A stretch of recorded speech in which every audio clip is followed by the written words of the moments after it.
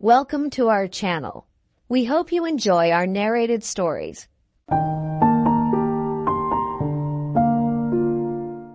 Chapter 35. What was behind Mr. Panks on little Dorrit's hand?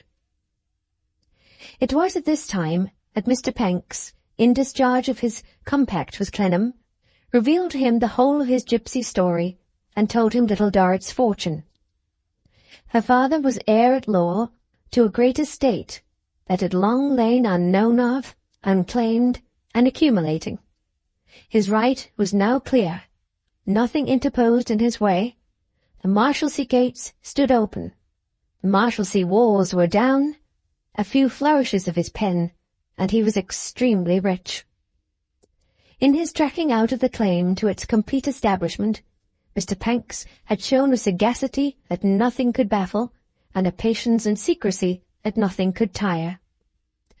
"I little thought, sir," said Panks, "when you and I crossed Smithfield that night, and I told you what sort of a collector I was, that this would come of it. I little thought, sir, when I told you you were not of the Clennams of Cornwall, that I was ever going to tell you who were of the Dorrits of Dorsetshire." He then went on to detail how, having that name recorded in his notebook, he was first attracted by the name alone. How, having often found two exactly similar names, even belonging to the same place, to involve no traceable consanguinity, near or distant, he did not at first give much heed to this, except in the way of speculation as to what a surprising change would be made in the condition of a little seamstress, if she could be shown to have any interest in so large a property. How he rather supposed himself to have pursued the idea into its next degree, because there was something uncommon in the quiet little seamstress which pleased him and provoked his curiosity. How he had felt his way inch by inch and moulded out, sir. That was Mr. Panks' expression. Grain by grain. How, in the beginning of the labour described by this new verb, and to render which the more expressive, Mr. Panks shut his eyes in pronouncing it, and shook his hair over them, he had alternated from sudden lights and hopes to sudden darkness and no hopes, and back again, and back again.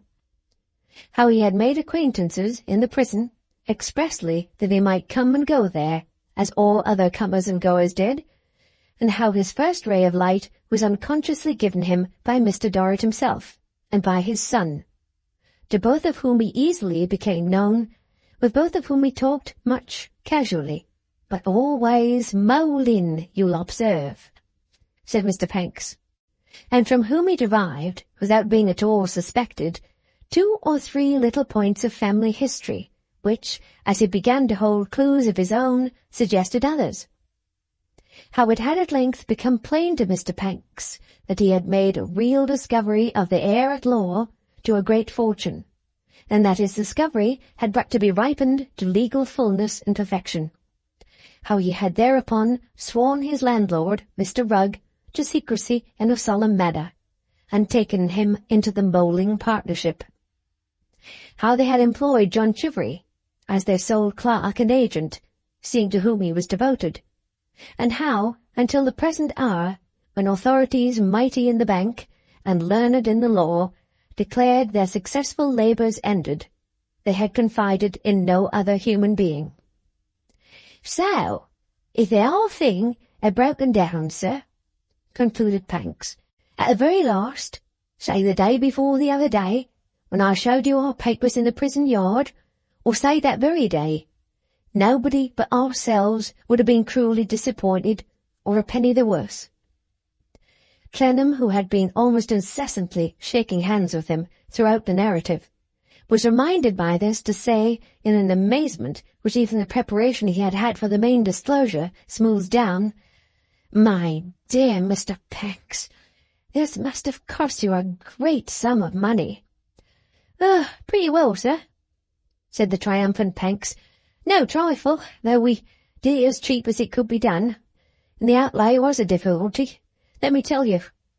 "A difficulty," repeated Clennam. "But the difficulties you have so wonderfully conquered in the whole business. shaking his hand again. "I'll tell you how I did it," said the delighted Pancks, putting his hair into a condition as elevated as himself. "First, I spent all I had of me own. That wasn't much." "I'm sorry for it," said Clennam. "Not that it matters now, though. Then what did you do?" "Then," answered Pancks, "I borrowed of some of my proprietor." "Of Mr. Casby?" said Clennam. "He's a fine old fellow." "Noble old boy, ain't he?" said Mr. Pancks, entering on a series of the driest snorts. "Generous old buck. Confiding old boy. Philanthropic old buck. Benevolent old boy. 20%. I engaged to pay him, sir. But we never do business for less at our shop." Arthur felt an awkward consciousness of having, in his exultant condition, been a little premature.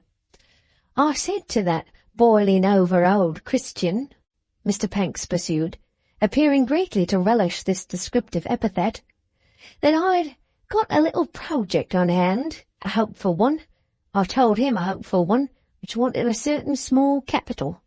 I proposed to him to lend me the money on my note, which he did, at 20, sticking the 20 on in a business-like way, and putting it into the note to look like a part of the principal.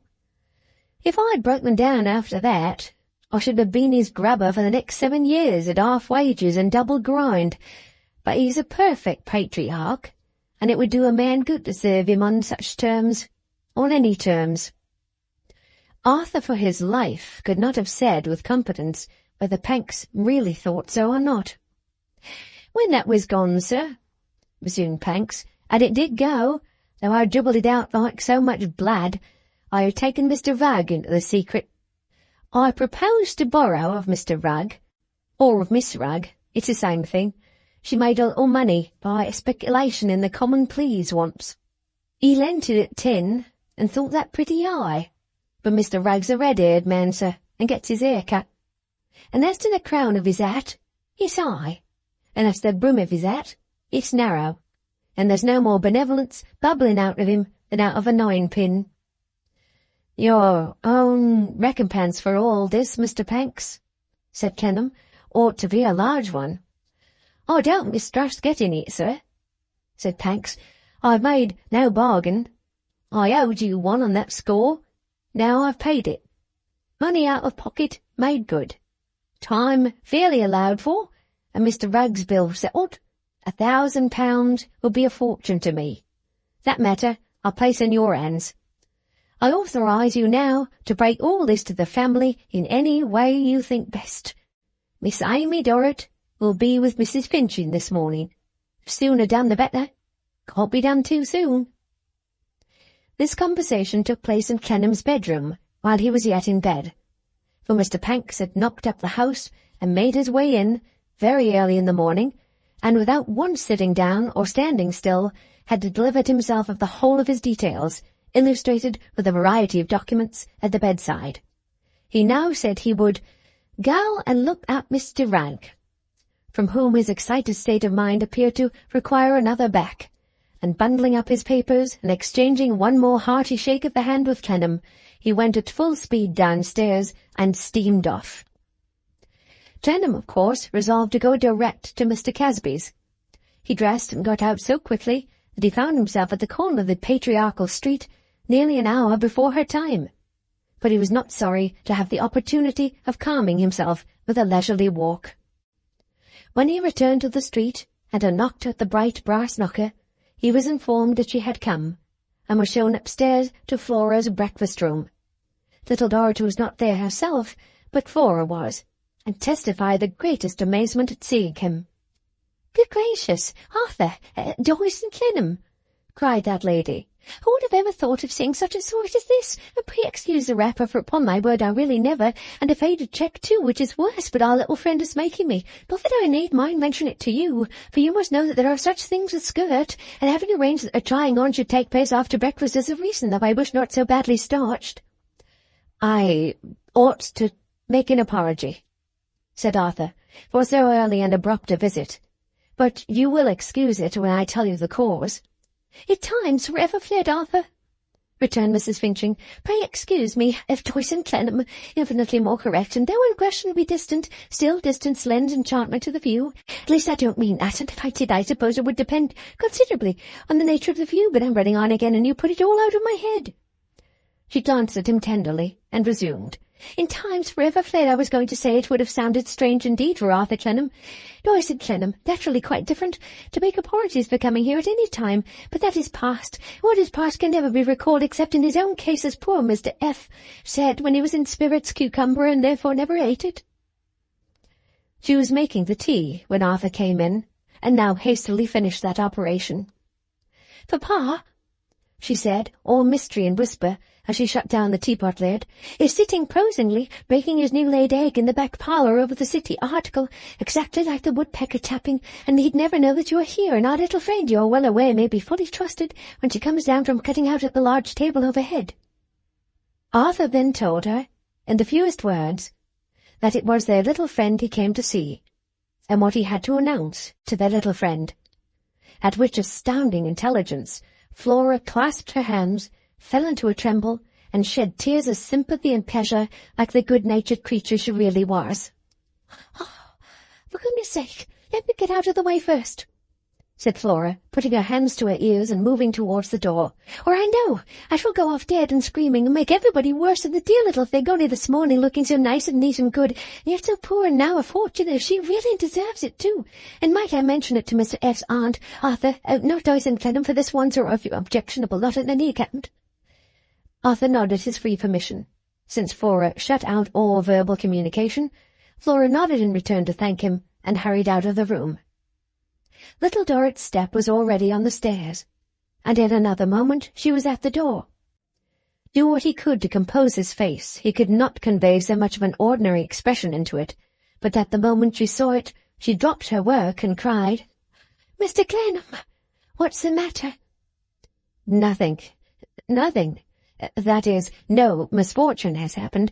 I have come to tell you something, but it is a piece of great good fortune." "Good fortune?" "Wonderful fortune." They stood in a window, and her eyes, full of light, fixed upon his face. He put an arm about her, seeing her likely to sink down. She put a hand upon that arm, partly to rest upon it, and partly so to preserve their relative positions, as that her intent look at him should be shaken by no change of attitude in either of them. Her lips seemed to repeat, "Wonderful fortune." He repeated it again aloud. "Dear little Dorrit, your father." The ice of the pale face broke at the word, and little lights and shoots of expression passed all over it. They were all expressions of pain. Her breath was faint and hurried. Her heart beat fast. He would have clasped the little figure closer, but he saw that the eyes appealed to him not to be moved. "Your father can be free within this week. He does not know it. We must go to him from here to tell him of it. Your father will be free within a few days. Your father will be free within a few hours. Remember, we must go to him from here to tell him of it." That brought her back. Her eyes were closing, but they opened again. "This is not all the good fortune. This is not all the wonderful good fortune, my dear little Dorrit. Shall I tell you more?" Her lips shaped yes. "Your father will be no beggar when he is free. He will want for nothing. Shall I tell you more? Remember, he knows nothing of it. We must go to him from here to tell him of it." She seemed to entreat him for a little time. He held her in his arm, and after a pause bent down his ear to listen. "Did you ask me to go on?" "Yes." "He will be a rich man. He is a rich man. A great sum of money is waiting to be paid over to him as his inheritance. You are all henceforth very wealthy. Bravest and best of children, I thank heaven that you are rewarded." As he kissed her, she turned her head towards his shoulder, and raised her arm towards his neck, cried out, "Father, father!" "Mother!" and swooned away. Upon which Flora returned to take care of her, and hovered about her on a sofa, intermingling kind offices and incoherent scraps of conversation in a manner so confounding that whether she pressed the Marshalsea to take a spoonful of unclaimed dividends, for it would do her good, or whether she congratulated little Dorrit's father on coming into possession of 100,000 smelling bottles, or whether she explained that she put 75,000 drops of spirits of lavender on 50,000 pounds of lump sugar, and that she entreated little Dorrit to take that gentle restorative, or whether she bathed the foreheads of Joyce and Clennam in vinegar, and gave the late Mr. F. more air, no one with any sense of responsibility could have undertaken to decide. A tributary stream of confusion, moreover, poured in from an adjoining bedroom, when Mr. F.'s aunt appeared, from the sound of her voice to be in a horizontal posture awaiting her breakfast, and from which bower that inexorable lady snapped off short taunts whenever she could get a hearing, as, "Don't believe it's his doing," and "He needn't take no credit to himself for it," and "It'll be long enough, I expect, afore he'll give up any of his own money," all designed to disparage Clennam's share in the discovery, and to relieve those inveterate feelings with which Mr. F.'s aunt regarded him. But little Dorrit's solicitude to get to her father, and to carry the joyful tidings to him, and not to leave him in his jail a moment of this happiness in store for him and still unknown to him, did more for her speedy restoration than all the skill and attention on earth could have done. "Come with me to my dear father. Pray come and tell my dear father," were the first words she said. Her father, her father. She spoke of nothing but him, thought of nothing but him, kneeling down and pouring out her thankfulness with uplifted hands. Her thanks were for her father. Flora's tenderness was quite overcome by this, and she launched out among the cups and saucers into a wonderful flow of tears and speech. "I declare," she sobbed, "I never was so cut up since your mamma and my papa not Joyce and Clennam for this once, but give the precious little thing a cup of tea, and make her put it to her lips at least. Pray, Arthur, do. Not even Mr. F.'s last illness, for that was of another kind, and gout is not a child's affection. They're very painful for all parties, and Mr. F. a martyr with his leg upon a rest, and the wine trade in itself inflammatory, for they will do it more or less among themselves, and who can wonder? It seems like a dream, I'm sure, to think of nothing at all this morning, and now mine's of money, is it really? But you must know, my darling love, because you never still be strong enough to tell him all about it upon teaspoons. Mightn't it be even best to try the directions of my own medical man, for though the flavour is anything but agreeable, still I force myself to do it as a prescription, and find a benefit. You'd rather not? Why, no, my dear, I'd rather not, but still I do it as a duty. Everybody will congratulate you, some in earnest and some not, and many will congratulate you with all their heart, but none more so, I do assure you, from the bottom of my own. I do myself, though sensible of blundering and being stupid, and will be judged by Arthur, not Joyce, Clennam, for this once. So goodbye, darling, and God bless you, and may you be very happy, and excuse the liberty, finding that the dress shall never be finished by anybody else, but shall be laid by for a keepsake, just as it is, and called little Dorrit, though why that strangest of denominations any time I never did myself, and now I never shall." Thus Flora, and taking leave of her favourite, little Dorrit thanked her, and embraced her over and over again, and finally came out of the house with Clennam, and took coach for the Marshalsea. It was a strangely unreal ride through the old squalid streets, with a sensation of being raised out of them into an airy world of wealth and grandeur. When Arthur told her that she would soon ride in her own carriage through very different scenes, when all familiar experiences would have vanished away, she looked frightened. But when he substituted her father for herself, and told her how he would ride in his carriage, and how great and grand he would be, her tears of joy and innocent pride fell fast. Seeing that the happiness her mind could realize was all shining upon him, Arthur kept that single figure before her, and so they rode brightly through the poor streets in the prison neighbourhood to carry him the great news.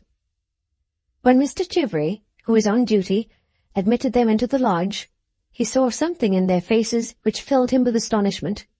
He stood looking after them when they hurried into the prison, as though he perceived that they had come back accompanied by a ghost apiece.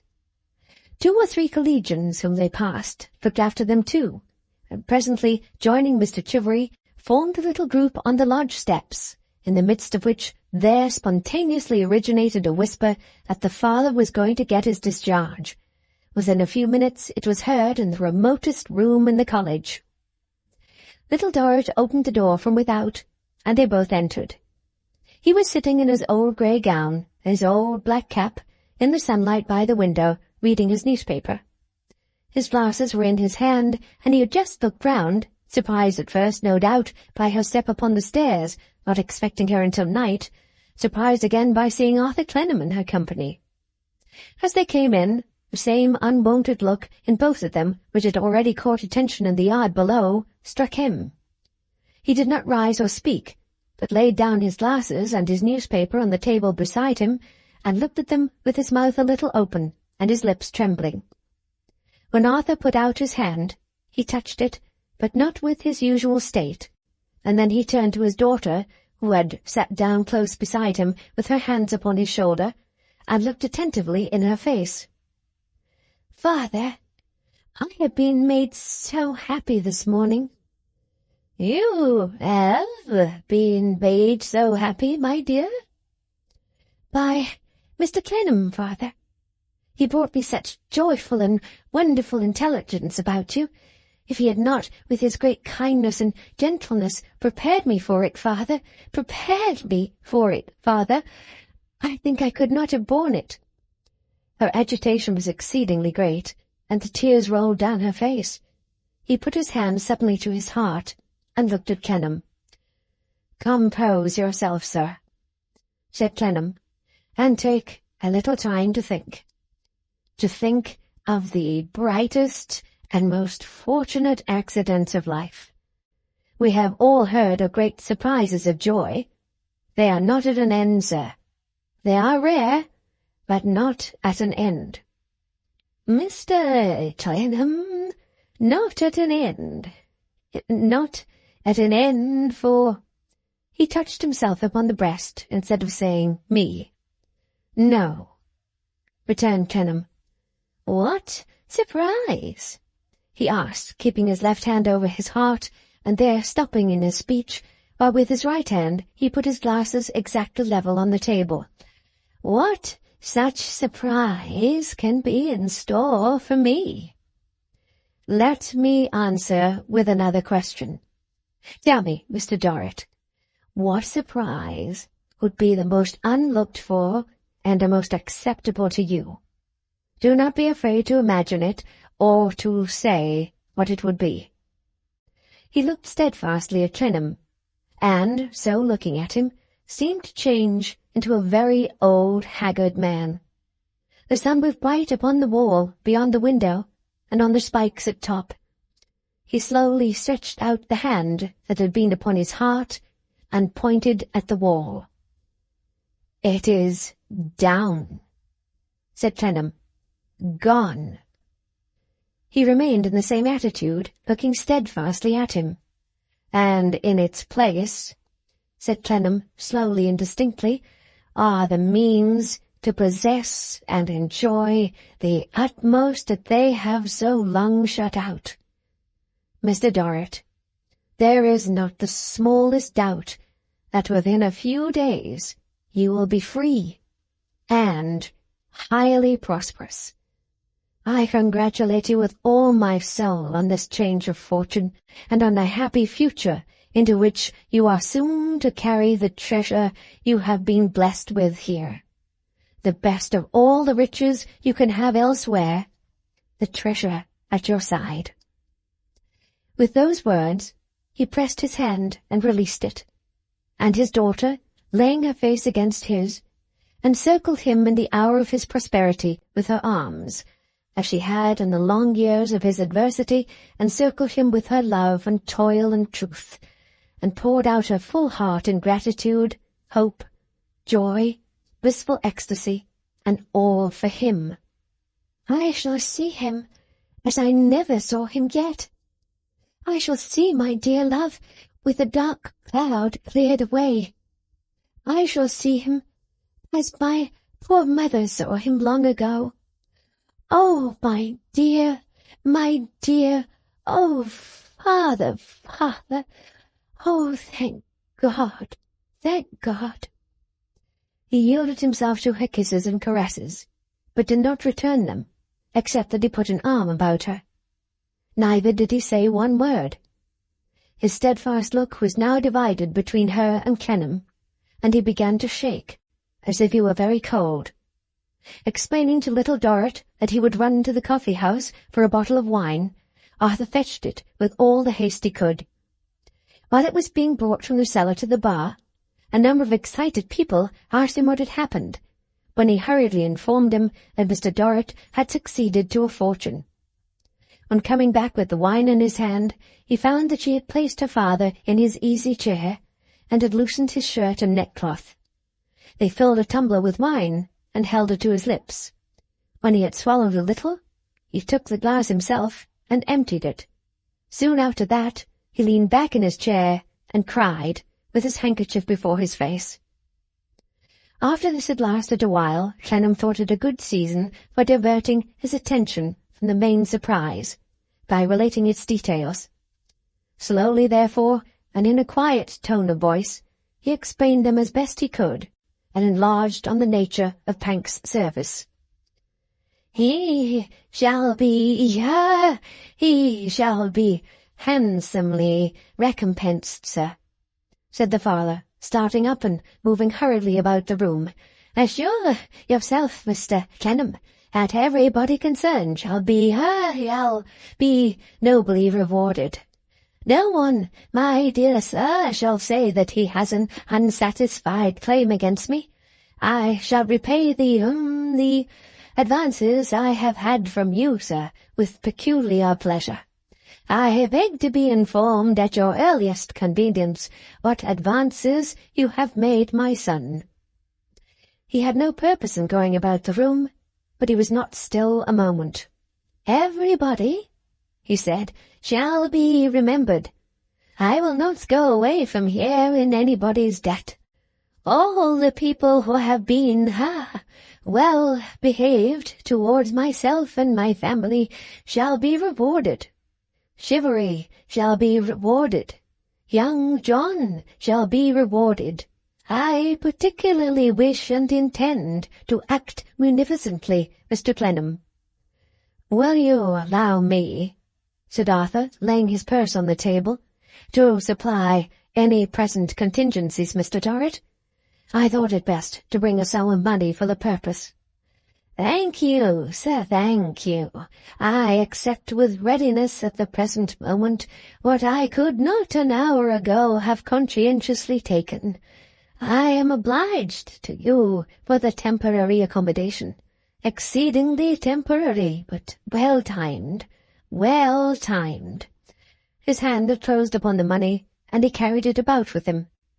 "Be so kind, sir, as to add the amount to those former advances to which I have already referred, being careful, if you please, not to omit advances made to my son. A mere verbal statement of the gross amount is all I shall require." His eye fell upon his daughter at this point, and he stopped for a moment to kiss her and to pat her head. "It will be necessary to find a milliner, my love, and to make a speedy and complete change in your very plain dress. Something must be done with Maggie, too, who at present is, barely respectable, and your sister Amy, and your brother, and my brother, your uncle, poor soul. I trust this will rouse him. Messengers must be dispatched to fetch them. They must be informed of this. We must break it to them cautiously, but they must be informed directly. We owe it as a duty to them and to ourselves, from this moment, not to let them do anything." This was the first intimation he had ever given that he was privy to the fact that they did something for a livelihood. He was still jogging about the room, with the purse clutched in his hand, when a great cheering arose in the yard. "The news has spread already," said Clennam, looking down from the window. "Will you show yourself to them, Mr. Dorrit?" They are very earnest, and they evidently wish it. I confess, I could have desired, Amy, my dear," he said, jogging about in a more feverish flutter than before, "to have made some change in my dress first, and to have brought a watch and chain. But if it must be done as it is, it must be done. Fasten the collar of my shirt, my dear. Mr. Clennam, would you oblige me, with a blue neckcloth you will find in that drawer at your elbow. Button my coat across the chest, my love. It looks broader, buttoned." With his trembling hand, he pushed his grey hair up, and then, taking Clennam and his daughter for supporters, appeared at the window, leaning on an arm of each. The collegians cheered him very heartily, and he kissed his hand to them with great urbanity and protection. When he withdrew into the room again, he said, "Poor creatures," in a tone of much pity for their miserable condition. Little Dorrit was deeply anxious that he should lie down to compose himself. On Arthur's speaking to her of his going to inform Panks that he might now appear as soon as he would, and pursue the joyful business to its close, she entreated him in a whisper to stay with her until her father should be quite calm and at rest. He needed no second entreaty, and she prepared her father's bed and begged him to lie down. For another half-hour or more he would be persuaded to do nothing but go about the room, discussing with himself the probabilities for and against the Marshal's allowing the whole of the prisoners to go to the windows of the official residence, which commanded the street, to see himself and family depart for ever in a carriage, which, he said, he thought would be a sight for them.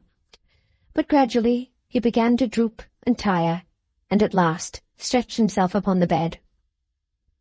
She took her faithful place beside him, fanning him and cooling his forehead, and he seemed to be falling asleep, always with the money in his hand, when he unexpectedly sat up and said, "Mr. Clennam, I beg your pardon.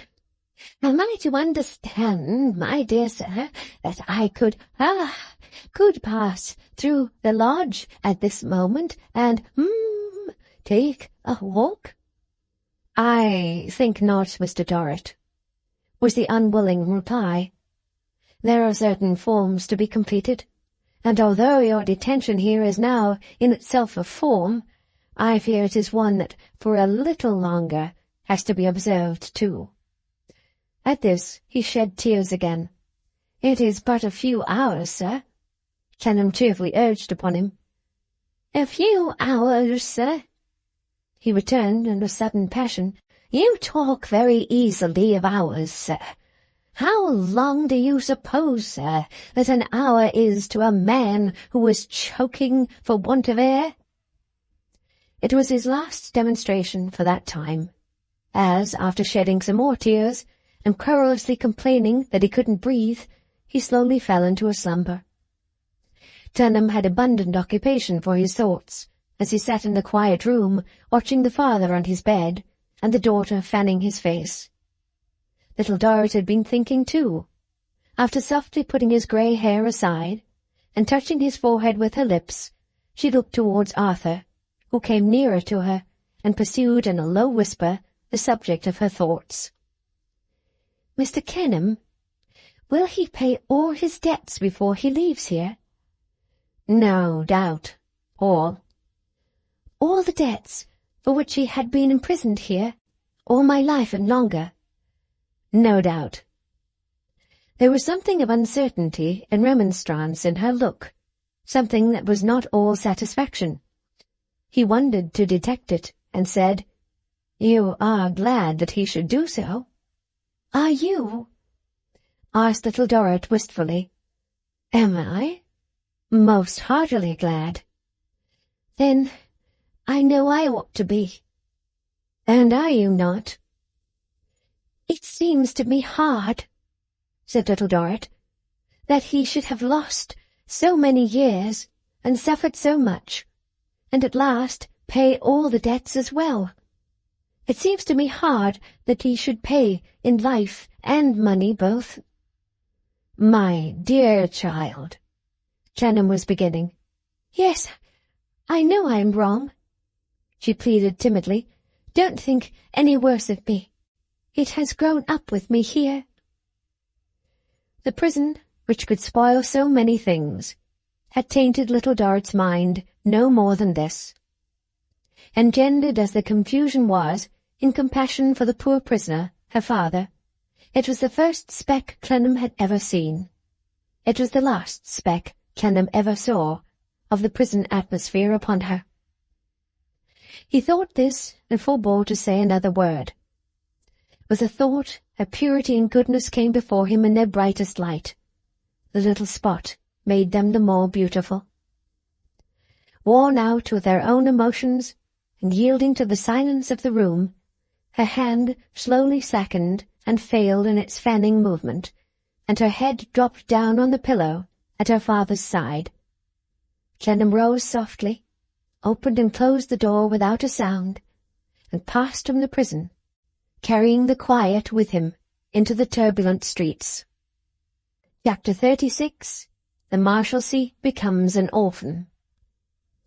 And now the day arrived when Mr. Dorrit and his family were to leave the prison for ever, and the stones of its much-trodden pavement were to know them no more. The interval had been short, but he had greatly complained of its length, and had been imperious with Mr. Rugg touching the delay. He had been high with Mr. Rugg, and had threatened to employ someone else. He had requested Mr. Rugg not to presume upon the place in which he found him, but to do his duty, sir, and to do it with promptitude. He had told Mr. Rugg that he knew what lawyers and agents were, and that he would not submit to imposition. On that gentleman's humbly representing that he exerted himself to the utmost, Miss Fanny was very short with him, desiring to know what less he could do, when he had been told a dozen times that money was no object, and expressing her suspicion that he forgot whom he talked to. Towards the marshal, who was a marshal of many years' standing, and with whom he had never had any previous difference, Mr. Dorrit comported himself with severity. That officer, on personally tendering his congratulations, offered the free use of 2 rooms in his house for Mr. Dorrit's occupation until his departure. Mr. Dorrit thanked him at the moment, and replied that he would think of it. But the marshal was no sooner gone than he sat down and wrote him a cutting note, in which he remarked that he had never on any former occasion had the honour of receiving his congratulations, which was true, though indeed there had not been anything particular to congratulate him upon, and that he begged, on behalf of himself and family, to repudiate the marshal's offer, with all those thanks which his disinterested character and its perfect independence of all worldly considerations demanded. Although his brother showed so dim a glimmering of interest in their altered fortunes that it was very doubtful whether he understood them, Mr. Dorrit caused him to be measured for new raiment by the hosiers, tailors, hatters, and bootmakers, whom he called in for himself, and ordered that his old clothes should be taken from him and burned. Miss Fanny and Mr. Tip required no direction in making an appearance of great fashion and elegance, and the 3 passed this interval together at the best hotel in the neighbourhood, though truly, as Miss Fanny said, the best was very indifferent. In connection with that establishment, Mr. Tip hired a cabriolet, horse and groom, a very neat turnout, which was usually to be observed for 2 or 3 hours at a time, pacing the Borough High Street outside the Marshalsea courtyard. A modest little hired chariot and pair was also frequently to be seen there, in alighting from and entering which vehicle Miss Fanny fluttered the marshal's daughters by the display of inaccessible bonnets. A great deal of business was transacted in this short period. Among other items, Messrs. Peddle and Poole, solicitors, of Monument Yard, were instructed by their client, Edward Dorrit, Esquire, to address a letter to Mr. Arthur Clennam, enclosing the sum of £24, 9 shillings and 8pence, being the amount of principal and interest computed at the rate of 5% per annum, in which their client believed himself to be indebted to Mr. Clennam. In making this communication and remittance, Messrs. Peddle and Poole were further instructed by their client to remind Mr. Clennam that the favour of the advance now repaid, including gate fees, had not been asked of him, and to inform him that it would not have been accepted if it had been openly proffered in his name. With which they requested a stamped receipt, and remained his obedient servants. A great deal of business had likewise to be done within the so-soon-to-be orphaned Marshalsea by Mr. Dorrit, so long its father, chiefly arising out of applications made to him by collegians for small sums of money. To these he responded with the greatest liberality, and with no lack of formality, always first writing to appoint a time at which the applicant might wait upon him in his room, and then receiving him in the midst of a vast accumulation of documents, and accompanying his donation, for he said in every such case, it is a donation, not a loan, with a great deal of good counsel, to the effect that he, the expiring father of the Marshalsea, hoped to be long remembered, as an example that a man might preserve his own and the general respect even there. The collegians were not envious. Besides that they had a personal and traditional regard for a collegian of so many years' standing, the event was creditable to the college, and made it famous in the newspapers. Perhaps more of them thought, too, than were quite aware of it, that the thing might, in the lottery of chances, have happened to themselves, or that something of the sort might yet happen to themselves some day or other. They took it very well. A few were low at the thought of being left behind, and being left poor, but even these did not grudge the family their brilliant reverse. There might have been much more envy in politer places. It seemed probable that mediocrity of fortune would have been disposed to be less magnanimous than the collegians, who lived from hand to mouth, from the pawnbroker's hand to the day's dinner. They got up an address to him, which they presented in a neat frame and glass, though it was not afterwards displayed in the family mansion or preserved among the family papers, and to which he returned a gracious answer. In that document he assured them, in a royal manner, that he received the profession of their attachment with the full conviction of its sincerity, and again generally exhorted them to follow his example, which, at least in so far as coming into a great property was concerned, there is no doubt they would have gladly imitated. He took the same occasion of inviting them to a comprehensive entertainment, to be given to the whole college in the yard, and at which he signified he would have the honour of taking a parting glass to the health and happiness of all those whom he was about to leave behind. He did not in person dine at this public repast. It took place at 2 in the afternoon, and his dinners now came in from the hotel at 6. But his son was so good as to take the head of the principal table, and to be very free and engaging. He himself went about among the company, and took notice of individuals, and saw that the viands were of the quality he had ordered, and that all were served. On the whole, he was like a baron of the olden time, in a rare good humour. At the conclusion of the repast, he pledged his guests in a bumper of old Madeira, and told them that he hoped they had enjoyed themselves, and what was more, that they would enjoy themselves for the rest of the evening, that he wished them well, and that he bade them welcome. His health being drunk with acclamations, he was not so baronial after all, but that in trying to return thanks he broke down, in the manner of a mere serf with a heart in his breast, and wept before them all. After this great success, which he supposed to be a failure, he gave them Mr. Chivery and his brother officers, whom he had beforehand presented with £10 each, and who were all in attendance. Mr. Chivery spoke to the toast, saying, "What you undertake to lock up, lock up. Remember that you are, in the words of the fettered African, a man and a brother ever." The list of toasts disposed of, Mr. Dorrit urbanely went through the motions of playing a game of skittles with the collegian, who was the next oldest inhabitant to himself, and left the tenantry to their diversions. But all these occurrences preceded the final day, and now the day arrived, when he and his family were to leave the prison forever, and when the stones of its much-trodden pavement were to know them no more. Noon was the hour appointed for the departure.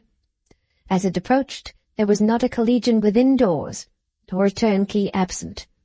The latter class of gentlemen appeared in their Sunday clothes, and the greater part of the collegians were brightened up, as much as circumstances allowed. 2 or 3 flags were even displayed, and the children put on odds and ends of ribbon. Mr. Dorrit himself, at this trying time, preserved a serious but graceful dignity. Much of his attention was given to his brother, as to whose bearing on the great occasion he felt anxious. "My dear Frederick," said he, "if you will give me your arm, we will pass among our friends together. I think it is right that we should go out arm in arm, my dear Frederick." "Oh," said Frederick, "yes, yes, yes, yes. And if, my dear Frederick, if you could, without putting any great constraint upon yourself, throw a little, excuse me, Frederick, a little polish into your usual demeanour." William, said the other, shaking his head, "it's for you to do all that. I don't know how. All forgotten. "But, my dear fellow," returned William, "for that very reason, if for no other, you must positively try to rouse yourself. What you have forgotten you must now begin to recall, my dear Frederick. Your position—" "Eh?" said Frederick. "Your position, my dear Frederick." "Mine?" He looked first at his own figure, and then at his brother's, and then, drawing a long breath, cried, "Ah, to be sure! Yes, yes, yes. Your position, my dear Frederick, is now a fine one. Your position as my brother is a very fine one, and I know that it belongs to your conscientious nature to try to become worthy of it, my dear Frederick, and try to adorn it, to be no discredit to it, but to adorn it." "William," said the other weakly and with a sigh, "I will do anything you wish, my brother, provided it lies in my power. Pray be so kind as to recollect what a limited power mine is. What would you wish me to do today, brother? Say what it is. Only say what it is." "My dearest Frederick, nothing. It is not worth troubling so good a heart as yours with." "Pray trouble it," returned the other. "It finds it no trouble, William, to do anything it can for you." William passed his hand across his eyes, and murmured with august satisfaction, "Blessings on your attachment, my poor dear fellow." Then he said aloud, "Well, my dear Frederick, if you will only try, as we walk out, to show that you are alive to the occasion, that you think about it." "What would you advise me to think about it?" returned his submissive brother. "Oh, my dear Frederick, how can I answer you? I can only say what, in leaving these good people, I think myself." "That's it," cried his brother. "That will help me. I find that I think, my dear Frederick, and with mixed emotions in which a softened compassion predominates. What will they do without me?" "True," returned his brother. "Yes, yes, yes. I'll think that as we go. What will they do without my brother? Poor things! What will they do without him?" 12 o'clock having just struck, and the carriage being reported ready in the outer courtyard, the brothers proceeded downstairs arm in arm. Edward Dorrit, Esquire, once Tip, and his sister Fanny followed, also arm in arm. Mr. Plornish and Maggie, to whom had been entrusted the removal of such of the family effects as were considered worth removing, followed, bearing bundles and burdens to be packed in a cart. In the yard were the collegians and turnkeys. In the yard were Mr. Panks and Mr. Rugg, come to see the last touch given to their work. In the yard was young John, making a new epitaph for himself on the occasion of his dying of a broken heart. In the yard was the patriarchal Casby, looking so tremendously benevolent that many enthusiastic collegians grasped him fervently by the hand, and the wives and female relatives of many more collegians kissed his hand, nothing doubting that he had done it all. In the yard was the man with the shadowy grievance respecting the fund which the marshal embezzled, who had got up at 5 in the morning to complete the copying of a perfectly unintelligible history of that transaction, which he had committed to Mr. Dorrit's care as a document of the last importance calculated to stun the government and effect the marshal's downfall. In the yard was the insolvent, whose utmost energies were always set on getting into debt, who broke into prison with as much pains as other men have broken out of it, and who was always being cleared and complimented, while the insolvent at his elbow, a mere little snivelling, striving tradesman, half dead, of anxious efforts to keep out of debt, found it a hard matter indeed to get a commissioner to release him with much reproof and reproach. In the yard was the man of many children and many burdens, whose failure astonished everybody. In the yard was the man of no children and large resources, whose failure astonished nobody. There were the people who were always going out tomorrow, and always putting it off. There were the people who had come in yesterday, and who were much more jealous and resentful of this freak of fortune than the seasoned birds. There were some who, in pure meanness of spirit, cringed and bowed before the enriched collegian and his family. There were others who did so really because their eyes, accustomed to the gloom of their imprisonment and poverty, could not support the light of such bright sunshine. There were many whose shillings had gone into his pocket to buy him meat and drink, but none who were now obtrusively hail fellow well met, with him on the strength of that assistance. It was rather to be remarked of the caged birds that they were a little shy of the bird about to be so grandly free, and that they had a tendency to withdraw themselves towards the bars, and seem a little fluttered as he passed. Through these spectators the little procession, headed by the two brothers, moved slowly to the gate. Mr. Dorrit, yielding to the vast speculation how the poor creatures were to get on without him, was great and sad, but not absorbed. He patted children on the head like Sir Roger de Coverley going to church. He spoke to people in the background by their Christian names. He condescended to all present, and seemed for their consolation to walk encircled by the legend in golden characters, "Be comforted, my people, bear it." At last 3 honest cheers announced that he had passed the gate, and that the Marshalsea was an orphan. Before they had ceased to ring in the echoes of the prison walls, the family had got into their carriage, and the attendant had the steps in his hand. Then, and not before— "Good gracious!" cried Miss Fanny all at once. "Where's Amy?"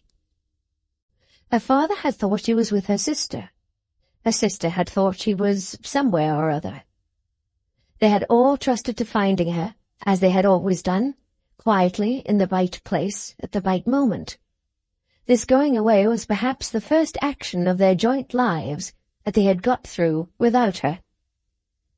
A minute might have been consumed in the ascertaining of these points, when Miss Fanny, who, from her seat in the carriage, commanded the long narrow passage leading to the lodge, flushed indignantly. "Now, I do say, Pa," she cried, "that this is disgraceful." "What is disgraceful, Fanny?" "I do say," she repeated, "this is perfectly infamous, really almost enough, even at such a time as this, to make one wish one was dead. Here is that child Amy, in her ugly old shabby dress, which he was so obstinate about, Pa, which I over and over again begged and prayed her to change, and which he over and over again objected to, and promised to change today, saying she wished to wear it as long as ever she remained in there with you, which was absolutely romantic nonsense of the lowest kind. Here is that child, Amy, disgracing us to the last moment, and at the last moment, by being carried out in that dress after all, and by that Mr. Clennam too." The offence was proved, as she delivered the indictment. Clennam appeared at the carriage door, bearing the little insensible figure in his arms. "She has been forgotten," he said in a tone of pity not free from reproach. "I ran up to her room, which Mr. Chivery showed me, and found the door open, and that she had fainted on the floor. Dear child! She appeared to have gone to change her dress and to have sunk down overpowered. It may have been the cheering, or it may have happened sooner. Take care of this poor cold hand, Miss Dorrit. Don't let it fall." "Thank you, sir," returned Miss Dorrit, bursting into tears. "I believe I know what to do, if you will give me leave. Dear Amy, open your eyes, that's a love. Oh, Amy, Amy, I really am so vexed and ashamed. Do rouse yourself, darling. Oh, why are they not driving on? Pray, Pa, do drive on." The attendant, getting between Clennam and the carriage door with a sharp, "By your leave, sir," bundled up the steps, and they drove away. Book 2, Riches. Chapter 1, Fellow Travellers. In the autumn of the year, darkness and night were creeping up to the highest ridges of the Alps. It was vintage time in the valleys on the Swiss side of the pass of the Great St. Bernard, and along the banks of the Lake of Geneva. The air there was charged with the scent of gathered grapes. Baskets, troughs, and tubs of grapes stood in the dim village doorways, stopped the steep and narrow village streets, and had been carrying all day along the roads and lanes. Grapes, split and crushed underfoot, lay about everywhere.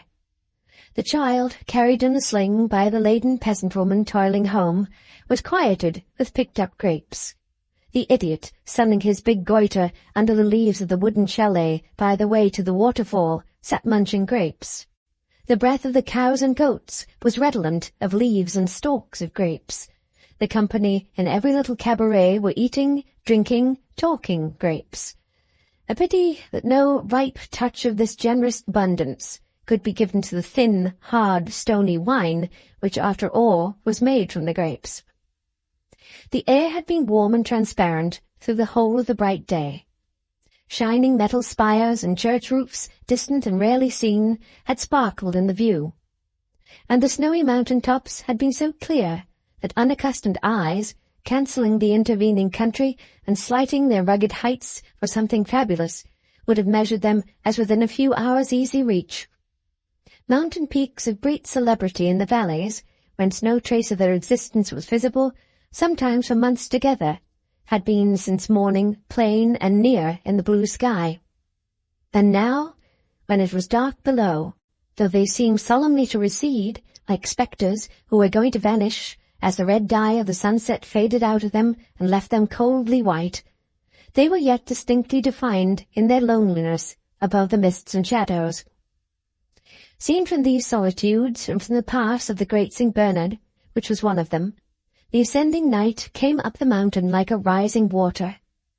When it at last rose to the walls of the convent of the Great St. Bernard, it was as if that weather-beaten structure were another ark, and floated on the shadowy waves. Darkness, outstripping some visitors on mules, had risen thus to the rough convent walls when those travellers were yet climbing the mountain. As the heat of the glowing day, when they had stopped to drink at the streams of melted ice and snow, was changed to the searching cold of the frosty, rarefied night air at a great height, so the fresh beauty of the lower journey had yielded to barrenness and desolation. A craggy track, up which the mules in single file scrambled and turned from block to block, as though they were ascending the broken staircase of a gigantic ruin, was their way now. No trees were to be seen, nor any vegetable growth, save a poor brown, scrubby moss, freezing in the chinks of rock. Blackened skeleton arms of wood by the wayside pointed upward to the convent, as if the ghosts of former travellers, overwhelmed by the snow, haunted the scene of their distress. Icicle-hung caves and cellars, built for refuges from sudden storms, were like so many whispers of the perils of the place. Never resting, wreaths and mazes of mist wandered about, hunted by a moaning wind, and snow, the besetting danger of the mountain, against which all defences were taken, drifted sharply down. The file of mules, jaded by their day's work, turned and wound slowly up the deep ascent. The foremost, led by a guide on foot, in his broad-brimmed hat and round jacket, carrying a mountain staff or two upon his shoulder, with whom another guide conversed. There was no speaking among the string of riders. The sharp cold, the fatigue of the journey, and a new sensation of a catching in the breath, partly as if they had just emerged from very clear, crisp water, and partly as if they had been sobbing, kept them silent. At length, a light on the summit of the rocky staircase gleamed through the snow and mist. The guides called to the mules picked up their drooping heads, the travellers' tongues were loosened, and in a sudden burst of slipping, climbing, jingling, clinking, and talking, they arrived at the convent door. Other mules had arrived not long before, some with peasant riders and some with goods, and had trodden the snow about the door into a pool of mud. Riding saddles and bridles, pack saddles and strings of bells, mules and men, lanterns, torches, sacks, provender, barrels, cheeses, kegs of honey and butter, straw bundles and packages of many shapes, were crowded confusedly together in this thawed quagmire and about the steps. Up here in the clouds, everything was seen through cloud, and seemed dissolving into cloud. The breath of the men was cloud, the breath of the mules was cloud. The lights were encircled by cloud. Speakers close at hand were not seen for cloud, though their voices and all other sounds were surprisingly clear. Of the cloudy line of mules hastily tied to rings in the wall, one would bite another, or kick another, and the whole mist would be disturbed, with men diving into it, and cries of men and beasts coming out of it, and no bystander discerning what was wrong.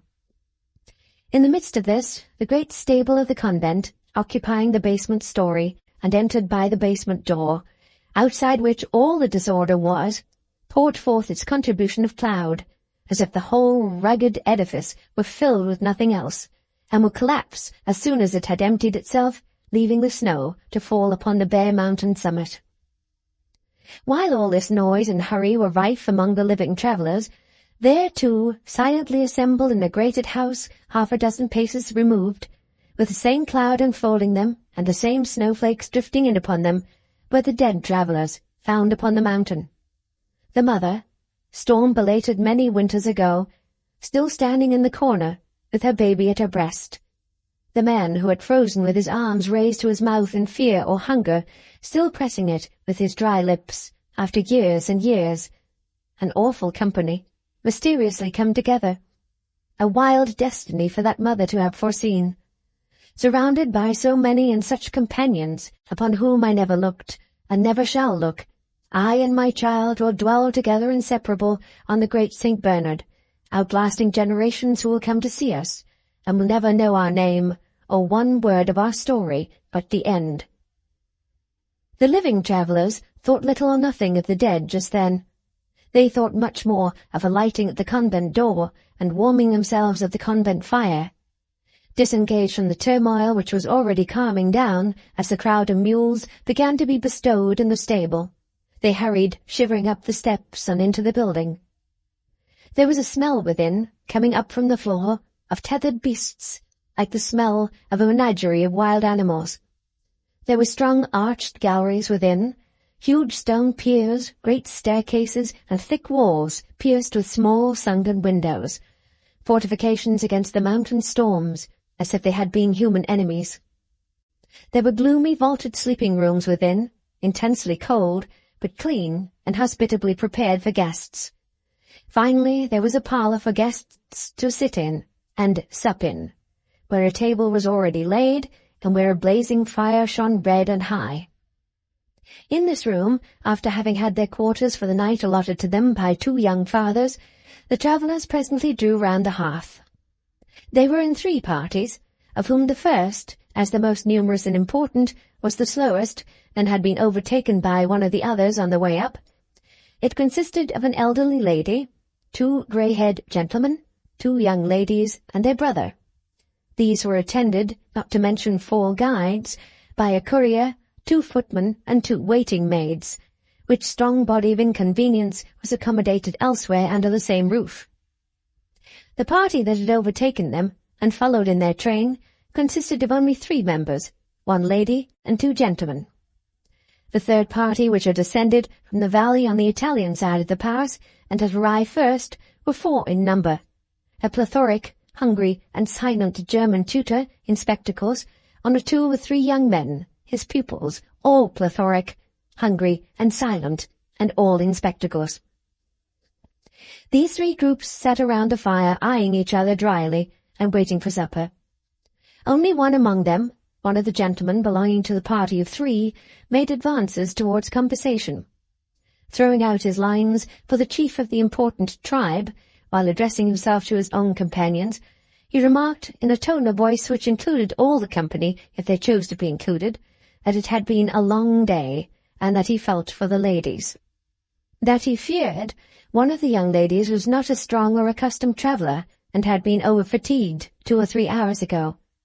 That he had observed, from his station in the rear, that she sat her mule as if she were exhausted. That he had twice or thrice afterwards done himself the honour of inquiring of one of the guides, when he fell behind, how the lady did. That he had been enchanted to learn that she had recovered her spirits, and that it had been but a passing discomfort. That he trusted, by this time he had secured the eyes of the chief and addressed him, he might be permitted to express his hope that she was now none the worse, and that she would not regret having made the journey. "My daughter, I'm obliged to you, sir," returned the chief, "is quite restored, and has been greatly interested." "New to mountains, perhaps?" said the insinuating traveller. "New to mountains," said the chief. "But you are familiar with them, sir?" The insinuating traveller assumed. "I am, tolerably familiar. Not of late years, replied the chief with a flourish of his hand. The insinuating traveller, acknowledging the flourish with an inclination of his head, passed from the chief to the second young lady, who had not yet been referred to otherwise than as one of the ladies in whose behalf he felt so sensitive an interest. He hoped she was not incommoded by the fatigues of the day. "Incommoded, certainly," returned the young lady, "but not tired." The insinuating traveller complimented her on the justice of the distinction. It was what he had meant to say. Every lady must doubtless be incommoded by having to do with that proverbially unaccommodating animal, the mule. "We have had, of course," said the young lady, who was rather reserved and haughty, "to leave the carriages and foregone at Martigny, and the impossibility of bringing anything that one wants to this inaccessible place, and the necessity of leaving every comfort behind, is not convenient." "A savage place, indeed," said the insinuating traveller. The elderly lady, who was a model of accurate dressing, and whose manner was perfect, considered as a piece of machinery, here interposed a remark in a low, soft voice. "But, like other inconvenient places," she observed, "it must be seen. As a place much spoken of, it is necessary to see it." "Oh, I've not the least objection to seeing it, I assure you, Mrs. General," returned the other carelessly. "You, madame," said the insinuating traveller, "have visited this spot before?" "Yes," returned Mrs. General, "I have been here before. Let me commend you, my dear," to the former young lady, "to shade your face from the hot wood, after exposure to the mountain air and snow. You too, my dear," to the other and younger lady, who immediately did so, while the former merely said, "Thank you, Mrs. General. I'm perfectly comfortable, and prefer remaining as I am." The brother, who had left his chair to open a piano that stood in the room, and who had whistled into it and shut it up again, now came strolling back to the fire with his glass in his eye. He was dressed in the very fullest and completest travelling trim. The world seemed hardly large enough to yield him an amount of travel proportionate to his equipment. "These fellows are an immense time with supper," he drawled. "I wonder what they'll give us. Has anybody any idea?" "Not roast man, I believe," replied the voice of the second gentleman of the party of three. "I suppose not." "What do you mean?" he inquired. "That, as you are not to be served for the general supper, perhaps you will do us the favour of not cooking yourself at the general fire," returned the other. The young gentleman, who was standing in an easy attitude on the hearth, cocking his glass at the company, with his back to the blaze and his coat tucked under his arms, something as if he were of the poultry species and were trussed for roasting, lost countenance at this reply. He seemed about to demand further explanation, when it was discovered, through all eyes turning on the speaker, that the lady with him, who was young and beautiful, had not heard what had passed through having fainted with her head upon his shoulder. "I think," said the gentleman in a subdued tone, "I had best carry her straight to her room. Will you call to someone to bring a light?" addressing his companion, "and to show the way? In this strange rambling place I don't know that I could find it." "Pray, let me call my maid," cried the taller of the young ladies. "Pray, let me put this water to her lips," said the shorter, who had not spoken yet. Each doing what she suggested, there was no want of assistance. Indeed, when the two maids came in, escorted by the courier, lest anyone should strike them dumb by addressing a foreign language to them on the road, there was a prospect of too much assistance. Seeing this, and saying as much in a few words to the slighter and the younger of the two ladies, the gentleman put his wife's arm over his shoulder, lifted her up, and carried her away. His friend, being left alone with the other visitors, walked slowly up and down the room without coming to the fire again, pulling his black moustache in a contemplative manner as if he felt himself committed to the late retort, while the subject of it was breathing injury in a corner. The chief loftily addressed this gentleman. "Your friend, sir," said he, is a little impatient, and in his impatience not perhaps fully sensible of what he owes to, but we will waive that. Your friend is a little impatient, sir."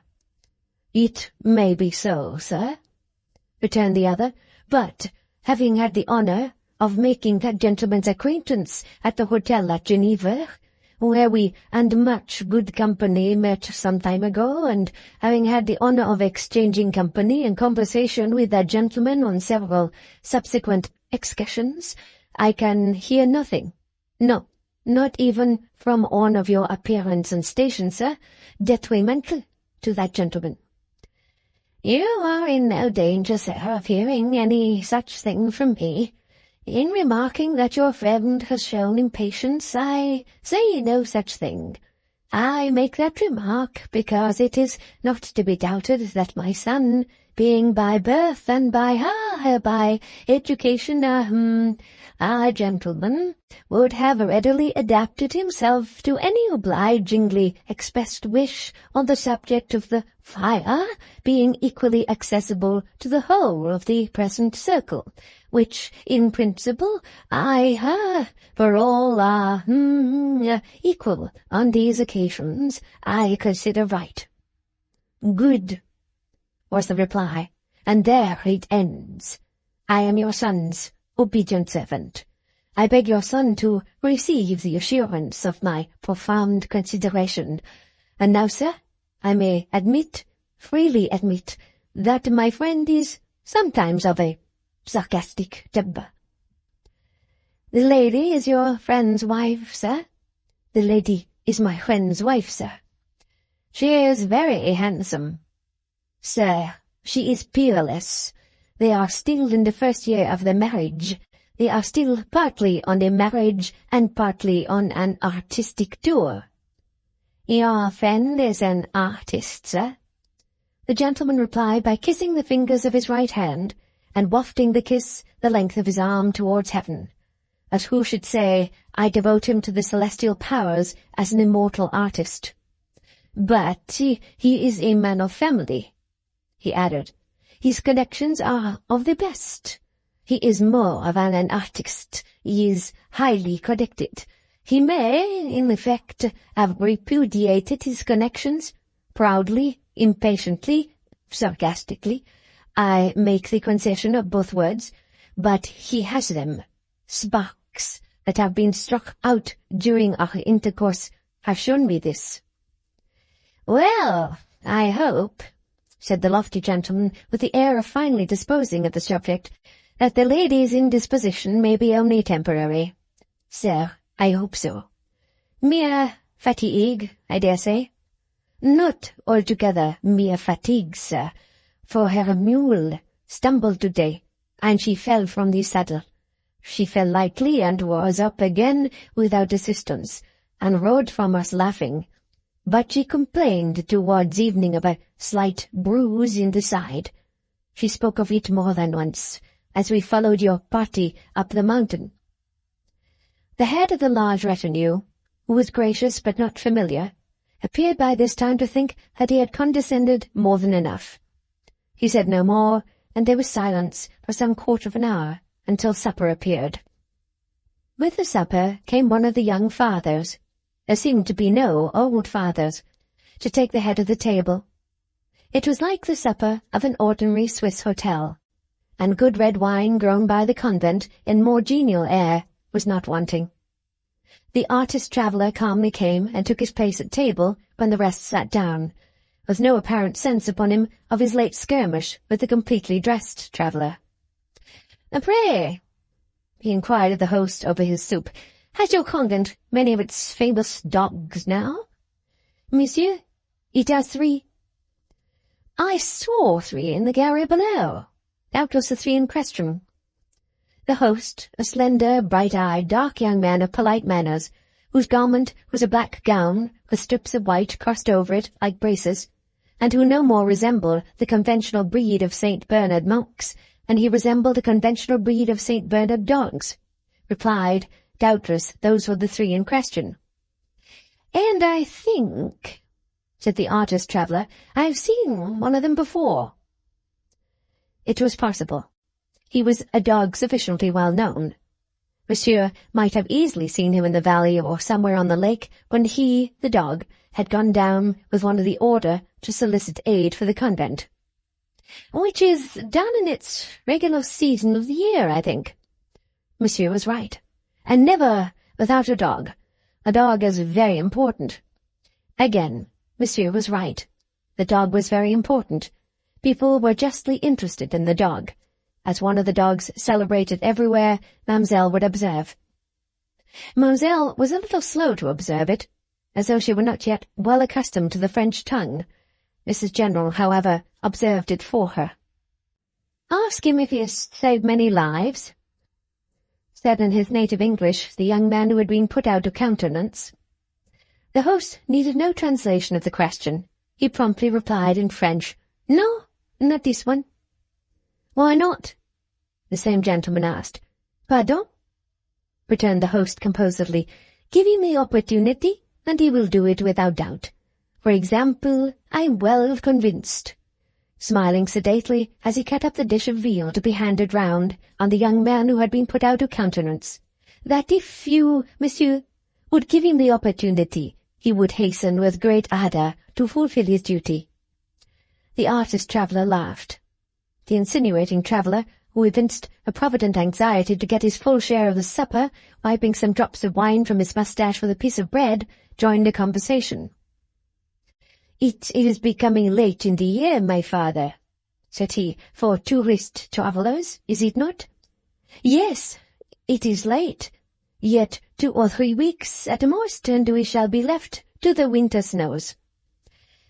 "And then," said the insinuating traveller, "for the scratching dogs and the buried children, according to the pictures." "Pardon?" said the host, not quite understanding the allusion. "Oh, than the scratching dogs and the buried children, according to the pictures?" The artist-traveller struck in again before an answer could be given. "Don't you know," he coldly inquired across the table of his companion, "that none but smugglers come this way in the winter, or could have any possible business this way?" "Holy blue! No, never heard of it." "So it is, I believe. And as I know the signs of the weather tolerably well, they don't give much employment to the dogs, who have consequently died out rather, though this house of entertainment is conveniently situated for themselves. The young families, I'm told, they usually leave at home, but it's a grand idea," cried the artist-traveller, unexpectedly rising into a tone of enthusiasm. "It's a sublime idea. It's the finest idea in the world, and brings tears into a man's eyes, by Jupiter." He then went on eating his veal with great composure. There was enough of mocking inconsistency at the bottom of this speech to make it rather discordant, though the manner was refined and the person well favoured, and though the depreciatory part of it was so skilfully thrown off as to be very difficult for one not perfectly acquainted with the English language to understand, or even understanding to take offence at, so simple and dispassionate was its tone. After finishing his veal in the midst of silence, the speaker again addressed his friend. "Look," said he in his former tone, "at this gentleman, our host, not yet in the prime of life, who in so graceful a way, and with such courtly ability and modesty, presides over us. Manners fit for a crown. Dine with the Lord Mayor of London, if you can get an invitation, and observe the contrast.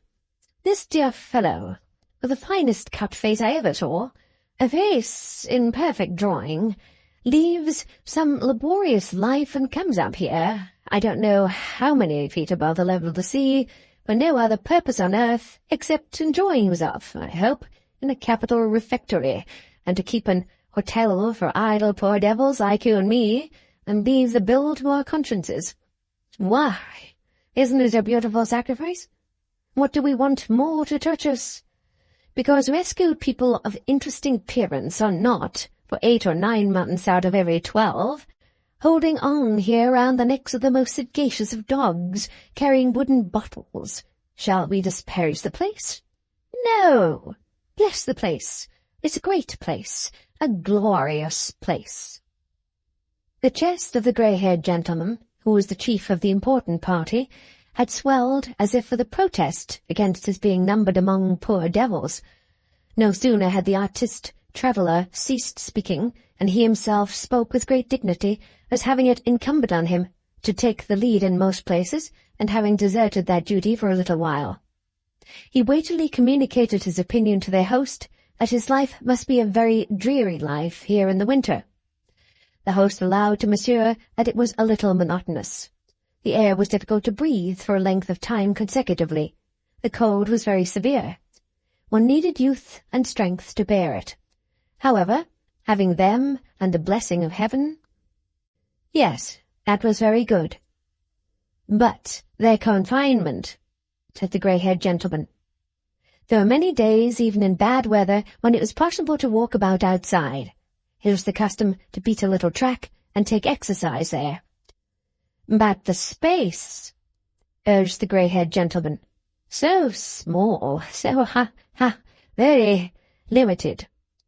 Monsieur would recall to himself that there were the refuges to visit, and that tracks had to be made to them also. Monsieur still urged, on the other hand, that the space was so so very contracted. More than that, it was always the same, always the same. With a deprecating smile, the host gently raised and gently lowered his shoulders. That was true, he remarked, but permit him to say that almost all objects had their various points of view. Monsieur and he did not see this poor life of his from the same point of view. Monsieur was not used to confinement.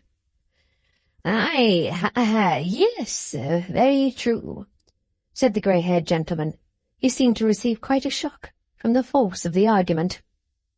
Monsieur, as an English traveller, surrounded by all means of travelling pleasantly, doubtless possessing fortune, carriages and servants, perfectly, without doubt, said the gentleman.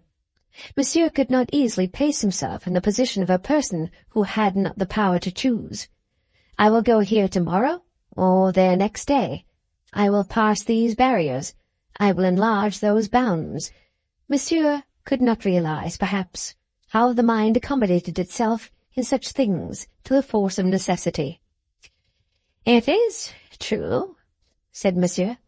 "We will not pursue the subject. You are quite accurate, I have no doubt. We will say no more."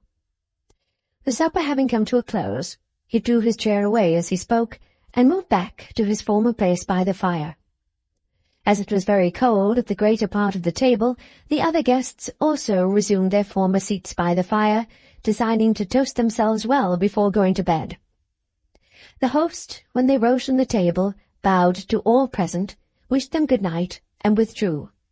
But first the insinuating traveller had asked him if they could have some wine made hot, and as he had answered yes, and had presently afterward sent it in, that traveller, seated in the centre of the group, and the full heat of the fire, was soon engaged in serving it out to the rest.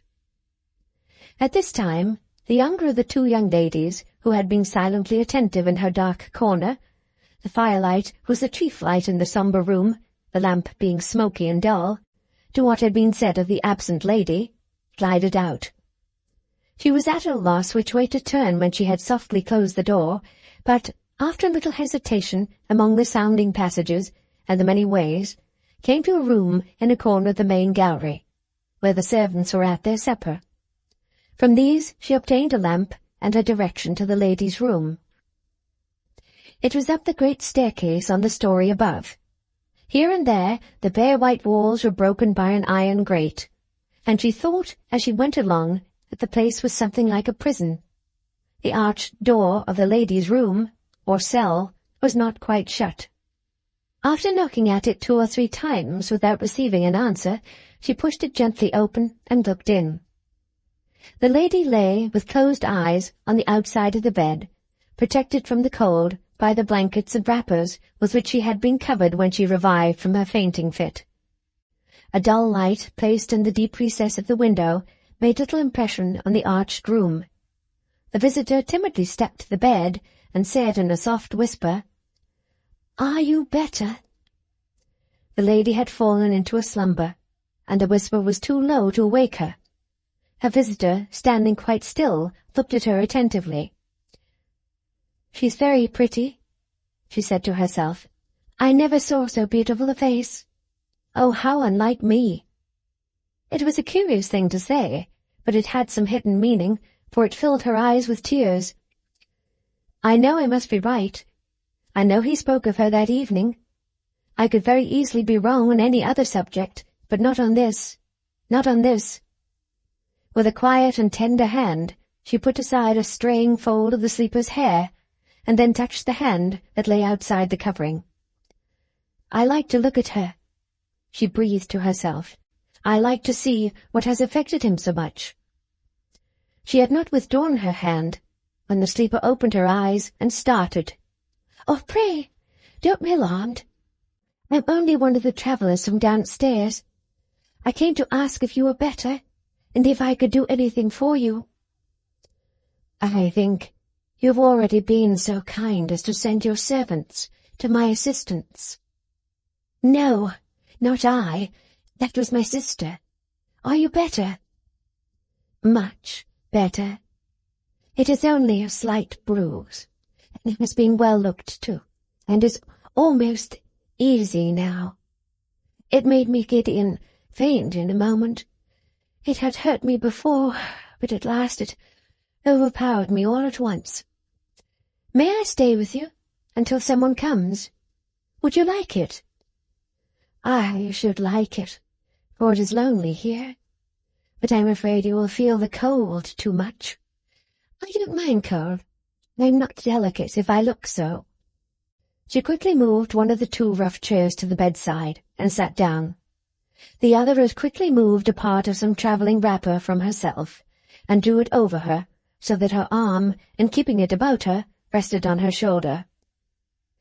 "You have so much the air of a kind nurse," said the lady, smiling on her, "that you seem as if you had come to me from home. I'm very glad of it. I was dreaming of home when I woke just now. Of my old home, I mean, before I was married. And before you were so far away from it. I have been much farther away from it than this. But then I took the best part of it with me, and missed nothing. I felt solitary as I dropped asleep here, and, missing it a little, wandered back to it." There was a sorrowfully affectionate and regretful sound in her voice, which made her visitor refrain from looking at her for the moment. "It is a curious chance which at last brings us together under this covering in which you have wrapped me," said the visitor after a pause. "For do you know, I think I have been looking for you some time." "Looking for me?" "I believe I have a little note here which I was to give to you whenever I found you. This is it. Unless I greatly mistake, it is addressed to you, is it not?" The lady took it, and said yes, and read it. Her visitor watched her as she did so. It was very short. She flushed a little as she put her lips to her visitor's cheek and pressed her hand. "The dear young friend to whom he presents me may be a comfort to me at some time," he says. "She is truly a comfort to me the first time I see her." "Perhaps you don't," said the visitor, hesitating. "Perhaps you don't know my story.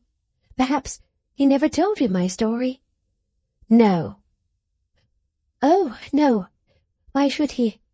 I have scarcely the right to tell it myself at present, because I have been entreated not to do so. There is not much in it, but it might account to you for my asking you not to say anything about the letter here. You saw my family with me, perhaps. Some of them, I only say this to you, are a little proud, a little prejudiced." "You shall take it back again," said the other, "and then my husband is sure not to see it. He might see it and speak of it otherwise by some accident. Will you put it in your bosom again, to be certain?" She did so with great care. Her small, slight hand was still upon the letter when they heard someone in the gallery outside. "I promised," said the visitor, rising, "that I would write to him after seeing you. I could hardly fail to see you sooner or later, and tell him if you were well and happy. I'd better say you were well and happy." "Yes, yes, yes. Say I was very well and very happy, and that I thanked him affectionately, and would never forget him." "I shall see you in the morning. After that we are sure to meet again before very long. Good night. Good night. Thank you. Thank you. Good night, my dear." Both of them were hurried and fluttered as they exchanged this parting, and as the visitor came out of the door. She had expected to meet the lady's husband approaching it, but the person in the gallery was not he. It was the traveller who had wiped the wine-drops from his moustache with a piece of bread. When he heard the step behind him, he turned round, for he was walking away in the dark. His politeness, which was extreme, would not allow of the young lady's lighting herself downstairs or going down alone. He took her lamp, held it so as to throw the best light on the stone steps, and followed her all the way to the supper-room. She went down, not easily hiding how much she was inclined to shrink and tremble. The appearance of this traveller was particularly disagreeable to her. She had sat in her quiet corner before supper, imagining what he would have been in the scenes and places within her experience, until he inspired her with an aversion that made him little less than terrific. He followed her down with his smiling politeness, followed her in, and resumed his seat in the best place on the hearth. There, with the wood fire, which was beginning to burn low, rising and falling upon him in the dark room, he sat with his legs thrust out to warm, drinking the hot wine down to the lees, with a monstrous shadow imitating him on the wall and ceiling. The tired company had broken up, and all the rest were gone to bed, except the young lady's father, who dozed in his chair by the fire. The traveller had been at the pains of going a long way upstairs to his sleeping-room to fetch his pocket flask of brandy, He told them so, as he poured its contents into what was left of the wine, and drank with a new relish. "May I ask, sir, if you are on your way to Italy?" The grey-haired gentleman had roused himself and was preparing to withdraw. He answered in the affirmative. "I also," said the traveller. "I shall hope to have the honour of offering my compliments in fairer scenes, and under softer circumstances than on this dismal mountain." The gentleman bowed, distantly enough, and said he was obliged to him. "We poor gentlemen, sir," said the traveller, pulling his moustache dry with his hand, for he had dipped it in the wine and brandy. "We poor gentlemen do not travel like princes, but the courtesies and graces of life are precious to us. To your health, sir." "Sir, I thank you." "To your health, of your distinguished family, of the fair ladies, your daughters." "Sir, I thank you again. I wish you good night." "My dear, are people in attendance?" "They are close by, father."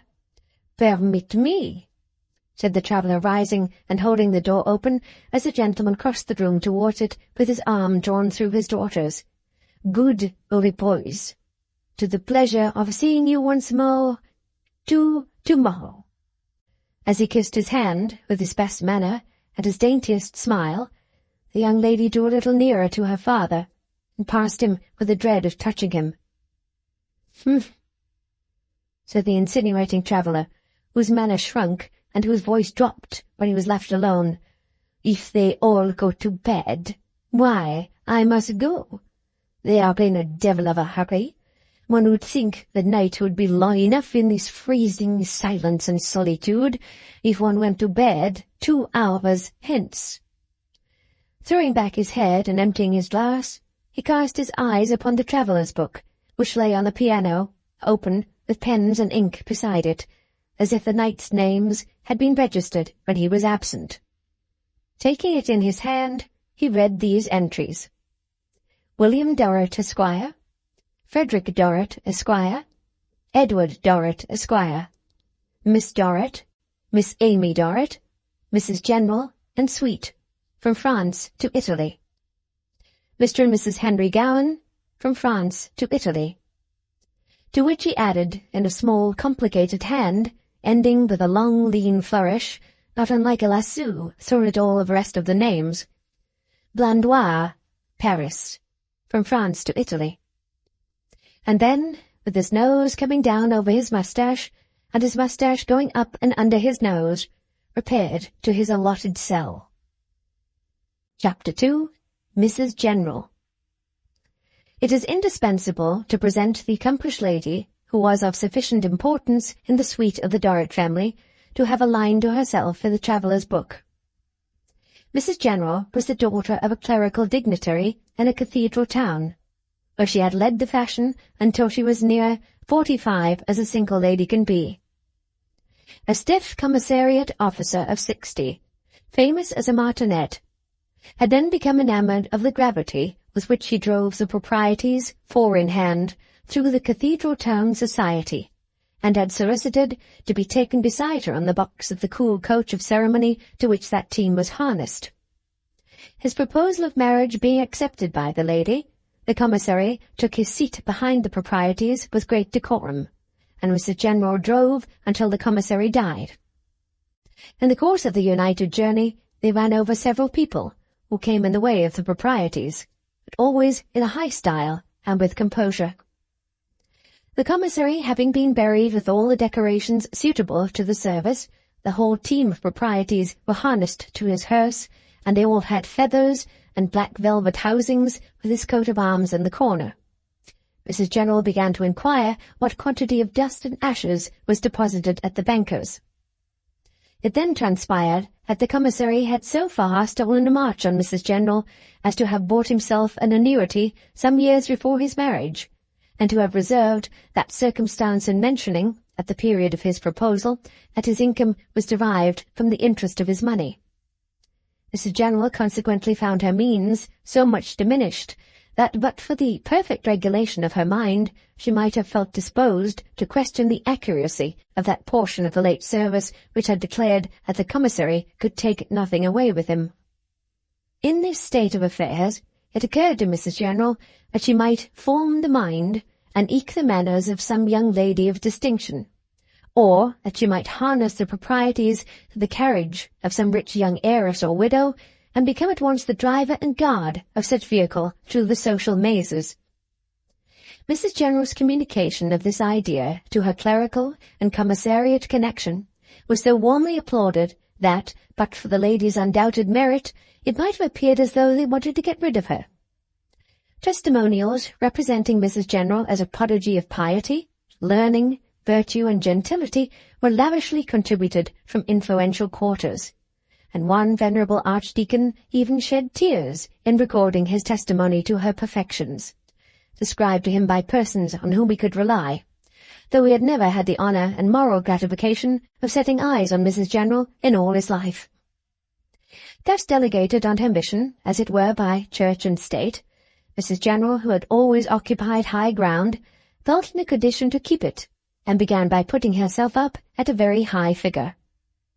An interval of some duration elapsed, in which there was no bid for Mrs. General.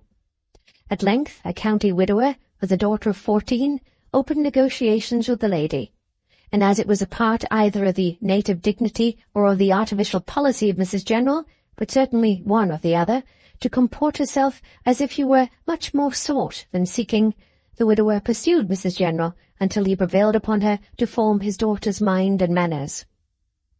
The execution of this trust occupied Mrs. General about 7 years, in the course of which time she made the tour of Europe, and saw most of that extensive miscellany of objects which it is essential that all persons of polite cultivation should see with other people's eyes and never with their own. When her charge was at length formed, the marriage, not only of the young lady, but likewise of her father, the widower, was resolved on.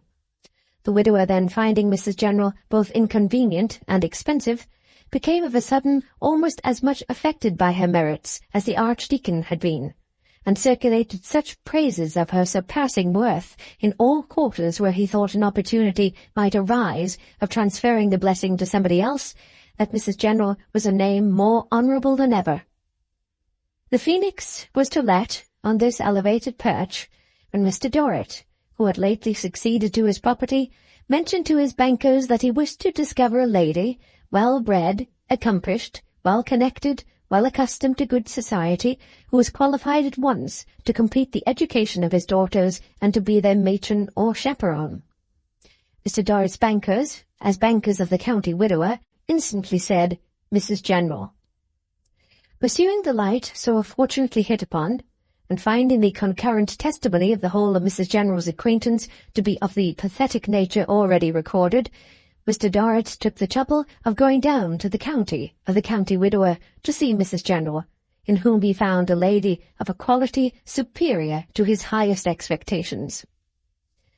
"Might I be excused," said Mr. Dorrit, "if I enquired, what "Why, indeed," returned Mrs. General, stopping the word. "It is a subject on which I prefer to avoid entering. I'd ever entered on it with my friends here, and I cannot overcome the delicacy, Mr. Dorrit, with which I have always regarded it. I am not, as I hope you are aware, a governess." "Oh, dear, no," said Mr. Dorrit. "Pray, madam, do not imagine for a moment that I think so." He really blushed to be suspected of it. Mrs. General gravely inclined her head. "I cannot therefore put a price upon services which it is a pleasure to me to render if I can render them spontaneously, but which I could not render in mere return for any consideration. Neither do I know how or where to find a case parallel to my own. It is peculiar." "No doubt. But how then," Mr. Dorrit not unnaturally hinted, "could the subject be approached?" "I cannot object," said Mrs. General, "though even that is disagreeable to me, to Mr. Dorrit inquiring in confidence of my friends here what amount they have been accustomed at quarterly intervals to pay to my credit at my bankers." Mr. Dorrit bowed his acknowledgments. Permit me to add, said Mrs. General, that beyond this I can never resume the topic. Also that I can accept no second or inferior position. If the honour were proposed to me of becoming known to Mr. Dorrit's family, I think 2 daughters were mentioned. 2 daughters. I could only accept it on terms of perfect equality, as a companion, protector, mentor, and friend. Mr. Dorrit, in spite of his sense of his importance, felt as if it would be quite a kindness in her to accept it on any conditions. He almost said as much. I think, repeated Mrs. General, 2 daughters were mentioned. 2 daughters, said Mr. Dorrit again.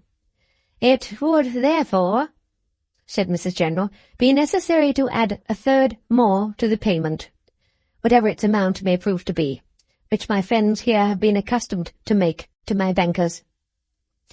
Mr. Dorrit lost no time in referring the delicate question to the county widower, and finding that he had been accustomed to pay £300 a year to the credit of Mrs. General, arrived, without any severe strain on his arithmetic, at the conclusion that he himself must pay 4. Mrs. General being an article of that lustrous surface which suggests that it is worth any money, he made a formal proposal to be allowed to have the honour and pleasure of regarding her as a member of his family. Mrs. General conceded that high privilege, and here she was. In person, Mrs. General, including her skirts, which had much to do with it, was of a dignified and imposing appearance, ample, rustling, gravely voluminous, always upright behind the proprieties. She might have been taken, had been taken, to the top of the Alps and the bottom of Herculaneum, without disarranging a fold in her dress or displacing a pin. If her countenance and hair had rather a flowery appearance, as though from living in some transcendently genteel mill, it was rather because she was a chalky creation altogether, and because she mended her complexion with violet powder or had turned grey. If her eyes had no expression, it was probably because they had nothing to express. If she had few wrinkles, it was because her mind had never traced its name or any other inscription on her face. A cool, waxy, blown-out woman who had never lighted well. Mrs. General had no opinions. Her way of forming a mind was to prevent it from forming opinions. She had a little circular set of mental grooves or rails on which she started little trains of other people's opinions, which never overtook one another and never got anywhere. Even her propriety could not dispute that there was impropriety in the world. But Mrs. General's way of getting rid of it was to put it out of sight, and make believe that there was no such thing. This was another of her ways of forming a mind, to cram all articles of difficulty into cupboards, lock them up, and say they had no existence. It was the easiest way, and, beyond all comparison, the properest. Mrs. General was not to be told of anything shocking. Accidents, miseries, and offences were never to be mentioned before her. Passion was to go to sleep in the presence of Mrs. General, and blood was to change to milk and water. The little that was left in the world, when all these deductions were made, it was Mrs. General's province to varnish. In that formation process of hers, she dipped the smallest of brushes into the largest of pots, and varnished the surface of every object that came under her consideration. The more cracked it was, the more Mrs. General varnished it. There was varnish in Mrs. General's voice, varnish in Mrs. General's touch, an atmosphere of varnish around Mrs. General's figure. Mrs. General's dreams ought to have been varnished, if she had any, lying asleep in the arms of the good St. Bernard, with the feathery snow falling on his housetop. Chapter 3. On the Road. The bright morning sun dazzled the eyes. The snow had ceased, the mists had vanished, the mountain air was so clear and light that the new sensation of breathing it was like the having entered on a new existence. To help the delusion, the solid ground itself seemed gone, and the mountain, a shining waste of immense white heaps and masses, to be a region of cloud floating between the blue sky above and the earth far below. Some dark specks in the snow, like knots upon a little thread, beginning at the convent door, and winding away down the descent in broken lengths which were not yet pieced together, showed where the brethren were at work in several places, clearing the track. Already the snow had begun to be foot-thawed again about the door. Mules were busily brought out, tied to the rings in the wall, and laden. Strings of bells were buckled on. Burdens were adjusted. The voices of drivers and riders sounded musically.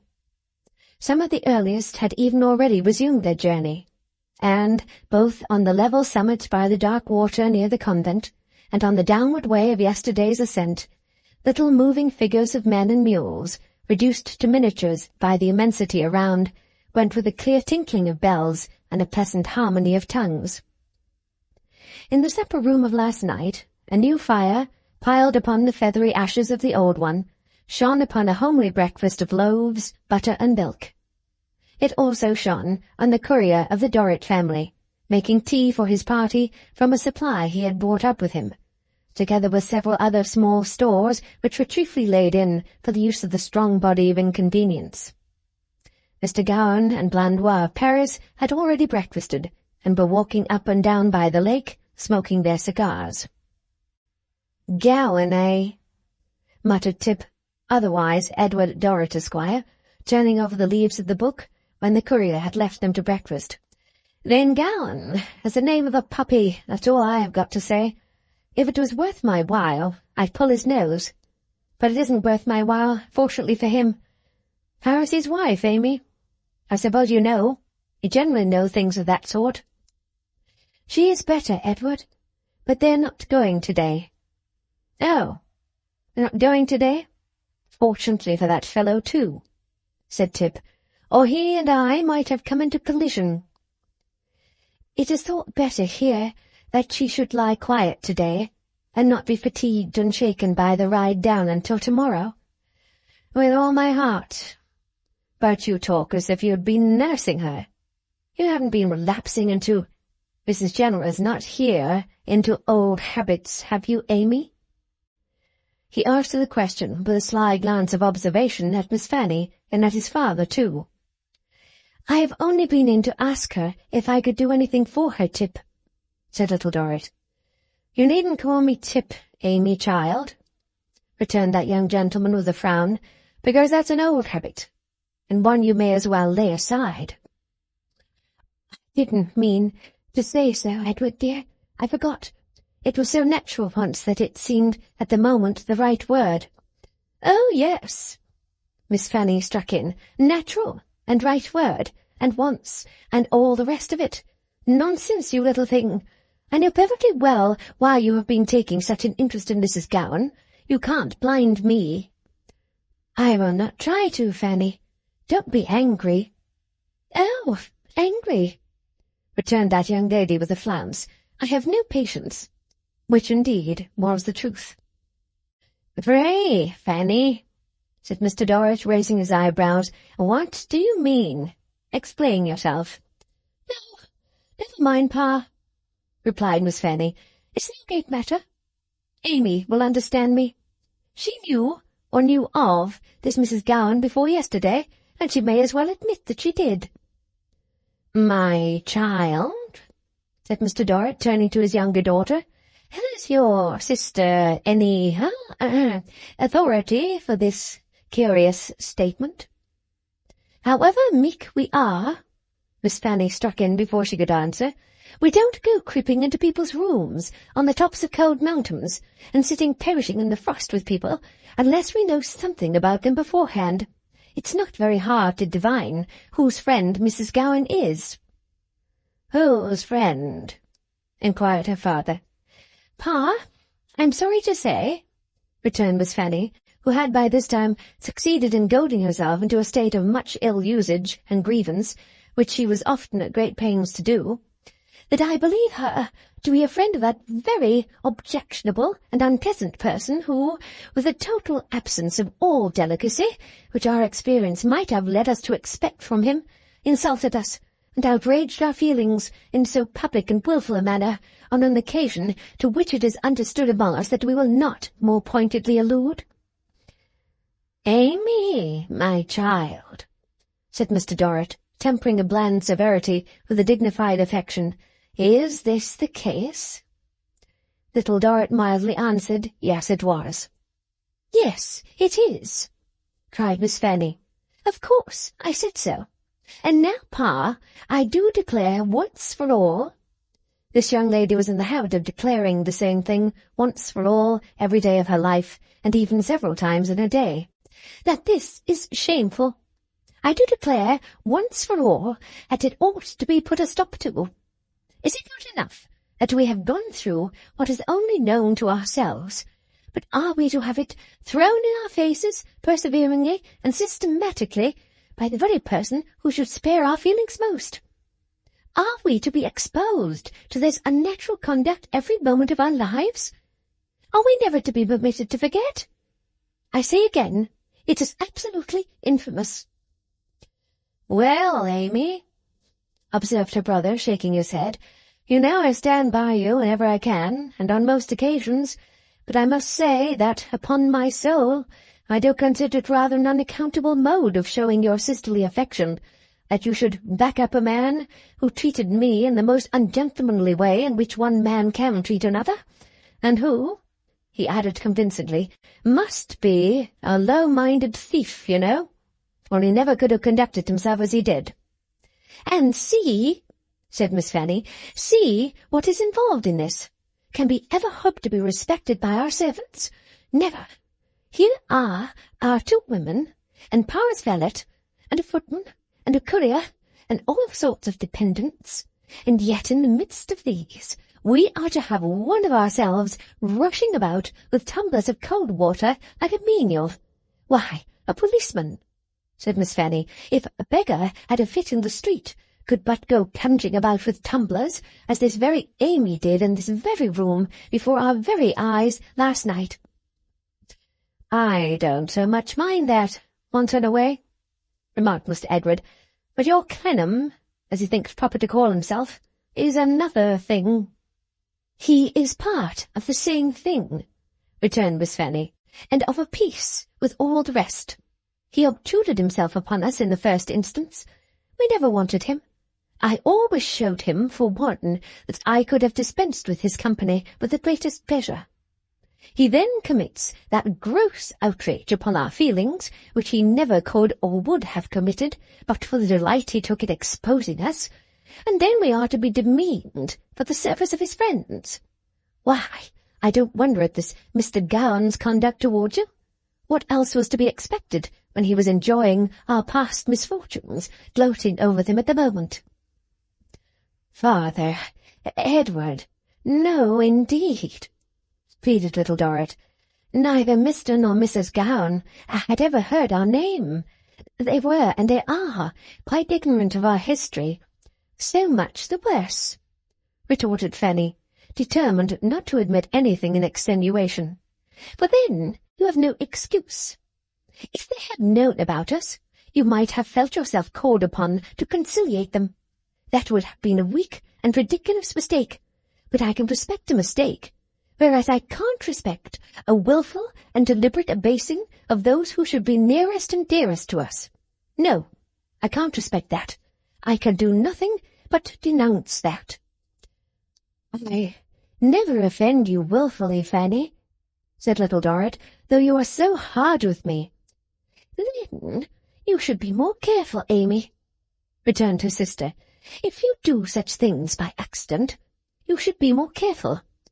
If I happened to have been born in a peculiar place, and under peculiar circumstances that blunted my knowledge of propriety, I fancy I should think myself bound to consider at every step, am I going ignorantly to compromise any near and dear relations?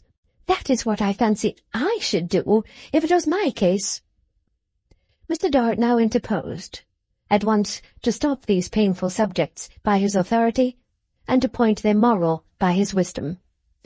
"My dear," said he to his younger daughter, "I beg you to say no more. Your sister Fanny expresses herself strongly, but not without considerable reason. You have now a great position to support." That great position is not occupied by yourself alone, but by me, and by us. Us. Now, it is incumbent upon all people in an exalted position, but it is particularly so on this family, for reasons which I will not dwell upon, to make themselves respected, to be vigilant in making themselves respected. Dependents to respect us must be kept at a distance and kept downward. Therefore, you're not exposing yourself to the remarks of our attendants by appearing to have at any time dispensed with their services and performed them for yourself is highly important. Why, who can doubt it? Cried Miss Fanny. It's the essence of everything. Fanny, returned her father grandiloquently, give me leave, my dear. We then come to Mr. Clennam. I am free to say that I do not, Amy, share your sister's sentiments. That is to say, altogether, in reference to Mr. Clennam. I am content to regard that individual in the light of generally a well-behaved person. A well-behaved person. Nor will I inquire whether Mr. Clennam did, at any time, obtrude himself on my society. He knew my society to be sort, and his plea might be that he regarded me in the light of a public character. But there were circumstances attending my slight knowledge of Mr. Clennam, it was very slight, which—" here Mr. Dorrit became extremely grave and impressive, "would render it highly indelicate in Mr. Clennam to seek to renew communication with me or with any member of my family under existing circumstances. If Mr. Clennam has sufficient delicacy to perceive the impropriety of any such attempt, I am bound as a responsible gentleman to defer to that delicacy on his part. If, on the other hand, Mr. Clennam has not that delicacy, I cannot for a moment hold any correspondence with so coarse a mind. In either case it would appear that Mr. Clennam is put altogether out of the question, and that we have nothing to do with him or he with us. Mrs. General." The entrance of the lady whom he announced to take her place at the breakfast table terminated the discussion. Shortly afterwards the courier announced that the valet and the footman and the 2 maids and the 4 guides and the 14 mules were in readiness, so the breakfast party went out to the convent door to join the cavalcade. Mr. Gowan stood aloof with his cigar and pencil, but Mr. Blandois was on the spot to pay his respects to the ladies. When he gallantly pulled off his slouched hat to Little Dorrit, she thought he had even a more sinister look, standing swart and cloaked in the snow, than he had in the firelight overnight. But as both her father and her sister received his homage with some favour, she refrained from expressing any distrust of him, lest it should prove to be a new blemish derived from her prison birth. Nevertheless, as they wound down the rugged way, while the convent was yet in sight, she more than once looked round, and descried Mr. Blandois, backed by the convent smoke, which rose straight and high from the chimneys in a golden film, always standing on one jutting point, looking down after them. Long after he was a mere black stick in the snow, she felt as though she could yet see that smile of his, that high nose, and those eyes that were too near it. And even after that, when the convent was gone, and some light morning clouds veiled the pass below it, the ghastly skeleton arms by the wayside seemed to be all pointing up at him. More treacherous than snow, perhaps, colder at heart and harder to melt, Blandois of Paris by degrees passed out of her mind as they came down into the softer regions. Again the sun was warm.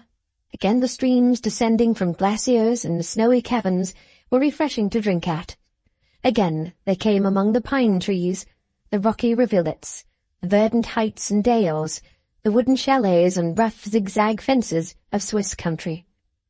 Sometimes the way so widened that she and her father could ride abreast, and then to look at him, handsomely clothed in his fur and broadcloths, rich, free, numerously served and attended, his eyes roving far away among the glories of the landscape, no miserable screen before them to darken his sight and cast its shadow on him, was enough.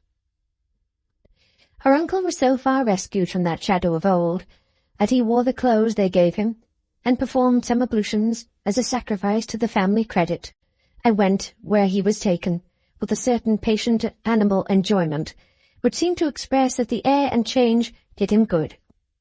In all other respects, save one, he shone with no light but such as was reflected from his brother. His brother's greatness, wealth, freedom, and grandeur pleased him without any reference to himself.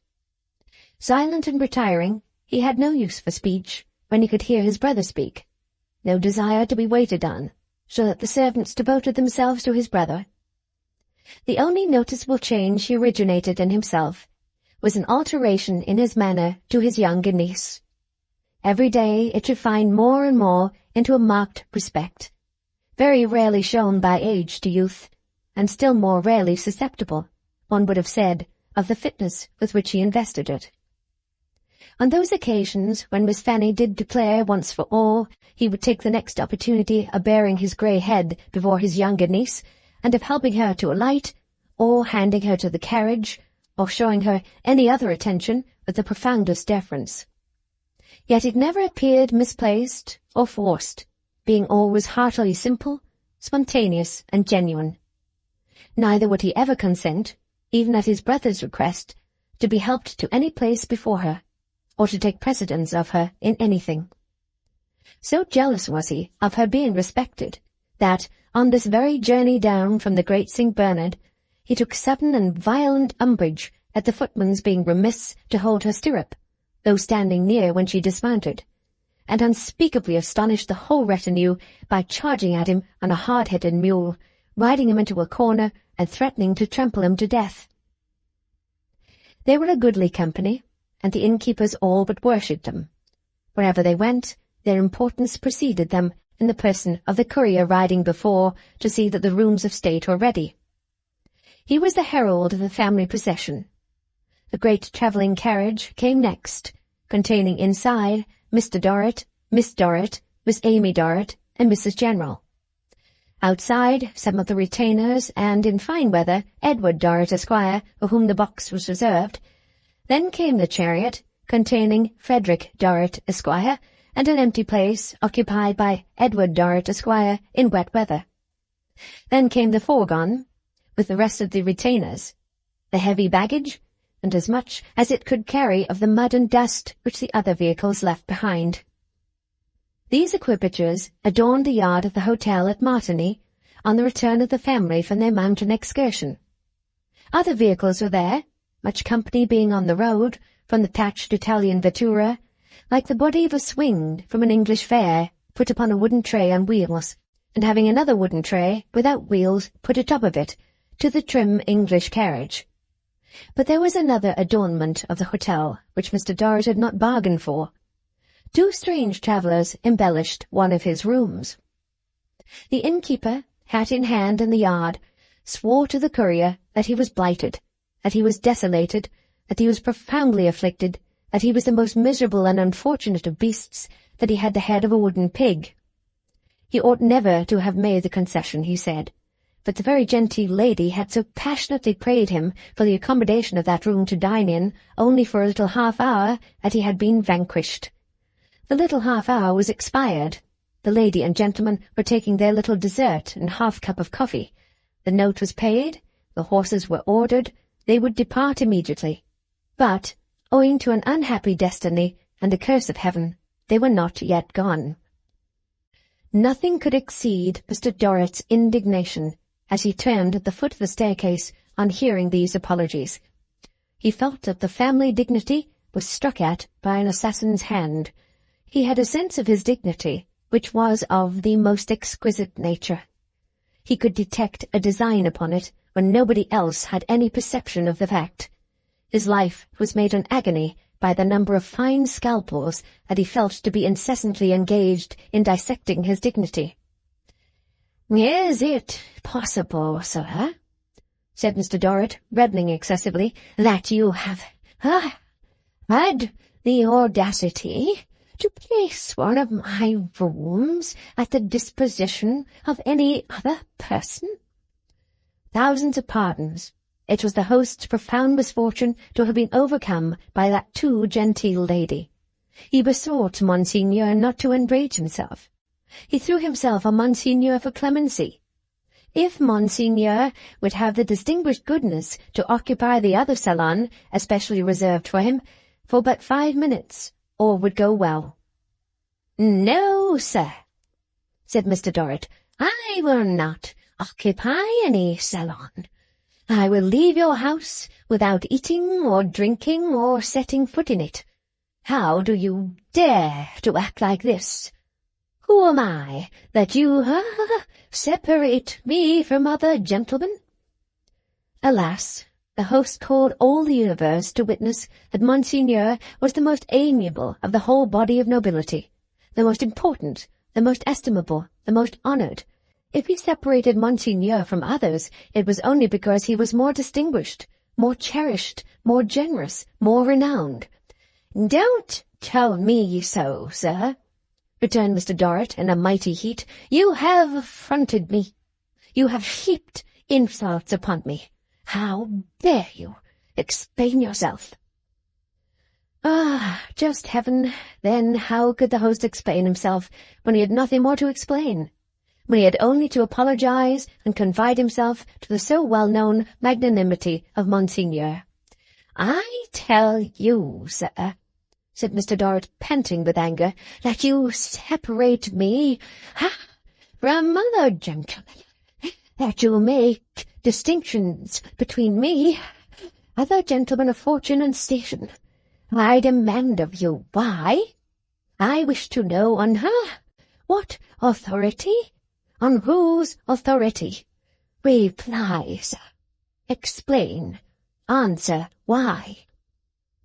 Permit the landlord humbly to submit to Monsieur the Courier, then, that Monseigneur, ordinarily so gracious, enraged himself without cause. There was no why. Monsieur the Courier would represent to Monseigneur that he deceived himself in suspecting that there was any why, but the why his devoted servant had already had the honour to present to him. The very genteel lady— "Silence!" cried Mr. Dorrit. "Hold your tongue. I will hear no more of the very genteel lady. I will hear no more of you. Look at this family. My family. A family more genteel than any lady. You have treated this family with disrespect. You have been insolent to this family. I'll ruin you. Send for the horses. The carriages. I'll not set foot in this man's house again." No one had interfered in the dispute, which was beyond the French colloquial powers of Edward Dorrit, Esquire, and scarcely within the province of the ladies. Miss Fanny, however, now supported her father with great bitterness, declaring in her native tongue that it was quite clear there was something special in this man's impertinence, and that she considered it important that he should be, by some means, forced to give up his authority for making distinctions between that family and other wealthy families. What the reasons of his presumption could be, she was at a loss to imagine, but reasons he must have, and they ought to be torn from him. All the guides, mule-drivers, and idlers in the yard had made themselves parties to the angry conference, and were much impressed by the courier's now bestirring himself to get the carriages out. With the aid of some dozen people to each wheel, this was done at a great cost of noise, and then the loading was proceeded with, pending the arrival of the horses from the post-house. But the very genteel lady's English chariot being already horsed and at the inn door, the landlord had slipped upstairs to represent his hard case. This was notified to the yard by his now coming down the staircase in attendance on the gentleman and the lady, and by his pointing out the offended majesty of Mr. Dorrit to them, with a significant motion of his hand. "Beg your pardon," said the gentleman, detaching himself from the lady and coming forward. "I am a man of few words, and a bad hand at an explanation. But lady here is extremely anxious that there should be no row. Lady, a mother of mine, in point of fact, wishes me to say that she hopes no row." Mr. Dorrit, still panting under his injury, saluted the gentleman and saluted the lady in a distant, final, and invincible manner. "No, but really, here, old fellow, you."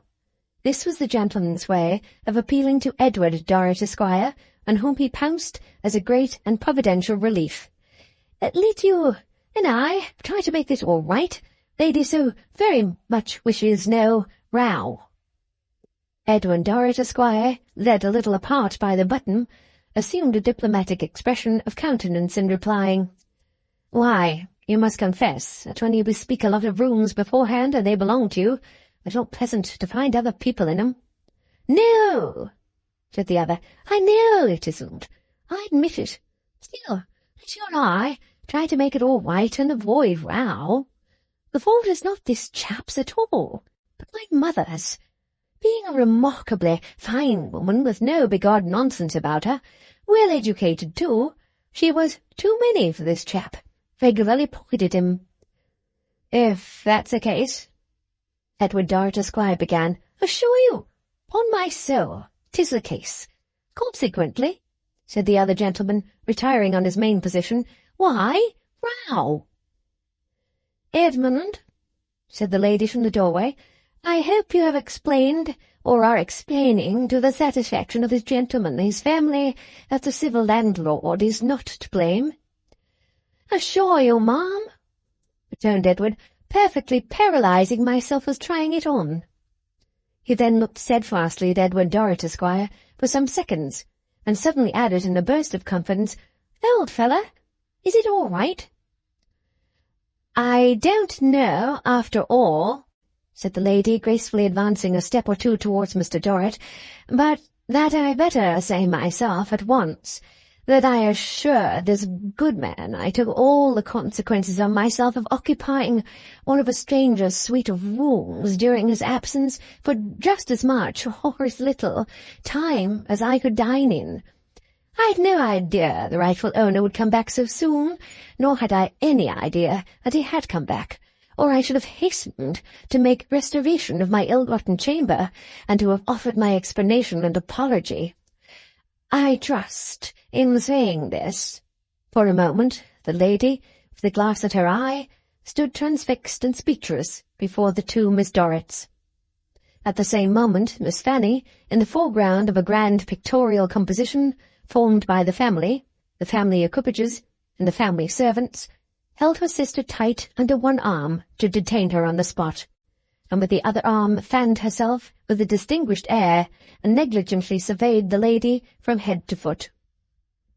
The lady, recovering herself quickly, for it was Mrs. Merdle, and she was not easily dashed, went on to add that she trusted in saying this, she apologized for her boldness, and restored this well-behaved landlord to the favour that was so very valuable to him.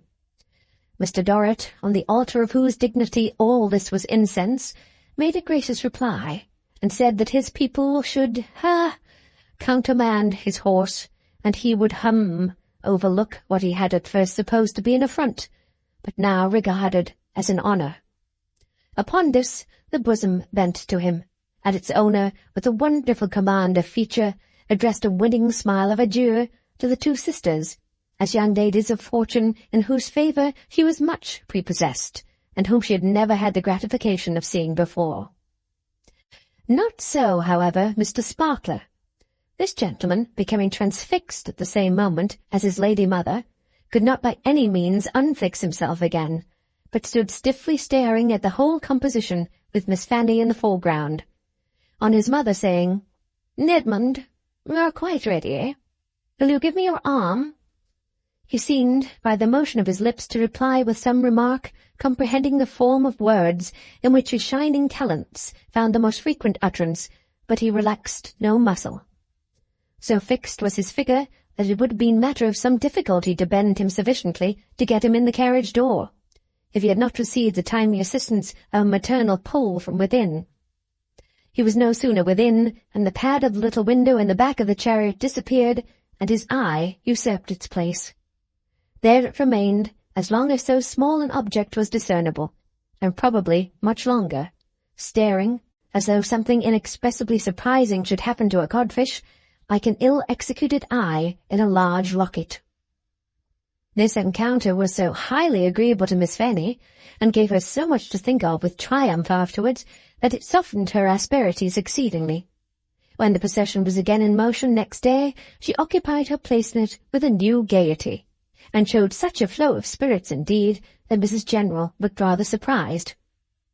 Little Dorrit was glad to be found no fault with, and to see that Fanny was pleased, but her part in the procession was a musing part, and a quiet one. Sitting opposite her father in the travelling carriage, and recalling the old Marshalsea room, her present existence was a dream. All that she saw was new and wonderful, but it was not real. It seemed to her as if those visions of mountains and picturesque countries might melt away at any moment, and the carriage, turning some abrupt corner, bring up with a jolt at the old Marshalsea gate. To have no work to do was strange, but not half so strange as having glided into a corner where she had no one to think for, nothing to plan and contrive, no cares of others to load herself with. Strange as that was, it was far stranger yet to find a space between herself and her father, where others occupied themselves in taking care of him, and where she was never expected to be. At first this was so much more unlike her old experience than ever the mountains themselves, that she had been unable to resign herself to it, and had tried to retain her old place about him. But he had spoken to her alone, and had said that people in an exalted position, my dear, must scrupulously exact respect from their dependents, and that for her, his daughter, Miss Amy Dorrit, of the sole remaining branch of the Dorrits of Dorsetshire, to be known to occupy herself in fulfilling the functions of a valet, would be incompatible with that respect. Therefore, my dear, he laid his parental injunctions upon her to remember that she was a lady, who had now to conduct herself with a proper pride, and to preserve the rank of a lady, and consequently he requested her to abstain from doing what would occasion unpleasant and derogatory remarks. She had obeyed without a murmur. Thus it had been brought about that she now sat in her corner of the luxurious carriage, with her little patient hands folded before her, quite displaced even from the last point of the old standing ground in life on which her feet had lingered. It was from this position that all she saw appeared unreal. The more surprising the scenes, the more they resembled the unreality of her own inner life, as she went through its vacant places all day long. The gorges of the Simplon, its enormous depths and thundering waterfalls, the wonderful road, the points of danger where a loose wheel or a faltering horse would have been destruction, the descent into Italy, the opening of that beautiful land as the rugged mountain chasm widened and let them out from a gloomy and dark imprisonment, all a dream, only the old mean Marshalsea a reality. Nay, even the old mean Marshalsea was shaken to its foundations when she pictured it without her father. She could scarcely believe that the prisoners were still lingering in the close yard, that the mean rooms were still every one tenanted, and that the turnkey still stood in the lodge, letting people in and out, or just as she well knew it to be. With the remembrance of her father's old life in prison hanging about her, like the burden of a sorrowful tune, little Dorrit would wake from a dream of her birthplace in a whole day's dream. The painted room in which she awoke, often a humbled state chamber in a dilapidated palace, would begin it, with its wild red autumnal vine leaves overhanging the glass, its orange trees on the cracked white terrace outside the window, a group of monks and peasants in the little street below, misery and magnificence wrestling with each other upon every rood of ground in the prospect, no matter how widely diversified, and misery throwing magnificence with the strength of fate. To this would succeed a labyrinth of bare passages and pillared galleries, with a family procession already preparing in the quadrangle below, till the carriages and luggage being brought together by the servants for the day's journey. Then breakfast in another painted chamber, damp-stained and of desolate proportions, and then the departure, which to her timidity and sense of not being grand enough for her place in the ceremonies was always an uneasy thing. For then the courier, who himself would have been a foreign gentleman of high mark in the Marshalsea, would present himself to report that all was ready, and then her father's valet would pompously induct him into his travelling cloak, and then Fanny's maid and her own maid, who was a weight on little Dorrit's mind, absolutely made her cry at first, she knew so little what to do with her, would be in attendance, and then her brother's man would complete his master's equipment, and then her father would give his arm to Mrs. General, and her uncle would give his to her, and, escorted by the landlord and inn servants, they would swoop downstairs. There a crowd would be collected to see them enter their carriages, which, amidst much bowing and begging and prancing and lashing and clattering, they would do. And so they would be driven madly through narrow, unsavoury streets, and jerked out at the town gate. Among the day's unrealities would be roads, where the bright red vines were looped and garlanded together on trees for many miles, woods of olives, white villages and towns on hillsides, lovely without, but frightful in their dirt and poverty within, crosses by the way, deep blue lakes with fairy islands, and clustering boats with awnings of bright colours and sails of beautiful forms, vast piles of building mouldering to dust, hanging gardens where the weeds had grown so strong that their stems, like wedges driven home, had split the arch and rent the wall, stone-terraced lanes with the lizards running into and out of every chink, beggars of all sorts everywhere, pitiful, picturesque, hungry, merry, children beggars and aged beggars. Often at posting-houses and other halting-places, these miserable creatures would appear to her the only realities of the day, and many a time, when the money she had brought to give them was all given away, she would sit with her folded hands, thoughtfully looking after some diminutive girl, leading her grey father, as if the sight reminded her of something in the days that were gone. Again, there would be places where they stayed the week together in splendid rooms, had banquets every day, rode out among heaps of wonders, walked through miles of palaces, and rested in dark corners of great churches, where there were winking lamps of gold and silver among pillars and arches, kneeling figures dotted about at confessionals and on the pavements, where there was the mist and scent of incense, where there were pictures, fantastic images, gaudy altars, great heights and distances, all softly lighted through stained glass, and massive curtains that hung in the doorways. From these cities they would go on again, by the roads of vines and olives, through squalid villages, where there was not a hovel without a gap in its filthy walls, not a window with a whole inch of glass or paper, where there seemed to be nothing to support life, nothing to eat, nothing to make, nothing to grow, nothing to hope, nothing to do but die. Again they would come to whole towns of palaces, whose proper inmates were all banished, and which were all changed into barracks, troops of idle soldiers leaning out of the state windows, where their accoutrements hung drying on the marble architecture, and showing to the mind like hosts of rats who were happily eating away the props of the edifices that supported them, and must soon, with them, be smashed on the heads of the other swarms of soldiers, and the swarms of priests, and the swarms of spies, who were all ill-looking population left to be ruined in the streets below. Through such scenes, the family procession moved on to Venice, and here it dispersed for a time, as they were to live in Venice some few months in a palace, itself 6 times as big as the whole Marshalsea, on the Grand Canal. In this crowning unreality, where all the streets were paved with water, and where the death-like stillness of the days and nights was broken by no sound but the softened ringing of church bells, the rippling of the current, and the cry of the gondoliers turning the corners of the flowing streets, little Dorrit, quite lost by her task being done, sat down to muse. The family began a gay life, went here and there, and turned night into day, but she was timid of joining in their gaieties, and only asked leave to be left alone. Sometimes she would step into one of the gondolas that were always kept in waiting, moored to painted posts at the door, when she could escape from the attendance of that oppressive maid, who was her mistress and a very hard one, and would be taken all over the strange city. Social people in other gondolas began to ask each other who the little solitary girl was whom they passed, sitting in her boat with folded hands, looking so pensively and wonderingly about her. Never thinking that it would be worth anybody's while to notice her or her doings, little Dorrit, in her quiet, scared, lost manner, went about the city none the less.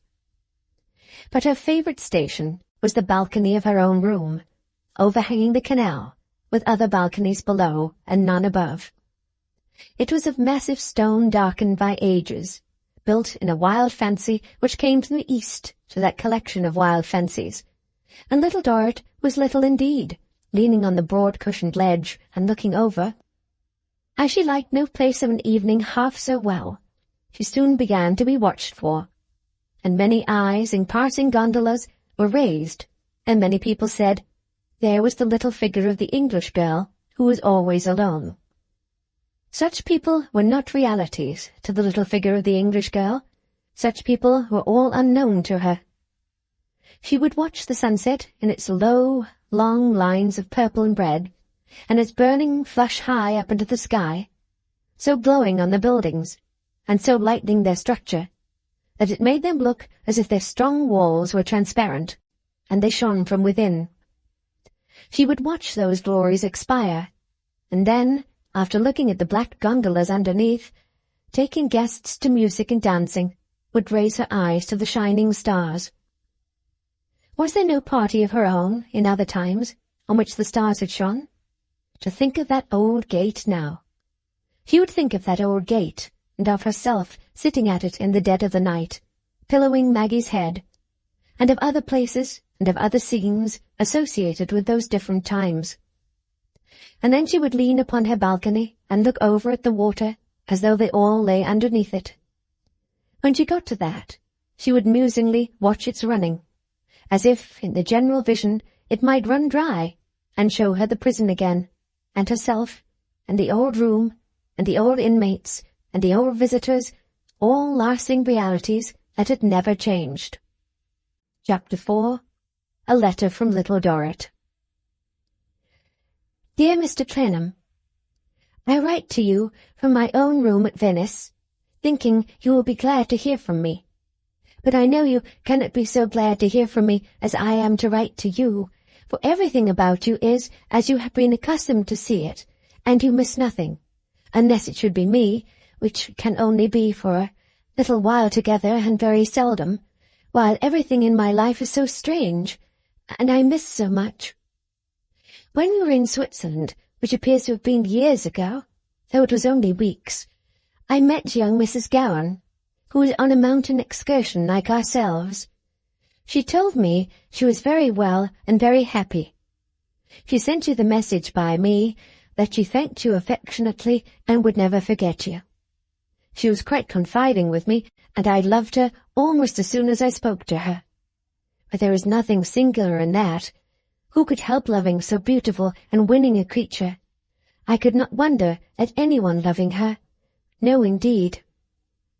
It will not make you uneasy on Mrs. Gowan's account, I hope, for I remember that you said you had the interest of a true friend in her, if I tell you that I wish she could have married someone better suited to her. Mr. Gowan seems fond of her, and of course she's very fond of him, but I thought he was not earnest enough. I don't mean in that respect. I mean in anything. I could not keep it out of my mind that if I was Mrs. Gowan, what a change that would be, and how I must alter to become like her, I should feel that I was rather lonely and lost, for the want of someone who was steadfast and firm in purpose. I even thought she felt this want a little, almost without knowing it. But mind, you are not made uneasy by this, for she was very well and very happy, and she looked most beautiful. I expect to meet her again before long, and indeed have been expecting for some days past to see her here. I will ever be as good a friend to her as I can for your sake.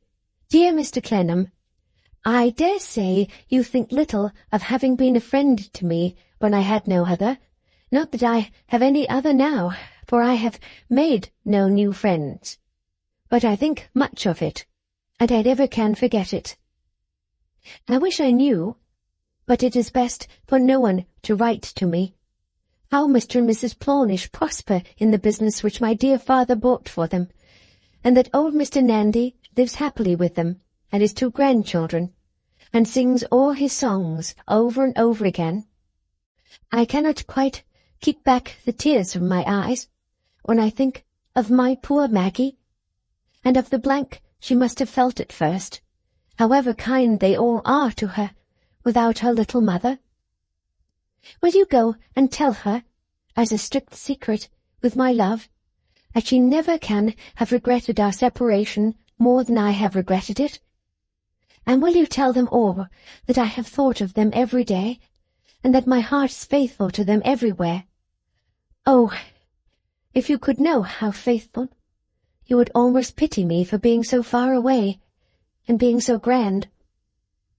You will be glad, I am sure, to know that my dear father is very well in health, and that all these changes are highly beneficial to him, and that he is very different indeed from what he used to be when you used to see him. There is an improvement in my uncle, too, I think, though he never complained of old, and never exults now. Fanny is very graceful, quick, and clever. It is natural to her to be a lady. She has adapted herself to our new fortunes with wonderful ease. This reminds me that I have not been able to do so, and that I sometimes almost despair of ever being able to do so. I find that I cannot learn. Mrs. General is always with us, and we speak French and speak Italian, and she takes pains to form us in many ways. When I say we speak French and Italian, I mean they do. As for me, I am so slow that I scarcely get on at all. As soon as I begin to plan and think and try, all my planning, thinking, and trying go in old directions, and I begin to feel careful again about the expenses of the day, and about my dear father, and about my work, and then I remember with a start that there are no such cares left, and that in itself is so new and improbable that it sets me wondering again. I should not have the courage to mention this to anyone but you. It is the same with all these new countries and wonderful sights. They are very beautiful, and they astonish me, but I am not collected enough, not familiar enough with myself, if you can quite understand what I mean, to have all the pleasure in them that I might have. What I knew before them blends with them, too, so curiously. For instance, when we were among the mountains, I often felt— I hesitate to tell such an idle thing, dear Mr. Clennam, even to you— as if the Marshalsea must be behind that great rock, or as if Mrs. Clennam's room, where I have worked so many days, and where I first saw you, must be just beyond that snow. Do you remember one night when I came with Maggie to your lodging in Covent Garden? That room I have often fancied I have seen before me, travelling along for miles by the side of our carriage, when I have looked out of the carriage window after dark. We were shut out that night, and sat at the iron gate, and walked about till morning. I often look up at the stars, even from the balcony of this room, and believe that I am in the street again, shut out with Maggie. It is the same with people that I left in England. When I go about here in a gondola, I surprise myself looking into other gondolas as if I hoped to see them. It would overcome me with joy to see them, but I don't think it would surprise me much at first. In my fanciful times, I fancy that they might be anywhere, and I almost expect to see their dear faces on the bridges or the quays. Another difficulty that I have will seem very strange to you. It must seem very strange to anyone but me, and does even to me. I often feel the old, sad pity for— I need not write the word— for him. Changed as he is, and inexpressibly blessed and thankful as I always am to know it, the old, sorrowful feeling of compassion comes upon me sometimes with such strength that I want to put my arms round his neck, tell him how I love him, and cry a little on his breast. I should be glad after that, and proud and happy. But I know that I must not do this, that he would not like it, that Fanny would be angry, that Mrs. General would be amazed, and so I quiet myself. Yet in doing so, I struggle with the feeling that I have come to be at a distance from him, and that even in the midst of all the servants and attendants, he is deserted and in want of me. Dear Mr. Clennam, I have written a great deal about myself, but I must write a little more still, or what I wanted most of all to say in this weak letter would be left out of it. In all these foolish thoughts of mine, which I have been so hardy as to confess to you, because I know you will understand me if anybody can, and will make more allowance for me than anybody else would, if you cannot, in all these thoughts there is one thought scarcely ever, never, out of my memory, and that is that I hope you sometimes, in a quiet moment, have a thought for me. I must tell you that as to this, I have felt, ever since I have been away, an anxiety, which I am very anxious to relieve. I have been afraid that you may think of me in a new light, or a new character. Don't do that. I could not bear that. It would make me more unhappy than you can suppose. It would break my heart to believe that you thought of me in any way that would make me stranger to you than I was when you were so good to me. What I have to pray and entreat of you is, that you will never think of me as the daughter of a rich person, that you will never think of me as dressing any better, or living any better, than when you first knew me, that you will remember me only as the little shabby girl you protected with so much tenderness, from whose threadbare dress you have kept away the rain, and whose wet feet you have dried at your fire. That you will think of me, when you think of me at all, and of my true affection and devoted gratitude, always without change, as of your poor child, little Dorrit. P.S. Particularly remember that you are not to be uneasy about Mrs. Gowan. Her words were, very well and very happy, and she looked most beautiful. Chapter 5. Something Wrong Somewhere. The family had been a month or two at Venice, when Mr. Dorrit, who was much among counts and marquises, and had but scant leisure, set an hour of one day apart beforehand for the purpose of holding some conference with Mrs. General. The time he had reserved in his mind arriving, he sent Mr. Tinkler, his valet, to Mrs. General's apartment, which would have absorbed about a third of the area of the Marshalsea, to present his compliments to that lady and represent him as desiring the favour of an interview. It being that period of the forenoon when the various members of the family had coffee in their own chambers, some couple of hours before assembling at breakfast in a faded hall which had once been sumptuous but was now the prey of watery vapours and a settled melancholy, Mrs. General was accessible to the valet. That envoy found her on a little square of carpet, so extremely diminutive in reference to the size of her stone and marble floor, that she looked as if she might have had it spread for the trying on of a ready-made pair of shoes, or as if she had come into possession of the enchanted piece of carpet, bought for 40 purses by one of the 3 princes in the Arabian Nights, and had that moment been transported on it, at a wish, into a palatial salon with which it had no connection. Mrs. General, replying to the envoy, as she set down her empty coffee-cup, that she was willing at once to proceed to Mr. Dorrit's apartment and spare him the trouble of coming to her, which in his gallantry he had proposed. The envoy threw open the door and escorted Mrs. General to the presence. It was quite a walk, by mysterious staircases and corridors, from Mrs. General's apartment, hoodwinked by a narrow side street with a low gloomy bridge in it, and dungeon-like opposite tenements. Their walls besmeared with 1,000 downward stains and streaks, as if every crazy aperture in them had been weeping tears of rust into the Adriatic for centuries, to Mr. Dorrit's apartment, with a whole English house-front and window, a prospect of beautiful church domes rising into the blue sky sheer out of the water which reflected them, and a hushed murmur of the Grand Canal laving the doorways below, where his gondolas and gondoliers attended his pleasure, drowsily swinging in a little forest of piles. Mr. Dorrit, in a resplendent dressing-gown and cap, the dormant grub that had so long bided its time among the collegians, had burst into a rare butterfly, rose to receive Mrs. General. A chair to Mrs. General.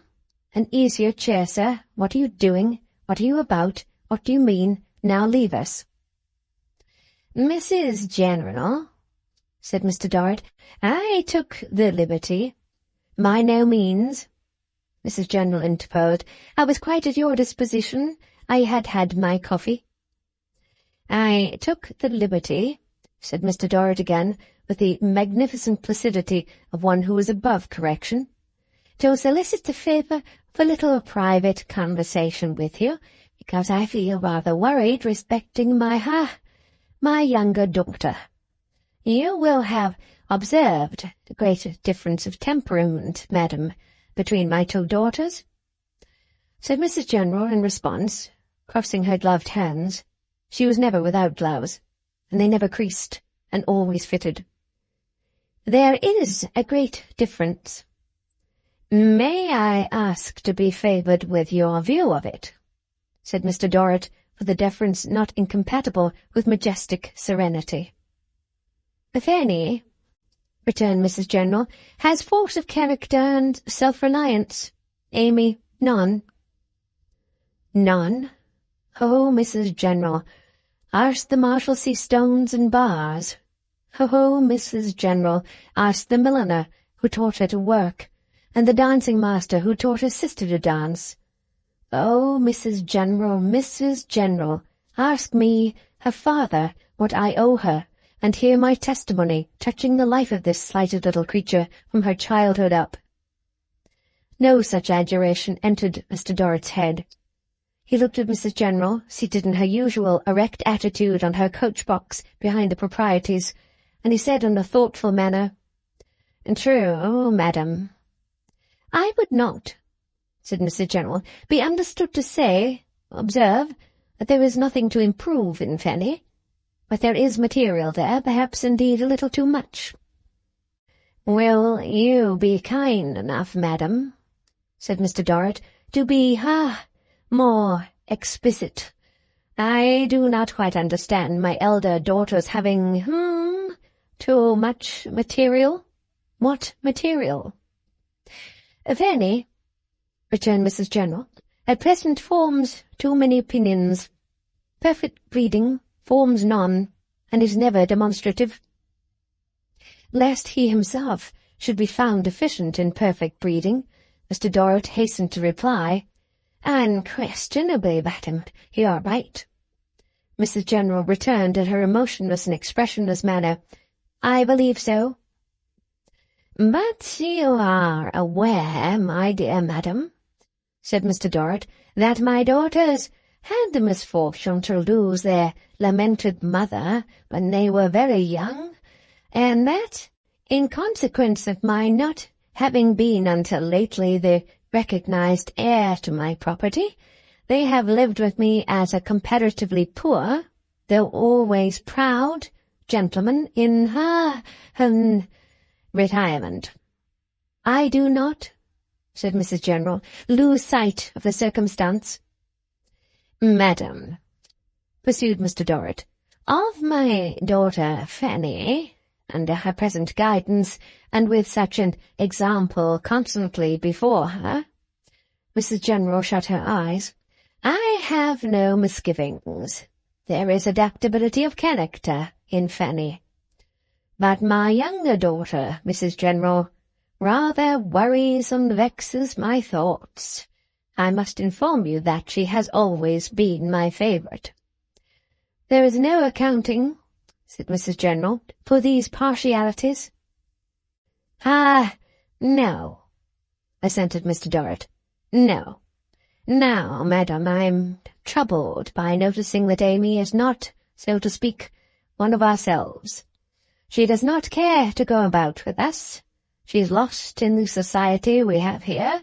Our tastes are evidently not her tastes, which," said Mr. Dorrit, summing up with judicial gravity, "is to say, in other words, that there is something wrong in, Amy."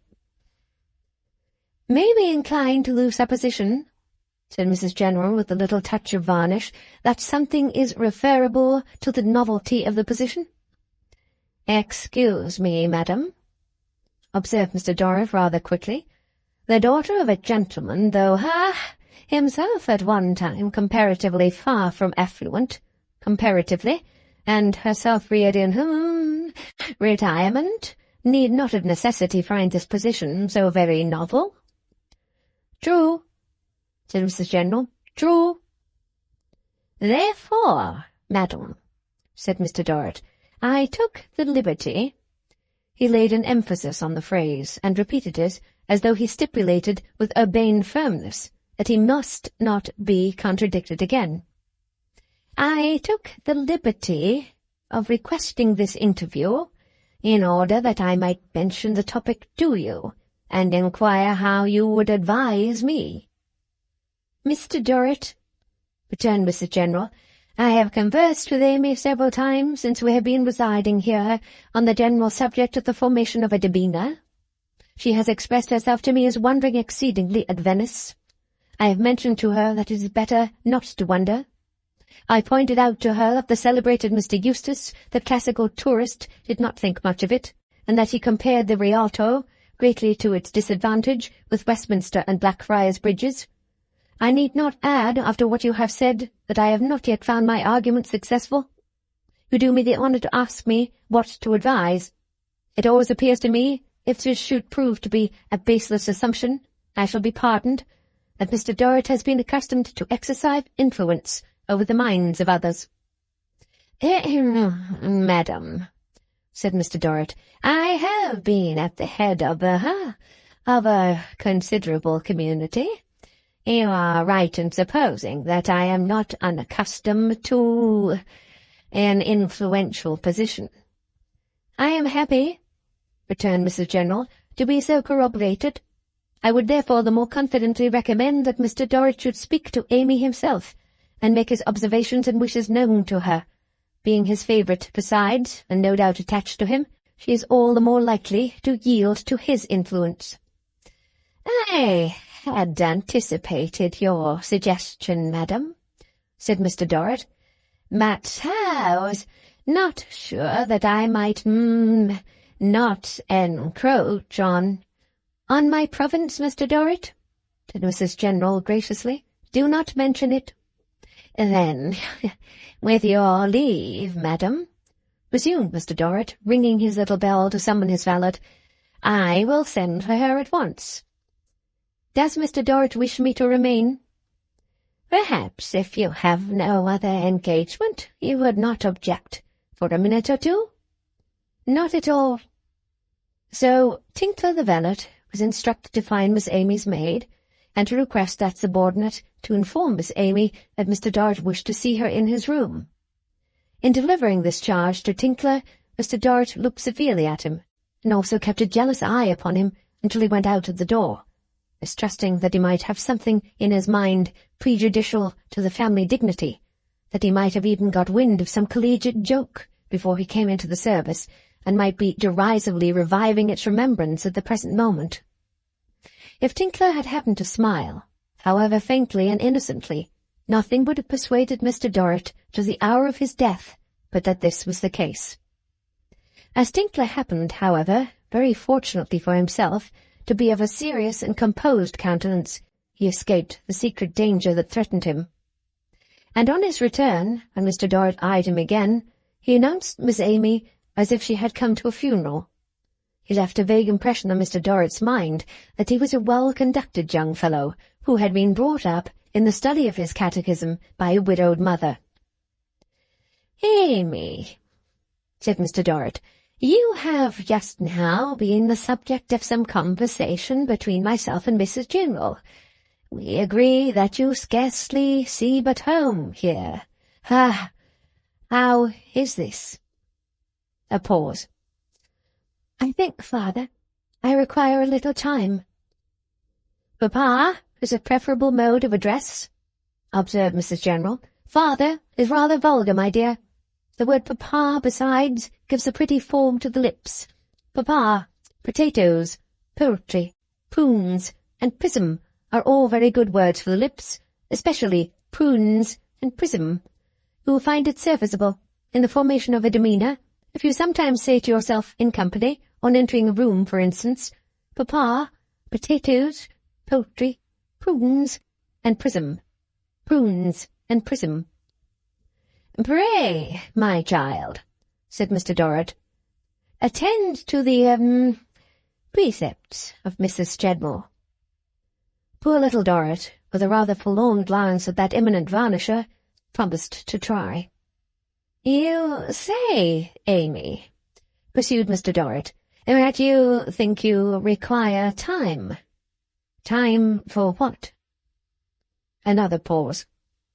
"To become accustomed to the novelty of my life was all I meant," said little Dorrit, with her loving eyes upon her father, whom she had very nearly addressed as poultry, if not prunes and prism too, in her desire to submit herself to Mrs. General and please him.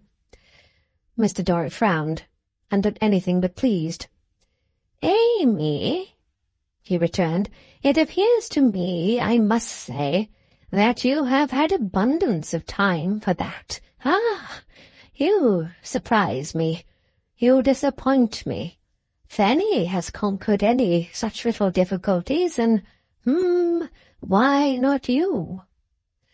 "I hope I shall do better soon," said little Dorrit. "I hope so," returned her father. I most devoutly hope so, Amy. I sent for you in order that I might say, impressively say, in the presence of Mrs. General, to whom we are all so much indebted for obligingly being present among us on this or any other occasion." Mrs. General shut her eyes. "That I am not pleased with you. You make Mrs. General's a thankless task.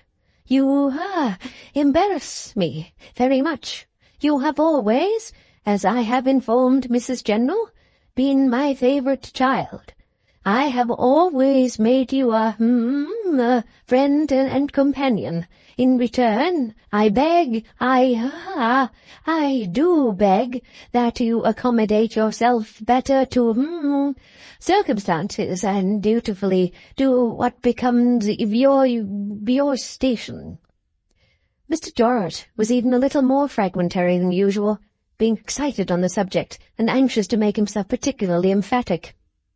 "I do beg," he repeated, "that this may be attended to, and that you will seriously take pains and try to conduct yourself in a manner both becoming your position as Miss Amy Dorrit and satisfactory to myself and Mrs. General."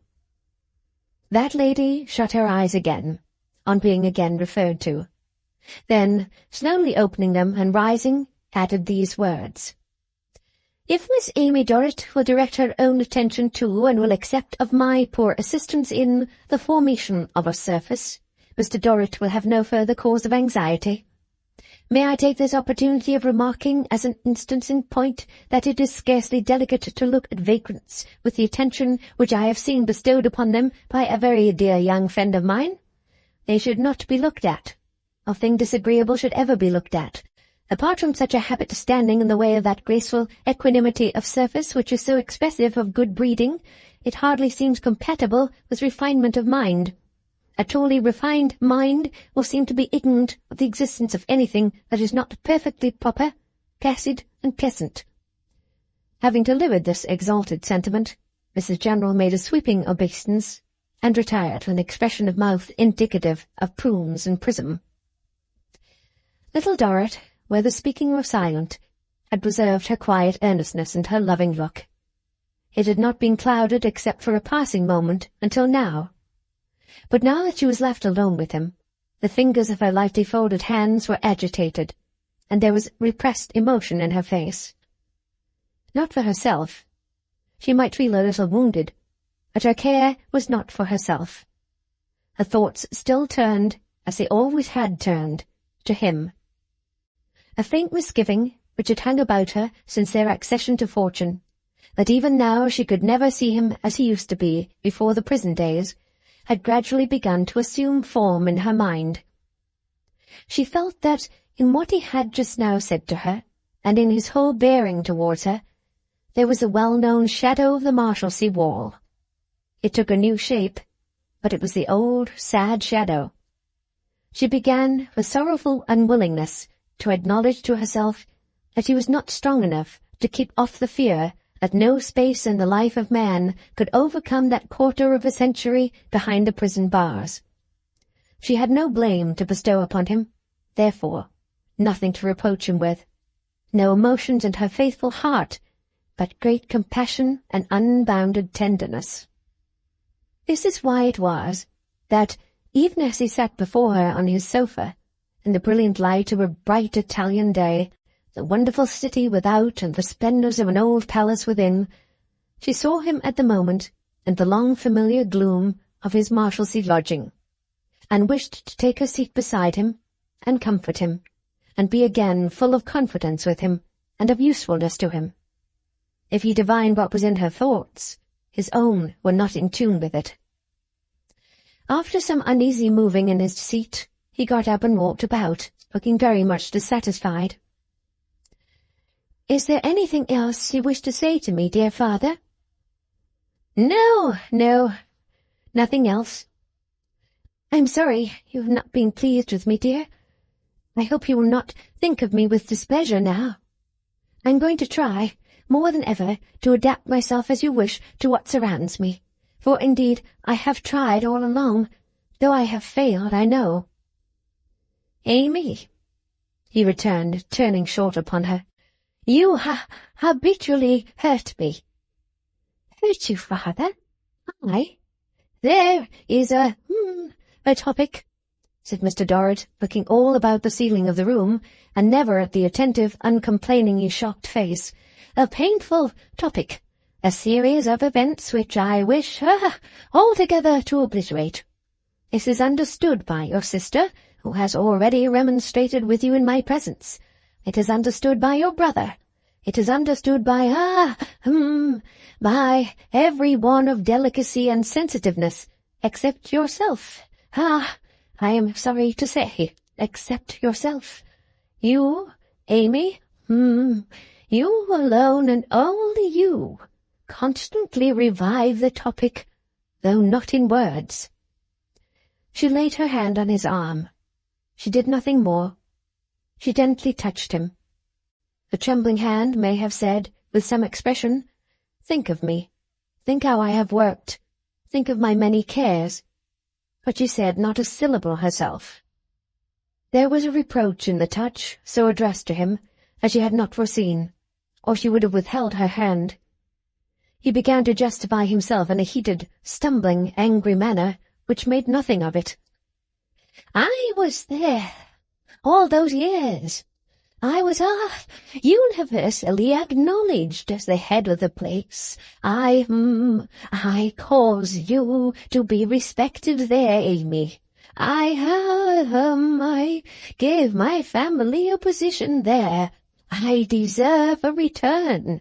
I claim a return. I say, sweep it off the face of the earth and begin afresh. Is that much? I ask, is that much?" He did not once look at her as he rambled on in this way, but gesticulated at and appealed to the empty air. "I have suffered. Probably I know how much I have suffered better than anyone. I say than anyone.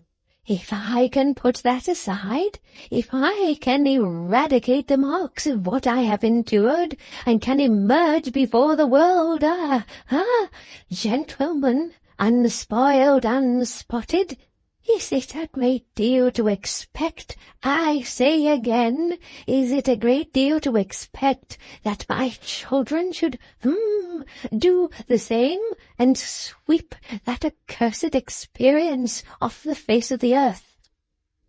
In spite of his flustered state, he made all these exclamations in a carefully suppressed voice, lest the valet should overhear anything. "Accordingly, they do it. Your sister does it. Your brother does it. You alone, my favourite child, whom I made the friend and companion of my life when you were a mere, baby, do not do it. You alone say you can't do it. I provide you with valuable assistance to do it. I attach an accomplished and highly bred lady, Mrs. General, to you, for the purpose of doing it. Is it surprising that I should be displeased? Is it necessary that I should defend myself for expressing my displeasure? No." Notwithstanding which, he continued to defend himself, without any abatement of his flushed mood. "I am careful to appeal to that lady for confirmation before I express any displeasure at all. I necessarily make that appeal within limited bounds, or I should render legible by that lady what I desire to be blotted out. Am I selfish? Do I complain for my own sake? No, principally for, your sake, Amy." This last consideration plainly appeared, from his manner of pursuing it, to have just that instant come into his head. "I said I was hurt. So I am. So I am determined to be, whatever is advanced to the contrary.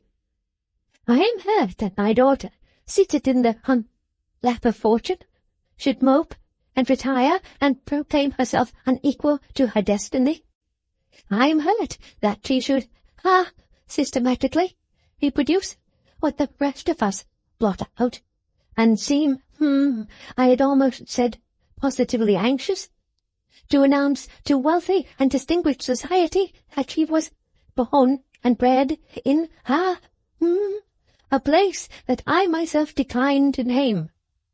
But there is no inconsistency, not the least, in my feeling hurt, and yet complaining principally for your sake, Amy. I do. I say again, I do. It is for your sake that I wish you, under the auspices of Mrs. General, to form a service. It is for your sake that I wish you to have duly refined mind, and, in the striking words of Mrs. General, to be ignorant of everything that is not perfectly proper, blasted at best." He had been running down by jerks during this last speech, like a sort of ill-adjusted alarm. The touch was still upon his arm. He fell silent, and after looking about the ceiling again for a little while, looked down at her. Her head drooped, and he could not see her face, but her touch was tender and quiet, and in the expression of her dejected figure there was no blame, nothing but love. He began to whimper, just as he had done that night in the prison, when she afterwards sat at his bedside till morning, exclaimed that he was a poor ruin and a poor wretch in the midst of his wealth, and clasped her in his arms. "Hush, hush, my own dear, kiss me," was all she said to him. His tears were soon dried, much sooner than on former occasion, and he was presently afterwards very high with his valet as a way of righting himself for having shed any. With one remarkable exception, to be recorded in its place. This was the only time, in his life of freedom and fortune, when he spoke to his daughter Amy of the old days. But now the breakfast hour arrived, and with it Miss Fanny from her apartment, and Mr. Edward from his apartment. Both these young persons of distinction were something the worse for late hours. As to Miss Fanny, she had become the victim of an insatiate mania for what she called going into society, and would have gone into it head foremost 50 times between sunset and sunrise if so many opportunities had been at her disposal. As to Mr. Edward, he too had a large acquaintance, and was generally engaged, for the most part, in dicing circles or others of a kindred nature, during the greater part of every night.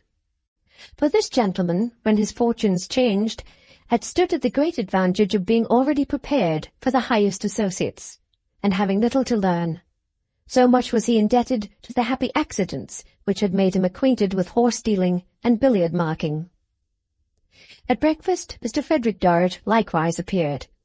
As the old gentleman inhabited the highest story of the palace, where he might have practised pistol-shooting without much chance of discovery by the other inmates, his younger niece had taken courage to propose the restoration to him of his clarionet, which Mr. Dorrit had ordered to be confiscated, but which he had ventured to preserve. Notwithstanding some objections from Miss Fanny that it was a low instrument, and that she detested the sound of it, the concession had been made.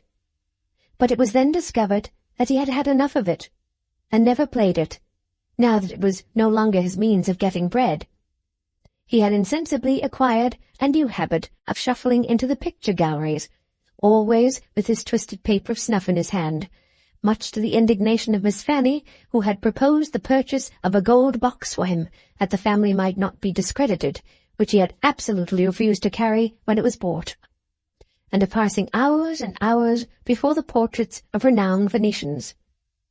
It was never made out what his dazed eye saw in them, whether he had an interest in them merely as pictures, or whether he confusedly identified them with a glory that was departed, like the strength of his own mind. But he paid his court to them with great exactness, and clearly derived pleasure from the pursuit. After the first few days, little Dorrit happened one morning to assist at these attentions. It so evidently heightened his gratification that she often accompanied him afterwards, and the greatest delight of which the old man had shown himself susceptible since his ruin arose out of these excursions, but he would carry a chair about for her from picture to picture, and stand behind it, in spite of all her remonstrances, silently presenting her to the noble Venetians. It fell out that, at this family breakfast, he referred to their having seen in the gallery, on the previous day, the lady and gentleman whom they had encountered on the great St. Bernard. "I forget the name," said he. "I dare say you remember them, William. I dare say you do, Edward." "I remember 'em well enough," said the latter. "I should think so," observed Miss Fanny, with a toss of her head and a glance at her sister. "But they would not have been recalled to our remembrance, I suspect, if uncle hadn't tumbled over the subject." "My dear, what a curious phrase," said Mrs. General. "Would not inadvertently lighted upon, or accidentally referred to, be better?" "Thank you very much, Mrs. General," returned the young lady. "No, I think not. On the whole, I prefer my own expression." This was always Miss Fanny's way of receiving a suggestion from Mrs. General, but she always stored it up in her mind and adopted it at another time. "I should have mentioned our having met Mr. and Mrs. Gowan, Fanny," said little Dorrit, "even if uncle had not. I have scarcely seen you since, you know. I meant to have spoken of it at breakfast, because I should like to pay a visit to Mrs. Gowan, and to become better acquainted with her, if Papa and Mrs. General do not object." "Well, Amy," said Fanny, "I'm sure I'm glad to find you at last expressing a wish to become better acquainted with anybody in Venice. Though whether Mr. and Mrs. Gowan are desirable acquaintances remains to be determined." "Mrs. Gowan I spoke of, dear." "No doubt," said Fanny. But you can't separate her from her husband, I believe, without an Act of Parliament. Do you think, Papa, inquired Little Dorrit, with diffidence and hesitation, there is any objection to my making this visit? Really, he replied, what is Mrs. General's view? Mrs. General's view was that, not having the honour of any acquaintance with the lady and gentleman referred to, she was not in a position to varnish the present article. She could only remark, as a general principle observed in the varnishing trade, that much depended on the quarter from which the lady under consideration was accredited to a family so conspicuously niched in the social temple as the family of Dorrit. At this remark the face of Mr. Dorrit gloomed considerably. He was about, connecting the accrediting with an obtrusive person of the name of Clennam, whom he imperfectly remembered in some former state of existence, to blackball the name of Gowan finally, when Edward Dorrit, Esquire, came into the conversation, with his glass in his eye, and the preliminary remark of, "I say, you there, go out, will you?" which was addressed to a couple of men who were handing the dishes round, as a courteous intimation that their services could be temporarily dispensed with. Those menials having obeyed the mandate, Edward Dorrit, Esquire, proceeded. "Perhaps it's a matter of policy to let you all know that these Gowans, in whose favour, or at least the gentleman's, I can't be supposed to be much prepossessed myself, are known to be people of importance, if that makes any difference." "That, I would say," observed the fair varnisher, "makes the greatest difference, the connection in question being really people of importance and consideration."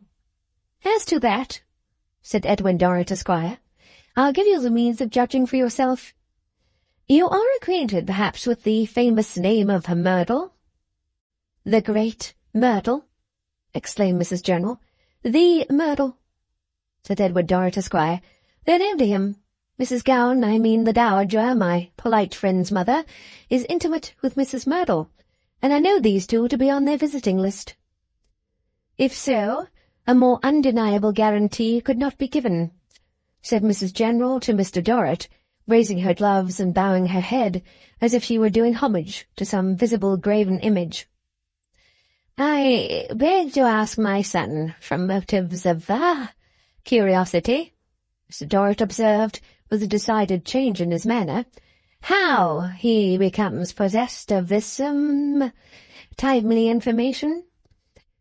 "It's not a long story, sir," returned Edward Dorrit, Esquire, "and you shall have it out of hand. To begin with, Mrs. Merdle is the lady you had the parley with at, what's-his-name place." "Martigny," interposed Miss Fanny with an air of infinite languor.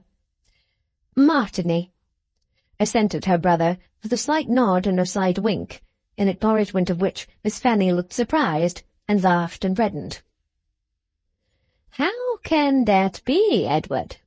said Mr. Dorrit. "You informed me that the name of the gentleman with whom you conferred was, Sparkler. Indeed, you showed me his card. Sparkler." "No doubt of it, father, but it doesn't follow that his mother's name must be the same. Mrs. Merdle was married before, and he is her son. He is in Rome now, where probably we shall know more of her, as you decide to winter there. Sparkler has just come here. I passed last evening in company with Sparkler. Sparkler is a very good fellow on the whole, though rather a bore on one subject, in consequence of being tremendously smitten with a certain young lady." Here Edward Dorrit, Esquire, eyed Miss Fanny through his glass across the table. "We happened last night to compare notes about our travels, and I had the information I have given you from Sparkler himself."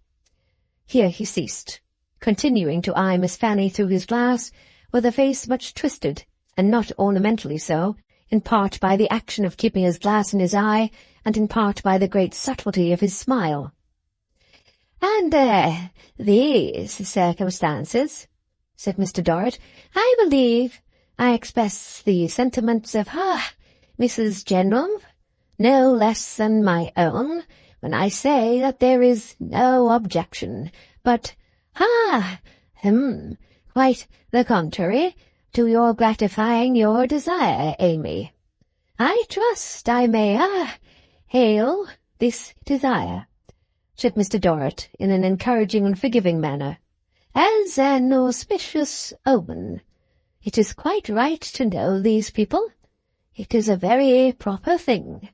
Mr. Myrtle's is a name of, world-wide repute. Mr. Myrtle's undertakings are immense. They bring him in such vast sums of money that they are regarded as, national benefits. Mr. Myrtle is the man of this time. The name of Myrtle is the name of the age. Pray do everything on my behalf that is civil to Mr. and Mrs. Gowan, for we will certainly notice them."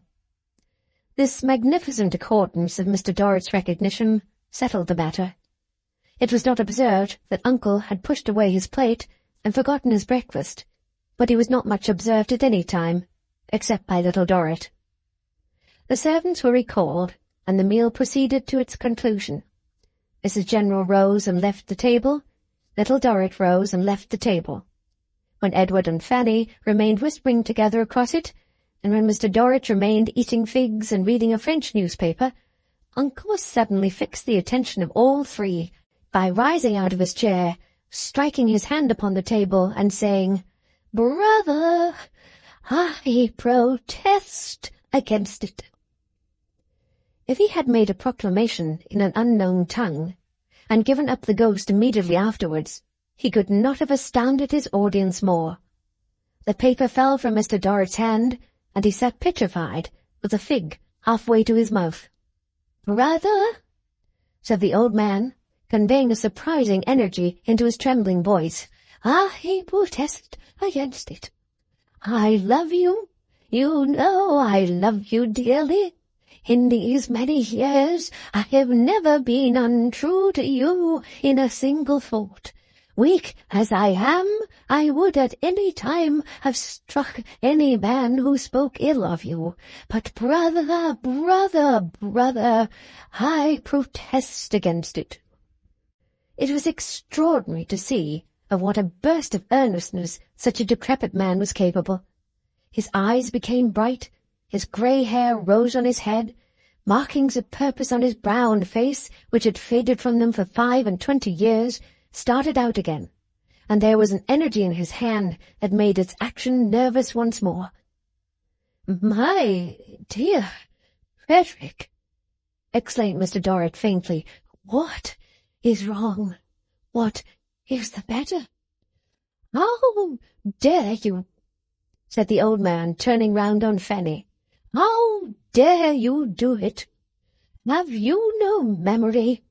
Have you no heart?" "Uncle," cried Fanny, affrighted and bursting into tears, "why do you attack me in this cruel manner? What have I done?" "Done?" returned the old man, pointing to her sister's place. "Where's your affectionate, invaluable friend? Where's your devoted guardian? Where's your more than a mother? How dare you set up superiorities against all these characters combined in your sister?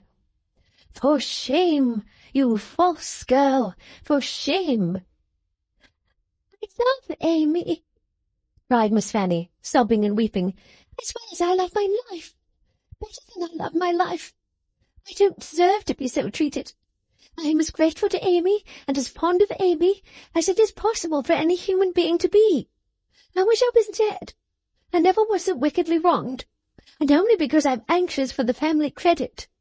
To the winds with the family credit," cried the old man, with great scorn and indignation. "Brother, I protest against pride. I protest against ingratitude. I protest against any one of us here who have known what we have known and have seen what we have seen, setting up any pretension that puts Amy at a moment's disadvantage or to the cost of a moment's pain. We may know that it's a base pretension by its having that effect. It ought to bring a judgment on us. Brother, I protest against it in the sight of God."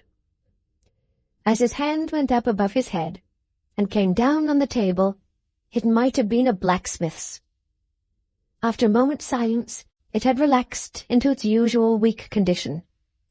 He went round to his brother with his ordinary shuffling step, put the hand on his shoulder, and said in a softened voice, "William, my dear, I felt obliged to say it.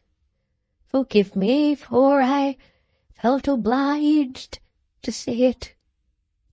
And then went, in his bowed way, out of the palace hall, just as he might have gone out of the Marshalsea room. All this time Fanny had been sobbing and crying, and still continued to do so. Edward, beyond opening his mouth in amazement, had not opened his lips, and had done nothing but stare.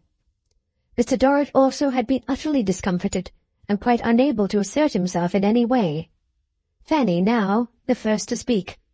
"I never was so used," she sobbed. "There never was anything so harsh and unjustifiable, so disgracefully violent and cruel. Dear, kind, quiet little Amy, too. What would she feel if she could know that she had been innocently the means of exposing me to such treatment? But I'll never tell her. No, good darling, I'll never tell her." This helped Mr. Dorrit to break his silence. "My dear," said he, "I approve of your resolution. It will be much better not to speak of this to Amy. It might distress her. No doubt it would distress her greatly. It is considerate and right to avoid doing so. We will keep this to ourselves." "But the cruelty of uncle!" cried Miss Fanny. "Oh, I never can forgive the wanton cruelty of uncle." "My dear," said Mr. Dorrit, recovering his tone, though he remained unusually pale, "I must request you not to say so. You must remember that your uncle is not what he formerly was. You must remember that your uncle's state requires great forbearance from us.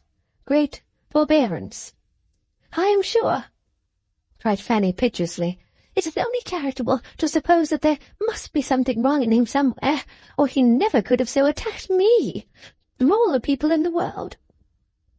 "Fanny," returned Mr. Dorrit, in a deeply fraternal tone, "you know, with his innumerable good points, what a wreck your uncle is, and I entreat you, by the fondness that I have for him, and by the fidelity that you know I have always shown him, to draw your own conclusions, and to spare my brotherly feelings." This ended the scene, Edward Dorrit, Esquire, saying nothing throughout, but looking, to the last, perplexed and doubtful. Miss Fanny awakened much affectionate uneasiness in her sister's mind that day by passing the greater part of it in violent fits of embracing her, and in alternately giving her brooches and wishing herself dead. Chapter 6. Something right somewhere. To be in the halting state of Mr. Henry Gowan, to have left one of two powers in disgust, to want the necessary qualifications for finding promotion with another, and to be loitering moodily about on neutral ground, cursing both, is to be in a situation unwholesome for the mind, which time is not likely to improve. The worst class of sum worked in the everyday world is ciphered by the diseased arithmeticians who are always in the rule of subtraction, as to the merits and successes of others, and never in addition as to their own. The habit, too, of seeking some sort of recompense in the discontented boast of being disappointed is a habit fraught with degeneracy. A certain idle carelessness and recklessness of consistency soon comes of it. To bring deserving things down, by setting undeserving things up, is one of its perverted delights, and there is no playing fast and loose with the truth in any game without drawing the worse for it. In his expressed opinions of all performances in the art of painting that were completely destitute of merit, Gowan was the most liberal fellow on earth.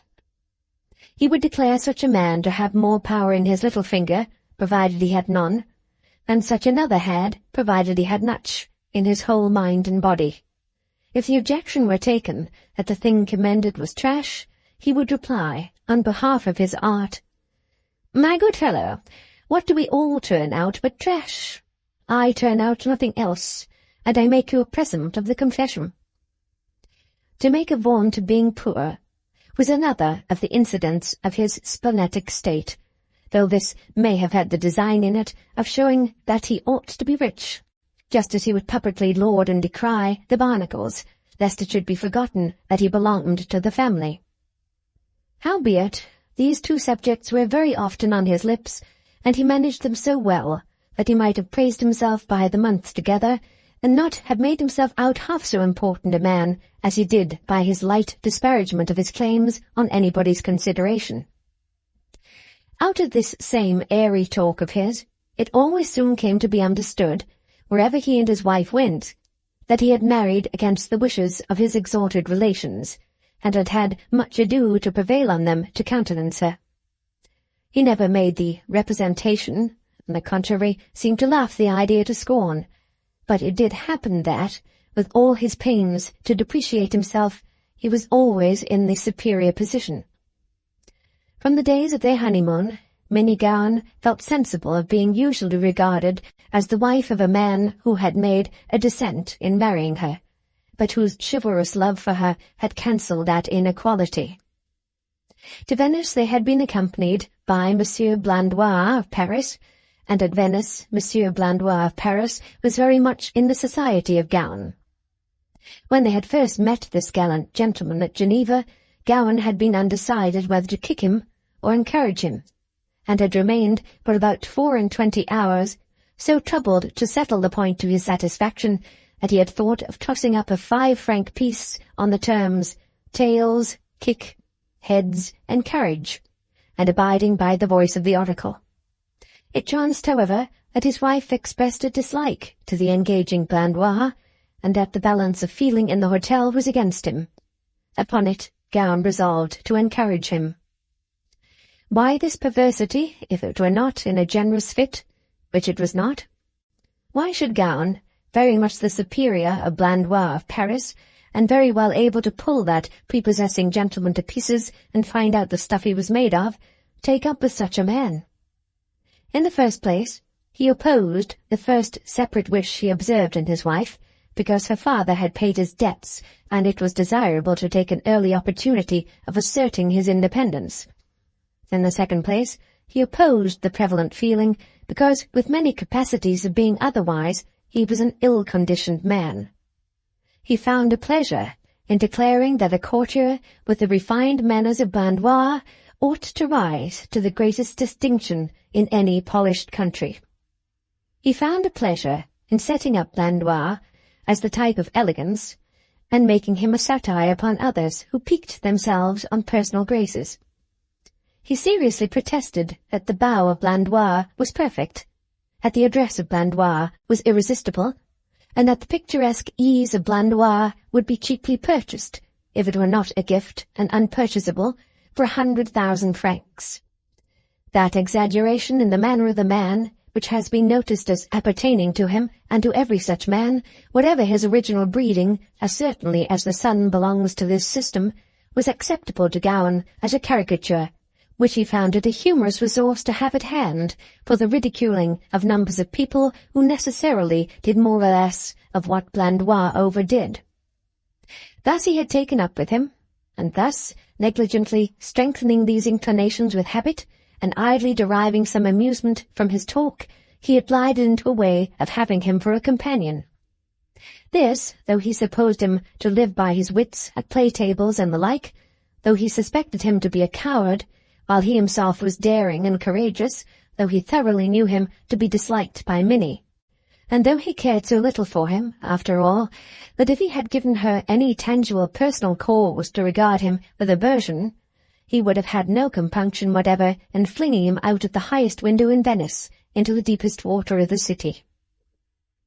Little Dorrit would have been glad to make her visit to Mrs. Gowan alone, but as Fanny, who had not yet recovered from her uncle's protest, though it was 24 hours of age, pressingly offered her company, the two sisters stepped together into one of the gondolas under Mr. Dorrit's window, and, with the courier in attendance, were taken in high state to Mrs. Gowan's lodging. In truth, their state was rather too high for the lodging, which was, as Fanny complained, fearfully out of the way, and which took them through a complexity of narrow streets of water, which the same lady disparaged as mere ditches.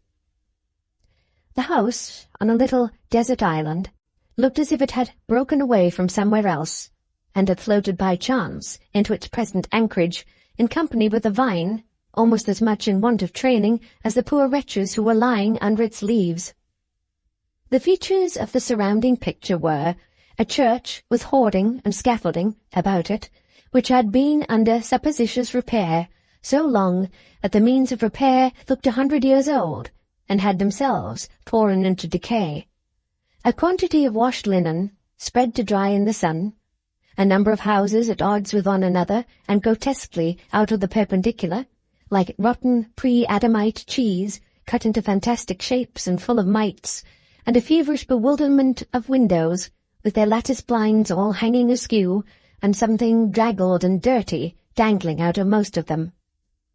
On the first floor of the house was a bank, a surprising experience for any gentleman of commercial pursuits bringing laws for all mankind from a British city, where two spare clerks, like dried dragoons, in green velvet caps adorned with golden tassels, stood, bearded, behind a small counter in a small room, containing no other visible objects than an empty iron safe with the door open, a jug of water, and a papering of garland of roses, but who, on lawful requisition, by merely dipping their hands out of sight, could produce exhaustless mounds of 5-franc pieces.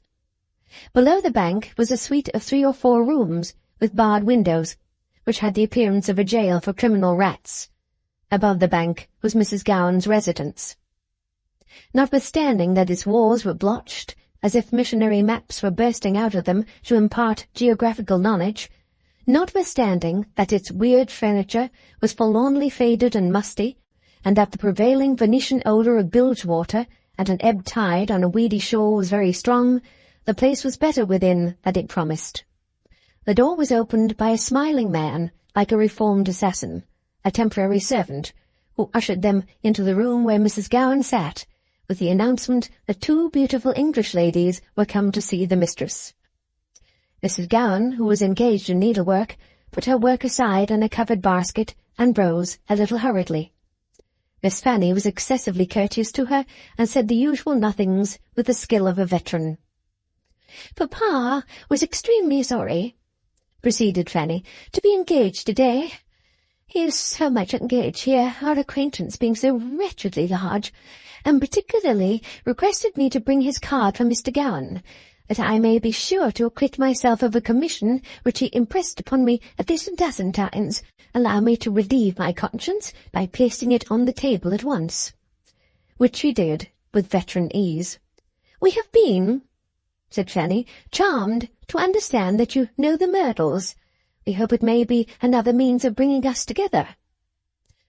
"They are friends," said Mrs. Gowan, "of Mr. Gowan's family.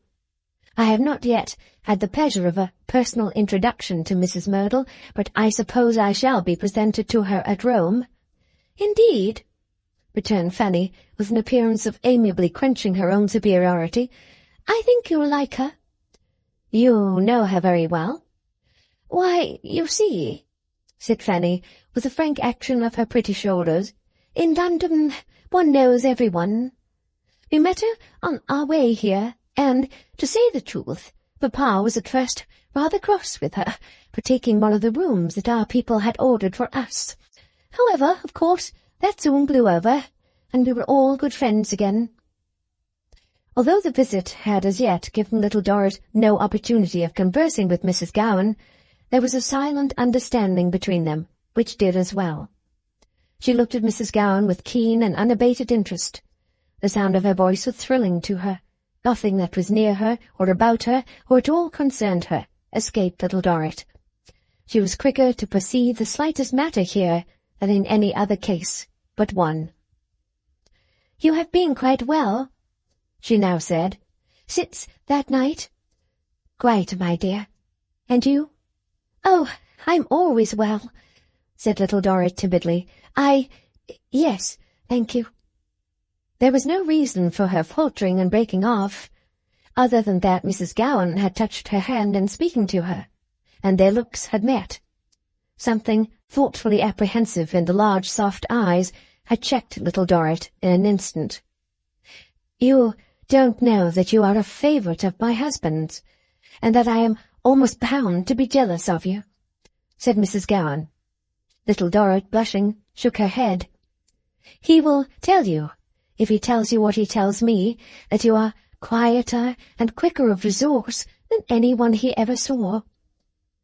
"He speaks far too well of me," said little Dorrit. "I doubt that, but I don't at all doubt that I must tell him you are here. I should never be forgiven if I were to let you and Miss Dorrit go without doing so. May I? You can excuse the disorder and discomfort of a painter's studio." The inquiries were addressed to Miss Fanny, who graciously replied that she would be beyond anything interested and enchanted. Mrs. Gowan went to a door, looked in beyond it, and came back. "Do Henry the favour to come in," said she. "I knew he would be pleased." The first object that confronted little Dorrit, entering first, was Blandois of Paris, and a great cloak and a furtive slouched hat, standing on a thrown platform in a corner, as he had stood on the great St. Bernard, when the warning arms seemed to be all pointing up at him. She recoiled from this figure, as it smiled at her. "Don't be alarmed," said Gowan, coming from his easel behind the door. "It's only Blandois. He is doing duty as a model today. I'm making a study of him. It saves me money to turn him to some use. We poor painters have none to spare." Blandois of Paris pulled off his slouched hat and saluted the ladies without coming out of his corner. "1,000 pardons," said he, "but the professor here is so inexorable with me that I am afraid to stir." "Don't stir, then," said Gowan coolly, as the sisters approached the easel. "Let the ladies at least see the original of the daub, that they may know what it's meant for. There he stands, you see. A bravo waiting for his prey, a distinguished noble waiting to save his country, the common enemy waiting to do somebody a bad turn, an angelic messenger waiting to do somebody a good turn. Whatever you think he looks most like."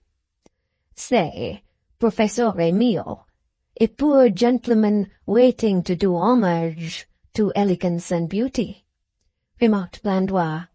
"Or say, cattivo soggetto mio," returned Gowan, touching the painted face with his brush in the part where the real face had moved. "A murderer, after the fact. Show that white hand of yours, Blandois. Put it outside the cloak. Keep it still."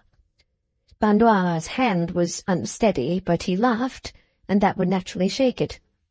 "He was formerly in some scuffle with another murderer, or with a victim, you observe," said Gowan, putting in the markings of the hand with a quick, impatient, unskilful touch. "And these are the tokens of it. Outside the cloak, man. Coppa di San Marco. What are you thinking of?" Blandois of Paris shook with a laugh again, so that his hand shook more. Now he raised it to twist his moustache, which had a damp appearance, and now he stood in the required position, with a little new swagger.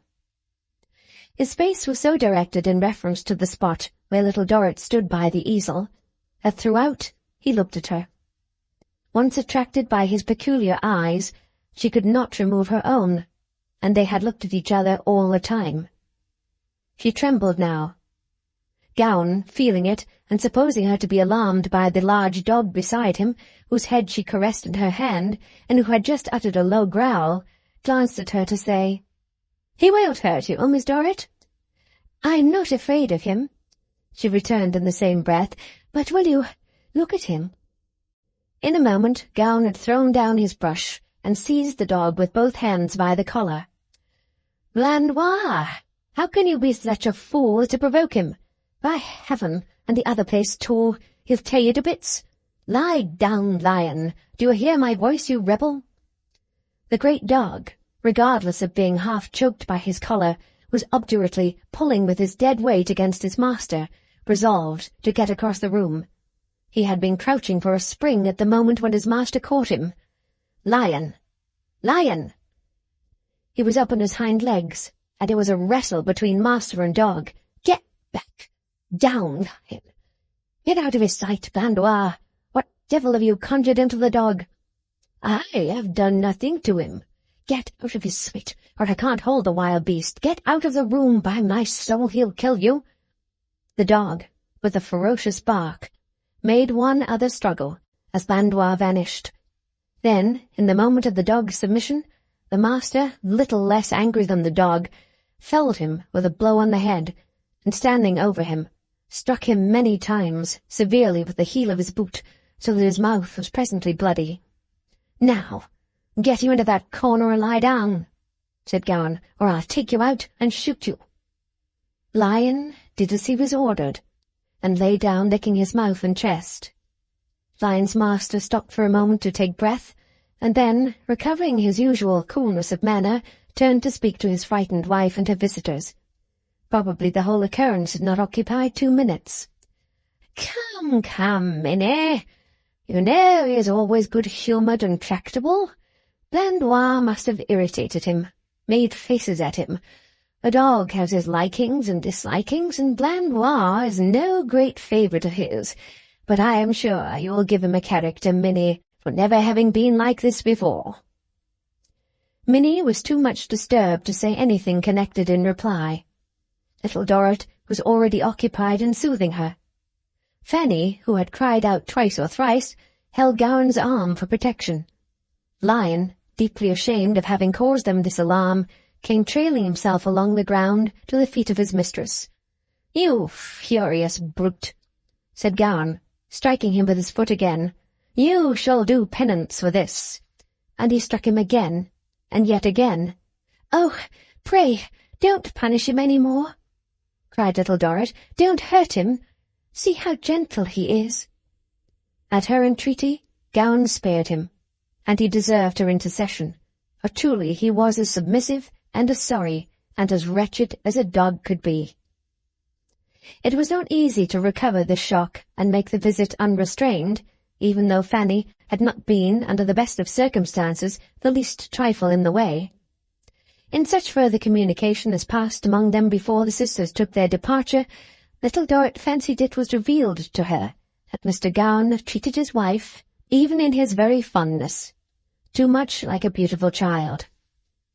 He seemed so unsuspicious of the depths of feeling which she knew must lie below that surface, that she doubted if there could be any such depths in himself. She wondered whether his want of earnestness might be the natural result of his want of such qualities, and whether it was with people as with ships, that in too shallow and rocky waters their anchors had no hold, and they drifted anywhere. He attended them down the stairs, jocosely apologizing for the poor quarters to which such poor fellows as himself were limited, and remarking that when the high and mighty Barnacles, his relatives, who would be dreadfully ashamed of them, presented him with better, he would live in better to oblige them. At the water's edge they were saluted by Blandois, who looked white enough after his late adventure, but who made very light of it notwithstanding, laughing at the mention of Lion. Leaving the two together under the scrap of vine upon the causeway, Gowan idly scattering the leaves from it into the water, and Blandois lighting a cigarette, the sisters were paddled away in state as they had come.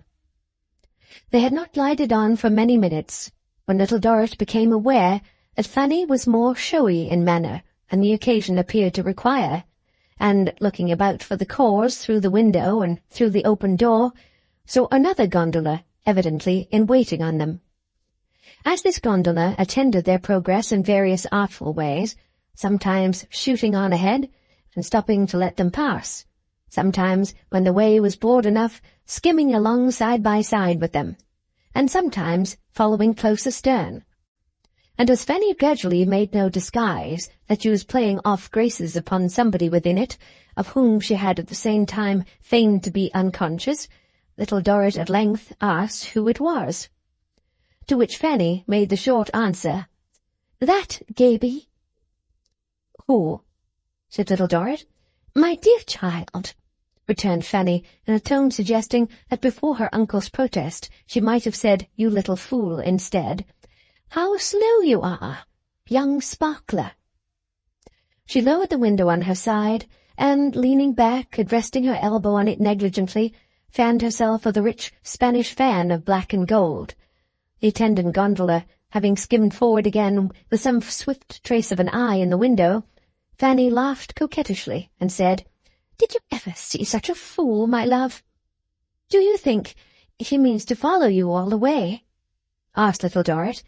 "My precious child," returned Fanny, "I can't possibly answer for what an idiot in a state of desperation may do, but I should think it highly probable. It's not such an enormous distance. All Venice will scarcely be that, I imagine, if he's dying for a glimpse of me." "And is he?" asked little Dorrit in perfect simplicity. "Oh, well, madame, that really is an awkward question for me to answer," said her sister. "I believe he is. You had better ask Edward. He tells Edward he is, I believe. I understand he makes a perfect spectacle of himself at the casino and that sort of places by going on about me, but you'd better ask Edward if you want to know." "I wonder he doesn't call," said little Dorrit, after thinking a moment. "My dear Amy, your wonder will soon cease, if I am rightly informed. I should not be at all surprised if he called today. The creature has only been waiting to get his courage up, I suspect." "Will you see him?" "Indeed, my darling," said Fanny, "that's just as it may happen. Here he is again. Look at him. Oh, you simpleton." Mr. Sparkler had, undeniably, a weak appearance, with his eye in the window like a knot in the glass, and no reason on earth for stopping his bark suddenly, except the real reason. "When you ask me if I will see him, dear," said Fanny, almost as well composed in the graceful indifference of her attitude as Mrs. Merdle herself, "what do you mean?" "I mean," said little Dorrit, "I think I rather mean, what do you mean, dear Fanny?"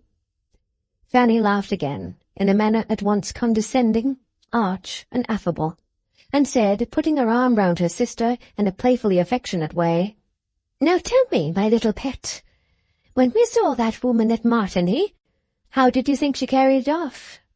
Did you see what she decided on in a moment?" "No, Fanny." "Then I'll tell you, Amy. She settled with herself. Now, I never refer to that meeting under such different circumstances, and I never pretend to have any idea that these are the same girls. That's her way out of a difficulty. What did I tell you when we came away from Harley Street that time? She is as insolent and false as any woman in the world, but in the first capacity, my love, she may find people who can match her." A significant turn of the Spanish fan towards Fanny's bosom indicated with great expression where one of these people was to be found.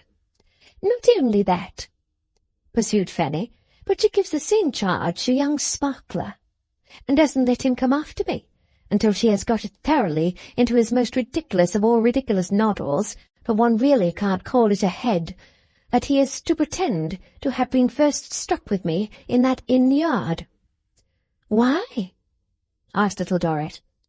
"Why, good gracious, my love," again very much in the tone of "you stupid little creature," "how can you ask?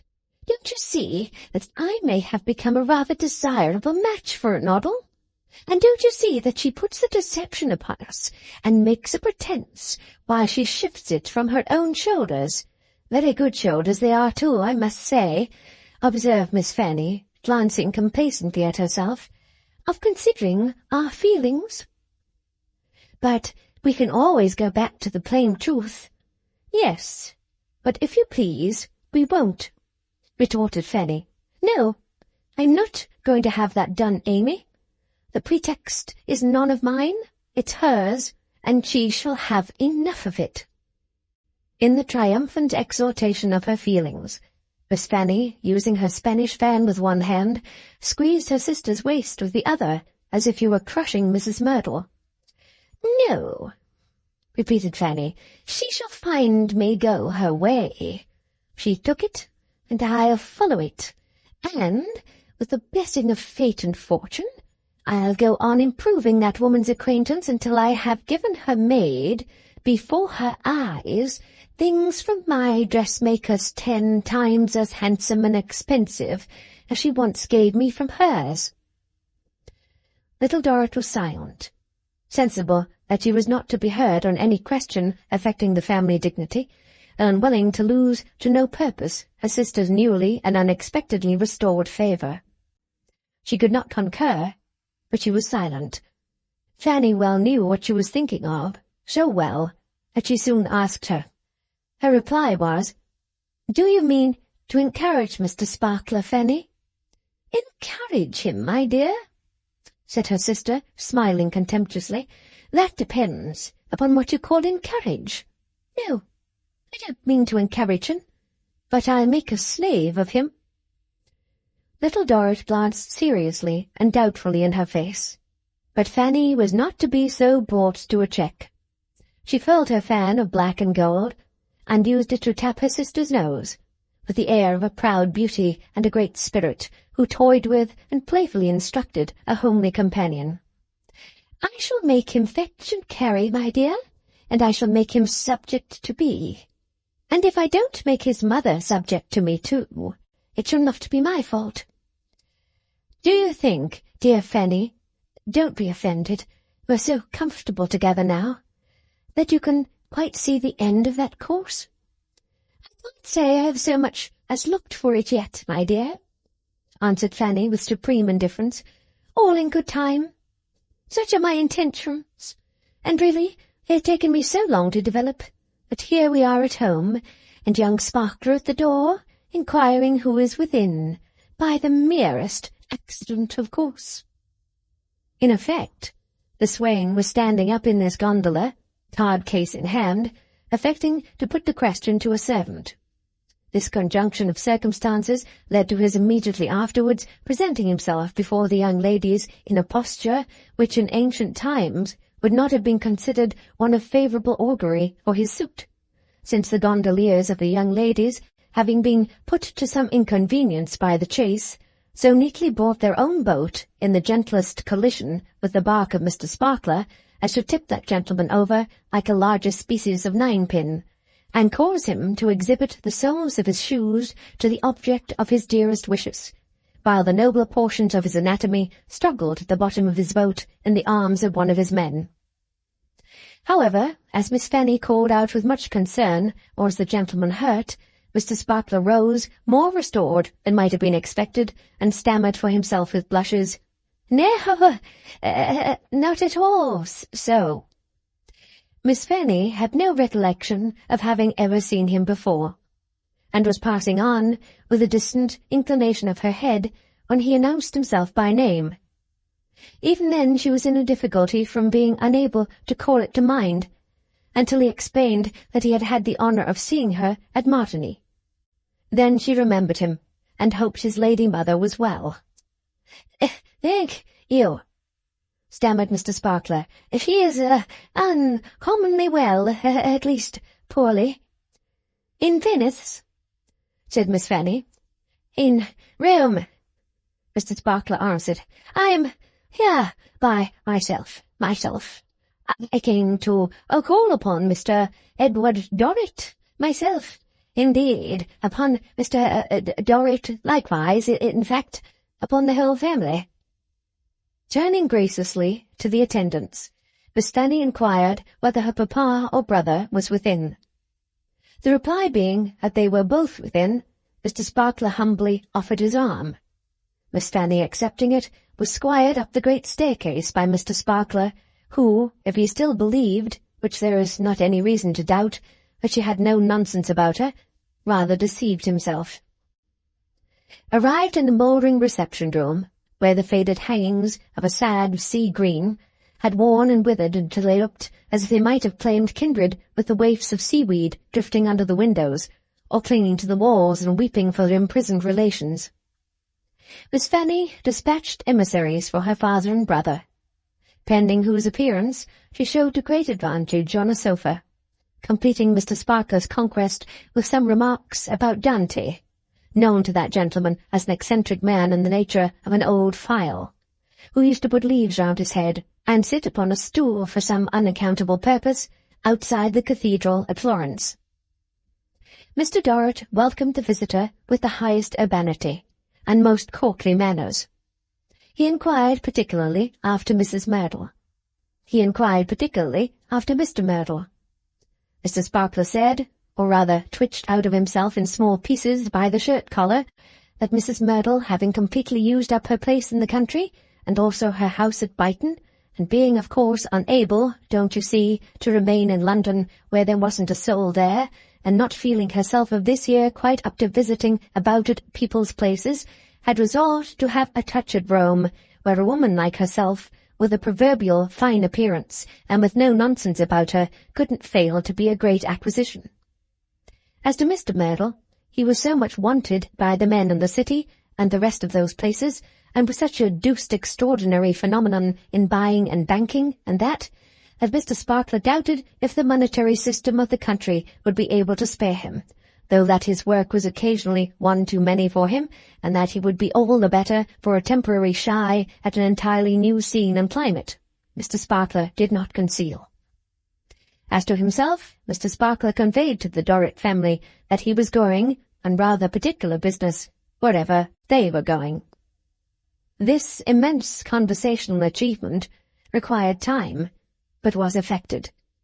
Being effected, Mr. Dorrit expressed his hope that Mr. Sparkler would shortly dine with them. Mr. Sparkler received the idea so kindly that Mr. Dorrit asked what he was going to do that day, for instance.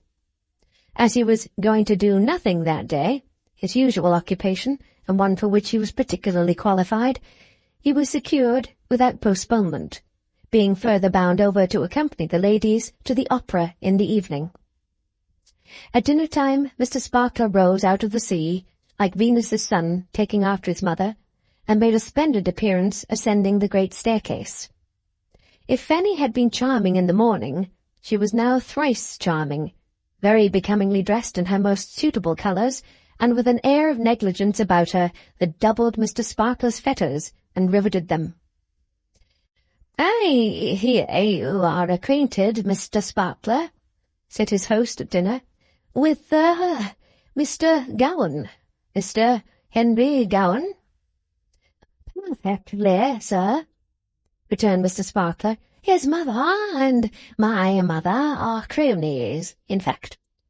"If I had thought of it, Amy," said Mr. Dorrit, with a patronage as magnificent as that of Lord Decimus himself, "you should have dispatched a note to them, asking them to dine today. Some of our people could have, fetched them and taken them home. We could have spared a gondola for that purpose. I am sorry to have forgotten this. Pray remind me of them tomorrow." Little Dorrit was not without doubts how Mr. Henry Gowan might take their patronage, but she promised not to fail in the reminder. "Pray, does Mr. Henry Gowan paint portraits?" inquired Mr. Dorrit. Mr. Sparkler opined that he painted anything, if he could get the job.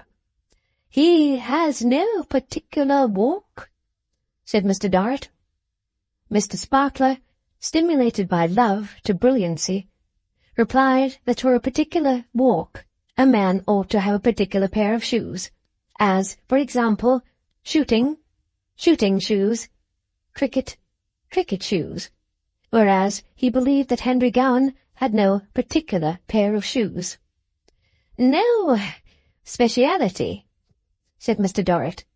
This being a very long word for Mr. Sparkler, and his mind being exhausted by his late effort, he replied, "No, thank you, I seldom take it." "Well," said Mr. Dorrit, "it would be very agreeable to me to present a gentleman so connected with some, testimonial of my desire to further his interests and develop the, germs of his genius. I think I must engage Mr. Gowan to paint my picture. If the result should be, mutually satisfactory, I might afterwards engage him to try his hand upon my family." The exquisitely bold and original thought presented itself to Mr. Sparkler that there was an opening here for saying there were some of the family, emphasizing some in a marked manner, to whom no painter could render justice. But, for want of a form of words in which to express the idea, it returned to the skies. This was the more to be regretted, as Miss Fanny greatly applauded the notion of the portrait and urged her papa to act upon it. She surmised, she said, that Mr. Gowan had lost better and higher opportunities by marrying his pretty wife, and love in a cottage painting pictures for dinner was so delightfully interesting that she begged her papa to give him the commission whether he could paint a likeness or not, though indeed both she and Amy knew he could, from having seen a speaking likeness on his easel that day, and having had the opportunity of comparing it with the original. These remarks made Mr. Sparkler, as perhaps they were intended to do, nearly distracted.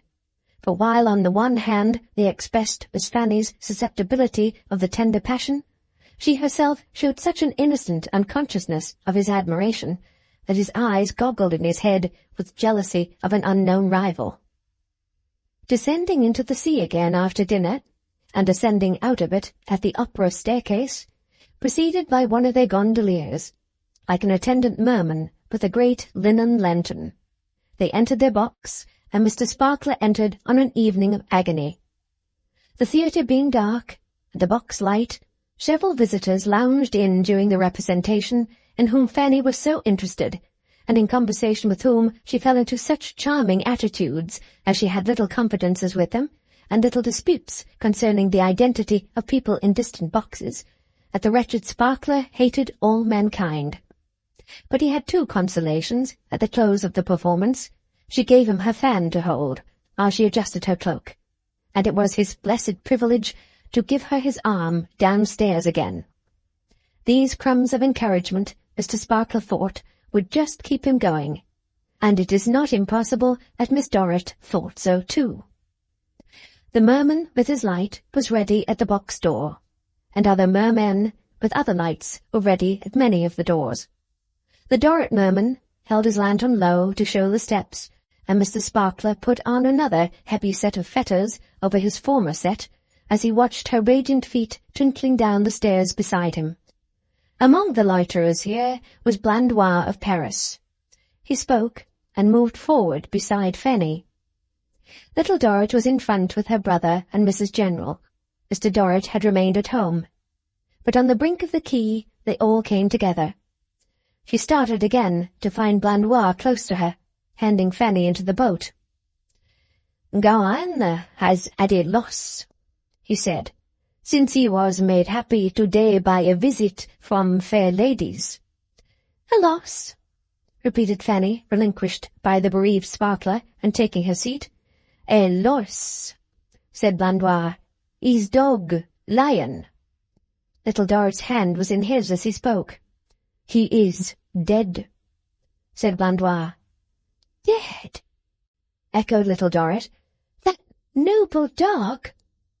"Faith, dear ladies," said Blandois, smiling and shrugging his shoulders, "somebody has poisoned that noble dog. He is as dead as the Doges." Chapter 7. Mostly Prunes and Prism. Mrs. General, always on her coach-box, keeping the proprieties well together, took pains to form a surface on her very dear young friend, and Mrs. General's very dear young friend tried hard to receive it. Hard as she had tried in her laborious life to attain many ends, She had never tried harder than she did now to be varnished by Mrs. General.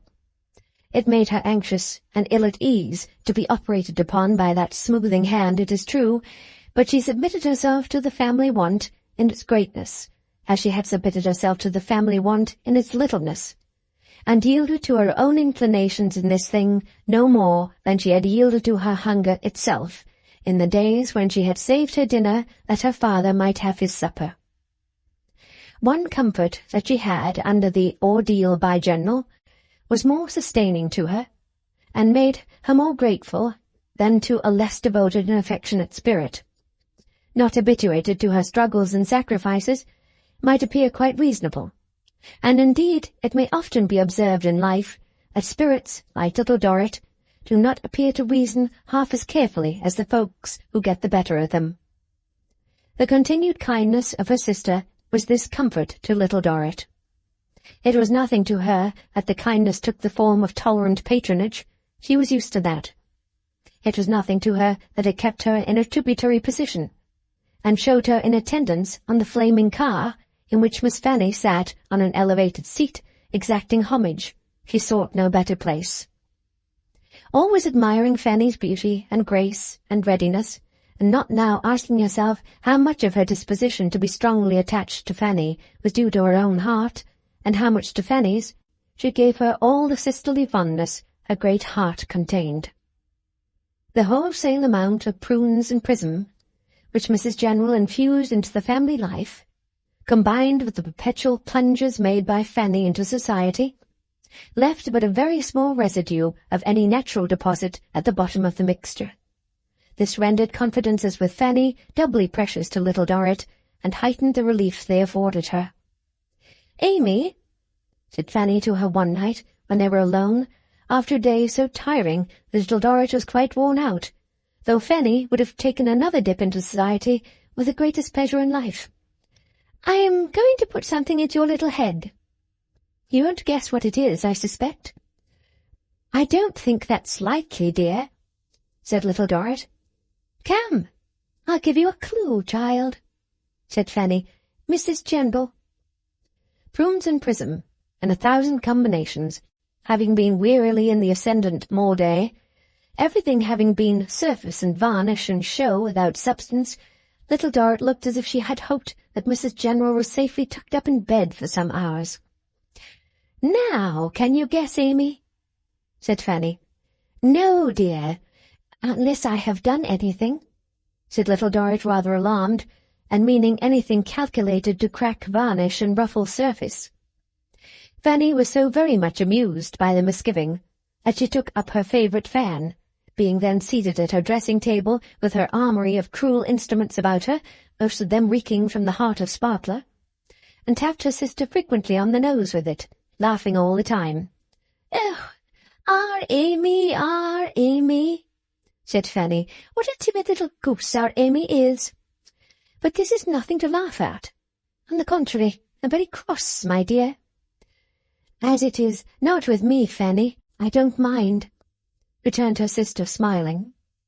"Ah, but I do mind," said Fanny, "and so will you, pet, when I enlighten you. Amy, has it never struck you that somebody is monstrously polite to Mrs. General?" "Everybody is polite to Mrs. General," said little Dorrit, because she freezes them into it," interrupted Fanny. "I don't mean that. Quite different from that. Come, has it never struck you, Amy, that Pa is monstrously polite to Mrs. General?" Amy, murmuring, "No," looked quite confounded. "No, I dare say not. But he is," said Fanny. "He is, Amy.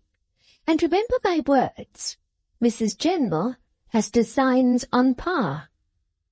"Dear Fanny, do you think it possible that Mrs. General has designs on anyone?" "Do I think it possible?" returned Fanny. "My love, I know it. I tell you she has designs on Pa. And more than that, I tell you Pa considered her such a wonder, such a paragon of accomplishment, and such an acquisition to our family, that he is ready to get himself into a state of perfect infatuation with her at any moment, and that opens a pretty picture of things, I hope. Think of me with Mrs. General for a mamma." Little Dorrit did not reply. Think of me with Mrs. General for a mamma, but she looked anxious and seriously inquired what had led Fanny to these conclusions. "Lord, my darling," said Fanny tartly, "you might as well ask me how I know when a man is struck with myself. But of course I do know. It happens pretty often. But I always know it. I know this in much the same way, I suppose. At all events, I know it." "You never heard Papa say anything?" "Say anything?" repeated Fanny. "My dearest darling girl, what necessity has he had, yet awhile, to say anything?" "And you have never heard Mrs. General say anything?" "My goodness me, Amy," returned Fanny, "is she the sort of woman to say anything? Isn't it perfectly plain and clear that she has nothing to do at present but to hold herself upright, keep her aggravating gloves on, and go sweeping about? Say anything? If she had the ace of trumps in her hand at whist, she wouldn't say anything, child. It would come out when she played it." "At least, you may be mistaken, Fanny. Now may you not?"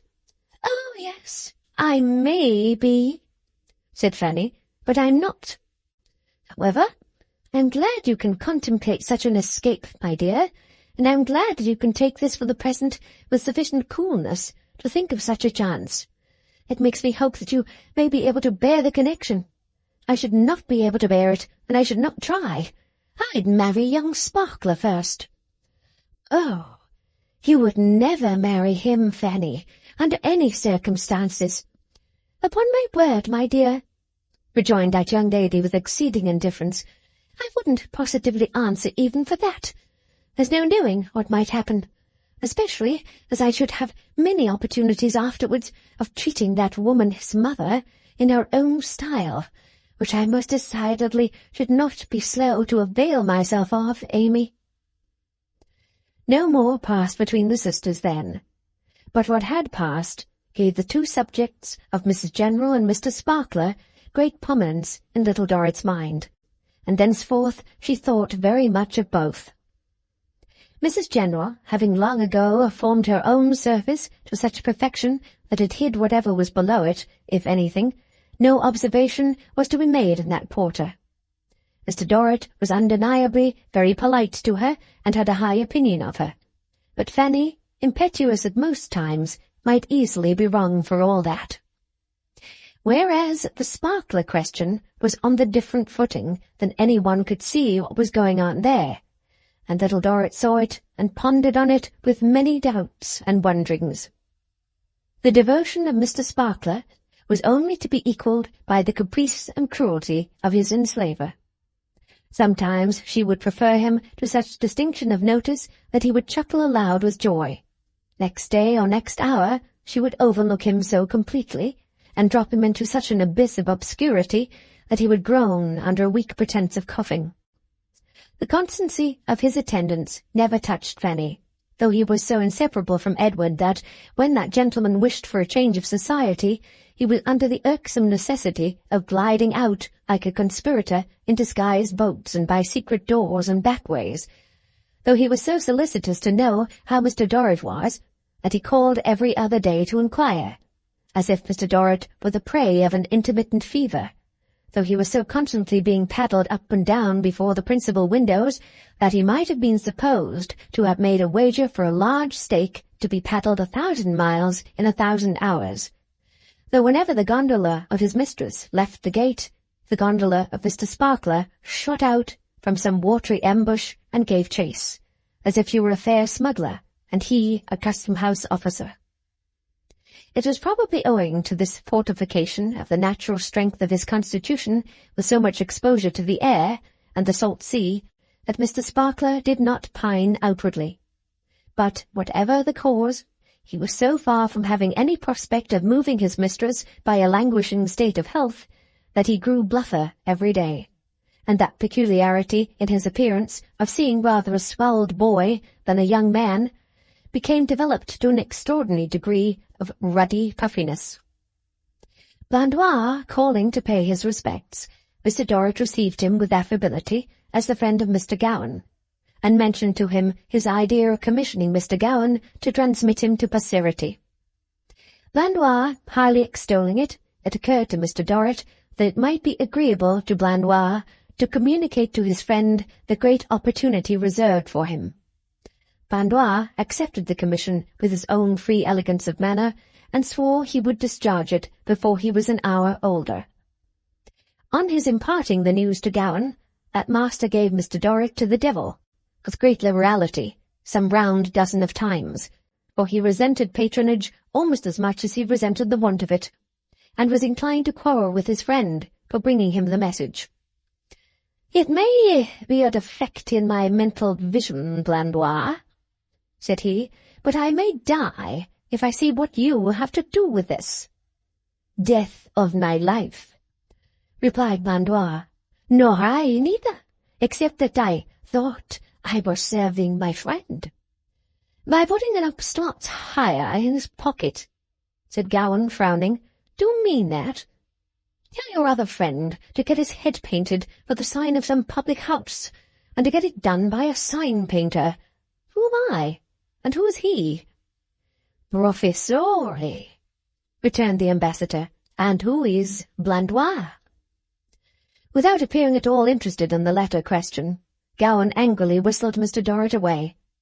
But next day he resumed the subject by saying in an offhand manner, and with a slighting laugh, "Well, Blandois, when shall we go to this Mecenas of yours? We journeymen must take jobs when we can get them. When shall we go and look after this job?" "When you will," said the injured Blandois, "as you please. What have I to do with it? What is it to me?" "I can tell you what it is to me," said Gowan. "Bread and cheese. One must eat. So come along, my Blandois." Mr. Dorrit received them in the presence of his daughters and of Mr. Sparkler, who happened, by some surprising accident, to be calling there. "How are you, Sparkler?" said Gowan carelessly. "When you have to live by your mother-wit, old boy, I hope you may get on better than I do." Mr. Dorrit then mentioned his proposal. "Sir," said Gowan, laughing, after receiving it gracefully enough, "I am new to the trade, and not expert at its mysteries. I believe I ought to look at you in various lights, tell you you are a capital subject, and consider when I shall be sufficiently disengaged to devote myself with the necessary enthusiasm to the fine picture I mean to make of you. I assure you," and he laughed again, "I feel quite a traitor in the camp of those dear, gifted, good, noble fellows, my brother artists, by not doing the hocus-pocus better. But I have not been brought up to it, and it's too late to learn it. Now, the fact is, I'm a very bad painter, but not much worse in the generality. If you're going to throw away 100 guineas or so, I am as poor as a poor relation of great people usually is, and I shall be very much obliged to you if you'll throw them away upon me. I'll do the best I can for the money, and if the best should be bad, why, even then, you may probably have a bad picture with a small name to it, instead of a bad picture with a large name to it." This tone, though not what he had expected, on the whole suited Mr. Dorrit remarkably well. It showed that the gentleman, highly connected, and not a mere workman, would be under an obligation to him. He expressed his satisfaction in placing himself in Mr. Gowan's hands, and trusted that he would have the pleasure, in their characters of private gentlemen, of improving his acquaintance. "You are very good," said Gowan. "I have not forsworn society since I joined the Brotherhood of the Brush, the most delightful fellows on the face of the earth, and am glad enough to smell the old fine gunpowder now and then, though it did blow me into mid-air in my present calling. You'll not think, Mr. Dorrit," and here he laughed again, in the easiest way, "that I am lapsing into the Freemasonry of the craft, for it's not so. Upon my life I can't help betraying it wherever I go, though, by Jupiter, I love and honour the craft with all my might, if I propose a stipulation as to time and place." "Ha!" Mr. Dorrit could erect no suspicion of that kind on Mr. Gowan's frankness. "Again, you are very good," said Gowan. "Mr. Dorrit, I hear you're going to Rome. I'm going to Rome, having friends there. Let me begin to do you the injustice I have conspired to do you there, not here. We shall all be hurried during the rest of our stay here, and though there's not a poorer man with whole elbows in Venice than myself, I have not quite got all the amateur out of me yet, comprising the trade again, you see, and can't fall an order in a hurry for the mere sake of the sixpences." These remarks were not less favourably received by Mr. Dorrit than their predecessors. They were the prelude to the first reception of Mr. and Mrs. Gowan at dinner, and they skilfully placed Gowan on his usual ground in the new family. His wife, too, they placed on her usual ground. Miss Fanny understood, with particular distinctness, that Mrs. Gowan's good looks had cost her husband very dear, that there had been a great disturbance about her in the Barnacle family, and that the dowager Mrs. Gowan, nearly heartbroken, had resolutely set her face against the marriage until overpowered by her maternal feelings. Mrs. General likewise clearly understood that the attachment had occasioned much family grief and dissension. Of honest Mr. Meagles no mention was made, except that it was natural enough that a person of that sort should wish to raise his daughter out of his own obscurity, and that no one could blame him for trying his best to do so. Little Dorrit's interest in the fair subject of this easily accepted belief was too earnest and watchful to fail in accurate observation. She could see that it had its part in throwing upon Mrs. Gowan the touch of a shadow under which she lived, and she even had an instinctive knowledge that there was not the least truth in it. But it had an influence in placing obstacles in the way of her association with Mrs. Gowan, by making the Prunes and Prism school excessively polite to her, but not very intimate with her, and Little Dorrit, as an enforced sizar of that college, was obliged to submit herself humbly to its ordinances. Nevertheless, there was a sympathetic understanding already established between the two, which would have carried them over greater difficulties and made a friendship out of a more restricted intercourse. As though accidents were determined to be favourable to it, they had a new assurance of congeniality, in the aversion which each perceived that the other felt towards Blandois of Paris, an aversion amounting to the repugnance and horror of a natural antipathy towards an odious creature of the reptile kind. And there was a passive congeniality between them, besides this active one. To both of them Blandois behaved in exactly the same manner, and to both of them his manner had uniformly something in it which they both knew to be different from his bearing towards others. The difference was too minute in its expression to be perceived by others, but they knew it to be there. A mere trick of his evil eyes, a mere turn of his smooth white hand, a mere hair's breadth of addition to the fall of his nose and the rise of the moustache in the most frequent movement of his face, conveyed to both of them equally a swagger personal to themselves. It was as if he had said, "I have a secret power in this quarter. I know what I know." This had never been felt by them both in so great a degree, and never by each so perfectly to the knowledge of the other, as on a day when he came to Mr. Dorrit's to take his leave before quitting Venice. Mrs. Gowan was herself there for the same purpose, and he came upon the two together, the rest of the family being out. The two had not been together 5 minutes, and the peculiar manner seemed to convey to them, "You were going to talk about me. Ha! Behold me here to prevent it." "Gowan is coming here," said Blandois with a smile. Mrs. Gowan replied that he was not coming. "Not coming?" said Blandois. "Permit your devoted servant, when you leave here, to escort you home." "Thank you. I'm not going home." "Not going home?" said Blandois. "Then I am forlorn." That he might be, but he was not so forlorn as to roam away and leave them together. He sat entertaining them with his finest compliments and his choicest conversation, but he conveyed to them all the time, "No, no, no, dear ladies, behold me here expressly to prevent it." He conveyed it to them with so much meaning, and he had such a diabolical persistency in him that at length Mrs. Gowan rose to depart.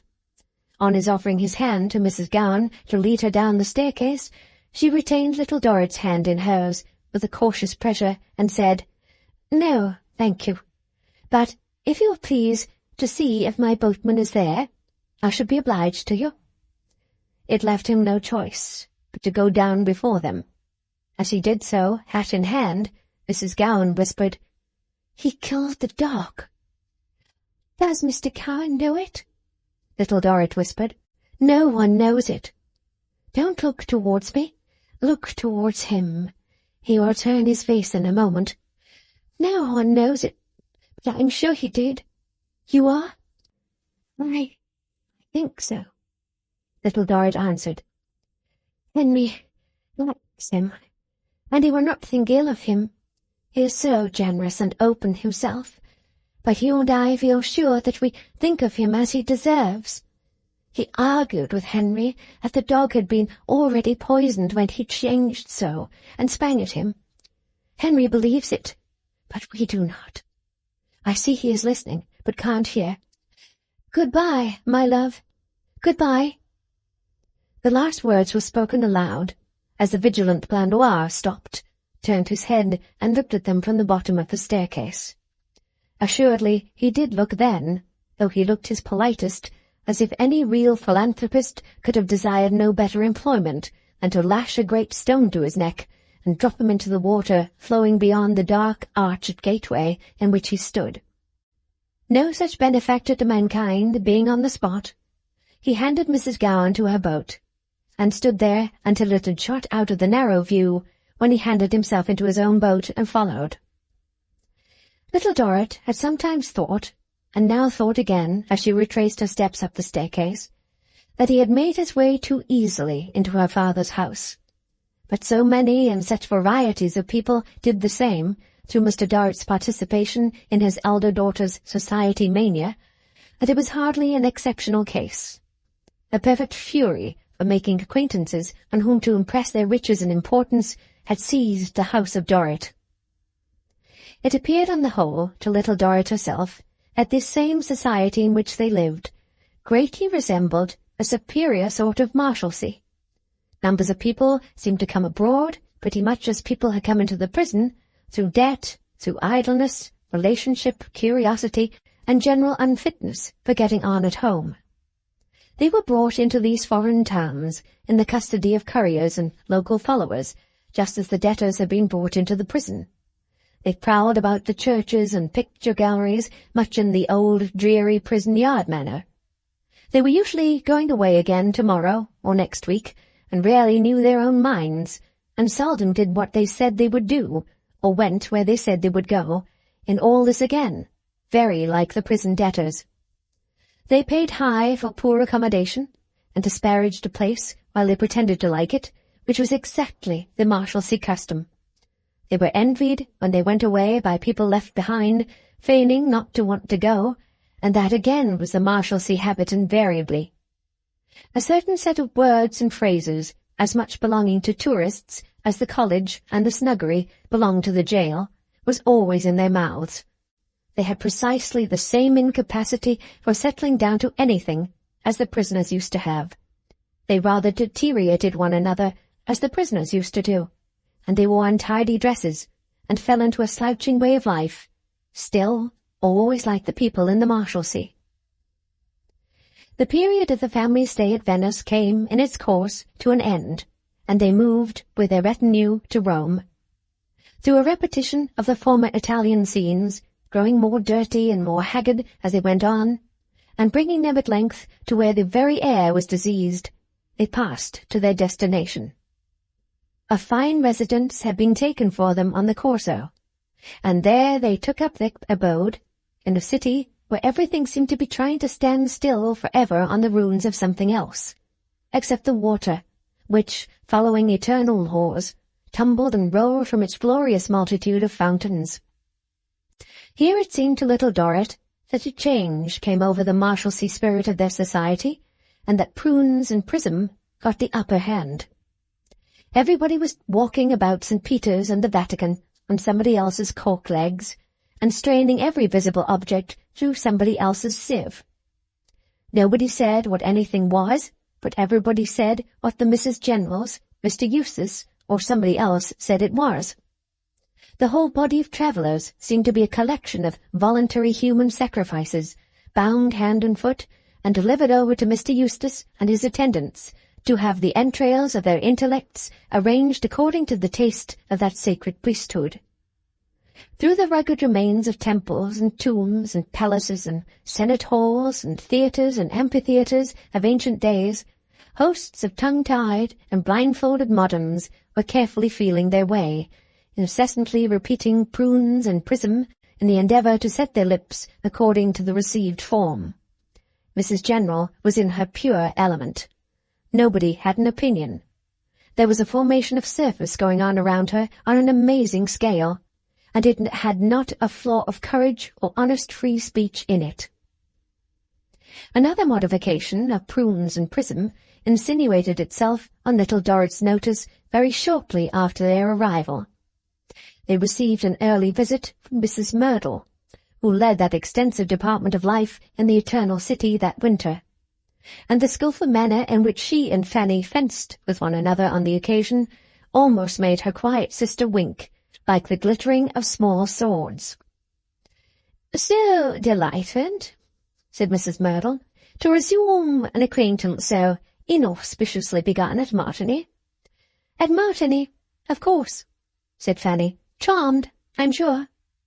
"I understand," said Mrs. Merdle, "from my son Edmund Sparkler, that he has already improved that chance occasion. He has returned quite transported with Venice."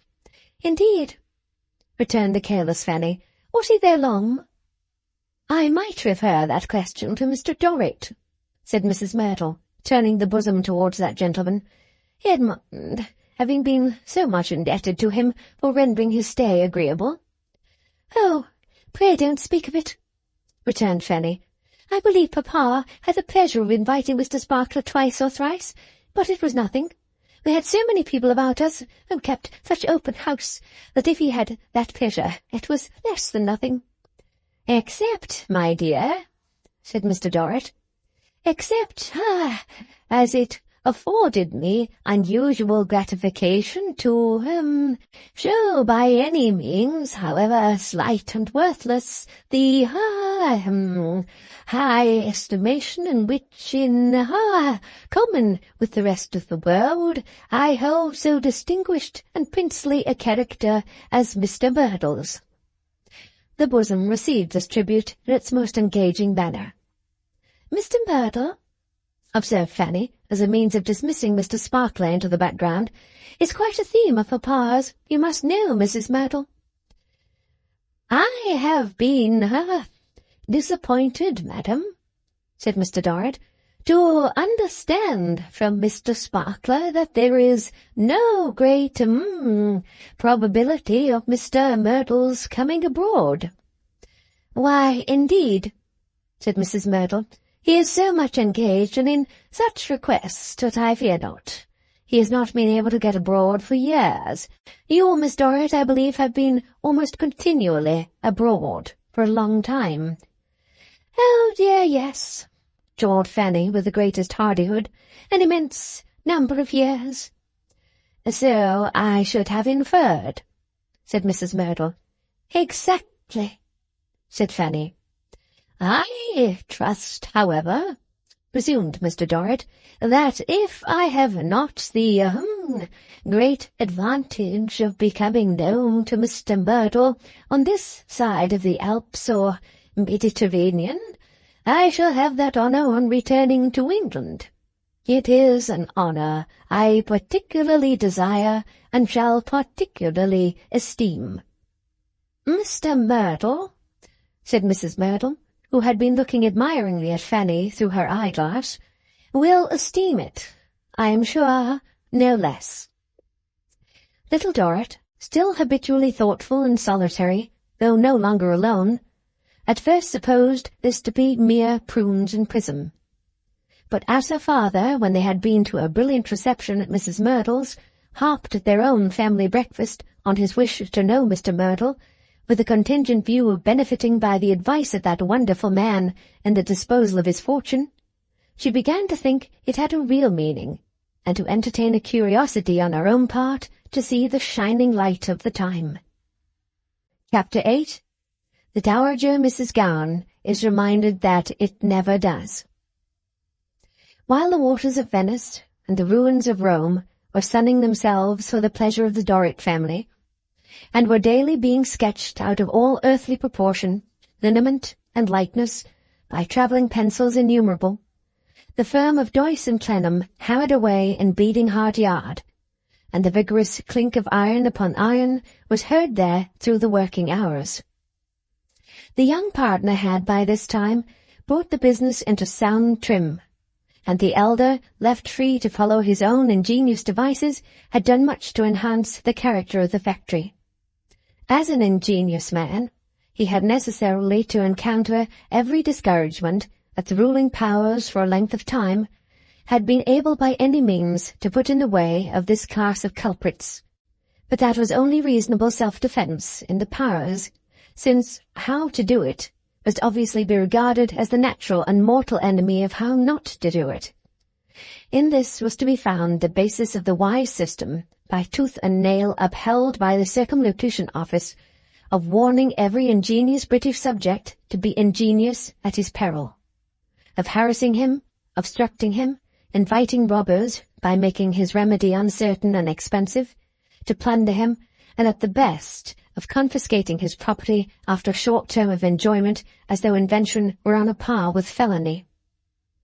The system had uniformly found great favour with the Barnacles, and that was only reasonable too, for one who worthily invents must be in earnest, and the Barnacles abhorred and dreaded nothing half so much. That again was very reasonable, since in a country suffering under the affliction of a great amount of earnestness, there might, in an exceeding short space of time, be not a single barnacle left sticking to a post. Daniel Doyce faced his condition with its pains and penalties attached to it, and soberly worked on for the work's sake. Clennam, cheering him with a hearty cooperation, was a moral support to him, besides doing good service in his business relation. The concern prospered, and the partners were fast friends, but Daniel could not forget the old design of so many years. It was not in reason to be expected that he should. If he could have lightly forgotten it, he could never have conceived it, or had the patience and perseverance to work it out. So Clennam thought, when he sometimes observed him of an evening looking over the models and drawings and consoling himself by muttering with a sigh as he put them away again, that the thing was as true as it ever was. To show no sympathy with so much endeavour, and so much disappointment, would have been to fail in what Clennam regarded as among the implied obligations of his partnership. A revival of the passing interest in the subject, which had been by chance awakened at the door of the Circumlocution Office, originated in this feeling. He asked his partner to explain the invention to him. Having a lenient consideration, he stipulated, for my being no workman, Doyce. No workman? Said Doyce. You would have been a thorough workman if you had given yourself to it. You have as good a head for understanding such things as I have met with. A totally uneducated one, I'm sorry to add, said Clennam. I don't know that, returned Doyce, and I wouldn't have you say that. No man of sense, who has been generally improved, and has improved himself, can be called quite uneducated to so anything. I don't particularly favour mysteries. I would as soon, on a fair and clear explanation, be judged by one class of man as another, provided he had the qualification I've named. At all events, said Clennam, this sounds as if we were exchanging compliments, but we know we're not. I shall have the advantage of as plain an explanation as can be given. Well, said Daniel in his steady, even way, I'll try to make it so.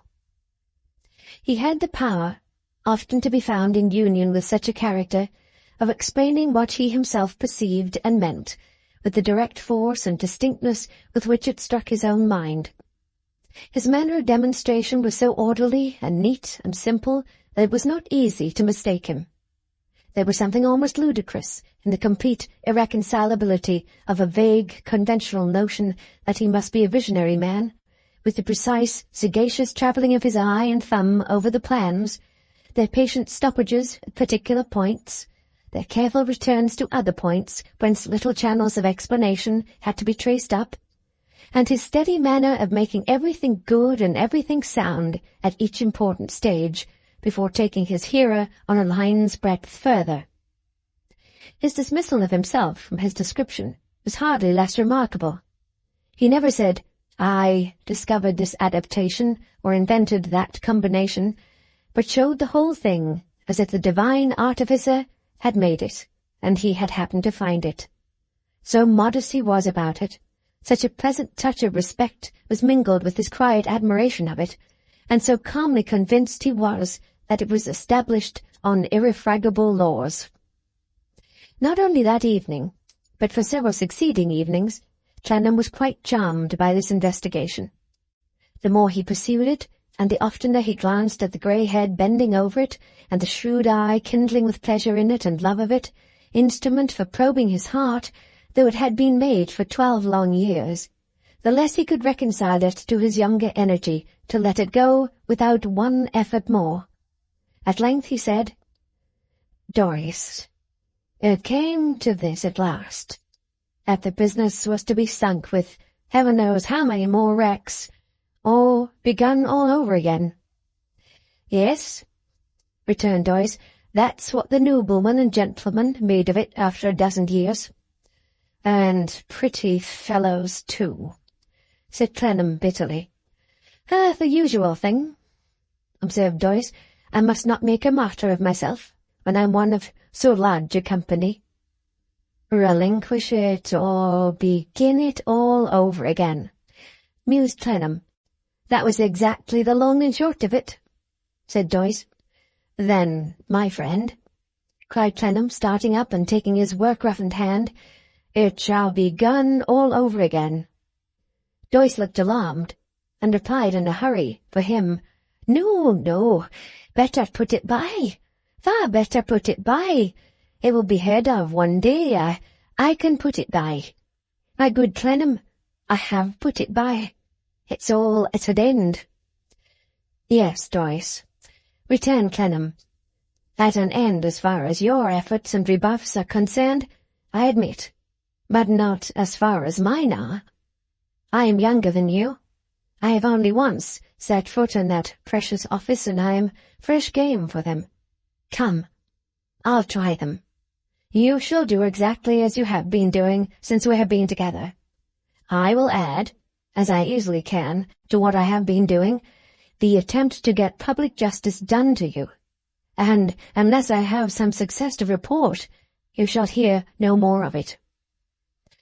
Daniel Doyce was still reluctant to consent, and again urged that they had better put it by. But it was natural that he should gradually allow himself to be over-persuaded by Clennam, and should yield. Yield he did. So Arthur resumed the long and hopeless labour of striving to make way with the Circumlocution Office. The waiting rooms of that department soon began to be familiar with his presence, and he was generally ushered into them by its janitors much as a pickpocket might be shown into a police office.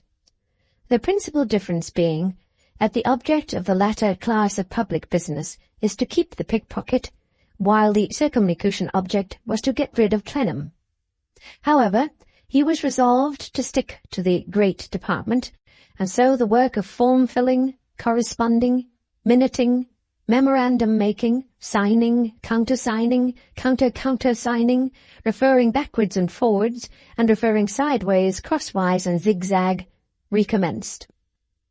Here arises a feature of the Circumlocution Office not previously mentioned in the present record.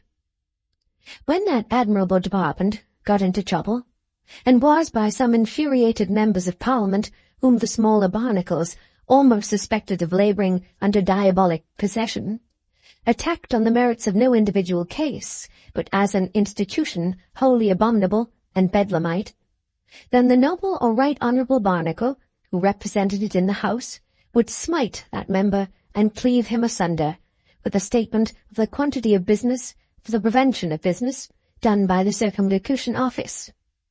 Then would that noble or right honourable Barnacle hold in his hand a paper containing a few figures, to which, with the permission of the House, he would entreat its attention.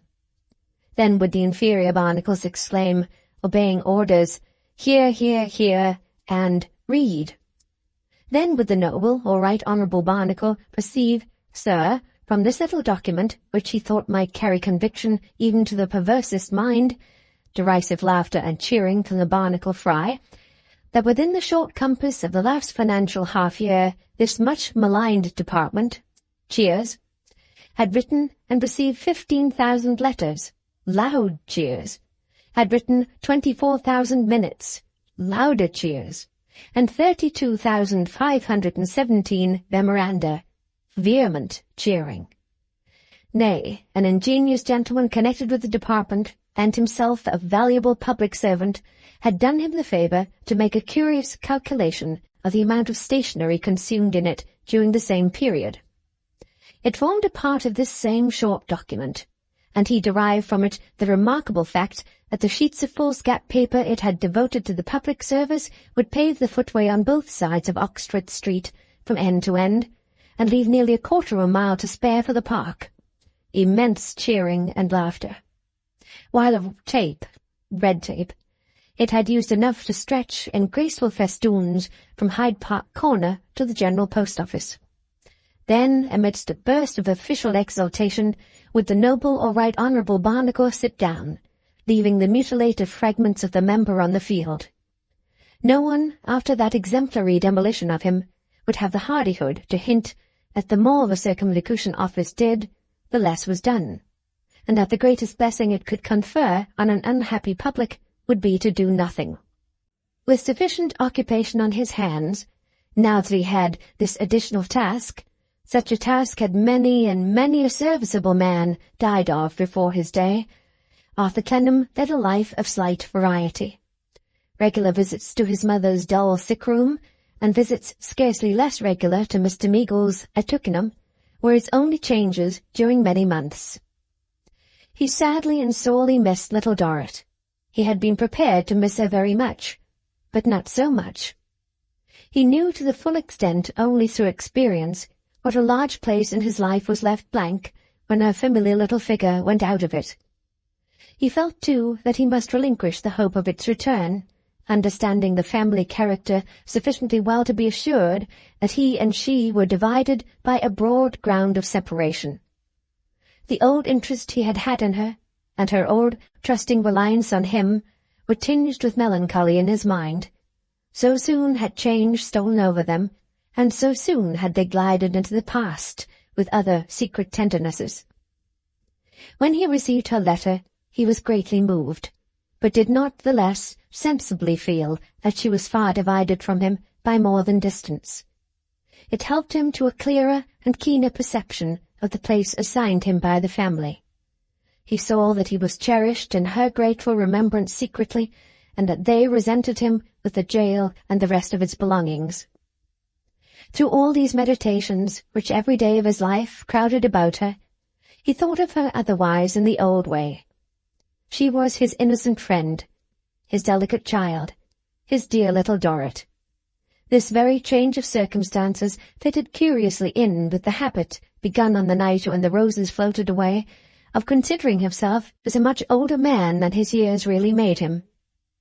He regarded her from a point of view which in its remoteness, tender as it was, he little thought would have been unspeakable agony to her.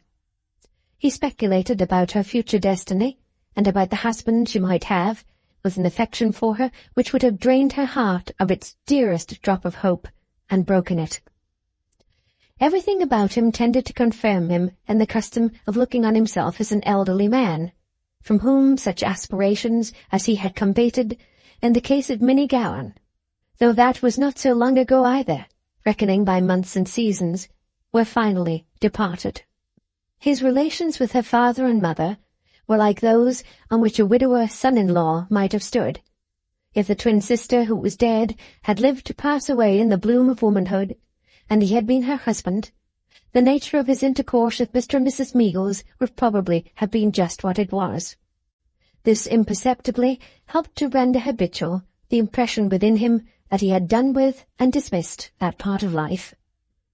He invariably heard of Minnie from them, as telling them in her letters how happy she was and how she loved her husband, but inseparable from that subject, he invariably saw the old cloud on Mr. Meagles's face. Mr. Meagles had never been quite so radiant since the marriage as before. He had never quite recovered the separation from Pet. He was the same good-humoured, open creature, but as if his face, from being much turned towards the pictures of his two children, which could show him only one look, unconsciously adopted a characteristic from them. It always had now, through all its changes of expression, a look of loss in it. One wintry Saturday, when Clennam was at the cottage, the dowager Mrs. Gowan drove up, in the Hampton Court equipage, which pretended to be the exclusive equipage of so many individual proprietors. She descended in her shady ambuscade of green fan to favour Mr. and Mrs. Meagles with a call. "And how do you both do, Papa and Mamma Meagles?" said she, encouraging her humble connections. "And when did you last hear from or about my poor fellow?" My poor fellow was her son, and this mode of speaking of him politely kept alive, without any offence in the world, the pretence that he had fallen a victim to the Meagles' wiles. "And the dear pretty one," said Mrs. Gowan, "have you later news of her than I have?" Which also delicately implied that her son had been captured by mere beauty, and under its fascination had foregone all sorts of worldly advantages. "I am sure," said Mrs. Gowan, without straining her attention on the answers she received, "it's an unspeakable comfort to know they continue happy. My poor fellow is of such a restless disposition, and has been so used to roving about and to being inconstant and popular among all manner of people, that it's the greatest comfort in life. I suppose they're as poor as mice, Papa Meagles?" Mr. Meagles, fidgety under the question, replied, "I hope not, ma'am. I hope they will manage their little income." "Oh, my dearest Meagles," returned the lady, tapping her on the arm with the green fan, and then adroitly interposing it between a yawn and a company, "how can you, as a man of the world and one of the most businesslike of human beings, for you know you are businesslike, and a great deal too much for us who are not," which went to the former purpose by making Mr. Meagles out to be an artful schemer, "how can you talk about their managing their little means? My poor dear fellow, the idea of his managing hundreds, and the sweet pretty creature too, the notion of her managing. Papa Meagles, don't." "Well, ma'am," said Mr. Meagles gravely, "I'm sorry to admit, then, that Henry certainly does anticipate his means. My dear good man, I use no ceremony with you because we are a kind of relations. Positively, Mamma Meagles," exclaimed Mrs. Gowan cheerfully, as if the absurd coincidence then flashed upon her for the first time. "A kind of relations. My dear good man, in this world none of us can have everything our own way." This again went to the former point, and showed Mr. Meagles with all good breeding that, so far, he had been brilliantly successful in his deep designs. Mrs. Gowan thought the hit so good a one that she dwelt upon it, repeating, "Not everything, no, no, in this world we must not expect everything, Papa Meagles." "And may I ask, ma'am," retorted Mr. Meagles, a little heightened in colour, "who does expect everything?" "Oh, nobody," said Mrs. Gowan. "I was going to say, but you put me out, you interrupting Papa. What was I going to say?" Drooping her large green fan, she looked musingly at Mr. Meagles while she thought about it. a performance not tending to the cooling of that gentleman's rather heated spirits. "Ah, yes, to be sure," said Mrs. Gowan. "You must remember that my poor fellow has always been accustomed to expectations. They may have been realized, or they may not have been realized. Let us say, then, may not have been realized," observed Mr. Meagles. The dowager for a moment gave him an angry look, but tossed it off with her head on her fan, and pursued the tenor of her way in her former manner. "It makes no difference. My poor fellow has been accustomed to that sort of thing, and of course you knew it and were prepared for the consequences. I myself always clearly foresaw the consequences, and am not surprised, and you must not be surprised. In fact, can't be surprised, must have been prepared for it." Mr. Meagles looked at his wife and at Clennam, bit his lip and coughed. "And now, here's my poor fellow," Mrs. Gowan pursued, "receiving notice that he is to hold himself in expectation of a baby, and all the expenses attendant on such an addition to his family. Oh, poor Henry! But it can't be helped now. It's too late to help it now. Only don't talk of anticipating means, Papa Meagles, as a discovery, because that would be too much." "Too much, ma'am?" said Mr. Meagles, as seeking an explanation. There, said Mrs. Gowan, putting him in his inferior place with an expressive action of her hand. "Too much for my poor fellow's mother to bear at this time of day. They are fast married, and can't be unmarried. There, I know that. You needn't tell me that, Papa Meagles. I know it very well. What was it I said just now? That it was a great comfort they continued happy? It is to be hoped that they will still continue happy. It is to be hoped pretty one will do everything she can to make my poor fellow happy and keep him contented. Papa and Mamma Meagles, we had better say no more about it. We never did look at this subject from the same side, and we never shall. There, now I am good." Truly, having by this time said everything she could say in maintenance of her wonderfully mythical position, and in admonition to Mr. Meagles that he must not expect to bear his honours of alliance too cheaply, Mrs. Gowan was disposed to forego the rest. If Mr. Meagles had submitted to a glance of entreaty from Mrs. Meagles, and an expressive gesture from Clennam, he would have left her in the undisturbed enjoyment of this state of mind. But Pet was the darling and pride of his heart, and if he could ever have championed her more devotedly, or loved her better, than in the days when she was the sunlight of his house, it would have been now, when, as its daily grace and delight, she was lost to it. "Mrs. Gowan, ma'am," said Mr. Meagles, "I have been a plain man all my life. If I was to try, no matter whether on myself, on somebody else, or both, any genteel mystifications, I should probably not succeed in them." "Papa Meagles," returned the dowager with an affable smile, but with the bloom on her cheeks standing out a little more vividly than usual as the neighbouring surface became paler, "probably not." "Therefore, my good madam," said Mr. Meagles at great pains to restrain himself, "I hope I may, without offence, ask to have no such mystification played off upon me." "Mamma Meagles," observed Mrs. Gowan, "your good man is incomprehensible." Her turning to that worthy lady was an artifice to bring her into the discussion, quarrel with her, and vanquish her. Mr. Meagles interposed to prevent that consummation. "Mother," said he, "you are inexpert, my dear, and it is not a fair match. Let me beg of you to remain quiet. Come, Mrs. Gowan, come. Let us try to be sensible. Let us try to be good-natured. Let us try to be fair. Don't you pity Henry, and I won't pity Pet. And don't be one-sided, my dear madam. It's not considerate. It's not kind. Don't let us say that we hope Pet will make Henry happy, or even that we hope Henry will make Pet happy.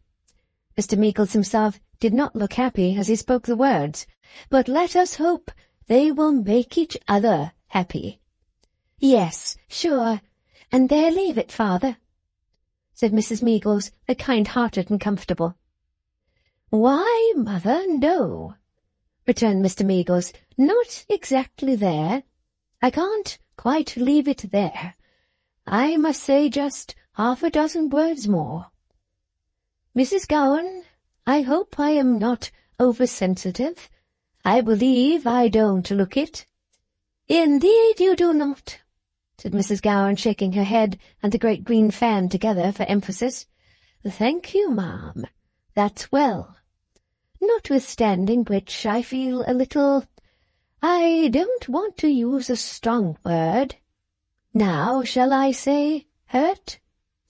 Asked Mr. Meagles at once with frankness and moderation, and with a conciliatory appeal in his tone. Say what you like, answered Mrs. Gowan. It is perfectly indifferent to me. No, no, don't say that, urged Mr. Meagles, because that's not responding amiably. I feel a little hurt when I hear references made to consequences having been foreseen, and to it being too late now, and so forth. Do you, Papa Meagles? Said Mrs. Gowan. I am not surprised. Well, ma'am, reasoned Mr. Meagles, I was in hopes you would have been at least surprised, because to hurt me wilfully on so tender a subject is surely not generous. I am not responsible, said Mrs. Gowan, for your conscience, you know. Poor Mr. Meagles looked aghast with astonishment. If I am unluckily obliged to carry a cap about with me which is yours and fits you, pursued Mrs. Gowan, don't blame me for its pattern, Papa Meagles, I beg. Why, good Lord, ma'am, Mr. Meagles broke out, that's as much as to state, now, Papa Meagles, said Mrs. Gowan, who became extremely deliberate and prepossessing in manner whenever that gentleman became at all warm. Perhaps to prevent confusion, I'll better speak for myself than trouble your kindness to speak for me.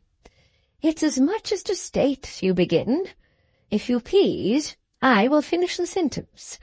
It is as much as to state, not that I wish to press it or even recall it, for it is of no use now, and my only wish is to make the best of existing circumstances, that from the first to the last I always objected to this match of yours, and at a very late period yielded a most unwilling consent to it. Mother, cried Mr. Meagles, do you hear this? Arthur, do you hear this? The room being of a convenient size, said Mrs. Gowan, looking about as she found herself, and quite charmingly adapted in all respects to conversation, I should imagine I am audible in any part of it.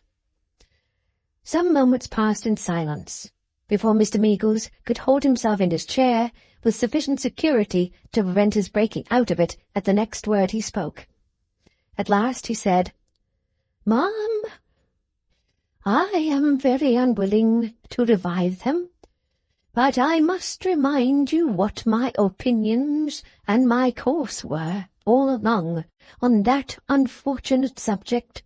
Oh, my dear sir, said Mrs. Gowan, smiling and shaking her head with accusatory intelligence, they were well understood by me, I assure you.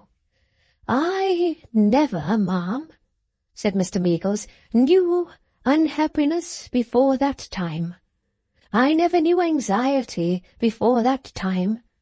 It was a time of such distress to me that Mr. Meagles could really say no more about it, in short, but passed his handkerchief before his face.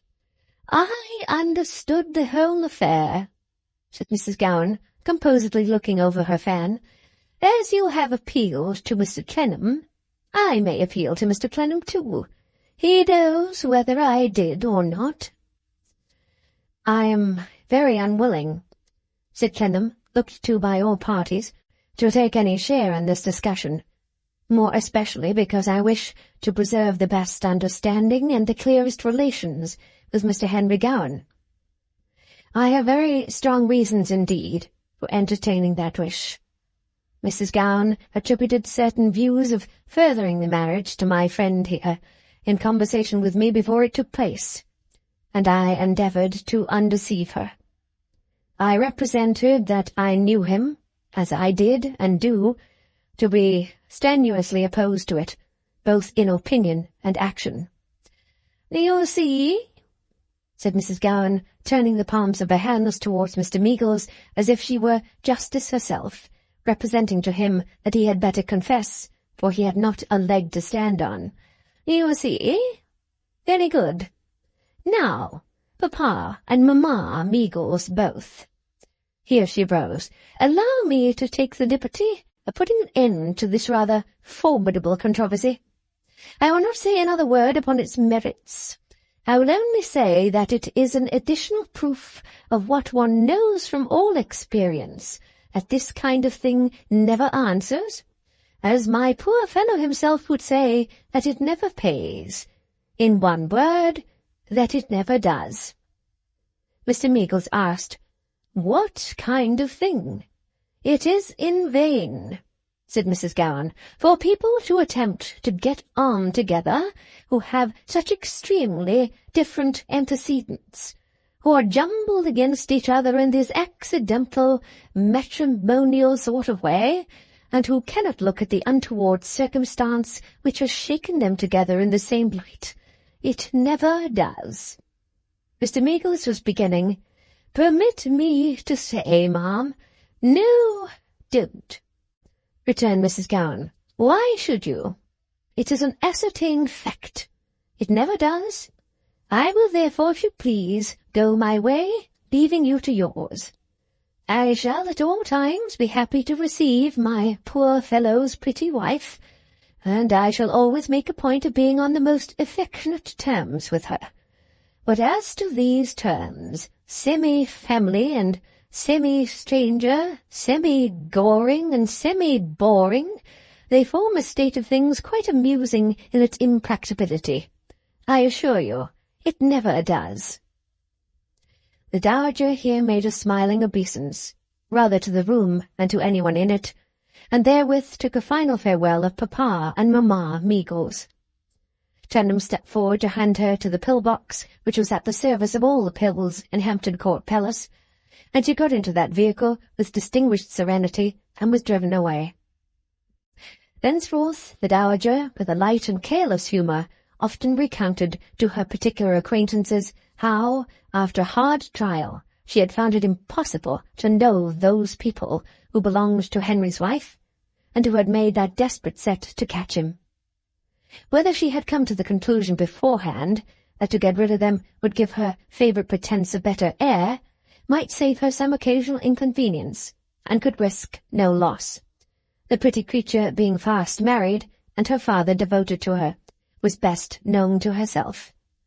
Though this history has its opinion on that point too, and decidedly in the affirmative. Chapter 9. Appearance and Disappearance. "Arthur, my dear boy," said Mr. Meagles on the evening of the following day, "Mother and I have been talking this over, and we don't feel comfortable in remaining as we are. That elegant connection of ours, that dear lady who was here yesterday—" "I understand," said Arthur. "Even that affable and condescending ornament of society," pursued Mr. Meagles, "may misrepresent us. We are afraid. We could bear a great deal, Arthur, for her sake, but we think we would rather not bear that, if it is all the same to her." "Good," said Arthur. "Go on." "You see," proceeded Mr. Meagles, "it might put us wrong with our son-in-law. It might even put us wrong with our daughter, and it might lead to a great deal of domestic trouble. You see, don't you?" "Yes, indeed," returned Arthur. "There is much reason in what you say." He glanced at Mrs. Meagles, who was always on the good and sensible side, and a petition had shone out of her honest face that he would support Mr. Meagles in his present inclinings. "So we are very disposed, our mother and I," said Mr. Meagles, "to pack up bags and baggage and go among the Alongers and Marshongers once more.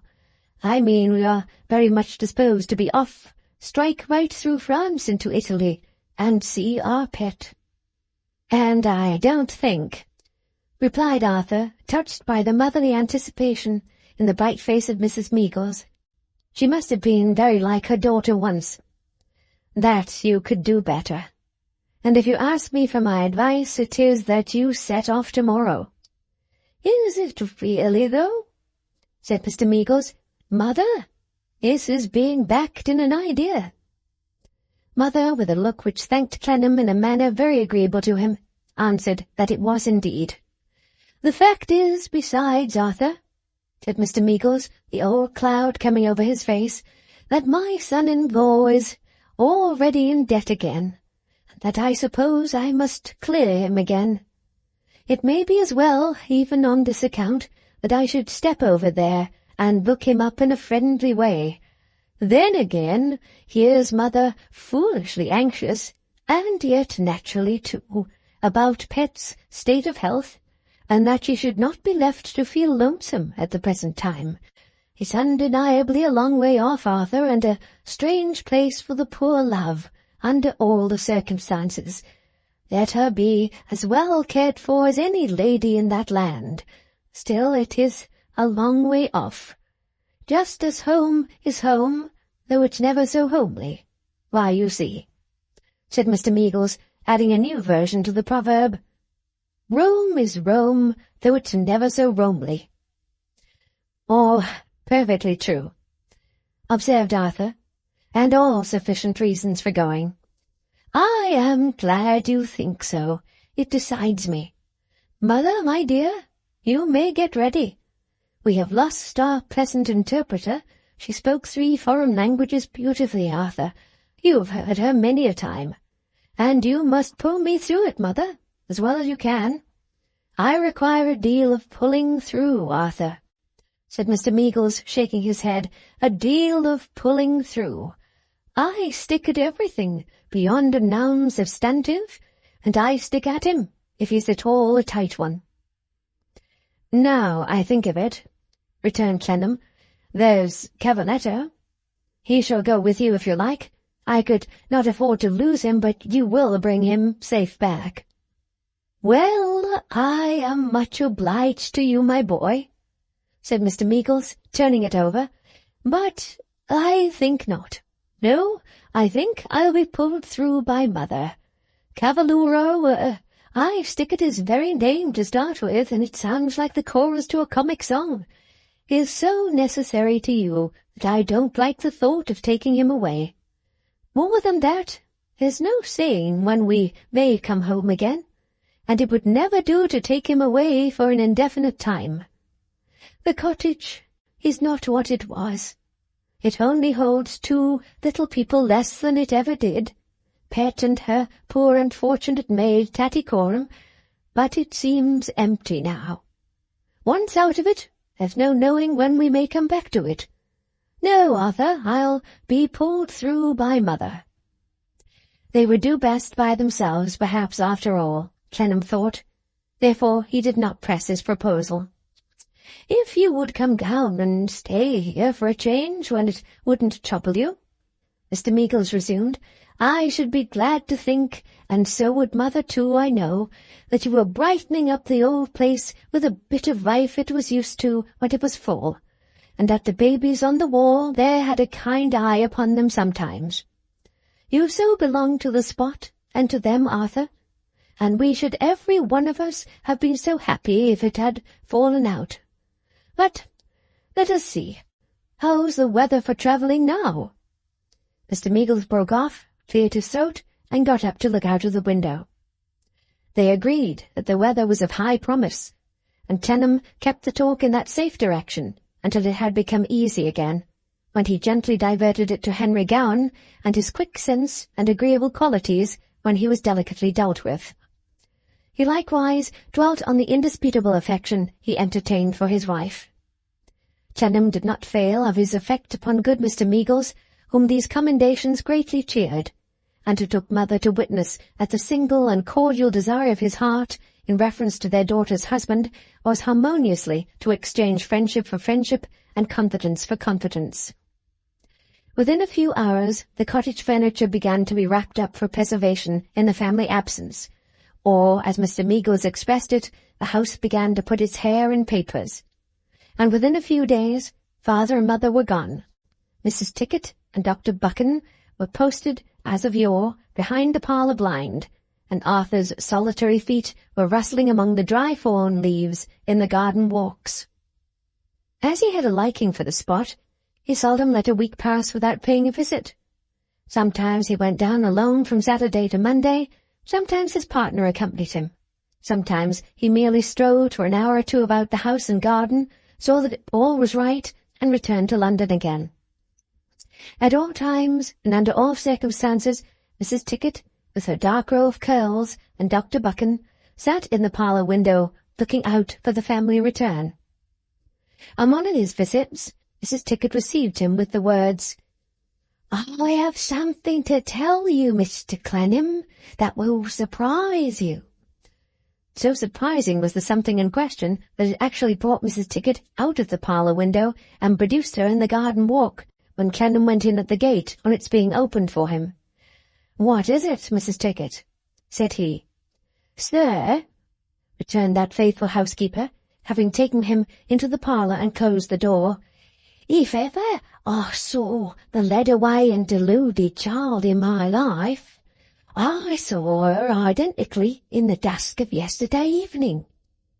"You don't mean Tatty Coram?" "Yes, I do," quoth Mrs. Tickett, clearing the disclosure at a leap. "Where?" "Mr. Clennam," returned Mrs. Tickett. "I was a little heavy in my eyes, being that I was waiting longer than customary for my cup of tea, which was then preparing by Mary Jane. I was not sleeping, nor what a person would term correctly dozing. I was more what a person would strictly call watching, with my eyes closed." Without entering upon an inquiry into this curious abnormal condition, Clennam said, "Exactly. Well?" "Well, sir," proceeded Mrs. Tickett, "I was thinking of one thing and thinking of another, just as you yourself might, just as anybody might." "Precisely so," said Clennam. "Well?" "And when I do think of one thing, and do think of another," pursued Mrs. Tickett, "I hardly need to tell you, Mr. Clennam, that I think of the family, because, dear me, a person's thoughts," Mrs. Tickett said this with an argumentative and philosophic air, "however they may stray, will go more or less on what is uppermost in their minds.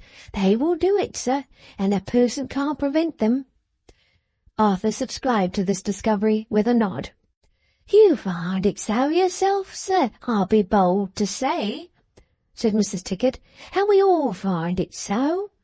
It ain't our stations in life that changes us, Mr. Clennam. Thoughts is free.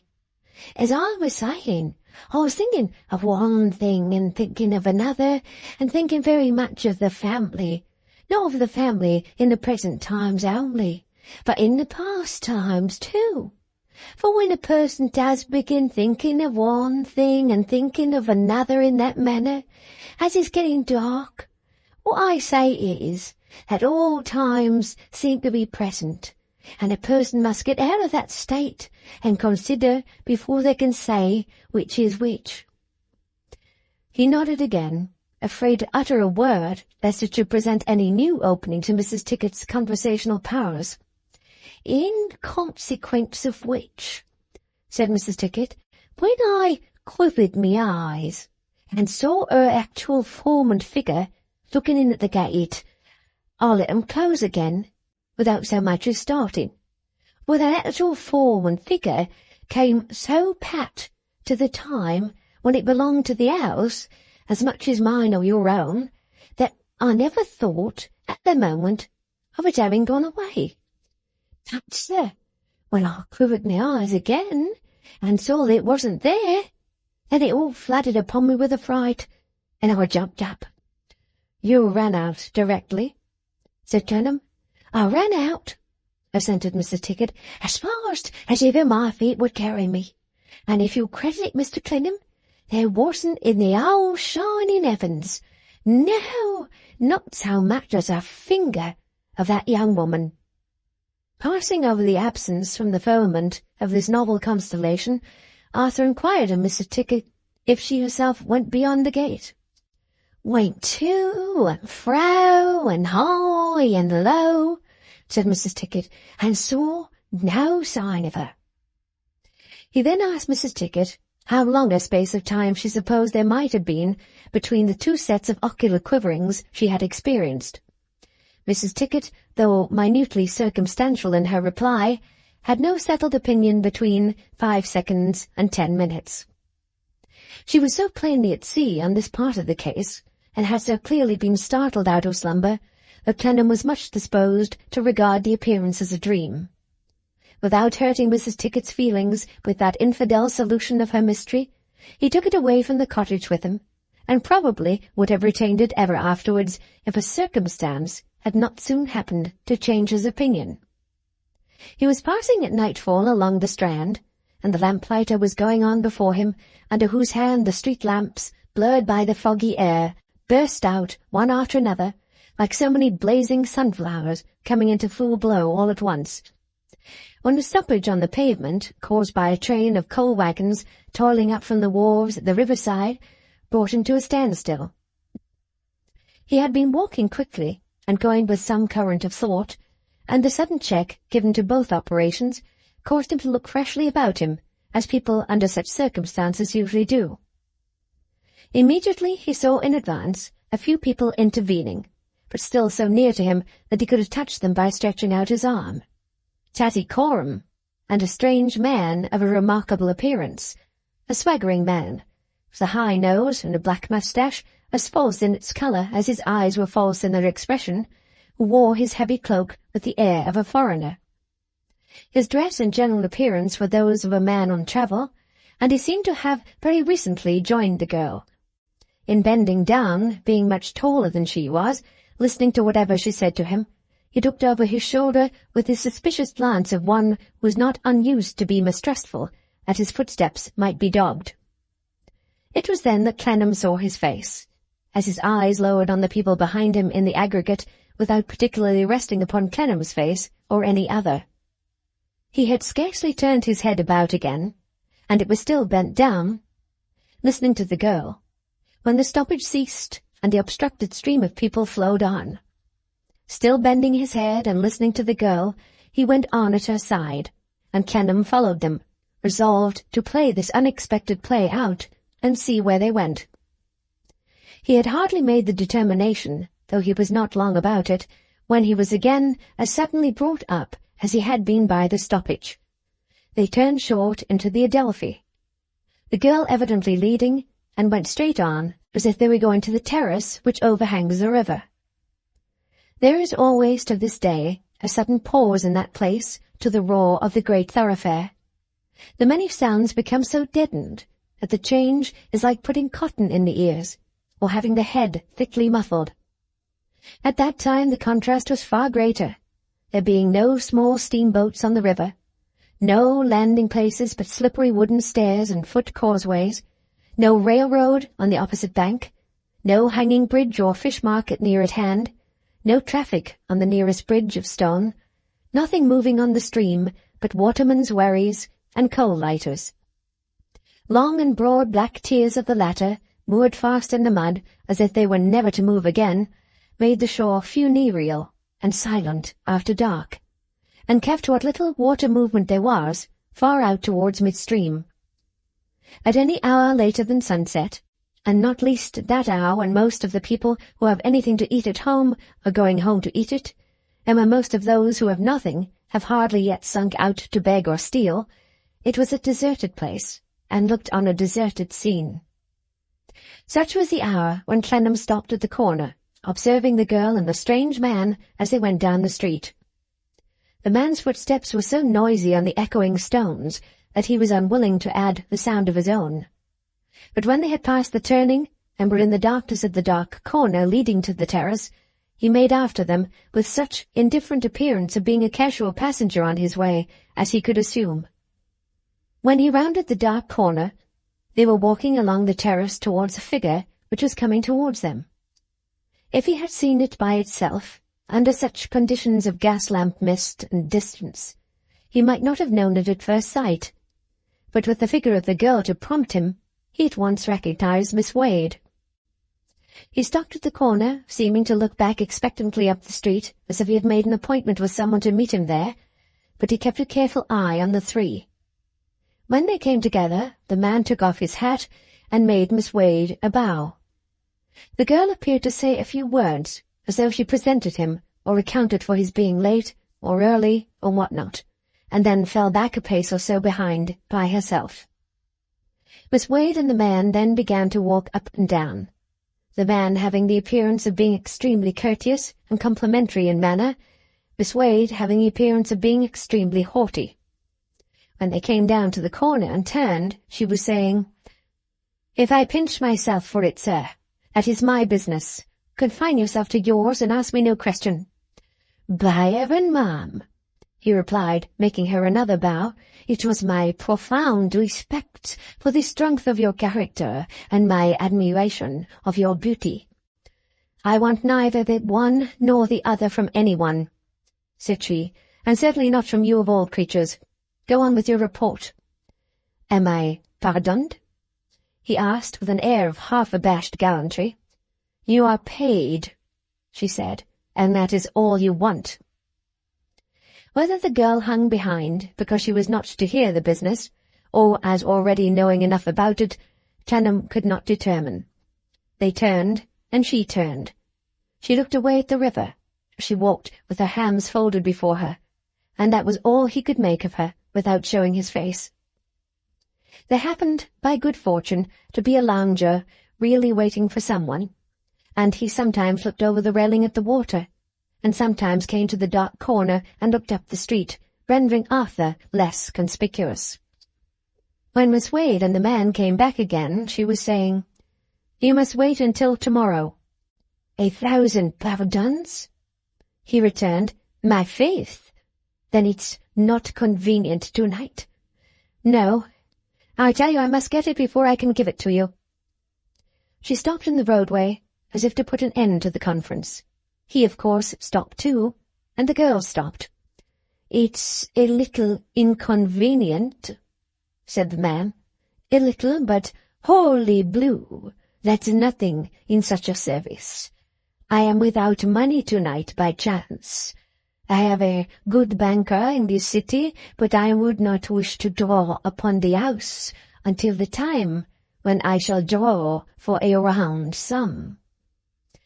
"Harriet," said Miss Wade, "arrange with him, this gentleman here, for sending him some money tomorrow." She said it with the slur of the word gentleman, which was more contemptuous than any emphasis, and walked slowly on. The man bent his head again, and the girl spoke to him as they both followed her. Clennam ventured to look at the girl as they moved away. He could note that her rich black eyes were fastened upon the man with a scrutinizing expression, and that she kept at a little distance from him as they walked side by side to the further end of the terrace. A loud and altered clank upon the pavement warned him, before he could discern what was passing there, that the man was coming back alone. Clennam lounged into the road towards the railing, and the man passed at a quick swing, with the end of his cloak thrown over his shoulder, singing a scrap of a French song. The whole vista had no one in it now but himself. The lounger had lounged out of view, and Miss Wade and Tattycoram were gone. More than ever bent on seeing what became of them, and on having some information to give his good friend Mr. Meagles, He went out at the further end of the terrace, looking cautiously about him. He rightly judged that, at first at all events, they would go in a contrary direction from their late companion. He soon saw them in a neighbouring by-street, which was not a thoroughfare, evidently allowing time for the man to get well out of their way. They walked leisurely, arm in arm, down one side of the street, and returned on the opposite side. When they came back to the street corner, they changed their pace for the pace of people with an object and a distance before them, and walked steadily away. Clennam, no less steadily, kept them in sight. They crossed the Strand, and passed through Covent Garden, under the windows of his old lodging where dear little Dorrit had come that night, and slanted away north-east, until they passed the great building whence Tattycoram derived her name, and turned into the Gray's Inn Road. Clennam was quite at home here, in the right of Flora, not to mention the Patriarch and Panks, and kept them in view with ease. He was beginning to wonder where they might be going next, when that wonder was lost in the great wonder with which he saw them turn into the patriarchal street. That wonder was in its turn swallowed up in the greater wonder with which he saw them stop at the patriarchal door. A low double knock at the bright brass knocker, a gleam of light into the road from the opened door, a brief pause for inquiry and answer, and the door was shut, and they were housed. After looking at the surrounding objects for assurance that he was not in an odd dream, and after pacing a little while before the house, Arthur knocked at the door. It was opened by the usual maid-servant, and she showed him up at once, with her usual alacrity, to Flora's sitting-room. There was no one with Flora but Mr. F.'s aunt, which respectable gentlewoman, basking in a balmy atmosphere of tea and toast, was ensconced in an easy-chair by the fireside, with a little table at her elbow, and a clean white handkerchief spread over her lap, on which 2 pieces of toast at that moment awaited consumption. Bending over a steaming vessel of tea, and looking through the steam, and breathing forth the steam, like a malignant Chinese enchantress engaged in the performance of unholy rites, Mr. F.'s aunt put down her great teacup, and exclaimed, "Drat him, if he ain't come back again." It would seem from the foregoing exclamation that this uncompromising relative of the lamented Mr. F., measuring time by the acuteness of her sensations and not by the clock, supposed Clennam to have lately gone away, whereas at least a quarter of a year had elapsed since he had had the temerity to present himself before her. "My goodness, Arthur!" cried Flora, rising to give him a cordial reception. "Doyce and Clennam! What a start, and a surprise, for though not far from the machinery and foundry business, and surely might be taken sometimes if at no other time about midday when a glass of sherry and a humble sandwich or whatever cold meat and larder might not come amiss, nor wish the worse for being friendly, for you know you buy it somewhere, and wherever for to profit must be made, or they would never keep the place that stands to reason without a motive still never seen and learnt now not to be expected. For as Mr. F. himself said, if seeing is believing, not seeing is believing too, and when you don't see, you may fully believe you're not remembered, not that I expect you, Arthur Doyce, to remember me. Why should I, for the days are gone, but bring another teacup here directly and tell her French toast and place it near the fire?" Arthur was in the greatest anxiety to explain the object of his visit, but was put off for the moment, in spite of himself, by what he understood of the reproachful purport of these words, and by the genuine pleasure she testified in seeing him. "And now, pray tell me something all you know," said Flora, drawing her chair near to his, "about the good dear quiet little thing and all the changes of her fortunes, carriage, people, now no doubt in horses without number, most romantic a coat of arms, a portion, wild beasts on their hind legs, showing it as if it was a copy they had done with mouths from ear to ear. Good gracious! And has she her health, which is the first consideration after for what is wealth without it, Mr. F. himself so often saying, when his twinges came that 6pence a day, and find yourself at no gout so much preferable, not that he could have lived on anything like it, being the last man, or that the previous little thing, though far too familiar an expression, now had any tendency of that sort, much too slight and small, but looked so fragile, Bessa." Mr. F.'s aunt, who had eaten a piece of toast down to the crust, here solemnly handed the crust to Flora, who ate it for her as a matter of business. Mr. F.'s aunt then moistened her 10 fingers in slow succession at her lips, and wiped them in exactly the same order on the white handkerchief, then took the other piece of toast, and fell to work upon it. While pursuing this routine, she looked at Clennam with an expression of such intense severity that he felt obliged to look at her in return, against his personal inclinations. "She is in Italy with all her family, Flora," he said, when the dreaded lady was occupied again. "In Italy? Is she really?" said Flora. "With the grapes growing everywhere, and lava necklaces and bracelets too, that land of poetry, with burning mountains picturesque beyond belief, though with the organ boys kept away from the neighbourhood not to be scorched, nobody can wonder. Being so young and bringing their white mice with them most humane, is she really in that favoured land with nothing but blue about her, and dying gladiators and belvederes? Though Mr. F. himself did not believe, for his objection when in spirits was that the images could not be true, there being no medium between expensive quantities of linen badly cut up in old creases, and none whatever, which certainly does not seem probable, though possibly in consequence of the extremes of rich and poor, which may account for it." Arthur tried to edge in a word, but Flora hurried on again. "Venice preserved too," said she.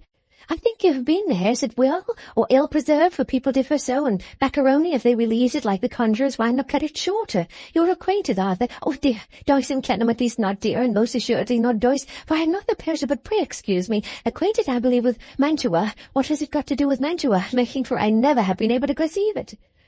"I believe there is no connection, Flora, between the two," Arthur was beginning, when she caught him up again.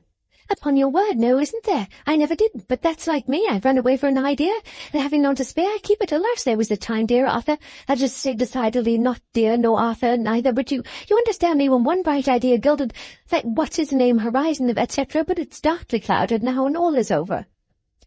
Arthur's increasing wish to speak of something very different was by this time so plainly written on his face that Flora stopped in a tender look and asked him what it was. "I have the greatest desire, Flora, to speak to someone who is now in this house, with Mr. Casby, no doubt, someone whom I saw come in, and who, in a misguided and deplorable way, has deserted the house of a friend of mine."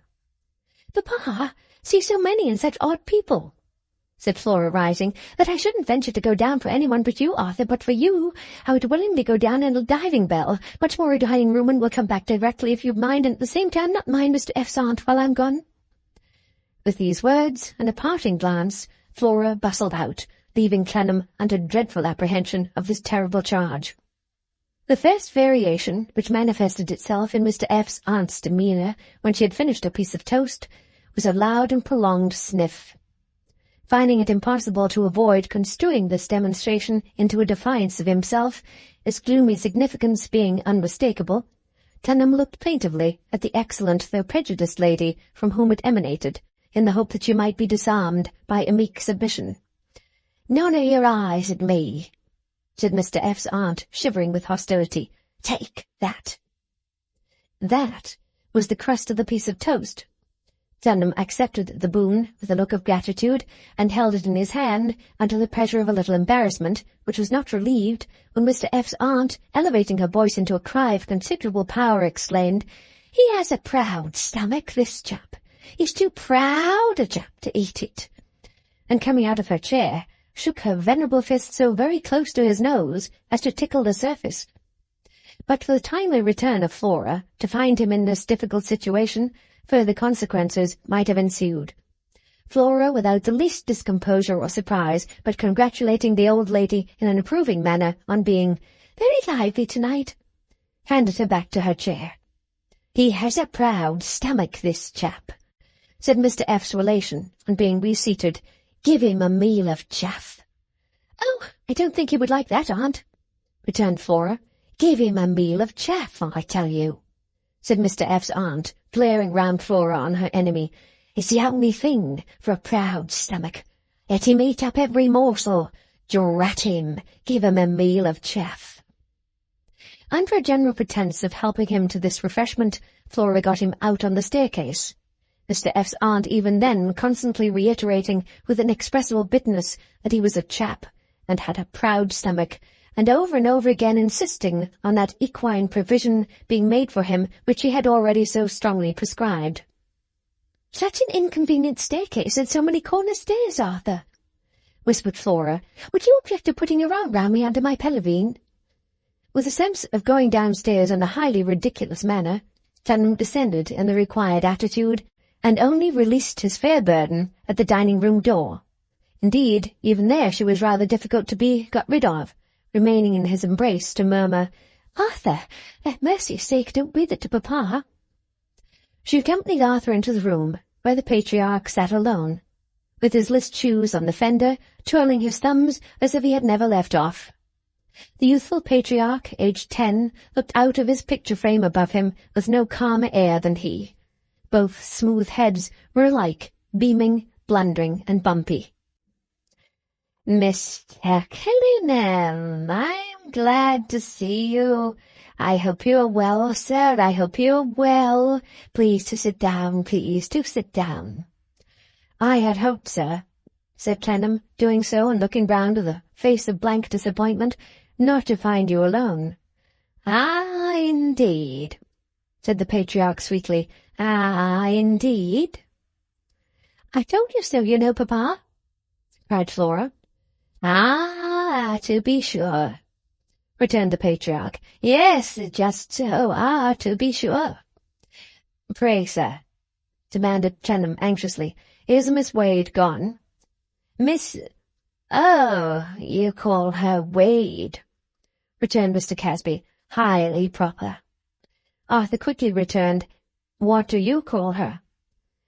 "Wade," said Mr. Casby. "Oh, always Wade." After looking at the philanthropic visage and the long silky white hair for a few seconds, during which Mr. Casby twirled his thumbs and smiled at the fire, as if he were benevolently wishing it to burn him that he might forgive it, Arthur began, "I beg your pardon, Mr. Casby." "Not so, not so," said the patriarch. "Not so." "But Miss Wade had an attendant with her, a young woman brought up by friends of mine, over whom her influence is not considered very salutary, and to whom I should be glad to have the opportunity of giving the assurance that she has not yet forfeited the interests of those protectors." "Really, really," returned the patriarch. "Will you, therefore, be so good as to give me the address of Miss Wade?" "Dear, dear, dear," said the patriarch. "How very unfortunate. If you had only sent in to me when they were here. I observed a young woman, Mr. Clennam, a fine, full-coloured young woman, Mr. Clennam, with very dark hair and very dark eyes, if I mistake not. If I mistake not?" Arthur assented, and said once more with new expression, "If you would be so good as to give me the address." "Dear, dear, dear," exclaimed the patriarch in sweet regret. "Tut, tut, tut. What a pity! What a pity! I have no address, sir. Miss Wade mostly lives abroad, Mr. Clennam. She has done so for some years, and she is, if I may say so of a fellow creature and a lady, fitful and uncertain to a fault, Mr. Clennam. I may not see her again for a long, long time. I may never see her again. What a pity, what a pity." Clennam saw now that he had as much hope of getting assistance out of the portrait as out of the patriarch. But he said, nevertheless, "Mr. Casby, could you, for the satisfaction of the friends I have mentioned, and under any obligation of secrecy that you may consider it your duty to impose, give me any information at all touching Miss Wade? I have seen her abroad, and I have seen her at home, but I know nothing of her. Could you give me any account of her whatever?" "No," returned the patriarch, shaking his big head with his utmost benevolence. "None at all. Dear, dear, dear. What a real pity that she stayed so short a time and you delayed. As confidential agency business, I have occasionally paid this lady money, but what satisfaction is it to you, sir, to know that?"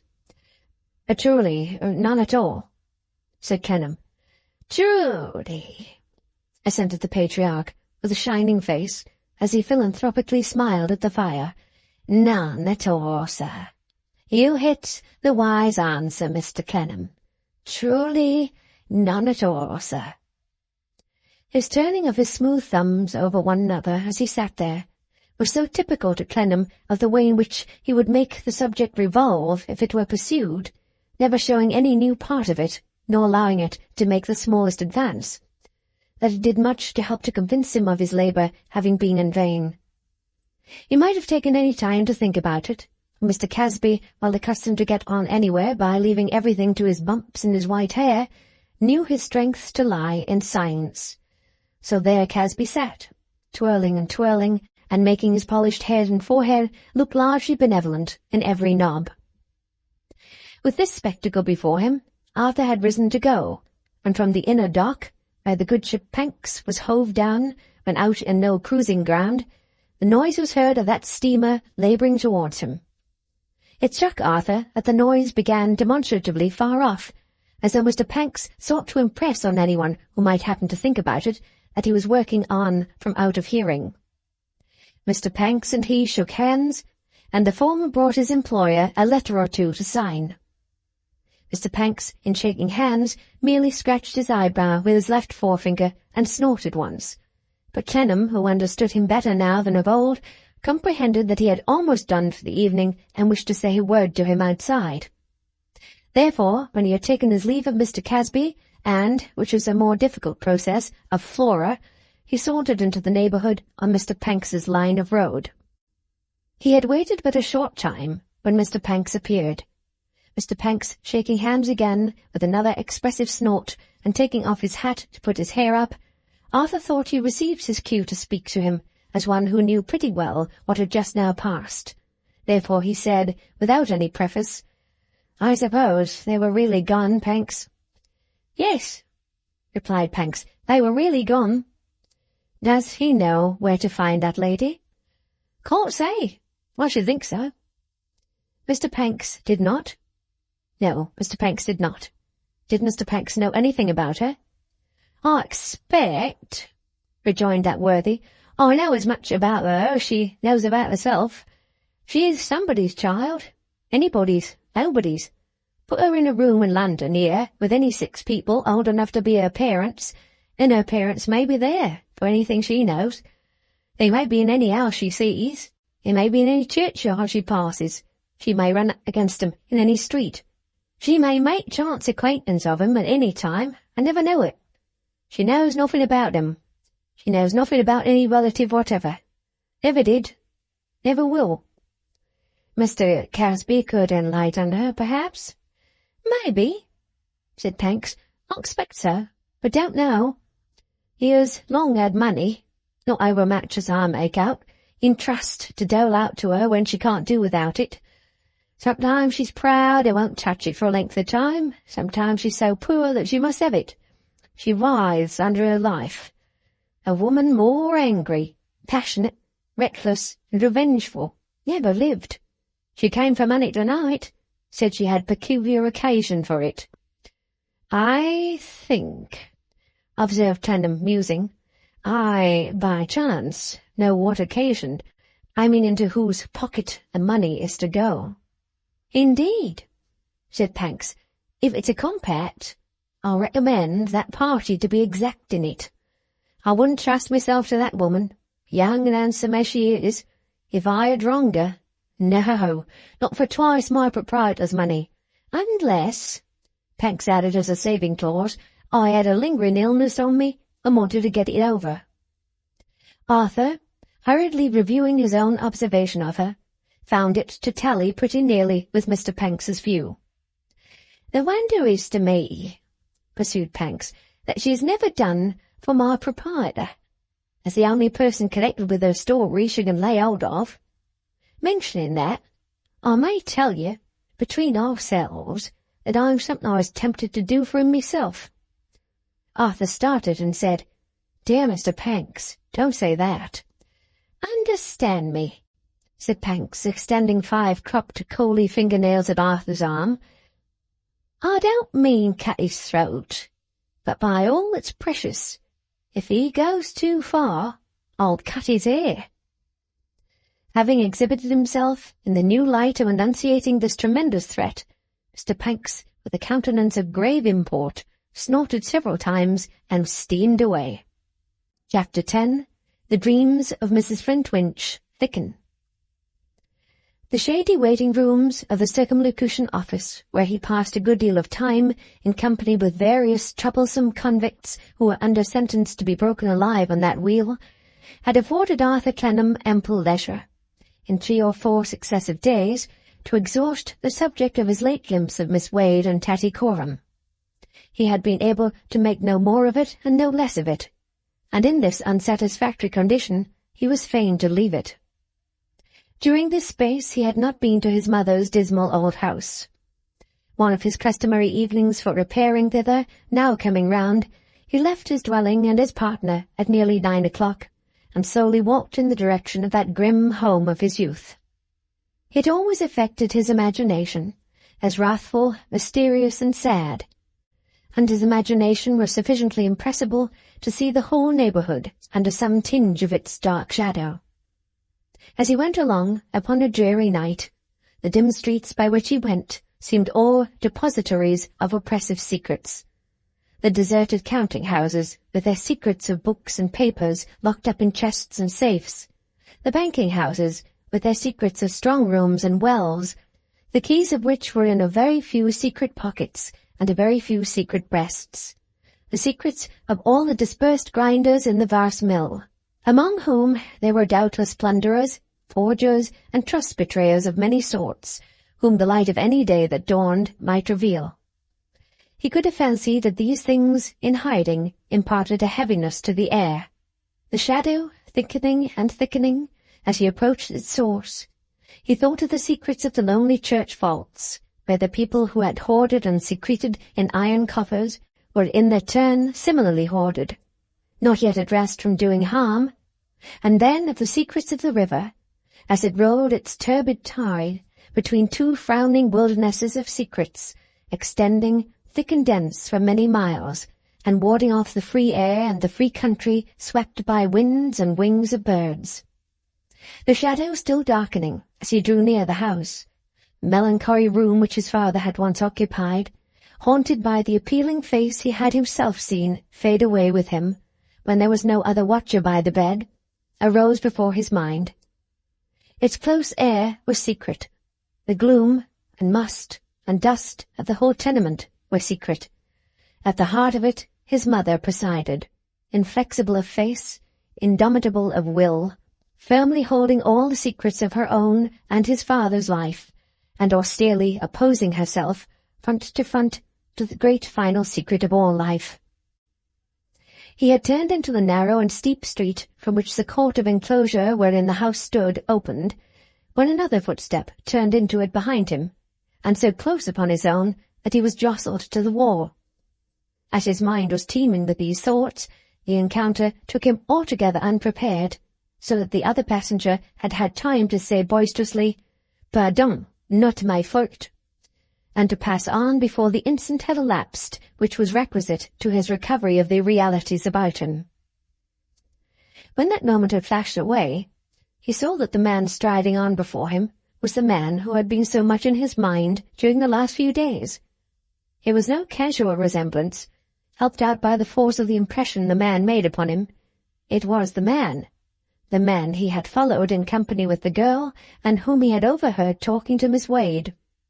The street was a sharp descent, and was crooked too, and the man, who although not drunk, had the air of being flushed with some strong drink, went down it so fast that Clennam lost him as he looked at him. With no defined intention of following him, but with an impulse to keep the figure in view a little longer, Clennam quickened his pace to pass the twist in the street which hid him from his sight. On turning it, he saw the man no more. Standing now close to the gateway of his mother's house, he looked down the street, but it was empty. There was no projecting shadow large enough to obscure the man. There was no turning near that he could have taken, nor had there been any audible sound of the opening and closing of a door. Nevertheless, he concluded that the man must have had a key in his hand, and must have opened one of the many house doors and gone in. Ruminating on this strange chance and strange glimpse, he turned into the courtyard. As he looked by mere habit towards the feebly lighted windows of his mother's room, his eyes encountered the figure he had just lost, standing against the iron railings of the little waste enclosure, looking up at those windows and laughing to himself. Some of the many vagrant cats, who were also prowling about there by night, and who had taken fright at him, appeared to have stopped when he had stopped, and were looking at him with eyes by no means unlike his own, from tops of walls and porches and other safe points of pause. He had only halted for a moment to entertain himself thus. He immediately went forward, throwing the end of his cloak off his shoulder as he went, ascended the unevenly sunken steps, and knocked a sounding knock at the door. Clennam's surprise was not so absorbing but that he took his resolution without any incertitude. He went up to the door too, and ascended the steps too. His friend looked at him with a braggart air, and sang to himself, "Who passes by this road so late, compagnon to la Marshalsea, who passes by this road so late, always gay." After which he knocked again. "You are impatient, sir," said Arthur. "I am, sir. Death of my life, sir," returned the stranger. "It's my character to be impatient." The sound of Mistress Affery cautiously chaining the door before she opened it caused them both to look that way. Affery opened it a very little, with a flaring candle in her hands, and asked who was that, at that time of night, with that knock. "Why, Arthur," she added with astonishment, seeing him first. "Not you, sure. Oh, don't save us, no," she cried out, seeing the other. "Him again." "It's true. Him again, dear Mrs. Flintwinch," cried the stranger. "Open the door, and let me take my dear friend Jeremiah to my arms. Open the door, and let me hasten myself to embrace my Flintwinch." "He's not at home," cried Affery. "Fetch him," cried the stranger. "Fetch my Flintwinch. Tell him that it is his old Blandois, who comes from arriving in England. Tell him that it is his little boy who is here, his cabbage, his well-beloved. Open the door, beautiful Mrs. Flintwinch, and in the meantime let me to pass upstairs to present my compliments, homage of Blandois, to my lady. My lady lives always? It is well. Open then." To Arthur's increased surprise, Mistress Affery, stretching her eyes wide at himself, as if in warning that this was not a gentleman for him to interfere with, drew back the chain and opened the door. The stranger, without ceremony, walked into the hall, leaving Arthur to follow him. "Dispatch, then. Achieve, then. Bring my Flintwinch. Announce me to my lady," cried the stranger, tranking about the stone floor. "Pray, tell me, Affery," said Arthur aloud and sternly, as he surveyed him from head to foot with indignation, "who is this gentleman?" "Pray, tell me, Affery," the stranger repeated in his turn. Who is this gentleman?" The voice of Mrs. Clennam opportunely called from her chamber above. "Affery, let them both come up. Arthur, come straight to me." "Arthur!" exclaimed Blandois, taking off his hat at arm's length and bringing his heels together from a great stride and making him a flourishing bow. "The son of my lady. I am the all-devoted of the son of my lady." Arthur looked at him again, in no more flattering manner than before, and, turning on his heel without acknowledgment, went upstairs. The visitor followed him upstairs. Mistress Affery took the key from behind the door and deftly slipped out to fetch her lord. A bystander, informed of the previous appearance of Monsieur Blandois in that room, would have observed a difference in Mrs. Clennam's present reception of him. Her face was not one to betray it, and her suppressed manner and her set voice were equally under her control. It wholly consisted in her never taking her eyes off his face from the moment of his entrance, and in her twice or thrice, when he was becoming noisy, swaying herself a very little forward in the chair in which she sat upright, with her hands immovable upon its elbows, as if she gave him the assurance that he should be presently heard at any length he would. Arthur did not fail to observe this, though the difference between the present occasion and the former was not within his power of observation. "Madame," said Blandois, "do me the honour to present me to Monsieur, your son. It appears to me, madame, that Monsieur, your son, is disposed to complain of me. He is not polite." "Sir," said Arthur, striking in expeditiously, "whoever you are, and however you come to be here, if I were the master of this house, I would lose no time in placing you on the outside of it." "But you are not," said his mother, without looking at him. "Unfortunately, for the gratification of your unreasonable temper, you are not the master, Arthur." "I make no claim to be, mother.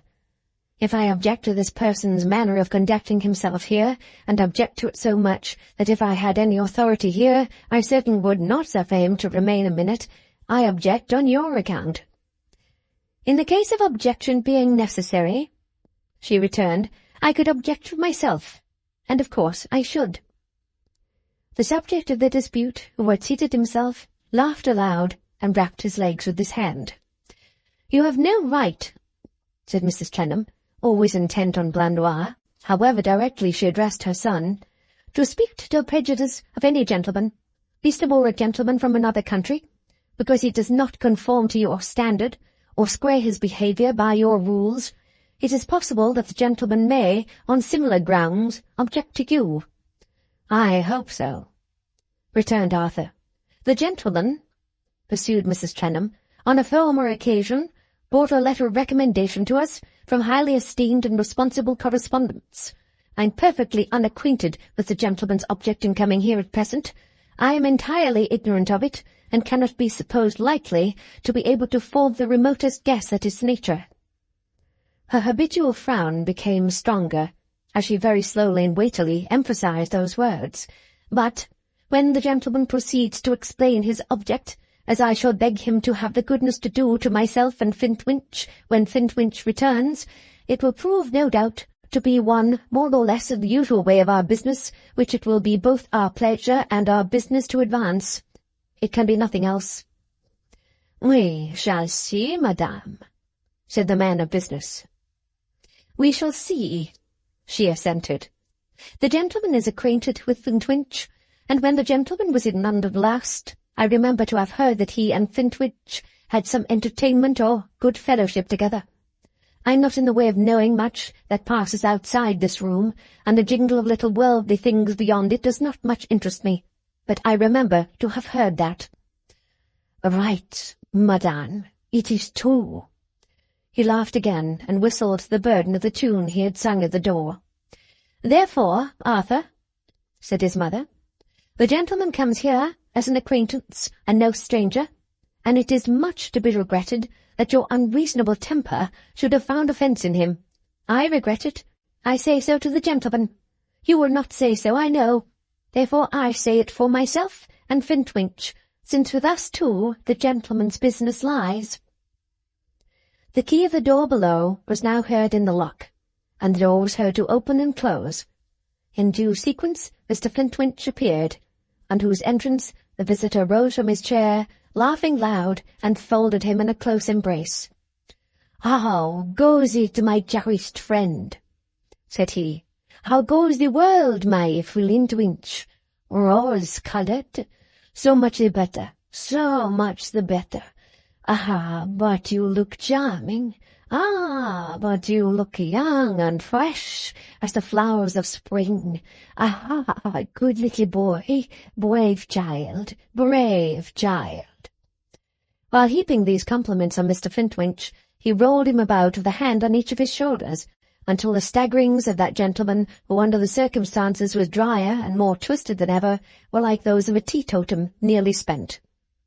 "I had a presentiment last time that we should be better and more intimately acquainted. Is it coming on you, Flintwinch? Is it yet coming on?" "Why, no, sir," retorted Mr. Flintwinch, "not unusually. Hadn't you better be seated? "You been calling for some more of that porter, I guess?" "Ha ha ha! Little joker! Little pig!" cried the visitor. "Ha ha ha ha ha!" And throwing Mr. Flintwinch away as a closing piece of raillery, he sat down again. The amazement, suspicion, resentment, and shame with which Arthur looked on at all this struck him dumb. Mr. Flintwinch, who had spun backward some 2 or 3 yards under the impetus last given to him, brought himself up with a face completely unchanged in its stolidity, except as it was affected by shortness of breath, and looked hard at Arthur. Not a whit less reticent and wooden was Mr. Flintwinch outwardly than in the usual course of things, the only perceptible difference in him being that the knot of cravat which was generally under his ear had worked round to the back of his head, where it formed an ornamental appendage not unlike a bag-wig, and gave him something of a courtly appearance. As Mrs. Clennam never moved her eyes from Blandois, on whom they had some effect, as a steady look had on the lower sort of dog, so Jeremiah never removed his from Arthur. It was as if they had tacitly agreed to take their different provinces. Thus, in the ensuing silence, Jeremiah stood scraping his chin and looking at Arthur, as though he were trying to screw his thoughts out of him with an instrument. After a little while, the visitor, as if he felt the silence irksome, rose, and impatiently put himself with his back to the sacred fire which had burned through so many years. Thereupon Mrs. Clennam said, moving one of her hands for the first time, and moving it very slightly with an action of dismissal, "Please to leave us to our business, Arthur." "Mother, I do so with reluctance." "Never mind with what," she returned, "or with what not. Please to leave us. Come back at any other time when you may consider it a duty to bury half an hour wearily here. Good night." She held up her muffled fingers that he might touch them with his, according to their usual custom, and he stood over her wheelchair to touch her face with his lips. He thought then that her cheek was more strained than usual, and that it was colder. As he followed the direction of her eyes in rising again towards Mr. Flintwinch's good friend Mr. Blandois snapped his finger and thumb with one loud contemptuous snap. "I leave your business acquaintance in my mother's room, Mr. Flintwinch," said Clennam, with a great deal of surprise and a great deal of unwillingness. The person referred to snapped his finger and thumb again. "Good night, mother." "Good night." "I had a friend once, my good comrade Flintwinch," said Blandois, standing astride before the fire, and so evidently saying it to arrest Clennam's retreating steps that he lingered near the door. "I had a friend once who had heard so much of the dark side of the city and its ways that he wouldn't have confided himself alone by night with 2 people who had an interest in getting him under the ground. My faith, not even in a respectable house like this, unless he was bodily too strong for them. Bah! What a poltroon, my Flintwinch, eh?" "Sir." "Agreed. But he wouldn't have done it, my Flintwinch, unless he had known them to have the will to silence him without the power. He wouldn't have drunk from a glass of water under such circumstances, not even in a respectable house like this, my Flintwinch, unless he had seen one of them drink first, and swallow too." Disdaining to speak, and indeed not very well able, for he was half choking, Clennam only glanced at the visitor as he passed out. The visitor saluted him with another parting snap, and his nose came down over his moustache, and his moustache went up under his nose in an ominous and ugly smile. "For heaven's sake, Avery," whispered Clennam as she opened the door for him in the dark hall, and he groped his way to the sight of the night sky, "what is going on here?" Her own appearance was sufficiently ghastly, standing in the dark, with her apron thrown over her head, and speaking behind it in a low, deadened voice. Don't ask me anything, Arthur. I've been in a dream for ever so long. Go away." He went out, and she shut the door upon him. He looked up at the windows of his mother's room, and the dim light, deadened by the yellow blinds, seemed to say a response after Afri, and to mutter, "Don't ask me anything, go away." Chapter 11. A Letter from Little Dorrit. Dear Mr. Clennam, as I said in my last, that it was best for nobody to write to me, and as my sending you another little letter can therefore give you no other trouble than the trouble of reading it, perhaps you may not find leisure for even that, though I hope you will some day. I am now going to devote an hour to writing to you again. This time I write from Rome. We left Venice before Mr. and Mrs. Gowan did, but they were not so long upon the road as we were, and did not travel by the same way, and so when we arrived, we found them in a lodging here, in a place called the Via Gregoriana. I dare say you know it. Now I'm going to tell you all I can about them, because I know that is what you most want to hear. Theirs is not a very comfortable lodging, but perhaps I thought it less so, when I first saw it, than you would have done, because you have been in many different countries and have seen many different customs. Of course it is a far, far better place, millions of times, than any I have ever been used to until lately, and I fancy I don't look at it with my own eyes, but with hers. For it would be easy to see that she has always been brought up in a tender and happy home, even if she had not told me so with great love for it. Well, it is a rather bare lodging, up a rather dark common staircase, and it is nearly all a large dull room where Mr. Gowan paints. The windows are blocked up where anyone could look out, and the walls have been all drawn over with chalk and charcoal by others who have lived there before. Oh, I should think for years. There is a curtain more dust-coloured than red, which divides it, and the part behind the curtain makes the private sitting-room. When I first saw her there, she was alone, and her work had fallen out of her hand, and she was looking up at the sky, shining through the tops of the windows. Pray do not be uneasy when I tell you, but it was not quite so airy, nor so bright, nor so cheerful, nor so happy and youthful altogether, as I should have liked it to be. On account of Mr. Gowan's painting Papa's picture, which I am not quite convinced I should have known from the likeness if I had not seen him doing it, I have had more opportunities of being with her since then than I might have had without this fortunate chance. She is very much alone indeed. Shall I tell you about the second time I saw her? I went one day when it happened that I could run round by myself at 4 or 5 o'clock in the afternoon. She was then dining alone, and her solitary dinner had been brought in from somewhere, over a kind of brazier with a fire in it, and she had no company or prospect of company that I could see, but the old man who had brought it. He was telling her a long story of robbers outside the walls being taken up by a stone statue of a saint, to entertain her, as he said to me when I came out, because he had a daughter of his own, though she was not so pretty. I ought now to mention Mr. Gowan, before I say what little more I have to say about her. He must admire her beauty, and he must be proud of her, for everybody praises it, and he must be fond of her, and I do not doubt that he is, but in his way. You know, his way.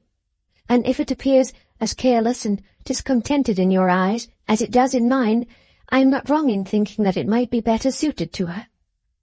If it does not seem so to you, I am quite sure I am wholly mistaken, for your unchanged poor child confides in your knowledge and goodness more than she could ever tell you if she was to try.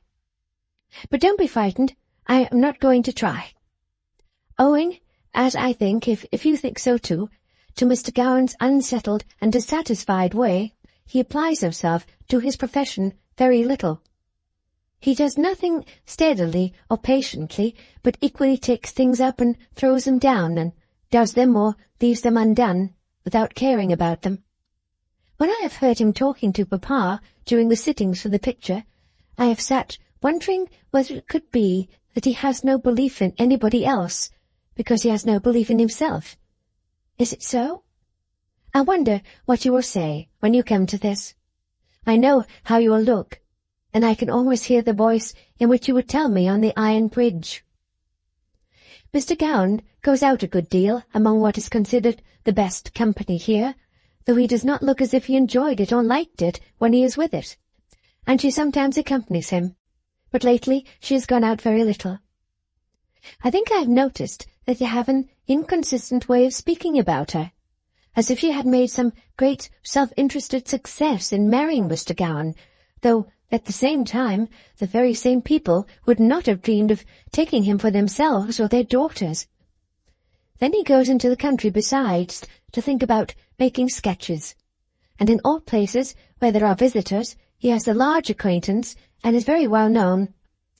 Besides all this, he has a friend who is much in his society, both at home and away from home, though he treats this friend very coolly, and is very uncertain in his behaviour to him. I am quite sure, because she has told me so, that she does not like this friend. He is so revolting to me, too, that his being away from here at present is quite a relief to my mind. How much more to hers? But what I particularly want you to know, and why I have resolved to tell you so much while I am afraid it may make you a little uncomfortable without occasion, is this. She is so true, and so devoted, and knows so completely that all her love and duty are his forever, that you may be certain she will love him, admire him, praise him, and conceal all his faults until she dies. I believe she conceals them, and always will conceal them, even from herself. She has given him a heart that can never be taken back, and however much he may try it, he will never wear out its affection. You know the truth of this, as you know everything far, far better than I, but I cannot help telling you what a nature she shows, and you can never think too well of her. I have not yet called her by her name in this letter, but we are such friends now that I do so when we are quieter together, and she speaks to me by name. I mean, not my Christian name, but the name you gave me. When she began to call me Amy, I told her my short story, and that you had always called me Little Dorrit. I told her that the name was much dearer to me than any other, and so she calls me Little Dorrit too. Perhaps you've not heard from her father or mother yet, and may not know that she has a baby son. He was born only 2 days ago, and just a week after they came. It has made them very happy. However, I must tell you, as I am to tell you all, that I fancy they are under a constraint with Mr. Gowan, and that they feel as if his mocking way with them was sometimes a slight, given to their love for her. It was but yesterday, when I was there, that I saw Mr. Meagles change colour, and get up and go out, as if he was afraid that he might say so, unless he prevented himself by that means. Yet I am sure they are both so considerate, good-humoured and reasonable, that he might spare them. It is hard on him not to think of them a little more. I stopped at the last full stop to read all this over. It looked at first as if I was taking on myself to understand and explain so much that I was half inclined not to send it, but when I thought it over a little, I felt more hopeful for your knowing at once that I had only been watchful for you, and had only noticed what I think I have noticed because I was quickened by your interest in it. Indeed, you may be sure that is the truth. And now I have done with the subject in the present letter, and have little left to say. We're all quite well, and Fanny improves every day. You can hardly think how kind she is to me, and what pains she takes with me. She has a lover, who has followed her, first all the way from Switzerland, and then all the way from Venice, and who has just confided to me that he means to follow her everywhere. I was much confused by his speaking to me about it, but he would. I did not know what to say, but at last I told him that I thought he had better not. For Fanny, but I did not tell him this, is much too spirited and clever to suit him. Still, he said he would, all the same. I have no lover, of course. If you should ever get so far as this in this long letter, you'll perhaps say Surely little Dorrit will not leave off without telling me something about her travels, and surely it is time she did. I think it is indeed, but I don't know what to tell you. Since we left Venice we have been in a great many wonderful places, Genoa and Florence among them, and have seen so many wonderful sights that I am always giddy when I think what a crowd they make. But you can tell me so much more about them than I can tell you, that why should I tire you with my accounts and descriptions? Dear Mr. Clennam, as I had the courage to tell you what the familiar difficulties in my travelling mind were before, I will not be a coward now. One of my frequent thoughts is this: old as these cities are, their age itself is hardly so curious to my reflections as that they should have been in their places all through those days when I did not even know of the existence of more than 2 or 3 of them, and when I scarcely knew of anything outside our old walls.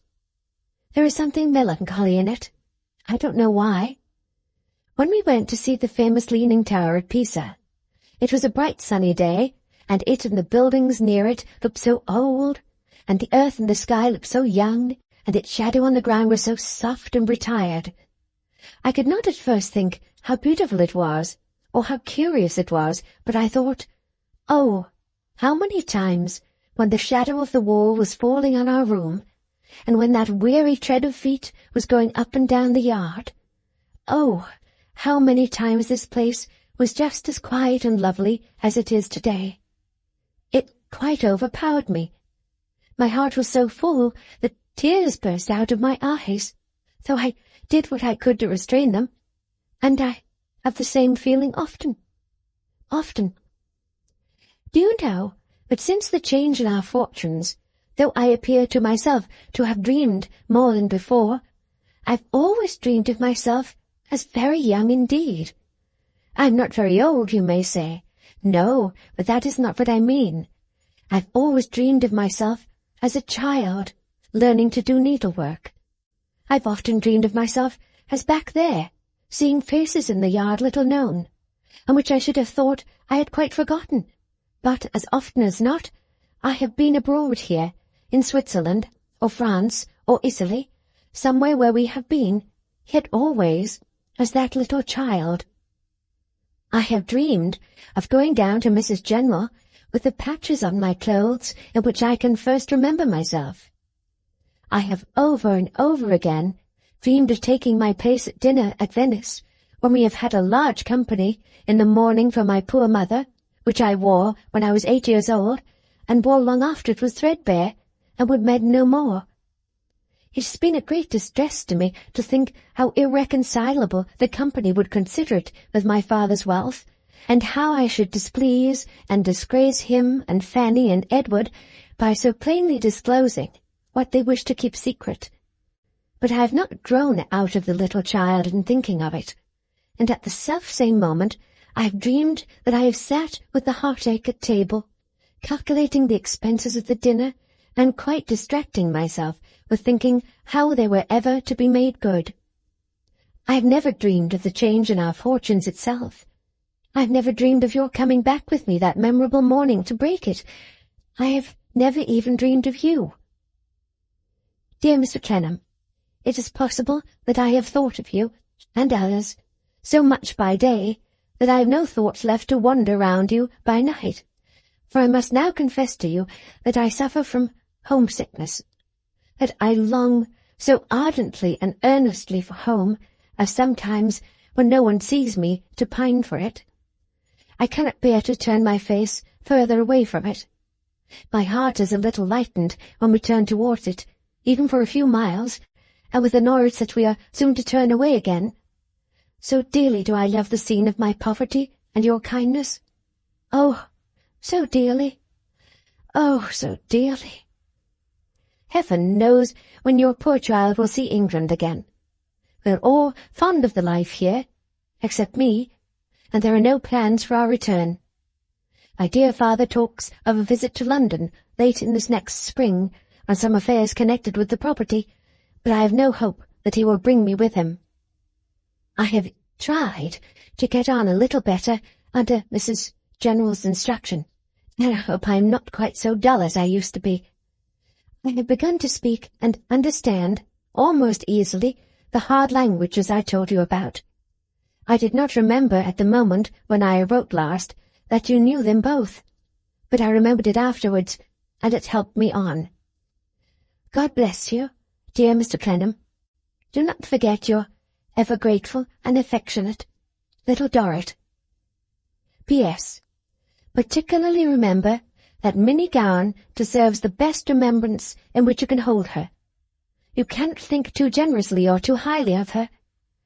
I forgot Mr. Panks last time. Please, if you should see him, give him your little Dorrit's kind regard. He was very good to little D. Chapter 12, in which a great patriotic conference is holden. The famous name of Merdle became, every day, more famous in the land. Nobody knew that the Merdle, of such high renown, had ever done any good to anyone, alive or dead, or to any earthly thing. Nobody knew that he had any capacity or utterance of any sort in him, which had ever thrown, for any creature, the feeblest farthing candle ray of light on any path of duty or diversion, pain or pleasure, toil or rest, fact or fancy, among the multiplicity of paths in the labyrinth trodden by the sons of Adam. Nobody had the smallest reason for supposing the clay of which this object of worship was made to be other than the commonest clay, with as plugged a wick smouldering inside of it as ever kept an image of humanity from tumbling to pieces. All people knew, or thought they knew, that he had made himself immensely rich, and, for that reason alone, prostrated themselves before him, more degradedly and less excusably than the darkest savage creeps out of his hole in the ground to propitiate, in some log or reptile, the deity of his benighted soul. Nay, the high priests of this worship had the man before them as a protest against their meanness. The multitude worshipped on trust, though always distinctly knowing why, but the officiators at the altar had the man habitually in their view. They sat at his feasts, and he sat at theirs. There was a spectre always attendant on him, saying to these high priests, "Are such the signs you trust and love to honour, this head, these eyes, this mode of speech, the tone and manner of this man? You are the levers of the circumlocution office, and the rulers of men. When half a dozen of you fall out by the ears, it seems that Mother Earth can give birth to no other rulers. Does your qualification lie in the superior knowledge of men which accepts, courts, and puffs this man? Or, if you are competent to judge aright the signs I never fail to show you when he appears among you, is your superior honesty your qualification?" Two rather ugly questions these, always going about town with Mr. Merdle, and there was a tacit agreement that they must be stifled. In Mrs. Merdle's absence abroad, Mr. Merdle still kept the great house open for the passage through it of a stream of visitors. A few of these took affable possession of the establishment. 3 or 4 ladies of distinction and liveliness used to say to one another, "Let us dine at our dear Mr. Merdle's next Thursday. Whom shall we have?" Our dear Merdle would then receive his instructions, and would sit heavily among the company at table, and wander lumpishly about his drawing-rooms afterwards, only remarkable for appearing to have nothing to do with the entertainment beyond being in its way. The chief butler, the avenging spirit of this great man's life, relaxed nothing of his severity. He looked on at these dinners when the bosom was not there, as he looked on at other dinners when the bosom was there, and his eye was a basilisk to Mr. Merdle. He was a hard man, and would never bate an ounce of plate or a bottle of wine. He would not allow a dinner to be given, unless it was up to his mark. He set forth the table for his own dignity. If the guests chose to partake of what was served, he saw no objection, but it was served for the maintenance of his rank. As he stood by the sideboard, he seemed to announce, "I have accepted office to look at this which is now before me, and to look at nothing less than this." If he missed the presiding bosom, it was as a part of his own state of which he was, from unavoidable circumstances, temporarily deprived, just as he might have missed a centrepiece or a choice wine-cooler which had been sent to the bankers. Mr. Merdle issued invitations for a barnacle dinner.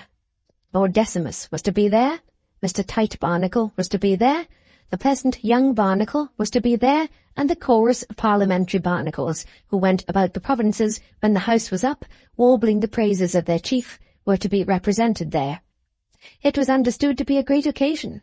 Mr. Merdle was going to take up the barnacles. Some delicate little negotiations had occurred between him and the noble Decimus, the young Barnacle of engaging manners acting as negotiator, and Mr. Merdle had decided to cast the weight of his great probity and great riches into the Barnacle scale. Jobbery was suspected by the malicious, perhaps because it was indisputable that if the adherents of the immortal enemy of mankind could have been secured by a job, the Barnacles would have jobbed him for the good of the country, for the good of the country. Mrs. Merdle had written to this magnificent spouse of hers, whom it was heresy to regard as anything less than all the British merchants since the days of Whittington rolled into one, and gilded 3 feet deep all over, had written to this spouse of hers several letters from Rome in quick succession, urging upon him with importunity that now or never was the time to provide for Edmund Sparkler. Mrs. Merdle had shown him that the case of Edmund was urgent, and that infinite advantages might result from his having some good things directly. In the grammar of Mrs. Merdle's verbs on this momentous subject there was only one mood, the imperative, and that mood had only one tense, the present. Mrs. Merdle's verbs were so pressingly presented to Mr. Merdle to conjugate that his sluggish blood and his long coat cuffs became quite agitated. In which state of agitation, Mr. Merdle, evasively rolling his eyes round the chief butler's shoes without raising them to the index of that stupendous creature's thoughts, had signified to him his intention of giving a special dinner, not a very large dinner, but a very special dinner. The chief butler had signified in return that he had no objection to look on at the most expensive thing in that way that could be done, and the day of the dinner was now come. Mr. Merdle stood in one of his drawing-rooms with his back to the fire, waiting for the arrival of his important guests.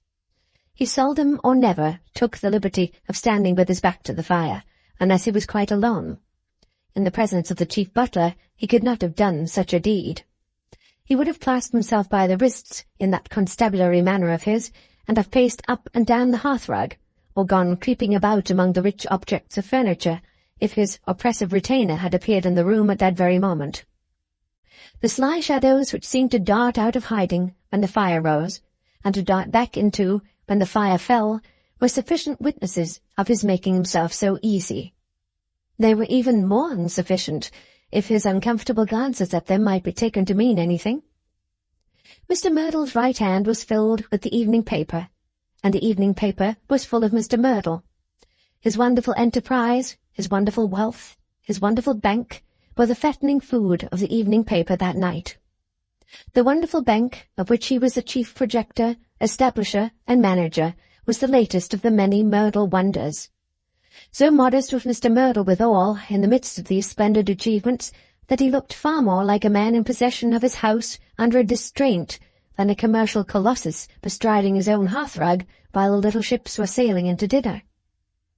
Behold the vessels coming into port.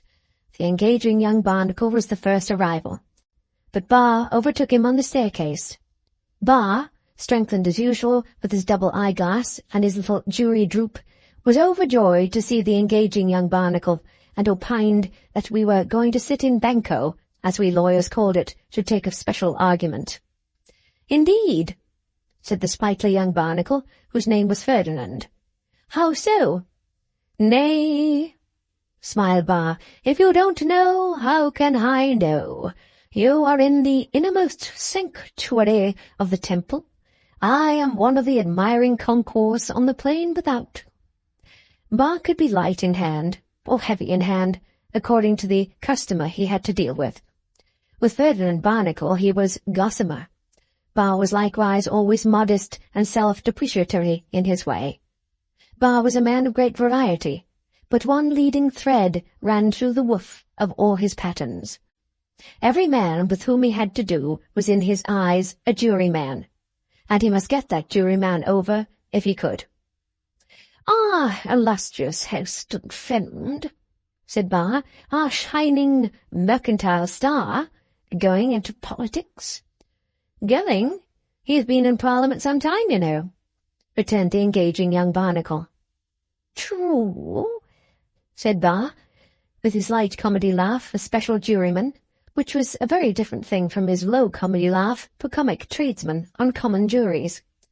"He has been in Parliament for some time, yet hitherto our star has been a vacillating and wavering star." An average witness would have been seduced by the into an affirmative answer, but Ferdinand Barnacle looked knowingly at Bar as he strode upstairs and gave him no answer at all. "Just so, said Bar, nodding his head, for he was not to be put off in that way.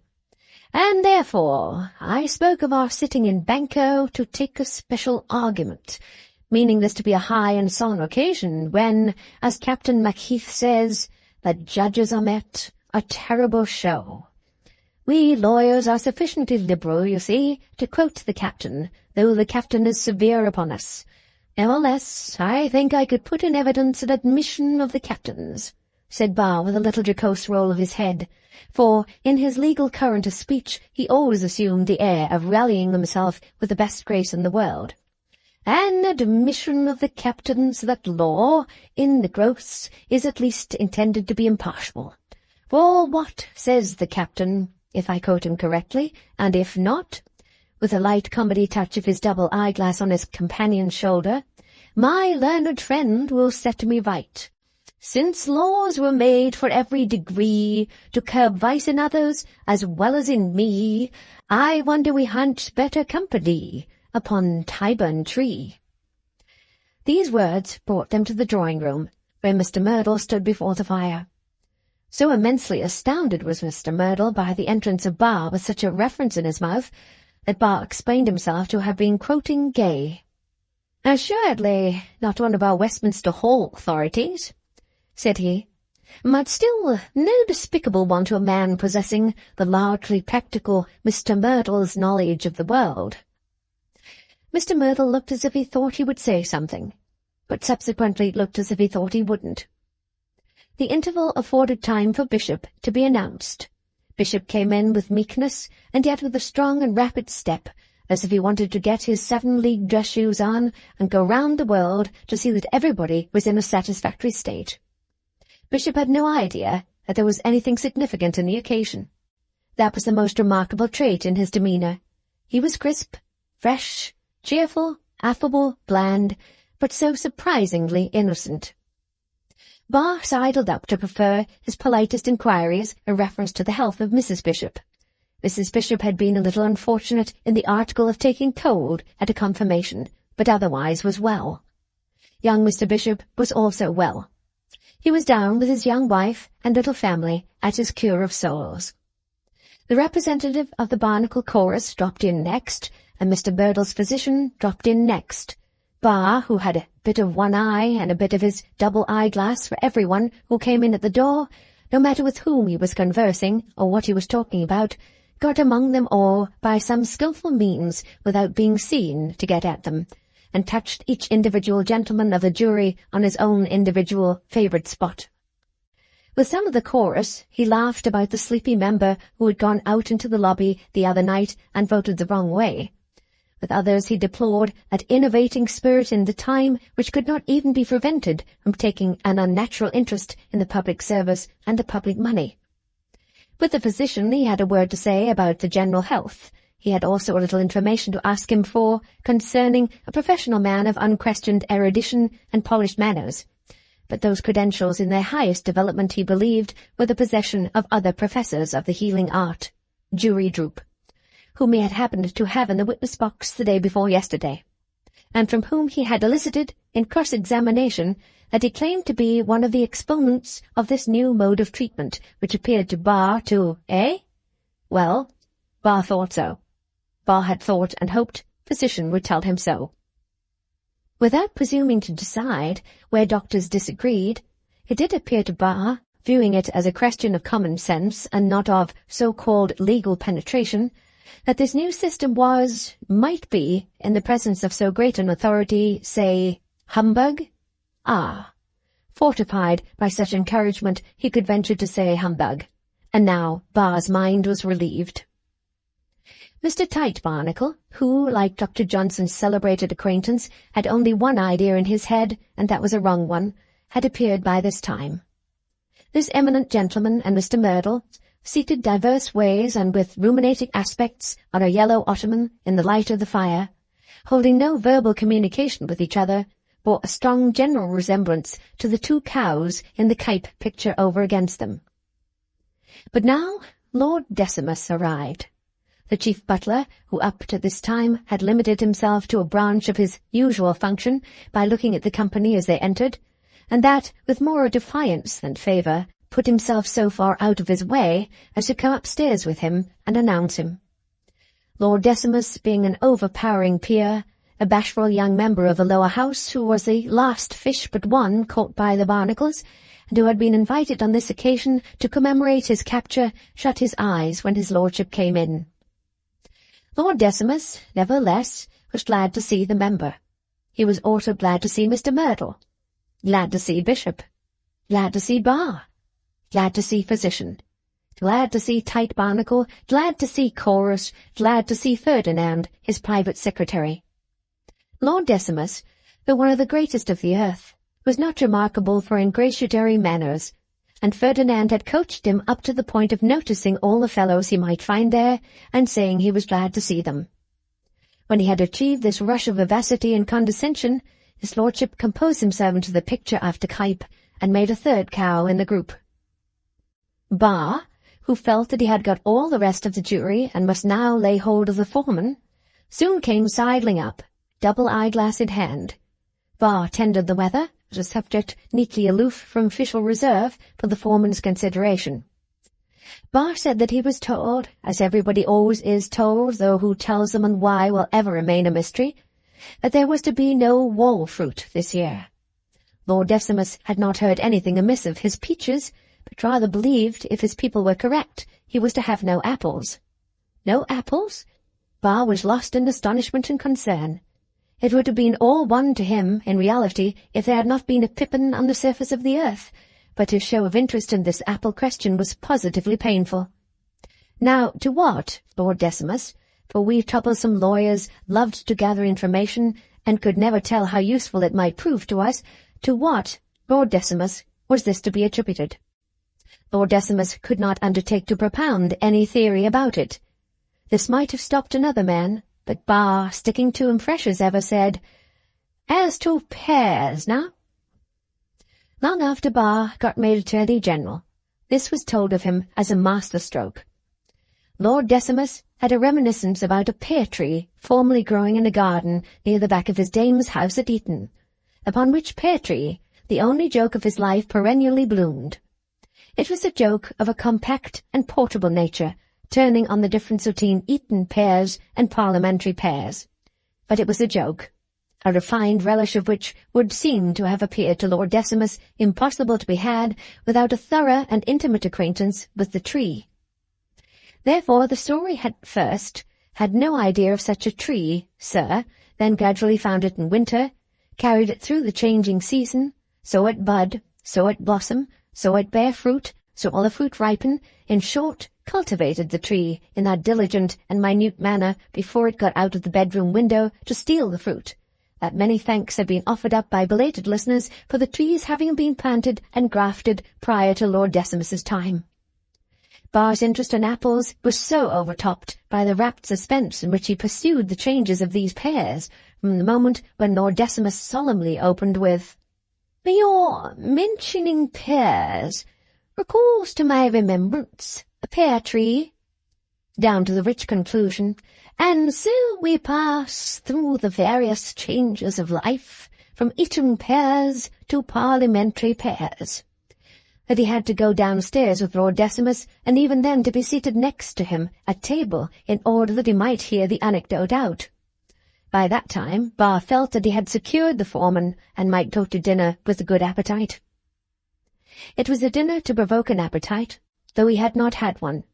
The rarest dishes, sumptuously cooked and sumptuously served, the choicest fruits, the most exquisite wines, marvels of workmanship in gold and silver, china and glass, innumerable things delicious to the senses of taste, smell, and sight were insinuated into its composition.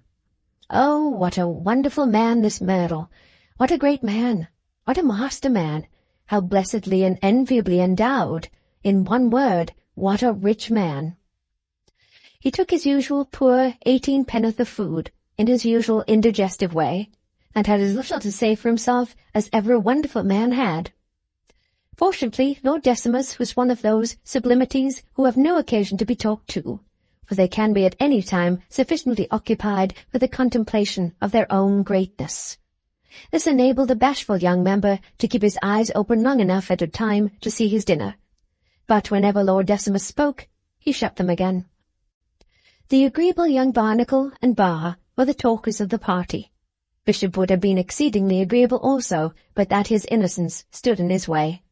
He was so soon left behind. When there was any little hint of anything being in the wind, he got lost directly. Worldly affairs were too much for him. He couldn't make them out at all.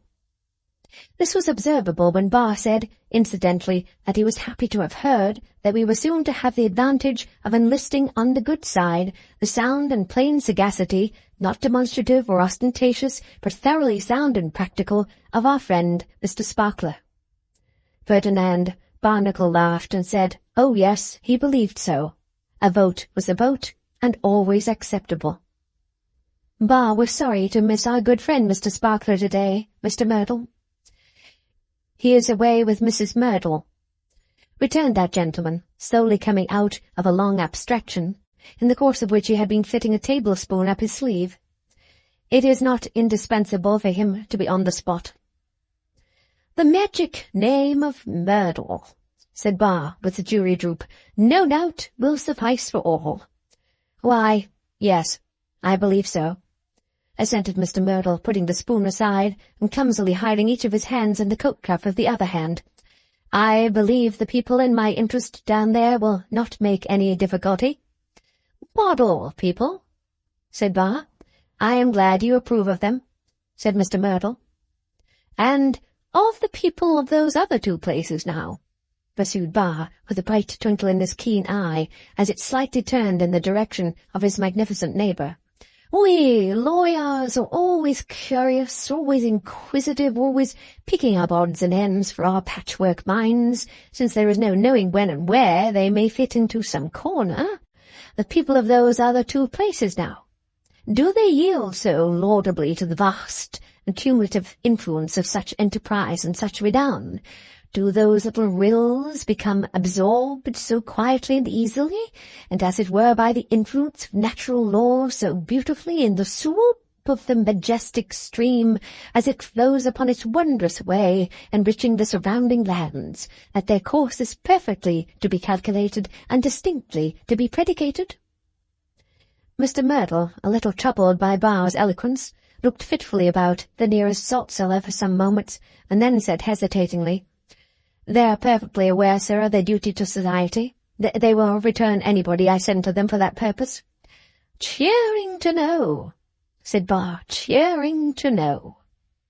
The three places in question were three little rotten holes in this island, containing three little ignorant, drunken, guzzling, dirty, out-of-the-way constituencies that had reeled into Mr. Merdle's pocket. Ferdinand Barnacle laughed in his easy way and airily said they were a nice set of fellows. Bishop, mentally perambulating among paths of peace, was altogether swallowed up in absence of mind. Pray, asked Lord Decimus, casting his eyes around the table, what is this story I have heard of a gentleman long confined in a debtors' prison, proving to be of a wealthy family and having come into the inheritance of a large sum of money? I have met with a variety of allusions to it. Do you know anything of it, Ferdinand? I only know this much, said Ferdinand, that he has given the department with which I have the honour to be associated. This sparkling young Barnacle threw off the phrase sportively, as who should say, we know all about these forms of speech, but we must keep it up. We must keep the game alive. No end of trouble, and has put us into innumerable fixes. Fixes?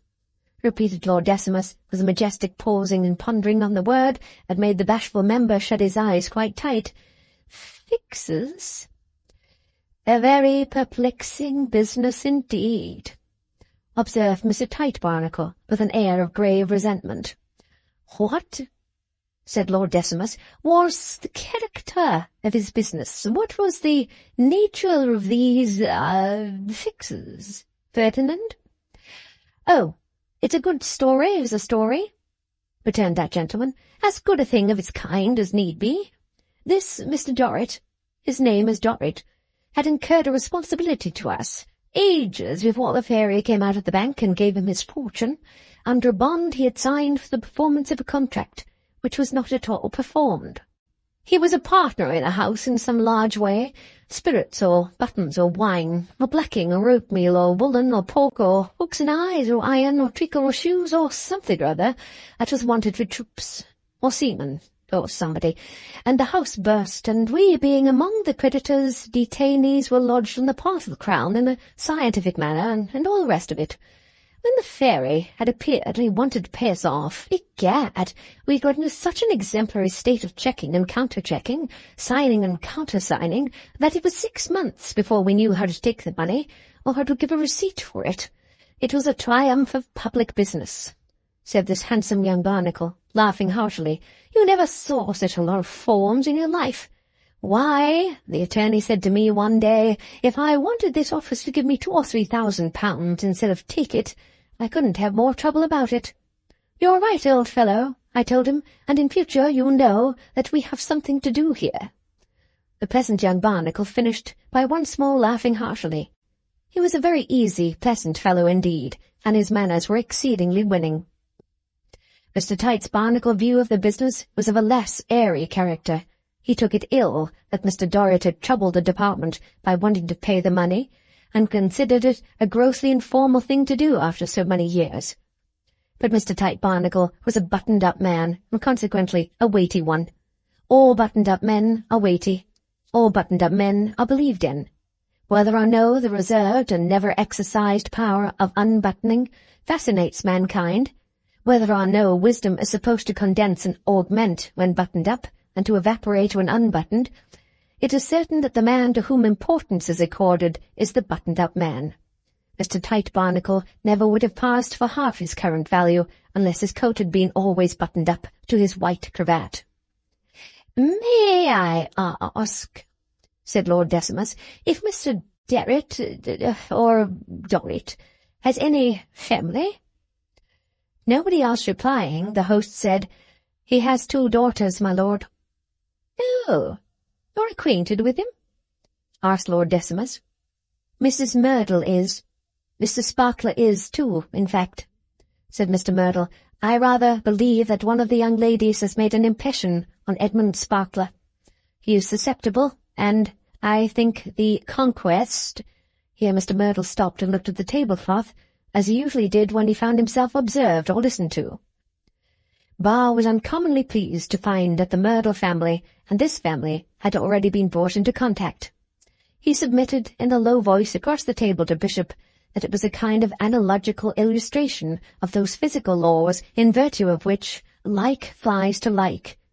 He regarded this power of attraction in wealth to draw wealth to it as something remarkably interesting and curious, something indefinably allied to the lodestone and gravitation. Bishop, who had ambled back to earth again when the present theme was broached, acquiesced. He said it was indeed highly important to society that one in the trying situation of unexpectedly finding himself invested with a power for good or for evil in society should become, as it were, merged in the superior power of a more legitimate and more gigantic growth, the influence of which, as in the case of our friend at whose board we sat, was habitually exercised in harmony with the best interests of society. Thus, instead of 2 rival and contending flames, a larger and a lesser, each burning with a lurid and uncertain glare, we had a blended and a softened light, whose genial ray diffused an equable warmth throughout the land. Bishop seemed to like his own way of putting the case very much, and rather dwelt upon it. Bar, meanwhile, not to throw away a juryman, making a show of sitting at his feet and feeding on his precepts. The dinner and dessert being 3 hours long, the bashful member cooled in the shadow of Lord Decimus faster than he warmed with food and drink, and had but a chilly time of it. Lord Decimus, like a tall tower in a flat country, seemed to project himself across the tablecloth, hide the light from the honourable member, cool the honourable member's marrow, and give him a woeful idea of distance. When he asked this unfortunate traveller to take wine, he encompassed his faltering steps with the gloomiest of shades, and when he said, "Your health, sir," all around him was barrenness and desolation.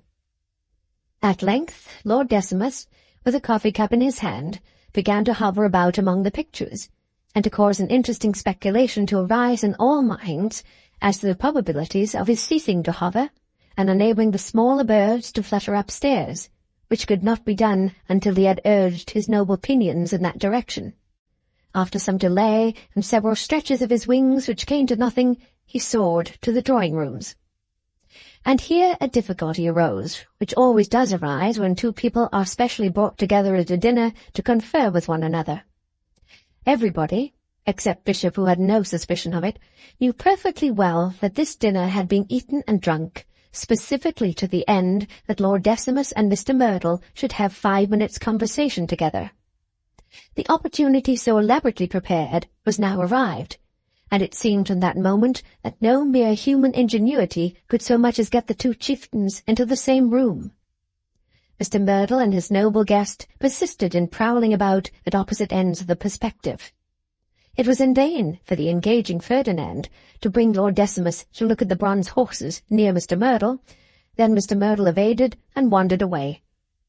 It was in vain for him to bring Mr. Merdle to Lord Decimus to tell him the history of the unique Dresden vases. Then Lord Decimus evaded and wandered away, while he was getting his man up to the mark. "Did you ever see such a thing as this?" said Ferdinand to Bar, when he had been baffled 20 times. "Often," returned Bar, "unless I butt one of them into an appointed corner, and you butt the other," said Ferdinand. "It will not come off after all." "Very good," said Bar. "I'll butt Merdle, if you like, but not my lord." Ferdinand laughed in the midst of his vexation. "Confound them both," said he, looking at his watch. "I want to get away. Why the deuce can't they come together? They both know what they want and mean to do. Look at them." They were still looming at opposite ends of the perspective, each with an absurd pretence of not having the other on his mind, which could not have been more transparently ridiculous, though his real mind had been chalked on his back. Bishop, who had just now made a third with Bar and Ferdinand, but whose innocence had again cut him out of the subject and washed him in sweet oil, was seen to approach Lord Decimus and glide into conversation. "I must get Merdle's doctor to catch and secure him, I suppose," said Ferdinand, "and then I must lay hold of my illustrious kinsman and decoy him if I can, drag him, if I can't, to the conference." "Since you do me the honour," said Bar, with his slyest smile, "to ask for my poor aid, it shall be yours, with the greatest pleasure. I don't think this is to be done by one man, but if you will undertake to pen my lord into that furthest drawing-room where he is now so profoundly engaged, I will undertake to bring our dear Merdle into the presence without the possibility of getting away." "Done," said Ferdinand. "Done," said Bar.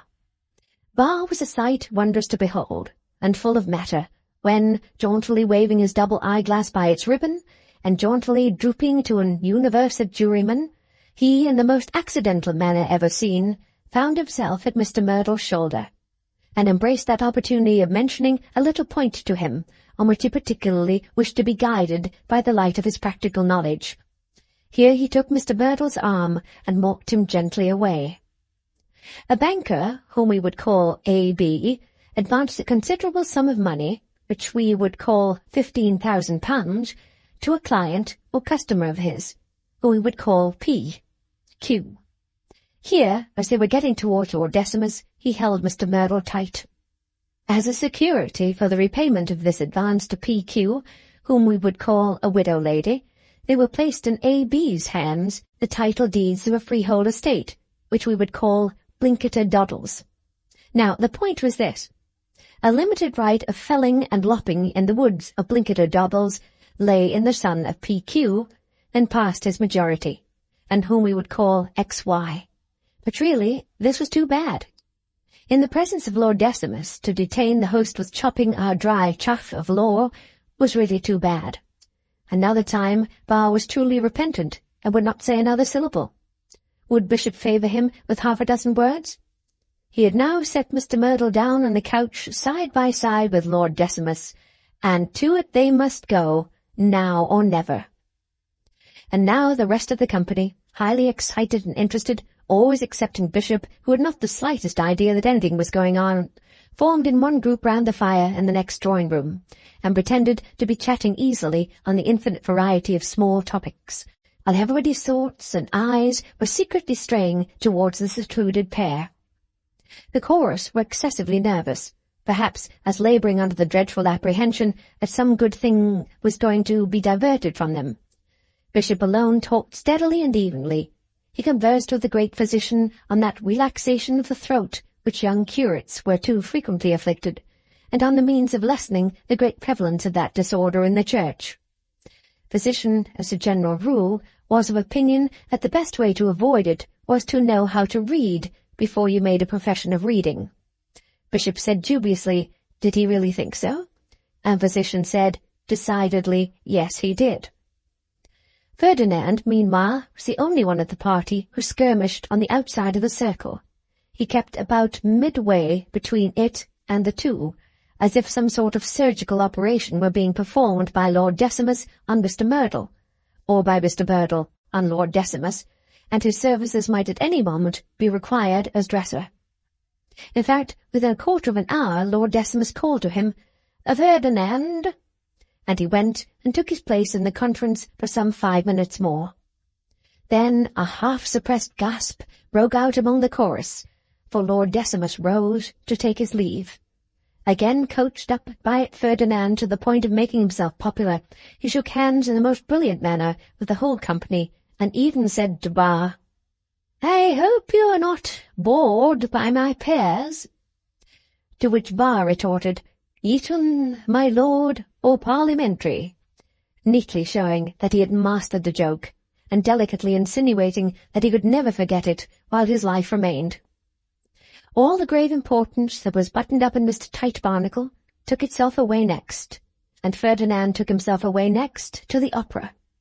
Some of the rest lingered a little, marrying golden liquor glasses to bureau tables with sticky rings, on the desperate chance of Mr. Merdle saying something, but Merdle, as usual, oozed sluggishly and muddily about his drawing-room, saying never a word. In a day or two it was announced to all the town that Edmund Sparkler, Esquire, son-in-law of the eminent Mr. Merdle of world-wide renown, was made one of the Lords of the Circumlocution Office, and proclamation was issued to all true believers that this admirable appointment was to be hailed as a graceful and gracious mark of homage rendered by the graceful and gracious Decimus to that commercial interest which must ever, in a great commercial country, and all the rest of it, with blast of trumpet. So bolstered by this mark of government homage, the wonderful bank and all the other wonderful undertakings went on and went up, and gapers came to Harley Street, Cavendish Square, only to look at the house where the golden wonder lived. And when they saw the chief butler looking out at the hall door in his moments of condescension, the gapers said how rich he looked, and wondered how much money he had in the wonderful bank. But if they had known that respectable nemesis better, they would not have wondered about it, and might have stated the amount with the utmost precision. Chapter 13. The Progress of an Epidemic. That it is at least as difficult to stay a moral infection as a physical one, that such a disease will spread with the malignity and rapidity of the plague, that the contagion, when it has once made head, will spare no pursuit or condition, but will lay hold on people in the soundest health, and become developed in the most unlikely constitutions, is a fact as firmly established by experience as that we human creatures breathe an atmosphere. A blessing beyond appreciation would be conferred upon mankind if the tainted, in whose weakness or wickedness these virulent disorders are bred, could be instantly seized and placed in close confinement, not to say summarily smothered, before the poison is communicable. As a vast fire will fill the air to a great distance with its roar, so the sacred flame which the mighty barnacles had fanned caused the air to resound more and more with the name of Myrtle. It was deposited on every lip, and carried into every ear. There never was, there never had been, there never again should be, such a man as Mr. Myrtle. Nobody, as aforesaid, knew what he had done, but everybody knew him to be the greatest that had appeared. Down in Bleeding Heart Yard, where there was not one unappropriated halfpenny, as lively an interest was taken in this paragon of men as on the Stock Exchange. Mrs. Plornish, now established in the small grocery and general trade in a snug little shop at the crack end of the yard, at the top of the steps, with her little old father and Maggie acting as assistants, habitually held forth about him over the counter in conversation with her customers. Mr. Plornish, who had a small share in the small builder's business in the neighbourhood, said, trowel in hand, on the tops of scaffolds and on the tiles of houses, that people did tell him as Mr. Myrtle was the one, mind you, to put us all to rights in respect to that which all on us looked to, and to bring us all safe home as much as we needed, mind you, for to be brought. Mr. Baptist, sole lodger of Mr. and Mrs. Plornish, was reputed in whispers to lay by the savings, which were the result of his simple and moderate life, for investment in one of Mr. Myrtle's certain enterprises. The female Bleeding Hearts, when they came for ounces of tea and hundredweights of talk, gave Mrs. Plornish to understand that how, ma'am, they had heard from their cousin Mary Ann, which worked in the line, that his lady's dresses would fill 3 wagons, and how she was as handsome a lady, ma'am, as lived, no matter wheres, and a busk like marble itself. That how, according to what they was told, ma'am, it was her son by a former husband as was took into the government, and a general he had been, and armies he had marched again, and victory crowned, if all you heard was to be believed. That how it was reported that Mr. Myrtle's words had been, that if they could have made it worth his while to take the whole government, he would have took it without a profit, but that take it he could not, and stand a loss. That how it was not to be expected, ma'am, that he should lose by it, his ways being, as you might say, and utter no falsehood, paved with gold, but that how it was much to be regretted that something handsome hadn't been got up to make it worth his while. For it was such, and only such, that knowed the height to which the bread and butcher's meat had rose, and it was such and only such that both could and would bring that height down. So rife and potent was the fever in Bleeding Heart Yard, that Mr. Panks's rent days caused no interval in the patients. The disease took the singular form, on those occasions, of causing the infected to find an unfathomable excuse and consolation in allusions to the magic name. "Now then," Mr. Panks would say to a defaulting lodger, "pay up. Come on." "I haven't got it, Mr. Panks," defaulter would reply. "I'll tell you the truth, sir, when I say I haven't got so much as a single sixpence of it to bless myself with." "This won't do, you know," Mr. Panks would retort. "You don't expect it will do you?" Defaulter would admit, with a low-spirited, "No, sir," having no such expectation. "My proprietor isn't going to stand this, you know," Mr. Panks would proceed. "He don't send me here for this. Pay up. Come." The defaulter would beg answer. "Ah, Mr. Panks, if I was a rich gentleman whose name is in everybody's mouth, if my name was Myrtle, sir, I'd soon pay up, and be glad to do it." Dialogues on the rent question usually took place at the house doors or in the entries, and in the presence of several deeply interested Bleeding Hearts. They always received a reference of this kind with a low murmur of response, as if it were convincing, and the defaulter, however black and discomfited before, always cheered up a little in making it. "If I was Mr. Myrtle, sir, you wouldn't have cause to complain of me then. No, believe me," the defaulter would proceed with a shake of the head. "I'll pay up so quick then, Mr. Panks, that you shouldn't have to ask me." The response would be heard again here, implying that it was impossible to say anything fairer, and this was the next thing to paying the money down. Mr. Panks would be now reduced to saying, as he booked the case, "Well, you'll have the broker in, and be turned out. That's what'll happen to you. It's no use talking to me about Mr. Merdle. You're not Mr. Merdle, any more than I am." "No, sir," the defaulter would reply, "I only wish you were him, sir." The response would take this up quickly, replying with great feeling, "I only wish you were him, sir. You'd be easier with us if you were Mr. Merdle, sir." The defaulter would go on with rising spirits, "and it would be better for all parties. Better for our sakes, and better for yours too. You wouldn't have to worry no one then, sir. You wouldn't have to worry us, and you wouldn't have to worry yourself. You'd be easier in your own mind, sir, and you'd leave others easier too, you would, if you were Mr. Merdle." Mr. Panks, in whom these impersonal compliments produced an irresistible sheepishness, never rallied after such a charge. He could only bite his nails and puff away to the next defaulter. The responsive bleeding hearts would then gather round the defaulter whom he had just abandoned, and the most extravagant rumours would circulate among them to their great comfort, touching the amount of Mr. Merdle's ready money.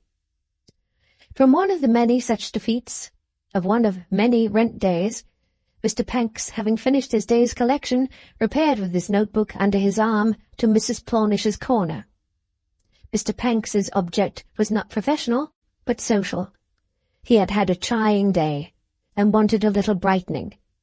By this time he was on friendly terms with the Plornish family, having often looked in upon them at similar seasons, and borne his part in recollections of Miss Dorrit. Mrs. Plornish's shop parlour had been decorated under her own eye, and presented, on the side towards the shop, a little fiction in which Mrs. Plornish unspeakably rejoiced.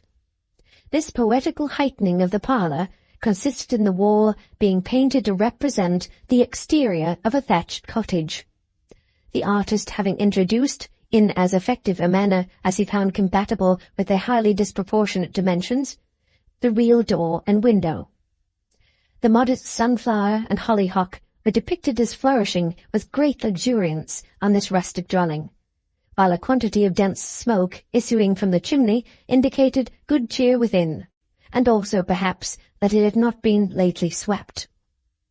A faithful dog was represented as flying at the legs of the friendly visitor from the threshold, and a circular pigeon-house, enveloped in a cloud of pigeons, arose from behind the garden paling. On the door, when it was shut, appeared the semblance of a brass plate, presenting the inscription, "Happy Cottage, T&M Plornish," the partnership expressing man and wife. No poetry and no art ever charmed the imagination more than the union of the two in this counterfeit cottage charmed Mrs. Plornish. It was nothing to her that Plornish had a habit of leaning against it as he smoked his pipe after work, when his hat blotted out the pigeon-house and all the pigeons, when his back swallowed up the dwelling, when his hands in his pockets uprooted the blooming garden and laid waste the adjacent country. To Mrs. Plornish it was still a most beautiful cottage, a most wonderful deception, and it made no difference that Mr. Plornish's eye was some inches above the level of the gable bedroom in the thatch. To come out into the shop, after it was shut, and hear her father sing a song inside this cottage was a perfect pastoral to Mrs. Plornish, the golden age revived. And truly, if that famous period had been revived, or had ever been at all, it may be doubted whether it would have produced many more heartily admiring daughters than the poor woman. Warned of a visitor by the tinkling bell of the shop door, Mrs. Plornish came out of Happy Cottage to see who it might be. "I guessed it was you, Mr. Panks," said she, "for it's quite your regular night, ain't it? Here's father, you see, come out to serve at the sound of the bell like a brisk young shopman. Ain't he looking well? Father's more pleased to see you than if he was a customer, for he dearly loves a gossip, and when it turns upon Miss Dorrit, he loves it all the more. You never heard father in such voice as he is at present, said Mrs. Plornish, her own voice quavering. She was so proud and pleased. He gave us Strephon last night to that degree that Plornish gets up and makes him this speech across the table. John Edward Nandy, says Plornish to father, I never heard you come the warbles as I have heard you come the warbles this night. Ain't it gratifying, Mr. Panks, though, really? Mr. Panks, who had snorted at the old man in his friendliest manner, replied in the affirmative, and casually asked whether that lively Altro chap had come in yet. Mrs. Plornish answered no, not yet, though he had gone to the West End with some work, and had said he should be back by tea-time. Mr. Panks was then hospitably pressed into Happy Cottage, where he encountered the elder Master Plornish, just come home from school. Examining that young student lightly on the educational proceedings of the day, he found that the more advanced pupils who were in the large text and the letter M had been set the copy Myrtle Millions. "And how are you getting on, Mrs. Plornish?" said Panks, "since we're mentioning millions?" "Very steady indeed, sir," returned Mrs. Plornish. "Father, dear, would you go into the shop and tidy the window a little bit before tea, your taste being so beautiful?" John Edward Nandy trotted away, much gratified to comply with his daughter's request. Mrs. Plornish, who was always in mortal terror of mentioning pecuniary affairs before the old gentleman, lest any disclosure she made might rouse his spirit and induce him to run away to the workhouse, was thus left free to be confidential with Mr. Panks. "It's quite true that the business is very steady indeed," said Mrs. Plornish, lowering her voice, "and has an excellent connection. The only thing that stands in its way, sir, is the credit." This drawback, rather severely felt by most people who engaged in commercial transactions with the inhabitants of Bleeding Heart Yard, was a large stumbling block in Mrs. Plornish's trade. When Mr. Dorrit had established her in the business, the Bleeding Hearts had shown an amount of emotion and a determination to support her in it that did honour to human nature. Recognizing her claim upon their generous feelings as one who had long been a member of their community, they pledged themselves with great feeling to deal with Mrs. Plornish, come what would, and bestow their patronage on no other establishment. Influenced by these noble sentiments, they had even gone out of their way to purchase little luxuries in the grocery and butter line to which they were unaccustomed, saying to one another that if they did stretch a point, was it not for a neighbour and a friend, and for whom ought a point to be stretched, if not for such? So stimulated, the business was extremely brisk, and the articles in stock went off with the greatest celerity. In short, if the Bleeding Hearts had but paid, the undertaking would have been a complete success, whereas, by reason of their exclusively confining themselves to owing, the profits actually realized had not yet begun to appear in the books. Mr. Panks was making a very porcupine of himself by sticking his hair up in the contemplation of this state of accounts, when old Mr. Nandy, re-entering the cottage with an air of mystery, entreated them to come and look at the strange behaviour of Mr. Baptist, who seemed to have met with something that had scared him.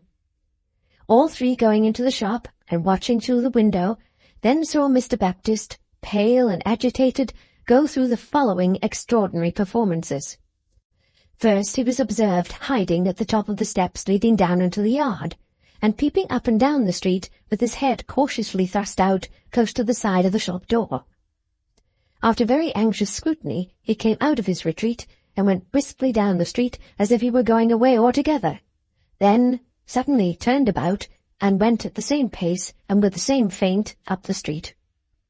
He had gone no further up the street than he had gone down when he crossed the road and disappeared.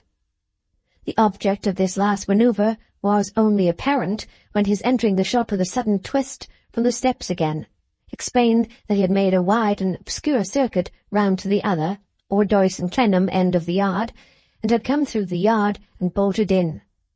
He was out of breath by that time, as he might well be, and his heart seemed to jerk faster than the little shop bell as it quivered and jingled behind him with his hasty shutting of the door. "Hello, old chap," said Mr. Panks. "Also, old boy, what's the matter?" Mr. Baptist, or Signor Cavaletto, understood English now almost as well as Mr. Panks himself, and could speak it very well too. Nevertheless, Mrs. Plornish, with a pardonable vanity in that accomplishment of hers which made her all but Italian, stepped in as interpreter. "'E ask no," said Mrs. Plornish. "What go wrong?" "Come into the happy little cottage, padrona," returned Mr. Baptist, imparting great stealthiness to his flurried backhanded shake of his right forefinger. "Come there."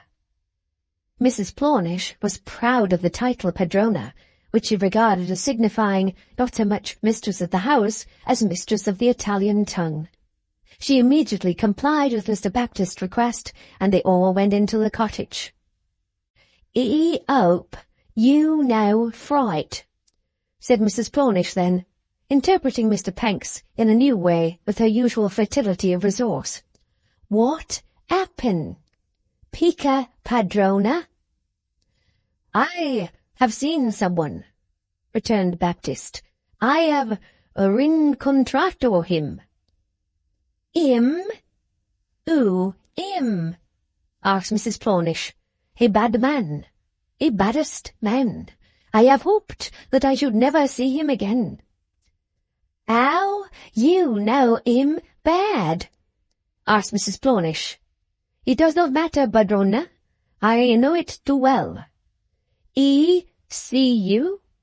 asked Mrs. Plornish. "No, I hope not. I believe not." "He says," Mrs. Plornish then interpreted, addressing her father and Panks with mild condescension, "that he has met a bad man, but he hopes the bad man didn't see him." "Why?" inquired Mrs. Plornish, reverting to the Italian language. "Why hope bad man no see?"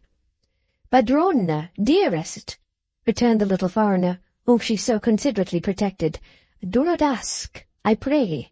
Once again I say it matters not. I have fear of this man. I do not wish to see him. I don't wish to be known of him. Never again. Enough, most beautiful. Leave it." The topic was so disagreeable to him, and so put his usual liveliness to the rout, that Mrs. Plornish forbore to press him further, the rather as the tea had been drawing for some time on the hob. But she was not the less surprised and curious, for asking no more questions. Neither was Mr. Panks, whose expressive breathing had been labouring hard since the entrance of the little man, like a locomotive engine with a great load getting up a steep incline. Maggie, now better dressed than of yore, though still faithful to the monstrous character of her cap, had been in the background from the first with open mouth and eyes, which staring and gaping features were not diminished in breadth by the untimely suppression of the subject. However, no more was said about it, though much appeared to be thought on all sides, by no means excepting the two young Plornishes, who partook of the evening meal as if their eating the bread and butter were rendered almost superfluous by the painful probability of the worst of men shortly presenting himself for the purpose of eating them. Mr. Baptist, by degrees, began to chirp a little, but never stirred from the seat he had taken behind the door and close to the window, though it was not his usual place. As often as the little bell rang, he started and peeped out secretly, with the end of the little curtain in his hand and the rest before his face. Evidently not at all satisfied but that the man he dreaded had tracked him through all his doublings and turnings with the certainty of a terrible bloodhound. The entrance at various times of 2 or 3 customers and of Mr. Plornish gave Mr. Baptist just enough of this employment to keep the attention of the company fixed upon him. Tea was over, and the children were abed, and Mrs. Plornish was feeling her way to the dutiful proposal that her father should favour them with Chloe, when the bell rang again, and Mr. Clennam came in. Clennam had been poring late over his books and letters, for the waiting rooms of the circumlocution office ravaged his time sorely. Over and above that, he was depressed and made uneasy by the late occurrence at his mother's. He looked worn and solitary. He felt so too, but nevertheless was returning home from his counting-house by that end of the yard to give them the intelligence that he had received another letter from Miss Dorrit. The news made a sensation in the cottage, which drew off the general attention from Mr. Baptist. Maggie, who pushed her way into the foreground immediately, would have seemed to draw in the tidings of her little mother equally at her ears, nose, mouth, and eyes, but at the last were obstructed by tears. She was particularly delighted when Clennam assured her that there were hospitals, and very kindly conducted hospitals, in Rome. Mr. Panks rose into new distinction in virtue of being specially remembered in the letter. Everybody was pleased and interested, and Clennam was well repaid for his trouble. "But you are tired, sir. Let me make you a cup of tea," said Mrs. Plornish, "if you condescend to take such a thing in the cottage, and many thanks to you too, I'm sure, for bearing us in mind so kindly." Mr. Plornish, deeming it incumbent on him, as host, to add his personal acknowledgments, tendered them in the form which always expressed his highest ideal of a combination of ceremony with sincerity. "John Edward Nandy," said Mr. Plornish, addressing the old gentleman. "Sir, it's not too often that you see unpretending actions without a spark of pride, and therefore, when you see them, give grateful honour unto the same, being that if you don't, and if to want them, it follows, serve you right." To which Mr. Nandy replied, "I am heartily of your opinion, Thomas, and which your opinion is the same as mine, and therefore no more words, and not being backwards with that opinion, which opinion giving it as yes, Thomas, yes, is the opinion in which yourself and me must ever be unanimously joined by all. And where there is not difference of opinion, there can be none but one opinion, which fully know, Thomas, no."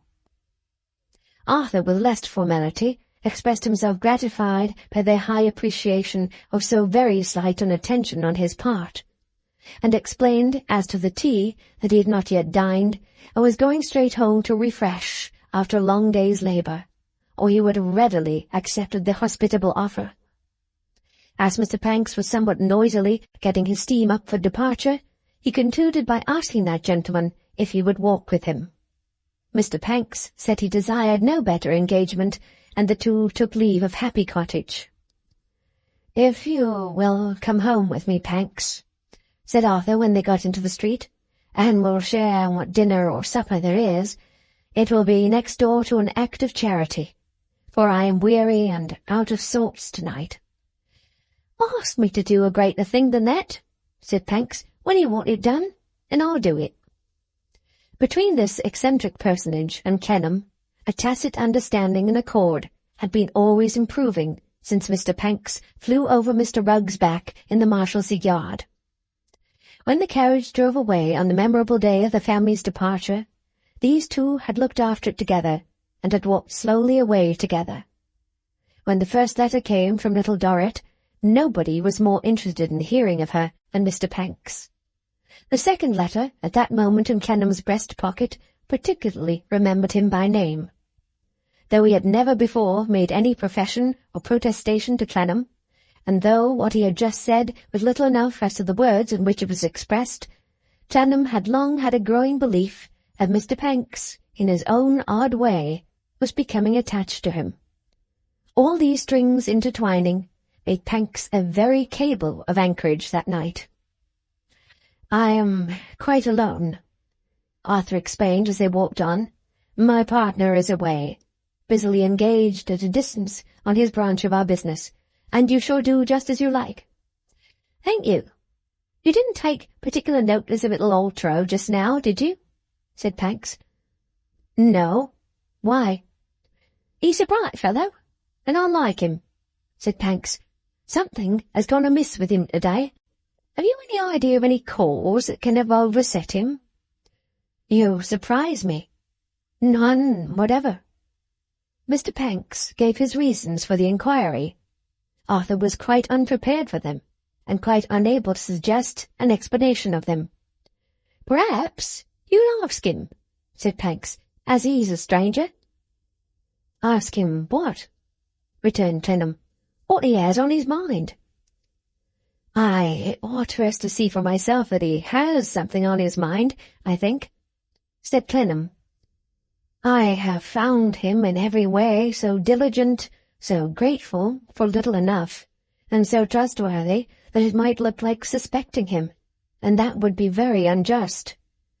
"True," said Pancks, "but I say, you oughtn't to be anybody's proprietor, Mr. Clennam. You're much too delicate." "For the matter of that," returned Clennam, laughing, "I have not a large proprietary share in Cavaletto. His carving is his livelihood. He keeps the keys of the factory, watches it every alternate night, and acts as a sort of housekeeper to it generally. But we have little work in the way of his ingenuity, though we give him what we have.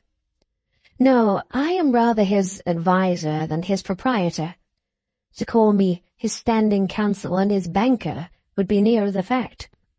Speaking of being his banker, is it not curious, Pancks, that the ventures which run just now in so many people's heads should run even in little Cavaletto's?" "Ventures?" retorted Pancks with a snort. "What ventures?" "These Myrtle enterprises." "Oh, investments," said Pancks. "Aye, aye. I didn't know you were speaking of investments."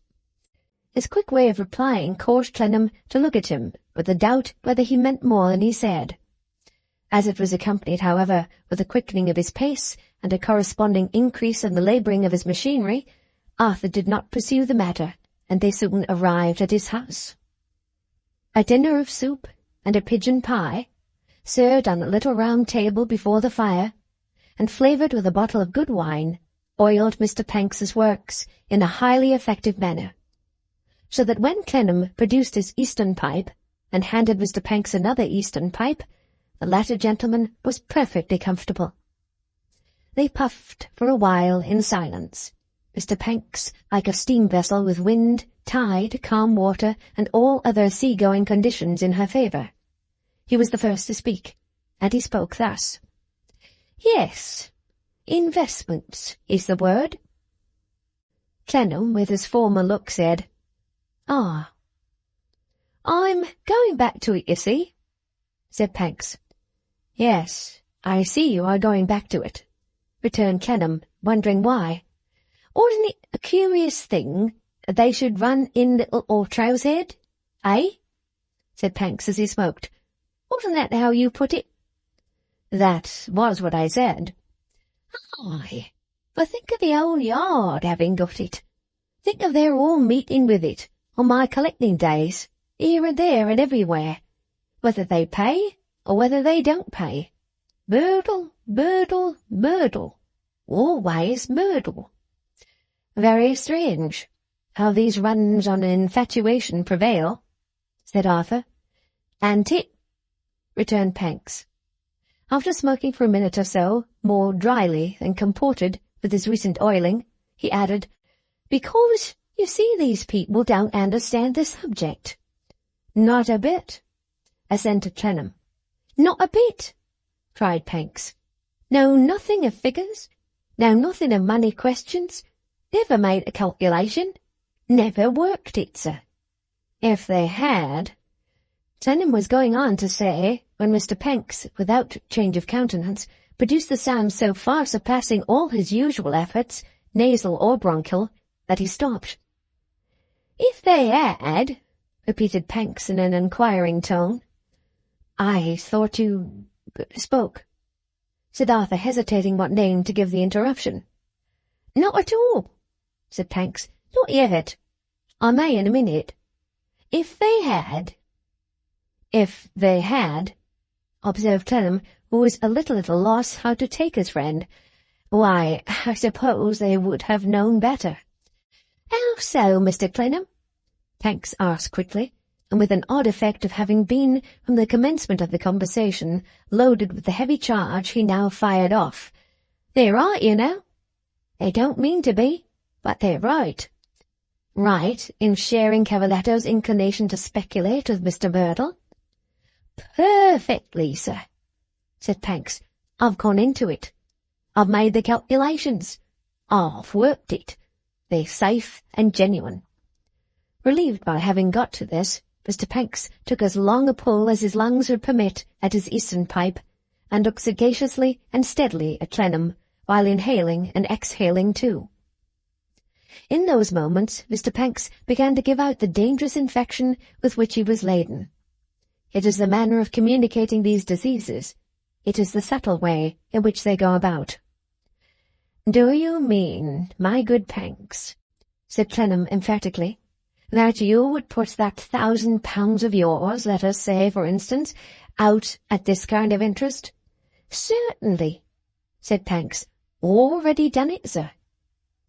Mr. Pancks took another long inhalation, another long exhalation, another long sagacious look at Clennam. I tell you, Mr. Clennam, I've gone into it, said Pancks. He's a man of immense resources, enormous capital, government influence. They're the best schemes afloat. They're safe. They're certain. Well, returned Clennam, looking first at him gravely, and then at the fire gravely. You surprise me. Bah! Pancks retorted. Don't say that, sir. It's what you ought to do yourself. Why don't you do as I do? Of whom Mr. Pancks had taken the prevalent disease, he could no more have told than if he had unconsciously taken a fever. Bred at first, as many physical diseases are, in the wickedness of men, and then disseminated in their ignorance, these epidemics, after a period, get communicated to many sufferers who are neither ignorant nor wicked. Mr. Pancks might or might not have caught the illness himself from a subject of this class, but in this category he appeared before Clennam, and the infection he threw off was all the more virulent. And you have really invested? Clennam had already passed to that word. Your £1,000, Pancks? To be sure, sir, replied Pancks boldly with a puff of smoke, and only wish it 10. Now, Clennam had two subjects lying heavy on his lonely mind that night. The one, his partner's long-deferred hope, the other, what he had seen and heard at his mother's. In the relief of having this companion, and of feeling that he could trust him, he passed on to both, and both brought him round again with an increase and acceleration of force to his point of departure. It came about in the simplest manner. Quitting the investment subject, after an interval of silent looking at the fire through the smoke of his pipe, he told Pancks how and why he was occupied with the great national department. A hard case it has been, and a hard case it is on dice, he finished by saying, with all the honest feeling the topic roused in him. Hard indeed, Pancks acquiesced. But you manage for him, Mr. Clennam? How do you mean? Manage the money part of the business? Yes, as well as I can. Manage it better, sir, said Pancks. Recompense him for his toils and disappointments. Give him the chances of the time. He'll never benefit himself in that way, patient and preoccupied workman. He looks to you, sir. I do my best, Pancks, returned Clennam uneasily. As to duly weighing and considering these new enterprises, of which I have had no experience, I doubt if I am fit for it. I am growing old. Growing old? Cried Pancks. Ha ha ha ha! There was something so indubitably genuine in the wonderful laugh and series of snorts and puffs engendered Mr. Pancks' astonishment at and utter rejection of the idea of his being quite in earnest could not be questioned. Growing old? Cried Pancks. Here, here, here. Old? Hear him, hear him. the positive refusal expressed in Mr. Panks's continued snorts, no less than in these exclamations, to entertain the sentiment for a single instant, drove Arthur away from it. Indeed, he was fearful of something happening to Mr. Panks in the violent conflict that took place between the breath he jerked out of himself and the smoke he jerked into himself. This abandonment of the second topic threw him on the third. "Young, old, or middle-aged, Panks?" he said, when there was a favourable pause. "I am in a very anxious and uncertain state, a state that even leads me to doubt whether anything now seeming to belong to me may be really mine. Shall I tell you how this is? Shall I put a great trust in you?" "You shall, sir," said Panks, "if you believe me worthy of it." "I do." "You may." Mr. Panks's short and sharp rejoinder, confirmed by the sudden outstretching of his coaly hand, was most expressive and convincing. Arthur shook the hand warmly. He then, softening the nature of his old apprehensions as much as was possible, consistently with their being made intelligible, and never alluding to his mother by name, but speaking vaguely of a relation of his, confided to Mr. Panks a broad outline of the misgivings he entertained and of the interview he had witnessed. Mr. Panks listened with such interest that, regardless of the charms of the Eastern pipe, he put it in the grate among the fire-irons, and occupied his hands during the whole recital in so erecting the loops and hooks of hair all over his head that he looked, when it came to a conclusion, like a journeyman Hamlet in conversation with his father's spirit. "Brings me back, sir," was his exclamation then, with a startling touch on Clennam's knee. "Brings me back, sir, to the investments. I don't say anything of your making yourself poor to repair a wrong you never committed. That's you. A man must be himself. But I say this, fearing you may want money to save your own blood from exposure and disgrace, make as much as you can." Arthur shook his head, but looked at him thoughtfully too. "Be as rich as you can, sir," Panks adjured him, with a powerful concentration of all his energies on the advice. "Be as rich as you honestly can. It's your duty, not for your sake, but for the sake of others. Take time by the forelock. Poor Mr. Doyce, who really is growing old, depends upon you. Your relative depends upon you. You don't know what depends upon you." "Well, well, well," returned Arthur. "Enough for tonight." "One word more, Mr. Clennam," retorted Panks, "and then enough for tonight.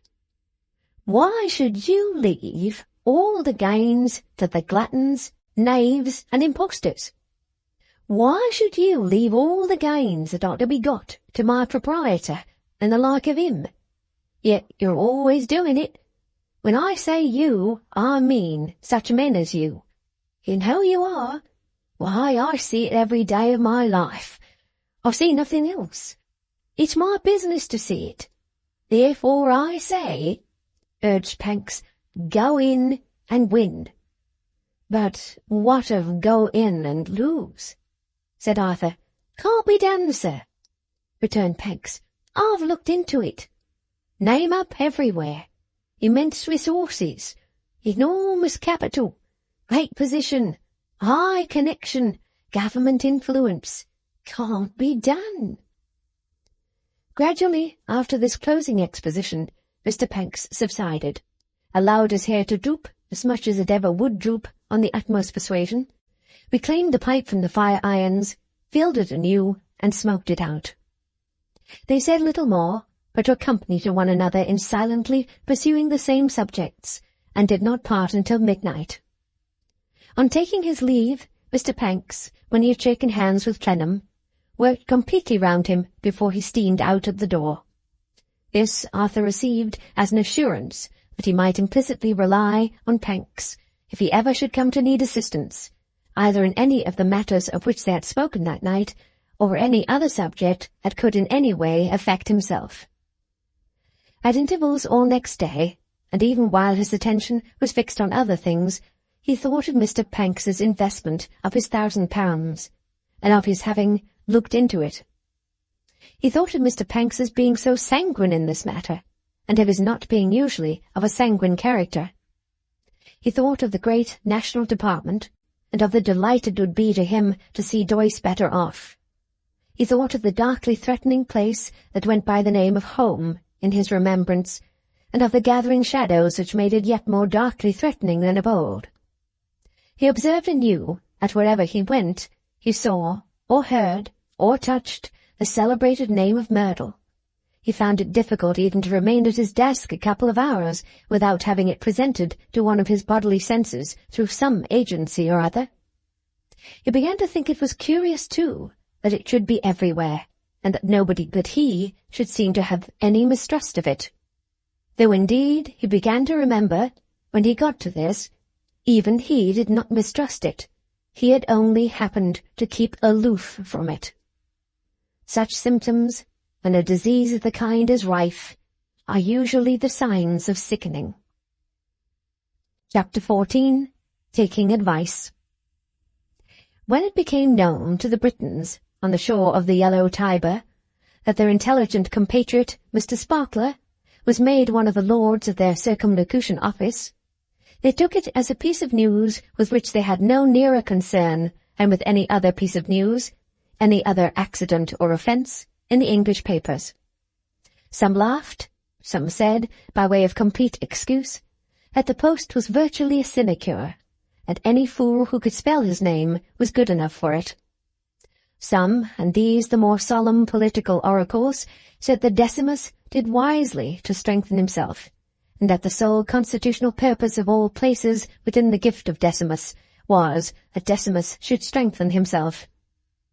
A few bilious Britons there were who would not subscribe to this article of faith, but their objection was purely theoretical.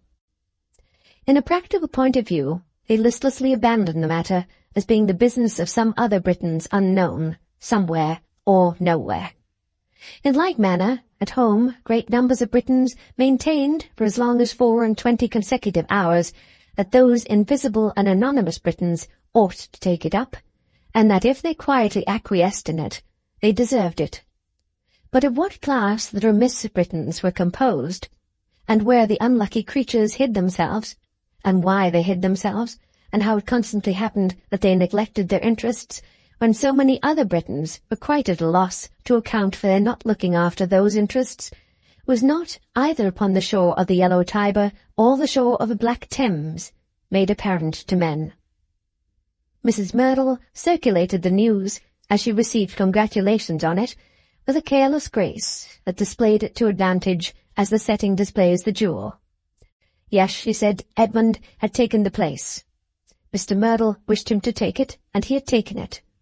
She hoped Edmund might like it, but really she didn't know. It would keep him in town a good deal, and he preferred the country. Still, it was not a disagreeable position, and it was a position. There was no denying that the thing was a compliment to Mr. Merdle, and was not a bad thing for Edmund if he liked it. It was just as well that he should have something to do, and it was just as well that he should have something for doing it. Whether it would be more agreeable to Edmund than the army remained to be seen. Thus the bosom, accomplished in the art of seeming to make things of small account, and really enhancing them in the process, while Henry Gowan, whom Decimus had thrown away, went through the whole round of his acquaintance between the gate of the people and the town of Albano, vowing almost, but not quite, with tears in his eyes, that Sparkler was the sweetest-tempered, simplest-hearted, altogether most lovable jackass that ever grazed on the public common, and that only one circumstance could have delighted him, Gowan, more than his, the beloved jackass's, getting this post, and that would have been his, Gowan's, getting it himself. He said it was the very thing for Sparkler. There was nothing to do, and he would do it charmingly. There was a handsome salary to draw, and he would draw it charmingly. It was a delightful, appropriate capital appointment, and he almost forgave the donor his slight of himself in his joy that the dear donkey, of whom he had so great an affection, was so admirably stabled. Nor did his benevolence stop here. He took pains on all social occasions to draw Mr. Sparkler out and make him conspicuous before the company, and although the considerate action always resulted in that young gentleman's making a dreary and forlorn mental spectacle of himself, the friendly intention was not to be doubted. Unless, indeed, it chanced to be doubted by the object of Mr. Sparkler's affections. Miss Fanny was now in the difficult situation of being universally known in that light, and of not having dismissed Mr. Sparkler, however capriciously she used him. Hence she was sufficiently identified with the gentleman to feel compromised by his being more than usually ridiculous, and hence, being by no means deficient in quickness, she sometimes came to his rescue against Gowan, and did him very good service. But while doing this, she was ashamed of him, undetermined whether to get rid of him or more decidedly encourage him. Distracted with apprehensions that she was every day becoming more and more enmeshed in her uncertainties, and tortured by misgivings that Mrs. Merdle triumphed in her distress. With this tumult in her mind, it is no subject for surprise that Miss Fanny came home one night in a state of agitation from a concert and ball at Mrs. Merdle's house, and on her sister affectionately trying to soothe her, pushed that sister away from the toilet table at which she sat angrily trying to cry, and declared with a heaving bosom that she detested everybody, and she wished she was dead. "Dear Fanny, what is the matter? Tell me." "Matter, you little mole," said Fanny. "If you were not the blindest of the blind, you had no occasion to ask me. The idea of daring to pretend to assert that you have eyes in your head, and yet ask me what's the matter." "Is it Mr. Sparkler, dear?" "Mr. Sparkler," repeated Fanny, with an unbounded scorn, as if he were the last subject in the solar system that could possibly be near her mind. "No, Miss Bact, it is not." Immediately afterwards she became remorseful for having called her sister names, declaring with sobs that she knew she made herself hateful, but that everybody drove her to it. "I don't think you're well tonight, dear Fanny." "Stuff and nonsense," replied the young lady, turning angry again. "I'm as well as you are. Perhaps I might say better, and yet make no boast of it." Poor little Dorrit, not seeing her way to the offering of any soothing words that would escape repudiation, deemed it best to remain quiet. At first Fanny took this ill too, protesting to her looking-glass that of all the trying sisters a girl could have, she did think the most trying sister was a flat sister, that she knew she was at times a wretched temper, that she knew she made herself hateful, that when she made herself hateful nothing would do her half the good as being told so, but that, being afflicted with a flat sister, she never was told so, and the consequence resulted that she was absolutely tempted and goaded into making herself disagreeable. Besides, she angrily told her looking-glass she didn't want to be forgiven. It was not a right example that she should be constantly stooping to be forgiven by a younger sister, and this was the art of it, as she was always being placed in the position of being forgiven whether she liked it or not. Finally she burst into violent weeping, and when her sister came and sat close at her side to comfort her, said, "Amy, you're an angel." "But I tell you what, my pet," said Fanny, when her sister's gentleness had calmed her, "it now comes to this, that things cannot and shall not go on as they are at present going on, and that there must be an end of this one way or another." As the announcement was vague, though very peremptory, little Dorrit returned, "Let us talk about it." "Quite so, my dear," assented Fanny as she dried her eyes.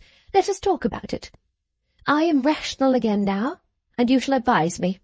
Will you advise me, my sweet child?" Even Amy smiled at this notion, but she said, "I will, Fanny, as well as I can." "Thank you, dearest Amy," returned Fanny, kissing her. "You are my anchor." Having embraced her anchor with great affection, Fanny took a bottle of sweet toilet water from the table, and called to her maid for a fine handkerchief. She then dismissed that attendant for the night, and went on to be advised, dabbing her eyes and forehead from time to time to cool them. "My love," Fanny began, "our characters and points of view are sufficiently different, kiss me again, my darling, to make it very probable that I shall surprise you by what I am going to say. What I am going to say, my dear, is that notwithstanding our property, we labour, socially speaking, under disadvantages. You don't quite understand what I mean, Amy?" "I have no doubt I shall," said Amy mildly, after a few words more. "Well, my dear, what I mean is that we are, after all, newcomers into fashionable life." "I am sure, Fanny," little Dorrit interposed in her zealous admiration, "no one need find that out in you." "Well, my dear child, perhaps not," said Fanny, "though it's most kind and most affectionate in you, you precious girl, to say so." Here she dabbed her sister's forehead, and blew upon it a little. "But you are," resumed Fanny, "as is well known, the dearest little thing that ever was. To resume, my child, Pa is extremely gentlemanly and extremely well informed, but he is, in some trifling respects, a little different from other gentlemen of his fortune, partly on account of what he has gone through, poor dear, partly, I fancy, on account of its often running in his mind that other people are thinking about that while he is talking to them. Uncle, my love, is altogether unpresentable. Though a dear creature to whom I am tenderly attached, he is, socially speaking, shocking. Edward is frightfully expensive and dissipated. I don't mean that there is anything ungenteel in that itself, far from it, but I do mean that he doesn't do it well, and that he doesn't, if I may so express myself, get the money's worth in the sort of dissipated reputation that attaches to him." "Poor Edward," sighed little Dorrit, with the whole family history in the sigh. "Yes, and poor you and me too," returned Fanny rather sharply. "Very true. Then, my dear, we have no mother, and we have a Mrs. General. And I tell you again, darling, that Mrs. General, if I may reverse a common proverb and adapt it to her, is a cat in gloves who will catch mice. That woman, I am quite sure and confident, will be our mother-in-law." "I can hardly think that, Fanny." Fanny stopped her. "Now don't argue with me about it, Amy," said she, "because I know better." Feeling that she had been sharp again, she dabbed her sister's forehead again, and blew upon it again. "To resume once more, my dear, it then becomes a question with me. I am proud and spirited, Amy, as you very well know, too much so, I dare say, whether I shall make up my mind to take it upon myself to carry the family through." "How?" asked her sister anxiously. "I will not," said Fanny, without answering the question, "submit to be mother-in-law by Mrs. General. And I will not submit to be, in any respect whatever, either patronized or tormented by Mrs. Merdle." Little Dorrit laid her hand upon the hand that held the bottle of sweet water, with a still more anxious look.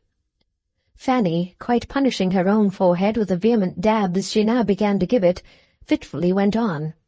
"That he has somehow or other, and how is of no consequence, attained a very good position, no one can deny. That it is a very good connection, no one can deny. And as to the question of clever or not clever, I doubt very much whether a clever husband would be suitable to me. I cannot submit. I should not be able to defer to him enough." "Oh, my dear Fanny," expostulated little Dorrit, upon whom a kind of terror had been stealing, as she perceived what her sister meant. "If you loved anyone, all this feeling would change. If you loved anyone, you would no more be yourself, but you would quite lose and forget yourself in your devotion to him. If you loved him, Fanny—" Fanny had stopped the dabbing hand, and was looking at her fixedly. "Oh, indeed!" cried Fanny. "Really? Bless me! How much some people know of some subjects! They say everyone has a subject, and I certainly seem to have hit upon yours, Amy. There, you little thing, I was only in fun," dabbing her sister's forehead, "but don't you be a silly puss, and don't you think vitally and eloquently about degenerate impossibilities. There, now I'll go back to myself. Dear Fanny, let me say first that I would far rather we worked for a scanty living again than I would see you rich and married to Mr. Sparkler." "Let you say, my dear?" retorted Fanny. "Why, of course, I will let you say anything. There is no constraint upon you, I hope. We are together to talk it over. And as to marrying Mr. Sparkler, I have not the slightest intention of doing so tonight, my dear, or tomorrow morning either. But at some time? At no time for anything I know at present, answered Fanny with indifference. Then, suddenly changing her indifference into a burning restlessness, she added, You talk about the clever men. You little thing. It's all very fine and easy to talk about the clever men. But where are they? I don't see them anywhere near me. My dear Fanny, so short a time or long time, interrupted Fanny. I am impatient of our situation. I don't like our situation, and very little would induce me to change it. Other girls, differently reared and differently circumstanced altogether, might wonder at what I say, or may do. Let them. They are driven by their lives and characters, and I am driven by mine.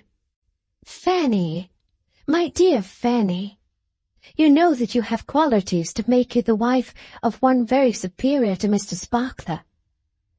Amy, my dear Amy, retorted Fanny, parodying her words, I know that I wish to have a more defined and distinct position in which I can assert myself with greater effect against that insolent woman. Would you, therefore, forgive me asking, Fanny, therefore marry her son? Why, perhaps, said Fanny with a triumphant smile.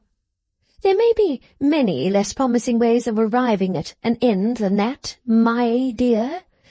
That piece of insolence may think now that it would be a great success to get her son off upon me and shelve me, but perhaps she little thinks how I would retort upon her if I married her son. I would oppose her in everything and compete with her. I would make it the business of my life. Fanny set down the bottle when she came to this, and walked about the room, always stopping and standing still while she spoke. One thing I could certainly do, my child. I could make her older, and I would. This was followed by another walk. I would talk of her as an old woman. I would pretend to know, if I didn't, but I should from her son, all about her age, and she should hear me say, Amy, affectionately, quite dutifully and affectionately, how well she looked considering her time of life. I could make her seem older at once, by being myself so much younger. I may not be as handsome as she is. I am not a fair judge of that question, I suppose, but I know I am handsome enough to be a thorn in her side, and I would be. My dear sister, would you condemn yourself to an unhappy life for this? It wouldn't be an unhappy life, Amy. It would be the life I am fitted for. Whether by disposition or whether by circumstances is no matter. I am better fitted for such a life than for almost any other.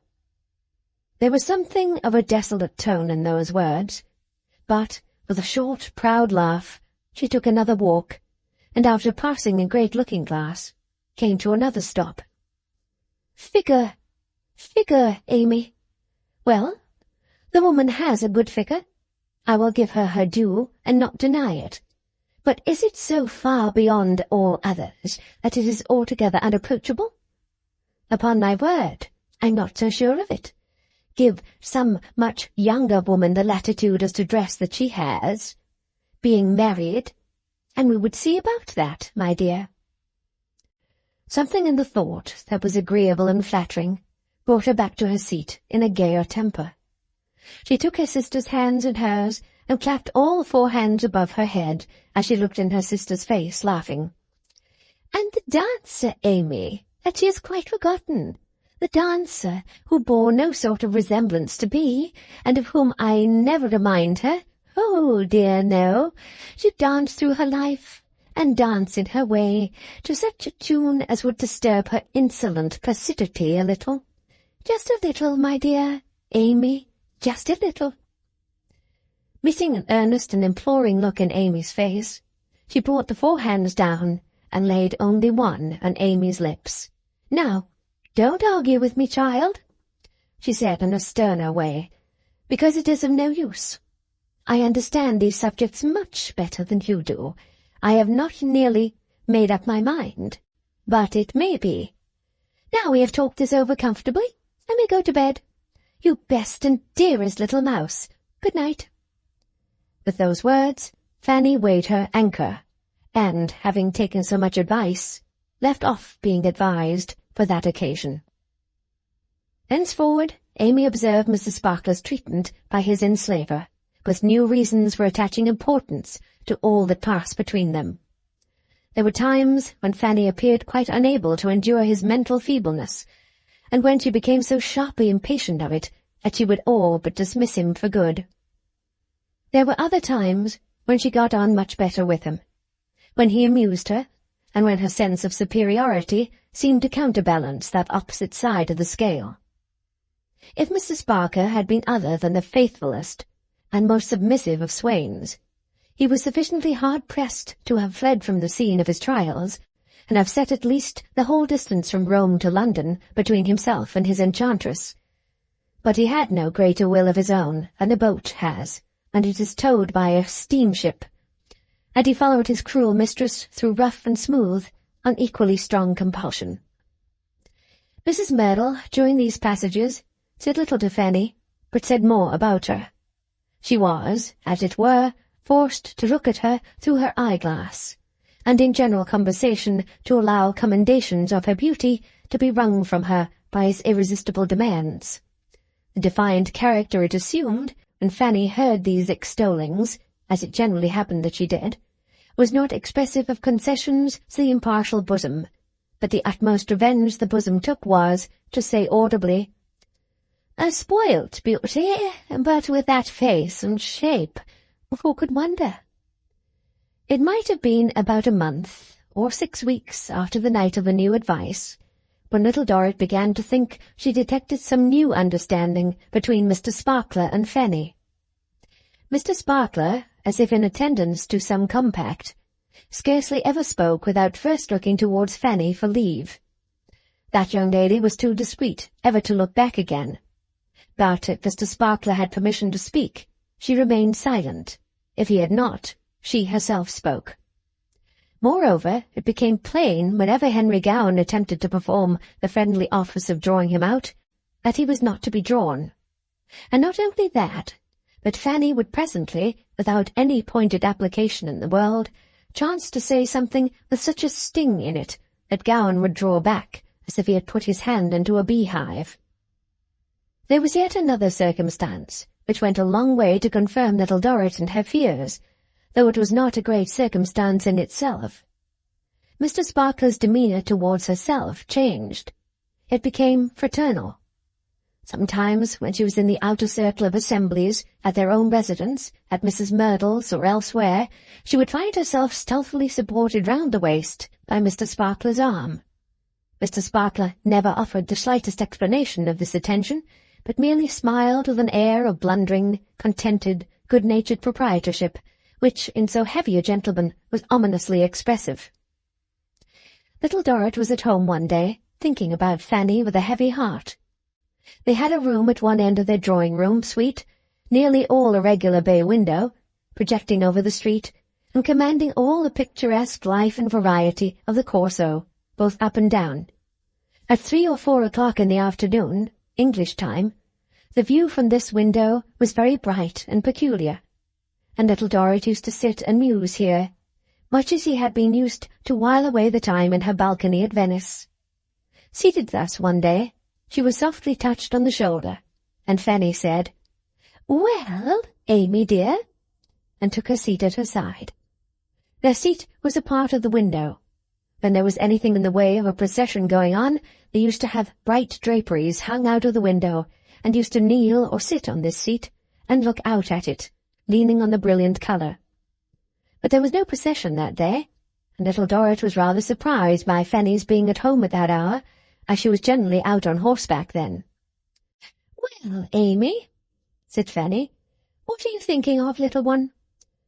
"I was thinking of you, Fanny." "Oh, what a coincidence! I declare here's someone else. You were not thinking of this someone else too, were you, Amy? Amy had been thinking of this someone else too, for it was Mr. Sparkler. She did not say so, however, as she gave him her hand. Mr. Sparkler came and sat down on the other side of her, and she felt the fraternal railing coming behind her, and apparently stretch on to include Fanny. "Well, my little sister," said Fanny with a sigh, "I suppose you know what this means." "She's as beautiful as she's doted on," stammered Mr. Sparkler, "and there's no nonsense about her. It's arranged." "You needn't explain, Edmund," said Fanny. "No, my love," said Mrs. Sparkler. "In short, pet," proceeded Fanny, "on the whole, we are engaged. We must tell Papa about it, either tonight or tomorrow, according to the opportunities. Then it's done, and very little more need be said." "My dear Fanny," said Mr. Sparkler with deference, "I should like to say a word to Amy." "Well, well, say it for goodness' sake," returned the young lady. "I am convinced, my dear Amy," said Mr. Sparkler, "that if ever there was a gal next to your highly endowed and beautiful sister who had no nonsense about her—" "We all know about that, Edmund," interposed Miss Fanny. "Never mind that. Pray go on to something else besides our having no nonsense about us." "Yes, my love," said Mr. Sparkler, "and I assure you, Amy, that nothing can be a greater happiness to myself, next to the happiness of being so highly honoured with the choice of a glorious gal who hasn't an atom of—" "Pray, Edmund, pray," interrupted Fanny, with a slight pat of her pretty foot upon the floor. "My love, you're quite right," said Mr. Sparkler, "and I know I have a habit of it. What I wished to declare was that nothing can be a greater happiness to myself next to the happiness of being united to preeminently the most glorious of gals, and to have the happiness of cultivating the affectionate acquaintance of Amy. I may not myself," said Mr. Sparkler manfully, "be up to the mark on some other subjects at a short notice, and I am aware that if you were to poll society, the general opinion would be that I am not. But on the subject of Amy, I am up to the mark." Mr. Sparkler kissed her in witness thereof. "A knife and fork and an apartment," proceeded Mr. Sparkler, growing, in comparison with his oratorical antecedents, quite diffuse, "will ever be at Amy's disposal. My governor, I am sure, will always be proud to entertain one whom I so much esteem. And regarding my mother," said Mr. Sparkler, "who is a remarkably fine woman with—" "Edmund, Edmund," cried Miss Fanny as before. "With submission, my soul," pleaded Mr. Sparkler. "I know I have a habit of it, and I thank you very much, my adorable gal, for taking the trouble to correct it. But my mother is admitted on all sides to be a remarkably fine woman, and she really hasn't any." "That may be, or may not be," returned Fanny, "but pray don't mention it any more." "I will not, my love," said Mr. Sparkler. "Then, in fact, you've nothing more to say, Edmund, have you?" inquired Fanny. "So far from it, my adorable girl," answered Mr. Sparkler. "I apologize for having said so much." Mr. Sparkler perceived, by a kind of inspiration, that the question implied, had he not better go? He therefore withdrew the fraternal railing, and neatly said that he thought he would, with submission, take his leave. He did not go without being congratulated by Amy, as well as she could discharge that office in the flutter and distress of her spirits. When he was gone, she said, "Oh, Fanny, Fanny," and turned to her sister in the bright window, and fell upon her bosom and cried there. Fanny laughed at first, but soon laid her face against her sister's and cried too, a little. It was the last time Fanny ever showed that there was any hidden, suppressed, or conquered feeling in her on the matter. From that hour, the way she had chosen lay before her, and she trod it with her own imperious, self-willed step. Chapter 15. No just cause or impediment why these two persons should not be joined together. Mr. Dorrit, on being informed by his elder daughter that she had accepted matrimonial overtures from Mr. Sparkler, to whom she had plighted her troth, received the communication at once with great dignity, and with a large display of parental pride. His dignity dilating with the widened prospect of advantageous ground from which to make acquaintances, and his parental pride being developed by Miss Fanny's ready sympathy with that great object of his existence. He gave her to understand that her noble ambition found harmonious echoes in his heart, and bestowed his blessing on her, as a child brimful of duty and good principle, self-devoted to the aggrandizement of the family name. To Mr. Sparkler, when Miss Fanny permitted him to appear, Mr. Dorrit said he would not disguise that the alliance Mr. Sparkler did him the honour to propose was highly congenial to his feelings, both as being in unison with the spontaneous affections of his daughter Fanny, and as opening a family connection of a gratifying nature with Mr. Merdle, the master spirit of the age. Mrs. Merdle also, as a leading lady, rich in distinction, elegance, grace, and beauty, he mentioned in very laudatory terms.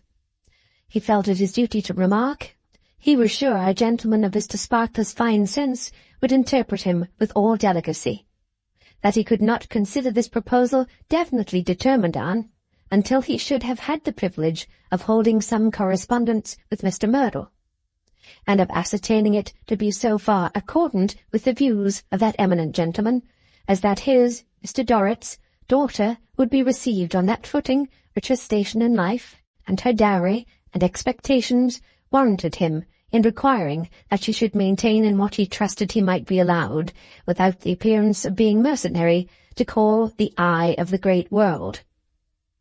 While saying this, which his character as a gentleman of some little station, and his character as a father, equally demanded of him, he would not be so diplomatic as to conceal that the proposal remained in hopeful abeyance, and under conditional acceptance, and that he thanked Mr. Sparkler for the compliment rendered to himself and to his family.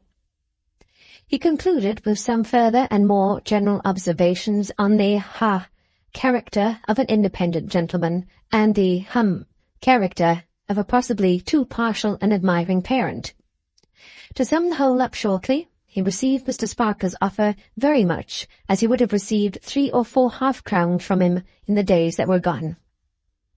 Mr. Sparkler, finding himself stunned by the words thus heaped upon his inoffensive head, made a brief though pertinent rejoinder, the same being neither more nor less than that he had long perceived Miss Fanny to have no nonsense about her, and that he had no doubt of its being all right with his governor. At that point, the object of his affections shut him up like a box, with a spring lid, and sent him away. Proceeding shortly afterwards to pay his respects to the bosom, Mr. Dorrit was received by it with great consideration. Mrs. Merdle had heard of this affair from Edmund. She had been surprised at first, because she had not thought Edmund a marrying man. Society had not thought Edmund a marrying man. Still, of course she had seen, as a woman, we women did instinctively see these things, Mr. Dorrit, that Edmund had been immensely captivated by Miss Dorrit, and she had openly said that Mr. Dorrit had much to answer for in bringing so charming a girl abroad to turn the heads of his countrymen. "Have I the honour to conclude, madam," said Mr. Dorrit, "that the direction which Mr. Sparkler's affections have taken is, approved of by you?" "I assure you, Mr. Dorrit," returned the lady, "and that personally I am charmed." That was very gratifying to Mr. Dorrit. "And personally," repeated Mrs. Merdle, "charmed." This casual repetition of the word personally moved Mr. Dorrit to express his hope that Mr. Merdle's approval, too, would not be wanting. "I cannot," said Mrs. Merdle, "take upon myself to answer positively for Mr. Merdle.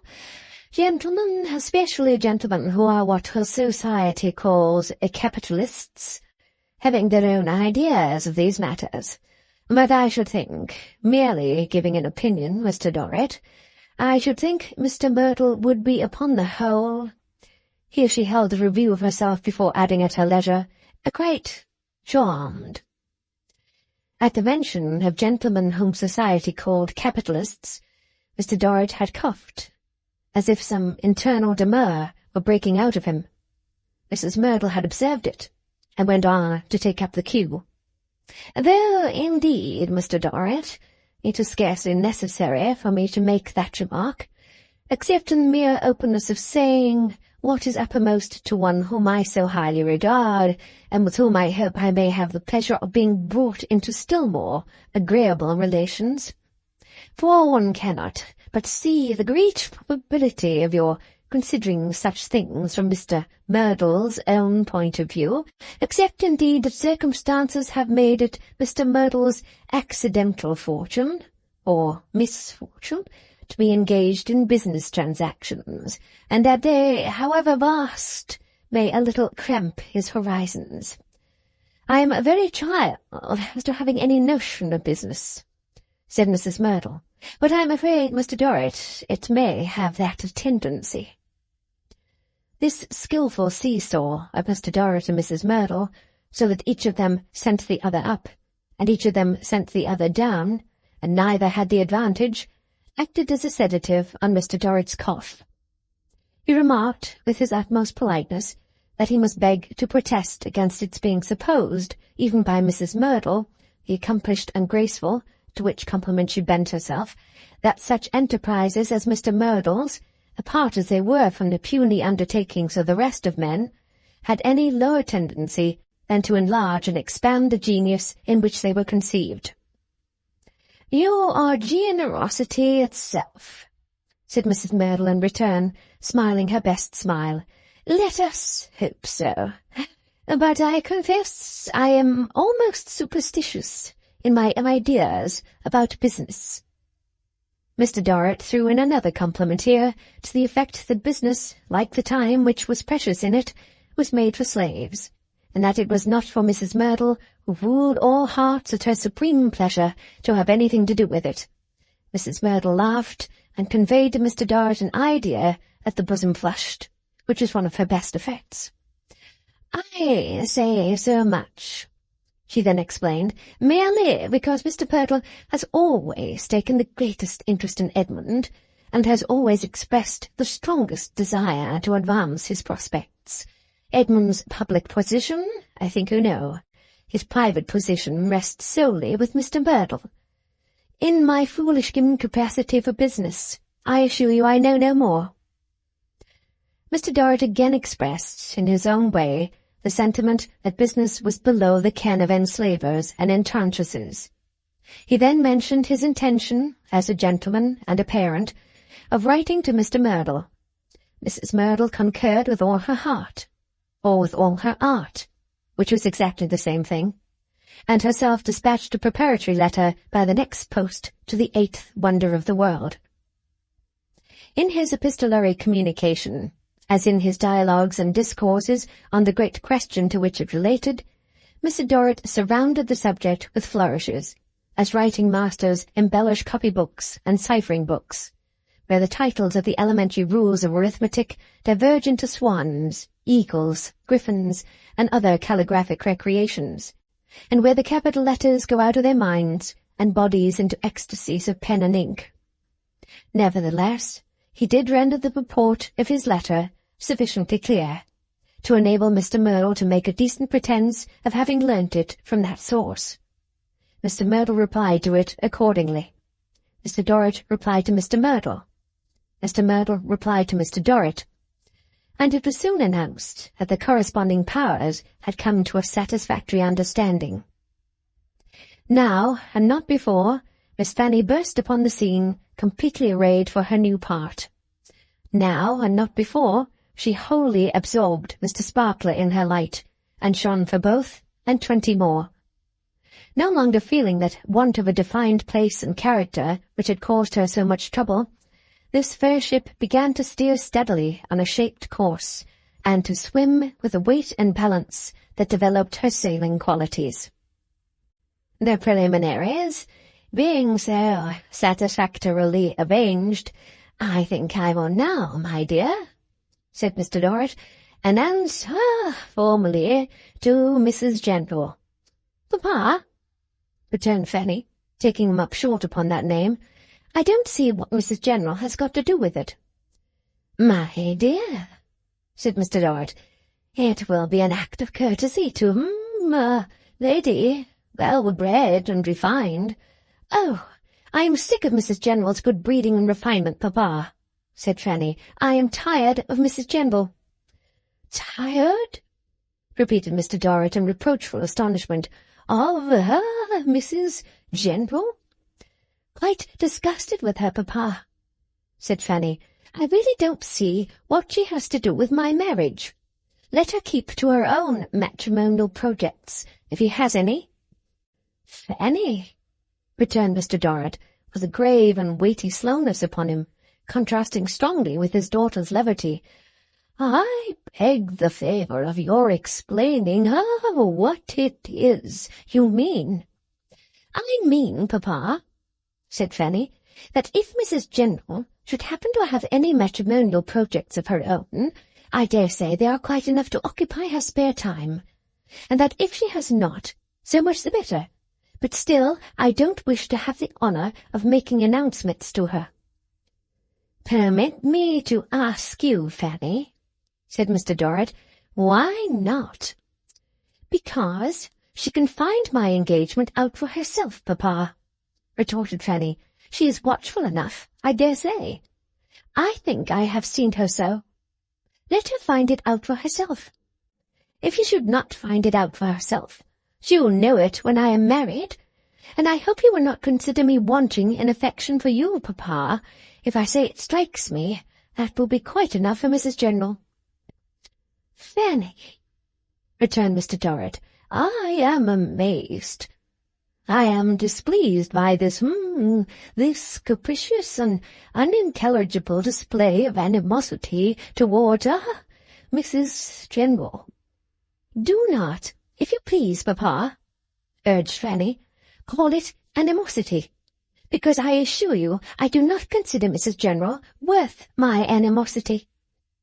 At this, Mr. Dorrit rose from his chair with a fixed look of severe reproof, and remained standing in his dignity before his daughter.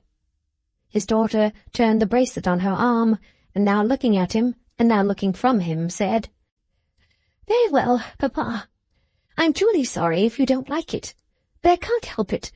I'm not a child, and I'm not Amy, and I must speak. Fanny, gasped Mr. Dorrit, after a majestic silence, if I request you to remain here, while I formally announce to Mrs. General, as an exemplary lady who is a trusted member of this family, the change that is contemplated among us, if I not only request it, but insist upon it. Oh, Papa, Fanny broke in with pointed significance, if you make so much of it as that, I have in duty nothing to do but comply. I hope I may have my thoughts upon the subject, however, for I really cannot help it under the circumstances. So Fanny sat down with the meekness which, in the junction of extremes, became defiance, and her father, either not deigning to answer, or not knowing what to answer, summoned Mr. Tinkler into his presence. Mrs. General. Mr. Tinkler, unused to receive such short orders in connection with the fair varnisher, paused.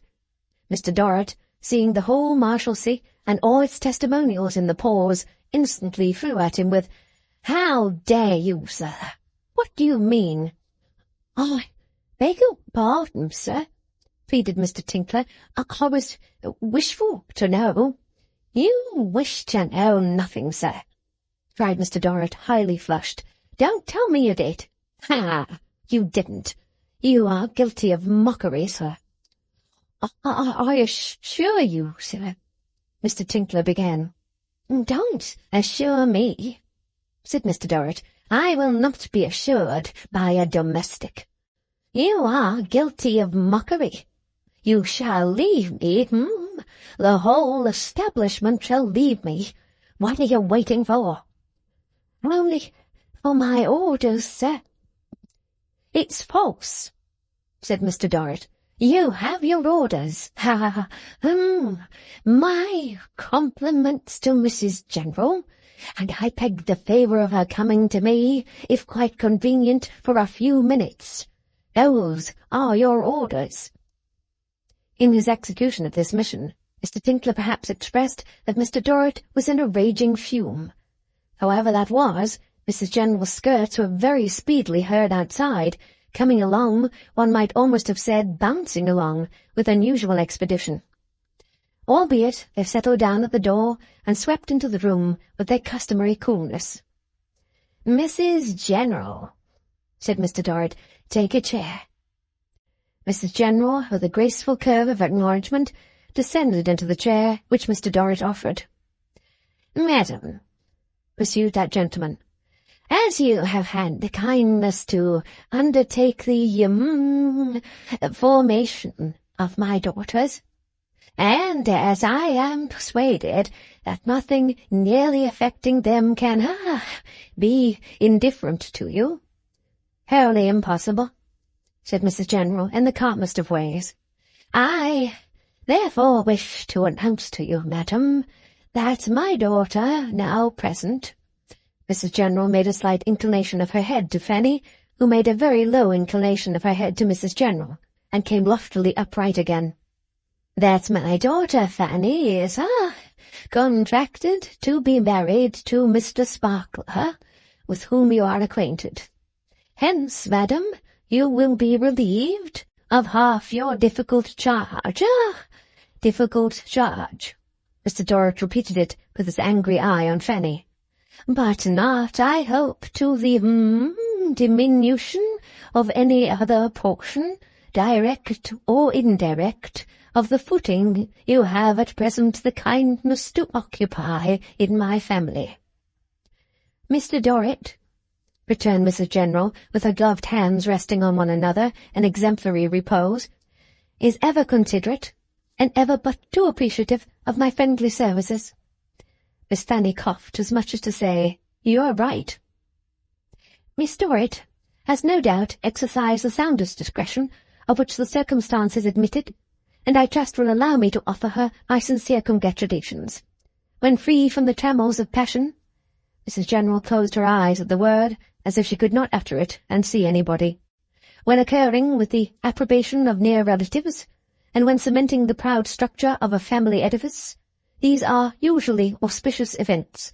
I trust Miss Dorrit will allow me to offer her my best congratulations." Here Mrs. General stopped, and added internally for the setting of her face, "Papa, potatoes, poultry, prunes, and prism." "Mr. Dorrit," she superadded aloud, "is ever most obliging, and for the attention, and I will add distinction, of having this confidence imparted to me by himself and Miss Dorrit at this early time, I beg to offer the tribute of my thanks. My thanks and my congratulations are equally the meed of Mr. Dorrit and of Miss Dorrit." "To me," observed Miss Fanny, "they are excessively gratifying, inexpressibly so. The relief of finding that you have no objection to make, Mrs. General, quite takes a load off my mind, I am sure. I hardly know what I should have done," said Fanny, "if you had interposed any objection, Mrs. General." Mrs. General changed her gloves, as to the right glove being uppermost and the left undermost, with a prunes and prism smile. "To preserve your approbation, Mrs. General," said Fanny, returning the smile with one in which there was no trace of those ingredients, "will of course be the highest object of my married life. To lose it would of course be perfect wretchedness. I am sure your great kindness will not object, and I hope Papa will not object to my correcting a small mistake you have made, however. The best of us are so liable to mistakes that even you, Mrs. General, have fallen into a little error. The attention and distinction you have so impressively mentioned, Mrs. General, as attaching to this confidence, are, I have no doubt, the most complimentary and gratifying description, but they don't at all proceed from me. The merit of having consulted you on the subject would have been so great in me that I feel I must not lay claim to it when it really is not mine. It is wholly Papa's. I am deeply obliged to you for your encouragement and patronage, but it was Papa who asked for it. I have to thank you, Mrs. General, for relieving my breast of a great weight by so handsomely giving your consent to my engagement, but you have really nothing to thank me for. I hope you will always approve of my proceedings after I have left home, and that my sister also may long remain the favoured object of your condescension, Mrs. General. With this address, which was delivered in her politest manner, Fanny left the room with an elegant and cheerful air, to tear upstairs with a flushed face as soon as she was out of hearing, pounce in upon her sister, call her a little dormouse, shake her for the better opening of her eyes, tell her what had passed below, and ask her what she thought of Pa now. Towards Mrs. Merdle, the young lady comported herself with great independence and self-possession, but not as yet with any more decided opening of hostilities. Occasionally they had a slight skirmish, as when Fanny considered herself patted on the back by that lady, or as when Mrs. Merdle looked particularly young and well. But Mrs. Merdle always soon terminated those passages of arms by sinking among her cushions with the gracefulest indifference, and finding her attention otherwise engaged. Society, for that mysterious creature sat upon the 7 Hills too, found Miss Fanny vastly improved by her engagement.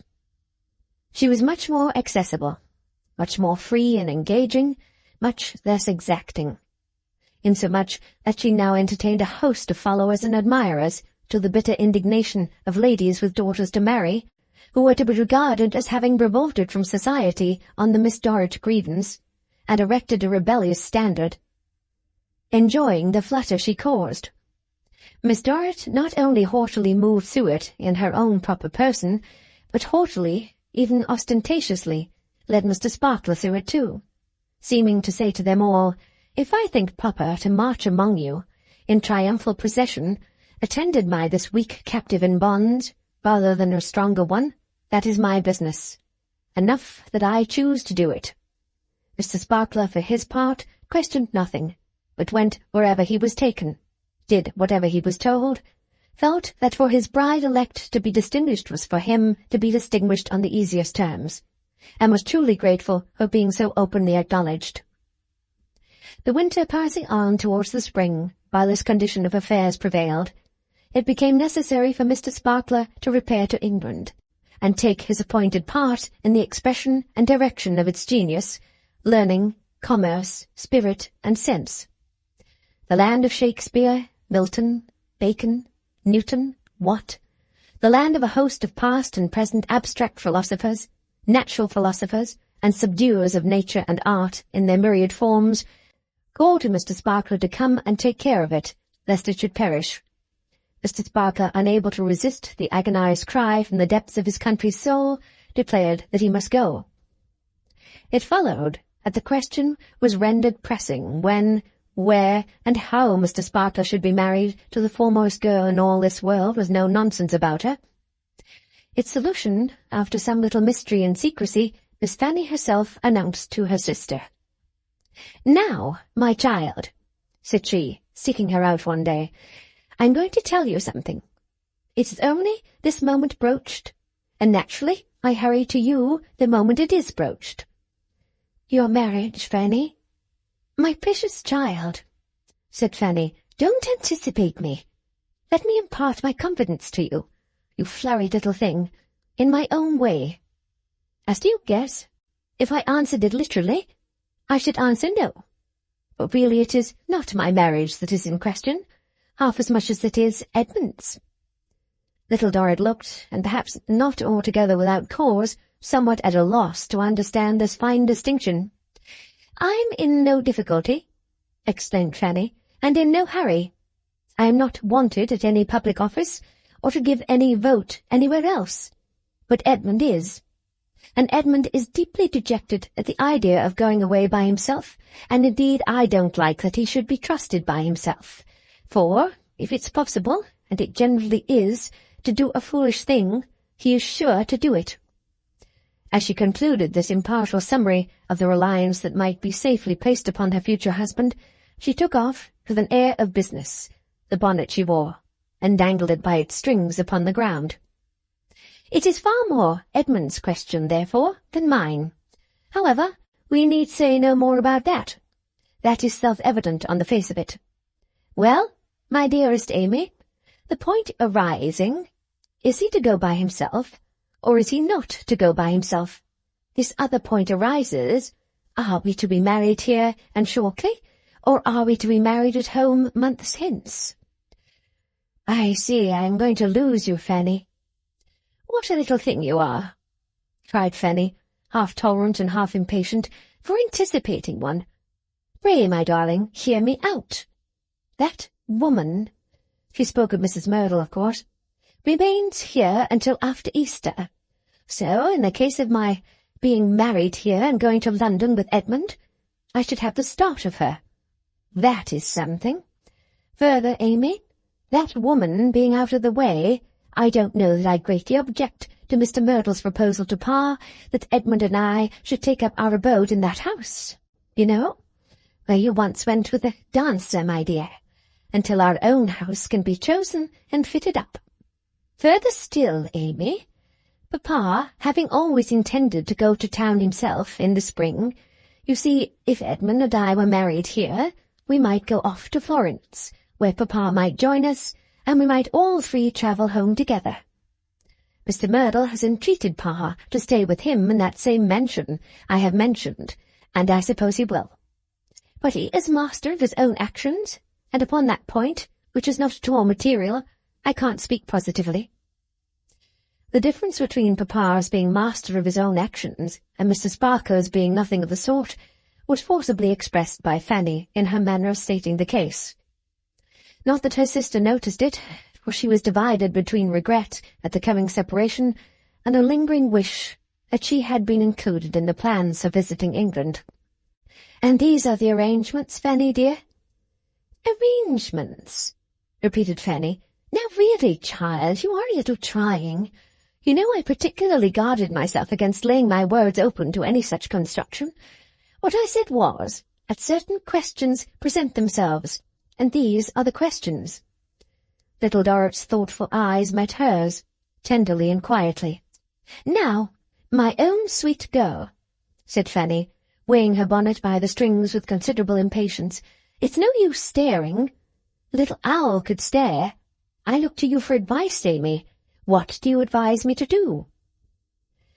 "Do you think," asked Little Dorrit persuasively, after short hesitation, "do you think, Fanny, that if you were to put it off for a few months, it might be, considering all things, best?" "No, little tortoise," retorted Fanny with exceeding sharpness. "I don't think anything of the kind." Here she threw her bonnet from her altogether, and flounced into a chair. But becoming affectionate almost immediately, she flounced out of it again, and kneeled down on the floor to take her sister, chair and all, in her arms. "Don't suppose I'm hasty or unkind, darling, because I really am not. But you are such a little oddity. You make one bite your head off when one wants to be soothing beyond everything.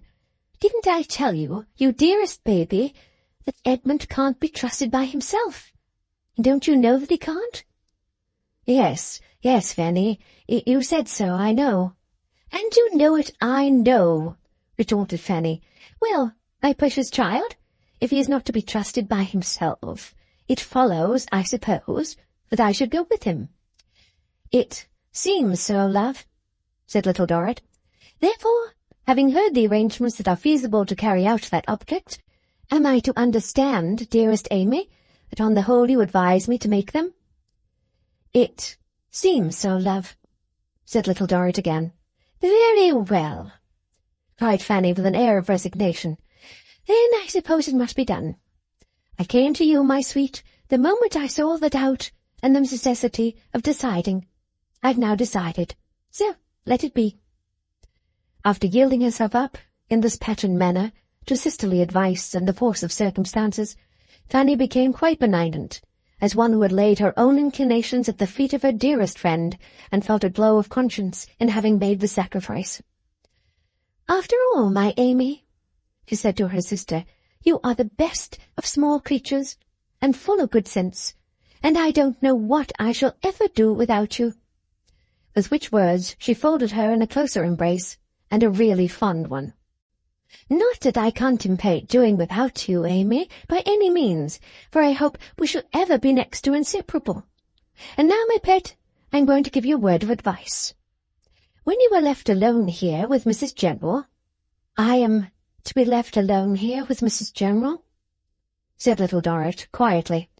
"Why, of course, my precious, till Papa comes back. Unless you call Edward company, which he certainly is not, even when he is here, and still more certainly is not when he is away at Naples or in Sicily. I was going to say, but you are such a beloved little marplot for putting one out. When you are left alone here with Mrs. General, Amy, don't you let her slide into any sort of artful understanding with you that she is looking after Pa, or that Pa is looking after her. She will as she can. I know her sly manner of feeling her way with those gloves of hers, but don't you comprehend her on any account. And if Pa should tell you when he comes back that he has it in contemplation to make Mrs. General your mamma, which is not the less likely because I am going away, my advice to you is that you say at once, 'Papa, I beg to object most strongly.' Fanny cautioned me about this, and she objected, and I object. I don't mean to say that any objection from you, Amy, is likely to be of the smallest effect, or that I think you likely to make it with any degree of firmness. But there is a principle involved, a filial principle, and I implore you not to submit to be mother-in-lawed by Mrs. General, without asserting it and making everyone about you as uncomfortable as possible. I don't expect you to stand by it. Indeed, I know you won't, Pa being concerned. But I wish to rouse you to a sense of duty. As to any help from me, or as to any opposition that I can offer to such a match, you shall not be left in the lurch, my love.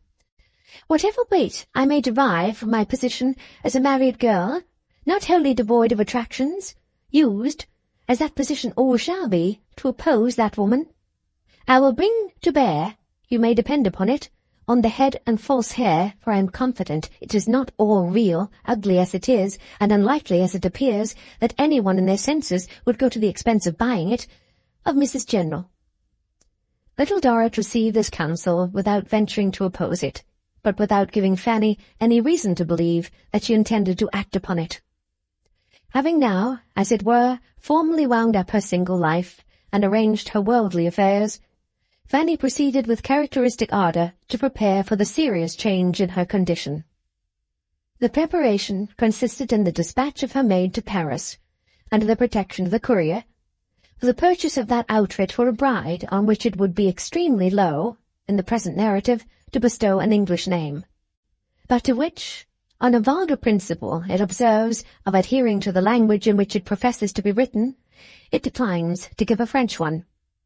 The rich and beautiful wardrobe purchased by these agents in the course of a few weeks made its way through the intervening country, bristling with custom-houses, garrisoned by an immense army of shabby mendicants in uniform, who incessantly repeated the beggar's petition over it, as if every individual warrior among them were the ancient Belisarius, and of whom there were so many legions, that unless the courier had expended just 1.5 bushels of silver money relieving their distresses, they would have worn the wardrobe out before it got to Rome, by turning it over and over. Through all such dangers, however, it triumphantly brought inch by inch, and arrived at its journey end in fine condition. There it was exhibited to select companies of female viewers, in whose gentle bosoms it awakened implacable feelings. Concurrently, active preparations were made for the day on which some of its treasures were to be publicly displayed. Cards of breakfast invitation were sent out to half the English in the city of Romulus. The other half made arrangements to be under arms as criticising volunteers at various outer points of the solemnity. The most high and illustrious English Signor Edgardo Dorrit came post through the deep mud and ruts from forming a surface under the improving Neapolitan nobility to grace the occasion. The best hotel and all its culinary myrmidons were sent to work to prepare the feast. The drafts of Mr. Dorrit almost constituted a run on the Tolonia Bank. The British consul hadn't had such a marriage in the whole of its consularity. The day came, and the she-wolf in the capital might have snarled with envy to see how the island savages contrived these things nowadays.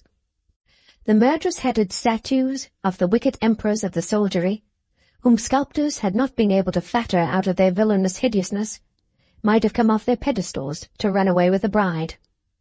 The choked old fountain, where erst the gladiators washed, might have leaped into life again to honour the ceremony. The temple of Vesta might have sprung up anew from its ruins, expressly to lend its countenance to the occasion.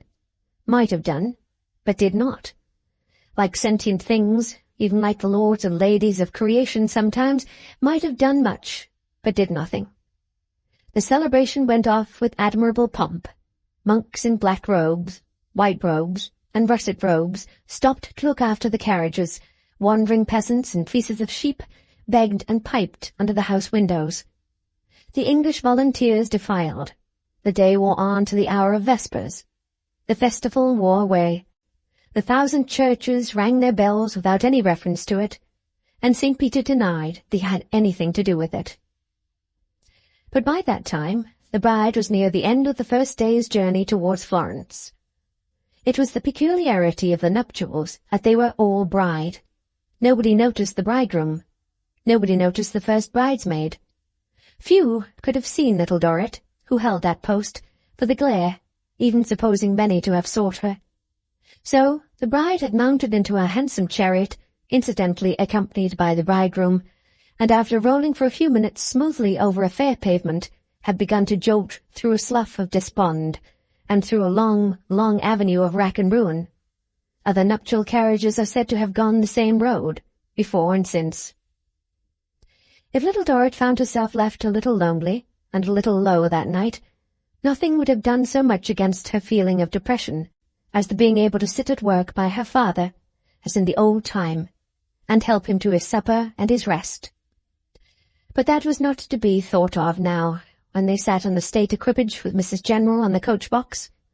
And as to supper, if Mr. Dorrit had wanted supper, there was an Italian cook, and there was a Swiss confectioner, who must have put on caps as high as the Pope's mitre, and have performed the mysteries of alchemists in a copper saucepan laboratory below, before he could have got it. He was sententious and didactic that night. If he had been simply loving, he would have done little Dorrit more good. But she accepted him as he was. When had she not accepted him as he was, and made the most and best of him? Mrs. General at length retired. Her retirement for the night was always her frostiest ceremony, as if she felt it necessary that the human imagination should be chilled into stone to prevent its following her. When she had gone through her rigid preliminaries, amounting to a sort of genteel platoon exercise, she withdrew. Little Dorrit then put her arm round her father's neck to bid him good night. "Amy, my dear," said Mr. Dorrit, taking her by the hand, "this is the close of a day that has, greatly impressed and gratified me." "A little tired, you dear, too." "No," said Mr. Dorrit, "no, I am not sensible of fatigue when it arises from an occasion so, replete with gratification of the purest kind." Little Dorrit was glad to find him in such heart, and smiled from her own heart. "My dear," he continued, "this is an occasion, teeming with a good example. With a good example, my favourite and attached child, to you." Little Dorrit, fluttered by his words, did not know what to say, though he stopped as if he expected her to say something.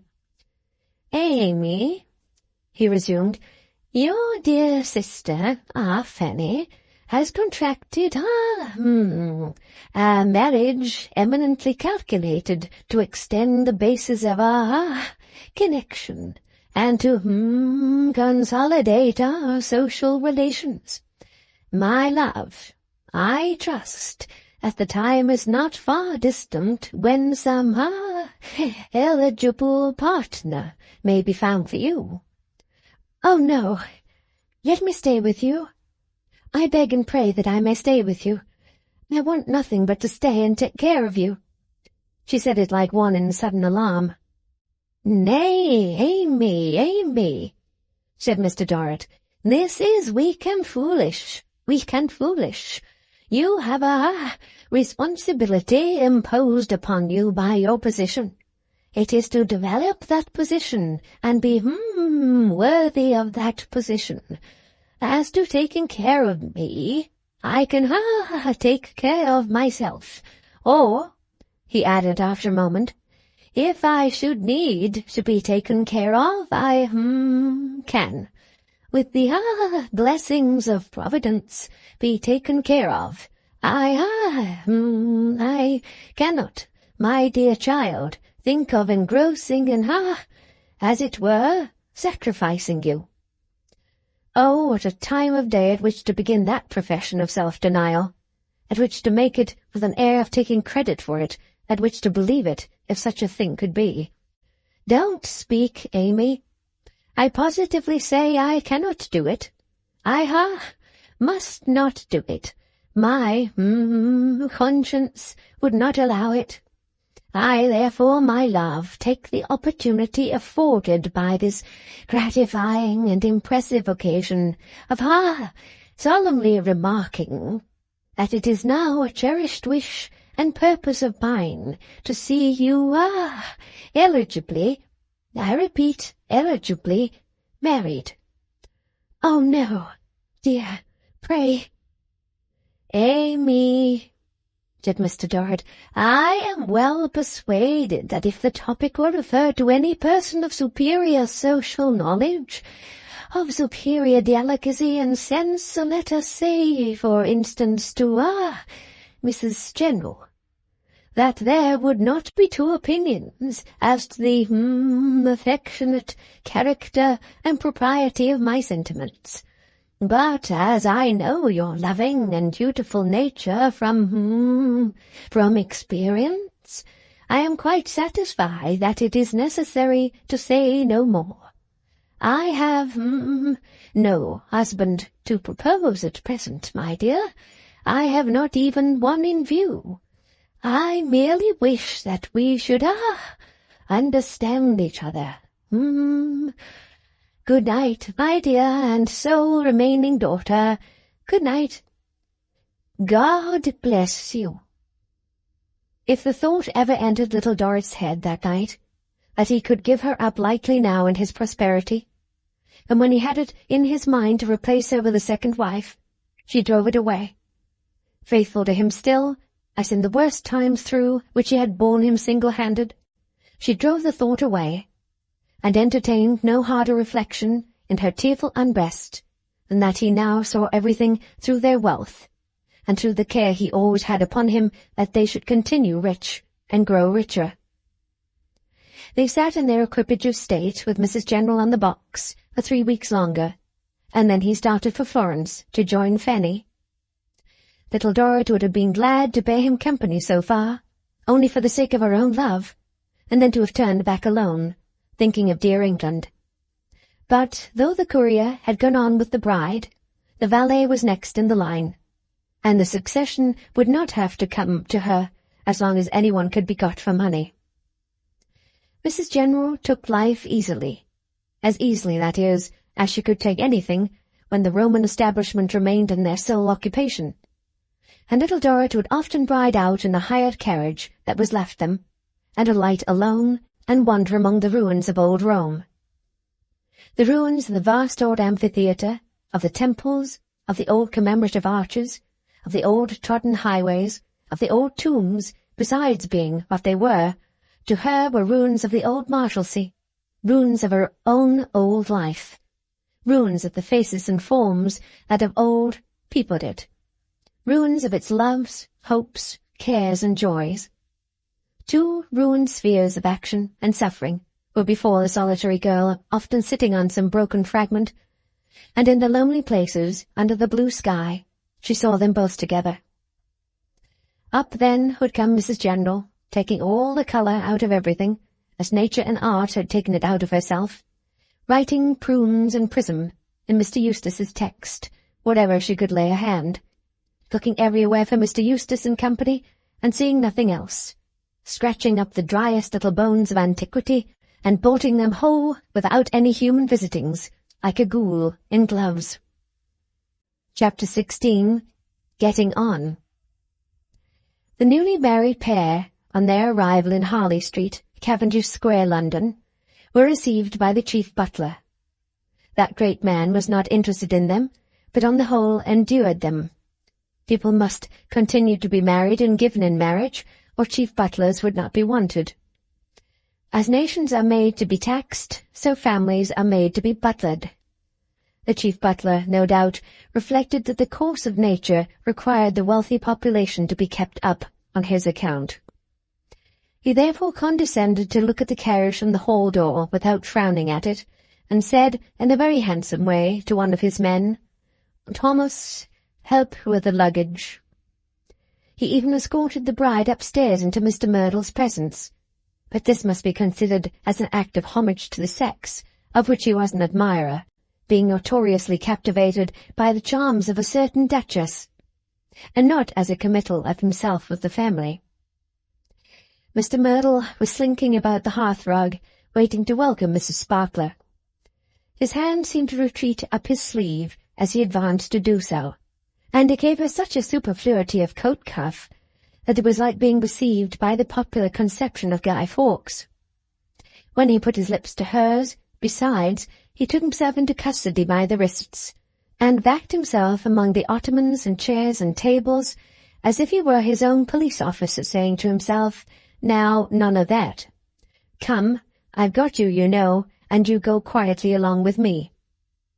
Mrs. Sparkler, installed in the rooms of state, the innermost secretary of down, silk, chintz, and fine linen, felt that so far her triumph was good, and her way made step by step.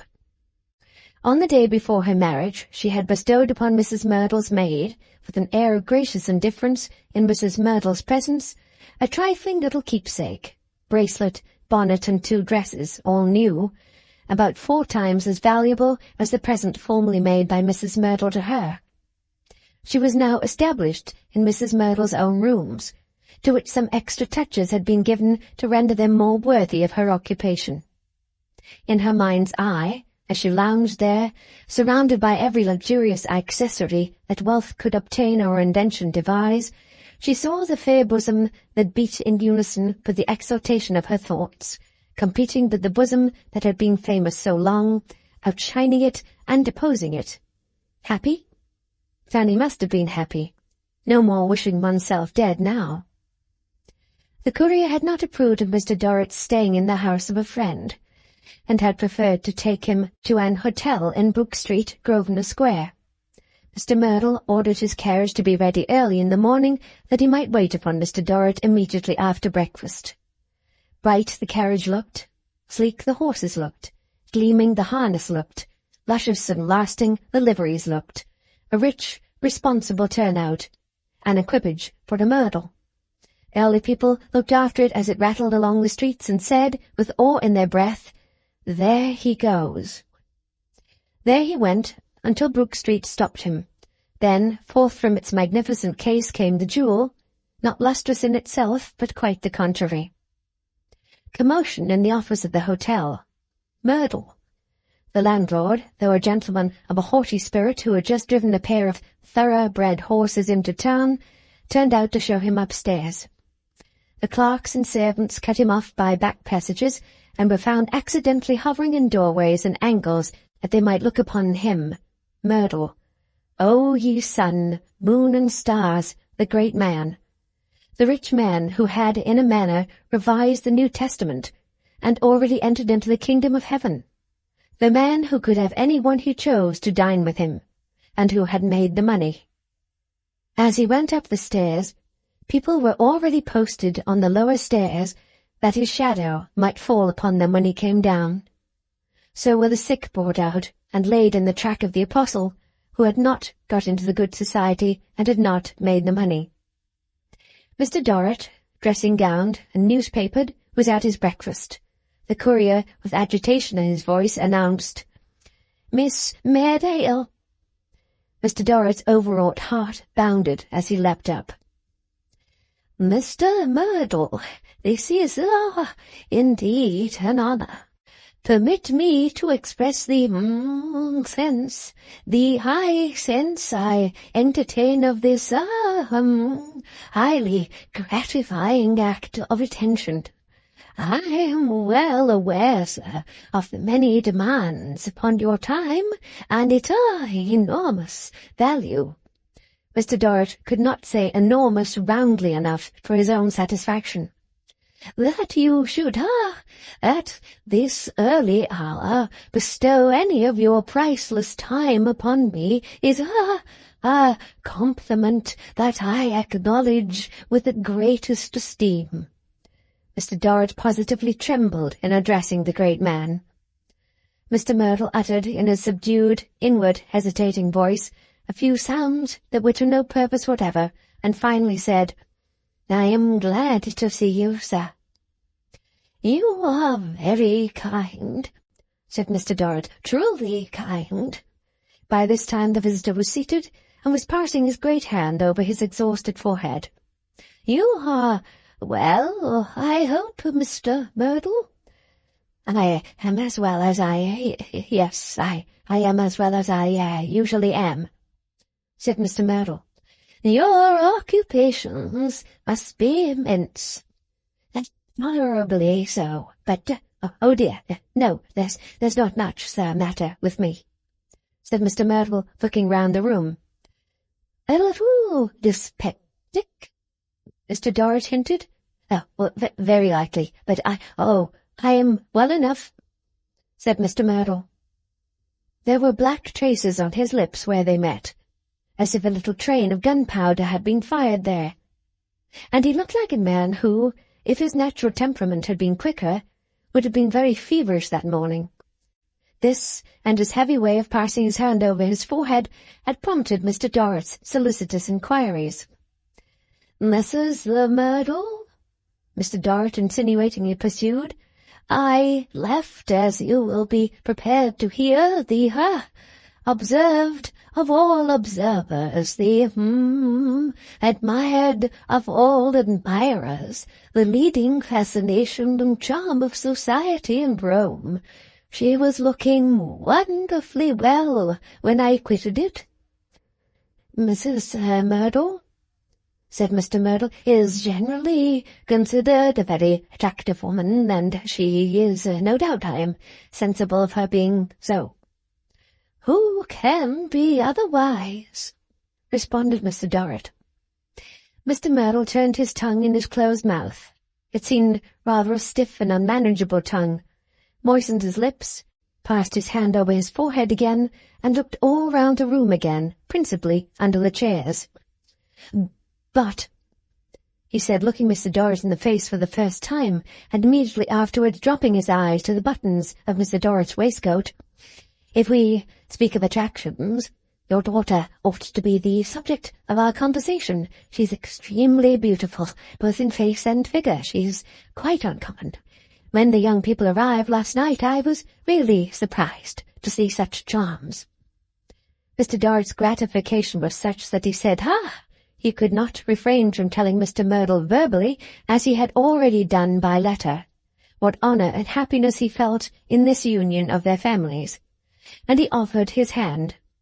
Mr. Merdle looked at the hand for a little while, took it on his for a moment, as if his were a yellow salver or fish-slice, and then returned it to Mr. Dorrit.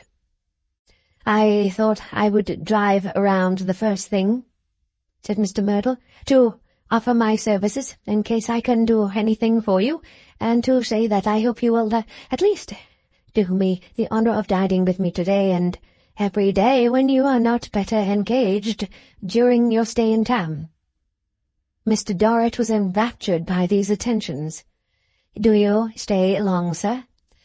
"I have not at present the intention," said Mr. Dorrit, "of exceeding a fortnight." "That's a very short stay after so long a journey," returned Mr. Merdle. "Yes," said Mr. Dorrit, "but the truth is, my dear Mr. Merdle, that I find a foreign life so well suited to my health and taste that I have but two objects in my present visit to London. First, the distinguished happiness and privilege which I now enjoy and appreciate. Secondly, the arrangement, the laying out, that is to say, in the best way of my money."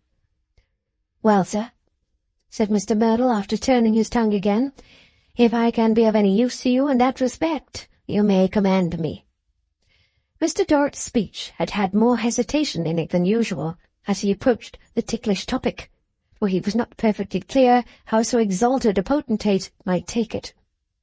He had doubts whether reference to any individual capital or fortune might not seem a wretchedly retail affair to so wholesale a dealer. Greatly relieved by Mr. Merdle's affable offer of assistance, he caught at it directly and heaped acknowledgments upon him. "I scarcely dared," said Mr. Dorrit, "I assure you, to hope for so vast an advantage as your direct advice and assistance, though of course I should, under any circumstances, like the rest of the civilized world, have followed in Mr. Merdle's train." "You know, we may almost say we are related, sir," said Mr. Merdle, curiously interested in the pattern of the carpet, "and therefore you may consider me at your service." "Very handsome indeed," cried Mr. Dorrit. "Most handsome." "It would not," said Mr. Merdle, "be at the present moment easy for what I may call a mere outsider to come into any of the good things. Of course, I speak of my own good things." Of course," cried Mr. Dorrit in a tone implying that there were no other good things, "unless at a high price, at what we are accustomed to term a very long figure." Mr. Dorrit laughed in the buoyancy of his spirits. "Ha! Long figure. Good. Very expressive, to be sure."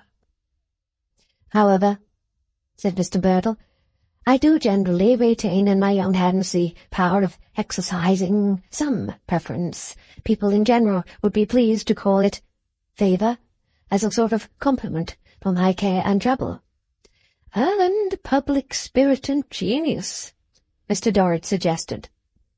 Mr. Merdle, with a dry swallowing action, seemed to dispose of those qualities like a bolus, then added, "As a sort of return for it, I will see, if you please, how I can exert this limited power, for people are jealous and it is limited, to your advantage." "You are very good," replied Mr. Dorrit. "You are very good."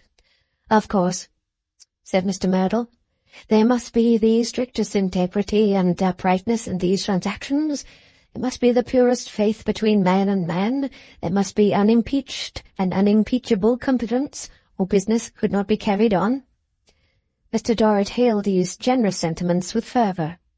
"Therefore," said Mr. Merdle, "I can only give you a preference to a certain extent." "I perceive, to a defined extent," observed Mr. Dorrit. "Defined extent, and perfectly above board. As to my advice, however," said Mr. Merdle, "that is another matter. That, such as it is." Oh, such as it was. Mr. Dorrit could not bear the faintest appearance of its being depreciated even by Mr. Merdle himself. that there is nothing in the bonds of spotless honour between myself and my fellow man to prevent my parting with, if I choose. And that," said Mr. Merdle, now deeply intent upon a dust-cart that was passing the windows, "shall be at your command, whenever you think proper." New acknowledgments from Mr. Dorrit, new passages of Mr. Merdle's hand over his forehead, calm and silence, contemplation of Mr. Dorrit's waistcoat buttons by Mr. Merdle. "My time being rather precious," said Mr. Merdle, suddenly getting up, as if he had been waiting in the interval for his legs and they'd just come, "I must be moving towards the city. Can I take you anywhere, sir? I shall be happy to set you down or set you on. My carriage is at your disposal." Mr. Dorrit bethought himself that he had business at his banker's. His banker's was in the city. That was fortunate. Mr. Merdle would take him into the city. But surely he might not detain Mr. Merdle while he assumed his coat? Yes, he might and must. Mr. Merdle insisted on it. So Mr. Dorrit, retiring into the next room, put himself under the hands of his valet, and in 5 minutes came back glorious. Then said Mr. Merdle, "Allow me, sir. Take my arm." Then leaning on Mr. Merdle's arm, did Mr. Dorrit descend the staircase, seeing the worshippers on the steps, and feeling that the light of Mr. Merdle shone by reflection in himself. Then the carriage, and the ride into the city, and the people who looked at them, the hats that flew off grey heads, and the general bowing and crouching before this wonderful mortal, the like of which prostration of spirit was not to be seen. No, by heaven, no. It may be worth thinking of by foreigners of all denominations, in Westminster Abbey and St. Paul's Cathedral put together on any Sunday of the year. It was a rapturous dream to Mr. Dorrit to find himself set aloft in this public car of triumph, making magnificent progress to that befitting destination, the golden street of the Lombards. There Mr. Merdle insisted on lighting and going his way afoot, and leaving his poor equipage at Mr. Dorrit's disposition. So the dream increased in rapture when Mr. Dorrit came out of the bank alone, and people looked at him in default of Mr. Merdle. And when, with the ears of his mind, he heard the frequent exclamation as he rode glibly along, "A wonderful man to be Mr. Merdle's friend." At dinner that day, although the occasion was not foreseen and provided for, a brilliant company of such as are not made of the dust of the earth, but of some superior article for the present unknown, shed their lustrous benediction upon Mr. Dorrit's daughter's marriage. And Mr. Dorrit's daughter that day began, in earnest, her competition with that woman not present, and began it so well that Mr. Dorrit could all but have taken his affidavit, if required, that Mrs. Sparkler had all her life been lying at full length in the lap of luxury, and had never heard of such a rough word in the English tongue as Marshalsea. Next day, and the day after, and every day, all graced by more dinner company, cards descended on Mr. Dorrit like theatrical snow. As the friend and relative by marriage of the illustrious Merdle, bar, bishop, treasury, chorus, everybody wanted to make or improve Mr. Dorrit's acquaintance. In Mr. Merdle's heap of offices in the city, when Mr. Dorrit appeared at any of them on his business taking him eastward, which it frequently did, for it throve amazingly, the name of Dorrit was always a passport to the great presence of Merdle. So the dream increased in rapture every hour, as Mr. Dorrit felt increasingly sensible that this connection had brought him forward indeed. Only one thing sat otherwise than auriferously, and at the same time lightly, on Mr. Dorrit's mind. It was the chief butler. That stupendous character looked at him, in the course of his official looking at the dinners, in a manner that Mr. Dorrit considered questionable. He looked at him as he passed through the hall and up the staircase, going to dinner, with a glazed fixedness that Mr. Dorrit did not like. Seated at table in the act of drinking, Mr. Dorrit still saw him through his wine-glass, regarding him with a cold and ghostly eye. It misgave him that the chief butler must have known a collegian, and must have seen him in the college, perhaps had been presented to him. He looked as closely at the chief butler as such a man could be looked at, and yet he did not recall that he had ever seen him elsewhere. Ultimately he was inclined to think that there was no reverence in the man. no sentiment in the great creature. But he was not relieved by that, for, let him think what he would, the chief butler had him in his supercilious eye, even when that eye was on the plate and other table garniture, and he never let him out of it. To hint to him that this confinement in his eye was disagreeable, or to ask him what he meant, was an act too daring to venture upon, his severity with his employers and their visitors being terrific, and he never permitting himself to be approached with the slightest liberty. Chapter 17. Missing. The term of Mr. Dorrit's visit was within 2 days of being out, and he was about to dress for another inspection by the chief butler, whose victims were always dressed expressly for him, when one of the servants of the hotel presented himself bearing a card. Mr. Dorrit, taking it, read, "Mrs. Finching." The servant waited in speechless deference. Man, said Mr. Dorrit, turning upon him with grievous indignation. "Explain your motive in bringing me this ridiculous name. I am wholly unacquainted with it." "Finching, sir," said Mr. Dorrit, perhaps avenging himself on the chief butler by substitute. "Ha? What do you mean by finching?" The man seemed to mean flinching as much as anything else, for he backed away from Mr. Dorrit's severe regard as he replied, "A lady, sir." "I know no such lady, sir," said Mr. Dorrit. "Take this card away. I know no finching of either sex." "Ask your pardon, sir. The lady said she was aware she might be unknown by name, but she begged me to say, sir, that she had formerly the honour of being acquainted with Miss Dorrit. The lady said, sir, the youngest Miss Dorrit." Mr. Dorrit knitted his brows and rejoined, after a moment or two, "Inform Mrs. Finching, sir," emphasizing the name as if the innocent man were solely responsible for it, "that she can come up." He had reflected, in his momentary pause, that unless she were admitted she might leave some message, or might say something below, having a disgraceful reference to that former state of existence. Hence the concession, and hence the appearance of Flora, piloted in by the man. "I have not the pleasure," said Mr. Dorrit, standing with the card in his hand, and with an air which imported that it would scarcely have been a first-class pleasure if he had had it, "of knowing either this name or yourself, madam. Place a chair, sir." The responsible man, with a start, obeyed, and went out on tiptoe. Flora, putting aside her veil with a bashful tremor upon her, proceeded to introduce herself. At the same time, a singular combination of perfumes was diffused through the room, as if some brandy had been put by mistake in a lavender water bottle, or as if some lavender water had been put by mistake in a brandy bottle.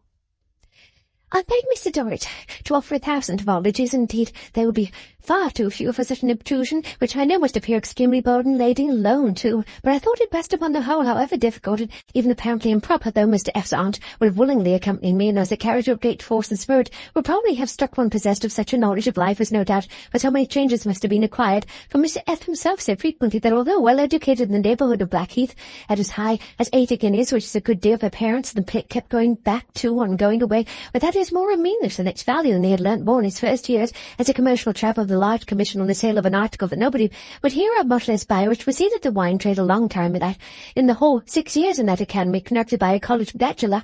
But why a bachelor more clever than a married man, I do not see, and did, but pray excuse me, that is not the point." Mr. Dorrit stood rooted to the carpet, a statue of mystification. "I must openly admit that I have no pretensions," said Flora, "but having known the dear little thing, which under altered circumstances appears a liberty, but is not so intended, and goodness knows there was no favour in half a crown a day to such a needle as herself, but quite the other way, and as to anything glorying in it from it, the labourer is worthy of his hire, and I'm sure I only wish he got it oftener and more animal food and less rheumatism in the back and legs, poor soul." "Madam," said Mr. Dorrit, recovering his breath by a great effort, as a relict of the late Mr. Finching stopped to take hers.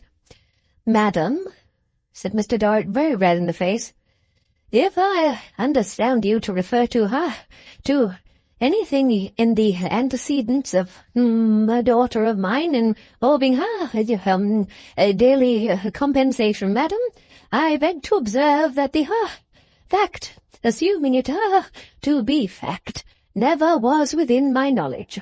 I should not have permitted it. Never, never. Unnecessary to pursue the subject, returned Flora, and would not have mentioned it on any account except as supposing it a favourable only letter of introduction, but as to being fact, no doubt, or whatever, and you may set your mind at rest for the very dress I have on now can prove when sweetly made. There is no denying that it would tell better on a better figure of my own is much too fat, though how to weigh it down I know not. Pray excuse me, I am roving off again. Mr. Dorrit backed to his chair in a stony way, and seated himself, as Flora gave him a softening look, and played with her parasol. "The dear little thing," said Flora, "having gone off perfectly limp and white and cold in my own house, or at least papa's, for though not a freehold, still a long lease at a peppercorn in the morning, when Arthur, foolish, having our youthful days, and Mr. Clennam, far more adapted to existing circumstances, particularly addressing a stranger, and that stranger a gentleman in an elevated station, communicated the glad tidings imparted by a person of name of Panks, emboldens me." At the mention of these two names, Mr. Dorrit frowned, stared, frowned again, hesitated with his fingers at his lips, as he had hesitated long ago, and said, "Do me the favour to state your pleasure, madam." "Mr. Dorrit," said Flora, "you're very kind in giving me permission, and highly natural it seems to me that you should be kind, for though more stately I perceive a likeness filled out, of course, but a likeness still. The object of my intruding is my own, without the slightest consultation with any human being, and most decided not with Arthur. Oh, pray excuse me, Doyce and Clennam. I don't know what I am saying. Mr. Clennam's soulless if for to put that individual linked by a golden chain to a purple time when always ethereal out of any anxiety, would be worth to me the ransom of a monarch, not that I have the least idea how much that would come to, but as using it as a total of all I have in the world and more." Mr. Dorrit, without greatly regarding the earnestness of these latter words, repeated, "State your pleasure, madam." "It's not likely, I well know," said Flora, "but it's possible, and being possible when I had the gratification of reading in the papers that you would arrive from Italy and were going back, I made up my mind to try it, for you might come across him or hear something of him, and if so, what a blessing and relief to all." "Allow me to ask, madam," said Mr. Dorrit, with his ideas in wild confusion, to whom, he repeated it with a raised voice in mere desperation, "you at present allude?" "To the foreigner from Italy who disappeared in the city, as no doubt you have read in the papers equally with myself," said Flora, "not referring to private sources by the name of Panks, from which one gathers what dreadfully ill-natured things some people are wicked enough to whisper, most likely judging others by themselves, and what the uneasiness and indignation of Arthur, quite unable to overcome it, Doyce and Clennam, cannot fail to be." It happened, fortunately, for the elucidation of any intelligible result, that Mr. Dorrit had heard or read nothing about the matter. This caused Mrs. Finching, with many apologies for being in great practical difficulties as to finding the way to her pocket among the stripes of her dress, at length to produce a police handbill, setting forth that a foreign gentleman of the name of Blandois, last from Venice, had unaccountably disappeared on such a night in such a part of the city of London, that he was known to have entered such a house at such an hour, that he was stated by the inmates of that house to have left it about so many minutes before midnight, and that he had never been beheld since. This, with exact particulars of time and locality, and with a good detailed description of the foreign gentleman who had so mysteriously vanished, Mr. Dorrit read at large.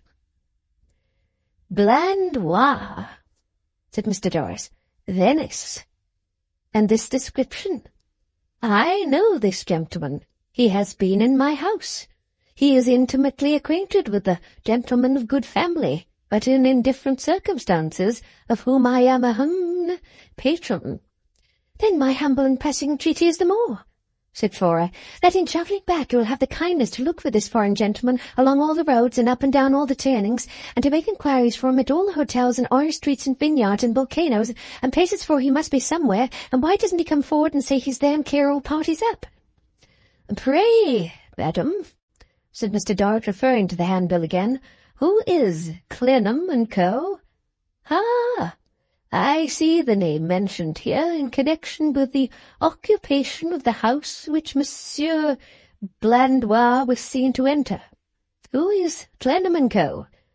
Is it the individual of whom I had formerly some slight transitory knowledge, and to whom I believe you have referred?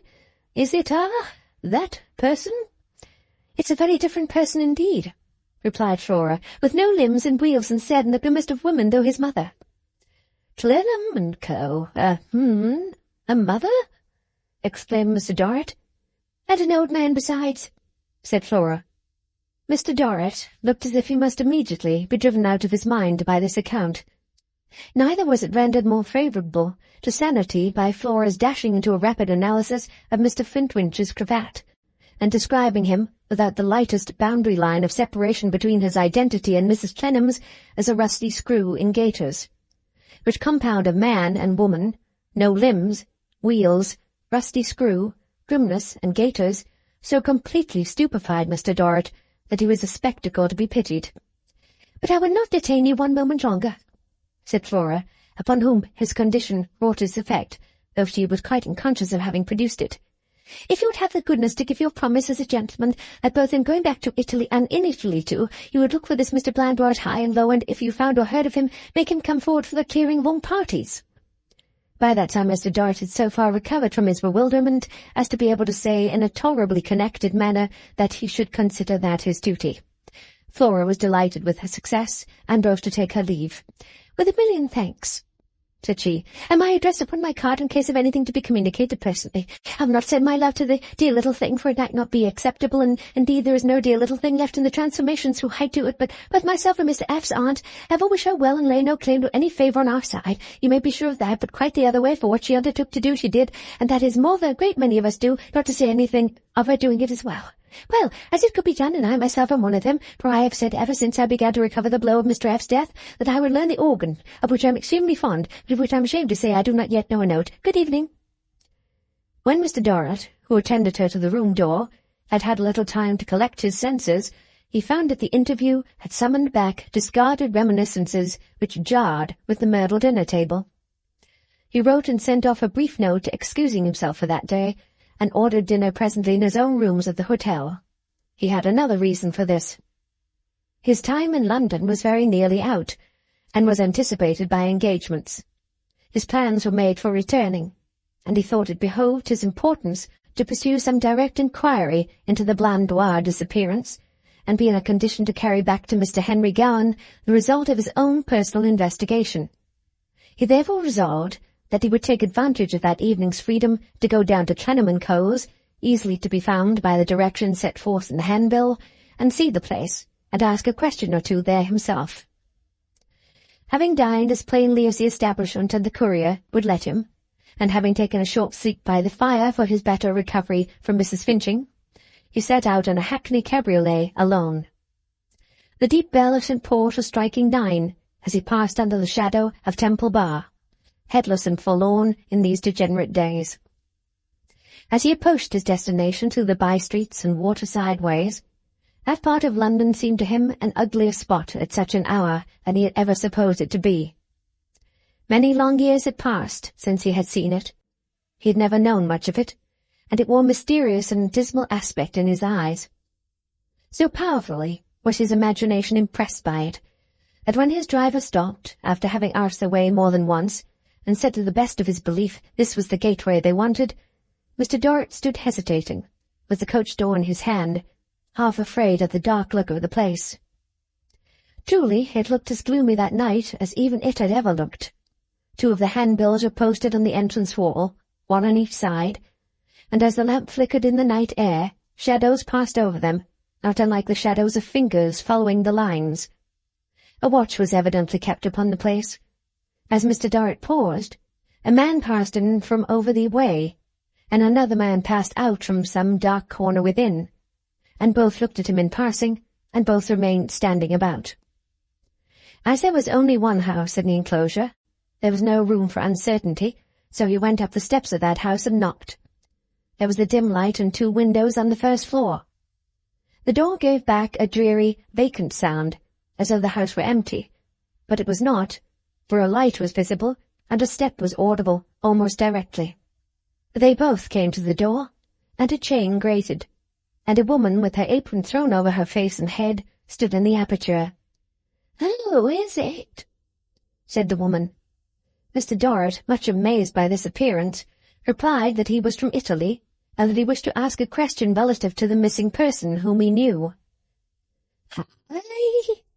cried the woman, raising a cracked voice. "Jeremiah!" Upon this, a dry old man appeared, whom Mr. Dorrit thought he identified by his gaiters as the rusty screw. The woman was under apprehensions of the dry old man, for she whisked her apron away as he approached, and disclosed a pale, affrighted face. "Open the door, you fool," said the old man, "and let the gentleman in." Mr. Dorrit, not without a glance over his shoulder towards his driver and the cabriolet, walked into the dim hall. "Now, sir," said Mr. Flintwinch, "you can ask anything here you think proper. There are no secrets here, sir." Before a reply could be made, a strong, stern voice, though a woman's, called from above, "Who is it?" "Who is it?" returned Jeremiah. "More inquiries. A gentleman from Italy. Bring him up here." Mr. Flintwinch muttered, as if he deemed that unnecessary, but, turning to Mr. Dorrit, said, "Mrs. Clennam. She will do as she likes. I'll show you the way." He then preceded Mr. Dorrit up the blackened staircase. That gentleman, not unnaturally looking behind him on the road, saw the woman following, with her apron thrown over her head again, in her former ghastly manner. Mrs. Clennam had her books open on her little table. "Oh," said she abruptly as she eyed her visitor with a steady look. "You are from Italy, sir, are you? Well?" Mr. Dorrit was at a loss for any more distinct rejoinder at the moment than, "Ah, well? Where is this missing man? Have you come to give us information where he is? I hope you have." "So far from it, I have come to seek information." "Unfortunately for us, there is none to be got here. Flintwinch, show the gentleman the handbill. Give him several to take away. Hold the light for him to read it." Mr. Flintwinch did as he was directed, and Mr. Dorrit read it through, as if he had not previously seen it, glad enough of the opportunity of collecting his presence of mind, which the air of the house and of the people in it had a little disturbed.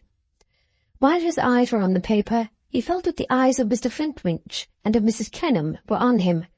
He found, when he looked up, that this sensation was not a fanciful one. "Now you know as much," said Mrs. Clennam, "as we know, sir. Is Mr. Blandois a friend of yours?" "No, an acquaintance," answered Mr. Dorrit. "You have no commission from him, perhaps?" Certainly not." The searching look turned gradually to the floor, after taking Mr. Flintwinch's face in its way. Mr. Dorrit, discomfited by finding that he was the questioned instead of the questioner, applied himself to the reversal of that unexpected order of things. "I am a gentleman of property, at present residing in Italy with my family, my servants, and my rather large establishment. Being in London for a short time on affairs connected with my estate, and hearing of this strange disappearance, I wish to make myself acquainted with the circumstances at first hand, because there is an English gentleman in Italy whom I shall no doubt see on my return, who has been in habits of close and daily intimacy with Monsieur Blandois, Mr. Henry Gowand. You may know the name." "Never heard of it," Mrs. Clennam said, and Mr. Flintwinch echoed it. "Wishing to make the narrative coherent and consecutive to him," said Mr. Dorrit, "may I ask, say, 3 questions?" 30, if you choose." "Have you known Monsieur Blandois long?" "Not a 12-month. Mr. Flintwinch here will refer to the books and tell you when and by whom at Paris he was introduced to us. If that," Mrs. Clennam added, "should be any satisfaction to you, it is poor satisfaction to us." "Have you seen him often?" "No, twice. Once before, and—" "That once," suggested Mr. Flintwinch. "And that once—" "Pray, madam," said Mr. Dorrit, with a growing fancy upon him as he recovered his importance, that he was in some superior way in the commission of the peace. "Pray, madam, may I inquire for the greater satisfaction of the gentleman whom I have the honour to, retain, or protect, or let me say to, know, was Monsieur Blandois here on business on the night indicated in this present sheet?" "On what he called business," returned Mrs. Clennam, excuse me, is it nature to be communicated?" "No." It was evidently impracticable to pass the barrier of that reply. "The question has been asked before," said Mrs. Clennam, "and the answer has been no. We don't choose to publish our transactions, however unimportant to all the town. We say no." "I mean, he took away no money with him, for example," said Mr. Dorrit. "He took away none of ours, sir, and got none here." "I suppose," observed Mr. Dorrit, glancing from Mrs. Clennam to Mr. Flintwinch, and from Mr. Flintwinch to Mrs. Clennam, "you have no way of accounting to yourself for this mystery?" "Why do you suppose so?" rejoined Mrs. Clennam. Disconcerted by the cold and hard inquiry, Mr. Dorrit was unable to assign any reason for his supposing so. "I account for it, sir," she pursued after an awkward silence on Mr. Dorrit's part, "by having no doubt that he is travelling somewhere or hiding somewhere." "Do you know, why he should hide anywhere?" "No." It was exactly the same no as before, and put another barrier up. "You asked me if I accounted for the disappearance to myself," Mrs. Clennam sternly reminded him, "not if I accounted for it to you. I do not pretend to account for it to you, sir. I understand it to be no more my business to do that, and it is yours to require that." Mr. Dorrit answered with an apologetic bend of his head, as he stepped back preparatory to saying he had no more to ask. He could not but observe how gloomily and fixedly she sat with her eyes fastened on the ground, and a certain air upon her of resolute waiting. Also, how exactly the selfsame expression was reflected in Mr. Flintwinch, standing at a little distance from her chair, with his eyes also on the ground, and his right hand softly rubbing his chin. At that moment, Mistress Affery, of course the woman with the apron, dropped the candlestick she held, and cried out, "There! Oh, good Lord, there is again! Oh, Jeremiah, now!" Is there any sound at all? It was so slight that she must have fallen into a confirmed habit of listening for sounds. But Mr. Dorrit believed he did hear a something, like the falling of dry leaves. The woman's terror, for a very short space, seemed to touch the three, and they all listened. Mr. Flintwinch was the first to stir. "Affery, my woman," said he, sidling at her with his fists clenched, and his elbows quivering with impatience to shake her, "you're at your old tricks. You'll be walking in your sleep next, my woman, and paying the whole round of your distempered antics. You must have some physic. When I have shown this gentleman out, I'll make you up such a comfortable doze, my woman, such a comfortable doze." It did not appear altogether comfortable in expectation to Mistress Affery, but Jeremiah, without further reference to his healing medicine, took another candle from Mrs. Clennam's table and said, "Now, sir, shall I light you down?" Mr. Dorrit professed himself obliged, and went down. Mr. Flintwinch shut him out, and chained him out, without a moment's loss of time. He was again passed by the two men, one going out and the other coming in, got into the vehicle he had left waiting, and was driven away.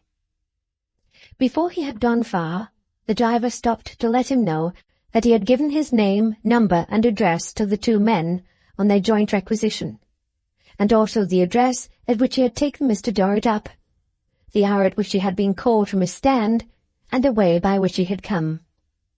This did not make the night's adventure run any less hotly in Mr. Dorrit's mind, either when he sat down by his fire again, or when he went to bed.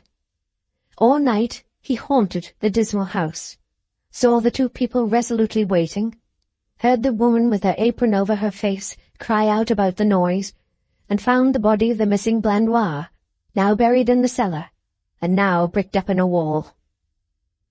Chapter 18. A Castle in the Air.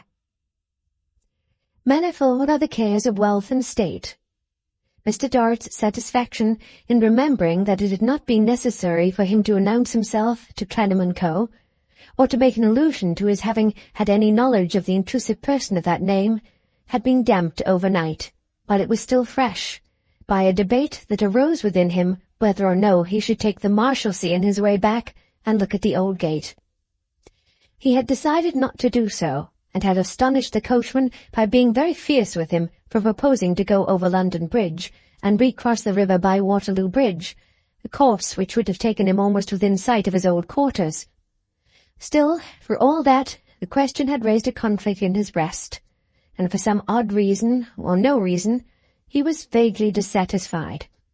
Even at the Myrtle dinner-table next day, he was so out of sorts about it that he continued at intervals to turn it over and over, in a manner frightfully inconsistent with the good society surrounding him. It made him hot to think what the chief butler's opinion of him would have been if that illustrious personage could have plumbed with that heavy eye of his the stream of his meditations. The farewell banquet was of a gorgeous nature, and wound up his visit in a most brilliant manner. Fanny combined with the attractions of her youth and beauty, a certain weight of self-sustainment as if she had been married 20 years, he felt that he could leave her with a quiet mind to tread the paths of distinction, and wished, but without abatement of patronage, and without prejudice to the retiring virtues of his favourite child, that he had such another daughter. "My dear," he told her at parting, "our family looks to you to assert its dignity and maintain its importance. I know you will never disappoint it." "No, Papa," said Fanny, "you may rely upon that, I think. My best love to dearest Amy, and I will write to her very soon." "Shall I convey any message to anybody else?" asked Mr. Dorrit in an insinuating manner. "Papa," said Fanny, before whom Mrs. General instantly loomed, "no, I thank you, but you're very kind, Pa. I must beg to be excused. There is no other message to send. I thank you, dear Papa, that it would be at all agreeable to you to take." They parted in an outer drawing-room, where only Mr. Sparkler waited on his lady, and dutifully bided his time for shaking hands. When Mr. Sparkler was admitted to this closing audience, Mr. Merdle came creeping in with not much more appearance of arms in his sleeves than if he had been the twin brother of Miss Biffin, and insisted on escorting Mr. Dorrit downstairs. All Mr. Dorrit's protestations being in vain, he enjoyed the honour of being accompanied to the hall door by this distinguished man, who, as Mr. Dorrit told him in shaking hands on the step, had really overwhelmed him with attentions and services during this memorable visit. Thus they parted, Mr. Dorrit entering his carriage with a swelling breast, not at all sorry that his courier, who had come to take leave in the lower regions, should have an opportunity of beholding the grandeur of his departure. The aforesaid grandeur was yet full upon Mr. Dorrit when he alighted at his hotel. Helped out by the courier and some half-dozen of the hotel servants, he was passing through the hall with a serene magnificence, when lo!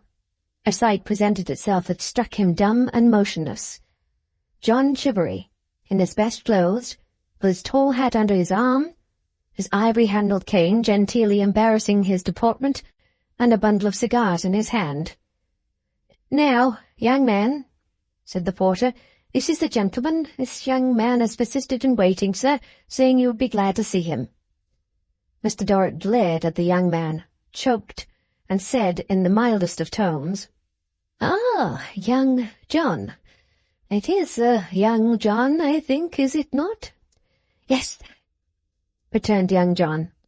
"I thought it was young John," said Mr. Dorrit. "The young man may come up," turning to the attendant as he passed on. "Oh, yes, he may come up. Let young John follow. I will speak to him above." Young John followed, smiling and much gratified. Mr. Dorrit's rooms were reached. Candles were lighted. The attendants withdrew. "Now, sir," said Mr. Dorrit, turning round upon him and seizing him by the collar, and they were safely alone. "What do you mean by this?"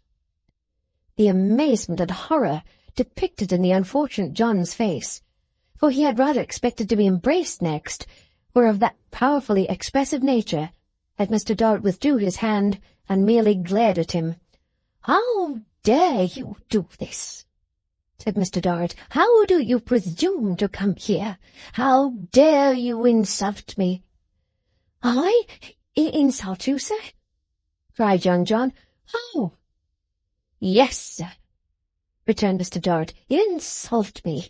Your coming here is an affront, an impertinence, an audacity. You are not wanted here. Who sent you here? What the devil do you do here?" "I thought, sir," said young John, with as pale and shocked a face as ever had been turned to Mr. Dorrit's in his life, even in his college life.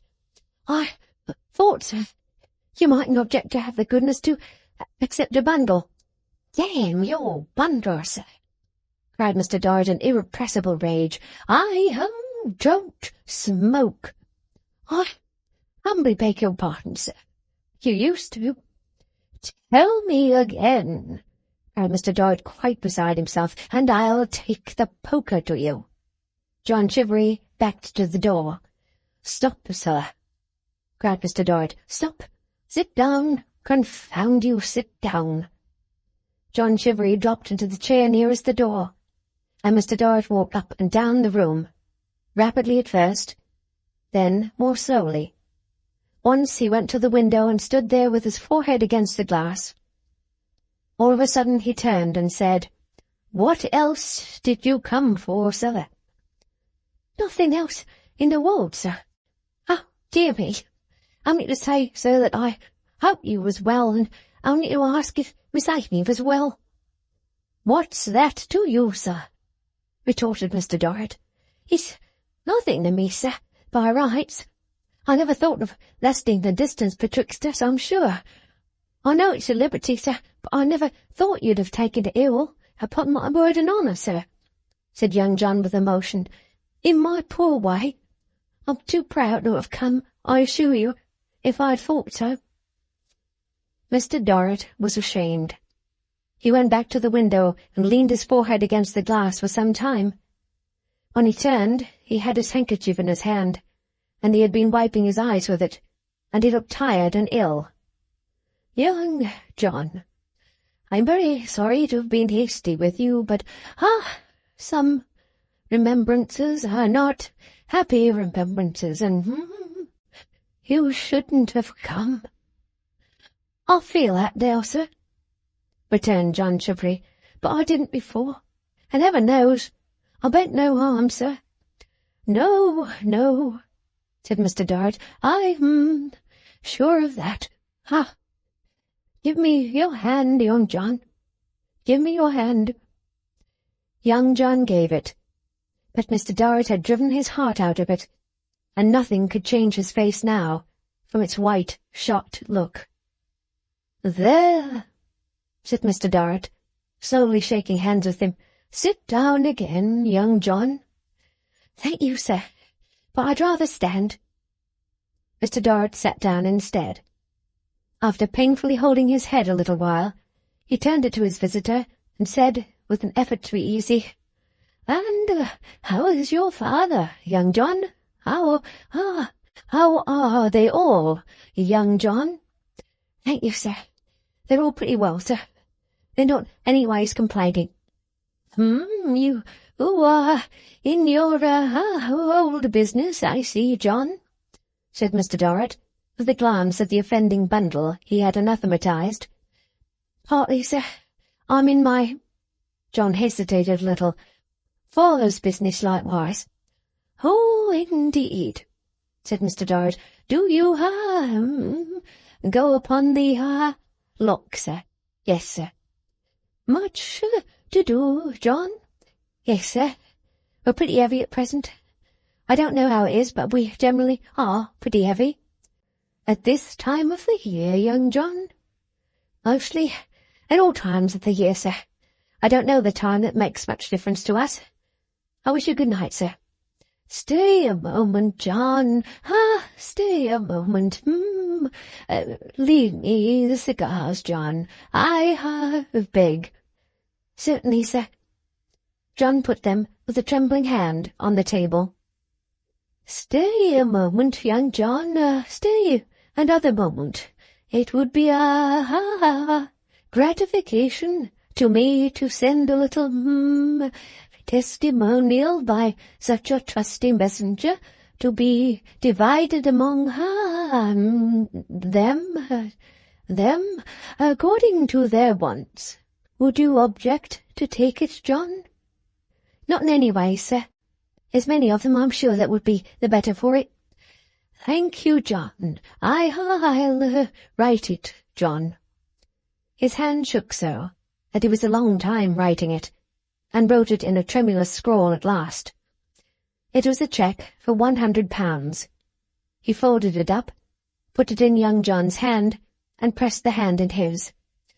I hope you'll overlook what has passed, John. Don't speak of it, sir, on any account. I don't in any ways bear malice, I'm sure. But nothing while John was there could change John's face to its natural colour and expression, or restore John's natural manner.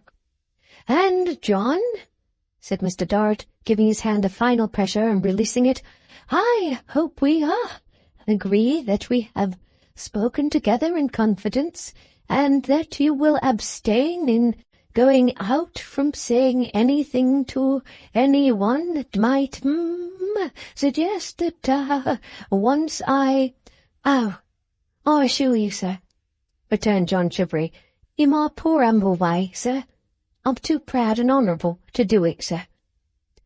Mr. Dorrit was not too proud and honourable to listen at the door, that he might ascertain for himself whether John really went straight out, or lingered to have any talk with anyone. There was no doubt that he went direct out at the door and away down the street with a quick step. After remaining alone for an hour, Mr. Dorrit rang for the courier, who found him with his chair on the hearthrug, sitting with his back towards him and his face to the fire. You can take that bundle of cigars to smoke on the journey if you like, said Mr. Dorrit, with a careless wave of his hand. Brought by little offering from son of an old tenant of mine. Next morning's sun saw Mr. Dorrit's equipage upon the Dover road, where every red-jacketed postilion was the sign of a cruel house, established for the unmerciful plundering of travellers. The whole business of the human race, between London and Dover, being spoliation. Mr. Dorrit was waylaid at Dartford, pillaged at Gravesend, rifled at Rochester, fleeced at Sittingbourne, and sacked at Canterbury. However, it being the courier's business to get him out of the hands of the banditti, the courier brought him off at every stage, and so the red jackets went gleaming merrily along the spring landscape, rising and falling to a regular measure between Mr. Dorrit in his snug corner and the next chalky rise in the dusty highway. Another day's sun saw him at Calais, and having now got the channel between himself and John Chivery, he began to feel safe, and to find that the foreign air was lighter to breathe than the air of England. On again by the heavy French roads for Paris, having now quite recovered his equanimity, Mr. Dorrit, in his snug corner, fell to castle-building as he rode along. It was evident that he had a very large castle in hand.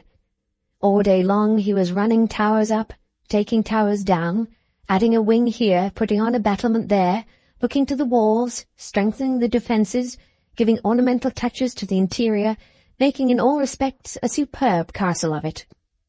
His preoccupied face so clearly denoted the pursuit in which he was engaged, that every cripple at the post-houses, not blind, who shoved his little battered tin box in at the carriage window for charity in the name of heaven, charity in the name of Our Lady, charity in the name of all the saints, knew as well what work he was at, as their countryman Lebrun could have known it himself, though he had made that English traveller the subject of a special physiognomical treatise.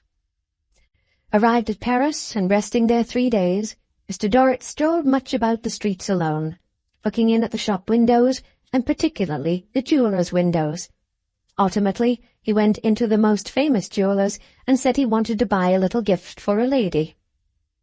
It was a charming little woman to whom he said it, a sprightly little woman, dressed in perfect taste, who came out of a green velvet bower to attend upon him, from posting up some dainty little books of account, which one could hardly suppose to be ruled for the entry of any articles more commercial than kisses, at a dainty little shining desk which looked in itself like a sweetmeat. "For example, then," said the little woman, "what species of gift did Monsieur desire? A love gift?" Mr. Dorrit smiled and said, "Oh, well, perhaps. What did he know? It was always possible, the sex being so charming. Would she show him some?" "Most willingly," said the little woman, flattered and enchanted to show him many. But pardon. To begin with, he would have the great goodness to observe that there were love gifts and there were nuptial gifts. For example, these ravishing earrings and this necklace, so superb to correspond, were what one called a love gift. These brooches and these rings, of a beauty so gracious and celestial, were what one called, with the permission of Monsieur, nuptial gifts. Perhaps it would be a good arrangement, Mr. Dorrit hinted, smiling, to purchase both, and to present the love gift first, and to finish with the nuptial offering. "Ah, heaven," said the little woman, laying the tips of the fingers of her two little hands against each other. "That would be generous indeed. That would be a special gallantry. And without doubt the lady so crushed with gifts would find them irresistible." Mr. Dorrit was not sure of that. But, for example, the sprightly little woman was very sure of it, she said. So Mr. Dorrit bought a gift of each sort, and paid handsomely for it. As he strolled back to his hotel afterwards, he carried his head high, having plainly got up his castle now to a much loftier altitude than the 2 square towers of Notre Dame. Building away with all his might, but reserving the plans of his castle exclusively for his own eye, Mr. Dorrit posted away for Marseilles. Building on, busily, from morning to night, falling asleep and leaving great blocks of building materials dangling in the air, waking again to resume work and get them into their places. What time the courier in the rumble, smoking young John's best cigars, left a little thread of thin light smoke behind, perhaps as he built a castle or two with stray pieces of Mr. Dorrit's money. Not a fortified town that they passed in all their journey was as strong. Not a cathedral summit was as high as Mr. Dorrit's castle. Neither the Saône nor the Rhône sped with the swiftness of that peerless building, nor was the Mediterranean deeper than its foundations, nor were the distant landscapes on the Cornice road, nor the hills and bay of Genoa the superb, more beautiful. Mr. Dorrit and his matchless castle were disembarked among the dirty white houses and dirtier felons of Civita Vecchia, and thence scrambled on to Rome as they could, through the filth that festered on the way. Chapter 19. The Storming of the Castle in the Air. The sun had gone down full 4 hours, and it was later than most travellers would like it to be for finding themselves outside the walls of Rome, when Mr. Dorrit's carriage, still on its last wearisome stage, rattled over the solitary Campagna. The savage herdsmen and the fierce-looking peasants, who had checkered the way while the light lasted, had all gone down with the sun and left the wilderness blank. At some turns of the road, a pale flare on the horizon, like an exhalation from the ruin-sown land, showed that the city was yet far off. But this poor relief was rare and short-lived. The carriage dipped down again into a hollow of the black dry sea, and for a long time there was nothing visible save its petrified swell and the gloomy sky. Mr. Dorrit, though he had his castle-building to engage his mind, could not be quite easy in that desolate place. He was far more curious in every swerve of the carriage and every cry of the postillions than he had been since he quitted London. The valet on the box evidently quaked. The courier in the rumble was not altogether comfortable in his mind. As often as Mr. Dorrit let down the glass and looked back at him, which was very often, he saw him smoking John Chivery out, it is true, but still generally standing up the while and looking about him, like a man who had his suspicions and kept upon his guard. Then would Mr. Dorrit, pulling up the glass again, reflect that those postilions were cutthroat-looking fellows, and that he would have done better to have slept at Civita Vecchia, and have started betimes in the morning. But for all this, he worked at his castle in the intervals. And now, fragments of ruinous enclosure, yawning window gap and crazy wall, deserted houses, leaking wells, broken water tanks, spectral cypress trees, patches of tangled vine, and the changing of the track to a long, irregular, disordered lane where everything was crumbling away, from the unsightly buildings to the jolting road. Now these objects showed that they were nearing Rome. And now a sudden twist and stoppage of the carriage inspired Mr. Dorrit with the mistrust that the brigand moment was come for twisting him into a ditch and robbing him, until, letting down the glass again and looking out, he perceived himself assailed by nothing worse than a funeral procession, which came mechanically chaunting by, with an indistinct show of dirty vestments, lurid torches, swinging censers, and a great cross borne before a priest. He was an ugly priest by torchlight, of a lowering aspect, with an overhanging brow, and as his eyes met those of Mr. Dorrit, looking bareheaded out of the carriage, his lips, moving as they chaunted, seemed to threaten that important traveller. Likewise the action of his hand, which was in fact his manner of returning the traveller's salutation, seemed to come in aid of that menace. So thought Mr. Dorrit, made fanciful by the weariness of building and travelling, as the priest drifted past him, and the procession straggled away, taking its dead along with it. Upon their so different way went Mr. Dorrit's company too, and soon, with their coach load of luxuries from the two great capitals of Europe, they were, like the Goths reversed, beating at the gates of Rome. Mr. Dorrit was not expected by his own people that night. He had been, but they had given him up until tomorrow, not doubting that it was later than he would care in those parts to be out. Thus when his equipage stopped at his own gate, no one but the porter appeared to receive him. "Was Miss Dorrit from home?" he asked. No, she was within. "Good," said Mr. Dorrit to the assembling servants. "Let them keep where they were. Let them help to unload the carriage. He would find Miss Dorrit for himself." So he went up his grand staircase, slowly and tired, and looked into various chambers which were empty, until he saw a light in a small ante-room. It was a curtained nook, like a tent, within two other rooms, and it looked warm and bright in colour as he approached it through the dark avenue they made. There was a draped doorway, but no door, and as he stopped here, looking in unseen, he felt a pang. Surely not like jealousy. For why like jealousy? There was only his daughter and his brother there, he, with his chair drawn to the hearth, enjoying the warmth of the evening wood-fire, she, seated at a little table, busied with some embroidery work.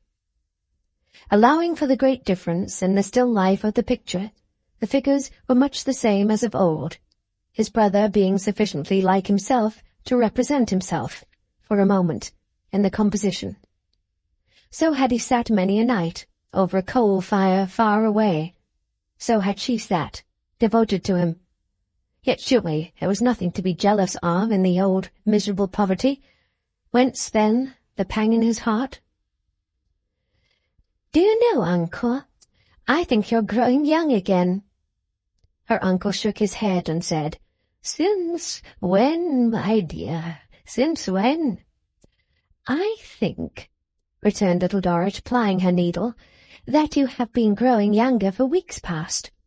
So cheerful, uncle, so ready, and so interested." "My dear child, all you." "All me, uncle?" "Yes, yes, you have done me a world of good. You have been so considerate of me, and so tender with me, and so delicate in trying to hide your attentions from me, that well, it's treasured up, my darling, treasured up." "There is nothing in it but your own fresh fancy, uncle," said Little Dorrit cheerfully. "Well, well, well, murmured the old man. Thank God. She paused for an instant in her work to look at him, and her look revived that form of pain in her father's breast, in his poor weak breast, so full of contradictions, vacillations, inconsistencies, the little peevish perplexities of this ignorant life, mists which the morning without a night only can clear away. I have been freer with you, you see, my dove, said the old man, since we have been alone. I say alone, for I don't count Mrs. General. I don't care for her. She has nothing to do with me, but I know Fanny was impatient of me, and I don't wonder at it or complain of it, for I am sensible that I must be in the way, though I try to keep out of it as well as I can. I know I am not fit company for our company. My brother William, said the old man admiringly, is fit company for monarchs, but not so your uncle, my dear. Frederick Dorrit is no credit to William Dorrit, and he knows it quite well. Ah, why, here's your father, Amy. My dear William, welcome back. My beloved brother, I am rejoiced to see you. Turning his head and speaking, he had caught sight of him as he stood in the doorway. Little Dorrit, with a cry of pleasure, put her arms about her father's neck, and kissed him again and again. Her father was a little impatient, and a little querulous. "I am glad to find you at last, Amy," he said. Really, I am glad to find anyone to receive me at last. I appear to have been so little expected that upon my word I began to think it might be right to offer an apology for taking the liberty of coming back at all.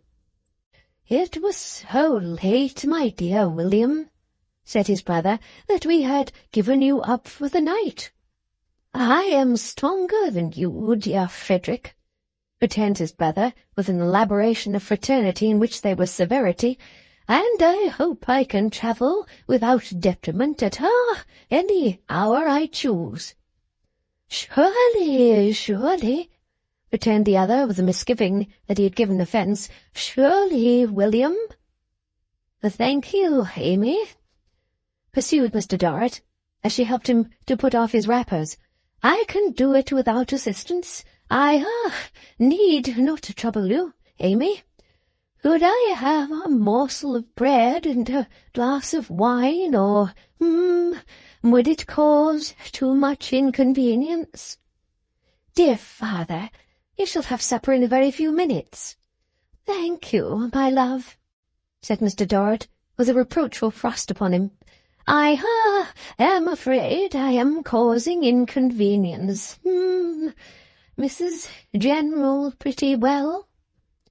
Mrs. General complained of a headache, and of being fatigued, and so, when we gave you up, she went to bed, dear. Perhaps, Mr. Dorrit thought, that Mrs. General had done well in being overcome by the disappointment of his not arriving. At any rate, his face relaxed, and he said with obvious satisfaction, Extremely sorry to hear that Mrs. General is not well. During this short dialogue, his daughter had been observant of him, with something more than her usual interest. It would seem as though he had a changed or worn appearance in her eyes, and he perceived and resented it, for he said with renewed peevishness, when he had divested himself of his travelling cloak and had come to the fire, Amy, what are you looking at? What do you see in me that causes you to, concentrate your solicitude on me in that, very particular manner? I did not know it, father. I beg your pardon. It gladdens my eyes to see you again, that's all. Don't say that's all, because, that's not all. You think, said Mr. Dorrit, with an accusatory emphasis, that I am not looking well. I thought you looked a little tired, love." "Then you are mistaken," said Mr. Dorrit. "Ah, I am not tired. I am very much fresher than I was when I went away."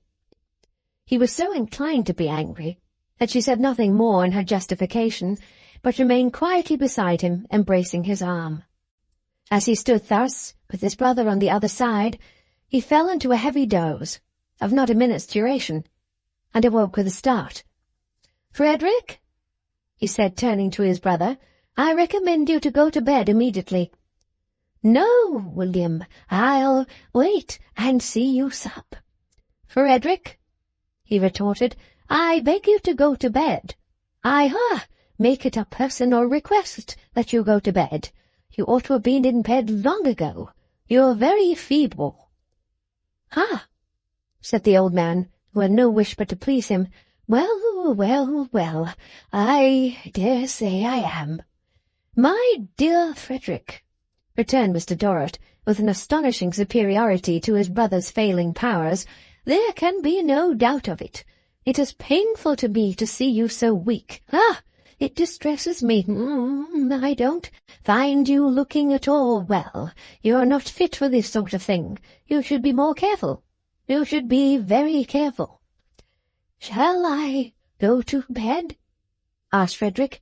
"Dear Frederick," said Mr. Dorrit, "do, I adjure you. Good night, brother. I hope you will be stronger tomorrow. I am not at all pleased with your looks. Good night, dear fellow." After dismissing his brother in this gracious way, he fell into a doze again before the old man was well out of the room, and he would have stumbled forward upon the logs but for his daughter's restraining hold. "Your uncle wanders very much, Abby," he said, when he was thus roused. "He is less, coherent, and his conversation is more, broken than I have, ever known. Has he had any illness since I have been gone?" "No, father." "You, see a great change in him, Amy?" "I have not observed it, dear." "Greatly broken," said Mr. Dorrit. "Greatly broken. My poor affectionate, failing Frederick. Even taking into account what he was before, he is, sadly broken." His supper, which was brought to him there, and spread upon the little table where he had seen her working, diverted his attention. She sat at his side, as in the days that were gone, for the first time since those days ended. They were alone, and she helped him to his meat and poured out his drink for him, as she had been used to do in the prison.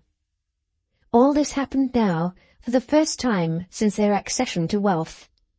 She was afraid to look at him much, after the offence he had taken, but she noticed 2 occasions in the course of his meal when he all of a sudden looked at her and looked about him, as if the association was so strong that he needed assurance from his sense of sight that they were not in the old prison room.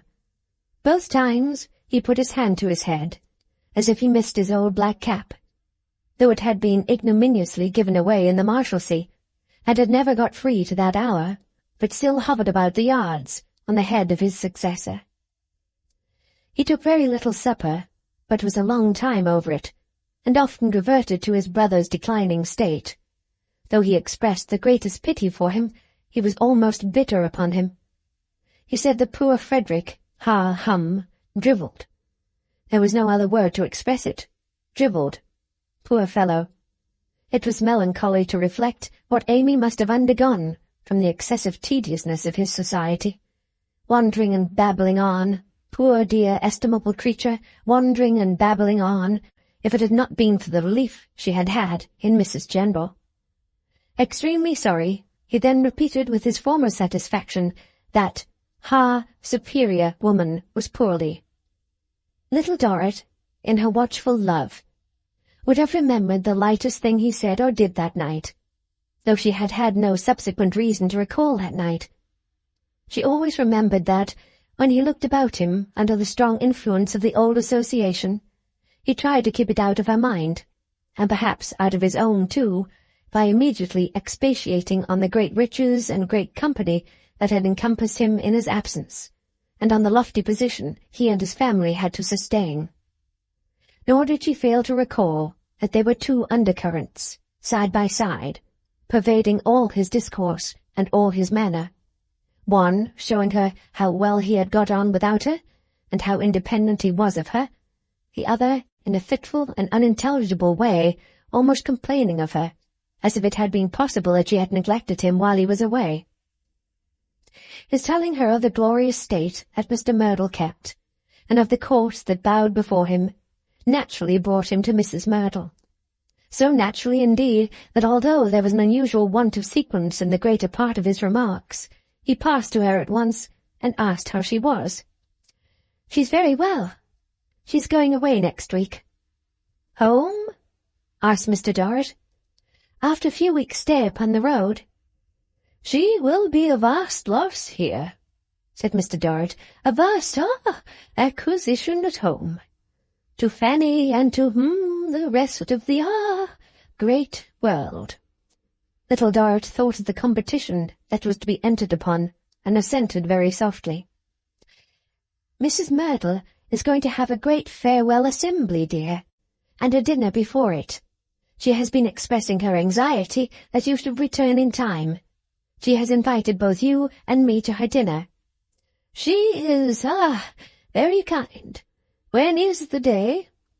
"The day after tomorrow." "Write round in the morning and say that I have returned and shall, be delighted." "May I walk with you up the stairs to your room, dear?" "No," he answered, looking angrily round, for he was moving away as if forgetful of leave-taking. "You may not, Amy. I want no help. I am your father, not your infirm uncle." He checked himself as abruptly as he had broken into this reply, and said, "You have not kissed me, Amy. Good night, my dear. We must marry you now." With that he went, more slowly and more tired, up the staircase to his rooms, and almost as soon as he got there, dismissed his valet. His next care was to look about him for his Paris purchases, and after opening their cases and carefully surveying them, to put them away under lock and key. After that, what with dozing and what with castle building, he lost himself for a long time, so that there was a touch of morning on the eastward rim of the desolate Campagna when he crept to bed. Mrs. General sent up her compliments in good time next day, and hoped he had rested well after his fatiguing journey. He sent down his compliments, and begged to inform Mrs. General that he had rested very well indeed, and was in high condition.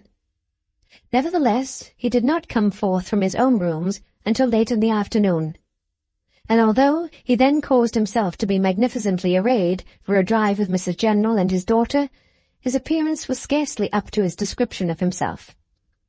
As the family had no visitors that day, its 4 members dined alone together.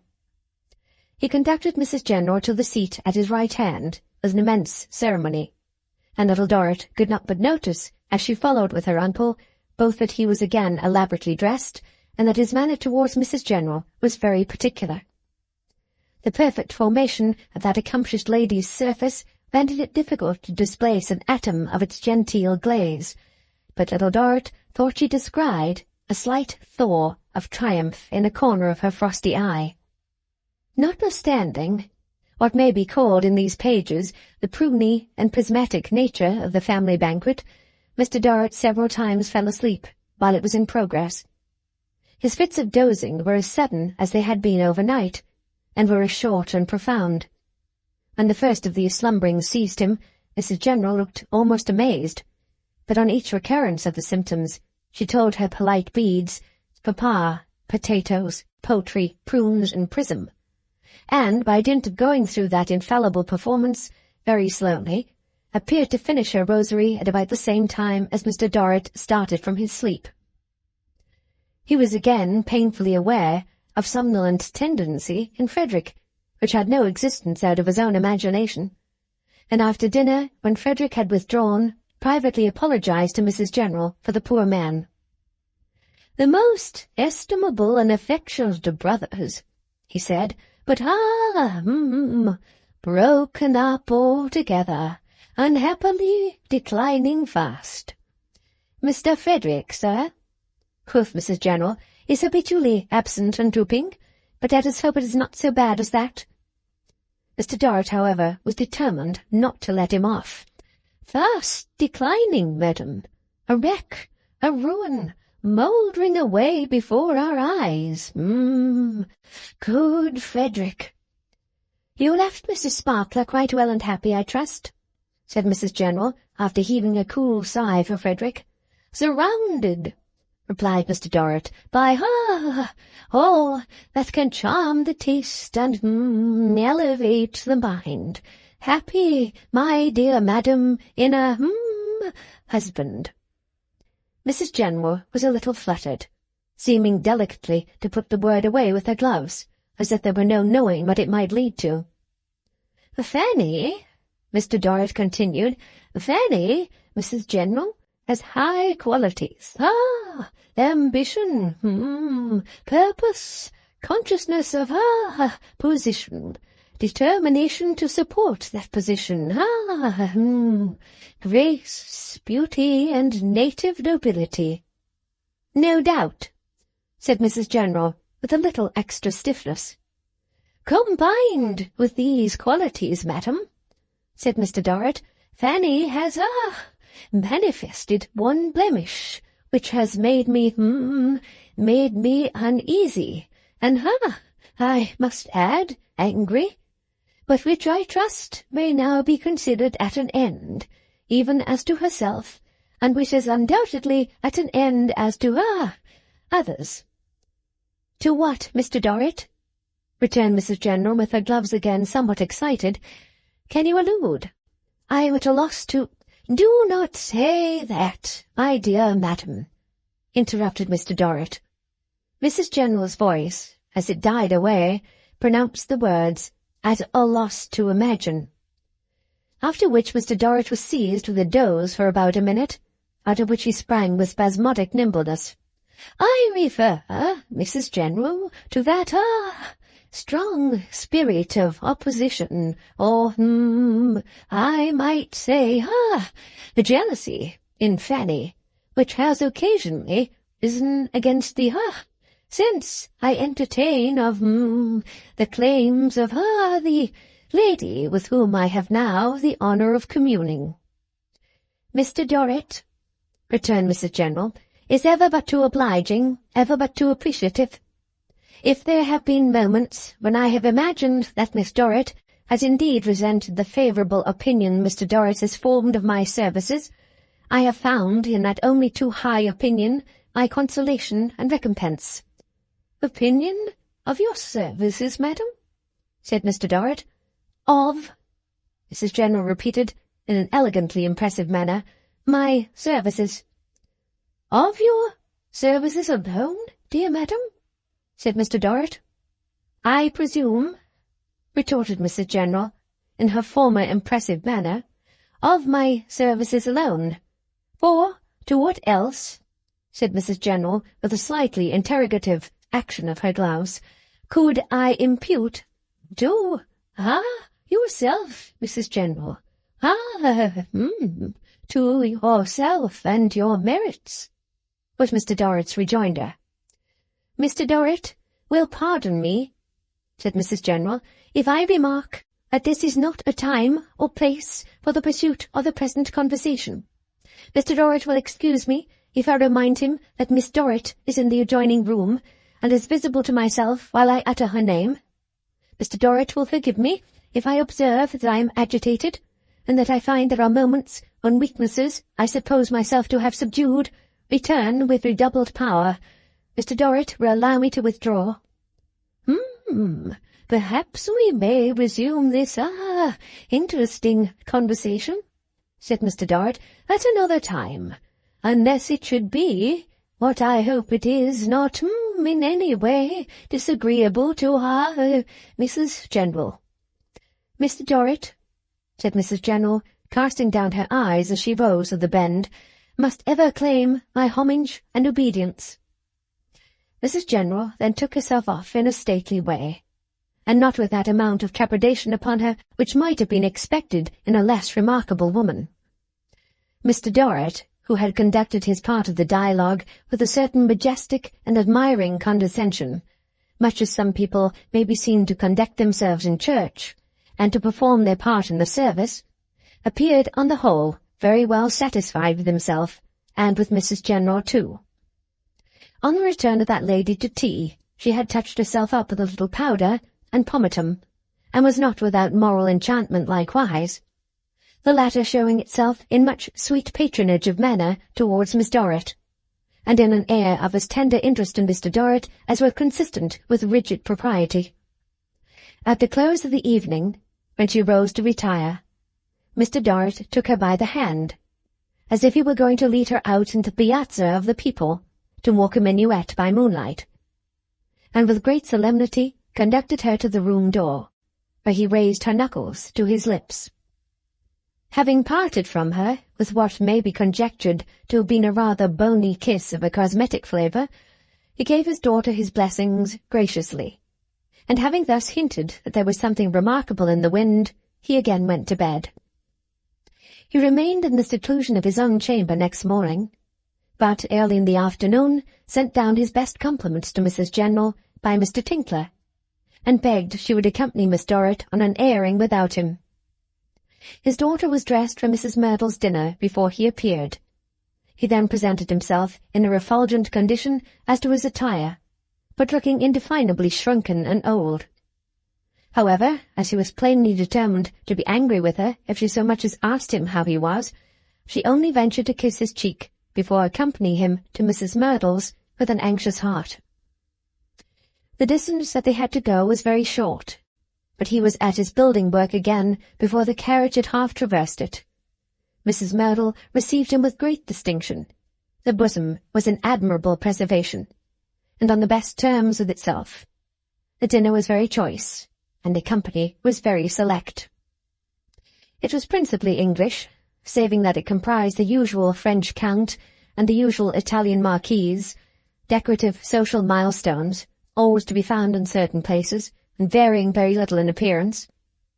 The table was long, and the dinner was long, and little Dorrit, overshadowed by a large pair of black whiskers and a large white cravat, lost sight of her father altogether, until a servant put a scrap of paper in her hand, with a whispered request from Mrs. Merdle that she would read it directly. Mrs. Merdle had written on it in pencil, "Pray come and speak to Mr. Dorrit. I doubt if he is well."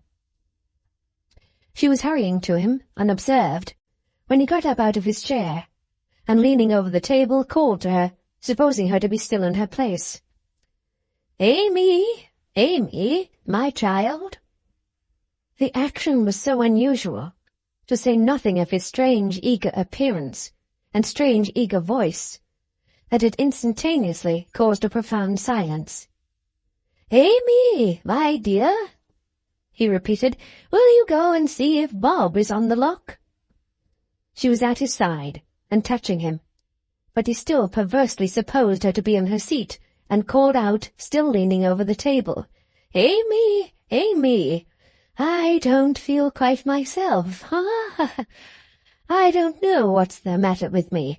I particularly wish to see Bob. Of all the turnkeys, he's as much my friend as yours. See if Bob is in the lodge, and beg him to come to me." All the guests were now in consternation, and everybody rose. "Dear father, I'm not there. I'm here by you." "Oh, you are here, Amy. Good. Good. Call Bob.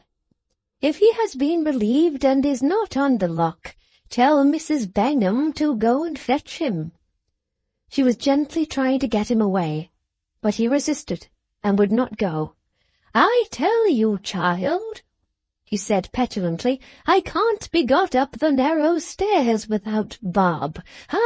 Send for Bob, Send for Bob, best of all the turnkeys. Send for Bob." He looked confusedly about him, and, becoming conscious of the number of faces by which he was surrounded, addressed them. Ladies and gentlemen, the duty devolves upon me of welcoming you to the Marshalsea. Welcome to the Marshalsea. The space is limited. The parade might be wider, but you will find it apparently grow larger after a time. Ladies and gentlemen, and the air is, all things considered, very good. It blows over the, Surrey Hills. Blows over the Surrey Hills. This is the snuggery, supported by a small subscription of the, collegiate body. In return for which, hot water, general kitchen, and little domestic advantages. Those who are habituated to the, Marshalsea are pleased to call me its father. I am accustomed to be complimented by strangers as the, father of the Marshalsea. Certainly, if years of residence may establish a claim to so honorable a title, I may accept the conferred distinction. My child, ladies and gentlemen, my daughter, born here. She was not ashamed of it, or ashamed of him. She was pale and frightened, but she had no other care than to soothe him and get him away, for his own dear sake. She was between him and the wondering faces, turned around upon his breast with her own face raised to his. He held her clasped in his left arm, and between whiles her low voice was heard tenderly imploring him to go away with her. "Born here," he repeated, shedding tears. "Bred here. Ladies and gentlemen, my daughter. Child of an unfortunate father, but always a gentleman. Poor, no doubt, but proud. Always proud. It has become a not infrequent custom for my personal admirers solely, to be pleased to express their desire to acknowledge my semi-official position here by offering little tributes, which usually take the form of voluntary recognitions of my humble endeavours to uphold tone here. I beg it to be understood that I do not consider myself compromised, not a beggar, no. I repudiate the title. At the same time, far be it from me to put upon the fine feelings by which my partial friends are actuated this slight of scrupling to admit that those offerings are highly acceptable. On the contrary, they are most acceptable in my child's name, if not in my own.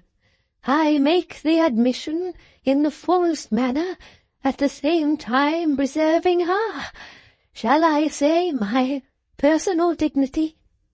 Ladies and gentlemen, God bless you all." By this time, the exceeding mortification undergone by the bosom had occasioned the withdrawal of the greater part of the company into other rooms. The few who had lingered thus long followed the rest, and Little Dorrit and her father were left to the servants and themselves. Dearest and most precious to her, he would come with her now, would he not? He replied to her fervid entreaties that he would never be able to get up the narrow stairs without Bob. Where was Bob? Would nobody fetch Bob? Under pretence of looking for Bob, she got him out against the stream of gay company now pouring in for the evening assembly, and got him into a coach that had just set down its load, and got him home. The broad stairs of his Roman palace were contracted in his failing sight to the narrow stairs of his London prison, and he would suffer no one but her to touch him, his brother excepted. They got him up to his room without help, and laid him down on his bed. And from that hour his poor maimed spirit, only remembering the place where it had broken its wings, cancelled the dream to which it had since groped, and knew of nothing beyond the Marshalsea. When he heard the footsteps in the street, he took them for the old weary tread in the yards. When the hour came for locking up, he supposed all strangers to be excluded for the night. When the time for opening came again, he was so anxious to see Bob, that they were fain to patch up a narrative how that Bob, many a year dead then, gentle turnkey, had taken cold, but hoped to be out tomorrow or the next day, or the next at furthest. He fell away into a weakness so extreme that he could not raise his hand, but he still protected his brother, according to his long usage, and would say with some complacency 50 times a day when he saw him standing by his bed, "My good Frederick, sit down. You are very feeble indeed." They tried him with Mrs. General, but he had not the faintest knowledge of her.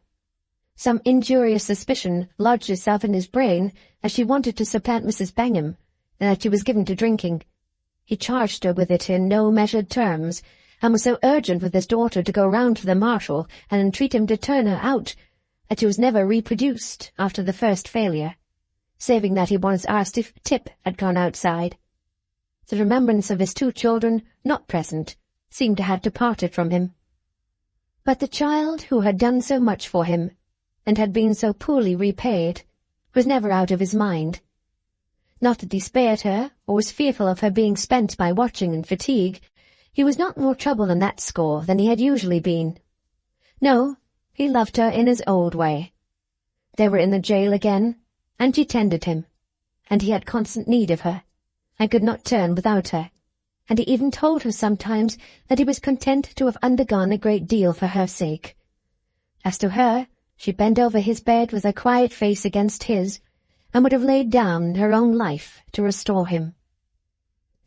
When he had been sinking in this painless way for 2 or 3 days, she observed him to be troubled by the ticking of his watch, a pompous gold watch, that made as great a to-do about its going as if nothing else went but itself and time. She suffered it to run down, but he was still uneasy, and showed that was not what he wanted. At length he roused himself to explain that he wanted money to be raised on his watch. He was quite pleased when she pretended to take it away for the purpose, and afterwards had a relish for his little tastes of wine and jelly that he had not had before. He soon made it plain that this was so, for in another day or 2 he sent off his sleeve-buttons and finger-rings.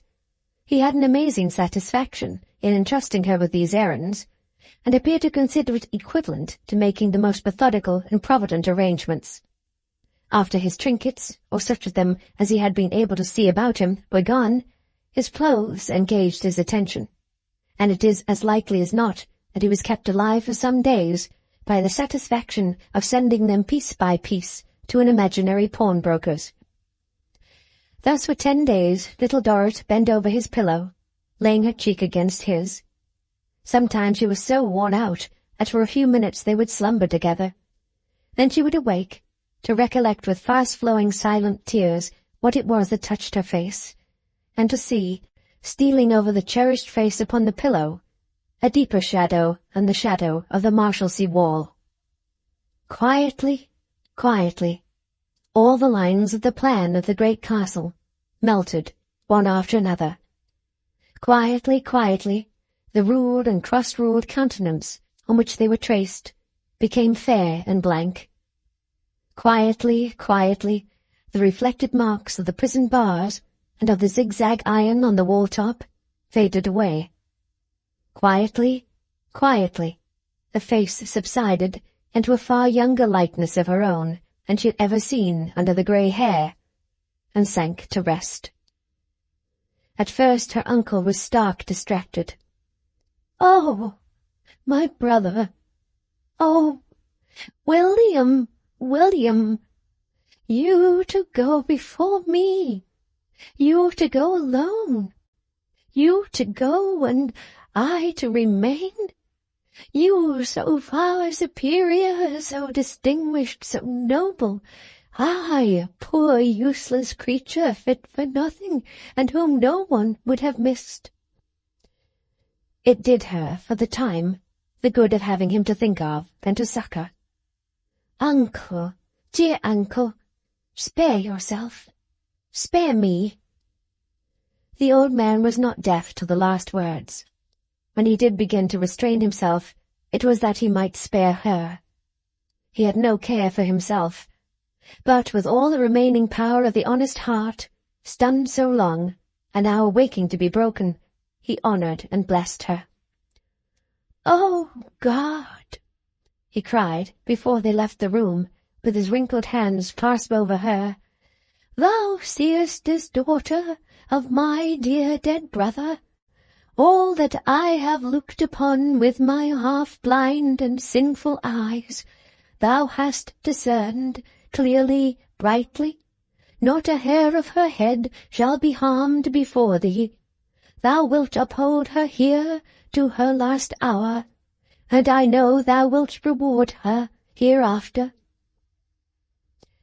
They remained in a dim room near, until it was almost midnight, quiet and sad together.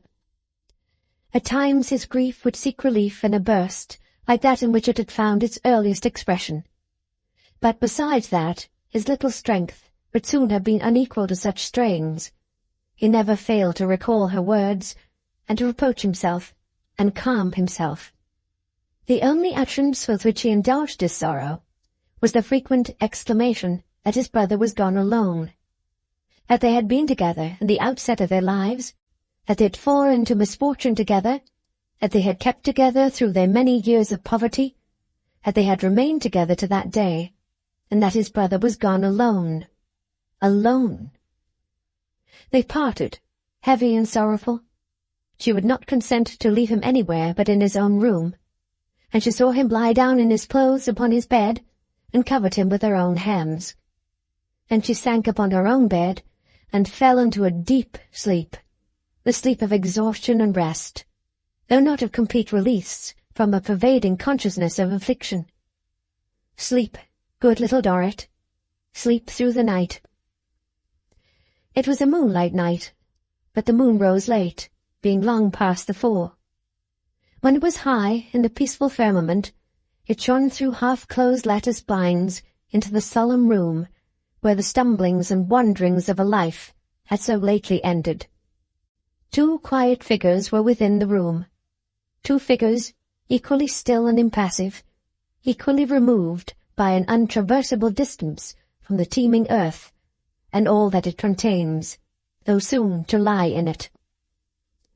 One figure reposed upon the bed, the other, kneeling on the floor, drooped over it, the arms easily and peacefully resting on the coverlet, the face bowed down, so that the lips touched the hand over which, with its last breath, it had bent.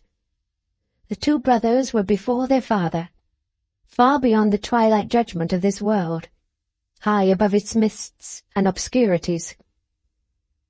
Chapter 20 introduces the next. The passengers were landing from the packet on the pier at Calais. A low-lying place, and a low-spirited place Calais was, with the tide ebbing out towards low water mark. There had been no more water on the bar than had sufficed to float the packet in, and now the bar itself, with a shallow break of sea over it, looked like a lazy marine monster, just risen to the surface, whose form was indistinctly shown as it lay asleep. The meagre lighthouse, all in white, haunting the seaboard, as if it were the ghost of an edifice that had once had colour and rotundity, dropped melancholy tears after its late buffeting by the waves. The long rows of gaunt black piles, slimy and wet and weather-worn, with funeral garlands of seaweed twisted about them by the late tide, might have represented an unsightly marine cemetery. Every wave-washed, storm-beaten object was so low and so little, under the broad grey sky, in the noise of the wind and sea, and before the curling lines of surf, making at it ferociously, that the wonder was there was any Calais left, and that its low gates and low wall and low roofs and low ditches and low sand hills and low ramparts and flat streets had not yielded long ago to the undermining and besieging sea, like the fortifications children make on the seashore.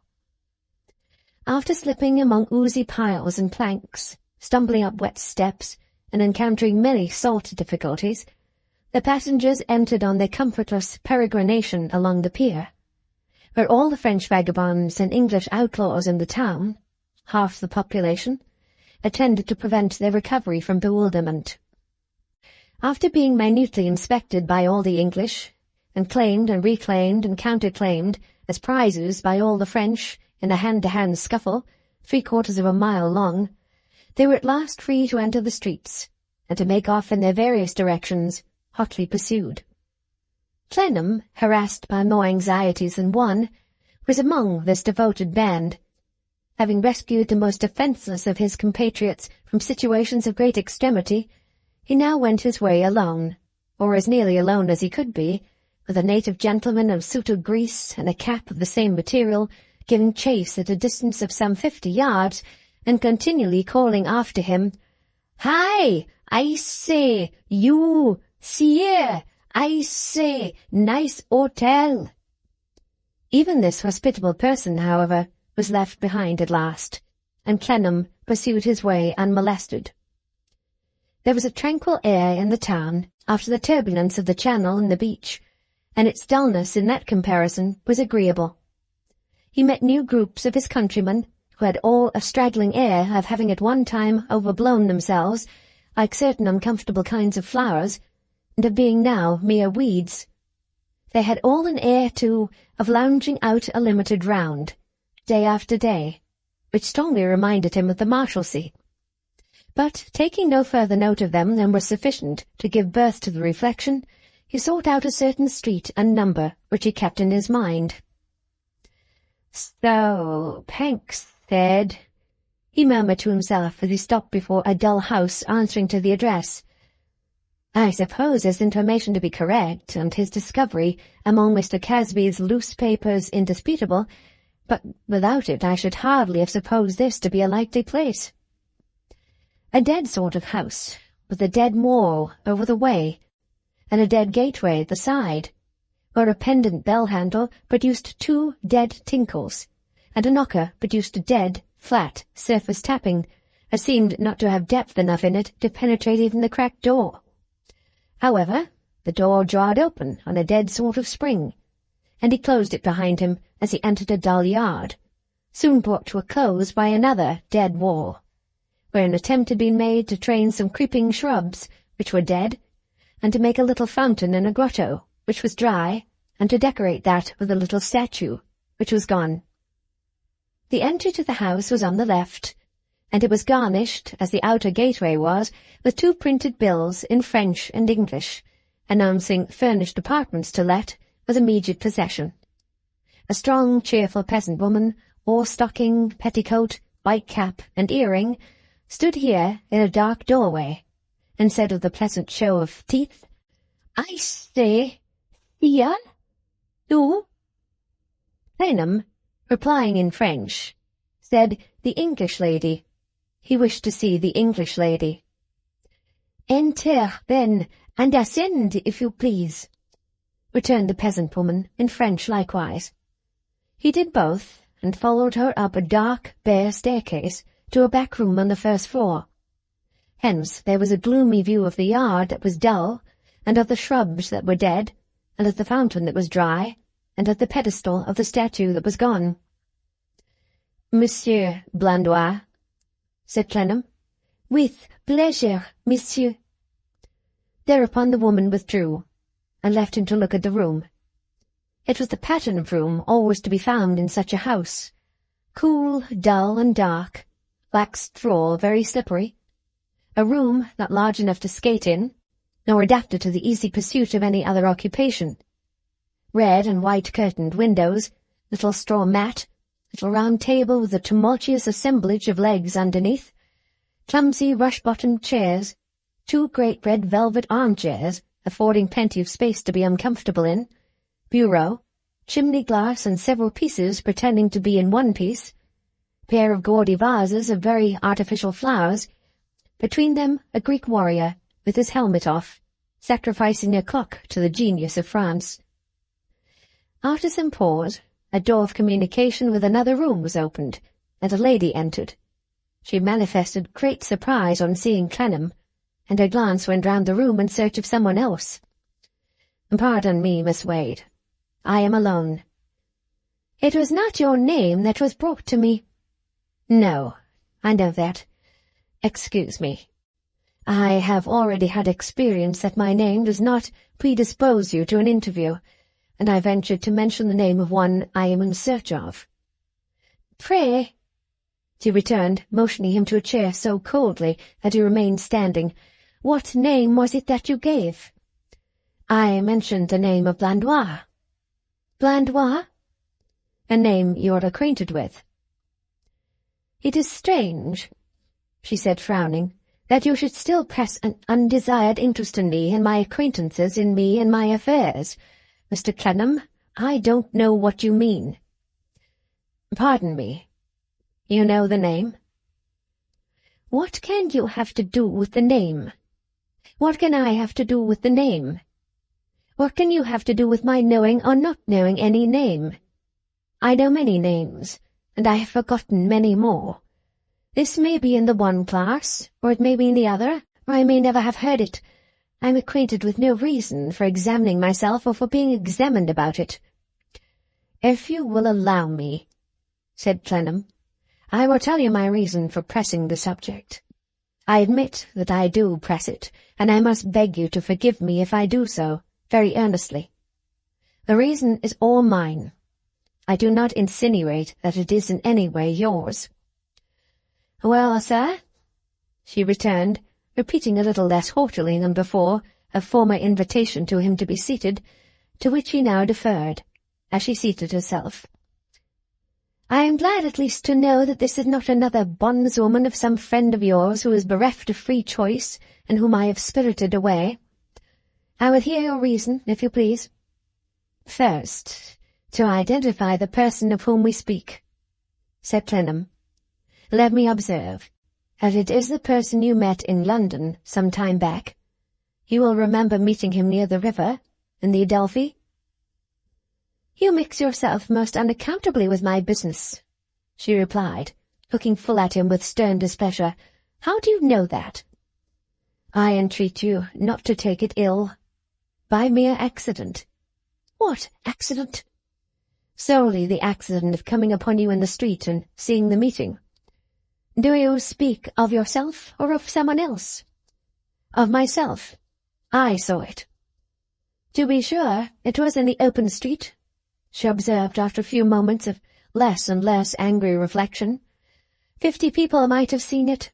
It would have signified nothing if they had. Nor do I make my having seen it of any moment, nor, otherwise than as an explanation of my coming here, do I connect my visit with it or the favour that I have to ask." "Oh, you have to ask a favour. It occurred to me," and the handsome face looked bitterly at him, "that your manner was so softened, Mr. Clennam." He was content to protest against this by a slight action, without contesting it in words. He then referred to Blandois' disappearance, of which it was probable she had heard. However probable it was to him, she had heard of no such thing. Let him look round him, she said, and judge for himself what general intelligence was likely to reach the ears of a woman who had been shut up there, while it was rife, devouring her own heart. When she had uttered this denial, which she believed to be true, she asked him what he meant by disappearance. That led to his narrating the circumstances in detail, and expressing something of his anxiety to discover what had really become of the man, and to repel the dark suspicions that clouded about his mother's house. She heard him with evident surprise, and with more marks of suppressed interest than he had seen in her. Still, they did not overcome her distant, proud, and self-secluded manner. When he had finished, she said nothing but these words: "You have not yet told me, sir, what I have to do with it, or what the favour is. Will you be so good as to come to that?"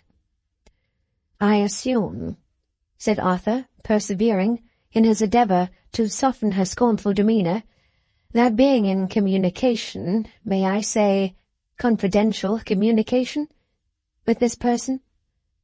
You may say, of course, whatever you like, she remarked, but I do not subscribe to your assumptions, Mr. Clennam, or to anyone's.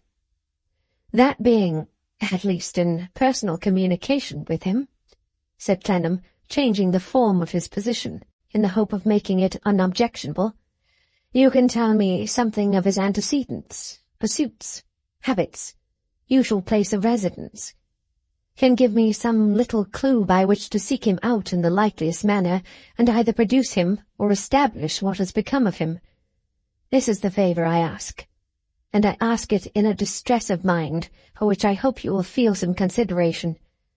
If you should have any reason for imposing conditions upon me, I will respect it without asking what it is. You chanced to see me in the street with the man, she observed, after being, to his mortification, evidently more occupied with her own reflections on the matter than with his appeal. Then you knew the man before? Not before. Afterwards.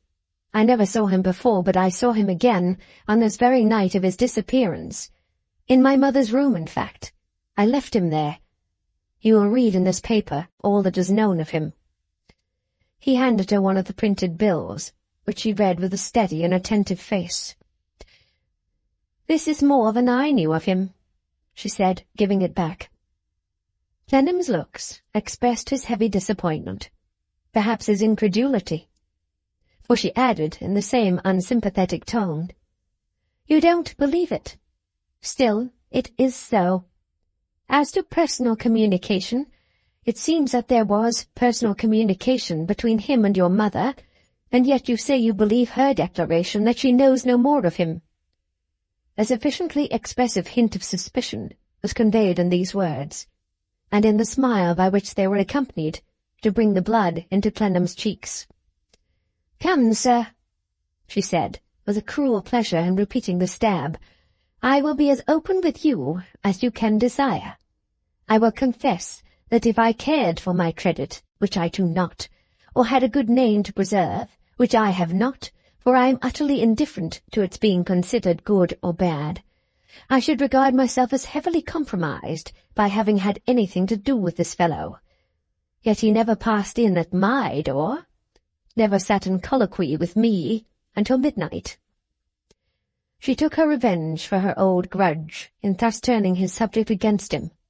Hers was not the nature to spare him, and she had no compunction. That he is a low, mercenary wretch, that I first saw him prowling about Italy, where I was not long ago, and that I hired him there as the suitable instrument of a purpose I happen to have. I have no objection to tell you. In short, it was worth my while, for my own pleasure, the gratification of a strong feeling, to pay a spy who would fetch and carry for money. I paid this creature, and I dare say that if I had wanted to make such a bargain, and if I could have paid him enough, and if he could have done it in the dark, free from all risk, he would have taken any life with as little scruple as he took my money. That, at least, is my opinion of him, and I see it is not very far removed from yours. Your mother's opinion of him, I am to assume, following your example of assuming this and that, was vastly different. My mother, let me remind you, said Clennam, was first brought into communication with him in the unlucky course of business. It appears to have been an unlucky course of business that last brought her into communication with him, returned Miss Wade, and business hours on that occasion were late. You imply, said Arthur, smarting under these cool-handed thrusts, of which he had felt deeply the force already, that there was something— Mr. Clennam, she composedly interrupted, recollect that I do not speak by implication about the man. He is, I say again without disguise, a low, mercenary wretch. I suppose such a creature goes where there is occasion for him. If I had not had occasion for him, you would not have seen him and me together. Wrung by her persistence in keeping that dark side of the case before him, of which there was a half-hidden shadow in his own breast, Clennam was silent. I have spoken of him as still living, she added, "but he may have been put out of the way, for anything I know. For anything I care, also. I have no further occasion for him." With a heavy sigh, and a despondent air, Arthur Clennam slowly rose. She did not rise also, but said, having looked at him in the meanwhile with a fixed look of suspicion, and lips angrily compressed, "He was the chosen associate of your dear friend Mr. Gowan, was he not? Why don't you ask your dear friend to help you?" The denial that he was a dear friend rose to Arthur's lips, but he repressed it, remembering his old struggles and resolutions, and said, "Further than that he has never seen Blandois since Blandois set out for England, Mr. Gowan knows nothing additional about him. He was a chance acquaintance made abroad." "A chance acquaintance made abroad?" she repeated. "Yes. Your dear friend has need to divert himself with all the acquaintances he can make, seeing what a wife he has. I hate his wife, sir." The anger with which she said it, the more remarkable for being so much under her restraint, fixed Clennam's attention, and kept him on the spot. It flashed out of her dark eyes as they regarded him, quivered in her nostrils, and fired the very breath she exhaled. But her face was otherwise composed into a disdainful serenity, and her attitude was as calmly and haughtily graceful as if she had been in a mood of complete indifference. "All I will say is, Miss Wade," he remarked, "that you can have received no provocation to a feeling in which I believe you have no share." "You may ask your dear friend if you choose," she returned, "for his opinion upon that subject." "I am scarcely on those intimate terms with my dear friend," said Arthur, in spite of his resolutions. "That would render my approaching the subject very probable, Miss Wade." "I hate him," she returned, "worse than his wife, because I was once dupe enough and false enough to myself almost to love him. You have seen me, sir, only on commonplace occasions, when I dare say you have thought me a commonplace woman, a little more self-willed than the generality. You don't know what I mean by hating, if you know me no better than that. You can't know without knowing with what care I have studied myself and people about me. For this reason, I have for some time inclined to tell you what my life has been, not to propitiate your opinion, for I set no value on it, but that you may comprehend, when you think of your dear friend and his dear wife, what I mean by hating. Shall I give you something I have written and put by for your perusal, or shall I hold my hand?" Arthur begged her to give it to him. She went to the bureau, unlocked it, and took from an inner drawer a few folded sheets of paper.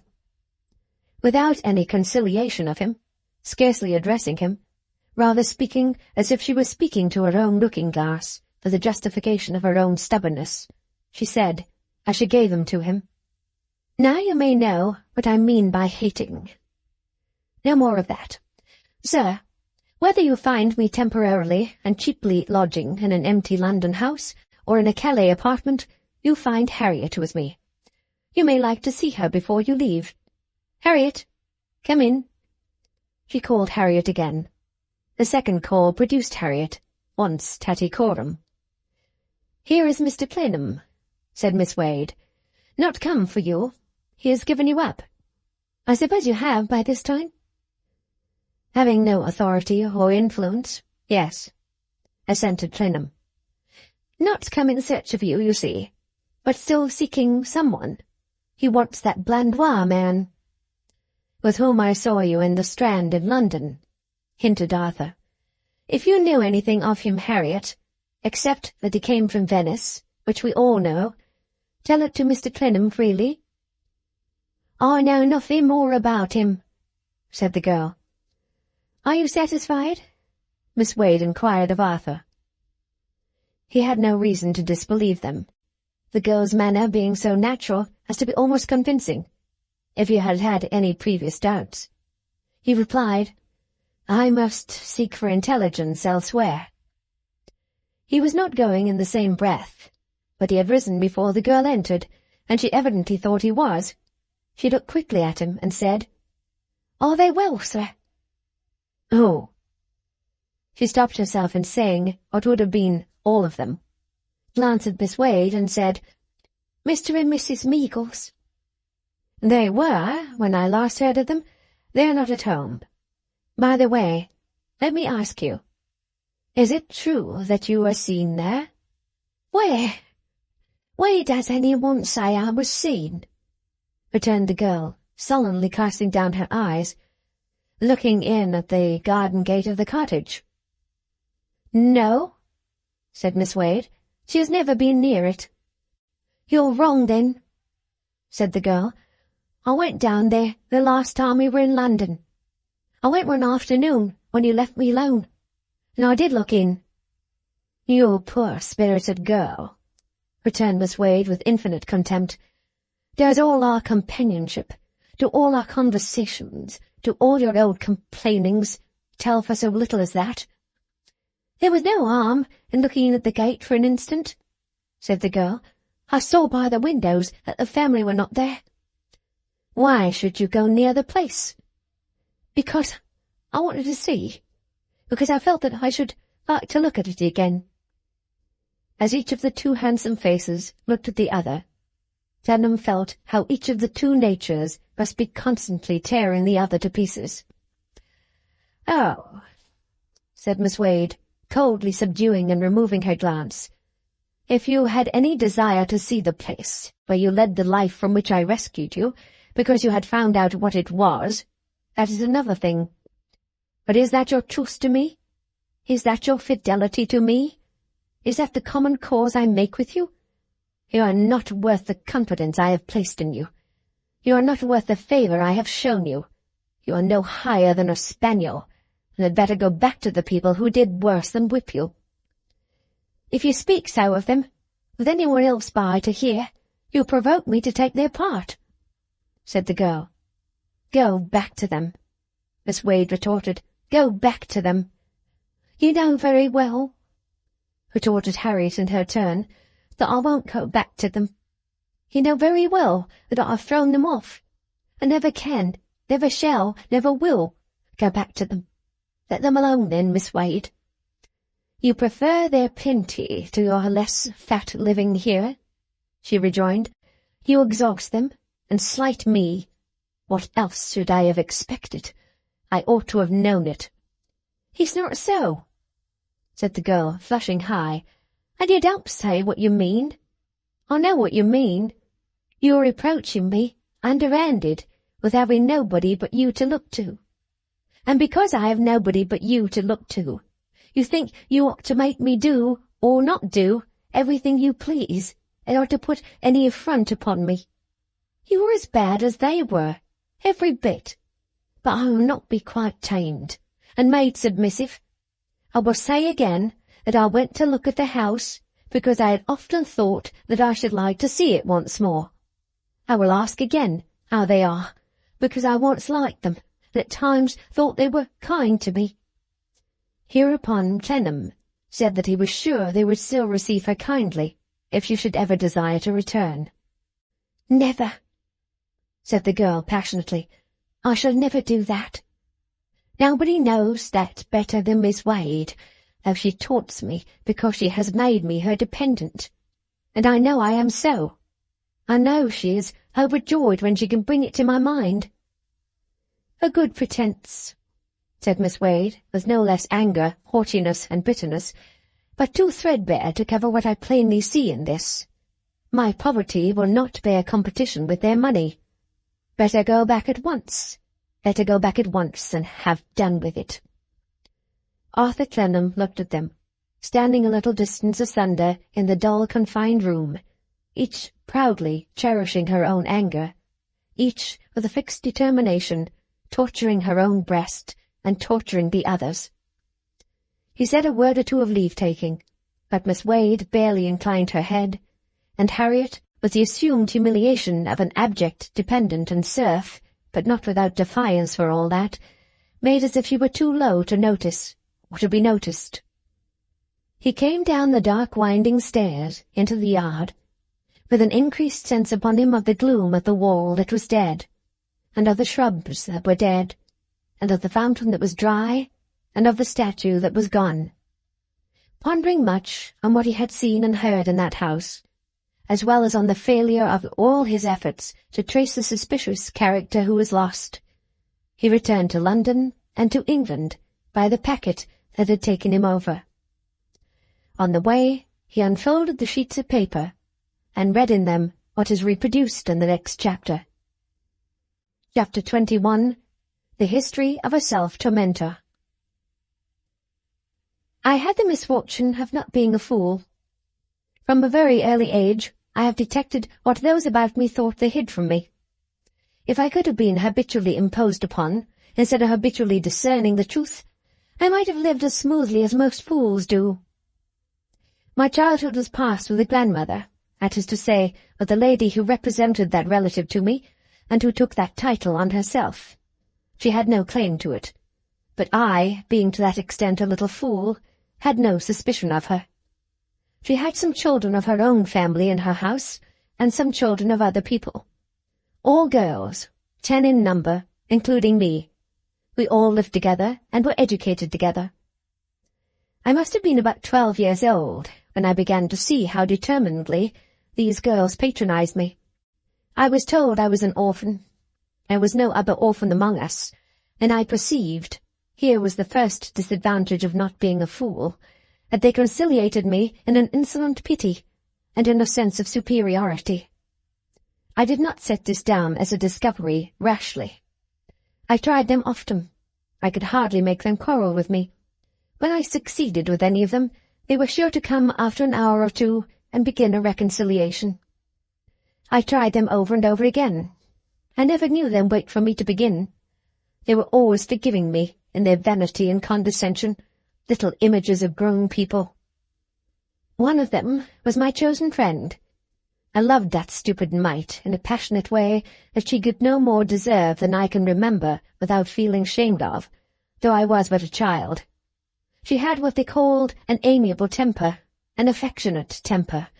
She could distribute, and did distribute, pretty looks and smiles to everyone among them. I believe there was not a soul in the place except myself who knew that she did it purposely to wound and gall me. Nevertheless, I so loved that unworthy girl that my life was made stormy by my fondness for her. I was constantly lectured and disgraced for what was called trying her, in other words, charging her with her little perfidy, and throwing her into tears by showing her that I read her heart. However, I loved her faithfully, and one time I went home with her for the holidays. She was worse at home than she had been at school. She had a crowd of cousins and acquaintances, and we had dances at her house, and went out to dances at other houses, and, both at home and out, she tormented my love beyond endurance. Her plan was to make them all fond of her, and so drive me wild with jealousy, to be familiar and endearing with them all, and so make me mad with envying them. When we were left alone in our bedroom at night, I would reproach her with my perfect knowledge of her baseness, and then she would cry and say I was cruel, and then I would hold her in my arms till morning, loving her as much as ever, and often feeling as if, rather than suffer so, I could so hold her in my arms and plunge to the bottom of a river, where I would still hold her after we were both dead. It came to an end, and I was relieved. In the family there was an aunt who was not fond of me. I doubt if any of the family liked me much, but I never wanted them to like me, being altogether bound up in the one girl. The aunt was a young woman, and she had a serious way with her eyes of watching me. She was an audacious woman, and openly looked compassionately at me.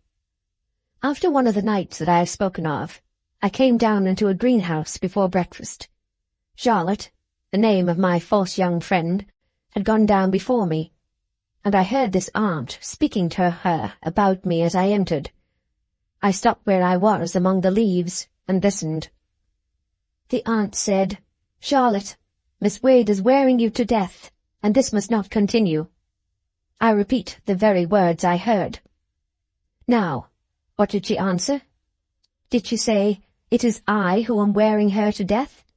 I who am keeping her on a rack and am the executioner, Yet she tells me every night that she loves me devotedly, though she knows what I make her undergo. No.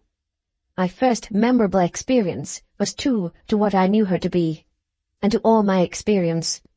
She began sobbing and weeping, to secure the aunt's sympathy to herself, and said, "Dear aunt, she has an unhappy temper. Other girls at school, besides I, try hard to make it better. We all try hard." Upon that the aunt fondled her, as if she had said something noble instead of despicable and false, and kept up the infamous pretence by replying, "But there are reasonable limits, my dear love, to everything, and I see that this poor miserable girl causes you more constant and useless distress than even so good an effort justifies." The poor miserable girl came out of her concealment, as you may be prepared to hear, and said, "Send me home." I never said another word to either of them, or to any of them, but "Send me home, or I will walk home alone night and day." When I got home, I told my supposed grandmother that, unless I was sent away to finish my education somewhere else before that girl came back, or before any of them came back, I would burn my sight away by throwing myself into the fire rather than I would endure to look at their plotting faces. I went among young women next, and I found them no better. Fair words and fair pretences, but I penetrated below those assertions of themselves and depreciations of me, and they were no better. Before I left them, I learned that I had no grandmother and no recognized relation. I carried the light of that information both into my past and into my future. It showed me many new occasions on which people triumphed over me, when they made a pretense of treating me with consideration, or doing me a service. A man of business had a small property in trust for me. I was to be a governess. I became a governess, and went into the family of a poor nobleman, where there were 2 daughters, little children, but parents wished them to grow up, if possible, under one instructress. The mother was young and pretty. From the first, she made a show of behaving to me with great delicacy. I kept my resentment to myself, but I knew very well that was her way of petting the knowledge that she was my mistress, and might have behaved differently to her servant if it had been her fancy. I say I did not resent it, nor did I, but I showed her, by not gratifying her, that I understood her. When she pressed me to take wine, I took water. If there happened to be anything choice at table, she always sent it to me, but I always declined it, and ate of the rejected dishes. These disappointments of her patronage were a sharp retort, and made me feel independent. I liked the children. They were timid, but on the whole disposed to attach themselves to me. There was a nurse, however, in the house, a rosy-faced woman, always making an obtrusive pretence of being gay and good-humoured, who had nursed them both, and who had secured their affections before I saw them. I could almost have settled down to my fate, but for this woman.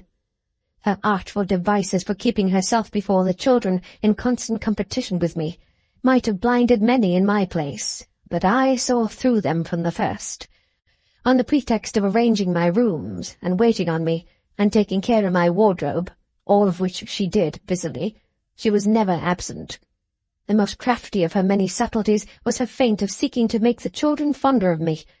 She would lead them to me, and coax them to me. "Come to good Miss Wade, come to dear Miss Wade, come to pretty Miss Wade. She loves you very much. Miss Wade is a clever lady, who has read heaps of books, and can tell you far better and more interesting stories than I know. Come and hear Miss Wade." How could I engage their attentions when my heart was burning against these ignorant designs? How could I wonder when I saw their innocent faces shrinking away, and their arms twining round her neck instead of mine? Then she would look up at me, shaking their curls from her face, and say, "They'll come round soon, Miss Wade. They're very simple and loving, ma'am. Don't be at all cast down about it, ma'am," exulting over me. There was another thing the woman did. At times, when she saw that she had safely plunged me into a black despondent brooding by these means, she would call the attention of the children to it, and would show them the difference between herself and me. "Hush, poor Miss Wade is not well. Don't make a noise, my dears. Her head aches. Come and comfort her. Come and ask her if she is better. Come and ask her to lie down. I hope you have nothing on your mind, ma'am. Don't take on, ma'am, and be sorry." It became intolerable. Her ladyship, my mistress, coming in one day when I was alone, and at the height of feeling that I could support it no longer, I told her I must go. I could not bear the presence of that woman Dawes. "Miss Wade, poor Dawes is devoted to you, would do anything for you." I knew beforehand she would say so. I was quite prepared for it. I only answered it was not for me to contradict my mistress. I must go.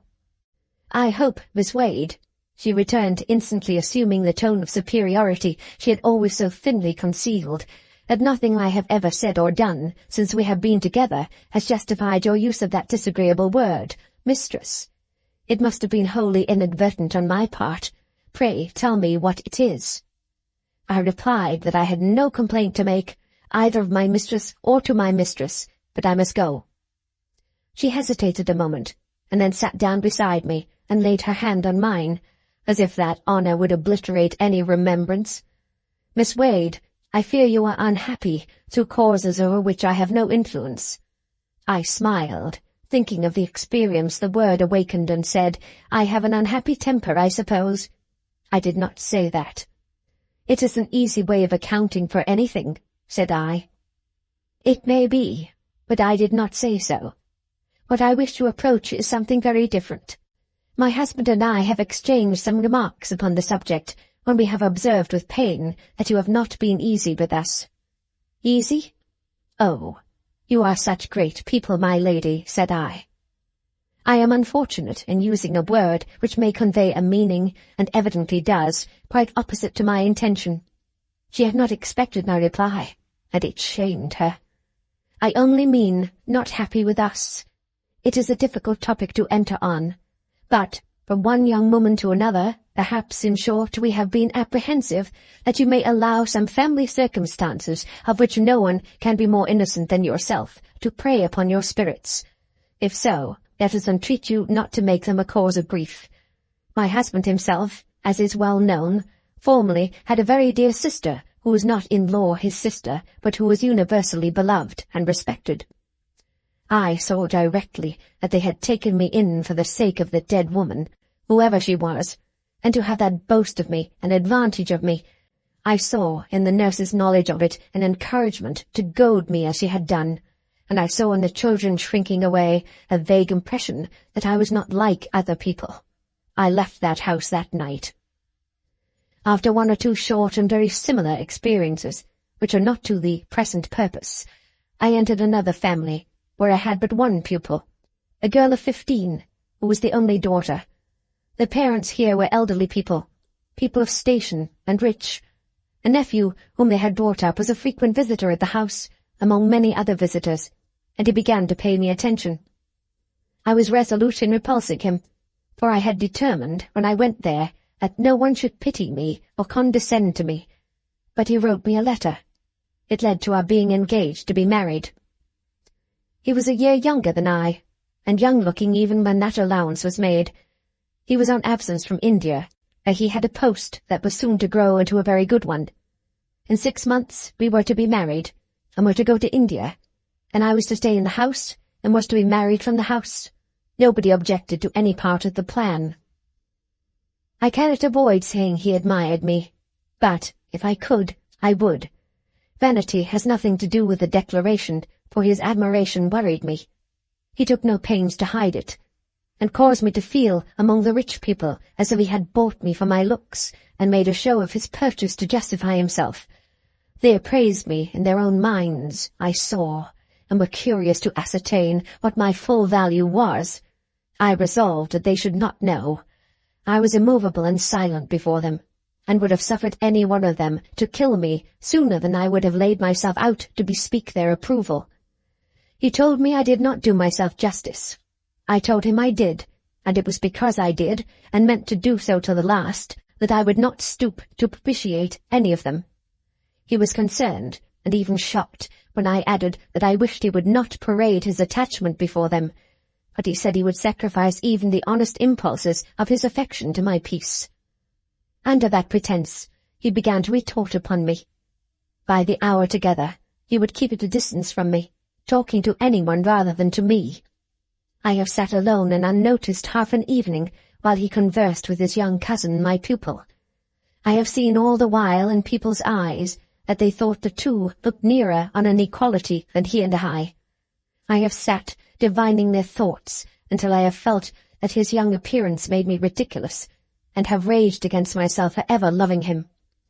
For I did love him once, undeserving as he was, and little as he thought of all these agonies that it cost me, agonies which should have made him wholly and gratefully mine to his life's end. I loved him. I bore with his cousins praising him to my face, and with her pretending to think that it pleased me, but full well knowing that it rankled in my breast for his sake. While I have sat in his presence, recalling all my slights and wrongs, and deliberating that I should not fly from the house at once and never see him again, I have loved him. His aunt, my mistress, you will please to remember, deliberately, wilfully, added to my trials and vexations. It was her delight to expatiate on the style in which we were to live in India, and on the establishment we should keep, and the company we should entertain when he got his advancement. My pride rose against this barefaced way of pointing out the contrast my married life was to present to my then dependent and inferior position. I suppressed my indignation, but I showed her that her intention was not lost upon me, and I repaid her annoyance by affecting humility.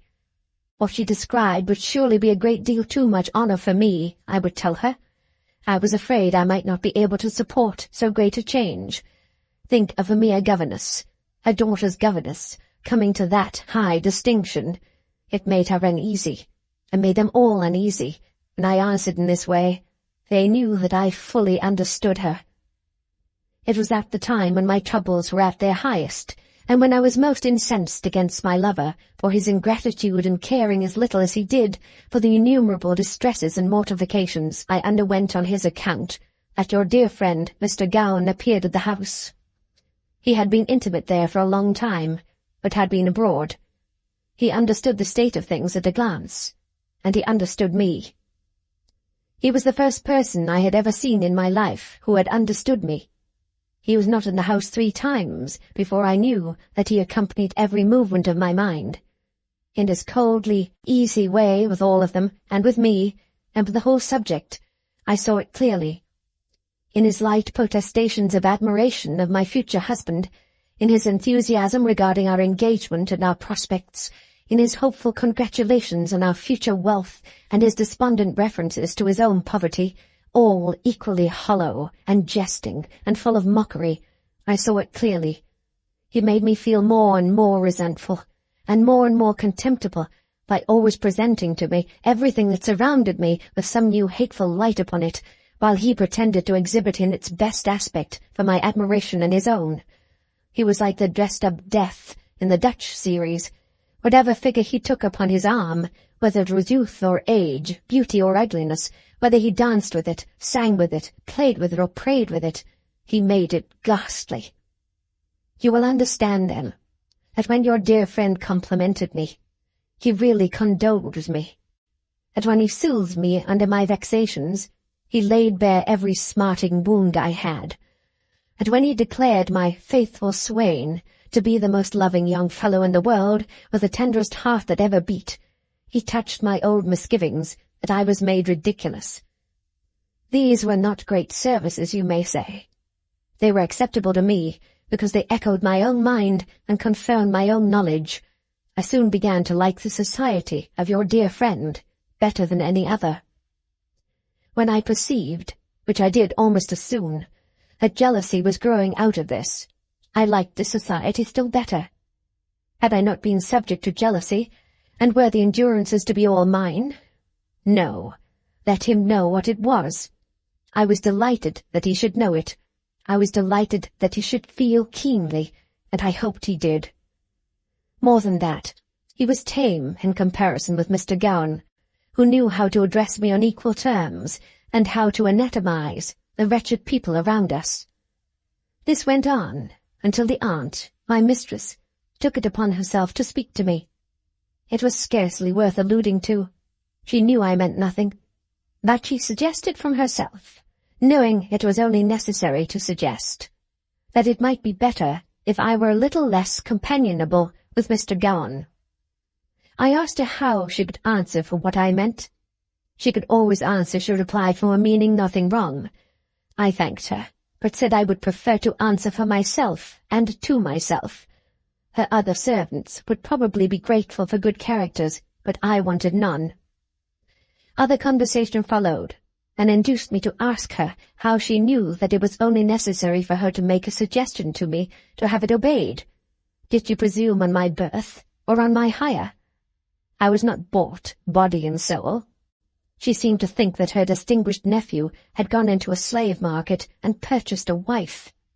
It would probably have come, sooner or later, to the end to which it did come, but she brought it to its issue at once. She told me, with assumed commiseration, that I had an unhappy temper. On this repetition of the old wicked injury, I withheld no longer, but exposed to her all I had known of her and seen in her, and all I had undergone within myself since I had occupied the despicable position of being engaged to her nephew.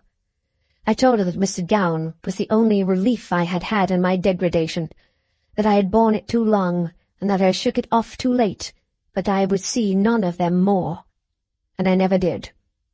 Your dear friend followed me to my retreat, and was very droll on the severance of the connection, though he was very sorry, too, for the excellent people, in their way the best he had ever met, and deplored the necessity of breaking mere houseflies on the wheel.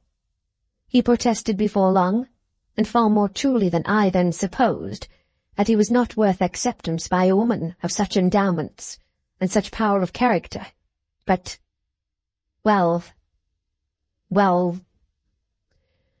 your dear friend amused me, and amused himself, as long as it suited his inclinations, and then reminded me that we were both people of the world, that we both understood mankind, that we both knew there was no such thing as romance, that we were both prepared for going different ways to seek our fortunes like people of sense, and that we both foresaw that whenever we encountered one another again, we should meet as the best friends on earth. So he said, and I did not contradict him. It was not very long before I found that he was courting his present wife, and that she had been taken away to be out of his reach. I hated her then, quite as much as I hate her now, and naturally, therefore, could desire nothing better than that she should marry him. But I was restlessly curious to look at her, so curious that I felt it to be one of the few sources of entertainment left to me. I travelled a little, travelled until I found myself in her society, and in yours. Your dear friend, I think, was not known to you then, and had not given you any of those signal marks of his friendship which he has bestowed upon you. In that company I found a girl, in various circumstances, of whose position there was a singular likeness to my own, and whose character I was interested and pleased to see much of the rising against swollen patronage and selfishness, calling themselves kindness, protection, benevolence, and other fine names, which I have described as inherent in my nature. I often heard it said, too, that she had an unhappy temper. Well understanding what was meant by the convenient phrase, and wanting a companion with the knowledge of what I knew, I thought I would try to release the girl from her bondage and sense of injustice. I have no occasion to relate that I succeeded. We have been together ever since, sharing my small means. Chapter 22. Who passes by this road so late? Arthur Clennam had made his unavailing expedition to Calais in the midst of a great pressure of business. A certain barbaric power, with valuable possessions on the map of the world, had occasion for the services of one or two engineers, quick in invention and determined in execution.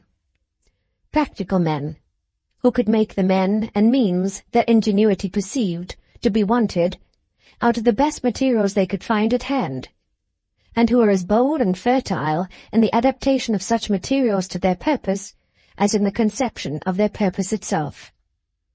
This power, being a barbaric one, had no idea of stowing away a great national object in a circumlocution office, as strong wine is hidden from the light in a cellar until its fire and youth are gone. and the labourers who worked in the vineyard and pressed the grapes are dust. With characteristic ignorance, it acted on the most decided and energetic notions of how to do it, and never showed the least respect for, or gave any quarter to, the great political science, how not to do it. Indeed, it had a barbarous way of striking the latter art and mystery dead, in the person of any enlightened subject who practised it. Accordingly, the men who were wanted were sought out and found, which was in itself a most uncivilized and irregular way of proceeding. Being found, they were treated with great confidence and honour, which again showed dense political ignorance, and were invited to come at once and do what they had to do. In short, they were regarded as men who meant to do it, engaging with other men who meant it to be done. Daniel Doyce was one of the chosen. There was no foreseeing at that time whether he would be absent months or years. The preparations for his departure, and the conscientious arrangements for him of all the details and results of their joint business, had necessitated labour within a short compass of time, which had occupied Clennam day and night.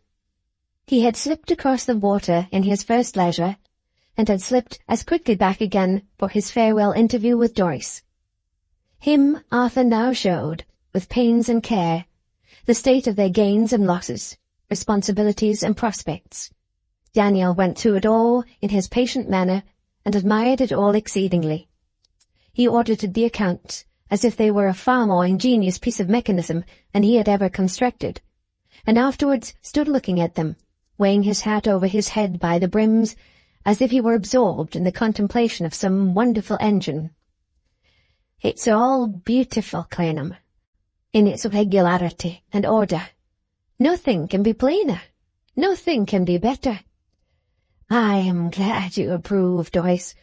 Now, as to the management of your capital while you're away, and as to the conversion of so much of it as the business may need from time to time—" His partner stopped him.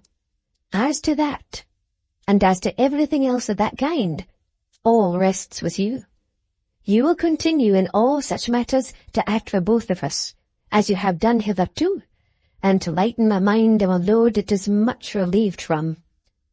Though, as I often tell you," returned Clennam, "you unreasonably depreciate your business qualities." "Perhaps so," said Doyce, smiling, "and perhaps not. Anyhow, I have a calling that I've studied more than such matters, and that I'm better fitted for. I've perfect confidence in my partner, and I'm satisfied that he will do what is best. If I have a prejudice connected with money, and money figures," continued Doyce, laying that plastic workman's thumb of his on the lapel of his partner's coat, "it is against speculating. I don't think I have any other. I dare say I entertain that prejudice only because I've never given my mind fully to the subject." "But you shouldn't call it a prejudice," said Clennam. "My dear Doyce, it is the soundest sense." "I'm glad you think so," returned Doyce, with his grey eye looking kind and bright. "It so happens," said Clennam, "that just now, about half an hour before you came down, I was saying the same thing to Panks, who looked in here. We both agreed that to travel out of safe investments is one of the most dangerous, as it is one of the most common, of those follies which often deserve the name of vices." "Panks," said Doyce, tilting up his hat at the back and nodding with an air of confidence. Aye, that's a cautious fellow." "He is a very cautious fellow indeed," returned Arthur. "Quite a specimen of caution." They both appeared to derive a larger amount of satisfaction from the cautious character of Mr. Panks than was quite intelligible, judged by the surface of their conversation. "And now," said Daniel, looking at his watch, "as time and tide wait for no man, my trusty partner, and as I'm ready for starting bag and baggage at the gate below, let me say a last word. I want you to grant a request of mine." "Any request you can make, except—" Clennam was quick with his exception, for his partner's face was quick in suggesting it.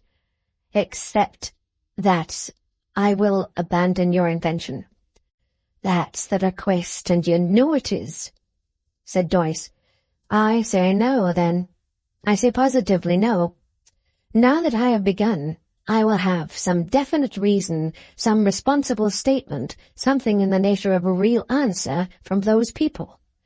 "You will not," returned Doyce, shaking his head. "Take my word for it. You never will." "At least I'll try," said Clennam. "It will do me no harm to try."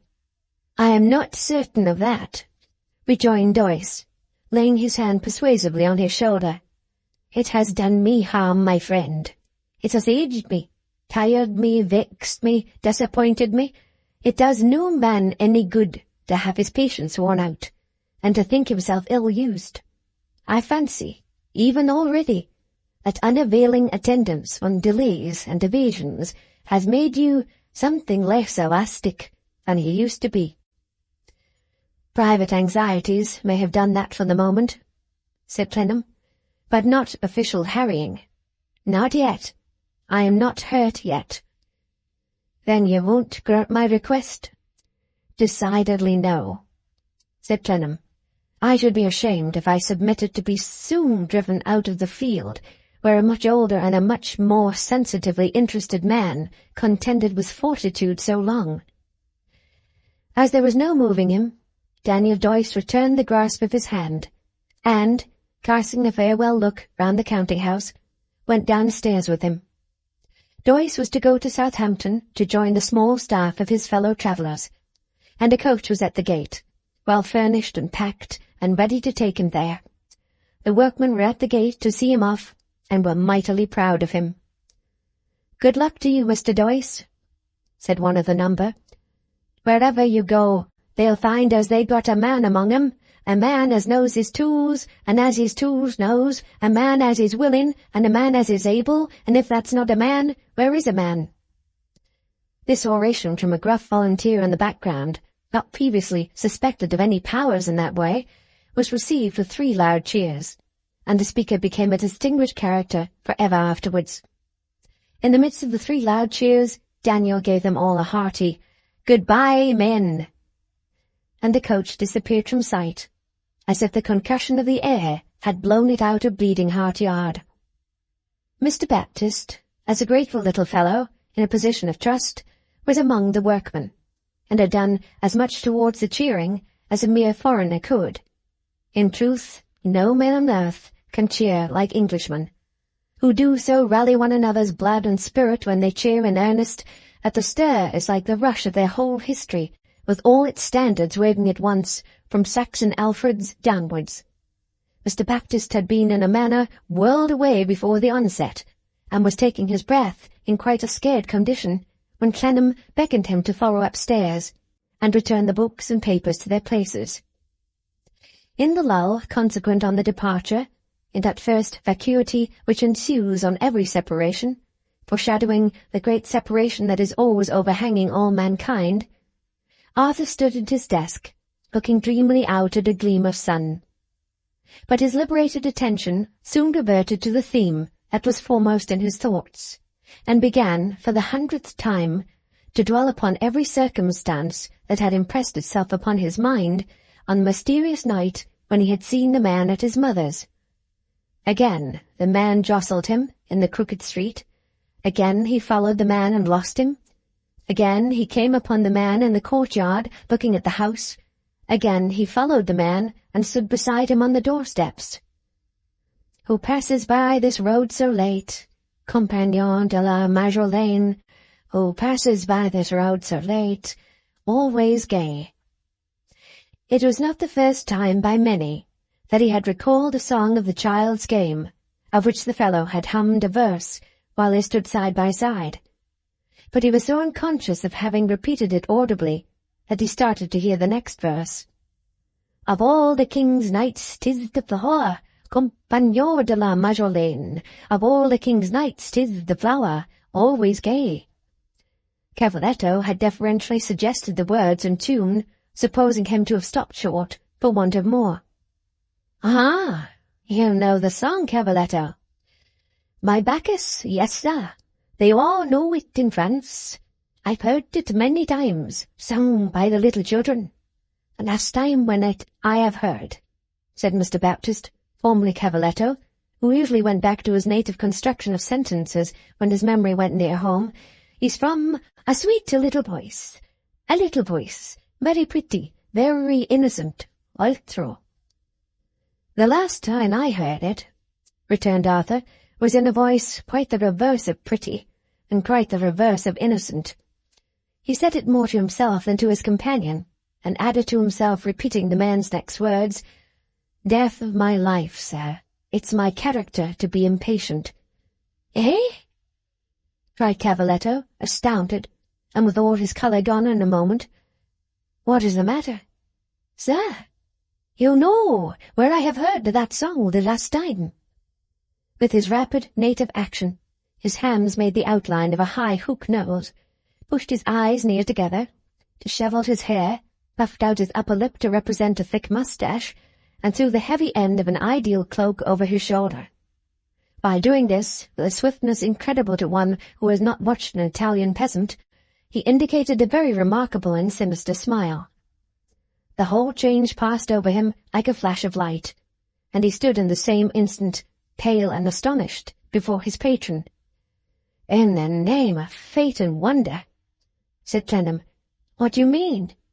Do you know a man of the name of Blandois?" "No," said Mr. Baptist, shaking his head. "You have just now described a man who was by when you heard that song, have you not?" "Yes," said Mr. Baptist, nodding 50 times. "And was he not called Blandois?" "No," said Mr. Baptist. Altro. He could not reject the name sufficiently, with his head and his right forefinger going at once. "Stay," cried Clennam, spreading out the handbill on his desk. "Was this the man? You can understand what I read aloud?" "Altogether. Perfectly." "But look at it too. Come here, and look over me while I read." Mr. Baptist approached, followed every word with his quick eyes, saw and heard it all out with the greatest impatience, then clapped his 2 hands flat upon the bill, as if he had fiercely caught some noxious creature, and cried, looking eagerly at Clennam, "It is the man! Behold him!" "This is a far greater moment to me," said Clennam in great agitation, "that you can imagine. Tell me where you knew the man." Mr. Baptist, releasing the paper very slowly, and with much discomfiture, and drawing himself back 2 or 3 paces, and making as though he dusted his hands, returned, very much against his will, "At Marsiglia, Marseille." "What was he? A prisoner? And altro? I believe yes, and—" Mr. Baptist crept closer again to whisper it, "Assassin." Clennam fell back as if the word had struck him a blow. So terrible did it make his mother's communication with the man appear. Cavaletto dropped on one knee, and implored him, with a redundancy of gesticulation, to hear what had brought himself into such foul company. He told with perfect truth how it had come of a little contraband trading, and how he had in time been released from prison, and how he had gone away from those antecedents. How, at the house of entertainment called the Break of Day, at Chalon-on-the-Saône, he had been awakened in his bed at night by the same assassin, then assuming the name of Lanier, though his name had formerly been Rigaud. How the assassin had proposed that they should join their fortunes together. How he held the assassin in such dread and aversion that he had fled from him at daylight, and how he had ever since been haunted by the fear of seeing the assassin again, and being claimed by him as an acquaintance. When he had related this, with an emphasis and poise on the word assassin, peculiarly belonging to his own language, and which did not serve to render it less terrible to Clennam, he suddenly sprang to his feet, pounced upon the bill again, and with a vehemence that would have been absolute madness in any man of northern origin, cried, "Behold, the same assassin! Here he is!" In his passionate raptures, he at first forgot the fact that he had lately seen the assassin in London. On his remembering it, It suggested hope to Clennam that the recognition might be of later date than the night of the visit at his mother's. But Cavaletto was too exact and clear about time and place to leave any opening for doubt that it had preceded that occasion. "Listen," said Arthur very seriously. "This man, as we have read here, has wholly disappeared." "Of it I am well content," said Cavaletto, raising his eyes piously. "A thousand thanks to heaven, accursed assassin." "Not so," returned Clennam, "for until something more is heard of him, I can never know an hour's peace." "Enough, benefactor. That is quite another thing. A million of excuses." "Now, Cavaletto," said Clennam, gently turning him by the arm so that they looked into each other's eyes, "I am certain that for the little I have been able to do for you, you are the most sincerely grateful of men." "I swear it," cried the other. "I know it. If you could find this man, or discover what has become of him, or gain any later intelligence whatever of him, you would render me a service above any other service I could receive in the world, and would make me, with far greater reason, as grateful to you as you are to me." "I know not where to look," cried the little man, kissing Arthur's hand in a transport. "I know not where to begin. I know not where to go. But, courage, enough, it matters not. I go, in this instant of time. Not a word to anyone but me, Cavaletto. All through," cried Cavaletto, and was gone with great speed. Chapter 23. Mistress Avery makes a conditional promise respecting her dreams. Left alone, with the expressive looks and gestures of Mr. Baptist, otherwise Giovanni Battista Cavaletto, vividly before him, Clennam entered on a weary day. It was in vain that he tried to control his attention by directing it to any business occupation or train of thought. It rode at anchor by the haunting topic, and would hold to no other idea. As though a criminal should be chained in a stationary boat on a deep, clear river, condemned, whatever countless leagues of water flowed past him, always to see the body of the fellow creature he had drowned lying at the bottom, immovable and unchangeable, except as the eddies made it broad or long, now expanding, now contracting its terrible lineaments. So Arthur, below the shifting current of transparent thoughts and fancies which were gone, and succeeded by others as soon as come, saw, steady and dark, and not to be stirred from its place, the one subject that he endeavoured with all his might to rid himself of, and that he could not fly from. The assurance he now had that Blandois, whatever his right name was one of the worst of characters, greatly augmented the burden of his anxieties. Though the disappearance should be accounted for tomorrow, the fact that his mother had been in communication with such a man would remain unalterable. That the communication had been of a secret kind, and that she had been submissive to him and afraid of him, he hoped might be known to no one beyond himself. Yet knowing it, how could he separate it from his old vague fears, and how believe that there was nothing evil in such relations? Her resolution not to enter on the question with him, and his knowledge of her indomitable character, enhanced his sense of helplessness. It was like the oppression of a dream to believe that shame and exposure were impending over her and his father's memory, and to be shut out, as by a brazen wall, from the possibility of coming to their aid. The purpose he had brought home to his native country, and had ever since kept in view, was, with her greatest determination, defeated by his mother herself, at the time of all others when he feared that it pressed most. His advice, energy, activity, money, credit, all his resources whatsoever, were all made useless. If she had been possessed of the old fabled influence, and had turned those who looked upon her into stone, she could not have rendered him more completely powerless. So it seemed to him in his distress of mind. Than she did, when she turned her unyielding face to his in her gloomy room. But the light of that day's discovery, shining on these considerations, roused him to make a more decided course of action. Confident in the rectitude of his purpose, and impelled by a sense of overhanging danger closing in around, he resolved, if his mother would still admit of no approach, to make a desperate appeal to Affery.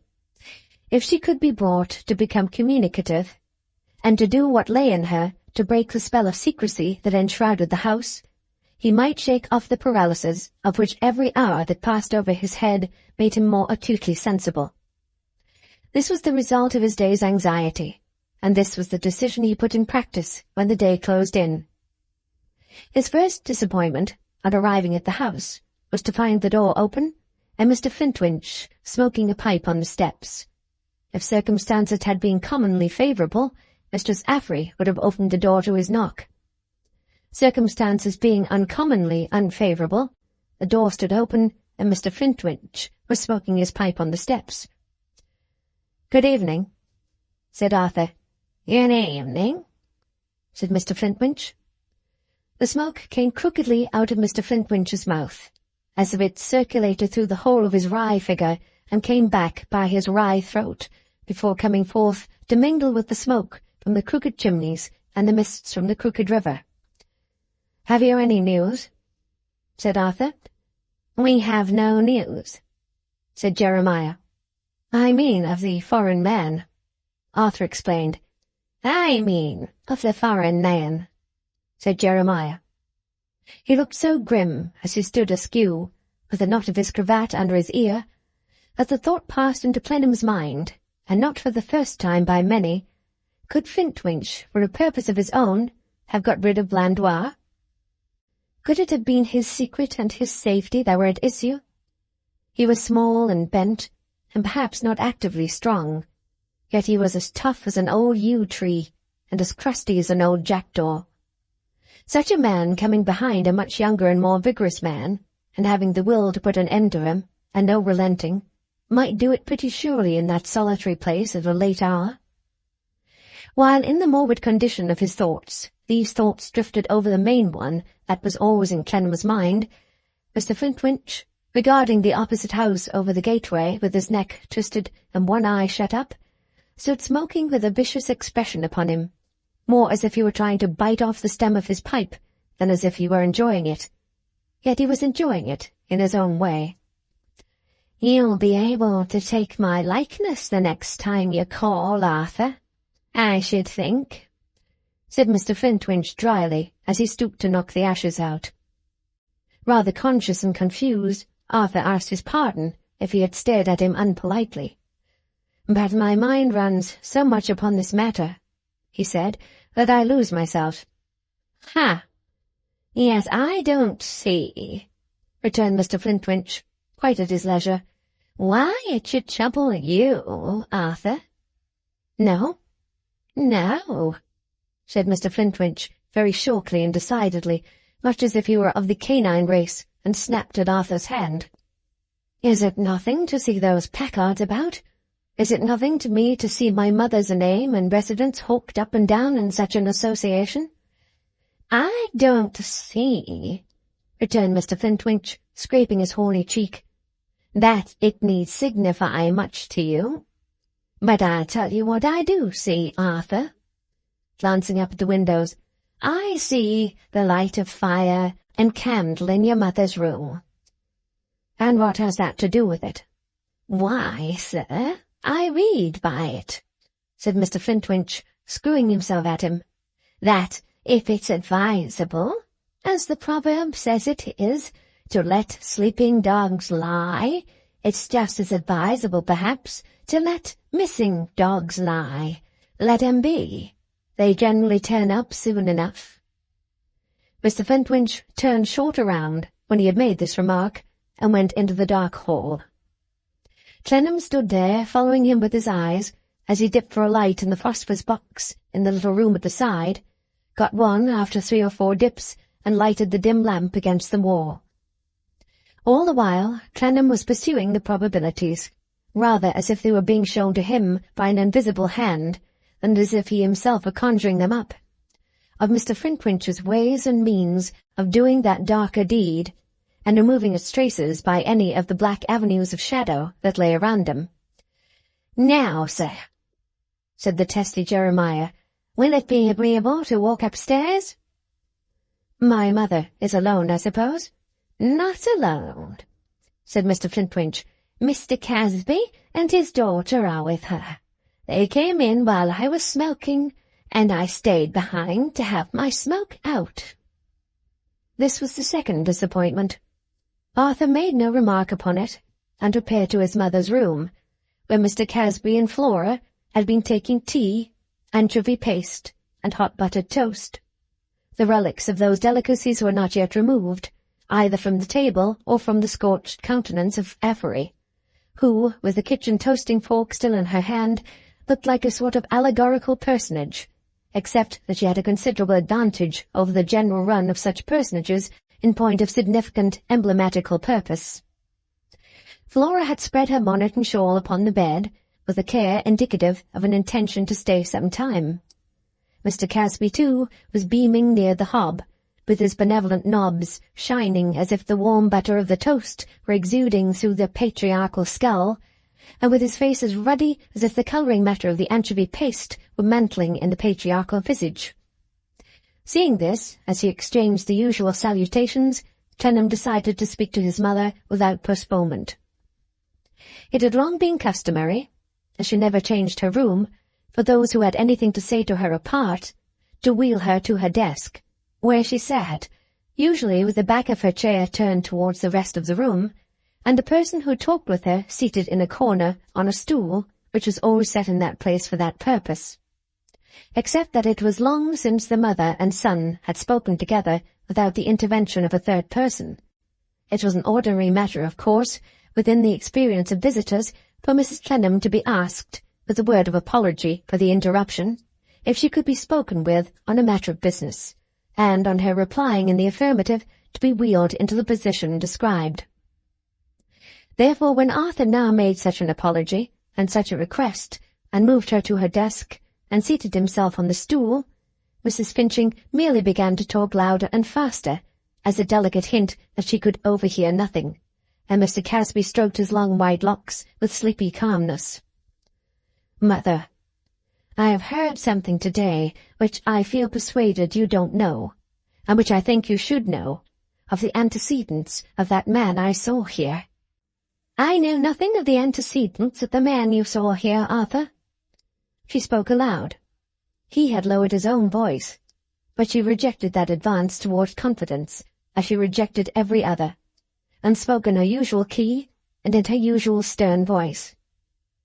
"I have received it on no circuitous information. It has come to me direct."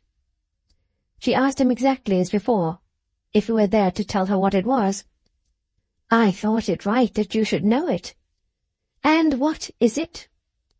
"He has been a prisoner in a French jail." She answered with composure, "I should think that very likely." "But in a jail for criminals, mother, on an accusation of murder." She started at the word, and her looks expressed her natural horror, yet she still spoke aloud when she demanded, "Who told you so?" "A man who was his fellow prisoner." "That man's antecedents, I suppose, were not known to you before he told you?"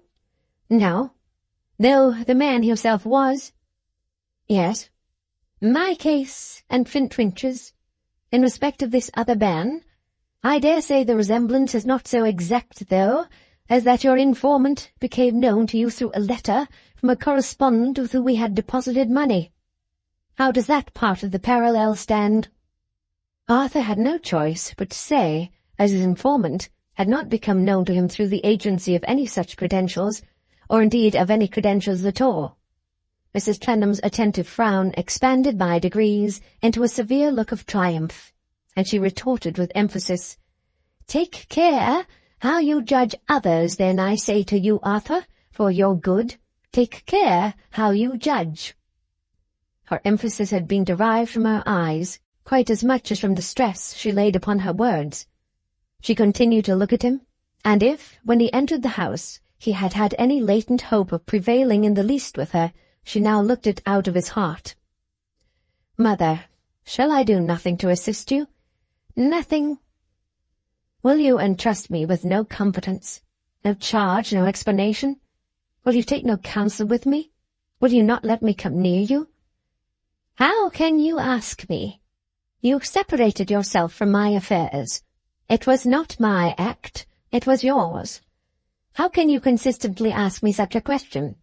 You know that you left me to Flintwinch, and that he occupies your place." Glancing at Jeremiah, Clennam saw in his very gaiters that his attention was closely directed to them, though he stood leaning against the wall, scraping his jaw, and pretended to listen to Flora, as she held forth in a most distracting manner on a chaos of subjects in which Mackerel and Mr. F.'s aunt in a swing had become entangled with cockchafers and the wine trade. "A prisoner in a French jail on an accusation of murder," repeated Mrs. Clennam, steadily going over what her son had said. "That is all you know of him from the fellow prisoner?" "In substance, all." "And was the fellow prisoner his accomplice and a murderer too? But of course he gives a better account of himself than of his friend, it is needless to ask. This will supply the rest of them here with something new to talk about. Casby, Arthur tells me—" "Stay, mother, stay," he interrupted her hastily, for it had not entered his imagination that she would openly proclaim what he had told her. "What now?" she said with displeasure. "What more?" "I beg you to excuse me, Mr. Casby, and you too, Mrs. Finching, for one other moment with my mother." He had laid his hand upon her chair, or she would otherwise have wheeled it round with the touch of her foot upon the ground. They were still face to face. She looked at him as he ran over the possibilities of some result he had not intended, and could not foresee, being influenced by Cavaletto's disclosure becoming a matter of notoriety, and hurriedly arrived at the conclusion that it had best not be talked about, though perhaps he was guided by no more distinct reason than that he had taken it for granted that his mother would reserve it to herself and her partner. "What now?" she said again impatiently. "What is it?"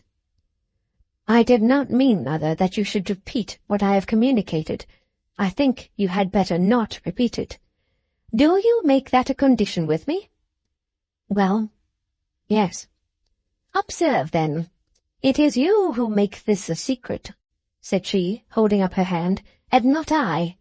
It is you, Arthur, who bring here doubts and suspicions and entreaties for explanations, and it is you, Arthur, who bring secrets here.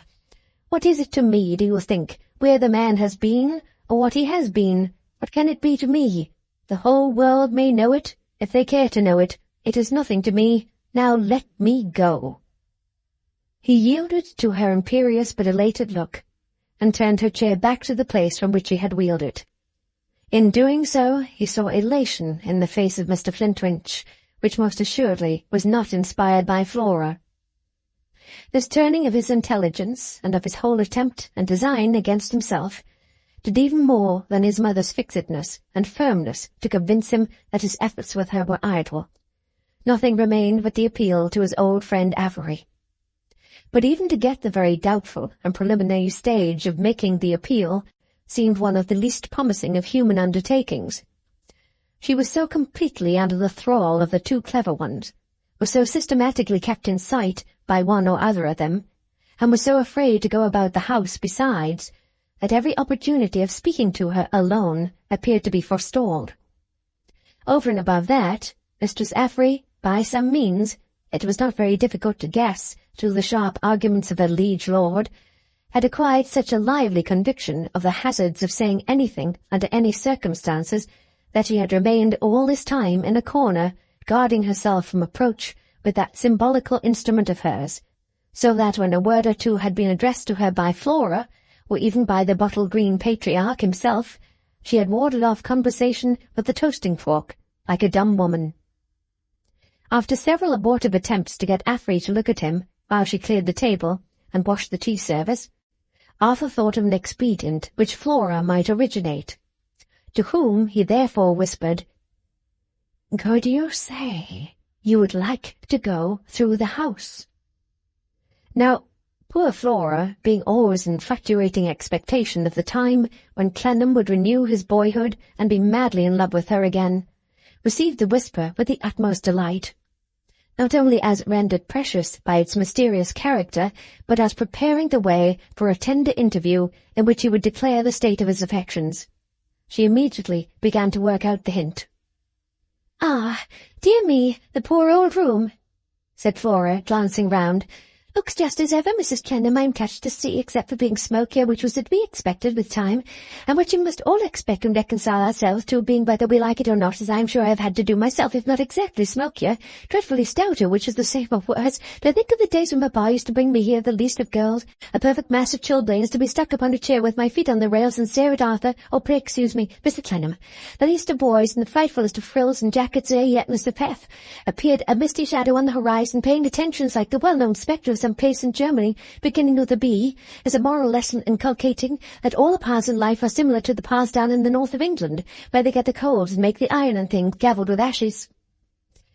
Having paid the tribute of a sigh to the instability of human existence, Flora hurried on with her purpose. "Not that at any time," she proceeded, "its worst enemy could have said it was a cheerful house, for that it was never made to be, but always highly impressive. Fond memory recalls an occasion in youth, yet the judgment was mature when Arthur, confirmed habit to Mr. Clennam, took me down into an unused kitchen eminent for mouldiness and proposed to secrete me there for life, and feed me on what he could hide to his meals when he was not at home for the holidays, and on dry bread and disgrace, which at that halcyon period too frequently occurred. Would it be inconvenient or asking too much to beg to be permitted to revive those scenes and walk through the house?" Mrs. Clennam, who responded with a constrained grace to Mrs. Finching's good nature and being there at all, though her visit, before Arthur's unexpected arrival, was undoubtedly an act of pure good nature and no self-gratification, intimated that all the house was open to her. Flora rose and looked to Arthur for his escort. "Certainly," said he aloud. "And Affery will light us, I dare say?" Affery was excusing herself with, "Don't ask nothing of me, Arthur," when Mr. Flintwinch stopped her with, "Why not? Affery, what's the matter with your woman? Why not, Jade?" Thus expostulated with, she came unwillingly out of her corner, resigned the toasting fork into one of her husband's hands, and took the candlestick he offered from the other. "Go before, you fool," said Jeremiah. "Are you going up or down, Mrs. Finching?" Flora answered, "Down." "Then go before and down, you Affery," said Jeremiah, "and do it properly, or I'll come rolling down the banisters and tumbling over you." Affery headed the exploring party. Jeremiah closed it. He had no intention of leaving them. Clennam, looking back and seeing him following 3 stairs behind in the coolest and most methodical manner, exclaimed in a low voice, "Is there no getting rid of him?"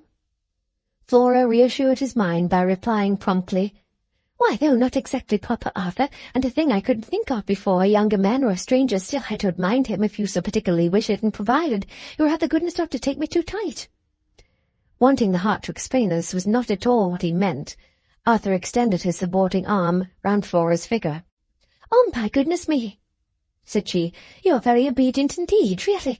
It is extremely honourable and gentlemanly in you, I am sure, but still at the same time, if you would like to be a little tighter than that, I shouldn't consider it intruding."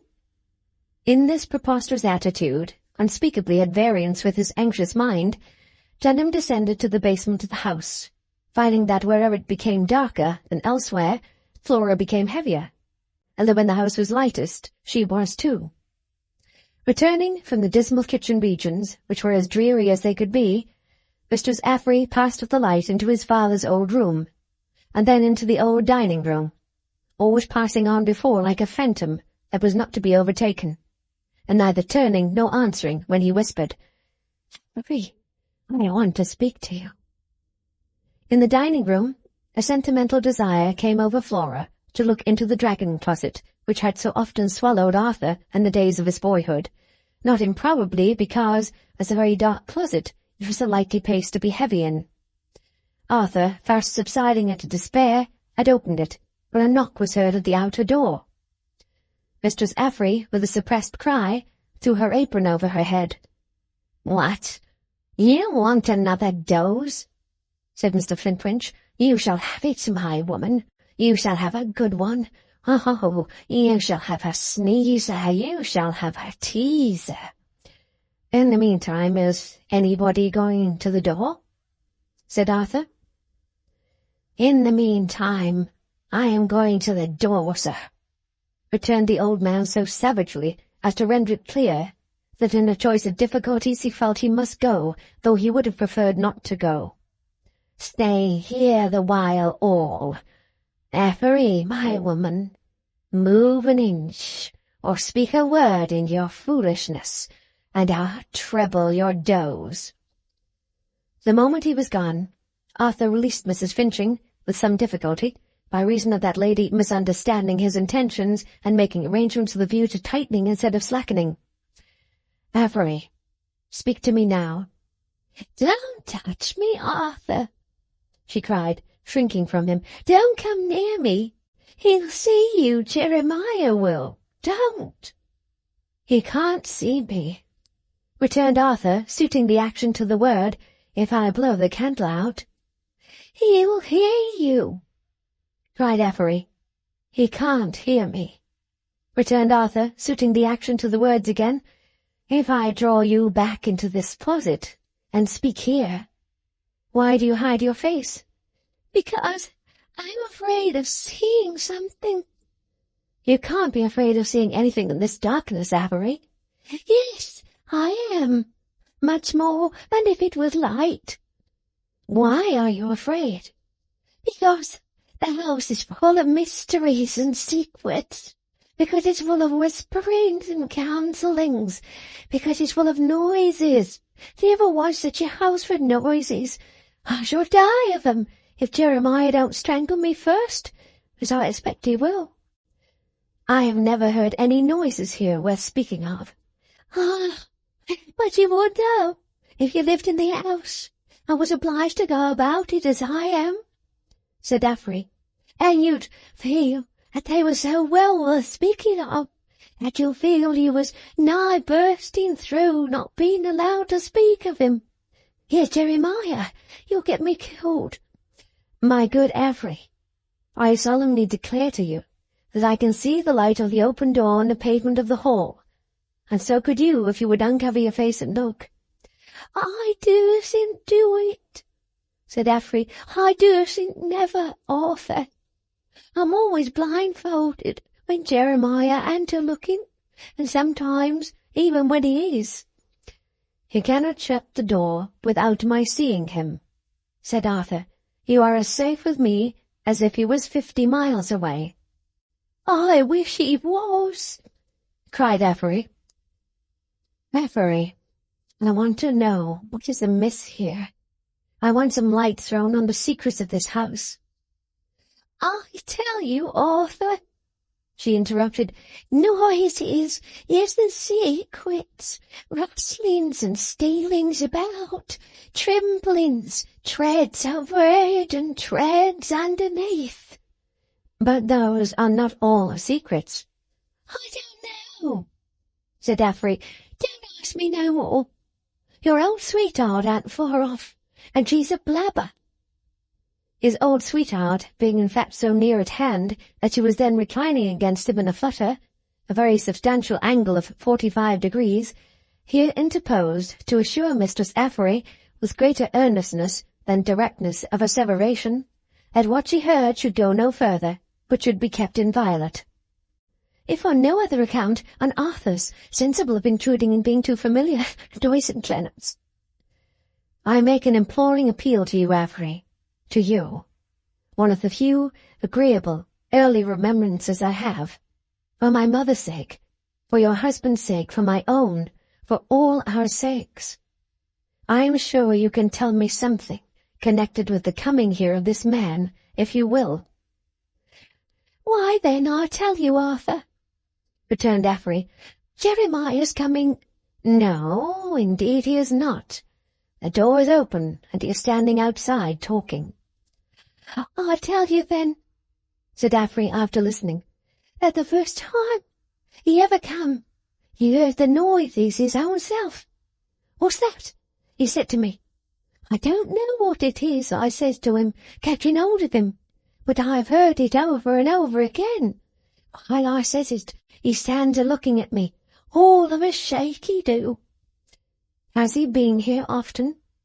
"Only that night, and the last night." "What did you see of him on the last night, after I was gone?" "Them two clever ones had him all alone to themselves. Jeremiah come a-dancing at me sideways after I'd let you out. He always comes a-dancing at me sideways when he going to hurt me. And he said to me, 'Now, Affery,' he said, 'I'm a-coming behind you, my woman, and I'm going to run you up.'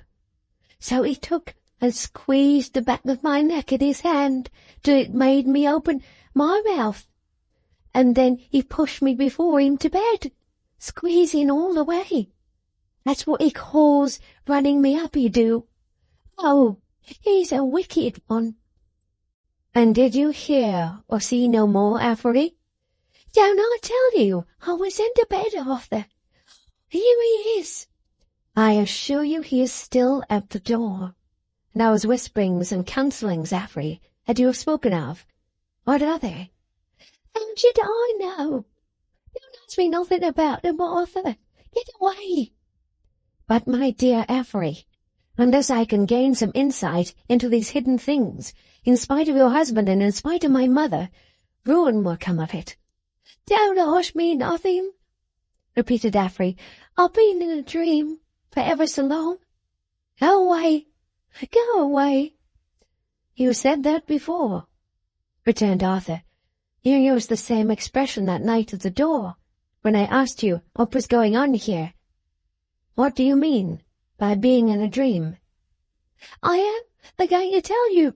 Get away. I shouldn't tell you if you was by yourself, much less with your old sweetheart here." It was equally vain for Arthur to entreat, and for Flora to protest. Affery, who had been trembling and struggling the whole time, turned a deaf ear to all adjuration, and was bent on forcing herself out of the closet. "I'd sooner scream to Jeremiah than say another word. I'll call out to him, Arthur, if you don't give over speaking to me. Now, here's the very last word I'll say afore I call to him.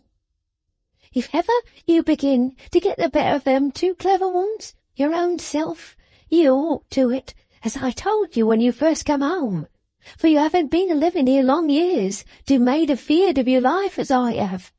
Then do you get the better of 'em afore my face, and then do you say to me, 'Affery, tell your dreams.' Maybe then I'll tell 'em." The shutting of the door stopped Arthur from replying. They glided into the places where Jeremiah had left them, and Clennam, stepping forward as that old gentleman returned, informed him that he had accidentally extinguished a candle. Mr. Flintwinch looked on as he relighted it at the lamp in the hall, and preserved a profound taciturnity respecting the person who had been holding him in conversation. Perhaps his irascibility demanded compensation for some tediousness that the visitor had expended on him. However that was, he took such umbrage at seeing his wife with her apron over her head that he charged at her, and taking her veiled nose between his thumb and finger, appeared to throw the whole screw-power of his person into the ring he gave it. Flora, now permanently heavy, did not release Arthur from the survey of the house until it had extended even to his old garret bedchamber.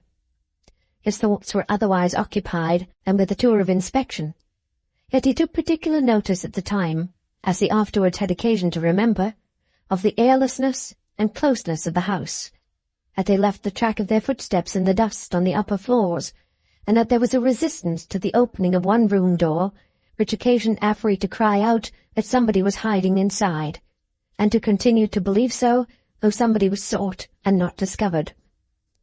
When they at last returned to his mother's room, they found her shading her face with her muffled hand, and talking in a low voice to the patriarch as he stood before the fire, whose blue eyes, polished head, and silken locks, turning towards them as they came in, imparted an inestimable value an inexhaustible love of his species, to his remark, "So, you have been seeing the premises, seeing the premises, seeing the premises." It was not in itself a jewel of benevolence or wisdom, yet he made it an exemplar of both, that one would have liked to have a copy of. Chapter 24. The Evening of a Long Day. That illustrious man and great national ornament, Mr. Merdle, continued his shining course. It began to be widely understood that one who had done society the admirable service of making so much money out of it could not be suffered to remain a commoner. A baronetcy was spoken of with confidence. A peerage was frequently mentioned. Rumour had it that Mr. Merdle had set his golden face against a baronetcy, that he had plainly intimated to Lord Decimus that a baronetcy was not enough for him, that he had said, "No, a peerage or plain Merdle." This was reported to have plunged Lord Decimus as nigh to his noble chin in a slough of doubts as so lofty a person could be sunk. For the Barnacles, as a group of themselves in creation, had an idea that such distinctions belonged to them, and that when a soldier, sailor, or lawyer became ennobled, they let him in, as it were, by an act of condescension, at the family door, and immediately shut it again. Not only, said rumour, had the troubled Decimus his own hereditary part in this impression, but he also knew of several Barnacle claims already on the file, which came into collision with that of the master spirit. Right or wrong, rumour was very busy, and Lord Decimus, while he was, or was supposed to be, in stately excogitation of the difficulty, lent her some countenance by taking, on several public occasions, one of those elephantine trots of his through a jungle of overgrown sentences, waving Mr. Merdle about on his trunk as gigantic enterprise, the wealth of England, elasticity, credit, capital, prosperity, and all manner of blessings. So quietly did the mowing of the old scythe go on, that fully 3 months had passed unnoticed since the 2 English brothers had been laid in one tomb in the strangers' cemetery at Rome. Mr. and Mrs. Sparkler were established in their own house, a little mansion, rather of the tight Barnacle class, quite a triumph of inconvenience, with a perpetual smell in it of the day before yesterday's soup and coach-horses, but extremely dear, as being exactly in the centre of the habitable globe. In this enviable abode, and envied it really was by many people, Mrs. Sparkler had intended to proceed at once to the demolition of the bosom, when active hostilities had been suspended by the arrival of the courier with his tidings of death. Mrs. Sparkler, who was not unfeeling, had received them with a violent burst of grief, which had lasted 12 hours, after which she had arisen to see about her mourning, and to take every precaution that could ensure its being as becoming as Mrs. Merdle's. A gloom was then cast over more than one distinguished family, according to the politest sources of intelligence, and the courier went back again. Mr. and Mrs. Sparkler had been dining alone, with their gloom cast over them, and Mrs. Sparkler reclined on a drawing-room sofa. It was a hot summer Sunday's evening. The residence in the centre of the habitable globe, at all times stuffed and close, as if it had an incurable cold in its head, was that evening particularly stifling. The bells of the churches had done their worst in the way of clanging among the unmelodious echoes of the streets, and the lighted windows of the churches had ceased to be yellow in the grey dusk, and had died out opaque black. Mrs. Sparkler, lying on her sofa, looking through an open window at the opposite side of a narrow street, over boxes of mignonette and flowers, was tired of the view. Mrs. Sparkler, looking at another window where her husband stood in the balcony, was tired of that view. Mrs. Sparkler, looking at herself in her mourning, was even tired of that view, though naturally not so tired of that as of the other 2. "It's like lying in a well," said Mrs. Sparkler, changing her position fretfully. "Dear Edmund, if you've anything to say, why don't you say it?" Mr. Sparkler might have replied with ingenuousness, "My life, I have nothing to say," but as the repartee did not occur to him, he contented himself with coming in from the balcony and standing at the side of his wife's couch, "Good gracious, Edmund," said Mrs. Sparkler, more fretfully still, "you're absolutely putting mignonette up your nose. Pray don't." Mr. Sparkler, in absence of mind, perhaps in a more literal absence of mind than is usually understood by the phrase, had smelt so hard at a sprig in his hand as to be on the verge of the offence in question. He smiled, said, "I ask your pardon, my dear," and threw it out of the window. "You make my head ache by remaining in that position, Edmund," said Mrs. Sparkler, raising her eyes to him after another minute. "You look so aggravatingly large by this light. Do sit down."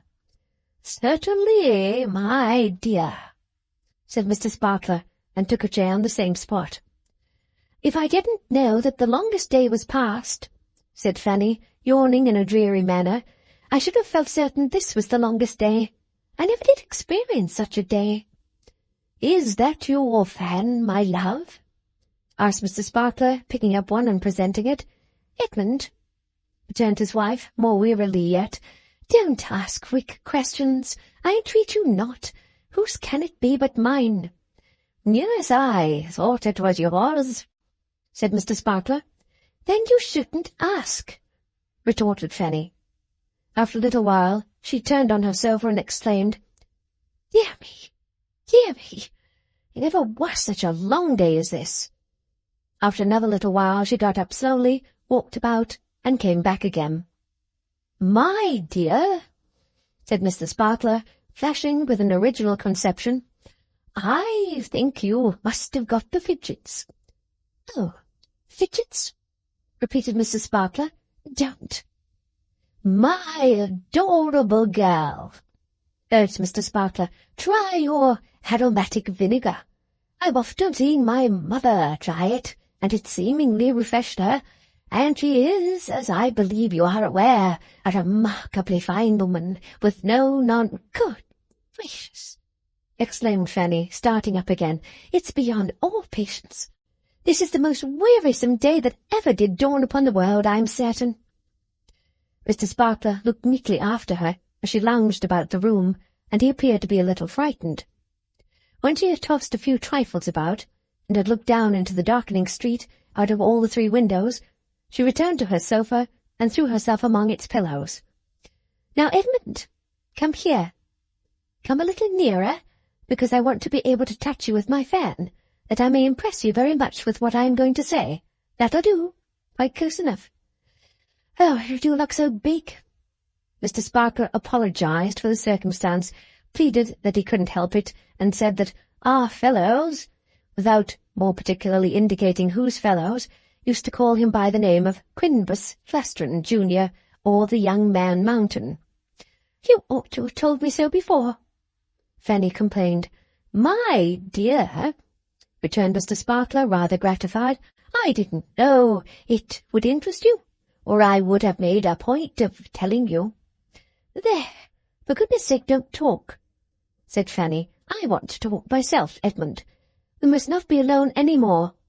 I must take such precautions as will prevent my being ever again reduced to the state of dreadful depression in which I am this evening."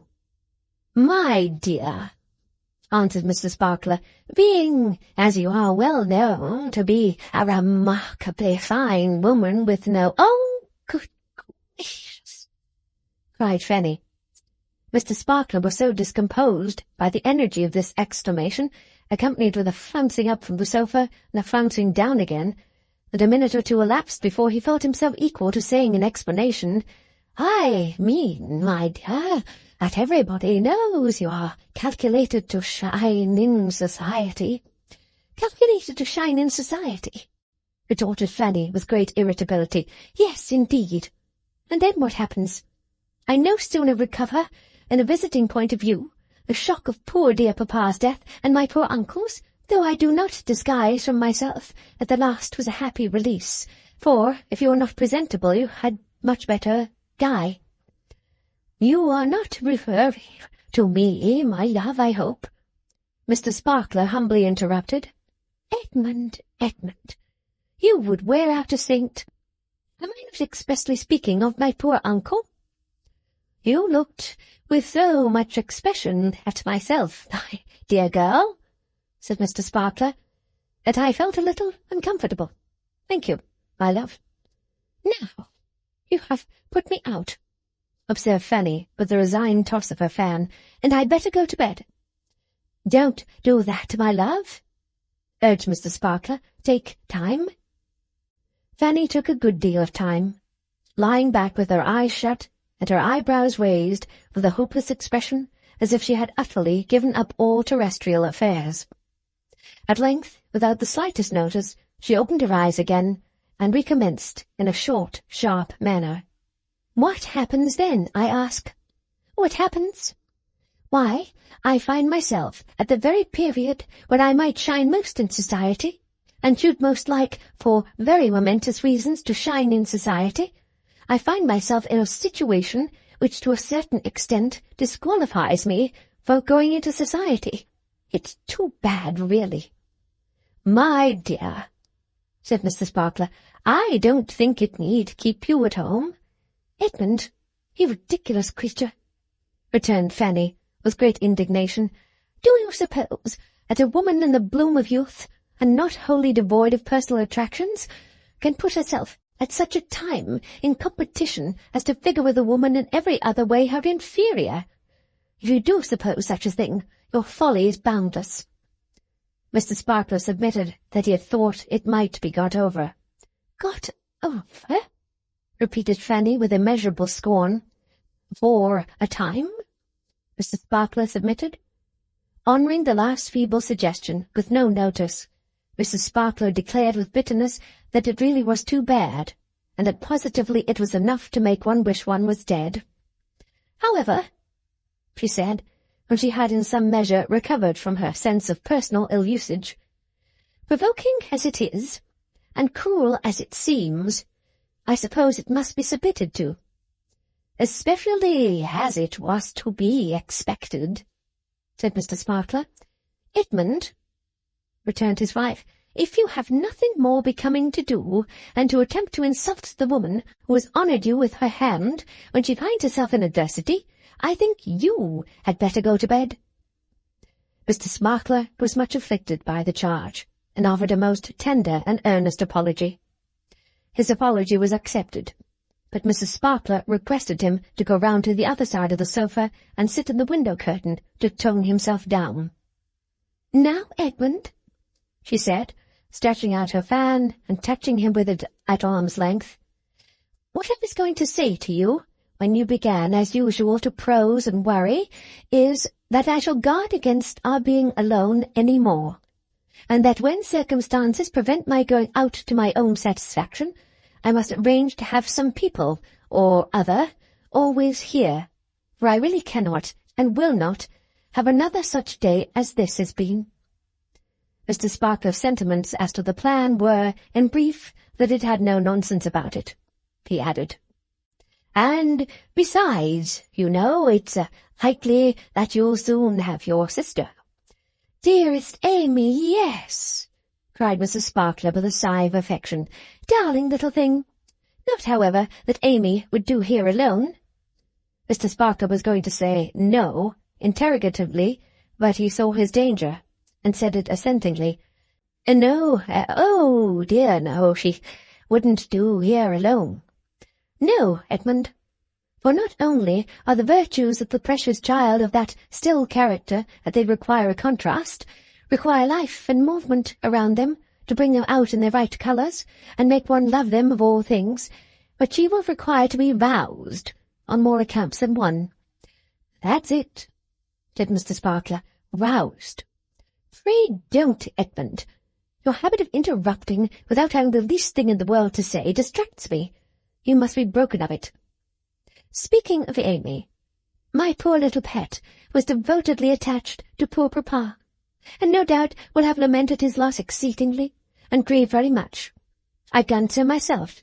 I have felt it dreadfully, but Amy will no doubt have felt it even more, from having been on the spot the whole time, and having been with poor dear papa at the last, which I unhappily was not. Here Fanny stopped to weep, and to say, Dear, dear beloved papa, how jolly gentlemanly he was. What a contrast to poor uncle. From the effects of that trying time, she pursued, my good little mouse will have to be roused. Also from the effects of this long attendance upon Edward in his illness, an attendance which is not yet over, which may even go on for some time longer, and which in the meanwhile unsettles us all by keeping poor dear papa's affairs from being wound up. Fortunately, however, the papers with his agents here being all sealed up and locked up, as he left them when he providentially came to England, the affairs are in that state of order that they can wait until my brother Edward recovers his health in Sicily, sufficiently to come over and administer or execute or whatever it may be that will have to be done. He couldn't have a better nurse to bring him round, Mr. Sparkler made bold to opine. For a wonder, I can agree with you, returned his wife languidly, turning her eyelids a little in his direction. She held forth in general, as if to the drawing-room furniture, and can adopt your words. He couldn't have a better nurse to bring him round. There are times when my dear child is a little wearing to an active mind, but as a nurse she is perfection, best of Amy's. Mr. Sparkler, growing rash on his late success, observed that Edward had begod a long bout of it, my dear girl. If bout, Edmund, returned Mrs. Sparkler, is the slang term for indisposition, he has. If it is not, I am unable to give an opinion on the barbarous language you address to Edward's sister. That he contracted malaria fever somewhere, either by travelling day and night to Rome, where after all he arrived too late to see poor dear papa before his death, or under some other unwholesome circumstances, is indubitable, if that is what you mean. Likewise, that his extremely careless life has made him a very bad subject for it indeed. Mr. Sparkler considered it a parallel case to that of some of our fellows in the West Indies with Yellow Jack. Mrs. Sparkler closed her eyes again, and refused to have any consciousness of our fellows of the West Indies or of Yellow Jack. So Amy, she pursued, when she reopened her eyelids, will require to be roused from the effects of many tedious and anxious weeks, and lastly, she will require to be roused from a low tendency, which I know very well to be at the bottom of her heart. Don't ask me what it is, Edmund, because I must decline to tell you. I'm not going to, my dear, said Mr. Sparkler. I shall thus have much improvement to effect in my sweet child, Mrs. Sparkler continued, and cannot have her near me too soon. Amiable and dear little Two-Shoes. As to the settlement of poor papa's affairs, my interest in that is not very selfish. Papa behaved very generously to me when I was married, and I have little or nothing to expect, provided he had made no will that can come into force, leaving a legacy to Mrs. General. I am contented. Dear papa, dear papa. She wept again, but Mrs. General was the best of restoratives. The name soon stimulated her to dry her eyes and say, It is a highly encouraging circumstance in Edward's illness, I am thankful to think, and gives one the greatest confidence in his sense not being impaired, or his proper spirit weakened, down to the time of poor dear papa's death at all events, that he paid off Mrs. General instantly, and sent her out of the house. I applaud him for it. I could forgive him a great deal for doing with such promptitude so exactly what I would have done myself. Mrs. Sparkler was in the full glow of her gratification when a double knock was heard at the door. A very odd knock, low, as if to avoid making a noise and attracting attention, long, as if the person knocking were preoccupied in mind and forgot to leave off. "Hello," said Mr. Sparkler. "Who's this?" "Not Amy and Edward, without notice and without a carriage," said Mrs. Sparkler. "Look out." The room was dark, but the street was lighter because of its lamps. Mr. Sparkler's head, peeping over the balcony, looked so very bulky and heavy that it seemed on the point of overbalancing him and flattening the unknown below. "It's one fellow," said Mr. Sparkler. "I can't see who. Stop, though." On this second thought, he went out into the balcony again, and had another look. He came back as the door was opened, and announced that he believed he had identified his governor's tile. He was not mistaken, for his governor, with his tile in his hand, was introduced immediately afterwards. "Candles?" said Mrs. Sparkler, with a word of excuse for the darkness. "It's light enough for me," said Mr. Merdle. When the candles were brought in, Mr. Merdle was discovered standing behind the door, picking his lips. "I thought I'd give you a call," he said. "I am rather particularly occupied just now, and as I happen to be out for a stroll, I thought I'd give you a call." As he was in dinner dress, Fanny asked him where he had been dining. "Well," said Mr. Merdle, "I haven't been dining anywhere particularly." "Of course you have dined," said Fanny. "Why, no, I haven't exactly dined," said Mr. Merdle. He had passed his hand over his yellow forehead, and considered, as if he were not sure about it. Something to eat was proposed. "No, thank you," said Mr. Merdle. "I don't feel inclined for it. I was to have dined out along with Mrs. Merdle, but as I didn't feel inclined for dinner, I let Mrs. Merdle go by herself just as we were getting into the carriage, and thought I'd take a stroll instead." "Would he have tea or coffee?" "No, thank you," said Mr. Merdle. "I looked in at the club and got a bottle of wine." At this period of his visit, Mr. Merdle took the chair which Edmund Sparkler had offered him, and which he had hitherto been pushing slowly about before him, like a dull man with a pair of skates on for the first time, who could not make up his mind to start. He now put his hat upon another chair beside him, and looking down into it, as if it were some 20 feet deep, said again, "You see, I thought I'd give you a call." "Flattering to us," said Fanny, "for you are not a calling man." "No, no," returned Mr. Merdle, who was by this time taking himself into custody under both coat sleeves. "No, I'm not a calling man." "You have too much to do for that," said Fanny. "Having so much to do, Mr. Merdle, loss of appetite is a serious thing with you, and you must have it seen to. You must not be ill." "Oh, I'm very well," replied Mr. Merdle, after deliberating about it. "I am as well as I usually am. I am well enough. I am as well as I want to be." The mastermind of the age, true to its characteristic of being at all times a mind that had as little as possible to say for itself, and great difficulty in saying it, became mute again. Mrs. Sparkler began to wonder how long the mastermind meant to say.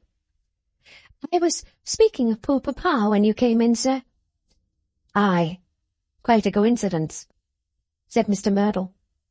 Fanny did not see that, but felt it incumbent on her to continue talking. "I was saying," she pursued, "that my brother's illness has occasioned a delay in examining and arranging papa's property." "Yes," said Mr. Merdle, "yes, there has been a delay." "Not that it is of consequence," said Fanny.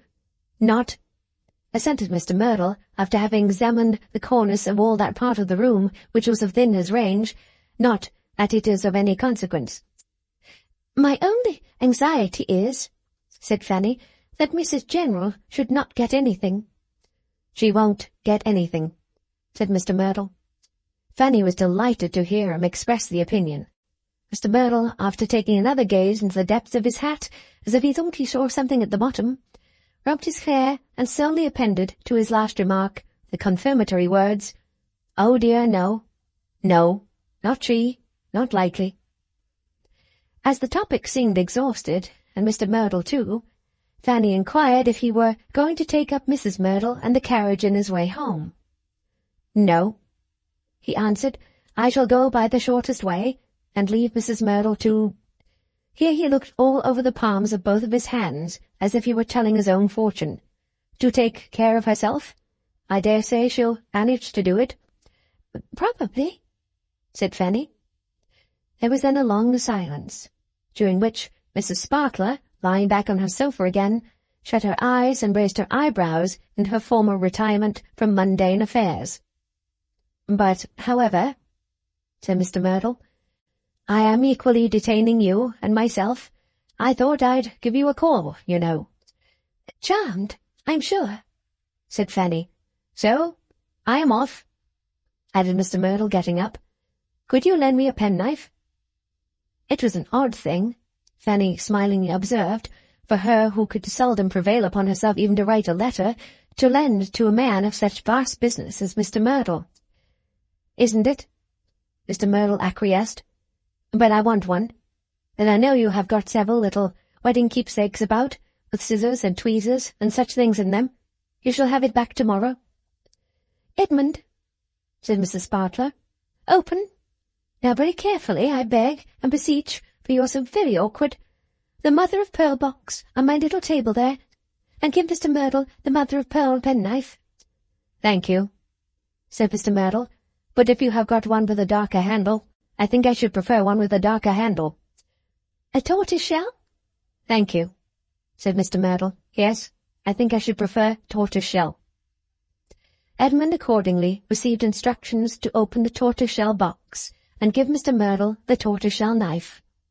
On his doing so, his wife said to the master spirit graciously, "I will forgive you if you ink it." "I'll undertake not to ink it," said Mr. Merdle. The illustrious visitor then put out his coat cuff, and for a moment entombed Mrs. Sparkler's hand, wrist, bracelet and all. Where his own hand had shrunk to was not made manifest, but it was as remote from Mrs. Sparkler's sense of touch as if he had been a highly meritorious Chelsea veteran or Greenwich pensioner.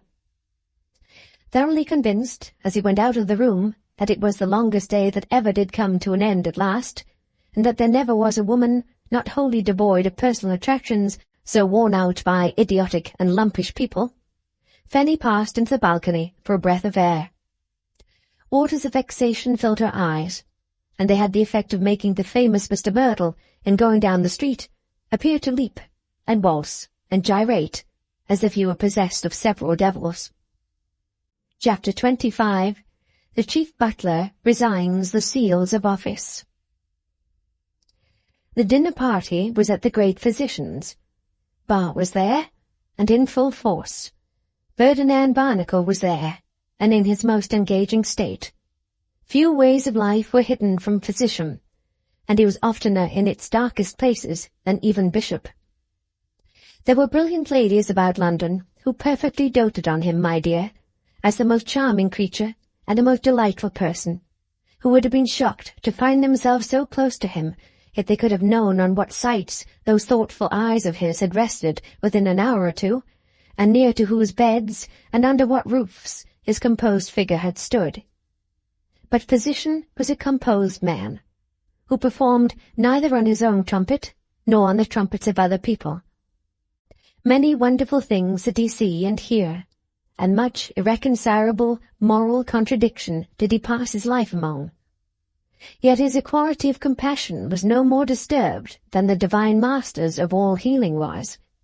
He went, like the rain, among the just and unjust, doing all the good he could, and neither proclaiming it in the synagogues nor at the corner of streets. As no man of large experience of humanity, however quietly carried it may be, can fail to be invested with an interest peculiar to the possession of such knowledge, physician was an attractive man. Even the dainty gentlemen and ladies, who had no idea of his secret, and who would have been startled out of more wits than they had, by the monstrous impropriety of his proposing to them, "Come and see what I see," confessed his attraction.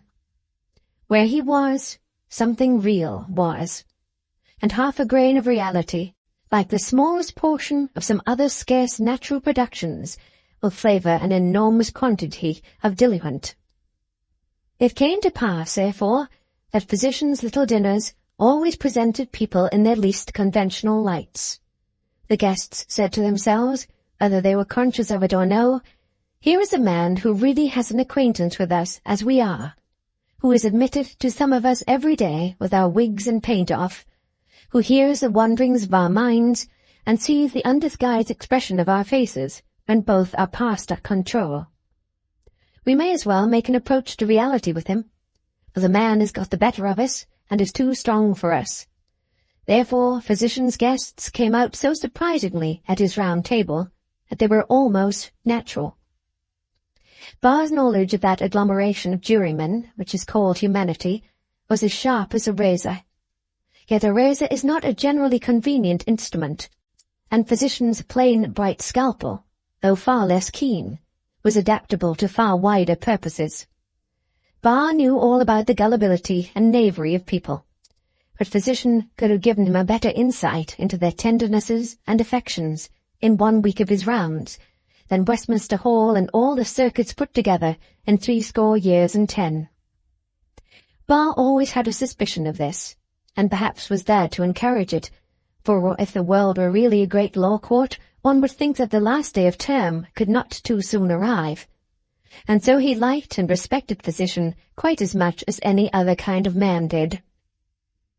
Mr. Merdle's default left a banco's chair at the table, but if he had been there, he would have merely made the difference of banco in it, and consequently he was no loss.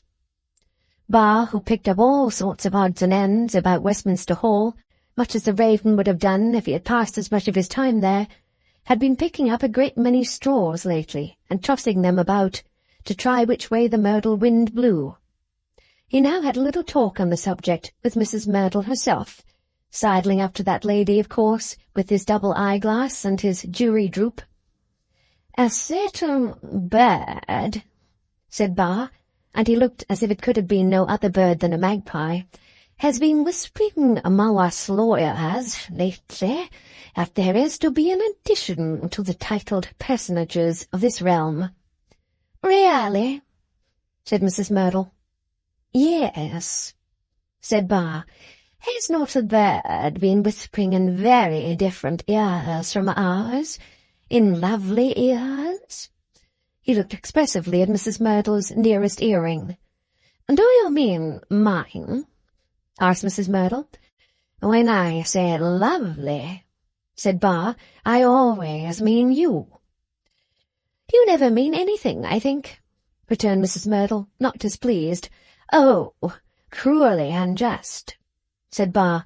"But the bird—" "I am the last person in the world to hear news," observed Mrs. Merdle, carelessly arranging her stronghold. "Who is it?" "What an admirable witness you would make," said Bar. "No jury, unless we could empanel one of blind men, could resist you, if you were ever so bad a one, but you would be such a good one." "Why, you ridiculous man," asked Mrs. Merdle, laughing. Bar waved his double eyeglass 3 or 4 times between himself and the bosom as a rallying answer, and inquired in his most insinuating accents, "What am I to call the most elegant, accomplished, and charming of women, a few weeks, or it may be a few days, hence?" "Didn't your bird tell you what to call her?" answered Mrs. Merdle. "Do ask it tomorrow, and tell me the next time you see me what it says." This led to further passages of similar pleasantry between the two, but Bar, with all his sharpness, cut nothing out of them. Physician, on the other hand, taking Mrs. Merdle down to her carriage, and attending on her as she put on her cloak, inquired into the symptoms with his usual calm directness. "May I ask," he said, "is this true about Merdle?" "My dear doctor," she returned, "you ask me the very question that I was half disposed to ask you." "To ask me? Why me?" "Upon my honour, I think Mr. Merdle reposes greater confidence in you than in anyone." "On the contrary, he tells me absolutely nothing, even professionally. You have heard the talk, of course?" "Of course I have. But you know what Mr. Merdle is. You know how taciturn and reserved he is. I assure you I have no idea what foundation for it there may be. I should like it to be true. Why should I deny that to you? You would know better if I did." "Just so," said the physician. "But whether it is all true, or partly true, or entirely false, I am wholly unable to say. It is a most provoking situation, a most absurd situation, but you know Mr. Merdle, and are not surprised." Physician was not surprised, handed her into her carriage, and bade her good night. He stood for a moment at his own hall door, looking sedately at the elegant equipage as it rattled away. On his return upstairs, the rest of the guests soon dispersed, and he was left alone.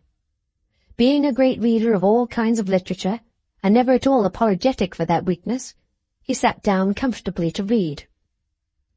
The clock upon his study table pointed to a few minutes short of 12, when his attention was called to it by a ringing at the door-bell. A man of plain habits, he had sent his servants to bed, and must needs go down to open the door. He went down, and there found a man without hat or coat, whose shirt-sleeves were rolled up tight to his shoulders. For a moment he thought the man had been fighting, the rather as he was much agitated and out of breath. A second look, however, showed him that the man was particularly clean, and not otherwise discomposed as to his dress than as it answered this description. "I come from the warm bath, sir, round the neighbouring street." "And what is the matter at the warm baths?" "Would you please to come directly, sir? We've had that lying on the table." He put into the physician's hand a scrap of paper. Physician looked at it, and read his own name and address written in pencil. Nothing more. He looked closer at the writing, looked at the man, took his hat from its peg, put the key of his door in his pocket, and they hurried away together. When they came to the warm baths, all the other people belonging to that establishment were looking out for them at the door, and running up and down the passages. "Request everybody else to keep back, if you please," said the physician aloud to the master, "and do you take me straight to the place, my friend," to the messenger. The messenger hurried before him along a grove of little rooms, and turning into one at the end of the grove, looked round the door. Physician was close upon him, and looked round the door too. There was a bath in that corner from which the water had been hastily drained off. Lying in it, as in a grave or sarcophagus, with a hurried drapery of sheet and blanket sewn across it, was the body of a heavily made man, with an obtuse head and coarse, mean, common features. A skylight had been opened to release the steam with which the room had been filled, but it hung, condensed into water drops, heavily upon the walls, and heavily upon the face and figure in the bath. The room was still hot, and the marble of the bath still warm, but the face and figure were clammy to the touch. The white marble at the bottom of the bath was veined with a dreadful red. On the ledge at the side were an empty laudanum bottle and a tortoiseshell-handled penknife, soiled, but not with ink. "A separation of jugular vein, death rapid, been dead at least half an hour." This echo of the physician's words ran through the passages and little rooms, and through the house, while he was yet straightening himself from having bent down to reach the bottom of the bath, and while he was yet dabbling his hands in water, redly veining it as the marble was veined, before it mingled into one tint. He turned his eyes to the dress upon the sofa, and to the watch, money, and pocket-book on the table. A folded note, half buckled up in the pocket-book, and half protruding from it, caught his observant glance. He looked at it, touched it, pulled it a little further out from among the leaves, said quietly, "This is addressed to me," and opened and read it. There were no directions for him to give. The people of the house knew what to do. The proper authorities were soon brought, and they took an equable, business-like possession of the deceased, and of what had been his property, with no greater disturbance of manner or countenance than usually attends the winding up of a clock. Physician was glad to walk out into the night air, was even glad, in spite of his great experience, to sit down upon a doorstep for a little while, feeling sick and faint. Ba was a near neighbour of his, and when he came to the house he saw a light in the room where he knew his friend often sat late getting up his work. As the light was never there when Ba was not, it gave him assurance that Ba was not yet in bed. In fact, this busy bee had a verdict to get tomorrow, against evidence, and was improving the shining hours in setting snares for the gentlemen of the jury. Physician's knock astonished Ba, but as he immediately suspected that somebody had come to tell him that somebody else was robbing him, or otherwise trying to get the better of him, he came down promptly and softly. He had been clearing his head with a lotion of cold water as a good preparative to providing hot water for the heads of the jury, and had been reading with the neck of his shirt thrown wide open that he might the more freely choke the opposite witnesses. In consequence, he came down looking rather wild. Seeing Physician, the least expected of men, he looked wilder, and said, "What's the matter?" "You asked me once what Merdle's complaint was." "Extraordinary answer." "I know I did." "I told you I had not found out." "Yes, I know you did." "I have found out." "My God," said Barr, starting back and clapping his hand upon the other's breast. "And so have I. I see it in your face." They went into the nearest room, where Physician gave him the letter to read. He read it through half a dozen times. There was not much in it as to quantity, but it made a great demand on his close and continuous attention. He could not sufficiently give utterance to his regret that he had not himself found a clue to this. The smallest clue, he said, would have made him master of the case. And what a case it would have been to have got to the bottom of. Physician had engaged to break the intelligence in Harley Street. Barr could not at once return to his inveiglements of the most enlightened and remarkable jury he had ever seen in that box, with whom he could tell his learned friend no shallow sophistry would go down, and no unhappily abused professional tact and skill will prevail. This was the way he meant to begin with them. So he said he would go too, and would loiter to and fro near the house while his friend was inside. They walked there, the better to recover self-possession in the air, and the wings of day were fluttering the night when Physician knocked at the door. A footman of rainbow hues in the public eye was sitting up for his master, that is to say, was fast asleep in the kitchen, over a couple of candles and a newspaper, demonstrating the great accumulation of mathematical odds against the probabilities of a house being set on fire by accident. When this serving man was roused, Physician had still to await the rousing of the chief butler. At last that noble creature came into the dining-room, in a flannel gown and list shoes, but with his cravat on, and a chief butler all over. It was morning now.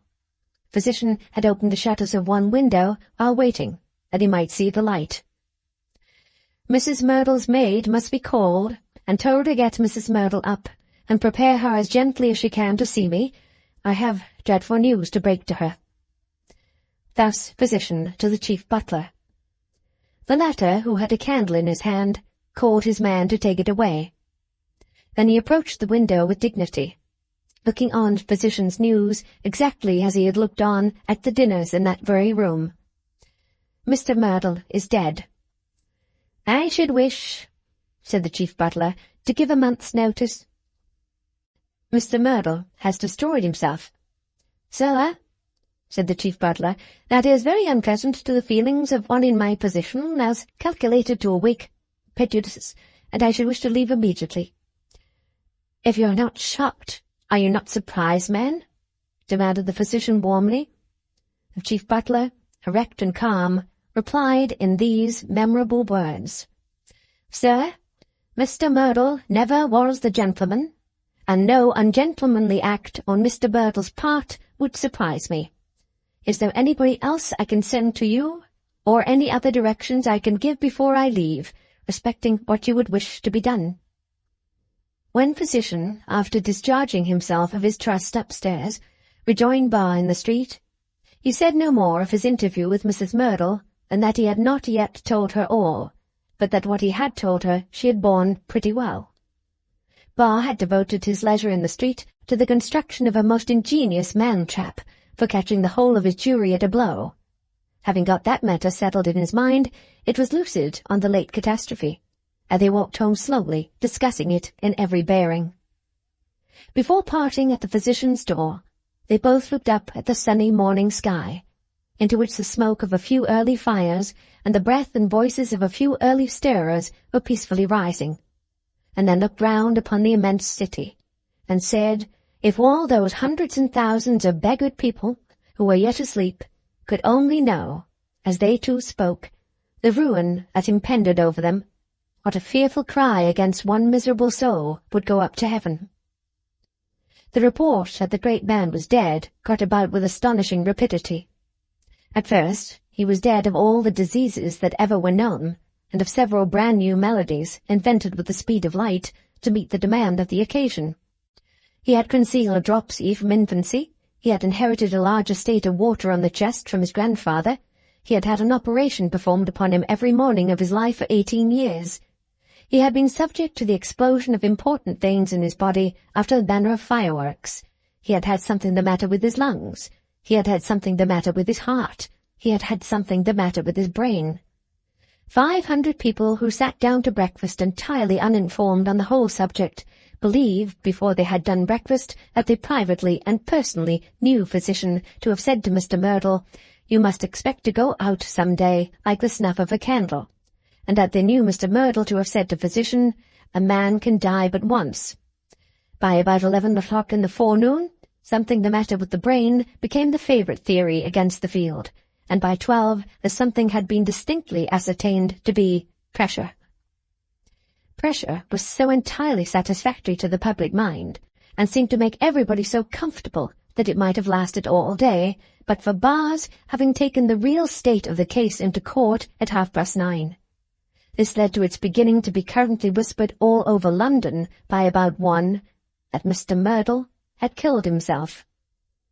Pressure, however, so far from being overthrown by the discovery, became a greater favourite than ever. There was a general moralizing upon pressure in every street. All the people who had tried to make money and had not been able to do it said, "There you were.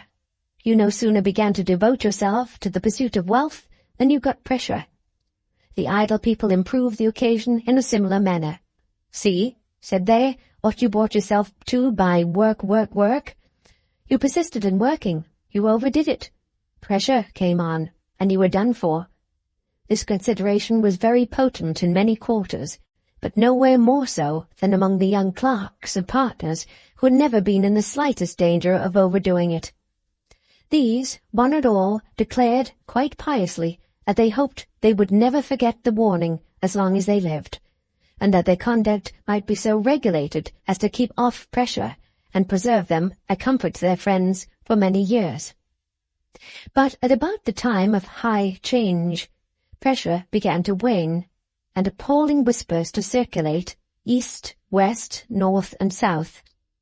At first they were faint, and went no further than a doubt whether Mr. Merdle's wealth would be found to be as vast as had been supposed, whether there might not be a temporary difficulty in realizing it, whether there might not even be a temporary suspension, say a month or so, on the part of the wonderful bank.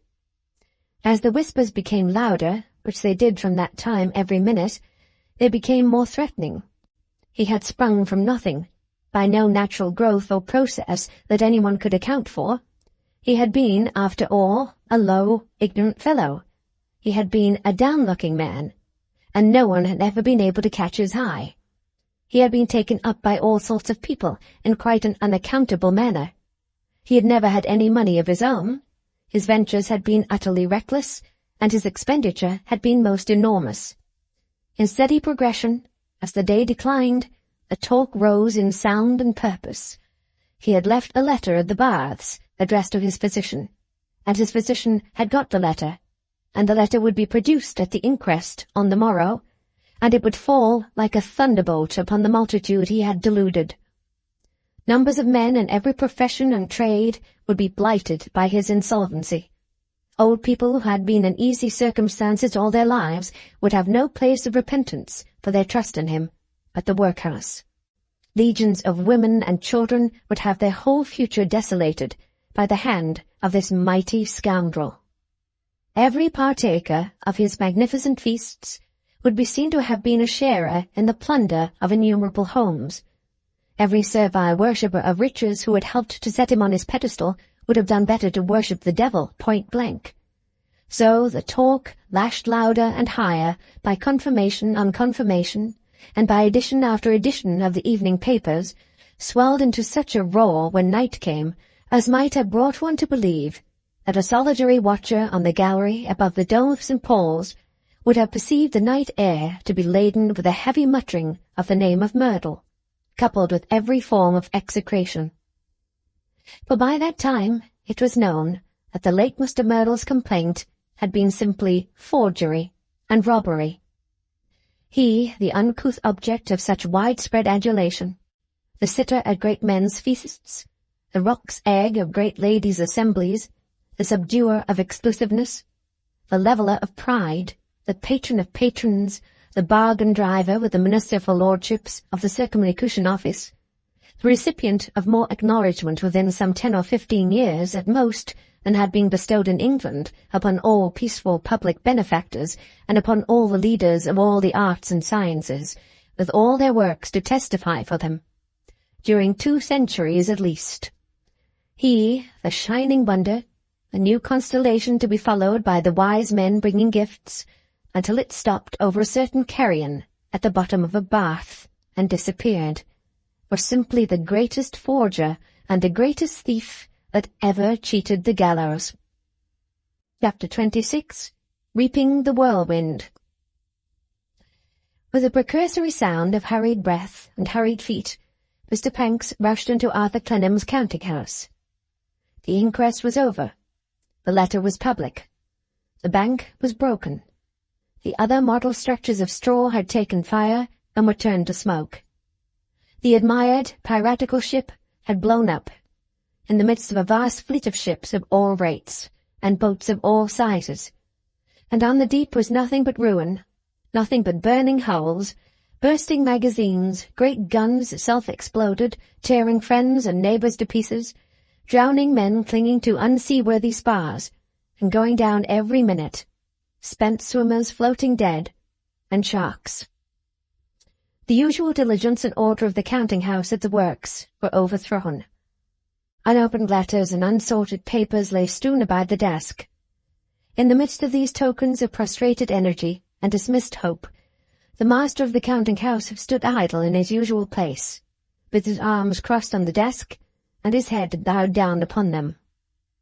Mr. Panks rushed in and saw him, and stood still. In another minute Mr. Panks's arms were on the desk, and Mr. Panks's head was bowed down upon them, and for some time they remained in these attitudes, idle and silent, with the width of the little room between them. Mr. Panks was the first to lift up his head and speak. "I'll persuade you to it, Mr. Clennam. I know it. Say what you will. You can't say no more to me than I say to myself. You can't say more than I deserve." "Oh, Panks, Panks," returned Clennam. "Don't speak of deserving. What do I myself deserve?" "Better luck," said Panks. "I," pursued Clennam, without attending to him, "who have ruined my partner. Panks, Panks, I have ruined Joyce. The honest, self-helpful, indefatigable old man who has worked his way all through his life. The man who has contended against so much disappointment, and who has brought out of it such a good and hopeful nature. The man I have felt so much for, and meant to be so true and useful to. I have ruined him, brought him to shame and disgrace. Ruined him, ruined him." The agony into which the reflection wrought his mind was so distressing to see, that Mr. Panks took hold of himself by the hair of his head, and tore it in desperation at the spectacle. "Reproach me," cried Panks. "Reproach me, sir, or I'll do myself an injury.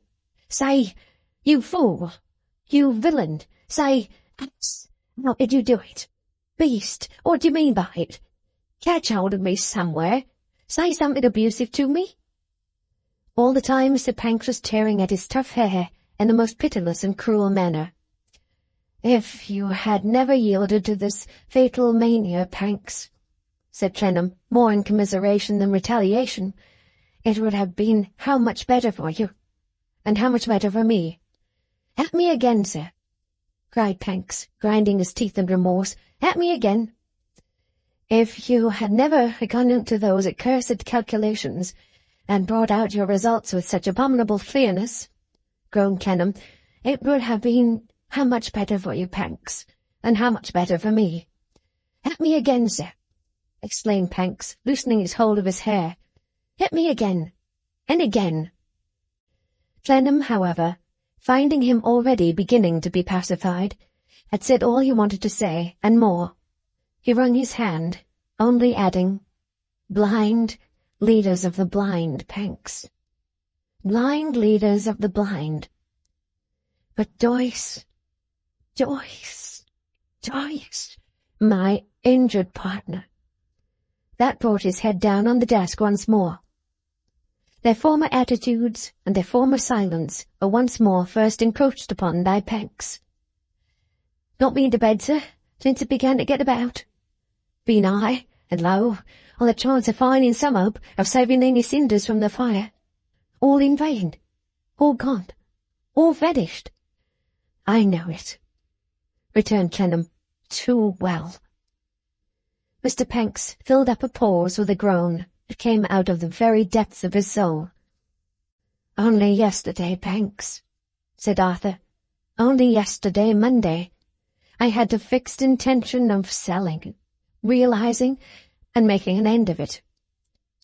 "I can't say as much for myself, sir," returned Panks, "though it's wonderful how many people I've heard of who were going to realize yesterday, of all days in the 365, if it hadn't been too late."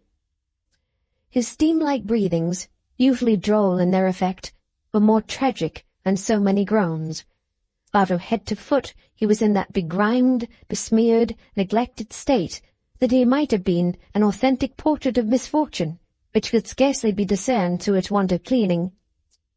"Mr. Clennam, had you laid out everything?" He got over the break before the last word, and also brought out the last word itself with great difficulty. "Everything." Mr. Panks took hold of his tough hair again, and gave it such a wrench that he pulled out several prongs of it. After looking at these with an eye of wild hatred, he put them in his pocket. "My course," said Clennam, brushing away some tears that had been silently dropping down his face, "must be taken at once. What wretched amends I can make must be made. I must clear my unfortunate partner's reputation. I must retain nothing for myself. I must resign to our creditors the power of management I have so much abused, and I must work out as much of my fault or crime as is susceptible of being worked out in the rest of my days. Is it impossible, sir, to tide over the present?" "Out of the question. Nothing can be tided over now, Panks. The sooner the business can pass out of my hands, the better for it. There are engagements to be met this week which would bring the catastrophe before many days were over, even if I would postpone it for a single day by going on for that space, secretly knowing what I know. All last night I thought of what I would do. What remains is to do it." "Not entirely of yourself," said Panks, whose face was as damp as if his steam were turning into water as fast as he dismally blew it off. "Have some legal help." "Perhaps I had better." "Have Rugg." "There is not much to do. He will do it as well as another." "Shall I fetch Rugg, Mr. Clennam?" "If you could spare the time, I should be much obliged to you." Mr. Panks put on his hat that moment and steamed away to Pentonville. While he was gone, Arthur never raised his head from the desk, but remained in that one position. Mr. Panks brought his friend and professional adviser, Mr. Rugg, back with him.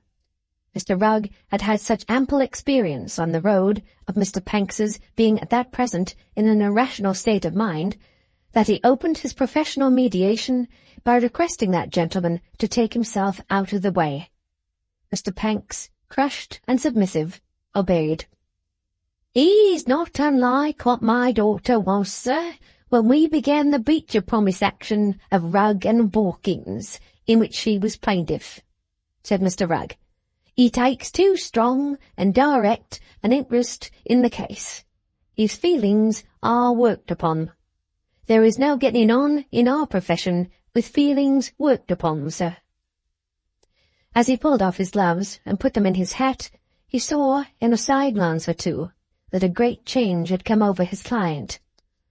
"I am sorry to perceive, sir," said Mr. Rugg, "that you have been allowing your feelings to be worked upon. Now, pray don't. Pray don't.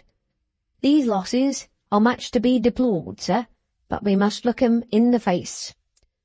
"If the money I have sacrificed had been all my own, Mr. Rugg," sighed Mr. Clennam, "I should have cared far less." "Indeed, sir," said Mr. Rugg, rubbing his hands with a cheerful air, "you surprise me. That's singular, sir. I have generally found in my experience that it's their own money people are most particular about. I've seen people get rid of a good deal of other people's money and bear it very well. Very well indeed." With these comforting remarks, Mr. Rugg seated himself on an office stool at the desk and proceeded to business. "Now, Mr. Clennam, by your leave, let us go into the matter. Let us see the state of the case. The question is simple. The question is the usual, plain, straightforward, common-sense question. What can we do for ourselves? What can we do for ourselves?" "This is not the question with me, Mr. Rugg," said Arthur. "You mistake it in the beginning. It is, what can I do for my partner? How can I best make reparation to him?" "I'm afraid, sir, do you know," argued Mr. Rugg persuasively, "that you are still allowing your feelings to be worked upon.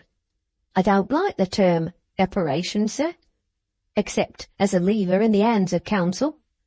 Will you excuse my saying that I feel it my duty to offer you the caution that you really must not allow your feelings to be worked upon?" "Mr. Rugg," said Clennam, nerving himself to go through with what he had resolved upon, and surprising that gentleman by appearing, in his despondency, to have a settled determination of purpose, "you give me the impression that you will not be much disposed to adopt the course I have made up my mind to take. If your disapproval of it should render you unwilling to discharge that business as it necessitates, I am sorry for it, and must seek other aid. But I will represent to you at once that to argue against it with me is useless." "Good, sir," answered Mr. Rugg, shrugging his shoulders. "Good, sir. Since the business is to be done by some hands, let it be done by mine. Such is my principle in the case of Rugg and Watkins. Such is my principle in most cases."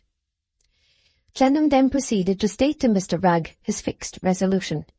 He told Mr. Rugg that his partner was a man of great simplicity and integrity, and that in all he meant to do, he was guided above all things by a knowledge of his partner's character and a respect for his feelings.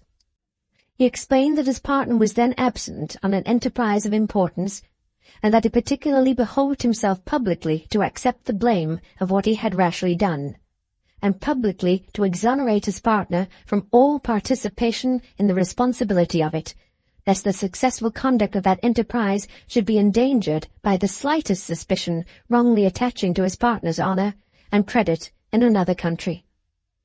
He told Mr. Rugg to clear his partner morally to the fullest extent, and publicly and unreservedly to declare that he, Arthur Clennam, of that firm, had of his own sole act, and even expressly against his partner's caution, embarked his resources in the swindles that had lately perished, was the only real atonement within his power, was a better atonement to the particular man than it would be to many men, and was therefore the atonement he had first to make. With this view, his intention was to print a declaration to the foregoing effect, which he had already drawn up, and besides circulating it among all who had dealings with the house, to advertise it in the public papers.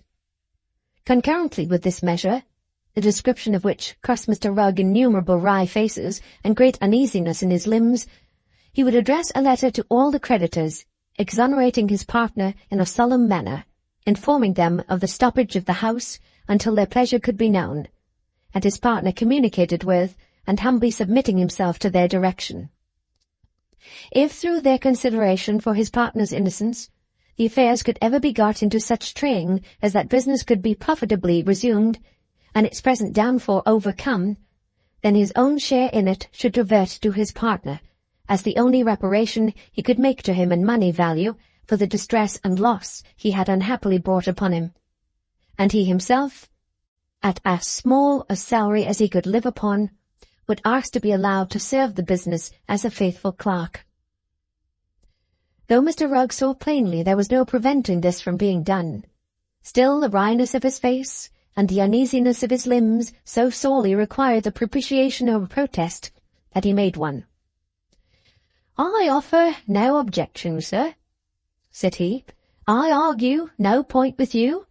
I will carry out your views, sir, but under protest." Mr. Rugg then stated, not without prolixity, the heads of his protest.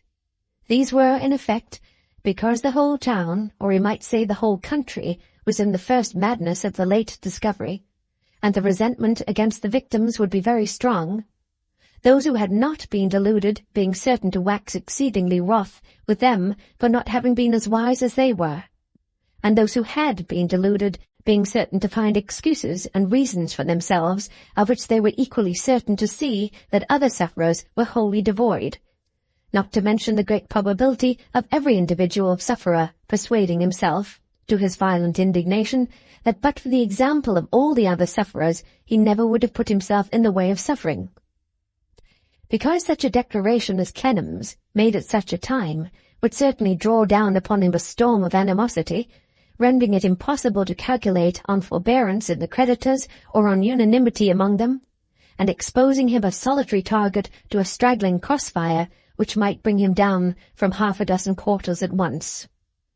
To all this, Clennam merely replied that, granting the whole protest, nothing in it lessened the force, or could lessen the force, of the voluntary and public exoneration of his partner. He therefore, once and for all, requested Mr. Rugg's immediate aid in getting the business dispatched. Upon that Mr. Rugg fell to work, and Arthur, retaining no property to himself but his clothes and books and a little loose money, placed his small private banker's account with the papers of the business. The disclosure was made, and the storm raged fearfully. Thousands of people were wildly staring about for somebody alive to heap reproaches on, and this notable case, courting publicity, set the living somebody so much wanted on a scaffold. When people who had nothing to do with the case were so sensible of its flagrancy, people who lost money by it could scarcely be expected to deal mildly with it. Letters of reproach and invective showered in from the creditors, and Mr. Rugg, who sat upon the high stool every day and read them all, informed his client within a week that he feared there were writs out. "I must take the consequences of what I have done," said Clennam. "The writs will find me here." On the very next morning, as he was turning in Bleeding Heart Yard by Mrs. Plornish's corner, Mrs. Plornish stood at the door waiting for him, and mysteriously besought him to step into Happy Cottage. There he found Mr. Rugg. "I thought I'd wait for you here. I wouldn't go on to the counting house this morning if I was you, sir." "Why not, Mr. Rugg?" "There are as many as 5 out, to my knowledge." "It cannot be too soon over," said Clennam. "Let them take me at once." "Yes, but," said Mr. Rugg, getting between him and the door, "hear reason. They'll take you soon enough, Mr. Clennam, I don't doubt, but hear reason. It almost always happens in these cases that some insignificant matter pushes itself in front and makes much of itself. Now, I find there's a little one out, a mere palace court jurisdiction, and I have reason to believe that a caption may be made upon that. I wouldn't be taken upon that." "Why not?" asked Clennam. "I'll be taken on a full-grown one, sir," said Mr. Rugg. "It's as well to keep up appearances. As your professional adviser, I should prefer your being taken on a writ from one of the superior courts. if you have no objection to do me that favour. It looks better." "Mr. Rugg," said Arthur in his dejection, "my only wish is that it should be over. I will go on and take my chance." "Another word of reason, sir," cried Mr. Rugg. "Now, this is reason. The other may be taste, but this is reason. If you should be taken on a little one, sir, you would go to the Marshalsea. Now, you know what the Marshalsea is. Very close, excessively confined, whereas in the King's Bench—" Mr. Rugg waved his right hand freely, as expressing abundance of space. "I would rather," said Clennam, "be taken to the Marshalsea than to any other prison." "Do you say so indeed, sir?" returned Mr. Rugg. "Then this is taste too, and we may be walking." He was a little offended at first, but he soon overlooked it. They walked through the yard to the other end. The Bleeding Hearts were more interested in Arthur since his reverses than formerly, now regarding him as one who was true to the place and had taken up his freedom. Many of them came out to look after him, and to observe to one another with great unctuousness that he was pulled down by it. Mrs. Plornish and her father stood at the top of the steps at their own end, much depressed and shaking their heads. There was nobody visibly in waiting when Arthur and Mr. Rugg arrived at the county house, but an elderly member of the Jewish persuasion, preserved in rum, followed them close, and looked in at the glass before Mr. Rugg had opened one of the day's letters. "Oh," said Mr. Rugg, looking up. "How do you do? Step in, Mr. Clennam. I think this is the gentleman I was mentioning." This gentleman explained the object of his visit to be a trifling matter of business, and executed his legal function. "Shall I accompany you, Mr. Clennam?" asked Mr. Rugg politely, rubbing his hands. "I would rather go alone, thank you. Be so good as to send me my clothes." Mr. Rugg, in a light, airy way, replied in the affirmative and shook hands with him. He and his attendant then went downstairs, got into the first conveyance they found, and drove to the old gates. "Where I little thought, Heaven forgive me," said Clennam to himself, "that I should ever enter thus." Mr. Chivery was on the lock, and young John was in the lodge, either newly released from it or waiting to take his own spell of duty. Both were more astonished on seeing who the prisoner was than one might have thought turnkeys would have been. The elder Mr. Chivery shook hands with him in a shamefaced kind of way, and said, "I don't call to mind, sir, as I was ever less glad to see you." The younger Mr. Chivery was more distant, did not shake hands with him at all. He stood looking at him in a state of indecision so observable that it even came within the observation of Clennam with his heavy eyes and heavy heart. Presently afterwards, young John disappeared into the jail. As Clennam knew enough of the place to know that he was required to remain in the lodge a certain time, he took a seat in a corner and feigned to be occupied with the perusal of letters from his pocket. They did not so engross his attention, but that he saw, with gratitude, how the elderly Mr. Chivery kept the lodge clear of prisoners, how he signed to some, with his keys, not to come in, how he nudged others with his elbows to go out, and how he made his misery as easy to him as he could. Arthur was sitting with his eyes fixed on the floor, recalling the past, brooding over the present, and not attending to either, when he felt himself touched upon the shoulder. It was by young John, and he said, "You can come now." He got up and followed young John.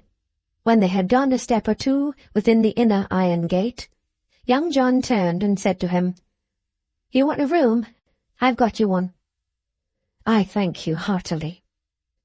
Young John turned again, and took him in at the old doorway, up the old staircase, into the old room. Arthur stretched out his hand. Young John looked at it, looked at him, sternly, swelled, choked, and said, "I don't know as I can. No, I find I can't, for I thought you'd like the room, and here it is for you." Surprise at this inconsistent behaviour yielded when he was gone, he went away directly, to the feelings which the empty room soon awakened in Clennam's wounded breast, and to the crowding associations with the one good and gentle creature who had sanctified it. Her absence in his altered fortunes made it, and him in it, so very desolate, and so much in need of such a face of love and truth, that he turned against the wall to weep, sobbing out as his heart relieved itself. "Oh, my little Dorrit!" Chapter 27. The Pupil of the Marshalsea. The day was sunny, and the Marshalsea, with the hot noon striking upon it, was unwontedly quiet. Arthur Clennam dropped into a solitary armchair, itself as faded as any debtor in the jail, and yielded himself to his thoughts. In the unnatural peace of having gone through the dreaded arrest and got there, the first change of feeling which the prison most commonly induced, and from which dangerous resting-place so many men had slipped down to the depths of degradation and disgrace by so many ways, he could think of some passages in his life almost as if he were removed from them into another state of existence. Taking into account where he was, the interest that had first brought him there when he had been free to keep away, and the gentle presence that was equally inseparable from the walls and bars about him, and from the impalpable remembrances of his later life, which no walls or bars could imprison, it was not remarkable that everything his memory turned upon should bring him round again to little Dorrit. Yet it was remarkable to him, not because of the fact itself, but because of the reminder it brought with it, how much the dear little creature had influenced his better resolutions. None of us clearly know to whom or to what we are indebted in this wise, until some marked stop in the whirling wheel of life brings the right perception with it. It comes with sickness, it comes with sorrow, it comes with the loss of the dearly loved. It is one of the most frequent uses of adversity. It came to Clennam in his adversity, strongly and tenderly. When I first gathered myself together, he thought, and set something like purpose before my jaded eyes, whom had I before me, toiling on, for a good object's sake, without encouragement, without notice, against ignoble obstacles that would have turned an army of received heroes and heroines? One weak girl. When I tried to conquer my misplaced love, and to be generous to the man who was more fortunate than I, though he should never know it or repay me with a gracious word, in whom I had watched patience, self-denial, self-subdual, charitable construction, the noblest generosity of the affections, in the same poor girl. If I, a man, with a man's advantages and means and energies, had slighted the whisper in my heart, as if my father had erred, it was my first duty to conceal the fault and to repair it, what youthful figure, with tender feet, going almost bare on the damp ground, with spare hands ever working, with its slight shape, but half protected from the sharp weather, would have stood before me to put me to shame? Little Dorrit's. So always as he sat alone in the faded chair, thinking, always little Dorrit, until it seemed to him as if he met the reward of having wandered away from her, and suffered anything to pass between him and his remembrance of her virtues. His door was opened, and the head of the elder Chivery was put in a very little way, without being turned towards him. "I am off the lock, Mr. Clennam, and going out. Can I do anything for you?" "Many thanks. Nothing." "You'll excuse me opening the door," said Mr. Chivery, "but I couldn't make you hear." "Did you knock?" "Half a dozen times." Rousing himself, Clennam observed that the prison had awakened from its noontide doze, that the inmates were loitering about the shady yard, and that it was late in the afternoon. He had been thinking for hours. "Your things is come," said Mr. Chivery, "and my son is going to carry 'em up. I should have sent him up but for his wishing to carry 'em himself. Indeed, he would have 'em himself, and so I couldn't send him up. Mr. Clennam, could I say a word to you?" "Pray come in," said Arthur, for Mr. Chivery's head was still put in at the door a very little way, and Mr. Chivery had but one ear upon him, instead of both eyes. This was native delicacy in Mr. Chivery, true politeness, though his exterior had very much of a turnkey about it, and not the least of a gentleman. "Thank you, sir," said Mr. Chivery without advancing. "It's no odds me coming in. Mr. Clennam, don't you take no notice of my son, if you'll be so good, in case you find him cut up anyways difficult. My son has a heart, and my son's heart is in the right place. Me and his mother knows where to find it, and we find it situated correct." With this mysterious speech, Mr. Chivery took his ear away and shut the door. He might have been gone 10 minutes when his son succeeded him. "Here's your portmanteau," he said to Arthur, putting it carefully down. "It's very kind of you. I am ashamed that you should have the trouble." He was gone before it came to that, but soon returned, saying exactly as before, "Here's your black box, which you also put down with care. I am very sensible of this attention. I hope we may shake hands now, Mr. John." Young John, however, drew back, turning his right wrist in a socket made of his left thumb and middle finger, and said, as he had said at first, "I don't know as I can. No, I find I can't." He then stood regarding the prisoner sternly, though with a swelling humour in his eyes that looked like pity. "Why are you angry with me?" said Clennam, "and yet so ready to do me these kind services? There must be some mistake between us. If I have done anything to occasion it, I am sorry." "No mistake, sir," returned John, turning the wrist backwards and forwards in the socket, for which it was rather tight. "No mistake, sir. In the feelings with which my eyes behold you at the present moment, if I was at all fairly equal to your weight, Mr. Clennam, which I am not, and if you weren't under a cloud, which you are, and if it wasn't against all rules of the Marshalsea, which it is, those feelings are such that they would stimulate me more to having it out with you in a round, on the present spot, and to anything else I could name." Arthur looked at him for a moment in some wonder, and some little anger. Well, he said, "a mistake, a mistake." Turning away, he sat down with a heavy sigh and the faded chair again. Young John followed him with his eyes, and after a short pause cried out, "I beg your pardon." "Freely granted," said Clennam, waving his hand without raising his sunken head. "Say no more. I am not worth it." "This furniture, sir," said young John in a voice of mild and soft explanation, "belongs to me. I'm in the habit of letting it out to parties without furniture that have the room. It ain't much, but it's at your service. Free, I mean. I could not think of letting you have it on any other terms. You're welcome to it for nothing." Arthur raised his head again to thank him, and to say he could not accept the favour. John was still turning his wrist, and still contending with himself in his former divided manner. "What is the matter between us?" said Arthur.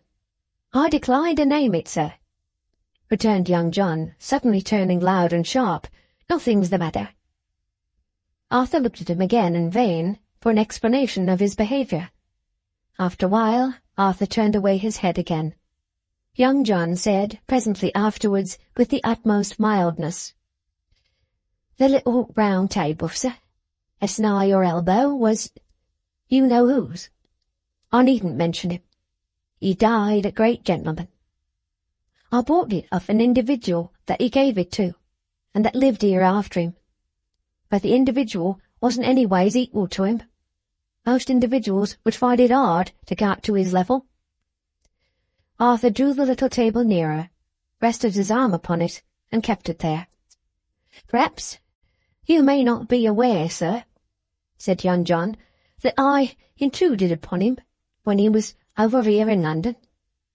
On the whole, he was of opinion that it was an intrusion, though he was so good as to ask me to sit down, and to inquire after father and all other old friends. leastways, humblest acquaintances. He looked, to me, a good deal changed, and I said so when I came back. I asked him if Miss Amy was well, and she was. I should have thought you would have known without putting the question to such as me, returned young John, after appearing to take a large invisible pill. Since you do put the question, I'm sorry I can't answer it. But the truth is, he looked upon the inquiry as a liberty, and said, what was that to me? It was then I became quite aware I was intruding, of which I had been fearful before. However, he spoke very handsome afterwards. Very handsome. They were both silent for several minutes, except that young John remarked, at about the middle of the pause, he both spoke and acted very handsome. It was again young John who broke the silence by inquiring, if he's not a liberty, how long may it be your intention, sir, to go without eating and drinking? I have not felt the want of anything yet, returned Clennam. I have no appetite just now. The more reason why you should take some support, sir, urged young John. If you find yourself going on sitting here for hours and hours, or taking no refreshments because you have no appetite, why then you should and must partake of refreshment without an appetite. I'm going to have tea in my own apartment. If it's not a liberty, please to come and take a cup, or I can bring a tray here in 2 minutes. Feeling that young John would impose that trouble on himself if he refused, and also feeling anxious to show that he bore in mind both the elder Mr. Chivery's entreaty and the younger Mr. Chivery's apology, Arthur rose and expressed his willingness to take a cup of tea in Mr. John's apartment. Young John locked his door for him as they went out, slided the key into his pocket with great dexterity, and led the way to his own residence. It was at the top of the house, nearest to the gateway. It was the room to which Clennam had hurried on the day when the enriched family had left the prison for ever, and where he had lifted her insensible from the floor. He foresaw where they were going as soon as their feet touched the staircase. The room was so far changed that it was papered now, and had been repainted, and was far more comfortably furnished, but he could recall it just as he had seen it in that single glance when he raised her from the ground and carried her down to the carriage. Young John looked hard at him, biting his fingers. I see you recollect the room, Mr. Clennam. I recollect it well. Heaven bless her. Oblivious of the tea, young John continued to bite his fingers and to look at his visitor, as long as his visitor continued to glance about the room. Finally, he made a start at the teapot, gustily rattled a quantity of tea into it from a canister, and set off for the common kitchen to fill it with hot water. The room was so eloquent to Clennam, in the changed circumstances of his return to the miserable Marshalsea, it spoke to him so mournfully of her, and of his loss of her, that it would have gone hard with him to resist it, even though he had not been alone. Alone he did not try. He had his hand on the insensible wall as tenderly as if it had been herself that he touched, and pronounced her name in a low voice. He stood at the window, looking over the prison parapet with its grim spiked border, and breathed a benediction through the summer haze towards the distant land, where she was rich and prosperous.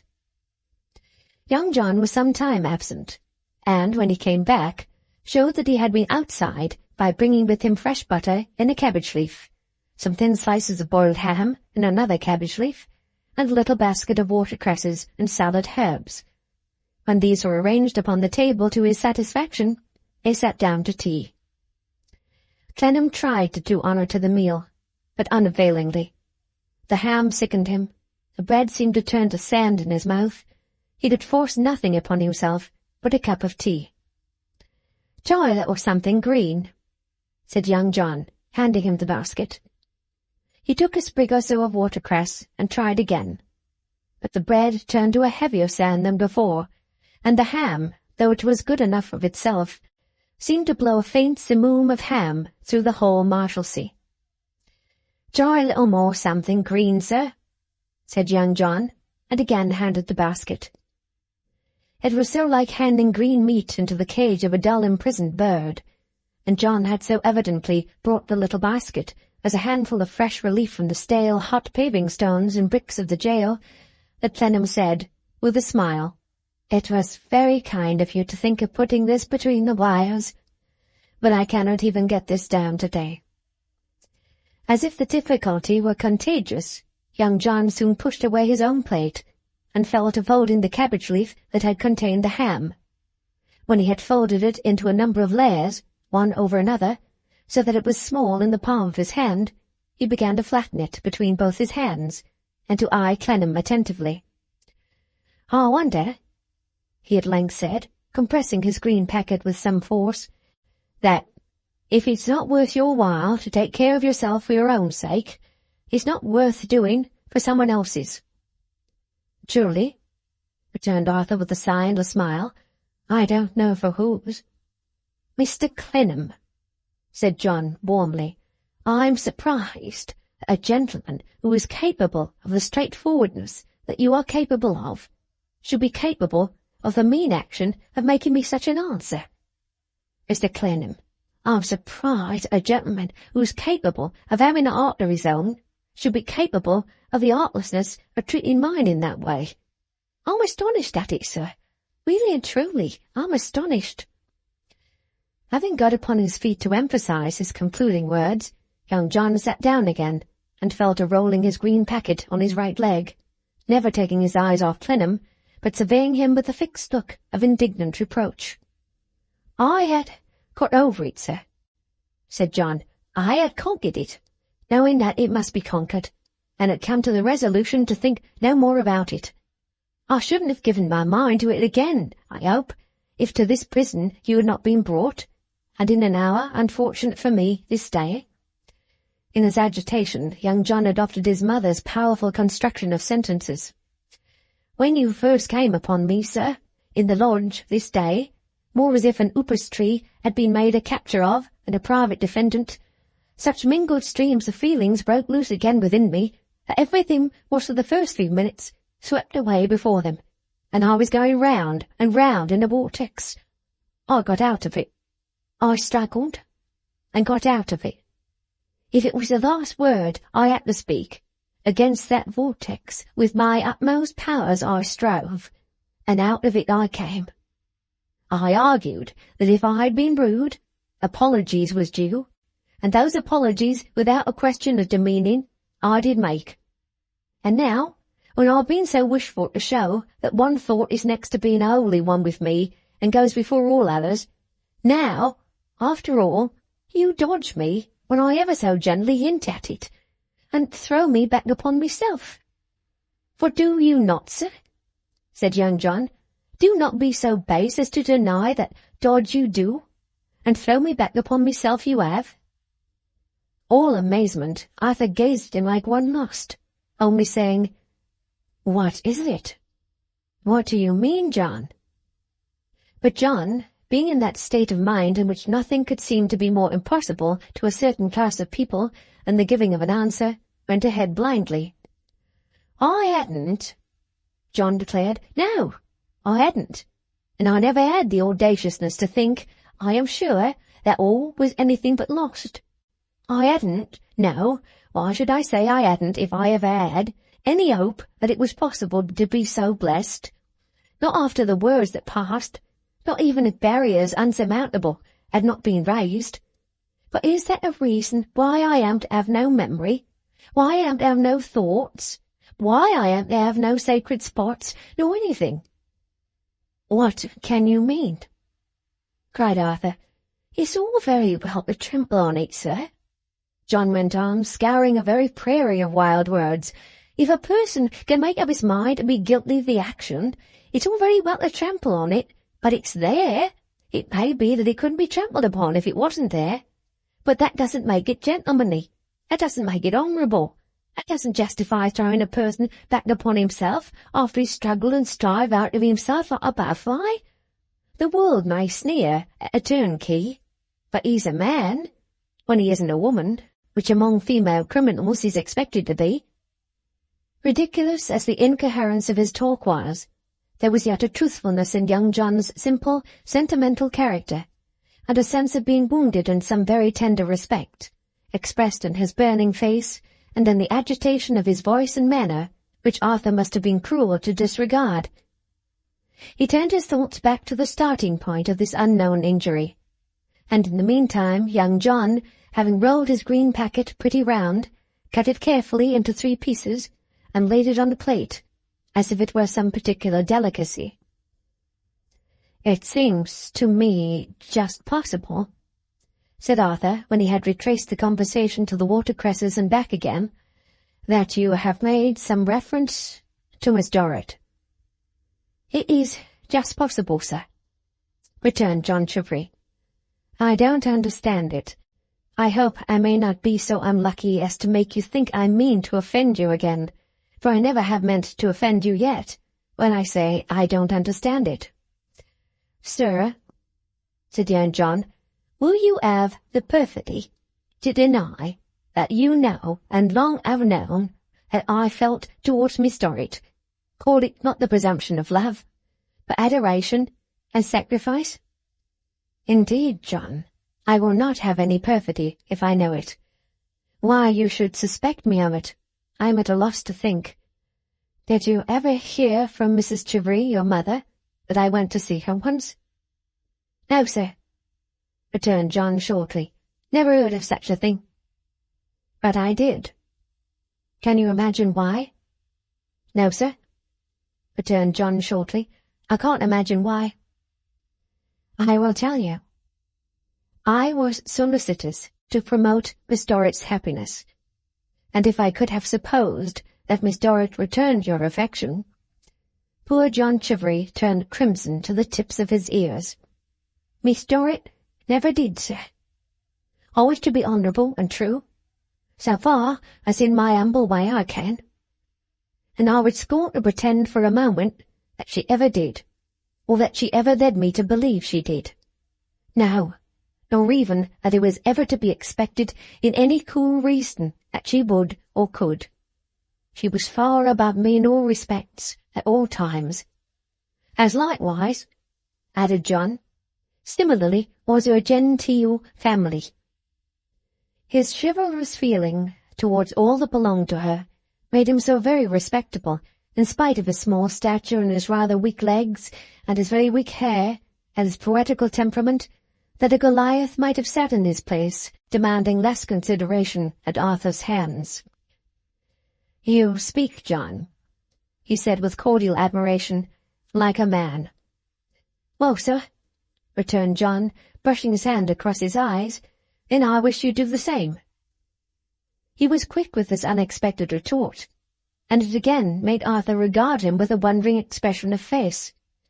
"Leastways," said John, stretching his hand across the tea-tray, "if too strong a remark, there's John. But why not? Why not? When I may say to you, Mr. Clennam, take care of yourself for someone else's sake, why not be open? No a turnkey. Why did I get you the room which I knew you'd like best? Why did I carry up your things? Not that I found 'em heavy, I don't mention 'em on that account, far from it. Why have I cultivated you in the manner I have done since the morning? On the ground of your own merits? No, they're very great, I've no doubt at all, but not on the ground of them. Another's merits have had their weight, and have had far more weight with me. Then why not speak free?" "Unaffectedly, John," said Clennam.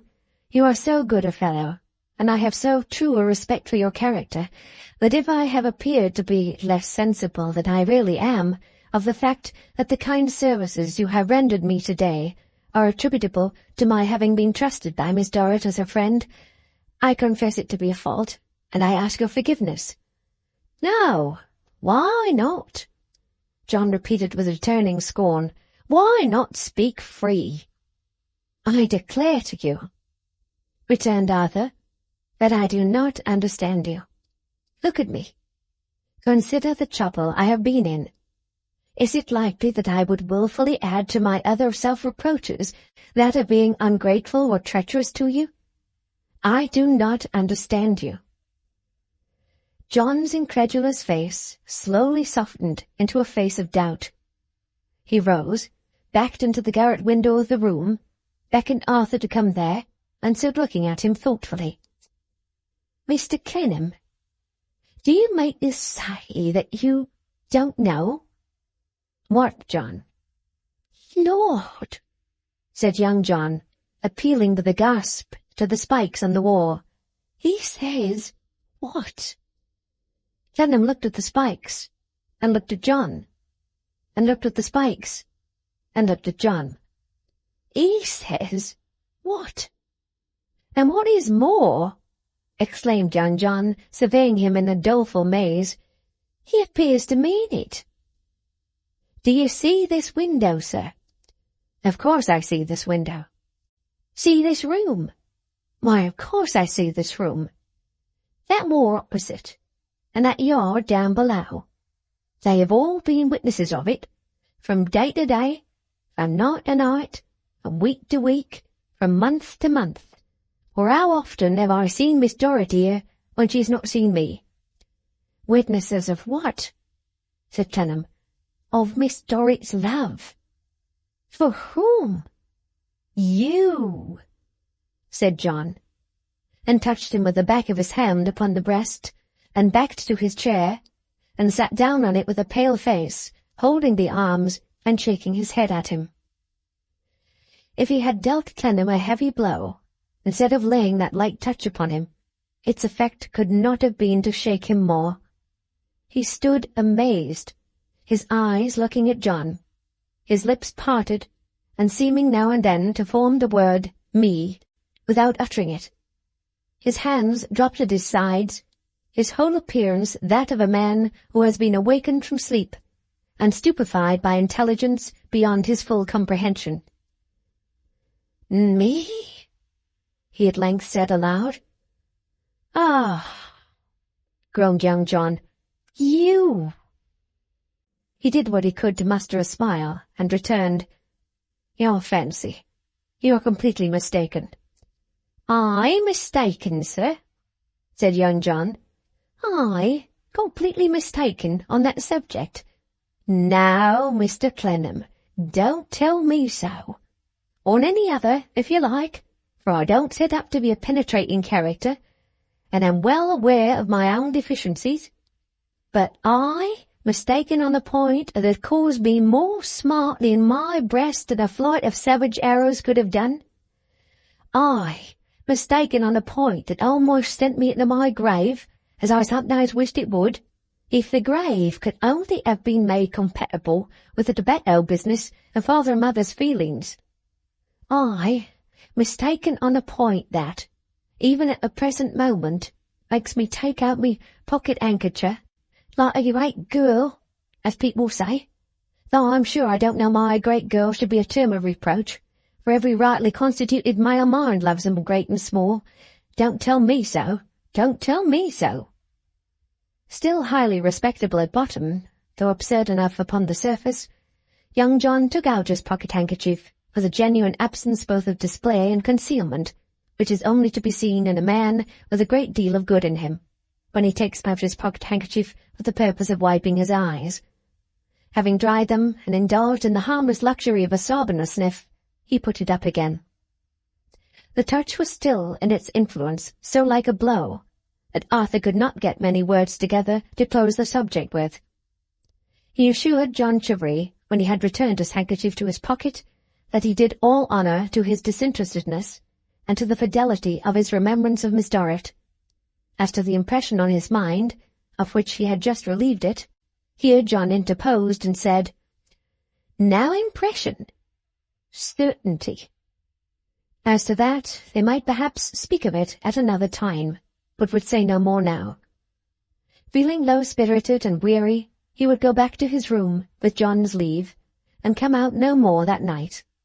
John assented, and he crept back into the shadow of the wall to his own lodging. The feeling of the blow was still so strong upon him that, when the dirty old woman was gone, whom he found sitting on the stairs outside his door, waiting to make his bed, and who gave him to understand while doing it that she had received her instructions from Mr. Chivery, not the old un, but the young un, he sat down in the faded armchair, pressing his head between his hands as if he had been stunned.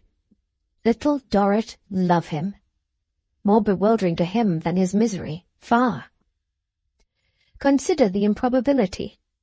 He had been accustomed to call her his child, and his dear child, and to invite her confidence by dwelling upon the difference in their respective ages, and to speak of himself as one who was turning old. Yet she might not have thought of him old. Something reminded him that he had not thought himself so, until the roses had floated away upon the river. He had her 2 letters among other papers in his box, and he took them out and read them. There seemed to be a sound in them like the sound of her sweet voice. It fell upon his ear with many tones of tenderness that were not insusceptible of the new meaning. Now it was that the quiet desolation of her answer, "No, no, no," made to him that night in that very room, that night when he had been shown the dawn of her altered fortune, and when other words had passed between them which he had been destined to remember in humiliation and a prisoner, rushed into his mind. Consider the improbability. But it had a preponderating tendency, when considered, to become fainter. There was another and a curious inquiry of his own heart's that concurrently became stronger. In the reluctance he had felt to believe that she loved anyone, in his desire to set that question at rest, in a half-formed consciousness he had had that there would be a kind of nobleness in this helping her love for anyone, was there no suppressed something on his own side that he had hushed as it arose? Had he ever whispered to himself that he must not think of such a thing as her loving him, that he must not take advantage of her gratitude, that he must keep his experience in remembrance as a warning and reproof, that he must regard such youthful hopes as having passed away, as his friend's dead daughter had passed away, that he must be steady in saying to himself that the time had gone by him, and he was too saddened and old. He had kissed her, when he raised her from the ground, on the day when she had been so consistently and expressively forgotten, quite as he might have kissed her if she had been conscious. No difference. The darkness found him occupied with these thoughts. The darkness also found Mr. and Mrs. Plornish knocking at his door. They brought with them a basket, filled with choice selections from that stock in trade which met with such a quick sale, and produced such a slow return. Mrs. Plornish was affected to tears. Mr. Plornish amiably growled in his philosophical but not lucid manner that there was ups, you see, and there was downs. It was in vain to ask why ups, why downs. There was, you know. He had heard it given for a truth that, according as the world went round, which round it did revolve, undoubted, even the best of gentlemen as take his turn of standing with his head upside down and all his hair a-flying the wrong way into what you might call space. Very well, then. What Mr. Plornish said was, very well, then, that gentleman's head would come upwards when his turn come. That gentleman's hair would be a pleasure to look upon being all smooth again. And very well, then. It has been already stated that Mrs. Plornish, not being philosophical, wept. It further happened that Mrs. Plornish, not being philosophical, was intelligible. It may have arisen out of her softened state of mind, out of her sex's wit, out of a woman's quick association of ideas, or out of a woman's no association of ideas. But it further happened somehow that Mrs. Plornish's intelligibility displayed itself upon the very subject of Arthur's meditations. "The way father has been talking about you, Mr. Clennam," said Mrs. Plornish, "you hardly would believe. It's made him quite poorly. As to his voice, this misfortune has took it away. You know what a sweet singer father is, but he couldn't get a note out for the children at tea, if you'll credit what I tell you." While speaking, Mrs. Plornish shook her head and wiped her eyes and looked retrospectively about the room. "As to Mr. Baptist," pursued Mrs. Plornish, "whatever he'll do when he comes to know of it, I can't conceive nor yet imagine. He'd have been here before now, you may be sure, but that is away on confidential business of your own. The persevering manner in which he follows up that business, and gives himself no rest from it, it really do," said Mrs. Plornish, winding up in the Italian manner, "as I say to him, Musciatonisha padrona." Though not conceited, Mrs. Plornish felt that she had turned this Tuscan sentence with peculiar elegance. Mr. Plornish could not conceal his exultation in her accomplishments as a linguist. "But what I say is, Mr. Clennam," the good woman went on, "there's always something to be thankful for, as I am sure you will yourself admit. Speaking in this room, it's not hard to think what the present something is. It's a thing to be thankful for indeed, that Miss Dorrit is not here to know it." Arthur thought she looked at him with particular expression. "It's a thing," reiterated Mrs. Plornish, "to be thankful for indeed, that Miss Dorrit is far away. It's to be hoped she is not likely to hear of it. If you've been here to see it, sir, it's not to be doubted that the sight of you—" Mrs. Plornish repeated those words, "not to be doubted that the sight of you, in misfortune and trouble, would have been almost too much for her affectionate heart. There's nothing I can think of that would have touched Miss Dorrit so bad as that." Of a certainty Mrs. Plornish did look at him now, with a sort of quivering defiance in her friendly emotion. "Yes," said she, "and it shows what notice father takes, though at his time of life, that he says to me this afternoon, which happy cottage knows I neither make it up nor anyways enlarge, 'Mary, it's much to be rejoiced in that Miss Dorrit is not on the spot to behold it.' Those were father's words. Father's own words was, 'Much to be rejoiced in, Mary, that Miss Dorrit is not on the spot to behold it.' I says to father then, I says to him, 'Father, you are right.' That," Mrs. Plornish concluded with the air of a very precise legal witness, "is what passed betwixt father and me, and I'll tell you nothing but what did pass betwixt me and father." Mr. Plornish, as being of a more laconic temperament, embraced this opportunity of interposing with the suggestion that she should now leave Mr. Clennam to himself. "For, you see," said Mr. Plornish gravely, "I know what it is, old girl," repeating that valuable remark several times, as if it appeared to him to include some great moral secret. Finally, the worthy couple went away arm in arm. Little Dorrit, again for hours, always Little Dorrit. Happily, if it ever had been so, it was over, and better over. Granted that she had loved him, and he had known it and had suffered himself to love her, what a road to have led her away upon, the road that would have brought her back to this miserable place. He ought to be much comforted by the reflection that she was quit of it forever, as she was, or would soon be, married. Vague rumours of her father's projects in that direction had reached Bleeding Heart Yard, with the news of her sister's marriage, and that the Marshalsea gate had shut for ever on all those perplexed possibilities of a time that was gone. Dear Little Dorrit! Looking back upon his own poor story, she was its vanishing point. Everything in its perspective led to her innocent figure. He had travelled thousands of miles towards it. Previous unquiet hopes and doubts had worked themselves out before it. It was the centre of the interest of his life.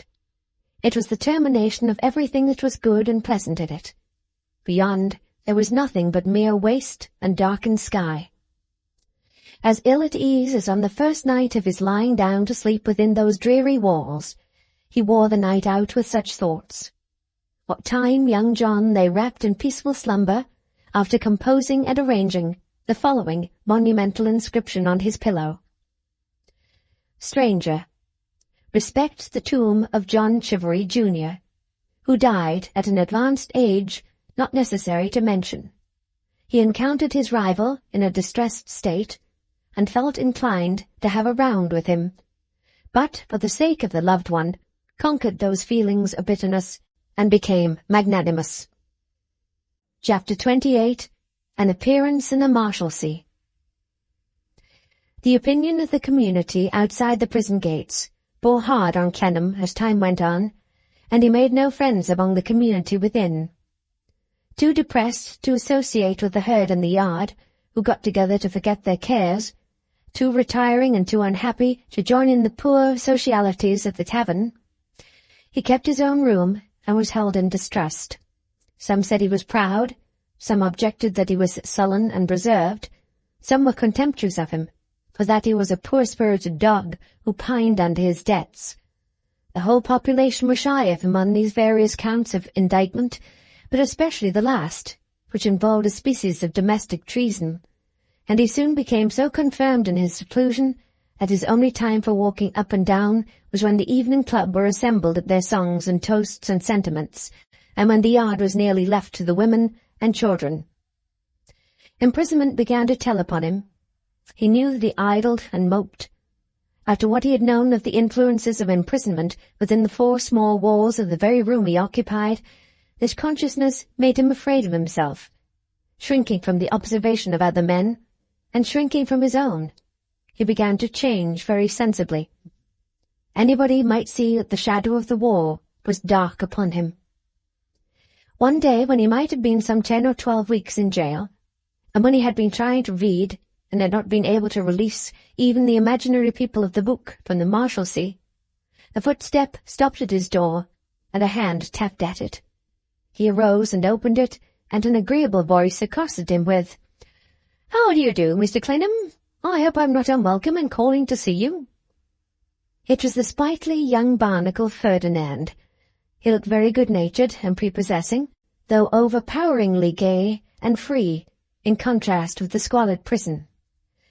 "You're surprised to see me, Mr. Clennam," he said, taking the seat which Clennam offered him.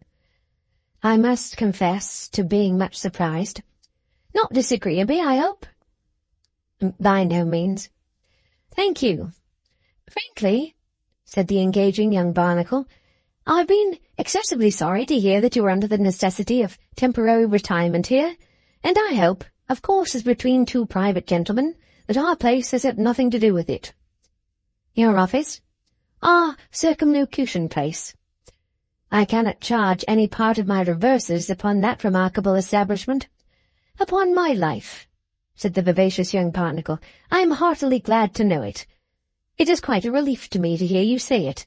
I should have so exceedingly regretted our place having had anything to do with your difficulties."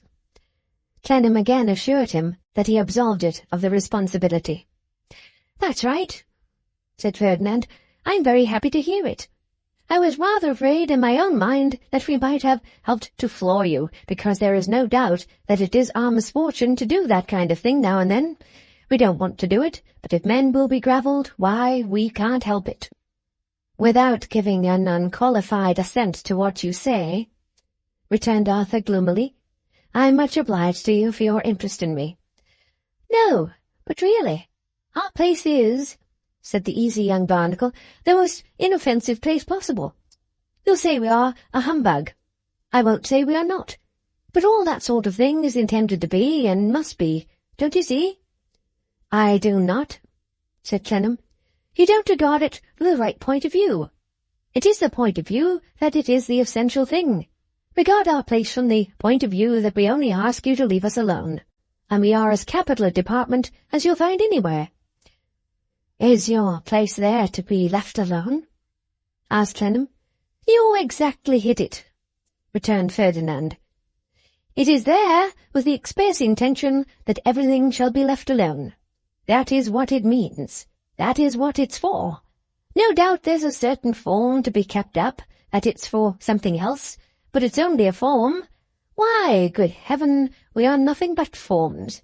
Think what a lot of our forms you have gone through, and you have never got any nearer to an end." "Never," said Clennam. Look at it from the right point of view, and there you have us, official and effectual. It's like a limited game of cricket. A field of outsiders are always going in to bowl at the public service, and we block the balls. Clennam asked what became of the bowlers. The airy young barnacle replied that they grew tired, got dead beat, got lamed, got their backs broken, died off, gave it up, went in for other games. And this occasions me to congratulate myself again, he pursued, on the circumstance that our place has had nothing to do with your temporary retirement. It very easily might have had a hand in it, because it is undeniable that we are sometimes a most unlucky place in our effects upon people who will not leave us alone. Mr. Clennam, I am quite unreserved with you. As between yourself and myself, I know I may be. I was so when I first saw you making the mistake of not leaving us alone, because I perceived that you were inexperienced and sanguine, and had, I hope you'll not object to my saying, some simplicity. Not at all. Some simplicity.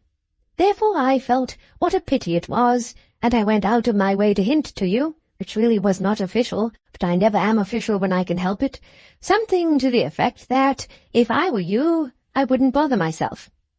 However, you did bother yourself, and you have since bothered yourself.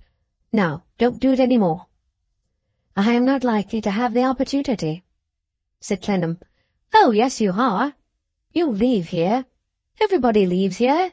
There are no ends of ways of leaving here. Now, don't come back to us. That entreaty is the second object of my call. Pray, don't come back to us. Upon my honour, said Ferdinand in a very friendly and confiding way, I shall be greatly vexed if you don't take warning by the past and keep away from us. And the invention? Said Clennam.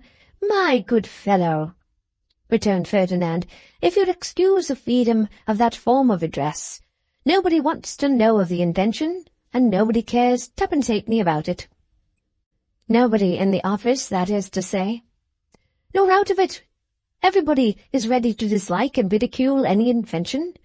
You've no idea how many people want to be left alone. You have no idea how the genius of the country, overlook the parliamentary nature of the phrase, and don't be bored by it, tends to being left alone.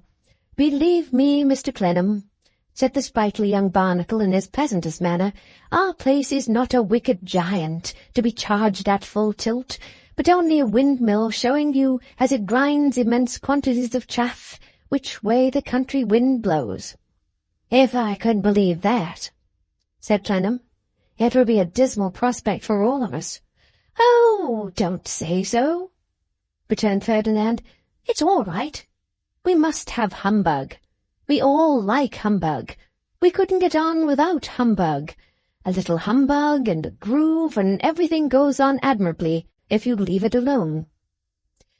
With this hopeful confession of his faith, as the head of the rising barnacles who were born of woman, to be followed under a variety of watchwords which they utterly repudiated and disbelieved, Ferdinand rose.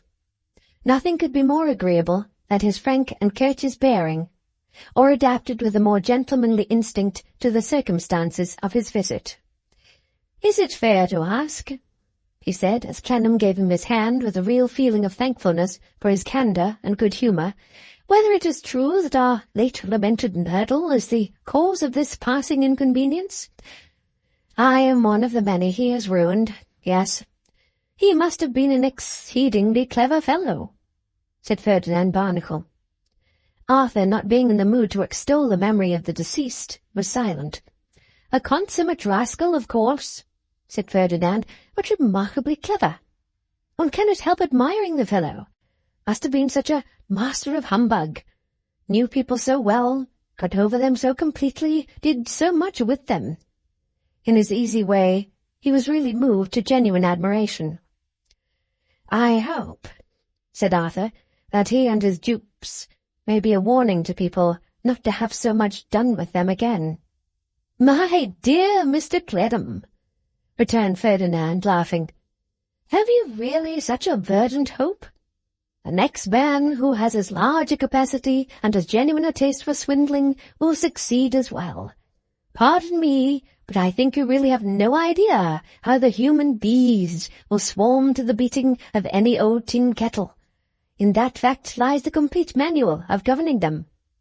When they can be got to believe that the kettle is made of the precious metals, in that fact lies the whole power of men, like our late lamented. No doubt there are here and there, said Ferdinand politely, exceptional cases, where people have been taken in for what appeared to them to be much better reasons, and I need not go far to find such a case. But they don't invalidate the rule. Good day. I hope that when I have the pleasure of seeing you next, this passing cloud will have given place to sunshine. Don't come a step beyond the door. I know the way out perfectly. Good day. With those words, the best and brightest of the barnacles went downstairs, hummed his way through the lodge, mounted his horse in the front courtyard, and rode off to keep an appointment with his noble kinsman, who wanted a little coaching before he could triumphantly answer certain infidel snobs who were going to question the nobs about their statesmanship. He must have passed Mr. Rugg on his way out, for a minute or two afterwards that ruddy-headed gentleman shone in at the door like an elderly Phoebus. "How do you do today, sir?" said Mr. Rugg. "Is there any little thing I can do for you today, sir?" "No, I thank you." Mr. Rugg's enjoyment of embarrassed affairs was like a housekeeper's enjoyment in pickling and preserving, or a washerwoman's enjoyment of a heavy wash, or a dustman's enjoyment of an overflowing dustbin, or any other professional enjoyment of a mess in the way of business. "I still look round from time to time, sir," said Mr. Rugg cheerfully, "to see whether any lingering detainers are accumulating at the gate. They have fallen in pretty thick, sir, as thick as we could have expected." He remarked upon the circumstance as if it were a matter of congratulation, rubbing his hands briskly and rolling his head a little. "As thick," repeated Mr. Rugg, "as we could reasonably have expected. Quite a sharp half of 'em. I don't often intrude upon you now, when I look round, because I know you're not inclined for company, and that if you wished to see me, you would leave word in the lodge. But I am here pretty well every day, sir. Would this be an unseasonable time, sir?" asked Mr. Rugg coaxingly, "for me to offer an observation?" "As seasonable a time as any other." "Public opinion, sir," said Mr. Rugg, "has been busy with you." "I don't doubt it." "Might it not be advisable, sir," said Mr. Rugg, more coaxingly yet, "now to make, at last and after all, a trifling concession to public opinion? We all do it in one way or another. The fact is, we must do it." "I cannot set myself right with it, Mr. Rugg, and have no business to expect that I ever shall." "Don't say that, sir. Don't say that. The cost of being moved to the bench is almost insignificant, and if the general feeling is strong that you ought to be there, why, really—" "I thought you had settled, Mr. Rugg," said Arthur, "that my determination to remain here was a matter of taste." "Well, sir, well. But is it good taste? Is it good taste? That's the question." Mr. Rugg was so soothingly persuasive as to be quite pathetic. "I was almost going to say, is it good feeling? This is an extensive affair of yours, and your remaining here, where a man can come for £1 or £2, is remarked upon as not in keeping. It is not in keeping. I can't tell you, sir, in how many quarters I heard it mentioned. I heard comments made upon it last night in a parlour, frequented by what I should call, if I did not look in there now and then myself, the best legal company. I heard there comments on it that I was sorry to hear. They hurt me on your account. Again, only this morning at breakfast, my daughter, but a woman you'll say, yet still with a feeling for these things, and even with some little personal experience, as the plaintiff in Rugg and Borkins, was expressing her great surprise. Now, under these circumstances, and considering that none of us can quite set ourselves above public opinion, wouldn't a trifling concession to that opinion be—" "Come, sir," said Rugg, "I will put it on the lowest ground of argument, and say amiable." Arthur's thoughts had once more wandered away to Little Dorrit, and the question remained unanswered. "As to myself, sir," said Mr. Rugg, hoping that his eloquence had reduced him to a state of indecision, "it is a principle of mine not to consider myself when a client's inclinations are in the scale. But, knowing your considerate character and general wish to oblige, I will repeat that I should prefer your being in the bench. Your case has made a noise. It is a creditable case to be professionally concerned in. I should feel on a better standing with my connection if you went to the bench. Don't let that influence you, sir. I merely state the fact." So errant had the prisoner's attention already grown in solitude and dejection, and so accustomed had it become to commune with only one silent figure within the ever-frowning walls, that Clennam had to shake off a kind of stupor before he could look at Mr. Rugg, recall the thread of his talk, and hurriedly say, "I am unchanged and unchangeable in my decision. Pray let it be, let it be."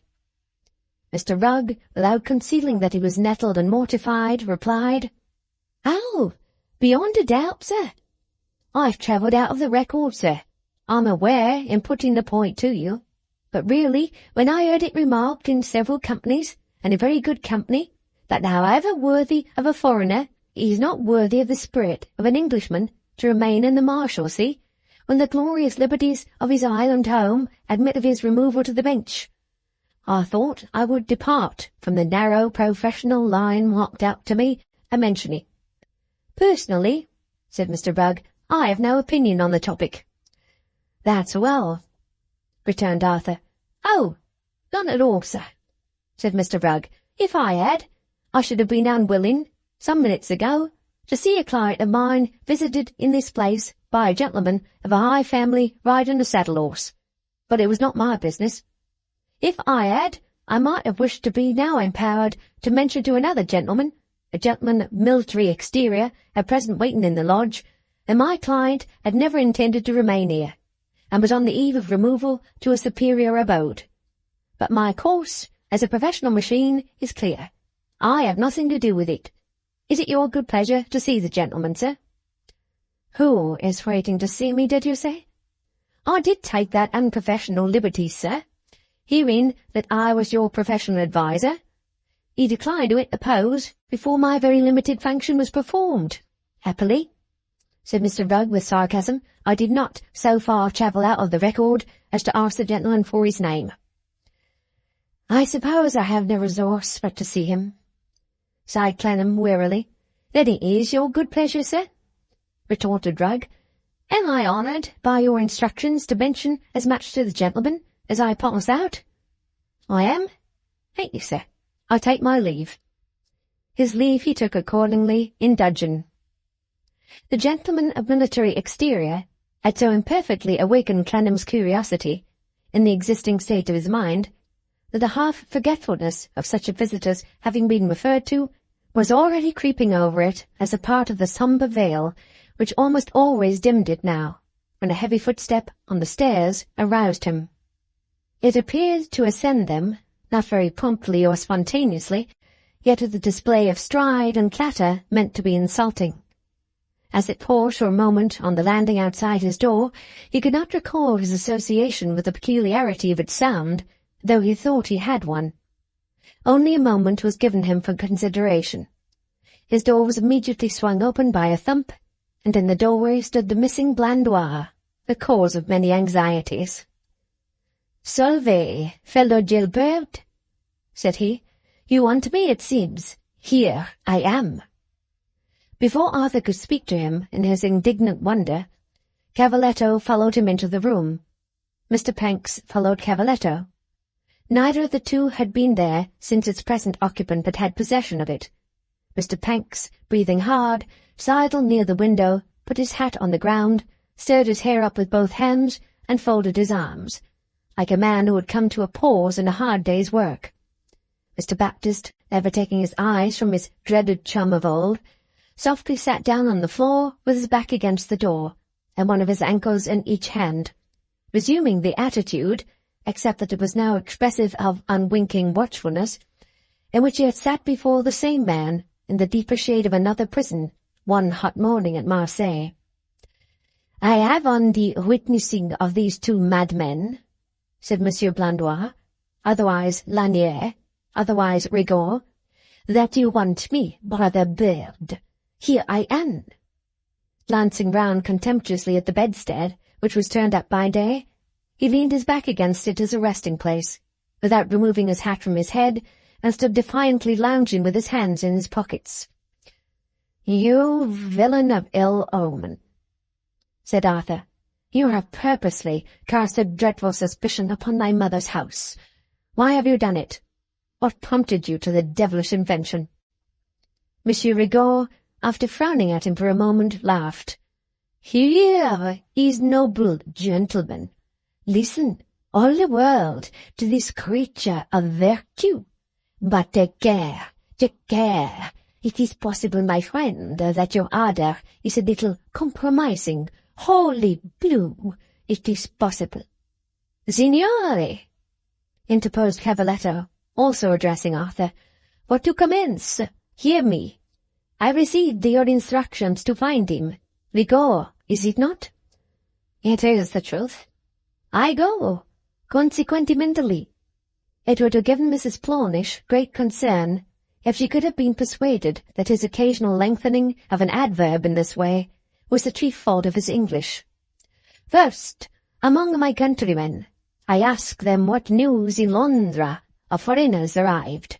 Then I go among the French. Then I go among the Germans. They all tell me. The great part of us know well the other, and they all tell me. But no person can tell me nothing of him. Rigaud, 15 times, said Cavaletto, thrice throwing out his left hand with all its fingers spread, and doing it so rapidly that the sense of sight could hardly follow the action. "I ask of him in every place, where go the foreigners? And 15 times, repeating the same swift performance, they know nothing, but—" At this significant Italian rest on the word "but," his backhanded shake of his right forefinger came into play, a very little and very cautiously. "But after a long time, when I have not been able to find that he is here in Londres, someone tells me of a soldier with white hair. Not hair like this that he carries, white, who lives retired secrementally in a certain place, but," with another rest upon the word, "who sometimes in the after dinner walks and smokes. It is necessary, as they say in Italy, and as they know, poor people, to have patience. I have patience. I ask, where is this certain place? One believes it is here, one believes it is there. Well, it is not here, it is not there. I wait patiently. At last I find it, and I watch, and I hide, until he walks and smokes. He is a soldier with grey hair, but—" A very decided rest indeed, and a very vigorous play from side to side of the back-handed forefinger. "He is also this man that you see." It was noticeable that in his old habit of submission to one who had been at the trouble of asserting superiority over him, he even then bestowed upon Rigaud a confused bend of his head, after thus pointing him out. Well, signore," he cried in conclusion, addressing Arthur again, "I wait for a good opportunity. I writed some words to Signor Panco." An air of novelty came over Mr. Panks with this designation, to come and help. I showed him Rigaud at his window to Signor Panco, who was often the spy in the day. I slept at night near the door of the house. At last we entered, only this today, and now you see him. As he would not come up in presence of the illustrious advocate, such was Mr. Baptist's honourable mention of Mr. Rugg, we waited down below there, together, and Signor Panco guarded the street. At the close of this recital, Arthur turned his eyes upon the impudent and wicked face. As it met his, the nose came down over the moustache, and the moustache went up under the nose. When nose and moustache had settled into their places again, Monsieur Rigaud loudly snapped his fingers half a dozen times, bending forward to jerk the snaps at Arthur, as if they were palpable missiles which he jerked into his face. "Now, philosopher," said Rigaud, "what do you want with me?"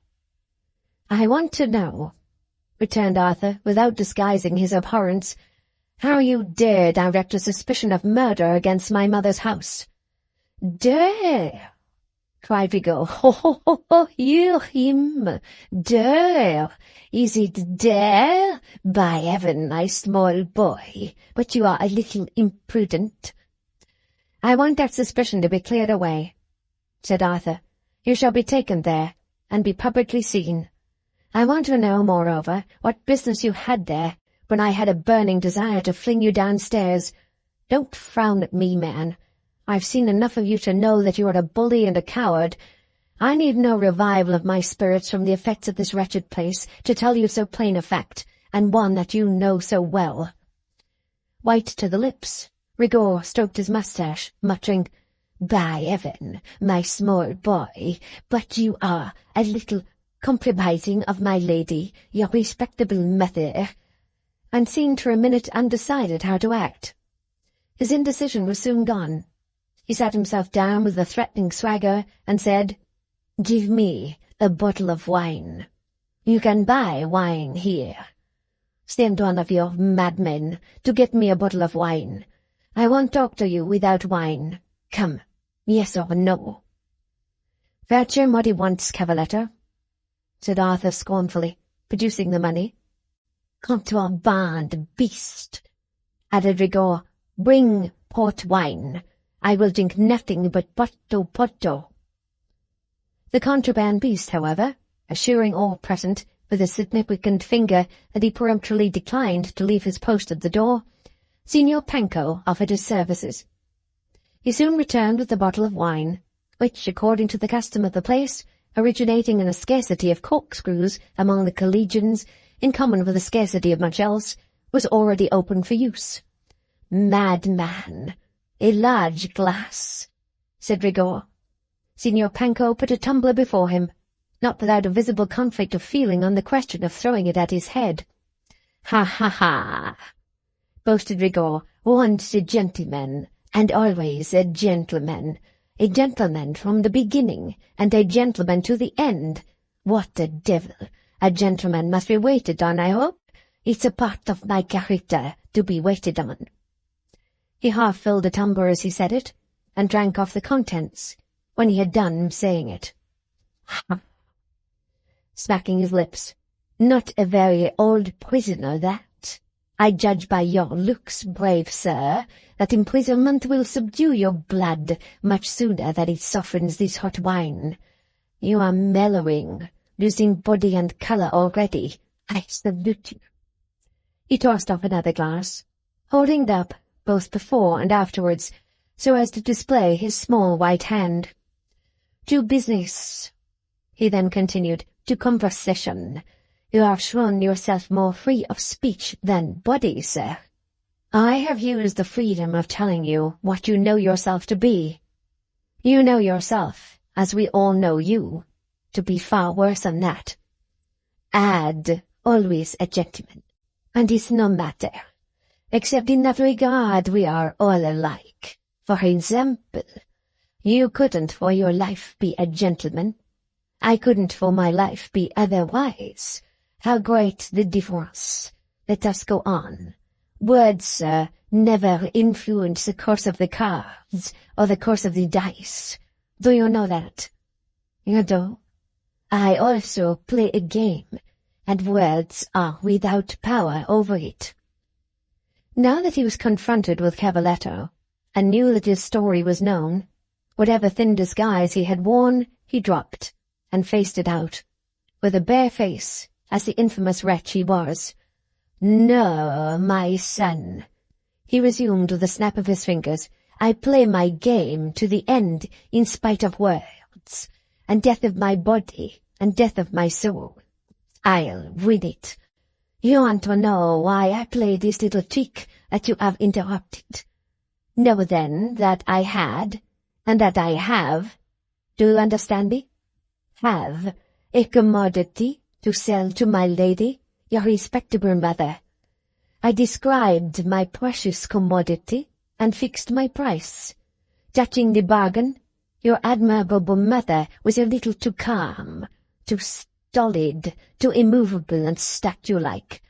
In fine, your admirable mother vexed me. To make variety in my position, and to amuse myself, what? A gentleman must be amused at somebody's expense. I conceived the happy idea of disappearing.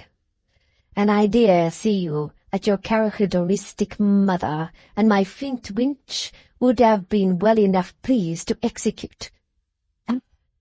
Bah, bah, bah. Don't look as from high to low at me. I repeat it.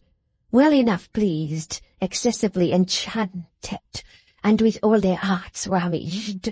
How strongly will you have it? He threw out the leaves of his glass on the ground, so that they nearly spattered Cavaletto. This seemed to draw his attention to him anew. He set down his glass and said, I'll not fill it. What?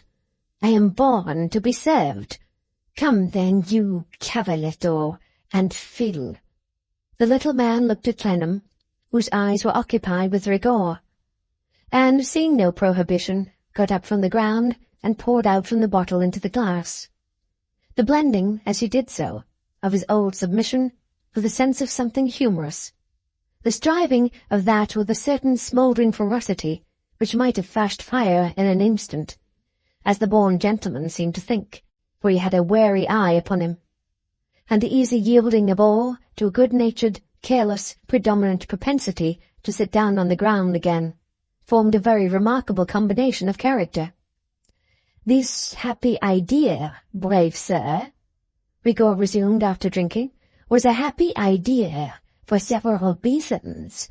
It amused me, it worried your dear mamma and my faint winch, it caused you agonies, my terms for a lesson in politeness towards a gentleman, and it suggested to all the amiable persons interested that your entirely devoted is a man to fear. By heaven, he is a man to fear. Beyond this, it might have restored her wit to my lady your mother, might, under the pressing little suspicion your wisdom has recognized, have persuaded her at last to announce, covertly, in the journals, that the difficulties of a certain contract would be removed by the appearance of a certain important party to it. Perhaps yes, perhaps no. But that you have interrupted. Now, what is it you say? What is it you want? Never had Clennam felt more acutely that he was a prisoner in bonds than when he saw this man before him and could not accompany him to his mother's house. All the undiscernible difficulties and dangers he had ever feared were closing in, when he could not stir hand or foot. Perhaps, my friend, philosopher, man of virtue, imbecile, what you will, perhaps, said Rigor, pausing in his drink to look out of his glass with his horrible smile. You would have done better to leave me alone. No, at least, said Clennam, you are known to be alive and unharmed. At least you cannot escape from these two witnesses, and they can produce you before any public authorities or before hundreds of people. But will not produce me before one, said Rigor, snapping his fingers again with an air of triumphant menace. To the devil with your witnesses, to the devil with your produced, to the devil with yourself. What, do I know what I know for that? Have I my commodity on sale for that? Ha ha ha! Poor debtor! You have interrupted my little project. Let it pass. How then? What remains? To you nothing, to me all. Produce me. Is that what you want? I will produce myself only too quickly. Contrabandist, Give me pen, ink, and paper." Cavaletto got up again as before, and laid them before him in his former manner.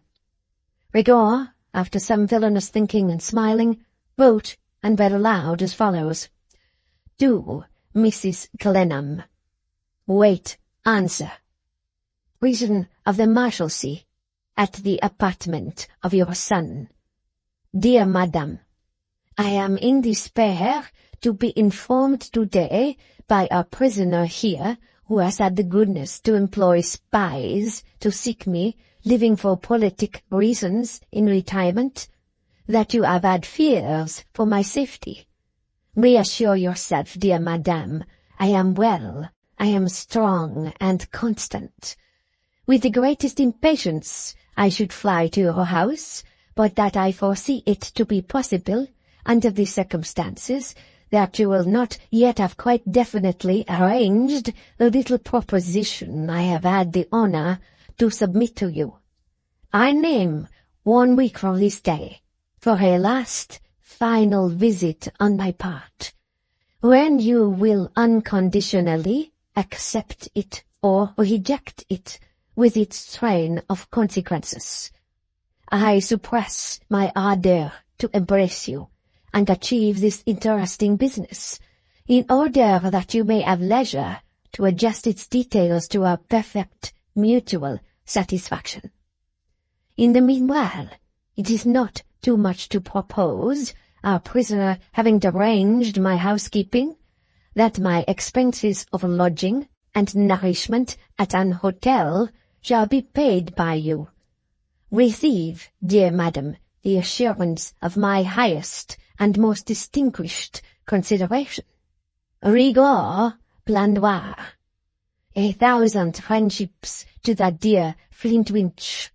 I kiss the hands of Madam F.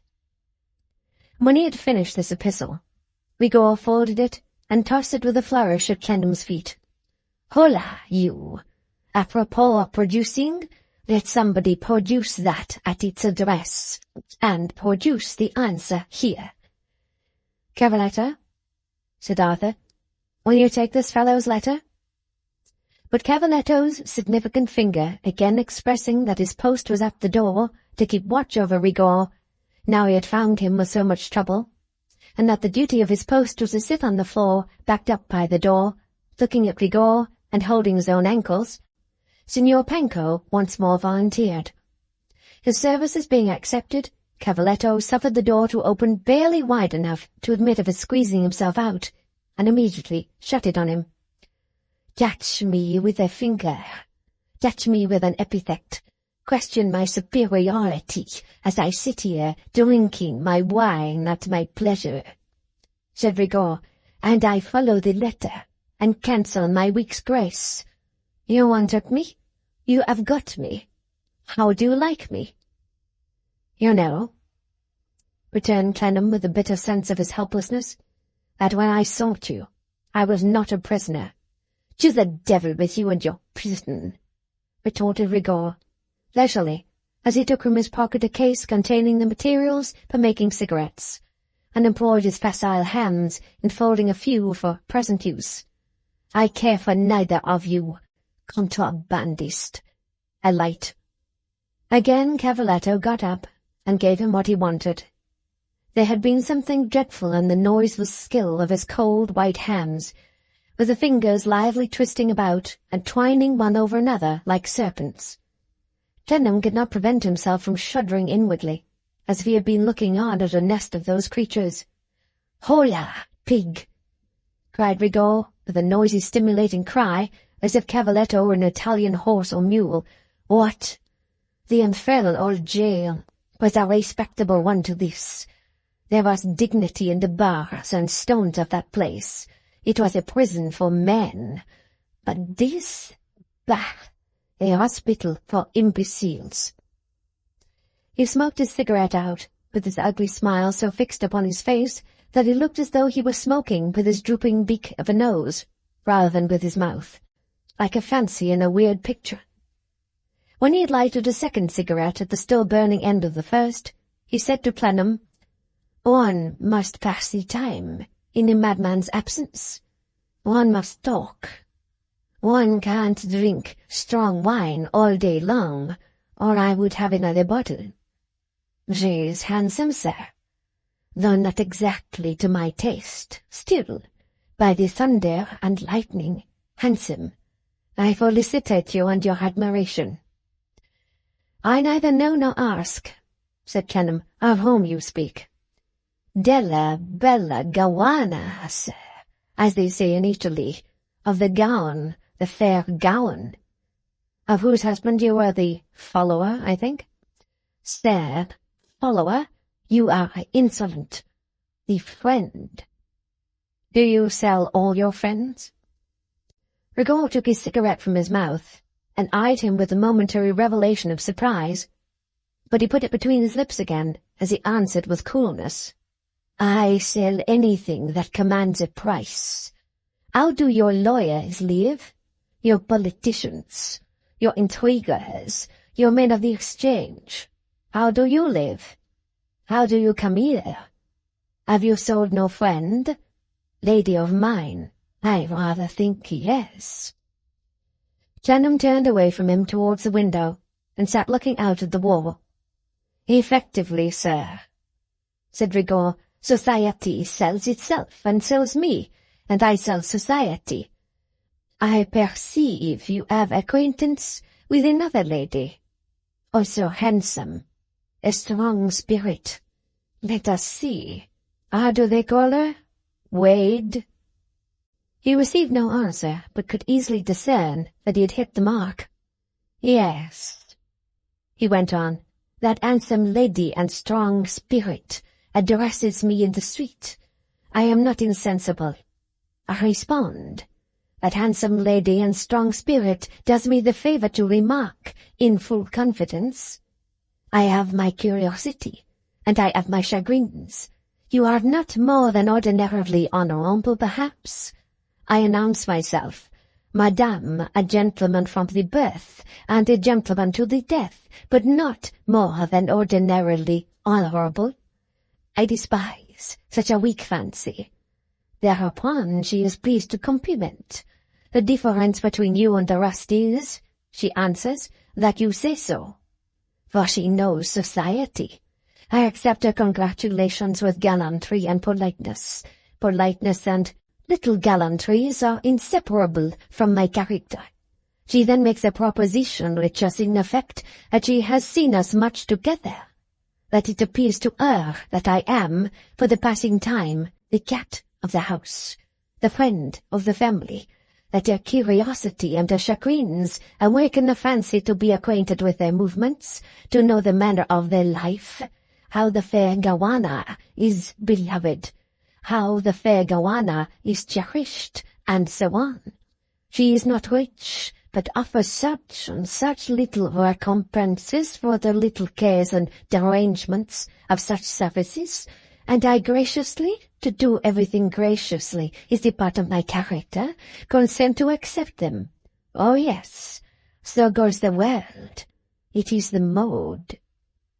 Though Clennam's back was turned while he spoke, and thenceforth to the end of the interview, he kept those glittering eyes of his that were too near together upon him, and evidently saw in the very carriage of the head, as he passed with his braggart recklessness from clause to clause of what he said, that he was saying nothing which Clennam did not already know.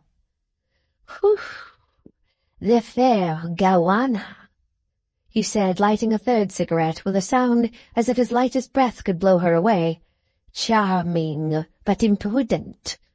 For it was not well of the fair gowana to make mysteries of letters from old lovers in her bedchamber on the mountain, that her husband might not see them. No, no, that was not well. The gowana was mistaken there. I earnestly hope, cried Arthur aloud, that Hanks may not be long gone, for this man's presence pollutes the room. Ah, but he'll flourish here and everywhere, said Rigaud with an exulting look and snap of his fingers. He always has. He always will.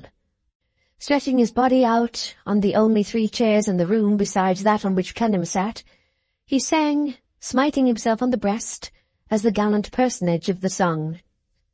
Who passes by these roads so late, compagnon de la Marshalsea? Who passes by these roads so late, always gay? Sing the refrain, pig. You could sing it once in another jail. Sing it, or by every saint who was stoned to death I'll be affronted and compromising, and then some people who are not dead yet had better have been stoned along with them. Of all the king's knights 'tis the flower, compagnon de la Marshalsea. Of all the king's knights 'tis the flower, always gay. Partly in his old habit of submission, partly because his not doing it might injure his benefactor, and partly because he would as soon do it as anything else, Cavaletto took up the refrain this time. Rigor laughed and fell to smoking with his eyes shut. Possibly another quarter of an hour elapsed before Mr. Panks's step was heard upon the stairs, but the interval seemed to Clennam insupportably long. His step was attended by another step, and when Cavaletto opened the door, he admitted Mr. Panks and Mr. Flintwinch. The latter was no sooner visible than Rigor rushed at him and embraced him boisterously. "How do you find yourself, sir?" said Mr. Flintwinch, as soon as he could disengage himself, which he struggled to do with very little ceremony. "Thank you. No, I don't want any more." This was in reference to another menace of attention from his recovered friend. "Well, Arthur, you remember what I said to you about sleeping dogs and missing ones? It's come true, you see." He was as imperturbable as ever, to all appearance, and nodded his head in a moralizing way as he looked round the room. "And this is the Marshalsea prison for debt," said Mr. Flintwinch. "Ha, ha, ha! You have brought your pigs to a very indifferent market, Arthur." If Arthur had patience, Rigor had not. He took his little Flintwinch with fierce playfulness by the two lapels of his coat, and cried, "To the devil with the markets, to the devil with the pigs, and to the devil with the pig driver. Now, give me the answer to my letter." "If you can make it convenient to let go a moment, sir," returned Mr. Flintwinch, "I'll first hand Mr. Arthur a little note that I have for him." He did so. It was in his mother's maimed writing on a slip of paper, and contained only these words: "I hope it is enough that you have ruined yourself. Rest contented without more ruin. Jeremiah Flintwinch is my messenger and representative. Your affectionate M.C." Clennam read this twice in silence, and then tore it to pieces. Rigor, in the meanwhile, stepped into a chair and sat himself on the back with his feet upon the seat. "Now, Beau Flintwinch," he said when he had closely watched the note to its destruction, "the answer to my letter. Mrs. Clennam did not write, Mr. Blandois, her hands being cramped, and she thinking it as well to send it verbally by me."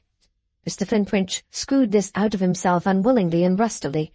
"She sends her compliments, and says she doesn't on the whole wish to term you unreasonable, and that she agrees, but without prejudicing the appointment that stands for this day week." Monsieur Rigaud, after indulging in a fit of laughter, descended from his throne, saying, "Good, I go to seek an hotel." But there his eyes encountered Cavaletto, who was still at his post. "Come, pig," he added, "I have had you for a follower against my will. Now I'll have you against yours. I tell you, my little reptiles, I am born to be served. I demand the service of this contrabandist as my domestic until this day week." In answer to Cavaletto's look of inquiry, Clennam made him a sign to go, but he added aloud, "Unless you are afraid of him." Cavaletto replied with a very emphatic finger negative. "No, master, I am not afraid of him. When I no more keep it secretely, that he was once my comrade." Rigor took no notice of either remark until he had lighted his last cigarette and was quite ready for walking. "Afraid of him?" he said then, looking round upon them all. "Whew! My children, my babies, my little dolls, you are all afraid of him. You give him his bottle of wine here. You give him meat, drink, and lodging there. You dare not touch him with a finger or an epithet. No, it is his character to triumph. Hoof! All the king's knights is the flower, and is always gay." With this adaptation of the refrain to himself, he stalked out of the room, closely followed by Cavaletto, whom perhaps he had pressed into his service because he tolerably well knew it would not be easy to get rid of him. Mr. Flintwinch, after scraping his chin and looking about with caustic disparagement of the pig market, nodded to Arthur and followed. Mr. Panks, still penitent and depressed, followed too. After receiving with great attention a secret word or two of instructions from Arthur, and whispering back that he would see this affair out and stand by it to the end. The prisoner, with the feeling that he was more despised, more scorned and repudiated, more helpless, altogether more miserable and fallen than before, was left alone again. Chapter 29. A Plea in the Marshalsea. Haggard anxiety and remorse are bad companions to be barred up with. Brooding all day, and resting very little indeed at night, it will not arm a man against misery. Next morning, Clennam felt that his health was sinking, as his spirits had already sunk, and that the weight under which he bent was bearing him down. Night after night he had risen from his bed of wretchedness at 12 or 1 o'clock, and had sat at his window watching the sickly lamps in the yard, and looking upward for the first one trace of day, hours before it was possible that the sky could show it to him. Now when the night came, he could not even persuade himself to undress. For a burning restlessness set in, an agonized impatience of the prison, and a conviction that he was going to break his heart and die there, which caused him indescribable suffering. His dread and hatred of the place became so intense that he felt it a labor to draw his breath in it.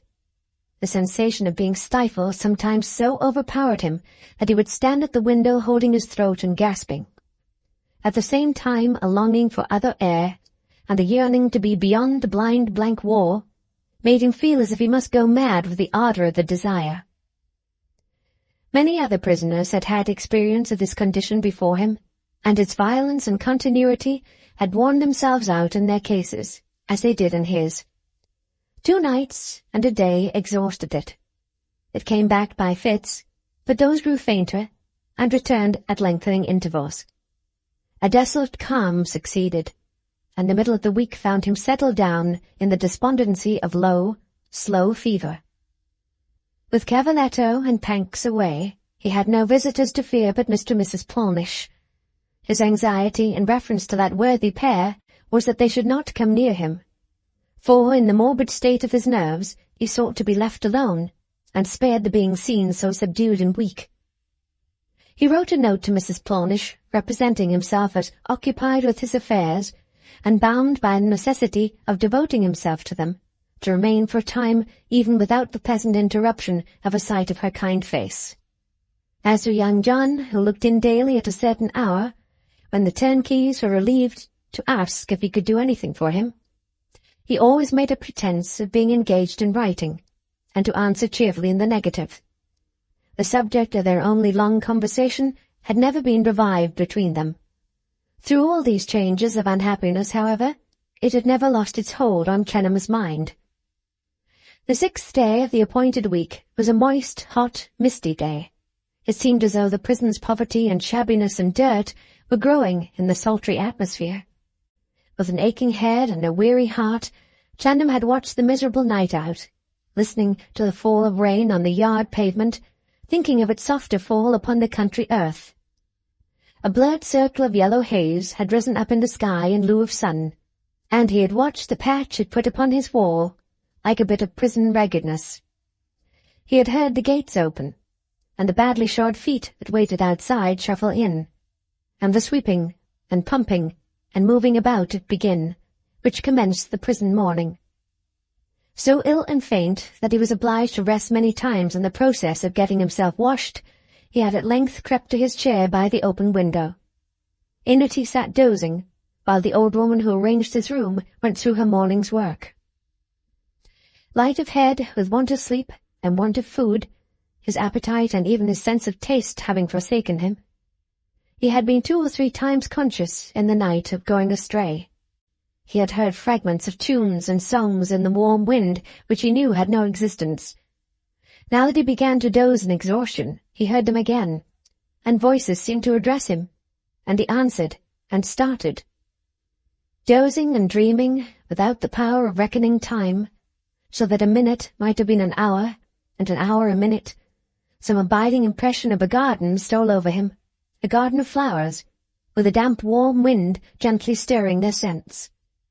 It required such a painful effort to lift his head for the purpose of inquiring into this, or inquiring into anything, that the impression appeared to have become quite an old and importunate one when he looked around.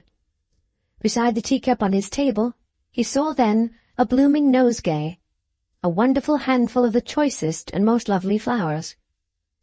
Nothing had ever appeared so beautiful in his sight. He took them up and inhaled their fragrance, and he held them to his hot head, and he put them down and opened his parched hands to them, as cold hands are opened to receiving the cheering of a fire. It was not until he had delighted in them for some time that he wondered who had sent them, and opened his door to ask the woman who must have put them there, how they had come into her hands. But she was gone, and seemed to have been long gone, for the tea she had left for him on the table was cold.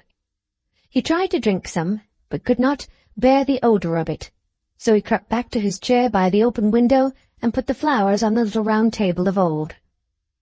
When the first faintness consequent on having moved about had left him, he subsided into his former state. One of the night tunes was playing in the wind, when the door of his room seemed to open to a light touch, and after a moment's pause, a quiet figure seemed to stand there with a black mantle on it. It seemed to draw the mantle off and drop it on the ground, and then it seemed to be his little Dorrit, in her old worn dress. It seemed to tremble and to clasp its hands, and to smile and to burst into tears. He roused himself and cried out, and then he saw, in the loving, pitying, sorrowing, dear face, as in a mirror, how changed he was. And she came towards him, and with her hands laid on his breast to keep him in his chair, and with her knees upon the floor at his feet, and with her lips raised up to kiss him, and with her tears dropping on him as the rain from heaven had dropped upon the flowers, little Dorrit, a living presence, called him by his name. "Oh, my best friend! Dear Mr. Clennam, don't let me see you weep, unless you weep with pleasure to see me. I hope you do. Your own poor child come back."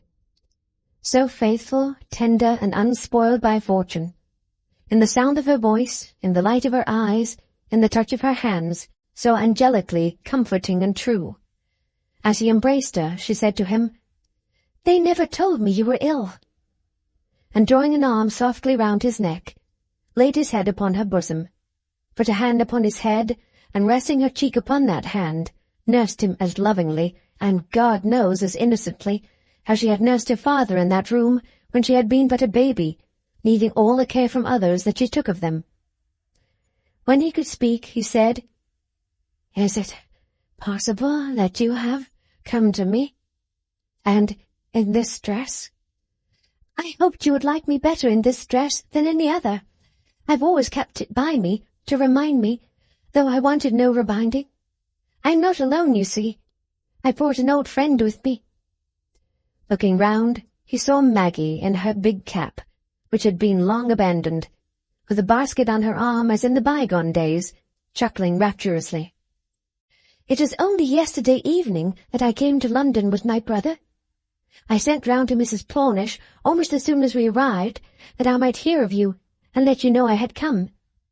Then I heard that you were here. Did you happen to think of me in the night? I almost believe you must have thought of me a little.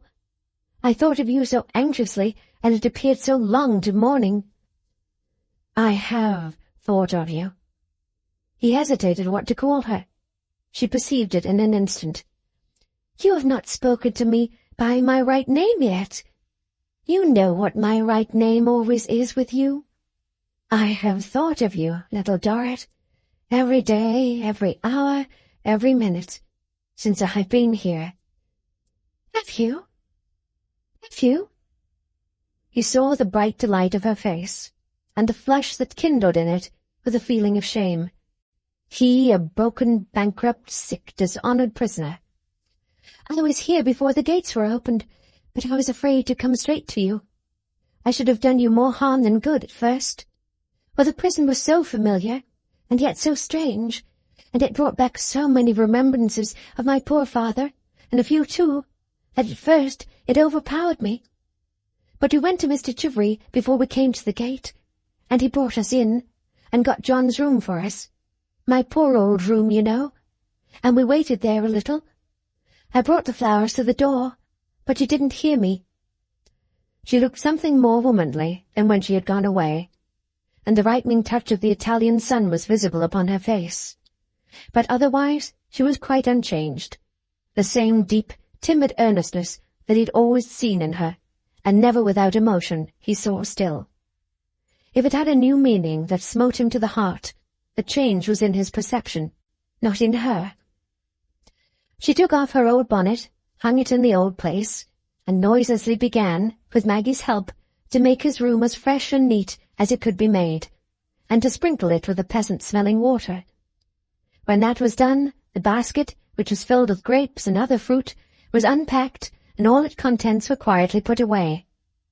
When that was done, a moment's whisper dispatched Maggie to dispatch somebody else to fill the basket again, which soon came back replenished with new stores, from which a present provision of cooling drink and jelly, and a prospective supply of roast chicken and wine and water were the first extracts. These various arrangements completed, she took out her old needle-case to make him a curtain for his window, and thus, with a quiet reigning in the room, that seemed to diffuse itself through the else noisy prison, he found himself composed in his chair, with little Dorrit working at his side.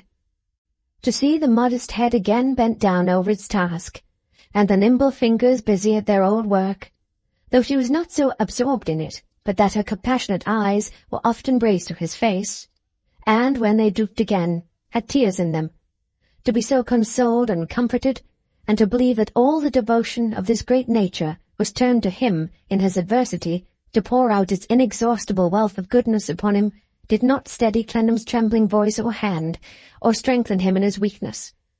Yet it inspired him with an inward fortitude that rose with his love. And how dearly he loved her now, what words can tell? As they sat side by side in the shadow of the wall, the shadow fell like light upon him. She would not let him speak much, and he lay back in his chair, looking at her. Now and again she would rise and give him the glass that he might drink, or would smooth the resting place of his head. Then she would gently resume her seat by him, and bend over her work again. The shadow moved with the sun, but she never moved from his side, except to wait upon him. The sun went down, and she was still there. She had done her work now, and her hand, faltering on the arm of his chair since its last tending of him, was hesitating there yet. He laid his hand upon it, and it clasped him with a trembling supplication.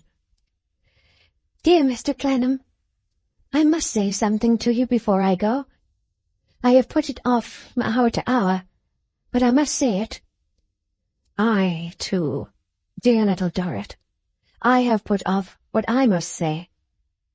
She nervously moved her hand towards his lips, as if to stop him. Then it dropped, trembling, into its former place. "I am not going abroad again. My brother is, but I am not. He was always attached to me, and he is so grateful to me now. So much too grateful, for it is only because I happened to be with him in his illness that he says I shall be free to stay where I like best, and to do what I like best. He only wishes me to be happy, he says." There was one bright star shining in the sky. She looked up at it while she spoke, as if it were the fervent purpose of her own heart shining above her. "You will understand, I dare say, without my telling you, that my brother has come home to find my dear father's will, and to take possession of his property. He says if there is a will, he is sure I shall be left rich, and if there is none, that he will make me so." He would have spoken, but she put up her trembling hand again, and he stopped. "I have no use for money. I have no wish for it. It will be of no value at all to me, but for your sake. I could not be rich, and you here. I must always be much worse than poor, with you distressed. Will you let me lend you all I have? Will you let me give it to you?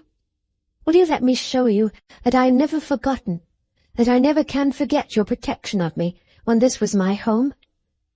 Dear Mr. Clennam, make me of all the world the happiest by saying yes.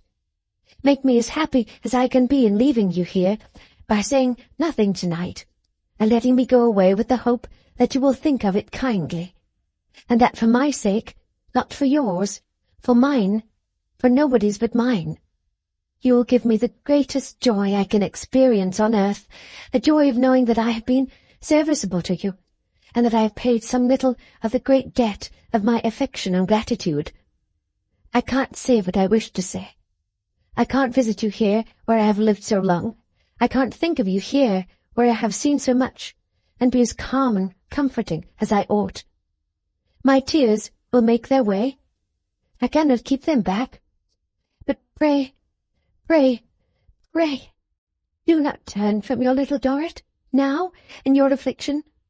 Pray, pray, pray, I beg you and implore you, with all my grieving heart, my friend, my dear, take all I have, and make it a blessing to me." The star had shone on her face until now, when her face sank upon his hand and her own. It had grown darker when he raised her in his encircling arm, and softly answered her. "No, darling little Dorrit. No, my child. I was not hear of such a sacrifice. Liberty and hope would be so dear, bought at such a price, that I could never support their weight, never bear the reproach of possessing them. But with what ardent thankfulness and love I say this, I may call heaven to witness. And yet you will not let me be faithful to you in your affliction. Stay, dearest little Dorrit, and yet I will try to be faithful to you. If in the bygone days when this was your home, and when this was your dress, I had understood myself, I speak only of myself, better, and had read the secrets of my own breast more distinctly, if through my reserve and self-mistrust I had discerned a light that I see brightly now when it has passed far away, and my weak footsteps could never overtake it, if I had then known, and told you that I loved and honoured you, not as the poor child I used to call you, but as a woman whose true hand would raise me high above myself and make me a far happier and better man, if I had so used the opportunity, there is no recalling, as I wish I had. Oh, I wish I had. And if something had kept us apart then, when I was moderately thriving, and when you were poor, I might have met your noble offer of your fortune, dearest girl, with other words than these, and still have blushed to touch it. But as it is, I must never touch it, never. She besought him more pathetically and earnestly, with her little supplicatory hand, than she could have done in any words. I am disgraced enough, my little Dorrit. I must not descend so low as that, and carry you, so dear, so generous, so good, down with me. God bless you. God reward you. It is past. He took her in his arms as if she had been his daughter. Always so much older, so much rougher, and so much less worthy. Even what I was must be dismissed by both of us, and you must see me only as I am. I put this parting kiss upon your cheek, my child, who might have been more near to me, who never could have been more dear, a ruined man, far removed from you, for ever separated from you, whose course is run, while yours is but beginning. I have not the courage to ask to be forgotten by you in my humiliation, but I ask to be remembered only as I am." The bell began to ring, warning visitors to depart. He took her mantle from the wall and tenderly wrapped it round her. "One other word, my little Dorrit. A hard one to me, but it is a necessary one. The time when you and this prison had anything in common has long gone by. Do you understand?" "Oh, you will never say to me," she cried, weeping bitterly and holding up her clasped hands in entreaty, "that I am not to come back any more? You will surely not desert me so?" "I would say it if I could, but I have not the courage quite to shut out this dear face, and abandon all hope of its return. But do not come soon. Do not come often. This is now a tainted place, and I well know the taint of it clings to me. You belong to much brighter and better scenes. You are not to look back here, my little Dorrit. You are to look away to very different and much happier paths. Again, God bless you in them. God reward you." Maggie, who had fallen into very low spirits, here cried, "Oh, get him into hospital. Do get him into hospital, mother. He'll never look like himself again if he ain't got into hospital. And then the little woman as was always a spinning at her wheel, she can go to the cupboard with the princess and say, 'What you keep the chicken there for?' And then they can take it out and give it to him, and then all be happy." The interruption was seasonable, for the bell had nearly rung itself out. Again tenderly wrapping her mantle about her, and taking her on his arm, though but for her visit he was almost too weak to walk, Arthur led little Dorrit downstairs. She was the last visitor to pass out of the lodge, and the gate jarred heavily and hopelessly upon her. With a funeral clang that it sounded into Arthur's heart, his sense of weakness returned. It was a toilsome journey upstairs to his room, and he re-entered its dark, solitary precincts in unutterable misery. When it was almost midnight, and the prison had long been quiet, a cautious creak came up the stairs, and a cautious tap of a key was given at his door. It was young John. He glided in his stockings, and held the door closed while he spoke in a whisper. "It's against all rules, but I don't mind. I was determined to come through and come to you." "What is the matter?" "Nothing's the matter, sir. I was waiting in the courtyard for Miss Dorrit when she came out. I thought you'd like someone to see that she was safe." "Thank you. Thank you. You took her home, John?" "I saw her to a hotel, the same that Mr. Dorrit was at. Miss Dorrit walked all the way and talked to me so kind it quite knocked me over." "Why do you think she walked instead of riding?" "I don't know, John." "To talk about you. She said to me, 'John, you was always honourable, and if you'll promise me that you will take care of him, and never let him want for help and comfort when I'm not there, my mind will be at rest so far.' I promised her, and I'll stand by you," said John Chivery, "forever." Clennam, much affected, stretched out his hand to this honest spirit. "Before I take it," said John, looking at it without coming from the door, "guess what message Miss Dorrit gave me." Clennam shook his head. "Tell him," repeated John in a distinct though quavering voice, "that is, little Dorrit sent him her undying love. Now it's delivered. Have I been honourable, sir?" "Very, very." "Will you tell Miss Dorrit I've been honourable, sir?" "I will, indeed." "There's my hand, sir," said John, "and I'll stand by you forever." After a hearty squeeze, he disappeared with the same cautious creak upon the stair, crept shoeless over the pavement of the yard, and, locking the gates behind him, passed out into the front where he had left his shoes. If the same way had been paved with burning ploughshares, it is not at all improbable that John would have traversed it with the same devotion for the same purpose. Chapter 30. closing in. The last day of the appointed week touched the bars of the Marshalsea gate. Black, all night, since the gate had clashed upon little Dorrit, its iron stripes were turned by the early glowing sun into stripes of gold.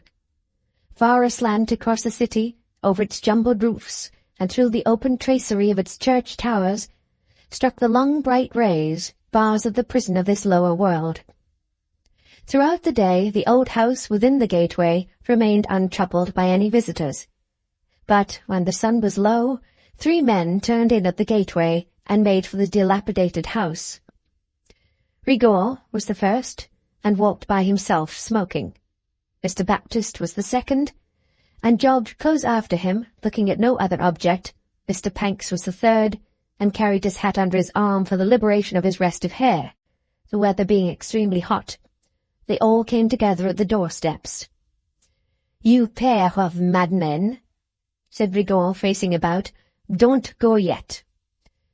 "We don't mean to," said Mr. Panks, giving him a dark glance in acknowledgment of his answer. Rigaud knocked loudly. He had charged himself with drink for the playing out of his game, and was impatient to begin. He had hardly finished one long resounding knock when he turned to the knocker again and began another. That was not yet finished, when Jeremiah Flintwinch opened the door, and they all clanked into the stone hall. Rigaud, thrusting Mr. Flintwinch aside, proceeded straight upstairs. His 2 attendants followed him. Mr. Flintwinch followed them, and they all came trooping into Mrs. Clennam's quiet room. It was in its usual state, except that one of the windows was wide open, and Afrey sat on its old-fashioned window-seat, mending a stocking. The usual articles were on the little table. The usual deadened fire was in the grate. The bed had its usual pall upon it, and the mistress of all sat on her black bier-like sofa, propped up by her black angular bolster that was like the headsman's block. Yet there was a nameless air of preparation in the room, as if it were strung up for an occasion. From what the room derived it, every one of its small variety of objects being in the fixed spot it had occupied for years. No one could have said without looking attentively at its mistress, and that, too, with a previous knowledge of her face. Although her unchanging black dress was in every plait precisely as of old, and her unchanging attitude was rigidly preserved, a very slight additional setting of her features and contraction of her gloomy forehead were so powerfully marked that it marked everything about her. "Who are these?" she said wonderingly, as the 2 attendants entered. "What do these people want here?" "Who are these, dear madame, is it?" returned Rigaud. "Faith, they are friends of your son the prisoner. And what do they want here, is it?" "Death, madame, I don't know. You will do well to ask them." "You know you told us at the door not to go yet," said Panks. "And you know who you told me at the door you didn't mean to go," retorted Rigaud. "In a word, madame, permit me to present 2 spies of the prisoners, madmen, but spies. If you wish them to remain here during our little conversation, say the word. It is nothing to me." "Why should I wish them to remain here?" said Mrs. Clennam. "What have I to do with them?" "Then, dearest madame," said Rigaud, throwing himself into an armchair so heavily that the old room trembled, "you will do well to dismiss them. It is your affair. They are not my spies, not my rascals." "Hark, you, Panks," said Mrs. Clennam, bending her brows upon him angrily. "You, Casby's clerk. Attend to your employer's business and your own. Go, and take that other man with you." "Thank you, ma'am," returned Mr. Panks. "I'm glad to say I see no objection to our both retiring. We've done all we undertook to do for Mr. Clennam. His constant anxiety has been, and it grew worse upon him when he became a prisoner, that this agreeable gentleman should be brought back here to the place from which he slipped away. Here he is, brought back. And I will say," added Mr. Panks, to his ill-looking face, "that in my opinion the world would be no worse for his slipping out of it altogether." "Your opinion is not asked," answered Mrs. Clennam. "Go." "I'm sorry not to leave you in better company, ma'am," said Pancks, "and sorry, too, that Mr. Clennam can't be present. It's my fault, that is." "You mean his own?" she returned. "No, I mean mine, ma'am," said Pancks, "for it was my misfortune to lead him into a ruinous investment." Mr. Pancks still clung to that word, and never said speculation. "Though I can prove by figures," added Mr. Pancks with an anxious countenance, "that it ought to have been a good investment. I've gone over it since it failed, every day of me life, and it comes out, regarded as a question of figures, triumphant. The present is not a time or place," Mr. Pancks pursued, with a longing glance into his hat, where he kept his calculations, "for entering upon the figures. But the figures are not to be disputed. Mr. Clennam ought to have been at this moment in his carriage and pair, and I ought to have been worth from £3,000 to £5,000. Mr. Pancks put his hair erect, with a general aspect of confidence that could hardly have been surpassed if he had had the amount in his pocket. These incontrovertible figures had been the occupation of every moment of his leisure since he had lost his money, and were destined to afford him consolation till the end of his days. "However," said Mr. Pancks, "enough of that. Also, old boy, you have seen the figures, and you know how they come out." Mr. Baptist, who had not the slightest arithmetical power of compensating himself in this way, nodded with a fine display of bright teeth. At whom Mr. Flintwinch had been looking, and to whom he then said, "Oh, it's you, is it? I thought I remembered your face, but I wasn't certain till I saw your teeth. Ah, yes, to be sure.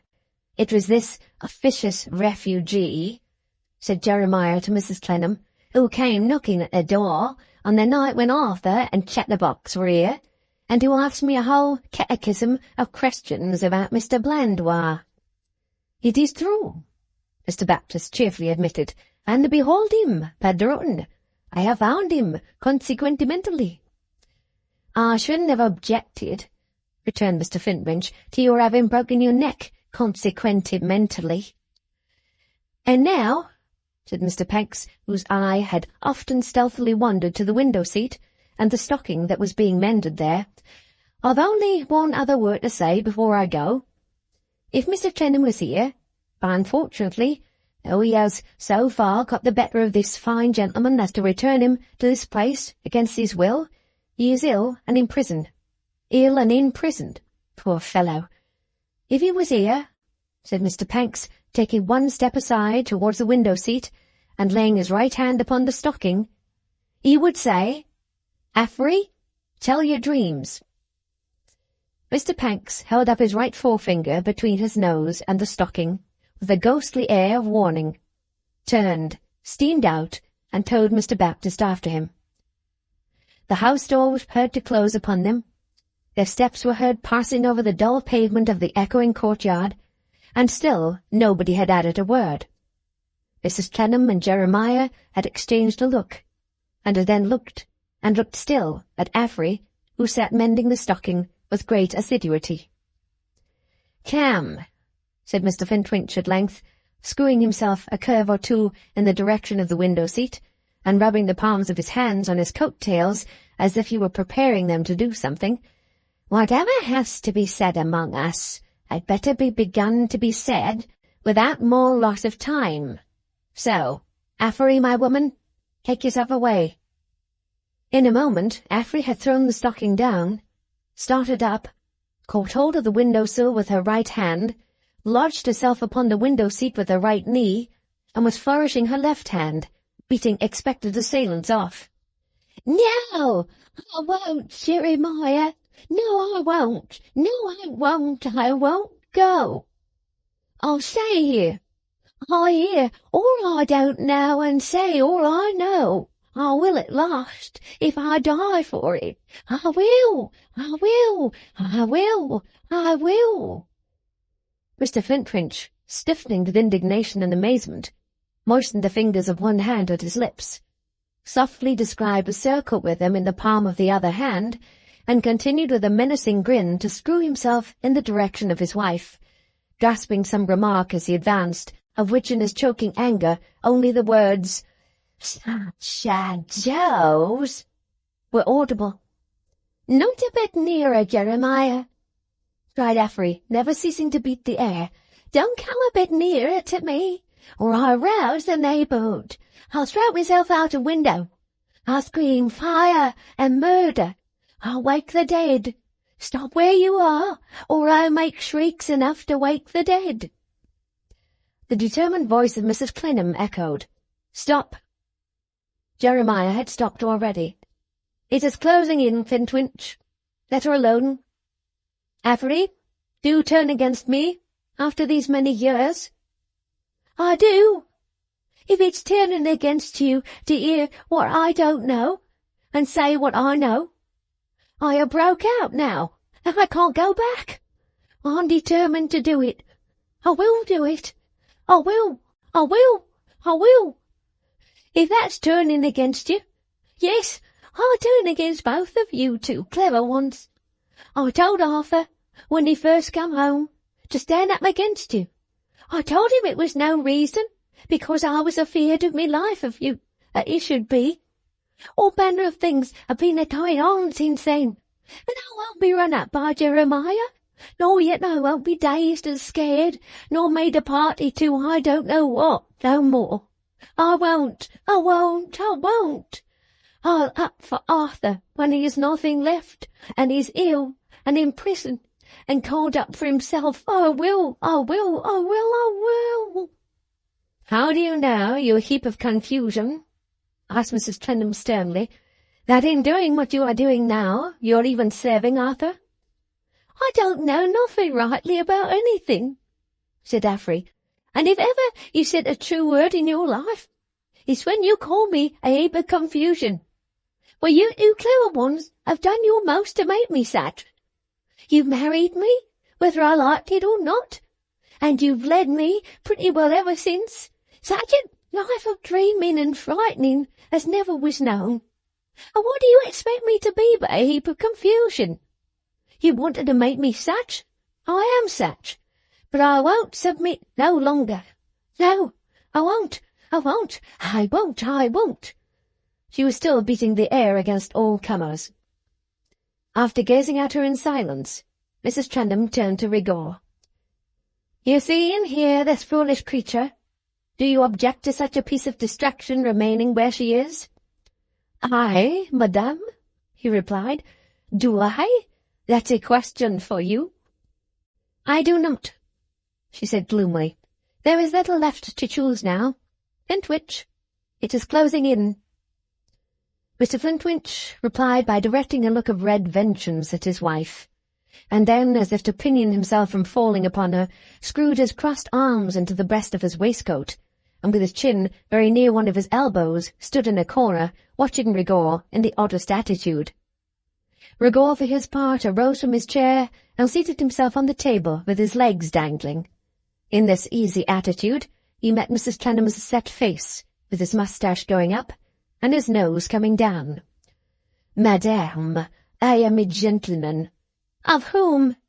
he interrupted in her steady tones. "I have heard disparagement in connection with a French jail and an accusation of murder." He kissed his hand to her with his exaggerated gallantry. "Perfectly, exactly, of a lady too. What absurdity! How incredible! I had the honor of making a great success then. I hope to have the honor of making a great success now. I kiss your hands.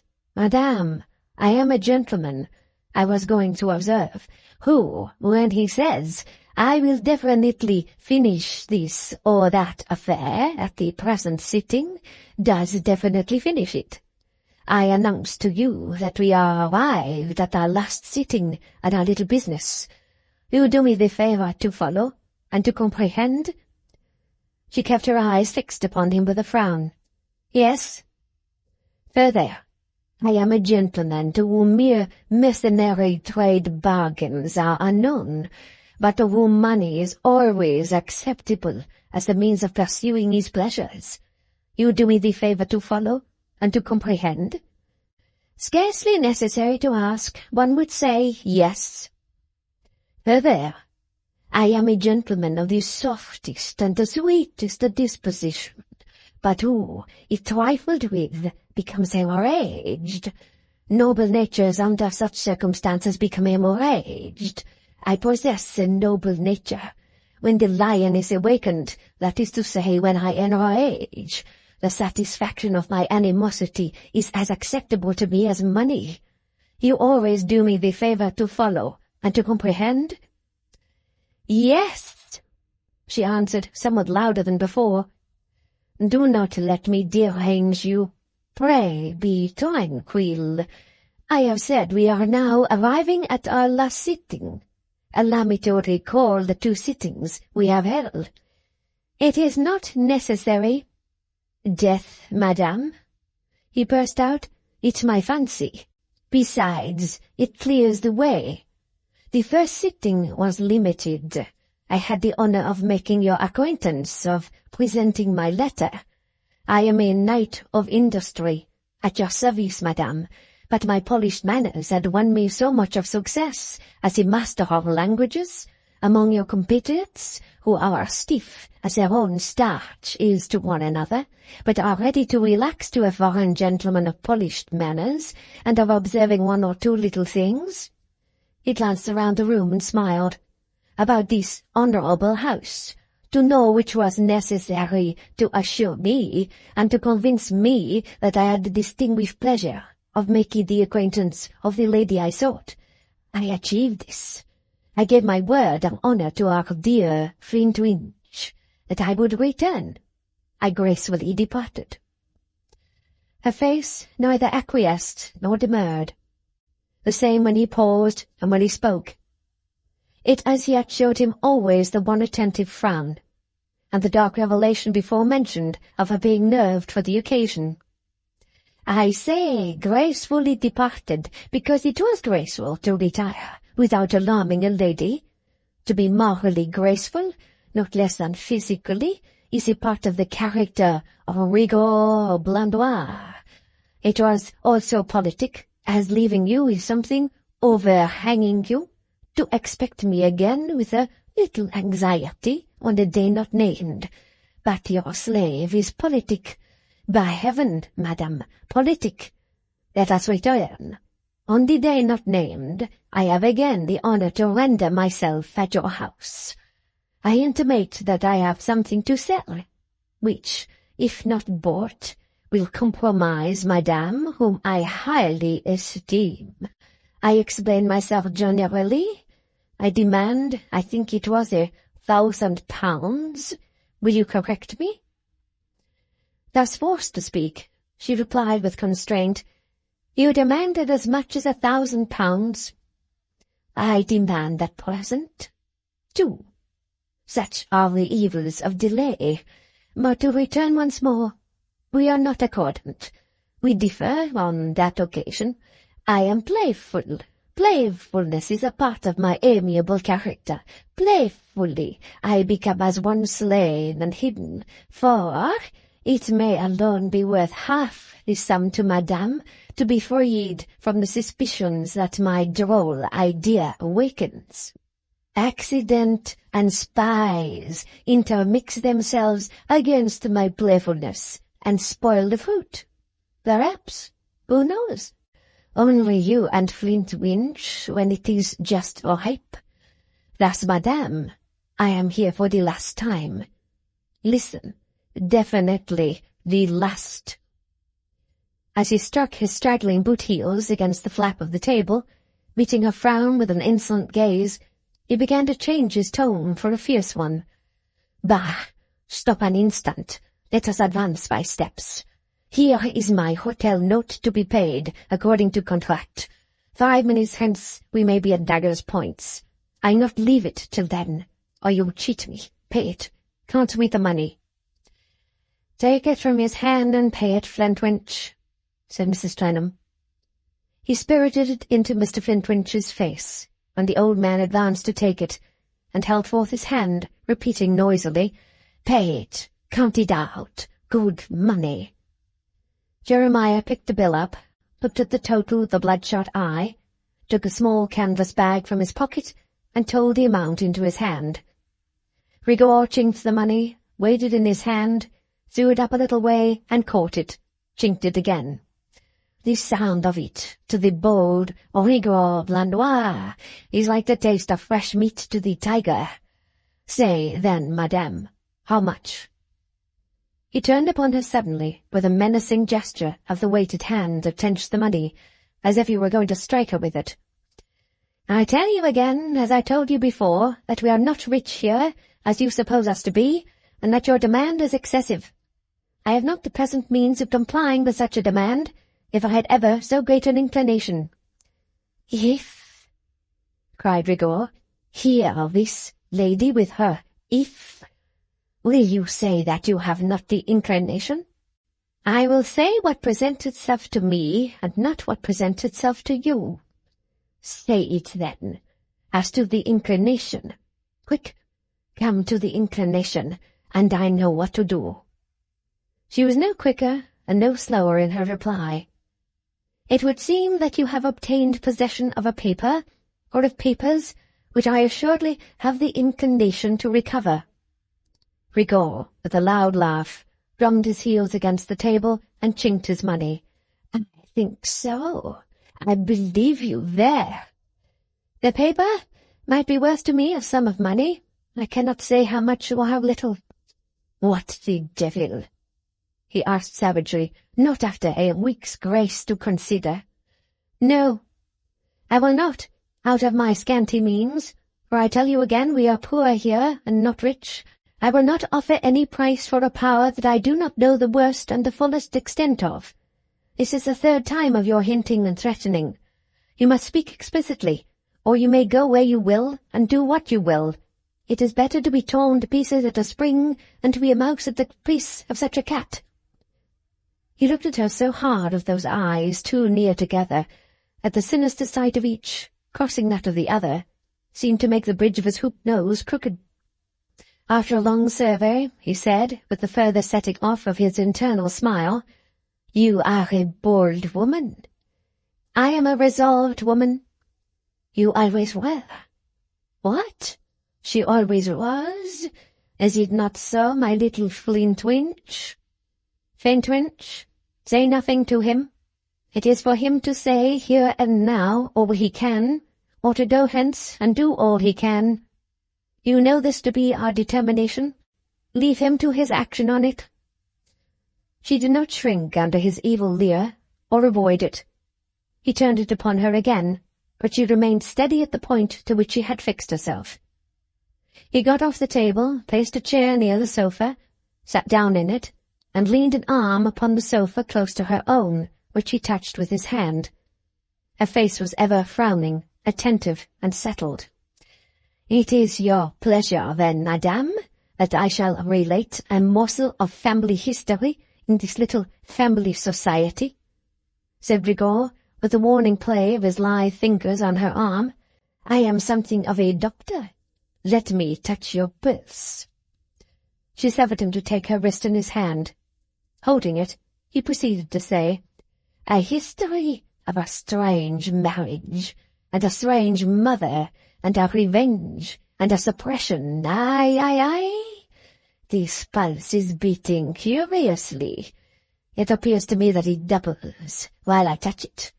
Are these the usual changes of your malady, madame? There was a struggle in her maimed arm as she twisted it away, but there was none in her face. On his face there was his own smile. I have lived an adventurous life. I am adventurous character. I have known many adventurers, interesting spirits, amiable society. To one of them I owe my knowledge and my proofs. I repeat it, estimable lady, proofs of the ravishing little family history I go to commence. You'll be charmed with it, but bah, I forget. One should name a history. Shall I name it the history of a house? But, bah, again, there are so many houses. Shall I name it the history of this house? Leaning over the sofa, poised on two legs of his chair and his left elbow, that hand often tapping her arm to beat his words home, his legs crossed, his right hand sometimes arranging his hair, sometimes smoothing his moustache, sometimes striking his nose, always threatening her, whatever it did. Hoarse, insolent, rapacious, cruel and powerful, he pursued his narrative at his ease. In fine, then, I name it the history of this house. I commence it. There live here, let us suppose, an uncle and nephew. The uncle, a rigid old gentleman of strong force of character, the nephew, habitually timid, repressed, and under constraint. Mistress Avery, fixedly attentive in the window-seat, biting the rolled-up end of her apron, and trembling from head to foot, here cried out, "Jeremiah, keep off from me! I've heard in my dreams of Arthur's father and his uncle. He said talking of them. It was before my time here, but I've heard in my dreams that Arthur's father was a poor, resolute, frightened chap who had everything but his orphan life scared out of him when he was young, and that he had no voice in the choice of his wife even, but his uncle chose her. There she sits. I heard it in my dreams, and you said it to her own self." As Mr. Flintwinch shook his fist at her, and as Mrs. Clennam gazed upon her, Rigord kissed his hand to her. "Perfectly right, dear Madame Flintwinch. You have a genius for dreaming." "I don't want none of your praises," returned Avery. "I don't want to have nothing at all to say to you. But Jeremiah said they was dreams, and I tell him as such." Here she put her apron in her mouth again, as if she were stopping somebody else's mouth, perhaps Jeremiah's, which was chattering with threats as if he were grimly cold. "Ah, beloved Madame Flintwinch," said Rigord, developing all of a sudden a fine susceptibility and spirituality, "is right to a marvel. Yes, so runs the history. Monsieur the uncle commands the nephew to marry. Monsieur says to him, in effect, 'My nephew, I introduce to you a lady of strong force of character, like myself, a reserved lady, a stern lady, a lady who has a will, and can break the weak to powder, a lady without pity, without love, implacable, revengeful, cold as the stone, but raging as the fire.' What fortitude! Ah, what superiority of intellectual strength! Truly a proud and noble character that I describe in the supposed words of Monsieur, the uncle. Death of my soul, I love the sweet lady." Mrs. Clennam's face had changed. There was a remarkable darkness of colour on it, and the brow was more contracted. "Madame, madame," said Rigord, tapping her on the arm, as if his cruel hand was sounding a musical instrument, "I perceive I interest you. I perceive I awaken your sympathy. Let us go on." The drooping nose and the ascending moustache had, however, to be hidden for a moment with the white hand before he could go on. He enjoyed the effect he made so much. "The nephew, being, as the lucid Madame Flintwinch has remarked, a poor devil, who has had everything but his orphan life frightened and famished out of him, the nephew abases his head and makes response. 'My uncle, it is to you to command. Do as you will.' Monsieur the uncle does as he will. It is what he always does. The auspicious nuptials take place. The newly married come home to this charming mansion. The lady is received, let us suppose, by Flintwinch. Hey, old intriguer?" Jeremiah, with his eyes upon his mistress, made no reply. Rigord looked from one to the other, struck his ugly nose, and made a clucking with his tongue. Soon the lady makes a singular and exciting discovery. Thereupon, full of anger, full of jealousy, full of vengeance, she forms, see you, madame, a scheme of retribution, the weight of which she ingeniously forces her crushed husband to bear himself, as well as execute upon her enemy. What superior intelligence! "Keep off, Jeremiah!" cried the palpitating Afri, taking her apron from her mouth again. "But it was one of my dreams that you told her when you called with her one winter evening at dusk. There she sits, and you looking at her, that she oughtn't to have let Arthur, when he come home, suspect his father only, that she had always had the strength and the power, and that she ought to have stood up more to Arthur for his father. It was in the same dream, where you said to her that she was not something, but I don't know what, for she burst out tremendous and stopped you. You know the dream as well as I do. When you come downstairs into the kitchen with a candle in your hand and itched my apron off me head. When you told me I'd been dreaming. When you wouldn't believe the noises." After this explosion, Afri put her apron into her mouth again, always keeping her hand on the window-sill and her knee on the window-seat, ready to cry out or jump out if her lord and master approached. Rigaud had not lost a word of this. "Ha-ha!" he cried, lifting his eyebrows, folding his arms and leaning back in his chair. "Assuredly, Madame Flintwinch is an oracle. How shall we interpret the oracle, you and I, and the old intriguer? He said that you were not, and you burst out and stopped him. What was it you were not? What is it you are not? Say then, madame." Under this ferocious banter, she sat breathing harder, and her mouth was disturbed. Her lips quivered and opened in spite of her utmost efforts to keep them still. "Come then, madame. Speak then. Our old intriguer said that you were not, and you stopped him. He was going to say that you were not what? I know already, but I want a little confidence from you.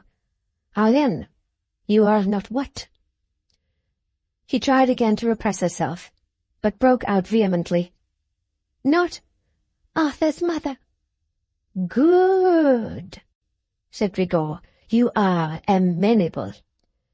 With the set expression of her face all torn away by the explosion of her passion, and with a bursting from every rent feature of the smouldering fire so long pent up, she cried out, "I will tell it myself. I will not hear it from your lips and with the taint of your wickedness upon it. Since it must be seen, I will have it seen by the light I stood in. Not another word. Hear me. Unless you are a more obstinate and more persistent woman than even I know you to be," Mr. Flintwinch interposed, "you had better leave Mr. Rigaud, Mr. Blandois, Mr. Beelzebub, to tell it in his own way. What does it signify when he knows all about it?" "He does not know all about it." "He knows all he cares about it," Mr. Flintwinch testily urged. "He does not know me." "What do you suppose he cares for you, you conceited woman?" said Mr. Flintwinch. "I tell you, Flintwinch, I will speak. I tell you when it has come to this, I will tell it with my own lips, and will express myself throughout it. What? Have I suffered nothing in this room? No deprivation, no imprisonment, that I should condescend at last to contemplate myself in such a glass as that? Can you see him? Can you hear him? If your wife were 100 times the ingrate that she is, and if I were 1,000 times more hopeless than I am of inducing her to be silent if this man is silenced, I would tell it myself before I would bear the torment of the hearing it from him." Rigaud pushed his chair a little back, pushed his legs out straight before him, and sat with his arms folded over against her. "You do not know what it is," she went on, addressing him, "to be brought up strictly and straightly. I was so brought up. Mine was no light youth of sinful gaiety and pleasure. Mine were days of wholesome repression, punishment, and fear. The corruption of our hearts, the evil of our ways, the curse that is upon us, the terrors that surround us, these were the themes of my childhood. They formed my character, and filled me with an abhorrence of evildoers. When old Mr. Gilbert Clennam proposed his orphan nephew to my father for my husband, My father impressed upon me that his bringing up had been, like mine, one of severe restraint. He told me that besides the discipline his spirit had undergone, he had lived in a starved house where rioting and gaiety were unknown, and where every day was a day of toil and trial like the last. He told me that he had been a man in years, long before his uncle had acknowledged him as one, and that from his school days to that hour his uncle's roof had been a sanctuary to him from the contagion of the irreligious and dissolute. When, within a 12-month of our marriage, I found my husband, at that time when my father spoke of him, to have sinned against the Lord, and outraged me by holding a guilty creature in my place, was I to doubt that it had been appointed to me to make the discovery, and that it was appointed to me to lay the hand of punishment upon that creature of perdition? Was I to dismiss in a moment not my own wrongs? What was I? But all the rejection of sin, and all the war against it, in which I had been bred. She laid her wrathful hand upon the watch on the table. No, do not forget. The initials of those words are within here now, and were within here then. I was appointed to find the old letter that referred to them, and that told me what they meant, and whose work they were, and why they were worked, lying with this watch in his secret drawer. But for that appointment there would have been no discovery. Do not forget. It spoke to me like a voice from an angry cloud. Do not forget the deadly sin. Do not forget the appointed discovery. Do not forget the appointed suffering. I did not forget. Was it my own wrong I remembered? Mine? I was but a servant and a minister. What power could I have over them? But that they were bound in the bonds of their sin, and delivered to me. More than 40 years had passed over the grey head of this determined woman, since the time she recalled. More than 40 years of strife and struggle, with the whisper that, by whatever name she called her vindictive pride and rage, nothing through all eternity could change their nature. Yet, gone those more than 40 years, and come to this nemesis, now looking her in the face, she still abided by her old impiety, still reversed the order of creation, and breathed her own breath into a clay image of her Creator. Verily, verily, travellers have seen many monstrous idols in many countries, but no human eyes have ever seen more daring, gross, and shocking images of the divine nature than we creatures of the dust make in our own likenesses of our own bad passions. When I forced him to give her up to me by her name and place of abode, she went on in her torrent of indignation and defence, when I accused her, and she fell hiding her face at my feet, was it my injury that I asserted? Were they my reproaches that I poured upon her? Those who were appointed of old to go to wicked kings and accuse them, were they not ministers and servants? And had not I, unworthy and far removed from them, sin to denounce? When she pleaded to me her youth and his wretched and hard life, that was her phrase for the virtuous training he had belied, and the desecrated ceremony of marriage there had secretly been between them, and the terrors of want and shame that had overwhelmed them both when I was first appointed to be the instrument of their punishment, and the love, for she said the word to me, down at my feet, in which she had abandoned him and left him to me. Was it my enemy that became my footstool? Were they the words of my wrath that made her shrink and quiver?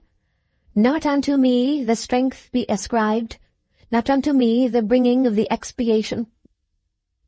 Many years had come and gone since she had had the free use even of her fingers, but it was noticeable that she had already more than once struck her clenched hand vigorously upon the table, and that when she said these words she raised her whole arm in the air, as though it had been a common action with her.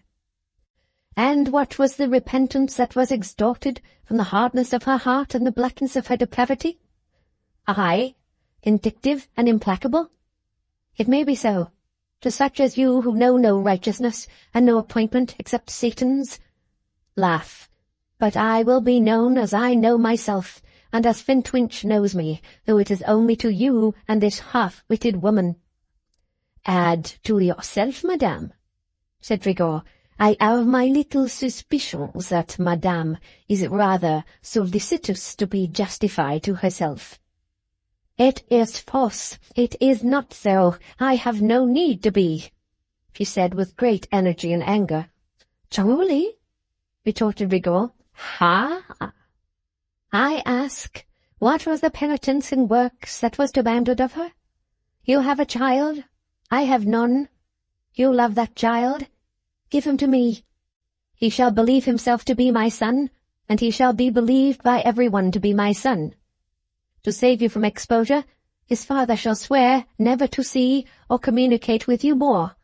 Equally to save him from being stripped by his uncle, and to save your child from being a beggar, you shall swear never to see or communicate with either of them more. That done, and your present means, derived from my husband, renounced, I charge myself with your support. You may, with your place of retreat unknown, then leave, if you please, uncontradicted by me, the lie that when you passed out of all knowledge but mine, you merited a good name. That was all. She had to sacrifice her sinful and shameful affections no more. She was then free to bear her load of guilt in secret, and to break her heart in secret, and through such present misery, light enough for her, I think, to purchase her redemption from endless misery, if she could. If in this I punished her here, did I not open to her a way hereafter? If she knew herself to be surrounded by insatiable vengeance and unquenchable fires, were they mine? If I threatened her, then and afterwards, with the terrors that encompassed her, did I hold them in my right hand? She turned the watch upon the table, and opened it, and, with an unsoftening face, looked at the worked letters within. They did not forget. It is appointed against such offences that the offenders shall not be able to forget.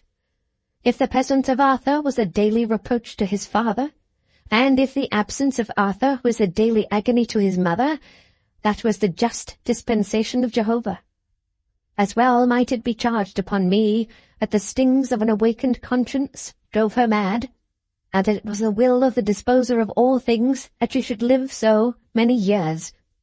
I devoted myself to reclaim the otherwise predestined and lost boy, to give him the reputation of an honest origin, to bring him up in fear and trembling, and in a life of practical contrition for the sins that were heavy on his head before his entrance into this condemned world.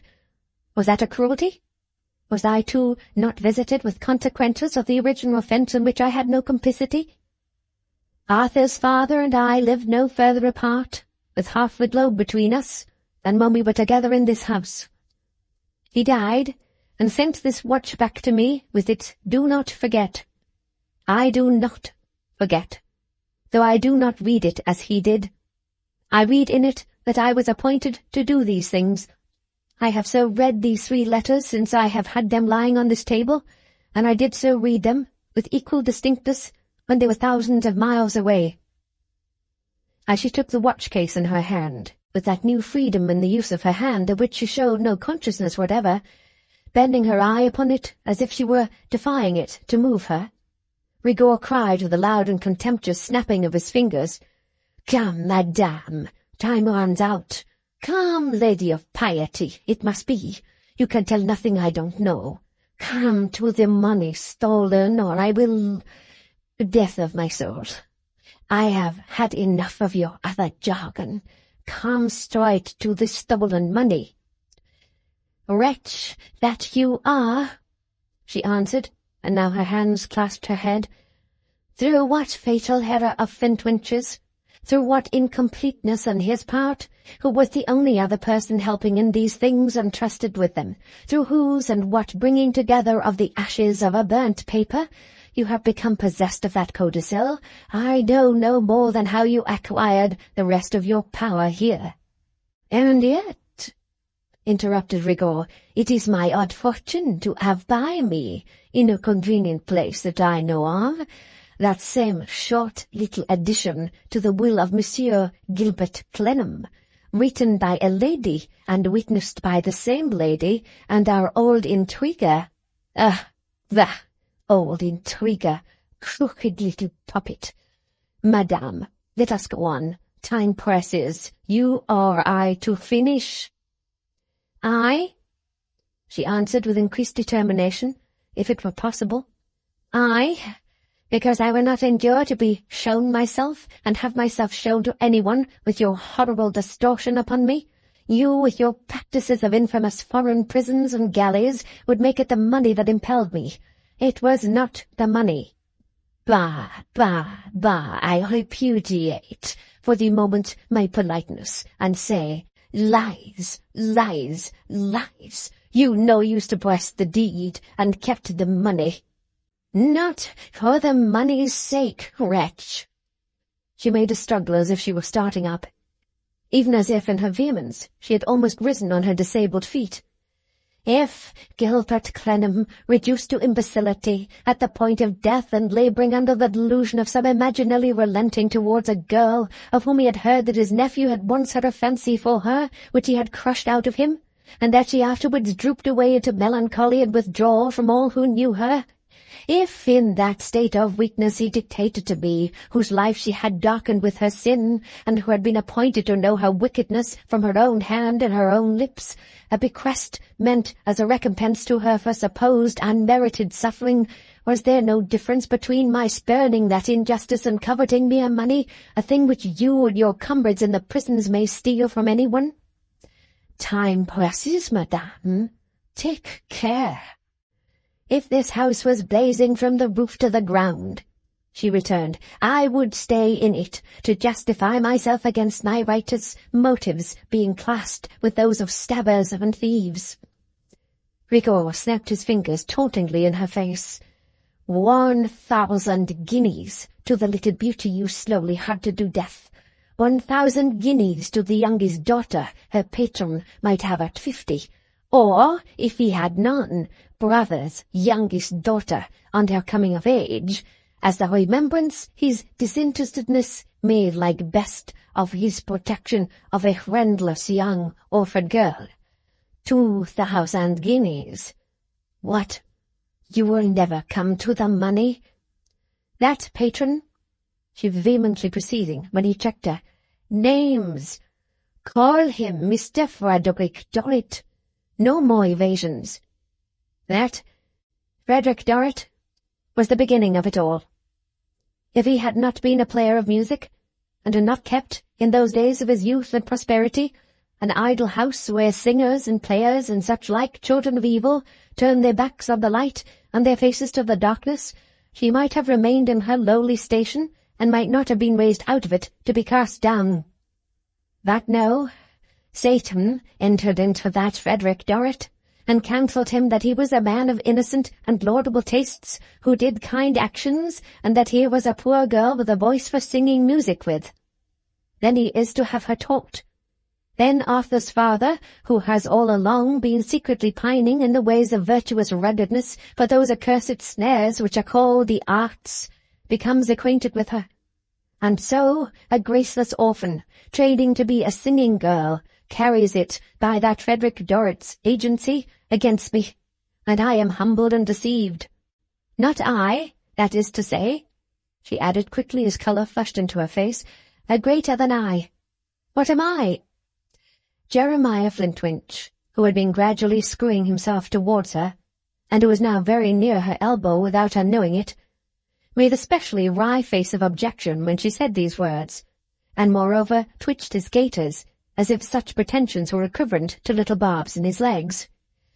Lastly, she continued, for I am at the end of these things, and I will say no more of them, and you shall say no more of them, and all that remains will be to determine whether the knowledge of them can be kept among us who are here present. Lastly, when I suppressed that paper with the knowledge of Arthur's father, not with his consent, you know, said Mr. Flintwinch. Who said with his consent? She started to find Jeremiah so near her, and drew back her head, looking at him with some rising distrust. You were often enough between us, when he would have had me produce it, and I would not, to have contradicted me if I had said, with his consent. I say, when I suppressed that paper, I made no effort to destroy it, but kept it by me here in this house many years. The rest of the Gilbert property being left to Arthur's father, I could at any time, without unsettling more than the 2 sums, have made a pretence of finding it. But, Besides that, I must have supported such pretence by a direct falsehood, a great responsibility. I have seen no new reason, in all the time I have been tried here, to bring it to light. It was a reward of sin, the wrong result of a delusion. I did what I was appointed to do, and I have undergone within these four walls what I was appointed to undergo. When the paper was at last destroyed, as I thought, in my presence, she had long been dead, and her patron, Frederick Dorrit, had long been deservedly ruined and imbecile. He had no daughter. I had found the niece before then, and what I did for her was better for her far than the money of which she would have had no good. She added after a moment, as though she addressed the watch, she herself was innocent, and I might not have forgotten to relinquish it to her at my death, and sat looking at it. "Shall I recall something to you, worthy madame?" said Rigaud. "The little paper was in this house on the night when our friend, the prisoner, jail comrade of my soul, came home from foreign countries. Shall I recall yet something more to you? The little singing bird that never was fledged was long kept in a cage by a guardian of your appointing, well enough known to our old intriguer here. Shall we coax our old intriguer to tell us when he saw him last?" "I'll tell you," cried Affery, unstopping her mouth. "I dreamed it. First of all my dreams. Jeremiah, if you come anigh me now, I scream to be heard at St. Paul's. The person as this man has spoken of was Jeremiah's own twin brother, and he was here in the dead of the night, on the night when Arthur come home, and Jeremiah with his own hands give him this paper, along with, I don't know what more, and he took it away in an iron box. Help! Murder! Save me from Jeremiah!" Mr. Flintwinch had made a run at her, but Rigaud had caught him in his arms midway. After a moment's wrestle with him, Flintwinch gave up and put his hands in his pockets. "What?" cried Rigaud, rallying him as he poked and jerked him back with his elbows. "A sort of lady with such a genius for dreaming? Why, she'll be a fortune to you as an exhibition. All that she dreams comes true. You're so like him, little Flintwinch, so like him, as I knew him when I first spoke English for him to the host in the cabaret of the 3 billiard tables in the little street of high roofs by the wharf at Antwerp. Ah, but he was a brave boy to drink. Ah, but he was a brave boy to smoke. Ah, but he lived in a sweet bachelor apartment, furnished, on the 5th floor, above the wood and charcoal merchants and the dressmakers and the chair-makers and the make-off tubs, where I knew him too, and where with his cognac and tobacco he had 12 sleeps a day and 1 fit, until he had a fit too much, and ascended to the skies. What does it matter how I took possession of the papers in his iron box? Perhaps he confided it to my hands for you. Perhaps it was locked and my curiosity was piqued. Perhaps I suppressed it. What does it matter, so that I have it safe? We are not particular here, eh, Flintwinch? We are not particular here. Is it not so, madame?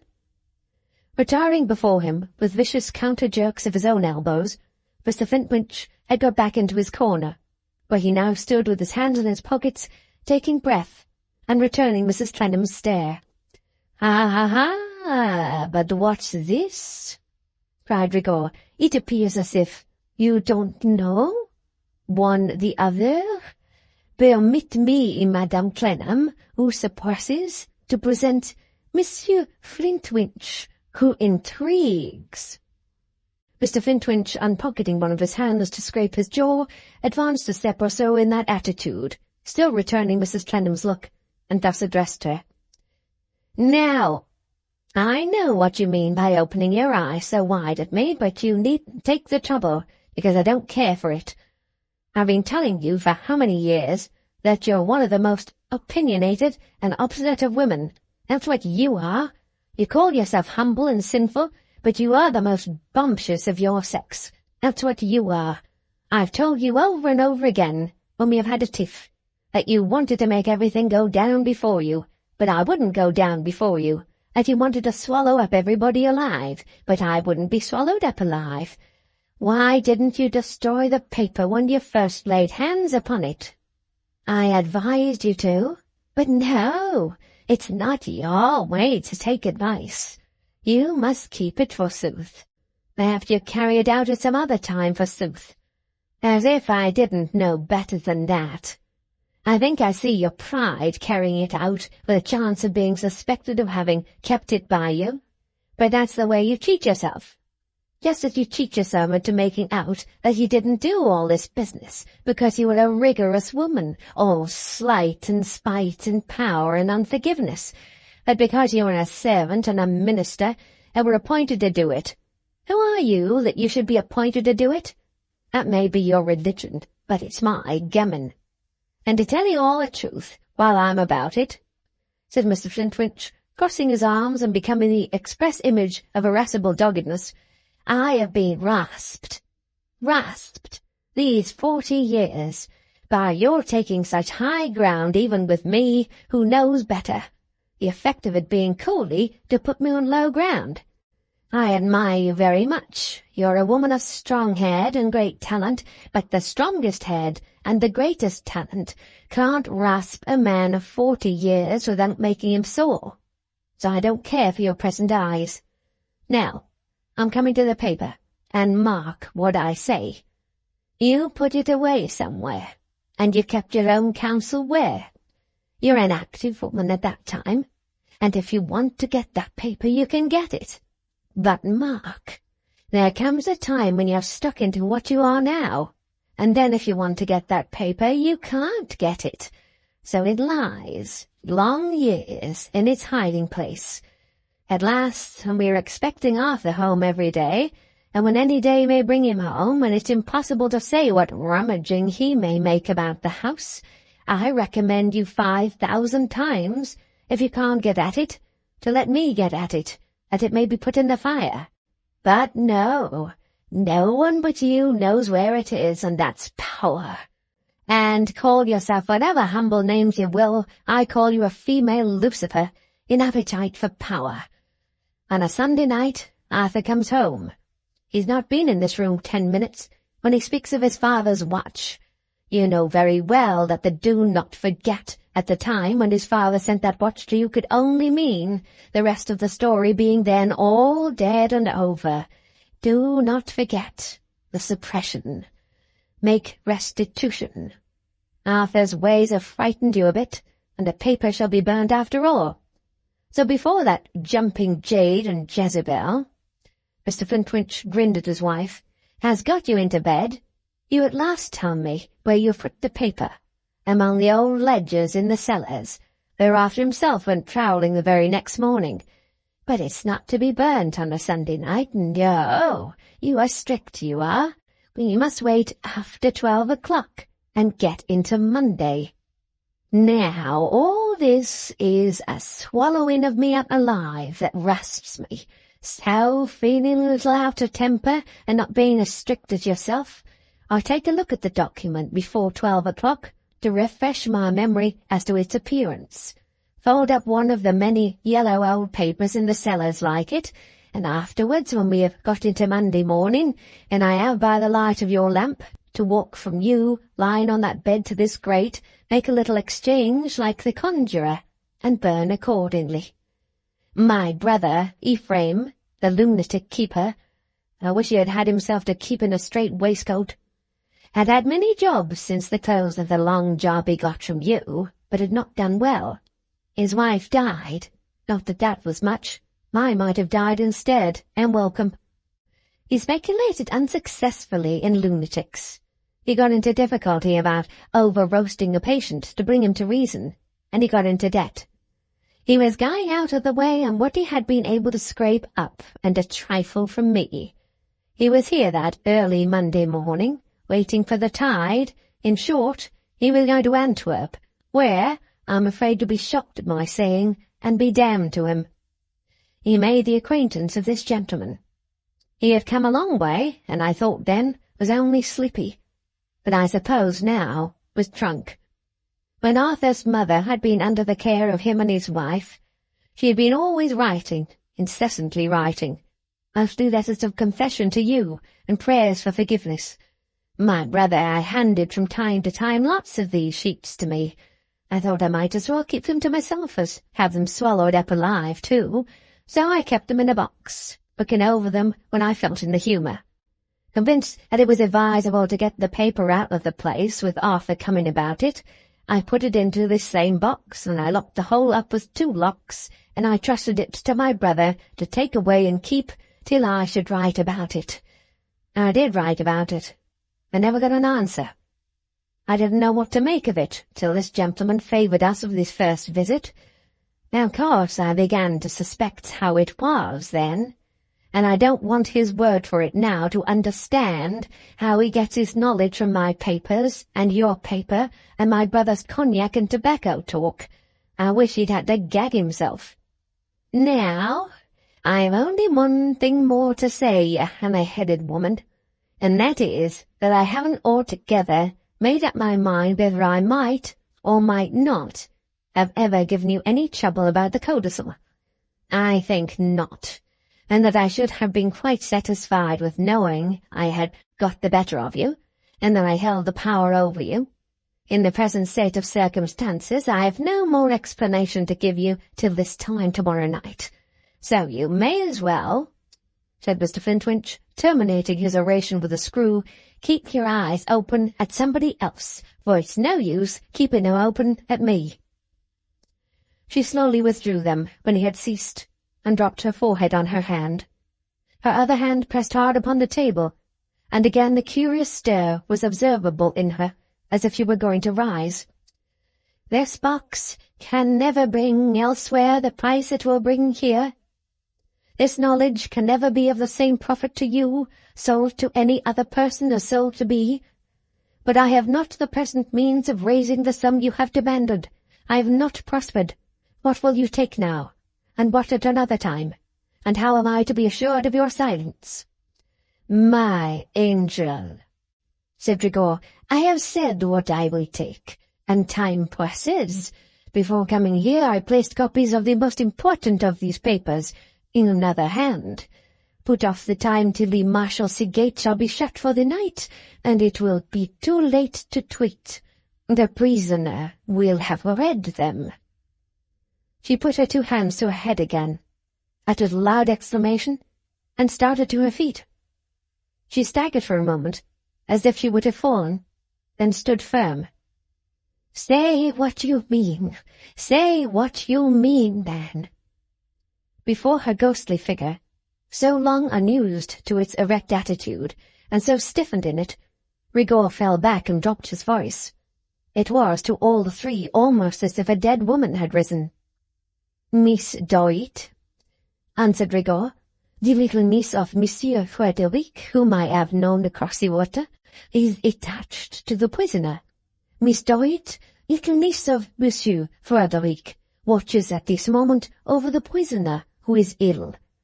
For her, I with my own hands left a packet at the prison, on my way here, with a letter of instructions. For his sake. She will do anything for his sake.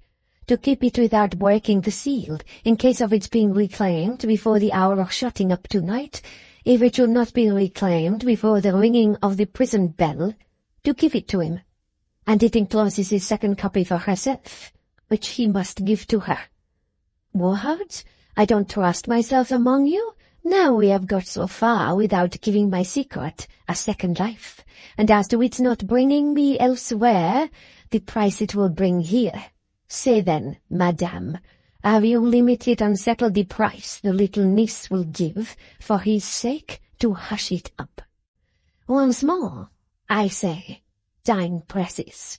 The packet not reclaimed before the ringing of the bell tonight you cannot buy.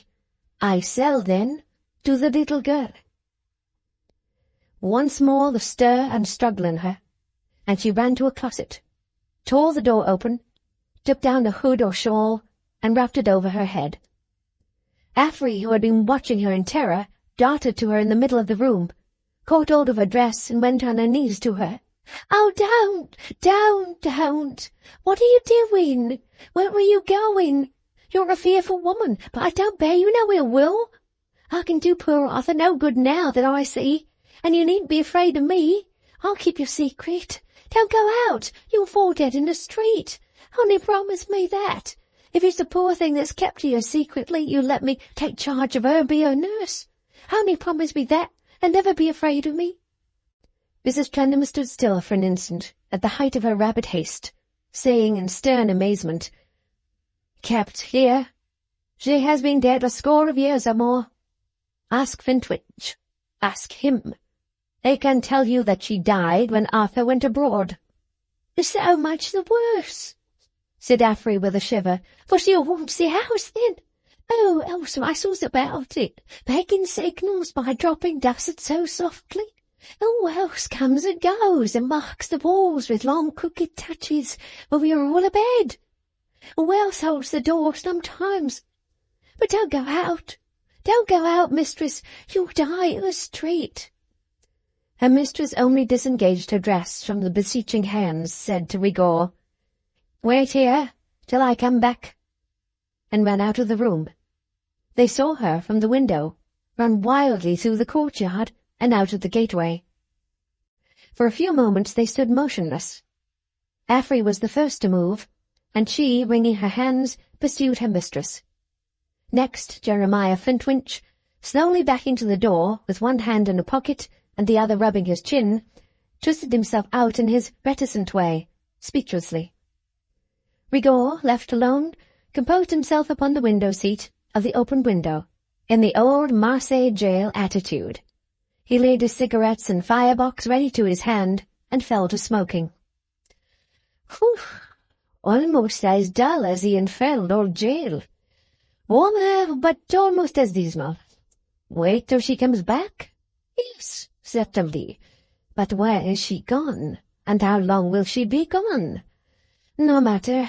Rigor Lanier Blandois, my amiable subject. You will get your money. You will enrich yourself. You have lived a gentleman. You will die a gentleman.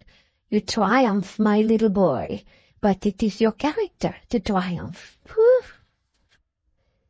In the hour of his triumph, his moustache went up, and his nose came down, as he ogled a great beam over his head with particular satisfaction. Chapter 31. Closed. The sun had set, and the streets were dim in the dusty twilight, when the figure so long unused to them hurried on its way. In the immediate neighbourhood of the old house it attracted little attention, for there were only a few straggling people to notice it. But ascending from the river by the crooked ways that led to London Bridge, and passing into the great main road, it became surrounded by astonishment. Resolute and wild of look, rapid of foot, and yet weak and uncertain, conspicuously dressed in its black garments, and with its hurried head-covering, gaunt and of an unearthly paleness, it pressed forward, taking no more heed of the throng than a sleepwalker. More remarkable by being so removed from the crowd it was among than if it had been lifted on a pedestal to be seen, the figure attracted all eyes. Saunterers pricked up their attention to observe it. Busy people crossing it slackened their pace and turned their heads. Companions pausing and standing aside whispered one another to look at the spectral woman who was coming by, and the sweep of the figure as it passed seemed to create a vortex, drawing the most idle and most curious after it. Made giddy by the turbulent eruption of this multitude of staring faces into her cell of years, by the confusing sensation of being in the air, and the yet more confusing sensation of being afoot, by the unexpected changes in half-remembered objects, and the want of likeness between the controllable pictures of her imagination had often drawn of the life from which she was secluded, and the overwhelming rush of the reality, she held her way as if she were environed by distracting thoughts, rather than by external humanity and observation. But, having crossed the bridge and gone some distance straight onward, she remembered that she must ask for a direction, and it was only then, when she stopped and turned to look about her for a promising place of inquiry, as she found herself surrounded by an eager glare of faces. "Why are you encircling me?" she asked, trembling. None of those who were nearest answered, but from the outer ring there arose a shrill cry of, "'Cause you're mad." "I am sure as sane as anyone here.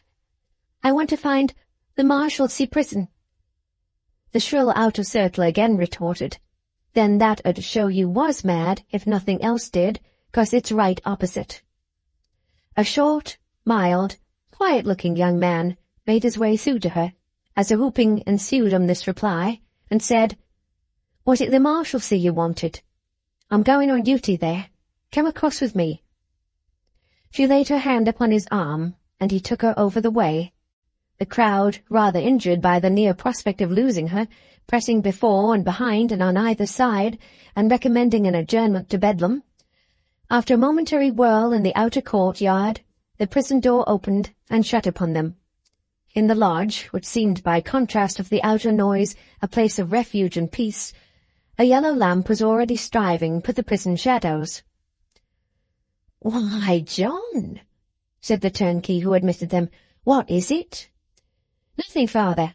Only this lady not knowing her way and being badgered by the boys." "Who did you want, ma'am?" "Miss Dorrit. Is she here?" The young man became more interested. "Yes, she is here. What might your name be?" "Mrs. Clennam." "Mr. Clennam's mother?" asked the young man. She pressed her lips together and hesitated. "Yes. She had better be told it is his mother." "You see," said the young man, "the Marshal's family living in the country at present. The Marshal has given Miss Dorrit one of the rooms in his house to use when she likes. Don't you think you'd better come up there and let me bring Miss Dorrit?" She signified her assent, and he unlocked a door and conducted her up a side staircase into a dwelling-house above. He showed her into a darkening room and left her. The room looked down into the darkening prison-yard, with its inmates strolling here and there, leaning out of windows, communing as much apart as they could with friends who were going away, and generally wearing out their imprisonment as they best might that summer evening. The air was heavy and hot, the closeness of the place oppressive, and from without there arose a rush of free sounds, like the jarring memory of such things in a headache and heartache. She stood at the window, bewildered, looking down into this prison, as it were out of her own different prison, when a soft word or two of surprise made her start, and little Dorrit stood before her.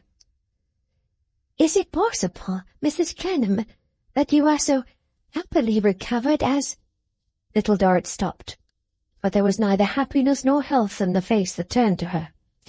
"This is not recovery. It is not strength. I don't know what it is." With an agitated wave of her hand, she put all that aside. "You have a packet left with you, which you were to give to Arthur, if it was not reclaimed before this place closed tonight?" "Yes." "I reclaim it." Little Dorrit took it from her bosom and gave it into her hand, which remained stretched out after receiving it. "Have you any idea of its contents?" Frightened by her being there with that new power of movement in her, which, as she said herself, was not strength, and which was unreal to look upon, as though a picture or statue had been animated, Little Dorrit answered, "No." "Read them." Little Dorrit took the packet from the still outstretched hand and broke the seal.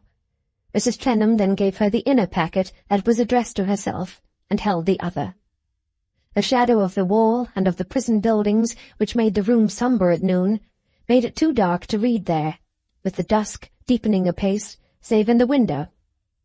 In the window, where a little of the bright summer evening sky could shine upon her, Little Dorrit stood and read. After a broken exclamation or so of wonder and of terror, she read in silence. When she had finished, she looked round, and her old mistress bowed herself before her. "You know, now, what I have done?" "I think so. I'm afraid so, though my mind is so hurried and so sorry, and have so much to pity, that it has not been able to follow all I have read." said Little Dorrit tremulously. "I will restore to you what I have withheld from you. Forgive me. Can you forgive me?" "I can, and heaven knows I do. Do not kiss my dress and kneel to me. You are too old to kneel to me. I forgive you freely without that." "I have more yet to ask." "Not in that posture," said Little Dorrit. "It is unnatural to see your grey hair lower than mine. Pray rise. Let me help you." With that she raised her up, and stood rather shrinking from her, but looking at her earnestly. "The great petition that I make to you, there is another which grows out of it. The great supplication that I address to your merciful and gentle heart is, that you will not disclose this to Arthur until I am dead. If you think, when you have had time for consideration, that it can do him any good to know it while I am yet alive, then tell him. But you will not think that, and in such case, will you promise me to spare me until I am dead?"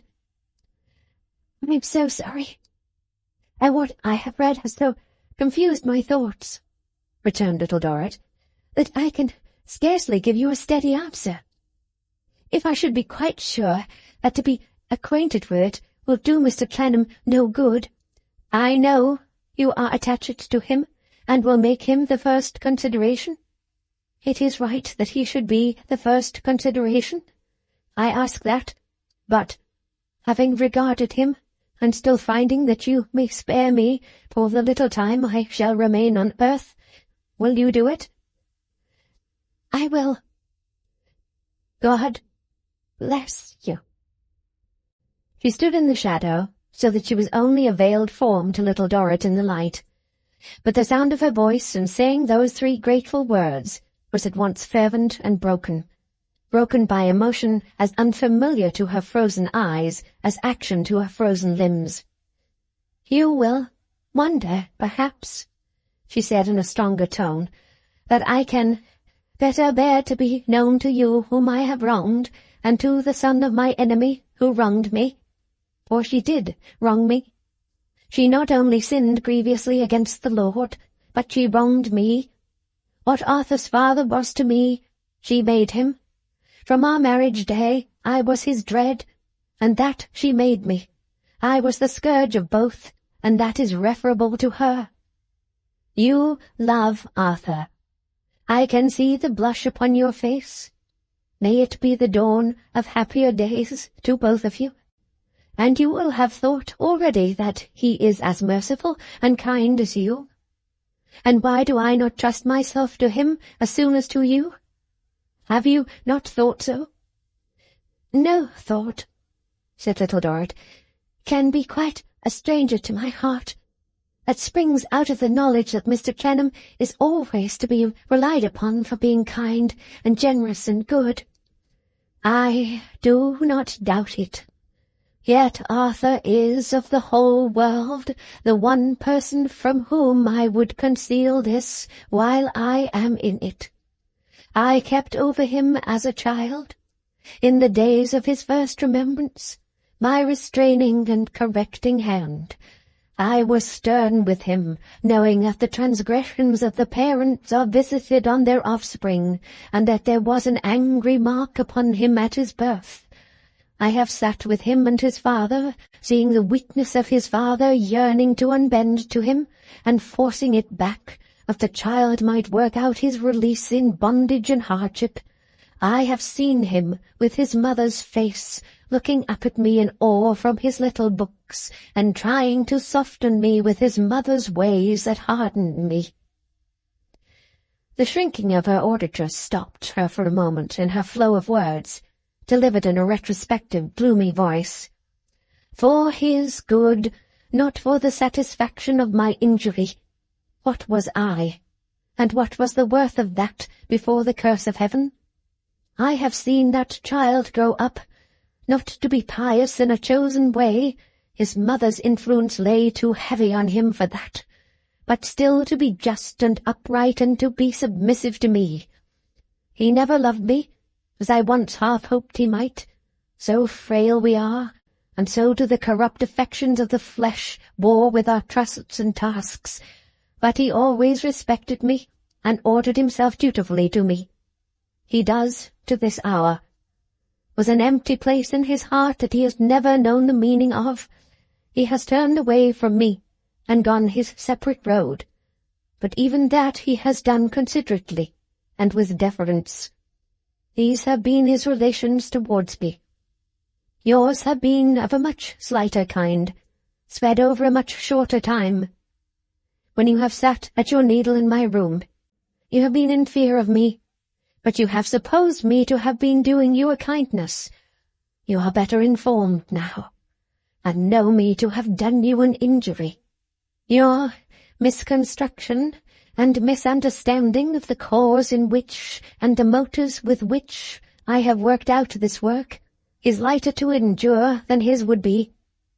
I would not, for any worldly recompense I can imagine, have him in a moment, however blindly, throw me down from the station I have held before him all his life, and change me altogether into something he would cast out of his respect, and think detected and exposed. Let him do it, if it must be done, when I am not here to see it. Let me never feel, while I am still alive, that I die before his face, and utterly perish away from him like one consumed by lightning and swallowed by an earthquake. Her pride was very strong in her. The pain of it and of her old passions was very sharp with her, when she thus expressed herself. Not less so when she added, "Even now I see you shrink from me, as if I had been cruel." Little Dorrit could not gainsay it. She tried not to show it, but she recoiled with dread from the state of mind that had burned so fiercely and lasted so long. It presented itself to her with no sophistry upon it, in its own plain nature. "I have done," said Mrs. Clennam, "what it was given to me to do. I have set myself against evil, not against good. I have been an instrument of severity against sin. Have not mere sinners like myself been commissioned to lay it low in all time?" "In all time?" repeated Little Dorrit.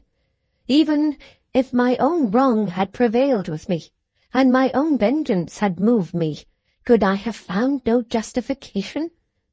None in the old days, when the innocent perished with the guilty of 1,000 to 1? When the wrath of the hater of the unrighteous was not slaked even in blood, and yet found favour?" "Oh, Mrs. Clennam, Mrs. Clennam," said Little Dorrit, "angry feelings and unforgiving deeds are no comfort and no guide to you and me. My life is being passed in this poor prison, and my teaching has been very defective, but let me implore you to remember later and better days. Be guided only by the healer of the sick, the raiser of the dead, the friend of all who are afflicted and forlorn, the patient master who shed tears of compassion for our infirmities. We cannot but be right if we put all the rest away, and do everything in remembrance of him. There is no vengeance and no infliction of suffering in his life, I am sure. There can be no confusion in following him, and seeking for no other footsteps, I am certain." In the softened light of the window, looking from the scene of her early trials to the shining sky, she was not in stronger opposition to the black figure in the shade than the life and doctrine on which she rested were to that figure's history. It bent its head low again, and said not a word. It remained thus until the first warning bell began to ring. "Hark!" cried Mrs. Clennam, starting. "I said I had another petition. It is one that does not admit of delay. The man who brought you this packet and possesses these proofs is now waiting at my house to be bought off. I can keep this from Arthur only by buying him off. He asks a large sum, more than I can get together to pay him without having time. He refuses to make any abatement, because his threat is that if he fails with me, he will come to you. Will you return with me and show him that you already knew it? Will you return with me and try to prevail with him? Will you come and help me with him? Do not refuse what I ask in Arthur's name. though I dare not ask it for Arthur's sake." Little Dorrit yielded willingly. She glided away into the prison for a few moments, returned, and said she was ready to go. They went out by another staircase, avoiding the lodge, and coming into the front courtyard, now all quiet and deserted, gained the street. It was one of those summer evenings when there was no greater darkness than a long twilight. The vista of street and bridge was plain to see, and the sky was serene and beautiful. People stood and sat at their doors, playing with children and enjoying the evening. Numbers were walking for air. The worry of the day had almost worried itself out, and few but themselves were hurried. As they crossed the bridge, the clear steeples of the many churches looked as if they had advanced out of the murk that usually enshrouded them and come much nearer. The smoke that rose into the sky had lost its dingy hue and taken a brightness upon it. The beauties of the sunset had not faded from the long light films of cloud that lay at peace in the horizon. From a radiant centre, over the whole length and breadth of the tranquil firmament, great shoots of light streamed among the early stars, like signs of the blessed later covenant of peace and hope that changed the crown of thorns into a glory. Less remarkable, now that she was not alone and it was darker, Mrs. Clennam hurried on at Little Dorrit's side, unmolested. They left the great thoroughfare at the turnings by which she had entered it, and wound their way down among the silent, empty cross-streets. Their feet were at the gateway, and there was a sudden noise like thunder. "What was that? Let us make haste in," cried Mrs. Clennam. They were in the gateway. Little Dorrit, with a piercing cry, held her back.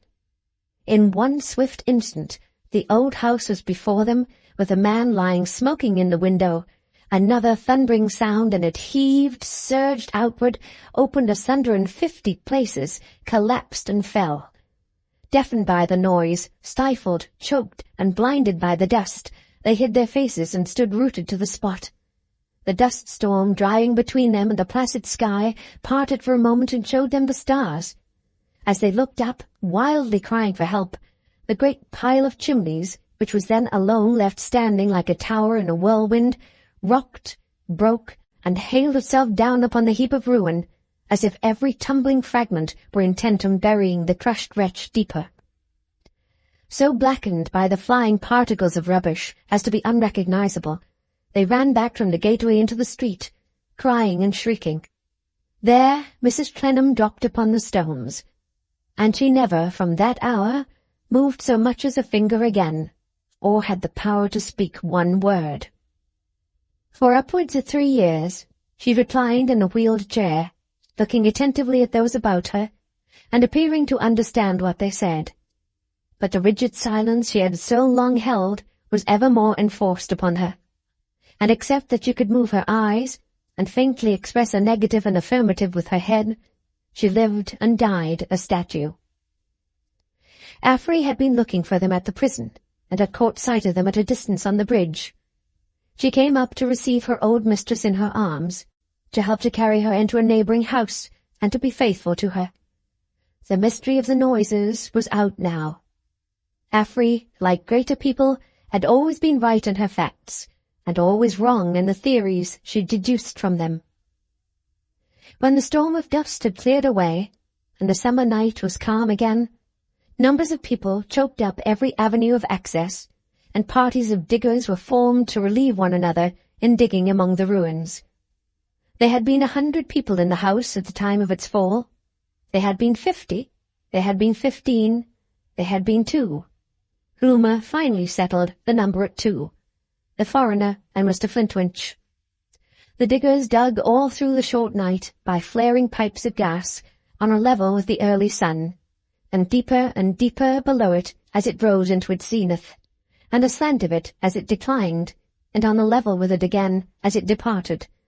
Sturdy digging and shovelling, and carrying away in carts, barrows, and baskets went on without intermission by night and by day. But it was night for the second time when they found the dirty heap of rubbish that had been the foreigner, before his head had been shivered to atoms, like so much glass, by the great beam that lay upon him, crushing him.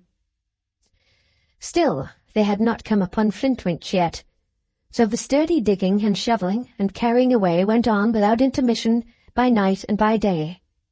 It got about that the old house had had famous cellarage, which indeed was true, and that Flintwinch had been in a cellar at the moment, or had had time to escape into one, and that he was safe under its strong arch, and even that he had been heard to cry, in hollow, subterranean, suffocated notes, "Here I am!" At the opposite extremity of the town, it was even known that the excavators had been able to open a communication with him through a pipe, and that he had received both soup and brandy by that channel, and that he had said with admirable fortitude that he was "all right, my lads," with the exception of his collarbone. But the digging and shovelling and carrying away went on without intermission, until the ruins were all dug out, and the cellars opened to the light, and still no Flintwinch, living or dead, all right or all wrong, had been turned up by pick or spade. It began then to be perceived that Flintwinch had not been there at the time of the fall, and it began then to be perceived that he had been rather busy elsewhere, converting securities into as much money as could be got for them on the shortest notice, and turning to his own exclusive account his authority to act for the firm. Affery, remembering that the clever one had said he would explain himself further in 24 hours' time, determined for her part that his taking himself off within that period with all he could get was the final satisfactory sum and substance of his promised explanation. But she held her peace, devoutly thankful to be quit of him. As it seemed reasonable to conclude that a man who had never been buried could not be unburied, the diggers gave up when their task was done, and did not dig down for him into the depths of the earth. This was taken in ill part by a great many people, who persisted in believing that Flintwinch was lying somewhere among the London geological formation.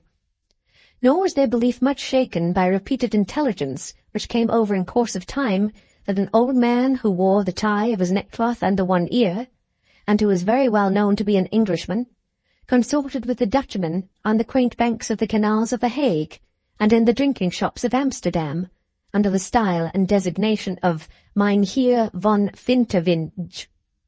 Chapter 32. Going. Arthur continuing to lie very ill in the Marshalsea, and Mr. Rugg descrying no break in the legal sky, affording a hope of his enlargement, Mr. Panks suffered desperately from self-reproaches. If it had not been for those infallible figures which proved that Arthur, instead of pining in imprisonment, ought to be promenading in a carriage and pair, and that Mr. Panks, instead of being restricted to his clerkly wages, ought to have from £3,000 to £5,000 of his own at his immediate disposal, that unhappy arithmetician would probably have taken to his bed, and there have made one of the many obscure persons who turned their faces to the wall and died as a last sacrifice to the late Mr. Merdle's greatness. Solely supported by his unimpugnable calculations, Mr. Panks led an unhappy and restless life, constantly carrying his figures about with him in his hat, and not only going over them himself on every possible occasion, but entreating every human being he could lay hold of to go over them with him. And observe what a clear case it was.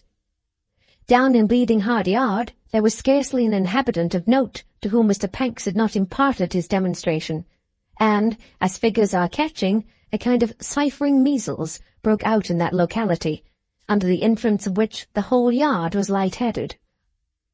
The more restless Mr. Panks grew in his mind, the more impatient he became of the patriarch. In their later conferences, his snorting assumed an irritable sound, which boded the patriarch no good. Likewise Mr. Panks had on several occasions looked harder at the patriarchal bumps than was quite reconcilable with the fact of his not being a painter or a peruke-maker in search of the living model. However, he steamed in and out of his little back dock, according as he was wanted or not wanted in the patriarchal presence, and business had gone on in its customary course.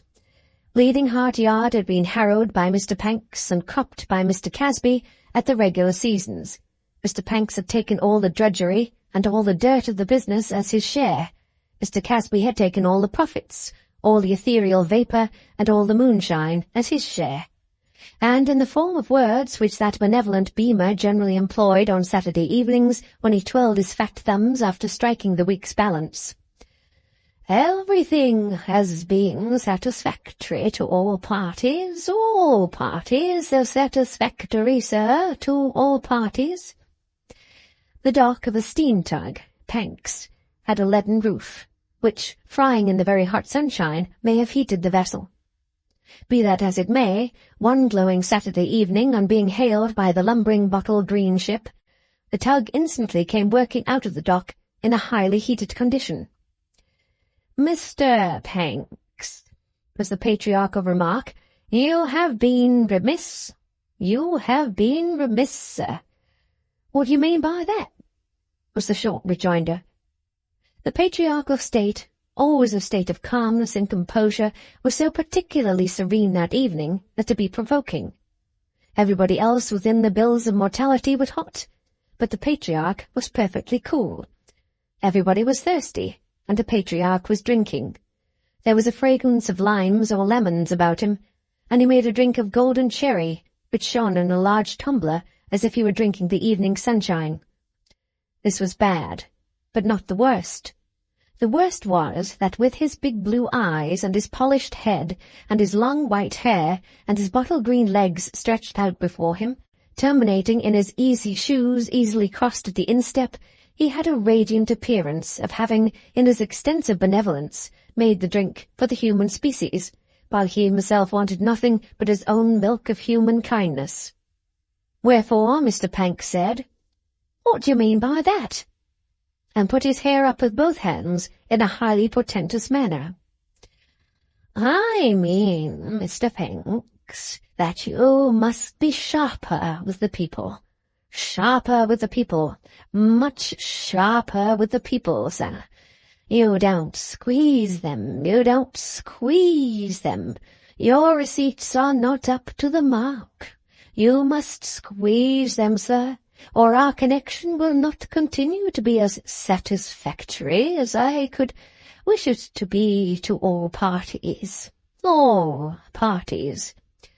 "Don't know a squeeze 'em," retorted Mr. Panks. "What else am I made for?" "You are made for nothing else, Mr. Panks. You are made to do your duty. But you don't do your duty. You are paid to squeeze, and you must squeeze to pay." The patriarch so much surprised himself by this brilliant turn, after Dr. Johnson, which he had not in the least expected or intended, that he laughed aloud, and repeated with great satisfaction, as he twirled his thumbs and nodded at his youthful portrait, "Paid to squeeze, and must squeeze to pay." "Oh," said Panks, "anything more?" Yes, sir, something more. You will please, Mr. Panks, to squeeze the yard again the first thing on Monday morning." "Oh," said Panks, "ain't that too soon? I'll squeeze it dry today." "Nonsense, sir. Not near the mark, not near the mark." "Oh," said Panks, watching him as he benevolently gulped down a good draught of his mixture. "Anything more?" Yes, sir, something more. I am not at all pleased, Mr. Panks, with my daughter. Not at all pleased.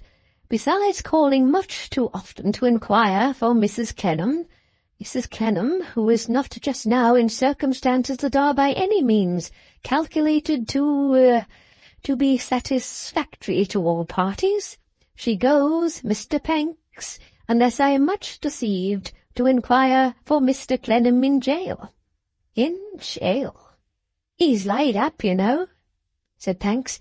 Perhaps it's kind. Pooh, Mr. Panks. She has nothing to do with that. Nothing to do with that. I can't allow it. Let him pay his debts and come out. Come out. Pay his debts and come out. Although Mr. Panks's hair was standing up like strong wire, he gave it another double-handed impulse in the perpendicular direction, and smiled at his proprietor in a most hideous manner. "You will please to mention to my daughter, Mr. Panks, that I can't allow it." "Can't allow it," said the patriarch blandly. "Oh," said Panks, "you couldn't mention it yourself?" "No, sir, no.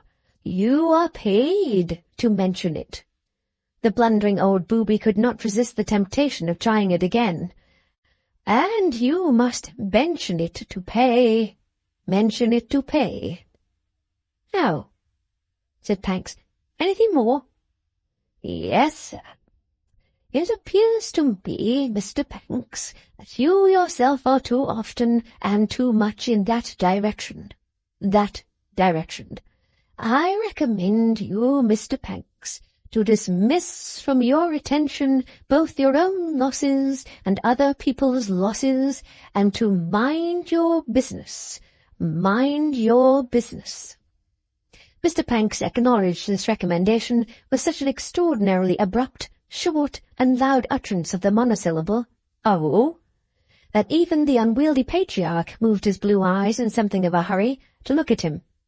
Mr. Panks, with a sniff of corresponding intensity, then added, "Anything more?" "Not at present, sir, not at present. I am going," said the patriarch, finishing his mixture and rising with an amiable air, "to take a little stroll.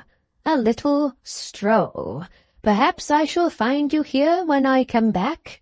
If not, sir, duty, squeeze, squeeze, squeeze on Monday.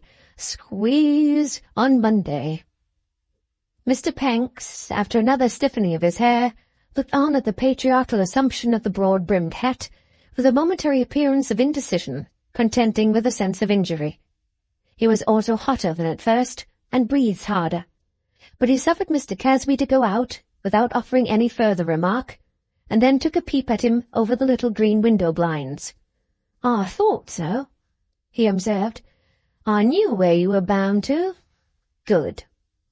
He then steamed back to his dock, put it carefully in order, took down his hat, looked round the dock, said, "Good-bye," and puffed away on his own account. He steered straight for Mrs. Plornish's end of Bleeding Heart Yard, and arrived there at the top of the steps, hotter than ever. At the top of the steps, resisting Mrs. Plornish's invitations to come and sit along with father in Happy Cottage, which to his relief were not so numerous as they would have been on any other night than Saturday, when the connection, who so gallantly supported the business with everything but money, gave their orders freely at the top of the steps, Mr. Panks remained until he beheld the patriarch, who always entered the yard at the other end, slowly advancing, beaming, and surrounded by suitors. Then Mr. Panks descended and bore down upon him with his utmost pressure of steam on. The patriarch, approaching with his usual benignity, was surprised to see Mr. Panks, but supposed him to have been stimulated to an immediate squeeze, instead of postponing that operation until Monday. The population of the yard were astonished at the meeting, for the two powers had never been seen there together within the memory of the oldest Bleeding Heart, but they were overcome by unutterable amazement when Mr. Panks, going close up to the most venerable of men, and halting in front of the bottle-green waistcoat, made a trigger of his right thumb and forefinger, applied the same to the brim of the broad-brimmed hat, and, with singular smartness and precision, shot it off the polished head as if it had been a large marble. Having taken this liberty with the patriarchal person, Mr. Panks further astounded and attracted the Bleeding Hearts by saying in an audible voice, "Now, you sugary swindler, I mean to have it out with you." Mr. Panks and the patriarch were instantly the centre of press, all eyes and ears. Windows were thrown open, and doorsteps were thronged. "What do you pretend to be?" said Mr. Panks. "What's your moral game? What do you go in for? Benevolence, ain't it? You, benevolent." Here Mr. Panks, apparently without the intention of hitting him, but merely to relieve his mind and expend his superfluous power in wholesome exercise, aimed a blow at the bumpy head, which the bumpy head ducked to avoid. This singular performance was repeated, to the ever-increasing admiration of the spectators, at the end of every succeeding article of Mr. Panks' oration. I have discharged myself from your service, said Pancks, that I may tell you what you are. You're one of a lot of impostors that are the worst lot of all the lots to be met with. Speaking as a sufferer by both, I don't know that I wouldn't as soon have the Myrtle lot as your lot. You're a driver in disguise, a screwer by deputy, a wringer and squeezer and shaver by substitute. You're a philanthropic sneak. You're a shabby deceiver. The repetition of the performance at this point was received with a burst of laughter. Ask these good people who's the hard man here. They'll tell you Pancks, I believe.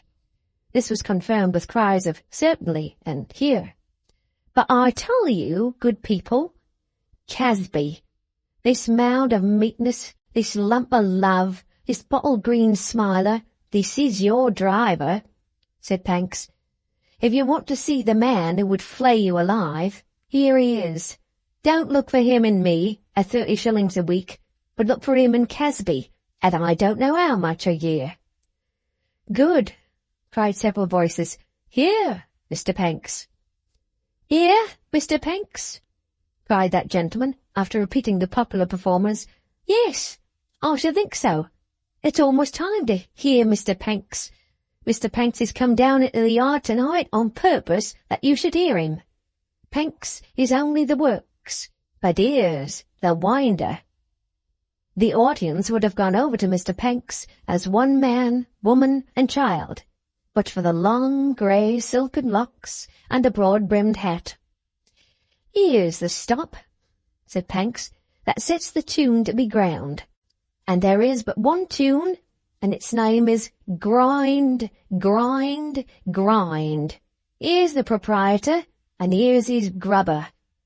Why, good people, when he comes smoothly spinning through the yard tonight, like a slow-going benevolent humming top, and when you come about him with your complaints of the grubber, you don't know what a cheat the proprietor is. What do you think of his showing himself tonight, that I may have all the blame on Monday? What do you think of his having had me over the coals this very evening, because I don't squeeze you enough? Or do you think of my being at the present moment under special orders to squeeze you dry on Monday? The reply was given in a murmur of shame and shabby. Shabby, snorted Pancks. Yes, I should think so. The lot that your Casby belongs to is the shabbiest of all the lots, setting their grubbers on a wretched pittance to do what they're ashamed and afraid to do, and pretend not to do, but what they will have done, or give a man no rest, imposing on you to give their grabbers nothing but blame, and to give them nothing but credit. Why, the worst-looking cheat in all this town, who gets the value of 18 pence, under false pretences, and offers much a cheat as this signpost of the Casby's head here. Cries of, that's true, and no more he an't. And see what you get of these fellows besides, said Pancks. See what more you get of these precious humming tops, revolving among you with such smoothness that you've no idea of the pattern painted on 'em or the little window in 'em. I wish to call your attention to myself for a moment. I ain't an agreeable style of chap. I know that very well. The auditory were divided on this point, its more uncompromising members crying, No, you're not, and its politer materials, Yes, you are. I am in general, said Mr. Pancks, a dry, uncomfortable, dreary plodder and grabber. That's your humble servant. There's his full-length portrait, painted by himself, and presented to you, wanted a likeness. But what's a man to be, with such a man as this for his proprietor? What can be expected of him? Did anybody ever find boiled mutton and caper sauce growing in a coconut? None of the bleeding hearts ever had. It was clear from the alacrity of their responses. Well, said Mr. Pancks, and neither will you find in grabbers like myself, under proprietors like this, peasant qualities. I've been a grabber from a boy. What has my life been? Fag and grind, turn the wheel, turn the wheel. I haven't been agreeable to myself, and I haven't been likely to be agreeable to anybody else. If I was a shilling a week less useful in 10 years' time, this impostor would give me a shilling a week less. If as useful a man could be got at 6pence cheaper, he would be taken in my place at 6pence cheaper. Bargain and sale, bless you. Fixed principles. It's a mighty fine signpost, is the Casaby's head, said Mr. Panks, surveying it with anything rather than admiration. But the real name of the house is Sham's Arms. Its motto is, keep the grubber always at it. Is any gentleman present, said Mr. Panks, breaking off and looking round, acquainted with the English grammar? Beating Heart Yard was shy of claiming that acquaintance. It's no matter, said Mr. Panks. I merely wish to remark that the task this proprietor has set me has never been to leave off conjugating the imperative mood present tense of the verb to keep it always at it. Keep thou always at it. Let him keep always at it. Keep we, or do we keep always at it? Keep ye, or do ye, or you keep always at it? Let them keep always at it. Here is your benevolent patriarch of a Casaby, and there is his golden rule. He is uncommonly improving to look at, and I'm not at all so. He is as sweet as honey, and I'm as dull as ditch water. He provides the pitch, and I handle it, and it sticks to me. Now, said Mr. Panks, closing upon his late proprietor again, from whom he had withdrawn a little for the better display of him to the yard, as I am not accustomed to speak in public, and as I have made a rather lengthy speech, all circumstances considered, I shall bring my observations to a close by requesting you to get out of this. The last of the patriarchs had been so seized by assault, and required so much room to catch an idea in, and so much more room to turn it in, that he had not a word to offer in reply. He appeared to be meditating some patriarchal way out of his delicate position, when Mr. Panks, once more, suddenly applying the trigger to his hat, shot it off again, with his former dexterity.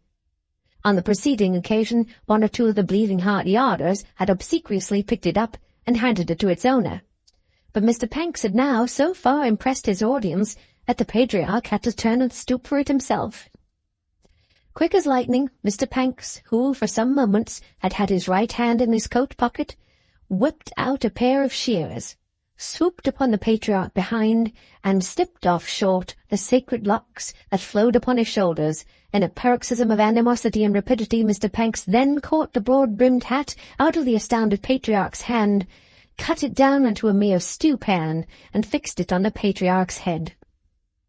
Before the frightful results of this desperate action, Mr. Panks himself recoiled in consternation. A bare-polled, goggle-eyed, big-headed, lumbering personage stood staring at him, not in the least impressive, not in the least venerable, who seemed to have started out of the earth to ask what was become of Casby.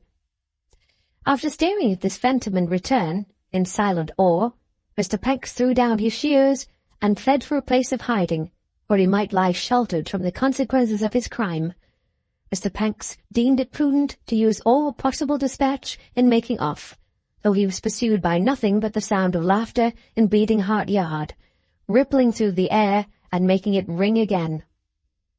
Chapter 33. Going.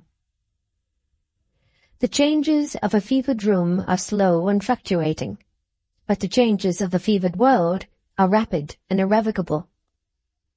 It was little Dorrit's lot to wait upon both kinds of change. The Marshalsea walls, during a portion of every day, again embraced her in their shadows as their child, while she thought for Clennam, worked for him, watched him, and only left him still to devote her utmost love and care to him. Her part in the life outside the gate urged its pressing claims upon her too, and her patience untiringly responded to them. Here was Fanny, proud, fitful, whimsical, further advanced in that disqualified state for going into society which had so much fretted her on the evening of the tortoise-shell knife, resolved always to want comfort, resolved not to be comforted, resolved to be deeply wronged, and resolved that nobody should have the audacity to think her so.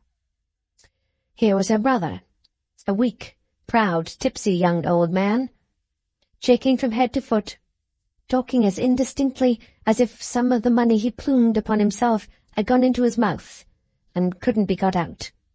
unable to walk alone in any act of his life, and patronizing the sister whom he selfishly loved. He always had that negative merit, ill-starred and ill-launched tip, because he suffered her to lead him.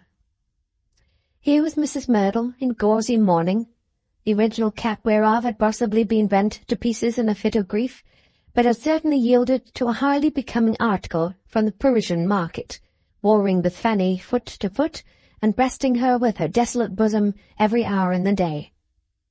Here was poor Mr. Sparkler, not knowing how to keep the peace between them, but humbly inclining to the opinion that they could do no better than agree that they were both remarkably fine women, and that there was no nonsense about either of them, for which gentle recommendation they united in falling upon him frightfully. Then, too, here was Mrs. General, got home from foreign parts, sending a prune and a prism by post every other day, demanding a new testimonial by way of recommendation to some vacant appointment or other. Of which remarkable gentlewoman it may be finally observed that there surely never was a gentlewoman of whose transcendent fitness for any vacant appointment on the face of this earth so many people were, as the warmth of her testimonials evinced, so perfectly satisfied, or who were so very unfortunate in having a large circle of ardent and distinguished admirers who never themselves happened to want her in any capacity. On the first crash of the eminent Mr. Merdle's decease, many important persons had been unable to determine whether they should cut Mrs. Merdle or comfort her. As it seemed, however, a censure to the strength of their own case that they should admit her to have been cruelly deceived, they graciously made the admission and continued to know her. It followed that Mrs. Merdle, as a woman of fashion and good breeding, who had been sacrificed to the wiles of a vulgar barbarian, when Mr. Merdle was found out from the crown of his head to the sole of his foot, the moment he was found out in his pocket, must be actively championed by her order for her order's sake. She returned this fealty by causing it to be understood that she was even more incensed against the felonious shade of the deceased than anybody else was. Thus, on the whole, she came out of her furnace like a wise woman, and did exceedingly well. Mr. Sparkler's lordship was fortunately one of those shelves on which a gentleman is considered to be put away for life, unless there should be reasons for hoisting him up with the barnacle crane to a more lucrative height. That patriotic servant accordingly stuck to his colours, the standard of 4 quarterings, and was a perfect Nelson in respect of nailing them to the mast. On the profits of his intrepidity, Mrs. Sparkler and Mrs. Merdle, inhabiting different floors of the genteel little temple of inconvenience, to which the smell of the day before yesterday's soup and coach-horses was as constant as death's to man, arrayed themselves to fight it out in the lists of society, sworn rivals.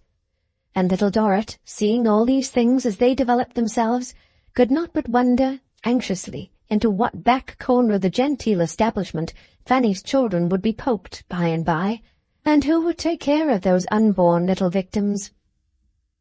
Arthur being far too ill to be spoken with on subjects of emotion or anxiety, and his recovery greatly depending on the repose into which his weakness could be hushed, little Dorrit's sole reliance during this heavy period was on Mr. Meagles.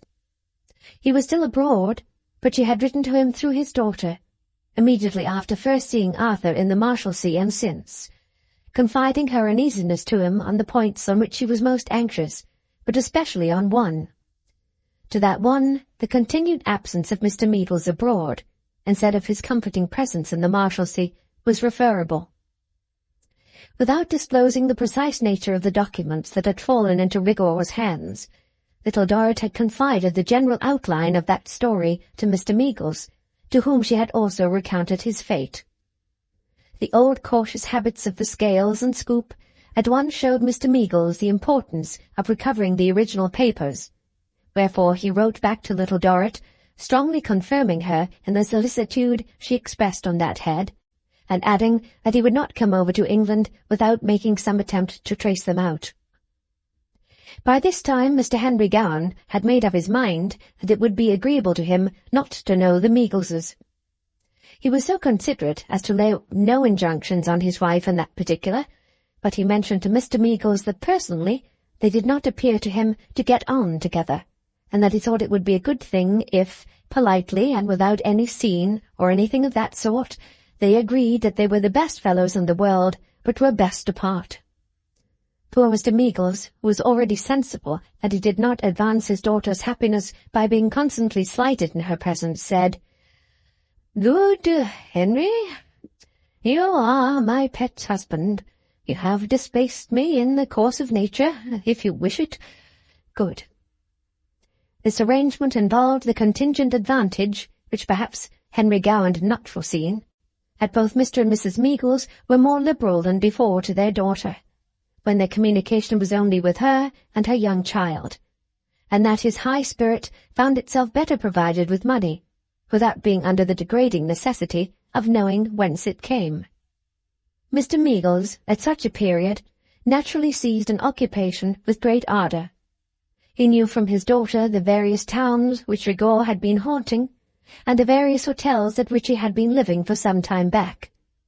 The occupation he set himself was to visit these with all discretion and speed, and in the event of finding anywhere that he had left a bill unpaid, and a box or parcel behind, to pay such bill, and bring away such box or parcel. With no other attendant than mother, Mr. Meagles went upon his pilgrimage, and encountered a number of adventures.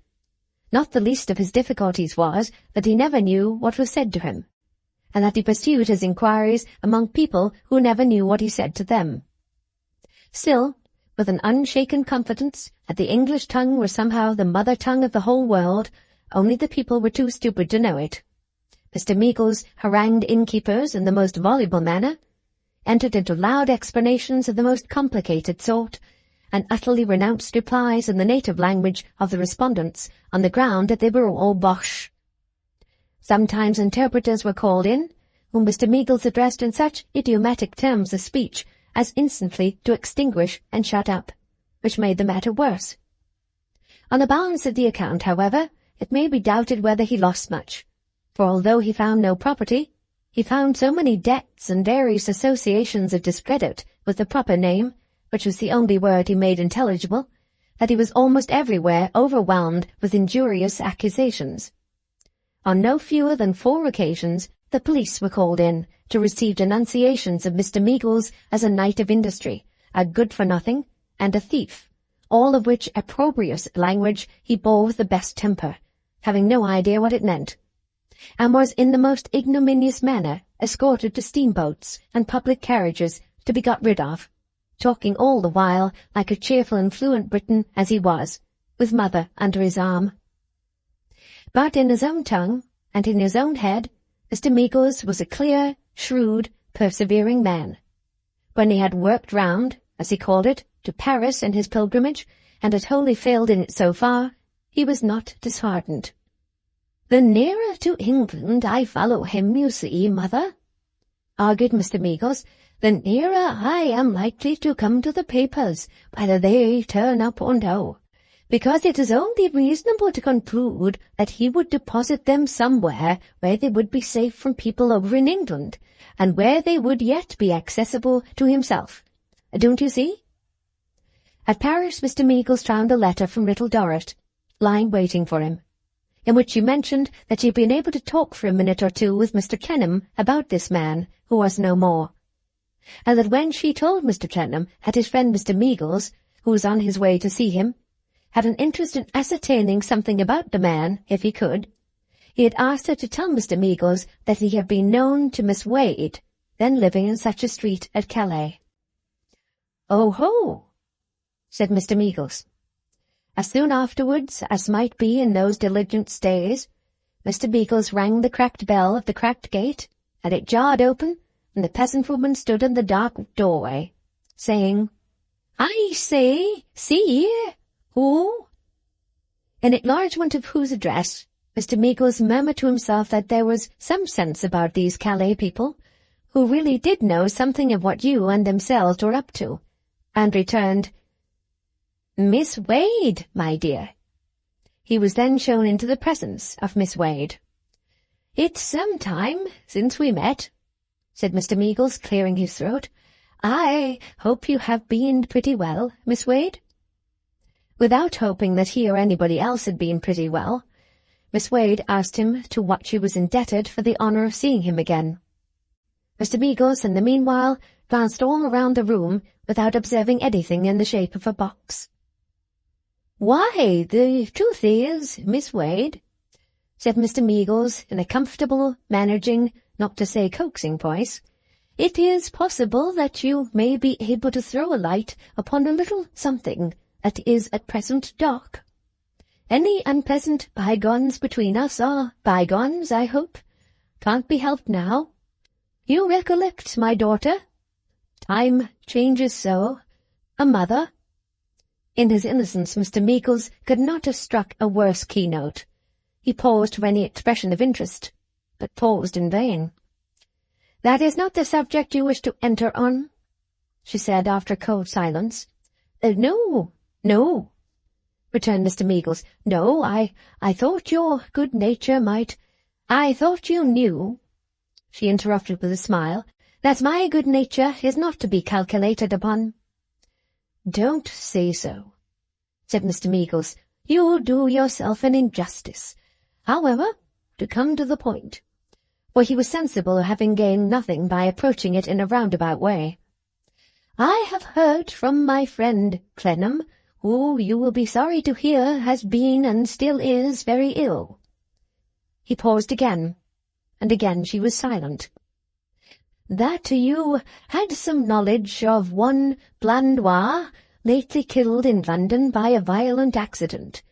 Now don't mistake me. I know it was a slight knowledge," said Mr. Meagles, dexterously forestalling an angry interruption which he saw about to break. "I am fully aware of that. It was a slight knowledge, I know. But the question is—" Mr. Meagles's voice here became comfortable again. "Did he, on his way to England last time, leave a box of papers, or a bundle of papers, or some papers or other in some receptacle or other, any papers, with you, begging you to allow him to leave them here for a short while until he wanted them?" "The question is," she repeated, "whose question is?" "Mine," said Mr. Meagles, "and not only mine, but Clennam's question, and other people's question. Now, I am sure," continued Mr. Meagles, whose heart was overflowing with pet, "that you can't have any unkind feeling towards my daughter. It's impossible. Well, it's her question too, being one in which a particular friend of hers is nearly interested. So, here I am, frankly to say that is the question, and to ask, now, did he?" "Upon my word," she returned, "I seem to be a mark for everybody who knew anything of a man I once in my life hired and paid and dismissed to aim their questions at." "Now, don't," remonstrated Mr. Meagles, Don't take offence, because it's the plainest question in the world, and might be asked of anyone. The documents I refer to were not his own, were wrongfully obtained, might at some time or other be troublesome to an innocent person to have in keeping, and are sought by the people to whom they really belong. He passed through Calais going to London, and there were reasons why he should not take them with him then, why he should wish to be able to put his hand upon them readily, and why he should distrust leaving them with people of his own sort. Did he leave them here? I declare if I knew how to avoid giving you offence, I would take any pains to do it. I put the question personally, but there's nothing personal in it. I might put it to anyone. I have put it already to many people. Did he leave them here? Did he leave anything here? No. Then, unfortunately, Miss Wade, you know nothing about them. I know nothing about them. I have now answered your unaccountable question. He did not leave them here, and I know nothing about them. There, said Mr. Meagles, rising. I am sorry for it. That's over, and I hope there is not much harm done. Tattycoram well, Miss Wade? Harriet well? Oh, yes. I have put my foot in it again, said Mr. Meagles, thus corrected. I can't keep my foot out of it here, it seems. Perhaps, if I had thought twice about it, I might never have given her the jingling name. But when one means to be good-natured and sportive with young people, one doesn't think twice. Her old friend leaves a kind word for her, Miss Wade, if you should think proper to deliver it." She said nothing as to that, and Mr. Meagles, taking his honest face out of the dull room, where it shone like a sun, took it to the hotel where he had left Mrs. Meagles, and where he made the report. "Beaten, mother. No effects." He took it next to the London steam packet, which sailed the next night, and next to the Marshalsea. The faithful John was on duty when Father and Mother Meagles presented themselves at the wicket towards nightfall. Miss Dorrit was not there then, he said, but she had been there in the morning, and invariably came in the evening. Mr. Clennam was slowly mending, and Maggie and Mrs. Plornish and Mr. Baptist took care of him by turns. Miss Dorrit was sure to come back that evening before the bell rang. There was the room the Marshal had lent her, upstairs, in which they could wait for her if they pleased. Mistrustful that it might be hazardous to Arthur to see him without preparation, Mr. Meagles accepted the offer, and they were left shut up in the room, looking down through its barred window into the jail. The cramped area of the prison had such an effect on Mrs. Meagles that she began to weep, and such an effect on Mr. Meagles that he began to gasp for air. He was walking up and down the room, panting and making himself worse by laboriously fanning himself with a handkerchief, when he turned towards the opening door. "Eh? Good gracious," said Mr. Meagles. "This is not Miss Dorrit. Why, mother, look, Tattycoram." No other. And in Tattycoram's arms was an iron box some 2 feet square. Such a box had Affery Flintwinch seen, in the first of her dreams, going out of the old house in the dead of the night, under Double's arm. This Tattycoram put on the ground at her old master's feet. This Tattycoram fell on her knees by, and beat her hands upon, crying half in exultation and half in despair, half in laughter and half in tears. "Pardon me, dear master. Take me back, dear mistress. Here it is." "Tatty," exclaimed Mr. Meagles. "What you wanted?" said Tattycoram. "Here it is. I was put in the next room not to see you. I heard you ask her about it. I heard her say she hadn't got it. I was there when he left it, and I took it at bedtime and brought it away. Here it is." "Why, my girl," cried Mr. Meagles, more breathless than before, "how did you come over?" "I came over in the boat with you. I was sitting wrapped up at the other end. When you took a coach at the wharf, I took another coach and followed you here. She never would have given it up after what you'd said to her about its being wanted. She would sooner have sunk it in the sea or burnt it. But here it is."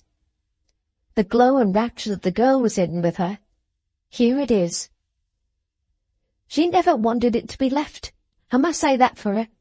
But he left it, and I knew well that after what you said, and after her denying it, she never would have given it up. But here it is. Dear master, dear mistress, take me back again, and give me back the dear old name. Let this intercede for me. Here it is. Father and Mother Meagles never deserved their names better than when they took the headstrong foundling girl into their protection again. "Oh, I've been so wretched," cried Tattycoram, weeping much more. "Always so unhappy and so repentant. I was afraid of her from the first time I saw her. I knew she had got a power over me through understanding what was bad in me so well. It was a madness in me, and she could raise it whenever she liked. I used to think, when I got into that state, that people were all against me because of my first beginning, and the kinder they were to me, the worse fault I found in them. I made it out that they triumphed above me, and they wanted to make me envy them, but I know, when I even knew then, that they never thought of such a thing. And my beautiful young mistress got so happy as she ought to have been, and I gone away from her. Such a brute and a wretch as she must think me. But you'll say a word to her for me, and ask her to be as forgiving as you two are, for I'm not as bad as I was," pleaded Tattycoram. "I'm bad enough, but not so bad as I was indeed. I have had Miss Wade before me all this time, as if it was my own self grown ripe, turning everything the wrong way, and twisting all good at the evil. I have had her before me all this time, finding no pleasure in anything but keeping me as miserable, suspicious, and tormenting as herself. Not that she had much to do that," cried Tattycoram, in a closing great burst of distress, "for I was as bad could be. I only mean to say that, after what I have gone through, I hope I shall never be quite so bad again, and that I shall get better by very slow degrees. I'll try very hard. I won't stop at 25, sir. I'll count 2500, 25,000. Another opening of the door, and Tattycoram subsided, and Little Dorrit came in, and Mr. Meagles, with pride and joy, produced the box, and her gentle face was lighted up with grateful happiness and joy. The secret was safe now. She could keep her own part of it from him. He should never know of her loss.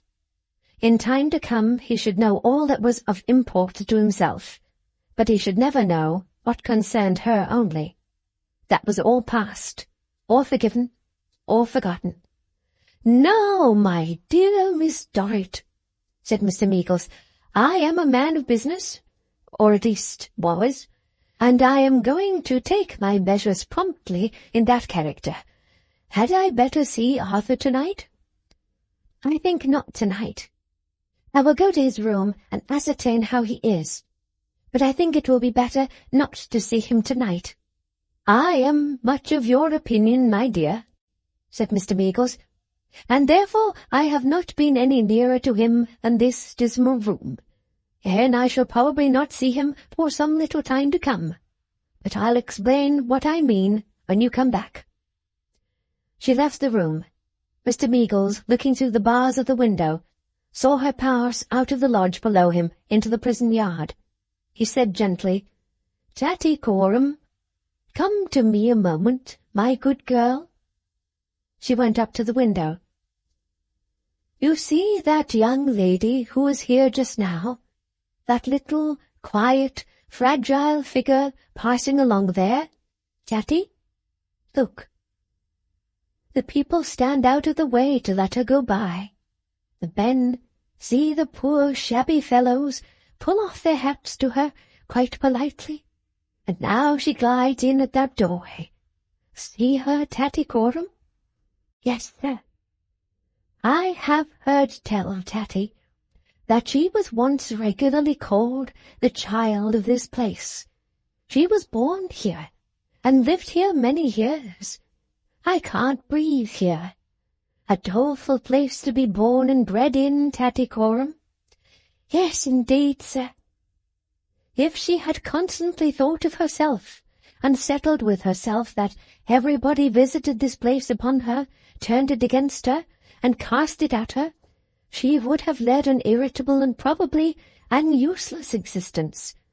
Yet I have heard tell, Tattycoram, that her young life has been one of active resignation, goodness, and noble service. Shall I tell you what I consider those eyes of hers, that were here just now, to have always looked at, to get that expression?" "Yes, if you please, sir." "Duty, Tattycoram. Begin it early, and do it well, and there is no antecedent to it, in any origin or station, that will tell against us with the Almighty, or with ourselves." They remained at the window, Mother joining them and pitying the prisoners, until she was seen coming back. She was soon in the room, and recommended that Arthur, whom she had left calm and composed, should not be visited that night. "Good," said Mr. Meagles cheerily. "I have not a doubt that's best. I shall trust my remembrances then, my sweet nurse, in your hands, and I well know they couldn't be in better. I am off again tomorrow morning." Little Dorrit, surprised, asked him where. "My dear," said Mr. Meagles, "I can't live without breathing. This place has taken my breath away, and I shall never get it back again until Arthur is out of this place." "How is that a reason for going off again tomorrow morning?" "You shall understand," said Mr. Meagles. "Tonight we three will put up at a city hotel. Tomorrow morning Mother and Tatty Coram will go down to Twickenham, where Mrs. Tickett is sitting attended by Dr. Buchan in the parlour window. We'll think them a couple of ghosts, and I shall go abroad again for Doyce. We must have Dan here. Now, I tell you, my love, it's of no use writing and planning and conditionally speculating upon this and that and the other. At uncertain intervals and distances, we must have Doyce here. I devote myself at daybreak tomorrow morning to bring Doyce here. It's nothing to me to go and find him. I'm an old traveller, and all foreign languages and customs are alike to me. I never understand anything about any of them, therefore I can't be put to any inconvenience. Go at once, I must. It stands to reason, because I can't live without breathing freely, and I can't breathe freely until Arthur is out of this Marshalsea. I am stifled at the present moment, and have scarcely breath enough to say this much, and to carry this precious box downstairs for you." They got into the street as the bell began to ring, Mr. Meagles carrying the box. Little Dorrit had no conveyance there, which rather surprised him. He called a coach for her, and she got into it, and he placed the box beside her when she was seated. In her joy and gratitude, she kissed his hand. "I don't like that, my dear," said Mr. Meagles. "It goes against my feeling of what's right, that you should do homage to me at the Marshalsea gate." She bent forward and kissed his cheek. "You remind me of the days," said Mr. Meagles, suddenly drooping. "But she's very fond of him, and hides his faults, and thinks that no one sees them. And he certainly is well connected, and of a very good family." It was the only comfort he had in the loss of his daughter, and if he made the most of it, who could blame him? Chapter 34. Gone. On a healthy autumn day, the Marshalsea prisoner, weak but otherwise restored, sat listening to a voice that read to him. On a healthy autumn day, when the golden fields had been reaped and ploughed again, when the summer fruits had ripened and waned, when the green perspective of hops had been laid low by the busy pickers, when the apples, clustering in the orchards, were russet, and the berries of the mountain ash were crimson among the yellow foliage. Already in the woods, glimpses of the hardy winter that was coming were to be caught through unaccustomed openings among the boughs, where the prospect shone defined and clear, free from the bloom of the drowsy summer weather which had rested on it as the bloom lies on the plum. So, from the seashore, the ocean was no longer to be seen lying asleep in the heat, but its thousand sparkling eyes were open, and its whole breadth was in joyful animation, from the cool sand on the beach to the little sails on the horizon, drifting away like autumn-tinted leaves that had drifted from the trees. Changeless and barren, looking ignorantly at all the seasons with its fixed, pinched face of poverty and care, the prison had not a touch of any of these beauties on it. Blossom what would, its bricks and bars bore uniformly the same dead crop. Yet Denham, listening to the voice as it read to him, heard in it all that great nature was doing, heard in it all the soothing songs she sings to man. At no mother's knee but hers had he ever dwelt in his youth on hopeful promises, on playful fancies, on the harvests of tenderness and humility that lie hidden in the early fostered seeds of the imagination, on the oaks of retreat from blighting winds that have the germs of their strong roots in nursery acorns. But in the tones of the voice that read to him, there were memories of an old feeling of such things, and echoes of every merciful and loving whisper that had ever stolen to him in his life. When the voice stopped, he put his hand over his eyes, murmuring that the light was strong upon them. Little Dorrit put the book by, and presently arose quietly to shade the window. Maggie sat at her needlework in her old place. The light softened. Little Dorrit brought her chair closer to his side. "This will soon be over now, dear Mr. Clennam. Not only are Mr. Doyce's letters to you so full of friendship and encouragement, but Mr. Rugg says his letters to him are so full of help, and that everybody, now a little anger is past, is so considerate and speaks so well of you that it will soon be over now. Dear girl, dear heart, good angel, you praise me far too much, and yet it is such an exquisite pleasure to me to hear you speak so feelingly, and to see," said Little Dorrit, raising her eyes to his, "how deeply you mean it, that I cannot say." "Don't." He lifted her hand to his lips. "You have been here many, many times when I have not seen you, Little Dorrit?" "Yes, I have been here sometimes when I have not come into the room." "Very often?" "Rather often," said Little Dorrit timidly. "Every day?" "I think," said Little Dorrit, after hesitating, "that I have been here at least twice every day." He might have released the little light hand after fervently kissing it again, but that, with a very gentle lingering where it was, it seemed to court being retained. He took it in both of his, and it lay softly on his breast. "Dear Little Dorrit, it is not my imprisonment only that will soon be over. The sacrifice of you must be ended. We must learn to part again, and to take our different ways so wide asunder. You have not forgotten what we said together when you came back?" "Oh, no, I have not forgotten it. But something has been— You feel quite strong today, don't you?" "Quite strong." The hand he held crept up a little nearer his face. "Do you feel quite strong enough to know what a great fortune I have got?" "I shall be very glad to be told. No fortune can be too great or good for Little Dorrit." "I have been anxiously waiting to tell you. I have been longing and longing to tell you. You are sure you will not take it?" "Never." "You're quite sure you will not take half of it?" "Never, dear Little Dorrit." As she looked at him silently, there was something in her affectionate face that he did not quite comprehend, something that could have broken into tears in a moment, and yet that was happy and proud. "You will be sorry to hear what I have to tell you about Fanny. Poor Fanny has lost everything. She has nothing left but her husband's income. All that Papa gave her when she married was lost, as your money was lost. It was in the same hands, and it is all gone." Arthur was more shocked than surprised to hear it. "I had hoped it might not be so bad," he said, "but I had feared a heavy loss there, knowing the connection between her husband and the defaulter." "Yes, it is all gone. And I'm very sorry for Fanny. Very, very, very sorry for poor Fanny. My poor brother, too." "Had he property in the same hands?" "Yes, and it's all gone.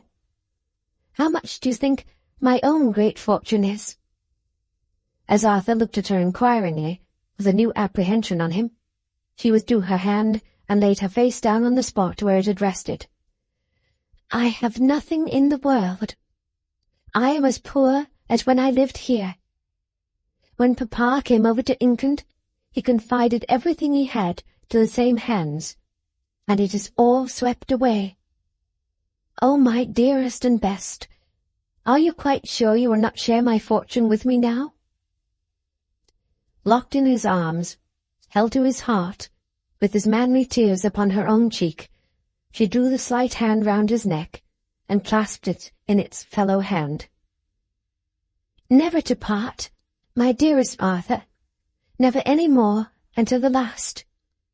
I never was rich before, I never was proud before, I never was happy before. I am rich in being taken by you. I am proud in having been resigned by you. I am happy in being with you in this prison, as I should be happy in coming back to it with you, if it should be the will of God, and comforting and serving you with all my love and truth. I am yours anywhere, everywhere. I love you dearly. I would rather pass my life here with you, and go out daily, working for our bread, than I would have the greatest fortune that ever was told, and be the greatest lady that ever was honoured. Oh, if poor Papa may only know how blessed at last my heart is in this room where he suffered for so many years." Maggie had of course been staring from the first, and had of course been crying her eyes out long before this. Maggie was now so overjoyed that, after hugging her little mother with all her might, she went downstairs for the clog hornpipe to find somebody or other to whom to impart her gladness. Who should Maggie meet but Flora, and Mr. F.'s aunt, opportunely coming in? And whom else, as a consequence of that meeting, should little Dorrit find waiting for herself, when, a good 2 or 3 hours afterwards, she went out? Flora's eyes were a little red, and she seemed rather out of spirits. Mr. F.'s aunt was so stiffened that she had the appearance of being past bending by any means short of powerful mechanical pressure. Her bonnet was cocked up behind in a terrific manner, and her stony reticule was as rigid as if it had been petrified by the Gorgon's head, and had got it at that moment inside. With these imposing attributes, Mr. F.'s aunt, publicly seated on the steps of the Marshal's official residence, had been for the 2 or 3 hours in question a great boom to the younger inhabitants of the borough, whose sallies of humour she had considerably flushed herself by resenting at the point of her umbrella from time to time. "Painfully aware, Miss Dorrit, I am sure," said Flora, "that to propose an adjournment to any place to one so far removed by fortune and so courted and caressed by the best society, would ever appear intruding, even at a pie shop far below your present sphere in a back parlour, though a civil man, but if for the sake of Arthur, can it overcome it more improper now than ever, late Joyce and Clennam? One last remark I might wish to make, one last explanation I might wish to offer, perhaps your good nature might excuse under pretence of 3 kidneys one's the humble piece of compensation." Rightly interpreting this rather obscure speech, little Dorrit returned that she was quite at Flora's disposition. Flora accordingly led the way across the road to the pie shop in question, Mr. F.'s aunt stalking across in the rear, and putting herself in the way of being run over with a perseverance worthy of a better cause. When the 3 kidney ones, which were to be a blind to the conversation, were set before them on 3 little tin platters, each kidney one ornamented with a hole at the top, into which the civil man poured hot gravy out of a spouted can, as if he were feeding 3 lamps, Flora took out her pocket handkerchief. "If fancy's fair dreams," she began, "have ever pictured that when Arthur, can it overcome it, pray excuse me, was restored to freedom, even a pie as far from flaky as the present and so deficient in kidney as to be in that respect like a minced nutmeg, might not prove unacceptable if offered by the hand of true regard, such visions have for ever fled, and all is cancelled, but being aware that tender relations are in contemplation, beg to state that I heartily wish well to both, and find no fault with either, not the least. It may be withering to know that ere the time of hand had made me much less slim than formerly, and dreadfully red on the slightest exertion, particularly after eating. I well know that when it takes the form of a rash it might have been, and was not through the interruptions of parents and mental torpor succeeded, until the mysterious clue was held by Mr. F. Still I would not be ungenerous to either, and I heartily wish well to both." Little Dorrit took her hand and thanked her for all her old kindness. "Call it not kindness," returned Flora, giving her an honest kiss, "for you always were the best and dearest little thing that ever was, if I may take the liberty, and even in a money point of view, a saving, being conscientious itself, though I must add, much more agreeable than mine ever was to me, for though not, I hope, more burdened than other people's, yet I have always found it far readier to make one uncomfortable and comfortable, and evidently taking great pleasure in doing it. But I am wondering. One hope I wish to express, yet the closing scene draws in, and it is that I do trust for the sake of old times and old sincerity that Arthur will know that I didn't desert him in his misfortunes, but that I came backwards and forwards constantly to ask if I could do anything for him, and that I sat in the pie shop where they were civilly fetched something warm in a tumbler from the hotel, and really very nice hours after hours to keep him company over the way without his knowing it." Flora really had tears in her eyes there, and they showed her to great advantage. "Over and above which," said Flora, I earnestly beg you as the dearest thing that ever was, if you'll still excuse the familiarity from which one moves in very different circles, let Arthur understand that I don't know, after all, whether it wasn't a whole nonsense between us, though present at the time and trying to uncome. Certainly Mr. F. did work a change, and the spell being broken, nothing could be expected to take place without weaving it afresh, which various circumstances have combined to prevent, of which perhaps not the least powerful was that it was not to be. I am not prepared to say that if it had been agreeable to Arthur, and had brought itself about naturally in the first instance, I should not have been very glad, being of a lively disposition, and moped at home, where papa undoubtedly is the most aggravating of his sex, and not improved, since having been cut down by the hand of the incendiary into something of which I never saw the counterpart in all my life. But jealousy is not my character, nor ill will, though many faults. Without having been able closely to follow Mrs. Finching through this labyrinth, little Dorrit understood its purpose, and cordially accepted the trust. "The withered chaplet, my dear," said Flora, with great enjoyment, "is then perished, the column is crumbled, and the pyramid is standing upside down upon its what's-his-name. Call it not giddiness, call it not weakness, call it not folly. I must now retire into privacy, and look upon the ashes of departed joys no more, but taking a further liberty of paying for the pastry which has formed the humble pretext of our interview, will forever say adieu." Mr. F.'s aunt, who had eaten her pie with great solemnity, and who had been elaborating some grievous scheme of injury in her mind since her first assumption of that public position on the Marshal steps, took the present opportunity of addressing the following sibyllic apostrophe to the relict of her late nephew. "Bring him for'ard, and I'll chuck him out a window." Flora tried in vain to soothe the excellent woman by explaining that they were going home to dinner. Mr. F.'s aunt persisted in replying, "Bring him for'ard, and I'll chuck him out a window." Having reiterated this demand an immense number of times, with a sustained glare of defiance at little Dorrit, Mr. F.'s aunt folded her arms and sat down in the corner of the pie-shop parlour, steadfastly refusing to budge until such time as he should have been brought forward, and the chucking portion of his destiny accomplished. In this condition of things, Flora confided to little Dorrit that she had not seen Mr. F.'s aunt so full of life and character for weeks, that she would find it necessary to remain there hours, perhaps, until the inexorable old lady could be softened, and that she could manage her best alone. They parted, therefore, in the friendliest manner, and with the kindest feeling on both sides. Mr. F.'s aunt holding out like a grim fortress, and Flora becoming in need of refreshment, a messenger was dispatched to the hotel for the tumbler already glanced at, which was afterwards replenished. With the aid of its content, a newspaper, and some skimming of the cream of the pie-stock, Flora got through the remainder of the day in perfect good humour, though occasionally embarrassed by the consequences of an idle rumour which circulated among the credulous infants of the neighbourhood, to the effect that an old lady had sold herself to the pie-shop to be made up, and was then sitting in the pie-shop parlour declining to complete her contract. This attracted so many young persons of both sexes, and, when the shades of evening began to fall, occasioned so much interruption to the business, that the merchant became very pressing in his proposals that Mr. F.'s aunt should be removed.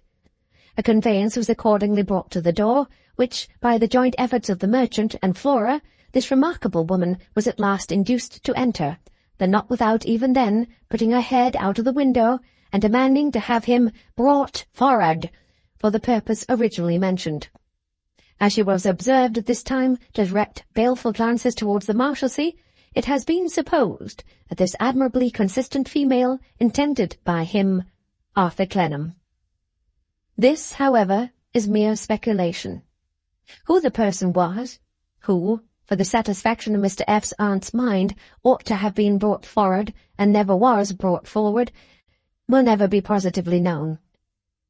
The autumn days went on, and little Dorrit never came to the Marshalsea now, and went away without seeing him. No, no, no. One morning, as Arthur listened for the light feet that every morning ascended, winged to his heart, bringing the heavenly brightness of a new love into the room, where the old love had wrought so hard and been so true, one morning, as he listened, he heard her coming, not alone. "Dear Arthur," said her delighted voice outside the door, "I have someone here. May I bring someone in?" He had thought from the tread there were two with her. He answered, "Yes," and she came in with Mr. Meagles. Sun-browned and jolly Mr. Meagles looked, and he opened his arms and folded Arthur in them like a sun-browned and jolly father. "Now I am all right," said Mr. Meagles after a minute or so. Now it's over. Arthur, my dear fellow, confess at once that you expected me before." "I did," said Arthur, "but Amy told me—" "Little Dorrit. Never any other name." It was she who whispered it. "But my little Dorrit told me that, without asking for any further explanation. I was not to expect you until I saw you." "And now you see me, my boy," said Mr. Meagles, shaking him by the hand stoutly, "and now you shall have any explanation and every explanation. The fact is, I was here, came straight to you from the Alongers and Marshongers, or I should be ashamed to look you in the face this day. But you are not in company trim at the moment, and I had to start off again to catch Doyce." "Poor Doyce," sighed Arthur. "Don't call him names that he don't deserve," said Mr. Meagles. "He's not poor. He's doing well enough. Doyce is a wonderful fellow over there. I assure you he is making out his case like a house afire. He has fallen on his legs, as Dan. Where they don't want things done and find a man to do 'em, that man's off his legs. But where they do want things done and find a man to do 'em, that man's on his legs. You won't have occasion to trouble the Circumlocution Office any more. Let me tell you, Dan has done without 'em." "What a load you take from my mind," cried Arthur. "What happiness you give me." "Happiness?" retorted Mr. Meagles. "Don't talk about happiness till you see Dan. I assure you Dan is directing works and executing labours over yonder that it would make your hair stand on end to look at. He's no public offender, bless you now. He's medalled and ribboned and starred and crossed, and I don't know what all, like a born nobleman. But we mustn't talk about that over here." "Why not?" "Oh, egad," said Mr. Meagles, shaking his head very seriously. "He must hide all those things under lock and key when he comes over here. They won't do over here. In that particular, Britannia is a Britannia in the manger, won't give her children such distinctions herself, and won't allow them to be seen when they are given by other countries. No, Dan," said Mr. Meagles, shaking his head again. "That won't do here." "If you had brought me, except for Doyce's sake, twice what I have lost," cried Arthur, "you would not have given me the pleasure that you give me in this news." "Why, of course, assented Mr. Meagles. "Of course I know that, my good fellow. Therefore I come out with it in the first burst. Now, to go back, about catching Doyce. I caught Doyce. Ran against him among a lot of those dirty brown dogs in women's nightcaps, a great deal too big for 'em, calling themselves Arabs, and all sorts of incoherent races. You all know 'em. Well, he was coming straight to me, and I was going to him, and so we came back together." "Doyce in England?" exclaimed Arthur. "There," said Mr. Meagles, throwing open his arms. "I am the worst man in the world to manage a thing of this sort. I don't know what I should have done if I had been in the diplomatic line. Right? Perhaps. The long and short of it is, Arthur, we have both been in England this fortnight. And if you go on to ask where Doyce is at the present moment, why, my plain answer is, here he is. And now I can breathe again at last." Doyce darted in from behind the door, caught Arthur by both hands, and said the rest for himself. "There are only 3 branches of my subject, my dear Clennam," said Doyce, proceeding to mould them severally with his plastic thumb on the palm of his hand, "and they're soon disposed of. First, not a word more from you about the past. There was an error in your calculations. I know what that is. It affects the whole machine, and failure is a consequence.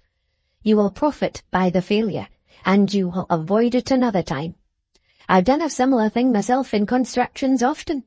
Every failure teaches a man something, if you will that, and you're too sensible a man not to learn from this failure. So much for firstly. Secondly, I was sorry you should have taken it so heavily to heart, and reproach yourself so severely? I was travelling home night and day to put matters right with the assistance of our friend, when I fell in with our friend as he has informed you. Thirdly, we two agreed that after what you had undergone, after your distress of mind, and after your illness, it would be a pleasant surprise if we could so far keep quiet as to get things perfectly arranged without your knowledge, and then come and say that all the affairs were smooth, that everything was right, that the business stood in greater want of you than ever it did, and that a new and prosperous career was opened before you and me as partners. That's thirdly. But you know, we always make an allowance for friction, and so I have reserved space to close in. My dear Clennam, I thoroughly confide in you. You have it in your power to be quite as useful to me as I have, or have had it in my power to be useful to you. Your old place awaits you, and wants you very much. There is nothing to detain you here 1/2 hour longer. There was silence, which was not broken until Arthur had stood for some time at the window with his back towards them, and until his little wife that was to be had gone to him and stayed by him. "I made a remark a little while ago," said Daniel Doyce then, "which I am inclined to think was an incorrect one. I said there was nothing to detain you here, Clennam, 1/2 an hour longer. Am I mistaken in supposing that you would rather not leave here till tomorrow morning? Do I know, without being very wise, where you would like to go direct from these walls and from this room?" "You do," returned Arthur. "It has been our cherished purpose."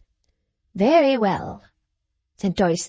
"Then, if this young lady will do me the honour of regarding me for 24 hours in the light of a father, and will take a ride with me now towards St. Paul's churchyard, I daresay I know what we want to get there." Little Dorrit and he went out together soon afterwards, and Mr. Meagles lingered behind to say a word to his friend. "I think, Arthur, you will not want Mother and me in the morning, and we will keep away. It might set Mother thinking about Pet. She's a soft-hearted woman. She's best at the cottage, and I'll stay there and keep her company." With that they parted for the time, and the day ended, and the night ended, and the morning came, and Little Dorrit, simply dressed as usual, and having no one with her but Maggie, came into the prison with the sunshine. The poor room was a happy room that morning. Where in the world was there a room so full of quiet joy?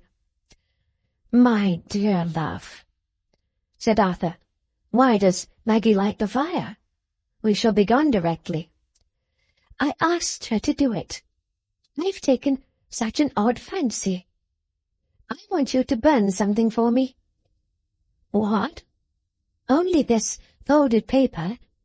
If you will put it in the fire with your own hand, just as it is, my fancy will be gratified." "Superstitious, darling Little Dorrit. Is it a charm?" "It is anything you like best, my own," she answered, laughing with glistening eyes and standing on tiptoe to kiss him. "If you will only humour me when the fire burns up." So they stood before the fire waiting, Clennam with his arm about her waist, and the fire shining, as fire in that same place had often shone, in Little Dorrit's eyes. "Is it bright enough now?" said Arthur. "Quite bright enough now," said Little Dorrit. "Does the charm want any words to be said?" asked Arthur as he held the paper over the flame. "You can say, if you don't mind, 'I love you,'" answered Little Dorrit. So he said it, and the paper burned away. They passed very quietly along the yard, but no one was there, though many heads were stealthily peeping from the windows. Only one face, familiar of old, was in the lodge. When they had both accosted it, and spoken many kind words, Little Dorrit turned back one last time, with her hand stretched out, saying, "Goodbye, good John. I hope you will live very happy, dear." Then they went up the steps of the neighbouring St. George's Church, and went up to the altar, where Daniel Doyce was waiting in his paternal character. And there was Little Dorrit's old friend, who had given her the burial register for a pillow, full of admiration that she should come back to them to be married after all.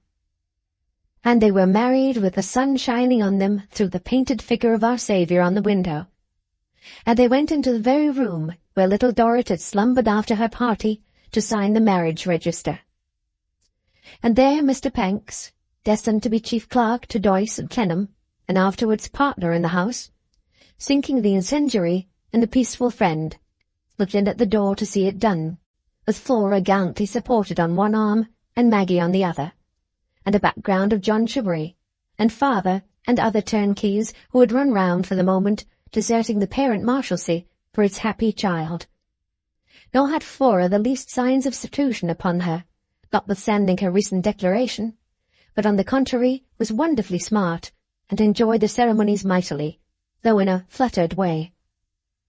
Little Dorrit's old friend held the inkstand as she signed her name, and the clerk paused in taking off the good clergyman's surplice, and all the witnesses looked on with special interest. "For you see," said Little Dorrit's old friend, "this young lady is one of our curiosities, and has come now to the 3rd volume of our registers. Her birth is in what I call the 1st volume.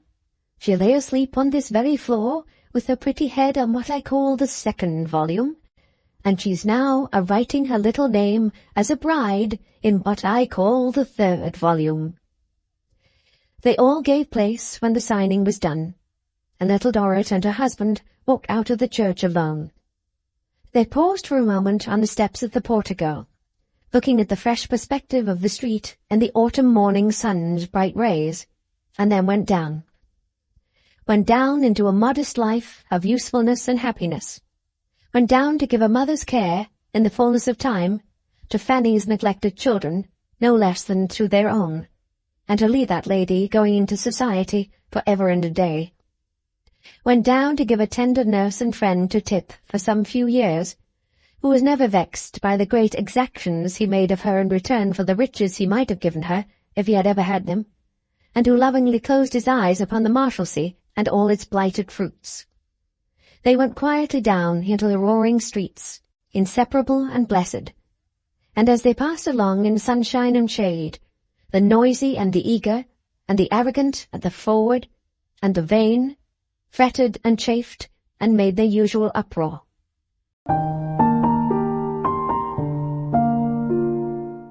The end. Thank you very much for watching. Please don't forget to subscribe our channel for more stories.